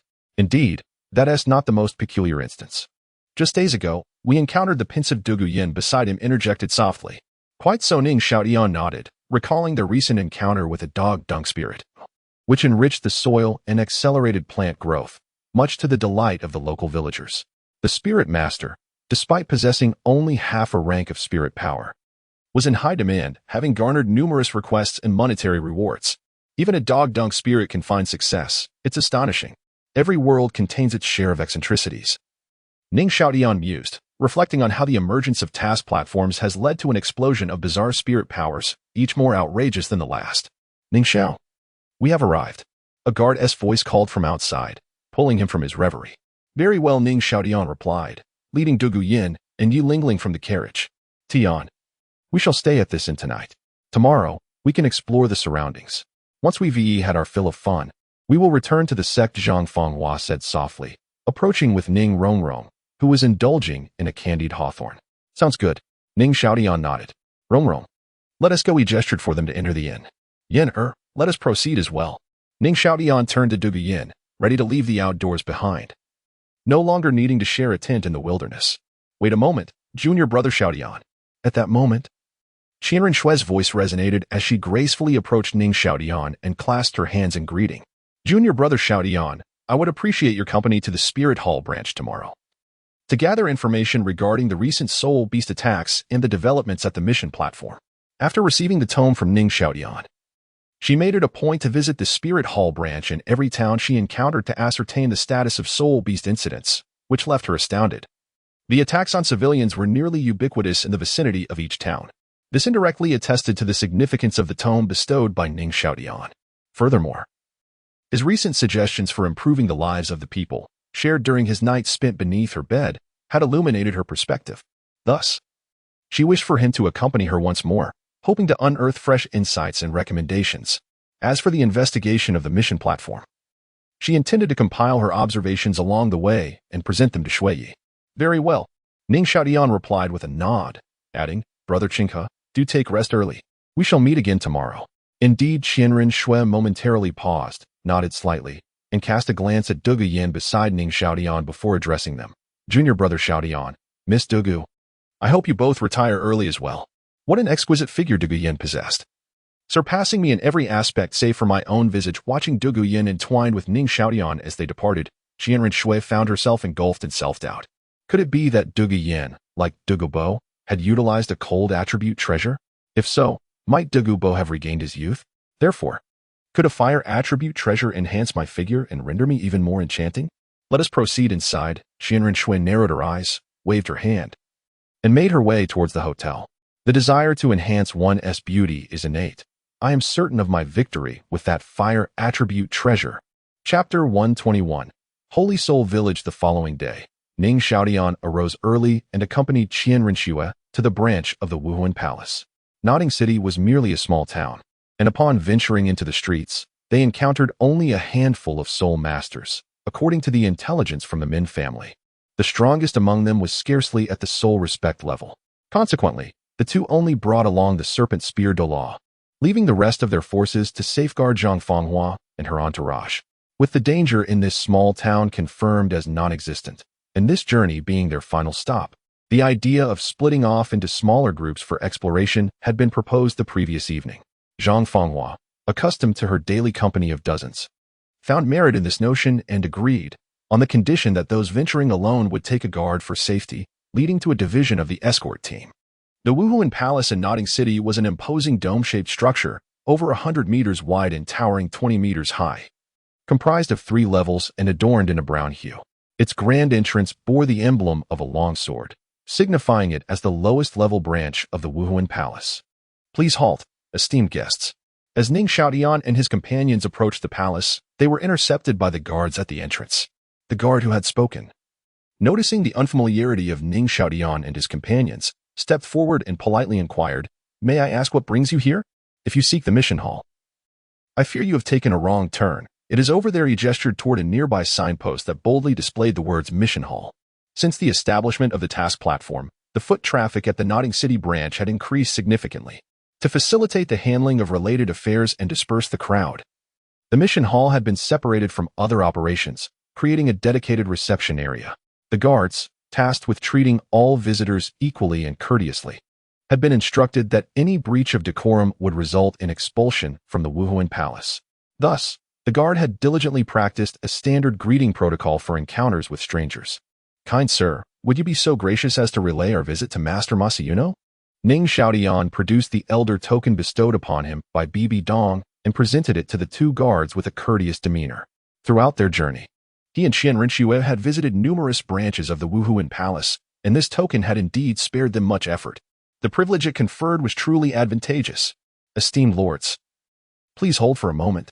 The guard, taken aback by the token, quickly bowed and hurried to inform another guard, swiftly entering the palace. Before long, the sound of hurried footsteps echoed as 4 young individuals donned in Wuhuan Palace uniforms emerged, led by an elderly man with a similar satchel. The elder glanced at the token in Ning Xiaotian's hand, visibly startled, and promptly bowed with reverence. "I am Masayuno, the head of this branch. May I inquire what brings you esteemed guests?" "Master Masayuno, are you preparing to depart?" Ning Xiaotian inquired, surprised by the satchel slung over Masayuno's shoulder. "Ah, esteemed lords. Today is the customary day for visiting villages to assist children in awakening their martial souls," Masayuno replied, glancing at Ning Xiaotian and his companions, his gaze faltering upon noticing the imposing figure behind Qian Renxue. In the wake of a recent reorganization by the Pope Bibi Dong, several corrupt officials had been ousted from this branch, and Masayuno, who had previously served as deputy head due to his seniority, found himself unexpectedly promoted to head. Though he had never engaged in wrongdoing, the presence of higher-ups made him a bit anxious. "Master Masayuno, there is no need for formality," Qian Renxue interjected, extending her hand to help him rise. "As the head of the branch, why must you assist with the martial soul awakening ceremony?" Masayuno, relieved by her courtesy, returned the gesture and explained, "To be candid, our Notting City is but a remote locale, and the number of staff members with soul power exceeding level 20 is quite limited. However, we have many small villages nearby. Since the establishment of the mission hall, the branch has been inundated with affairs to manage, necessitating most soul masters to remain behind to address various emergencies. At my age, I lack the stamina to handle the throngs at the mission hall, so I must assist with the awakening ceremonies for the children." He stood tall, a proud and benevolent expression gracing his features. "Your actions, Master Masayuno, are truly commendable," Qian Renxue responded with a bow, well aware of the chaotic state of the mission hall, which was often a tumultuous affair filled with complaints about lost pets and household nuisances. In the eyes of the public, the mission hall had become a catch-all solution for a multitude of problems. Master Masayuno, please, he insisted.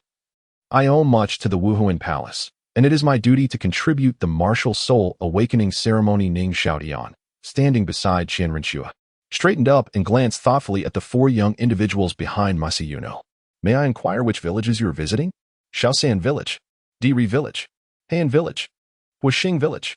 The four young men responded promptly, each bowing politely, as they were responsible for multiple villages. I am preparing to head to Holy Soul Village. Masayuno stroked his beard, his eyes sparkling with anticipation. It is rumored that many years ago, a soul saint emerged from there, and I hope to chance upon another promising talent. Hearkening to Holy Soul Village, Ning Xiaotian's eyes lit up, and he turned to Qian Renxue, nodding enthusiastically. Qing, good. Why not don the Wuhuan Palace attire and allow me to accompany you? We can consult Master Masayuno on the matter of soul beasts attacking the populace while ensuring we do not hinder the children's awakening ceremony. Very well, Qian Renxue mused, nodding in agreement. Given Masayuno's long-standing residency in Nodding City and his elevation to branch head, he likely held significant esteem within the community, minimizing the risk of threats. Furthermore, it was a grave offense to attack those overseeing the martial soul awakening ceremony, tantamount to declaring enmity with all civilian soul masters. The Wuhuan Palace would mobilize its full might to eradicate such transgressions, a fate even the two great empires and the leading sects would not dare invite. At that moment, Ning Xiaotian turned to the serpent spear Douluo, winking subtly. Shihu Wei, you may return. It suffices for Qinggu and me to go alone. The serpent spear Douluo hesitated, glancing at Qian Renxue, uncertain. This while the Min family has assured that there are no threats in the vicinity of Nodding City, I remain somewhat concerned. Qian Renxue, casting a sidelong glance at the teasing Ning Xiaotian, replied coolly, Shihu Wei, please report this matter to Madame Zhang upon your return. We shall return promptly after our affairs are concluded. Having never truly ventured out unencumbered before, she considered this an opportunity for a carefree outing. Very well. Please take care. The serpent spear Douluo acquiesced, offering a respectful bow before departing. Master Masayuno, I would appreciate it if you could prepare a suitable outfit and a private space for changing. Once the serpent spear Douluo had left, Qian Renxue turned to Masayuno, courteously bowing once more. Esteemed lady, this way please. Masayuno promptly gestured, leading Qian Renxue to the changing area. A quarter of an hour later, Qian Renxue emerged clad in the official attire of the Spirit Hall. Upon witnessing this, Ning Xiaotian hurriedly approached Matthew, saying, Grandfather Matthew, allow me to assist you with your burden. This is not appropriate. It could be troublesome. Seeing Qian Renxue personally relieve Matthew of the load from his back and hand it to Ning Xiaotian, Matthew understood that the two siblings intended to conduct a discreet visit, and thus refrained from further objections. Grandfather Matthew, Qinggu, let us depart, Ning Xiaotian cheerfully declared as he slung the package over his shoulder. Qian Renxue, comprehending the situation, also moved behind Matthew and respectfully said, Grandfather Matthew, please. Very well. Matthew straightened his posture and proceeded to lead the way. A quarter of an hour later, a carriage rolled out of Nodding City. The coachman, Ning Xiaotian. Chapter 122. Where is Tang San in Holy Soul Village? Holy Soul Village is situated to the south of Nodding City. It is not particularly far. Ning Xiaotian gripped the reins firmly, personally guiding the carriage. Under the guidance of Master Matthew, they arrived in just over an hour. Outside the village lay vast fields, flat and expansive. Gazing into the distance, one could see several hills encircling the village, standing about 100 meters high, lush and verdant. On the hillside facing the houses, one could faintly discern terraced fields resembling steps. Sighing, Ning Xiaotian observed the crowd standing at the village entrance. He quickly pulled back on the reins of his spirited brown steed, urging it to slow down. The rhythmic sound of hoofbeats soon brought them to the forefront of the gathering. Master Matthew, we've arrived, Ning Xiaotian called back to the carriage. Thank you for your hard work, came the reply as Qian Renxue lifted the carriage curtain, assisting Master Matthew as he emerged. Old Jack, it has been a while. Master Matthew smiled and waved at a man in the crowd who appeared to be nearly 60 years old. He had served the Spirit Hall in Nodding City for decades and often traveled to assist the children of nearby villages with their spirit awakening ceremonies. He had visited Holy Soul Village many times and naturally recognized Old Jack. Master Matthew, I didn't expect you to come personally this time, Old Jack exclaimed. His face filled with astonishment as he bowed deeply to Master Matthew, prompting the villagers to do the same. Old Jack, there is no need for such formality among old friends, Master Matthew said, striding forward to help Old Jack to his feet. Old Jack stood, still maintaining a respectful demeanor, replying, "That's different. It's an honor for you to come and help the children awaken their spirits. We must show our respect. You're still the same as ever." Master Matthew sighed, then looked up at the curious children behind Old Jack. Gently, he inquired, "Old Jack, how many children in the village need to awaken their spirits this year?" 9. Old Jack straightened his back, beaming with delight. "Let us go then. I can hardly wait." Master Matthew's eyes sparkled with excitement. Given that the average number of children born in villages around Notting City each year was less than 6, 9 was indeed a remarkable figure, and he felt this journey could yield extraordinary results. "By the way, this is my distant relative, who, according to our lineage, is my grandnephew. He may inherit my legacy in helping the children of Notting City awaken their spirits in the future. I brought him along to familiarize himself with the process," Master Matthew explained, gesturing to Qian Renxue, a promising young man. Old Jack praised repeatedly. "And this is my little nephew, still studying at the Primary Spirit Master Academy. He is quite mischievous and insisted on coming along to see," Master Matthew added, pointing at Ning Xiaotian, shaking his head with a sigh. "So young." Old Jack was taken aback, scrutinizing Ning Xiaotian. He swallowed hard and remarked, "The youth is formidable. Old Jack, let us begin without delay. Time is of the essence." Master Matthew nodded slightly, smiling. "Master Matthew, this way please." Old Jack respectfully led the 3 of them to the Spirit Hall's location in the village. From the outside, it appeared to be merely a small building. But upon entering, the interior resembled a modest Chinese chapel, aside from a few small benches and the Spirit Hall's banner on the main wall. The surroundings were bare but clean, indicating that someone from the village had come to tidy up. Bowing slightly, Old Jack politely stated, "Master Matthew, I appreciate your assistance this time." "Of course," Master Matthew replied, supporting Old Jack with one hand while taking a bundle from Ning Xiaotian and placing it on the ground. He opened it, retrieving 2 items, 6 glossy black spherical stones and a sparkling blue crystal ball. He arranged the 6 round stones into a hexagon on the floor, then stood up and declared, "Spirit possession." Turning to the row of trembling children behind him, he kindly urged, "Children, come forth." "Spirit, cabbage." "I'm sorry, child. You lack spirit power and cannot become a spirit master. However, do not despair. According to the latest theories from the Spirit Hall, your spirit can be used for livestock farming or..." Master Matthew provided reasonable suggestions based on his research and observations from the mission hall. The child gradually smiled and joyfully bounded back to their parents. "Spirit, scythe. No spirit power. Child, you would be well suited for harvesting wheat on a farm." "Spirit, blue silver grass. No spirit power. Child, raising pigs at home isn't too bad. Pork prices have recently risen." "Spirit, white radish. Level 3 spirit power." Master Matthew's previously despondent expression suddenly brightened, and he enthusiastically shook the child's shoulder, exclaiming joyfully, "Child, congratulations. You can become a spirit master." "Really?" the child exclaimed with a radiant smile. "Yes. However, the radish spirit lacks offensive capabilities, though it does have some supportive abilities. After all, it can be used in medicine. As for defensive power, it has some potential. You might consider pursuing a defensive or supportive path." Master Matthew pondered. Traditionally, food-based spirits were deemed supportive, but recent theories from the Spirit Hall had overturned this notion.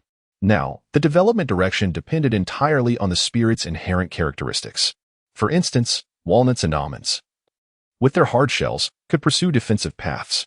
Durian, on the other hand, could develop shell strength for defense or its pungent odor for control. If one wished to exploit the spikes, it could even venture into a strong attack path. It seems necessary for the Spirit Hall to compile a comprehensive guide on spirit identification. Ning Xiaotian watched in bewilderment as Master Matthew earnestly educated the children, pulling at his lips and lightly clearing his throat. "Master Matthew, that is not a radish spirit." "What?"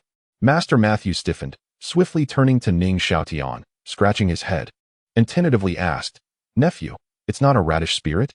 Then what is it?" "It should be a white ginseng." "Master Matthew, the leaves of that spirit, though still tender, are quite distinct from those of a radish, and the roots are not so developed." Ning Xiaotian spoke softly. "I saw someone selling wild white ginseng at the northern market," he added. Afterward, he scratched his head, uncertain. "I've heard white ginseng has considerable medicinal value. According to my academy instructors, spirits with such effects lean towards healing supportive types.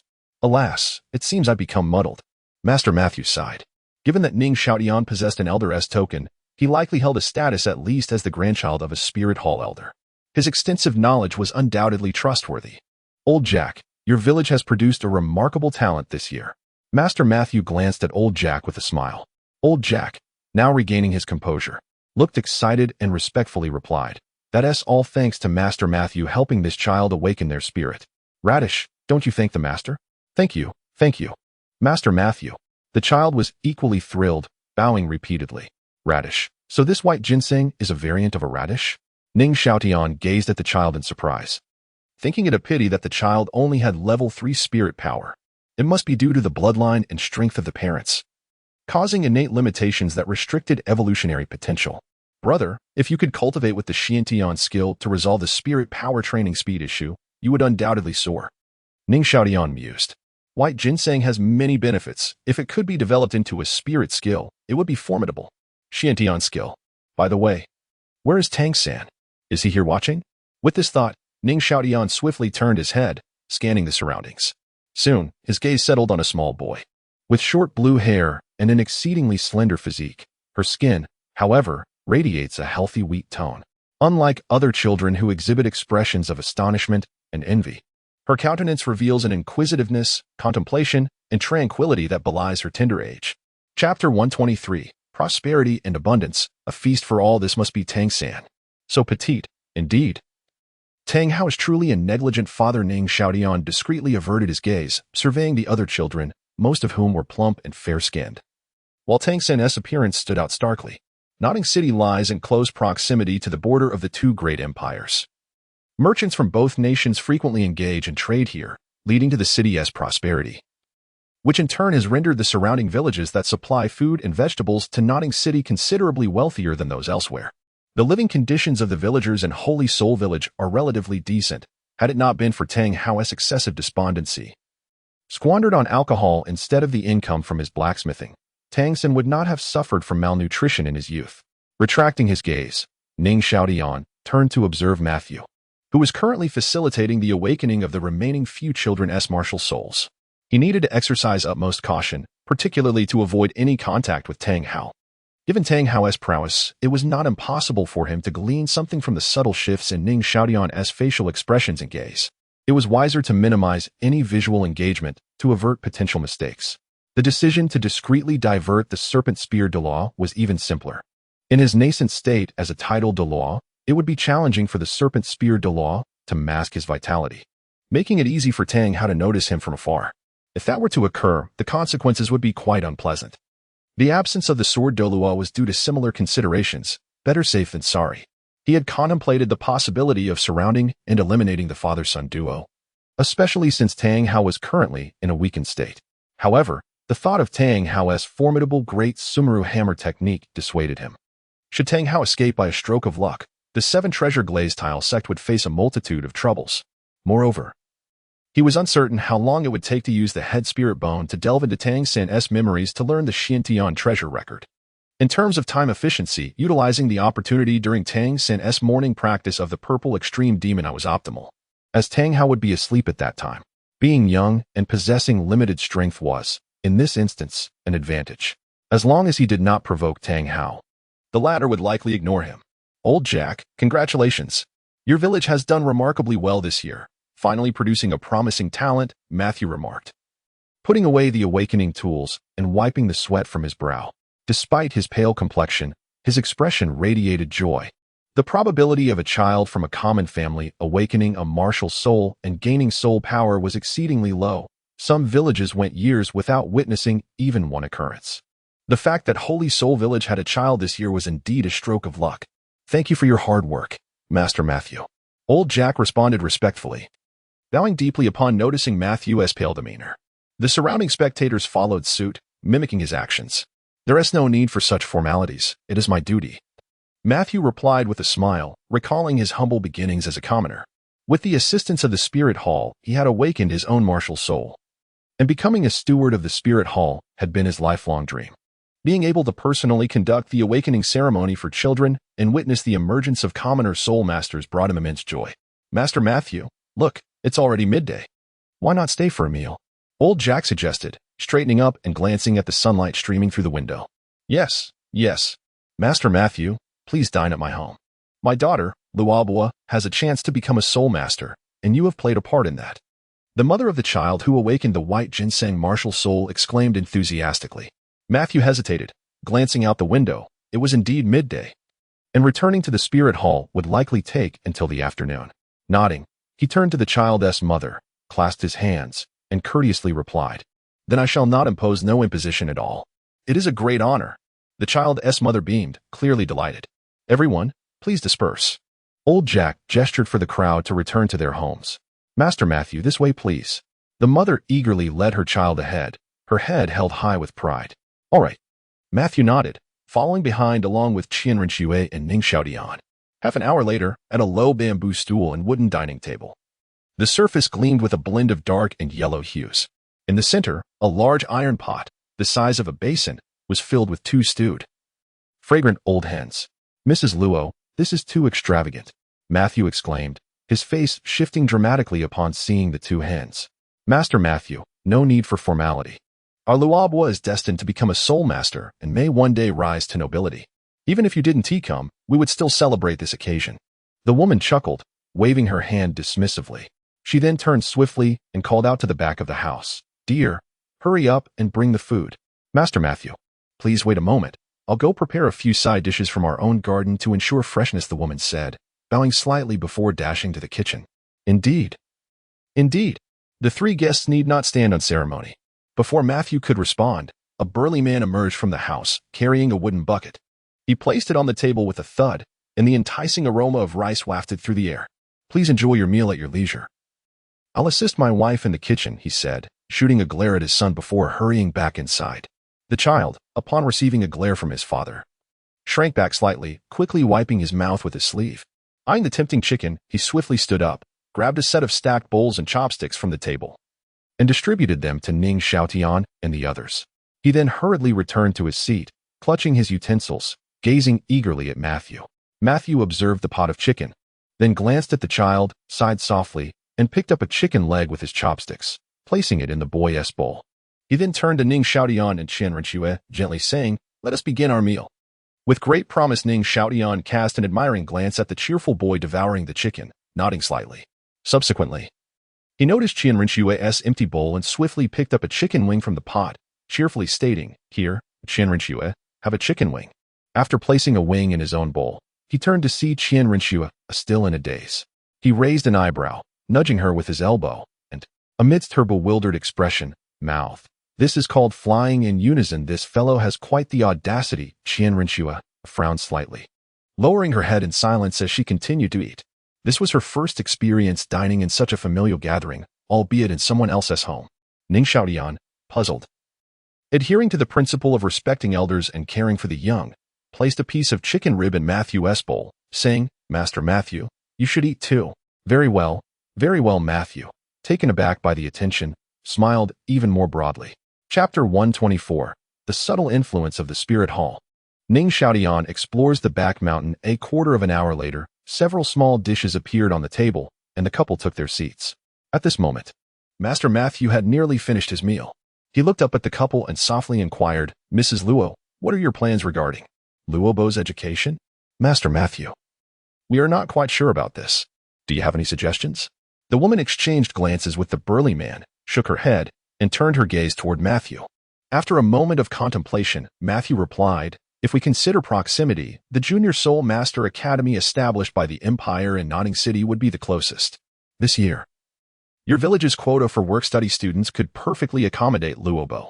However, given that Luobo possesses a rare white ginseng martial soul, the Junior Soul Master Academy founded by the Spirit Hall might be a better option.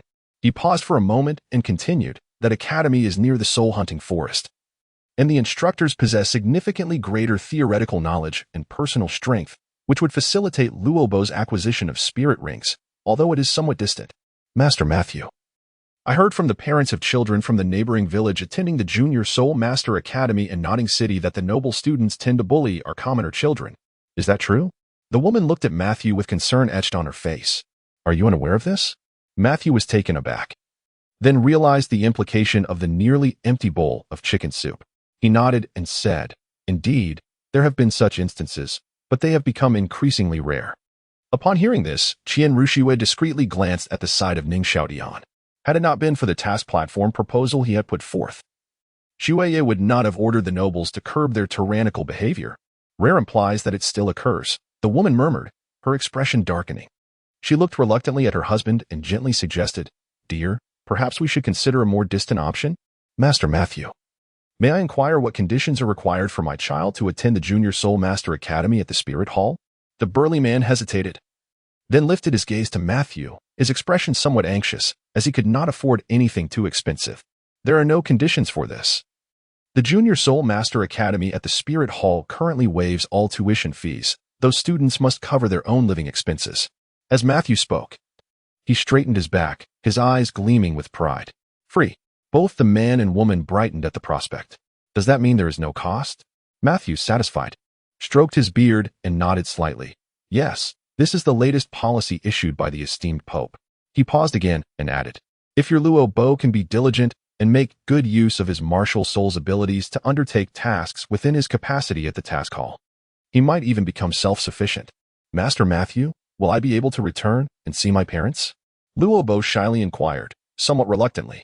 "Of course, dear child. There are holidays during your studies at the academy." Matthew replied with a warm smile. That's wonderful, that's wonderful." The couple sighed in relief, their faces lighting up with joy. The woman lovingly ruffled her child's hair and asked, "Master Matthew, how can we enroll our Dugu Bo?" "Mrs. Luo, did I not provide you with a certificate? In 2 months, bring this certificate and your child to report to the Spirit Hall branch in Notting City, and we will escort the children to the academy collectively." Matthew explained patiently. "All right, thank you, Master Matthew. I will ensure that Dugu Bo is ready on time." The burly man exclaimed with excitement. "Yes." Matthew nodded slightly, stood up, and clasped his hands together in gratitude. "Thank you both for your hospitality today. It's getting late, and I must take my leave." The couple promptly stood as well, saying, "We will see you off." "Master Matthew, my nephew has come out with great difficulty. I would like to explore the area this afternoon and stay overnight. Is that all right?" Ning Xiaotian interjected. "What is he up to?" Qian Renxue cast a suspicious glance at Ning Xiaotian, unable to decipher his intentions, but nodded in agreement. "Master Matthew, I will accompany my younger brother." "Very well. Just ensure you two remain safe." Matthew relented, nodding slightly. "Master Matthew, please deliver this to my mother upon your return, and let her know I am safe." Ning Xiaotian took out a folded piece of paper from his pocket and handed it to Matthew, having prepared it in advance. "All right." Matthew carefully accepted it, glancing down at the small handwriting indicating an address. "I shall take my leave then. I will trouble you both to look after my 2 nephews tonight." "Master Matthew, there is no need for such formality. It is our fortune to host the 2 young brothers." The couple waved their hands repeatedly, clearing the way as they escorted Matthew out. "Are there any interesting places in your village, Dugu Bo?" Once Matthew had departed, Ning Xiaotian turned to the little brother still sipping chicken soup and added, "Such as vegetable gardens, rivers, mountains. Also, do you have any wild game in these mountains? My mother is an excellent cook, and I've learned a few tricks from her. If we manage to catch something, we can enjoy a meal together." Ning Xiaotian enticed, and the little brother, unable to restrain himself, drooled in anticipation. "There are rabbits and wild chickens in the back mountain. Big brother, I will take you there," the little brother exclaimed, jumping off his stool and running toward the door, waving his hands eagerly. "Let us go." Ning Xiaotian nudged Qian Renxue with his elbow and promptly followed the little brother. Could it be that this little rascal only wishes to stay close to me? No, there must be something he is concealing. Qian Renxue instinctively sensed that Ning Xiaotian was hiding something, and his sudden decision to stay in the village raised her suspicions, with questions lingering in her mind. Qian Renxue casually hastened to catch up with Ning Xiaotian. The 3 traversed the fields, crossed a small bridge, and, under Ning Xiaotian's encouragement that they might encounter rabbits or wild chickens on the next hill, they navigated around several hills until they reached a hillside on the west side of St. Sol village. Verdant shrubs surrounded them, and the ground was uneven. Looking up, they saw a steep slope nearly 70 degrees, littered with rocks and overgrown with weeds. A distinct, bare area meandered upward amidst the foliage. From the traces left behind, it was evident that this was a hiking path formed by human foot traffic. Ning Xiaotian used a stick to push aside the shrubs to look down the mountain, where wisps of smoke curled upward. A dilapidated little house stood in the distance, separated by several tiers of vegetable gardens and a winding creek. Upon closer inspection, He could vaguely see a thin child carrying a bucket of water toward the house, while beneath the eaves, a robust man wielded a hammer, and another man swung a hoe before departing moments later. Dugu Bo, the sun is setting. We should head back. Ning Xiaotian turned to the little brother, who was now laden with their catch. At this moment, the little brother held 2 small white rabbits in his left hand and 3 large wild chickens in his right. Glancing left and right, his face beaming with delight. All right, big brother, let us go home. The little brother gazed up at Ning Xiaotian and Qian Renxue with admiration, having been thoroughly amazed by their prowess earlier. Thus, the 3 descended the mountain with agility. Chapter 125, on this night. I am in the cold wind on an April night, devoid of stars and moonlight. The evening breeze remained crisp and biting, forcefully creaking the ill-fitting door. Had he not assured himself of the house's solid foundation and sturdy beams before sleep, Ning Xiaotian might have doubted whether the dwelling would withstand the night's gusts. Qian Renxue, sleep now. Ning Xiaotian gently closed the door and took a seat by the bedside. This room had been constructed by the Luo couple in anticipation of their second child. For them, more offspring equated to increased labor on the farm. Qian Renxue remained silent, her gaze scrutinizing and unwavering as it locked onto him. Ning Xiaotian, in turn, gestured towards the inner side of the bed, while he lay down on the outer edge. With a frown, Qian Renxue rose and crossed over him, giving him a light kick before turning her back to lie down, choosing to ignore him. Observing her reaction, Ning Xiaotian quickly turned to embrace her, his hands resting on her waist, his forehead pressed against her silken hair, where a faint silver glimmer danced. Qian Renxue instinctively struggled. Do not move, Ning Xiaotian urged. This voice seemed to resonate directly within her mind, causing Qian Renxue to pause in surprise, ceasing her resistance. This is my head soul bone skill. It allows a mental connection with teammates. The closer we are, the less spiritual and mental energy is consumed. Please do not resist, or I will exhaust my mental energy before long, he continued. Close your eyes, focus your mind, and you will be able to see me in the spiritual realm. Heeding his words, Qian Renxue promptly shut her eyes and calmed herself. Moments later, when she opened her eyes again, the surroundings had transformed into a vast expanse of white, with Ning Xiaotian standing alone before her. My dear wife, you look as lovely as ever, Ning Xiaotian exclaimed, his eyes lighting up at the sight of her in feminine attire. Enough of this nonsense. What is happening? Qian Renxue huffed, glaring at him, her anger conjuring phantoms that threatened to slap him. My dear wife, it appears you were quite eager to strike me, Ning Xiaotian remarked, instinctively touching his cheek. Speaking in a soft tone, can you see others' thoughts with this ability? Qian Renxue asked, her expression astonished as she observed the fleeting illusions around her. Remnants of her own thoughts. This newfound ability to converse in this mental space requires your consent to activate. As for the illusions, simply avoid excessive wandering thoughts, and they will not manifest, Ning Xiaotian shrugged nonchalantly. Such a peculiar soul bone skill indeed. I must remain cautious with my thoughts to protect my identity. Qian Renxue glanced at him, her voice steady as she said, Speak. Since arriving in this village, your behavior has been quite strange. And do not call me wife. You have yet to win the bet, and I have not consented. Very well, my dear wife, Ning Xiaotian replied earnestly. Before she could retort, he added, the reason for my peculiar conduct is that I have discovered an unknown title doll residing in this village. My mental prowess is quite commendable, as you have seen. He gestured to the surrounding whiteness, then continued earnestly, this is our first visit to this village, and I fear that individual may be watching us, which is why I have refrained from speaking. Your soul guide device also emits a spiritual energy signature, which could easily be detected, Ning Xiaotian added with a sigh. An unknown title Douluo? How could that be possible, especially in such a small place? Qian Renxue's face reflected her shock. Thus, I shadowed that child to the back mountain to observe from a distance, Ning Xiaotian explained, stroking his chin. Did you discern who that title Douluo is? Qian Renxue inquired eagerly. Operating a blacksmith shop, wielding a hammer, and having a child, it could very well be Tang Hao, the Haotian Douluo who vanished years ago. Of course, this is merely my speculation, as I have never seen him, Ning Xiaotian remarked, spreading his hands. Tang Hao.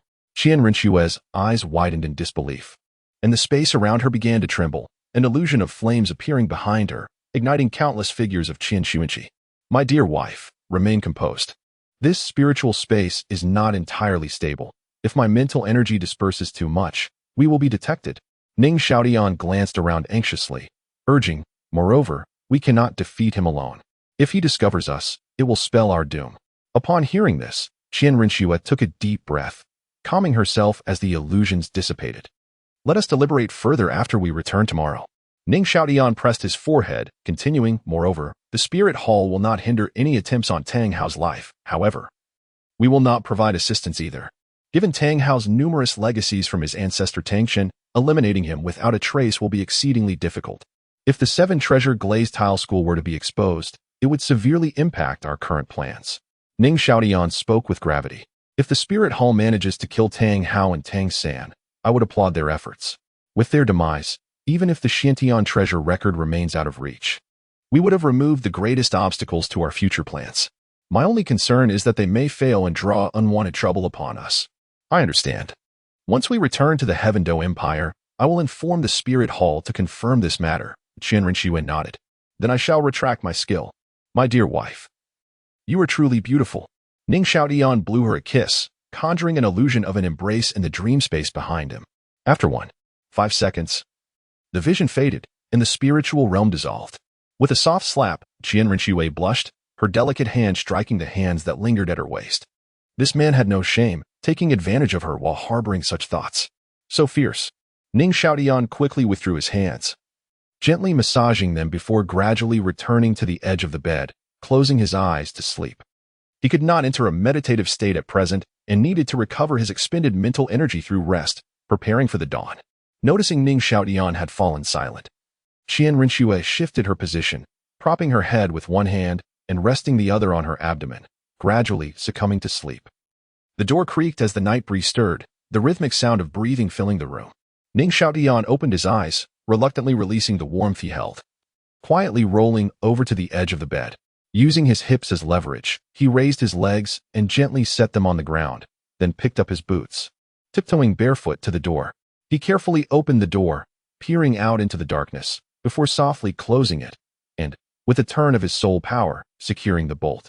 The sky was still shrouded in darkness, the eerie whispers of the wind weaving through the branches and leaves, producing haunting sounds that made Ning Xiaotian instinctively shrink his neck. He donned his shoes and braved the fierce wind. Currently positioned in the southern part of the village, while Tang San practiced the purple extreme magic eye on the hill to the west, he could not directly approach Tang San's residence and had to circle from the south, needing to be up early to lie in wait. Fortunately, his mental prowess was sufficiently strong, enabling him to navigate the night with ease. After half an hour of arduous trekking, he finally reached the summit before dawn, where a relatively flat rock lay near the edge of the peak. Ning Xiaotian approached, noting a small, smooth area in the center, likely worn down by Tang San's frequent sitting. He scanned the surroundings for a suitable hiding spot. A pair of giant pines stood nearby, their branches twisting together, and Ning Xiaotian's eyes brightened. He quickly grabbed a branch, sweeping it as he retreated, then tossed it down the mountain before sneaking behind the pines, curling up and closing his eyes against the cold wind, waiting patiently. Chapter 126. The celestial treasure record. A cool mountain breeze whispered through the forest, where withered branches rubbed against mixed leaves, emitting a mournful wail. Behind the sturdy pines, Ning Xiaotian sat cross-legged, his posture as upright as a pine tree, a distance away from the scaly, brittle bark. His clothing and long hair were neatly bound, and the biting cold wind swept past without a whisper. The sun had yet to rise, yet the veil of night was gradually lifted by an inexplicable force. As the distant east began to brighten, the sound of crisp footsteps mingled with the crunch of dried leaves echoed in the air. Have they finally arrived? Ning Xiaotian slowly opened his eyes, his body remaining as still as a mountain. He understood well that Tang San would absorb the purple qi at dawn to refine the purple extreme magic eye, followed by entering a meditative state to practice the celestial technique. That moment would be the most opportune time for him to act. As the sky grew ever brighter, a faint hue of fish-belly white emerged in the eastern horizon. Tang San sat cross-legged on a large rock, his gaze fixed intently on the brightening sky, breathing rhythmically, exhaling softly through his nose and mouth. With each breath, a delicate mist swirled before him. Soon, he closed his eyes once more, releasing a long breath of turbid air. His breathing steadied, and a thin veil of mist gradually dissipated from his mouth. Before long, a faint silver glow approached from the distance, gently touching the back of Tang San's head. As his body trembled slightly, he returned to tranquility, and within the narrow peaks, only the sound of the mountain breeze rustled softly. Ning Xiaotian tiptoed out from behind the pines and approached Tang San. Success. Observing Tang San's stillness, Ning Xiaotian exhaled deeply. Under the influence of a 30 reduction in spiritual power from the soulbone technique, coupled with the immense spiritual power gap, Tang San was currently unable to escape the dream space. Now, he still remained in a meditative state, and any surrounding sounds would be blocked, akin to a moment of enlightenment in martial arts novels. Perhaps Tang San believed he was simply enjoying this state. Perhaps I could further develop the auxiliary training capabilities of this dream space. Ning Xiaotian mused, stroking his chin, then shook his head, temporarily dismissing the thought. He closed his eyes, focusing his mind. When he opened his eyes again, he found himself within Tang San's consciousness, surrounded by a serene clarity. It seemed Tang San had indeed entered a profound meditative state. Ning Xiaotian squinted, quickly channeling his soul power, softly whispering the words Celestial Treasure Record. His dream space ability could not directly access memories, it could only suppress and suggest through spiritual power, prompting Tang San to subconsciously recall the memories related to the Celestial Treasure Record. Subsequently, he deepened his suggestions on the parts he needed to view, allowing Tang San to immerse himself in them while he peered through Tang San's perspective.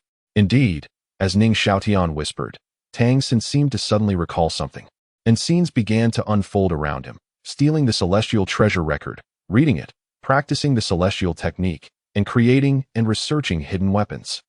These scenes flickered around Tang San like countless slides. Seeing this, Ning Xiaotian murmured again, "Review the Celestial Treasure Record." Tang San initially furrowed his brow, but soon relaxed, his expression becoming focused, and the surrounding scenes swiftly transformed. Inside a dilapidated room, there was a bamboo bed, a long table reaching waist height, crumpled papers strewn about, and various oddly shaped iron parts scattered across the surface, illuminated by the flickering glow of a warm oil lamp. Tang San sat upright at the long table, extending his right hand to push aside the disarrayed papers. He carefully opened his collar and withdrew a scroll with a black iron rod.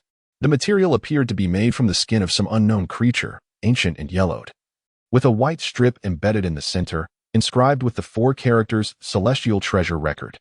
He laid the scroll flat on the table, his fingers trembling slightly as he cautiously unfurled it.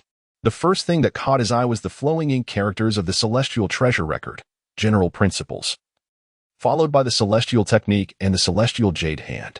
Tang San's expression was intensely focused, his eyes fixed on the flowing text as he pressed one hand down on the scroll's edge, his fingertips gliding along the characters. Once he reached the end, he slowly rolled up the portion he had read, unrolling a new chapter. Ning Xiaotian's mindset was somewhat frayed. The techniques recorded in the Celestial Treasure Record were primarily in written form, accompanied by illustrations of meridian pathways. With his spiritual power, he could read text almost at a glance, retaining everything he read. He had memorized the distribution of human meridians during his training, and although the descriptions varied greatly between the two worlds, he quickly unraveled the differences. Tang San was reading with such meticulous attention that, to Ning Xiaotian, it felt painfully slow, leading him to question whether his own spiritual power could endure until Tang San finished reading the Celestial Treasure Record. This was Tang San's memory. He could not accelerate the process. Reluctantly, Ning Xiaotian abandoned his earlier intention to quickly memorize everything for later review at the sect. Calming his mind, he began to immerse himself in understanding the essence of the techniques while also sensing Tang San's current state of practicing the Celestial Technique. No wonder one must cultivate the Celestial Technique, the Celestial Jade Hand, and the Purple Extreme Magic eye to their peak and possess exceptional skills in the use of thrown hidden weapons to advance. The requirements for this Guanyin tier are exceedingly high. This was a step-by-step cultivation system, mastering techniques, creating thrown hidden weapons, and practicing throwing repeatedly until one had complete mastery before progressing to more advanced methods. Tang San shook his head, sighing. The difference between the inner and outer sects is too great. Had I not acquired the Celestial Treasure Record, I might never have encountered such exquisite techniques in my lifetime. The primary distinction between the inner and outer sects of the Tang clan lay in the use of hidden weapons. The outer sect primarily relied on mechanisms, while the inner sect focused on true techniques. With the acquisition of refined techniques, one could even dispense with poison, for it would be entirely unnecessary. Even the outer sect techniques I practiced previously now seem incomplete. Tang San chuckled bitterly, his expression complex as he continued to peruse the Celestial Treasure Record. The mechanisms recorded within the Celestial Treasure Record were ones he had already mastered in manufacturing. The only aspects worth noting were the top 3 hidden weapons, the Peacock Feather, the Rainstorm Pear Blossom Needle, and the Buddha's Wrath Tang Lotus. With this thought, Tang San's eyes gleamed with excitement, and he quickly flipped through the scroll to the subsequent records on mechanisms. Tang San, good grief. Ning Xiaotian suppressed countless exclamations, feeling an urge to vomit blood from frustration.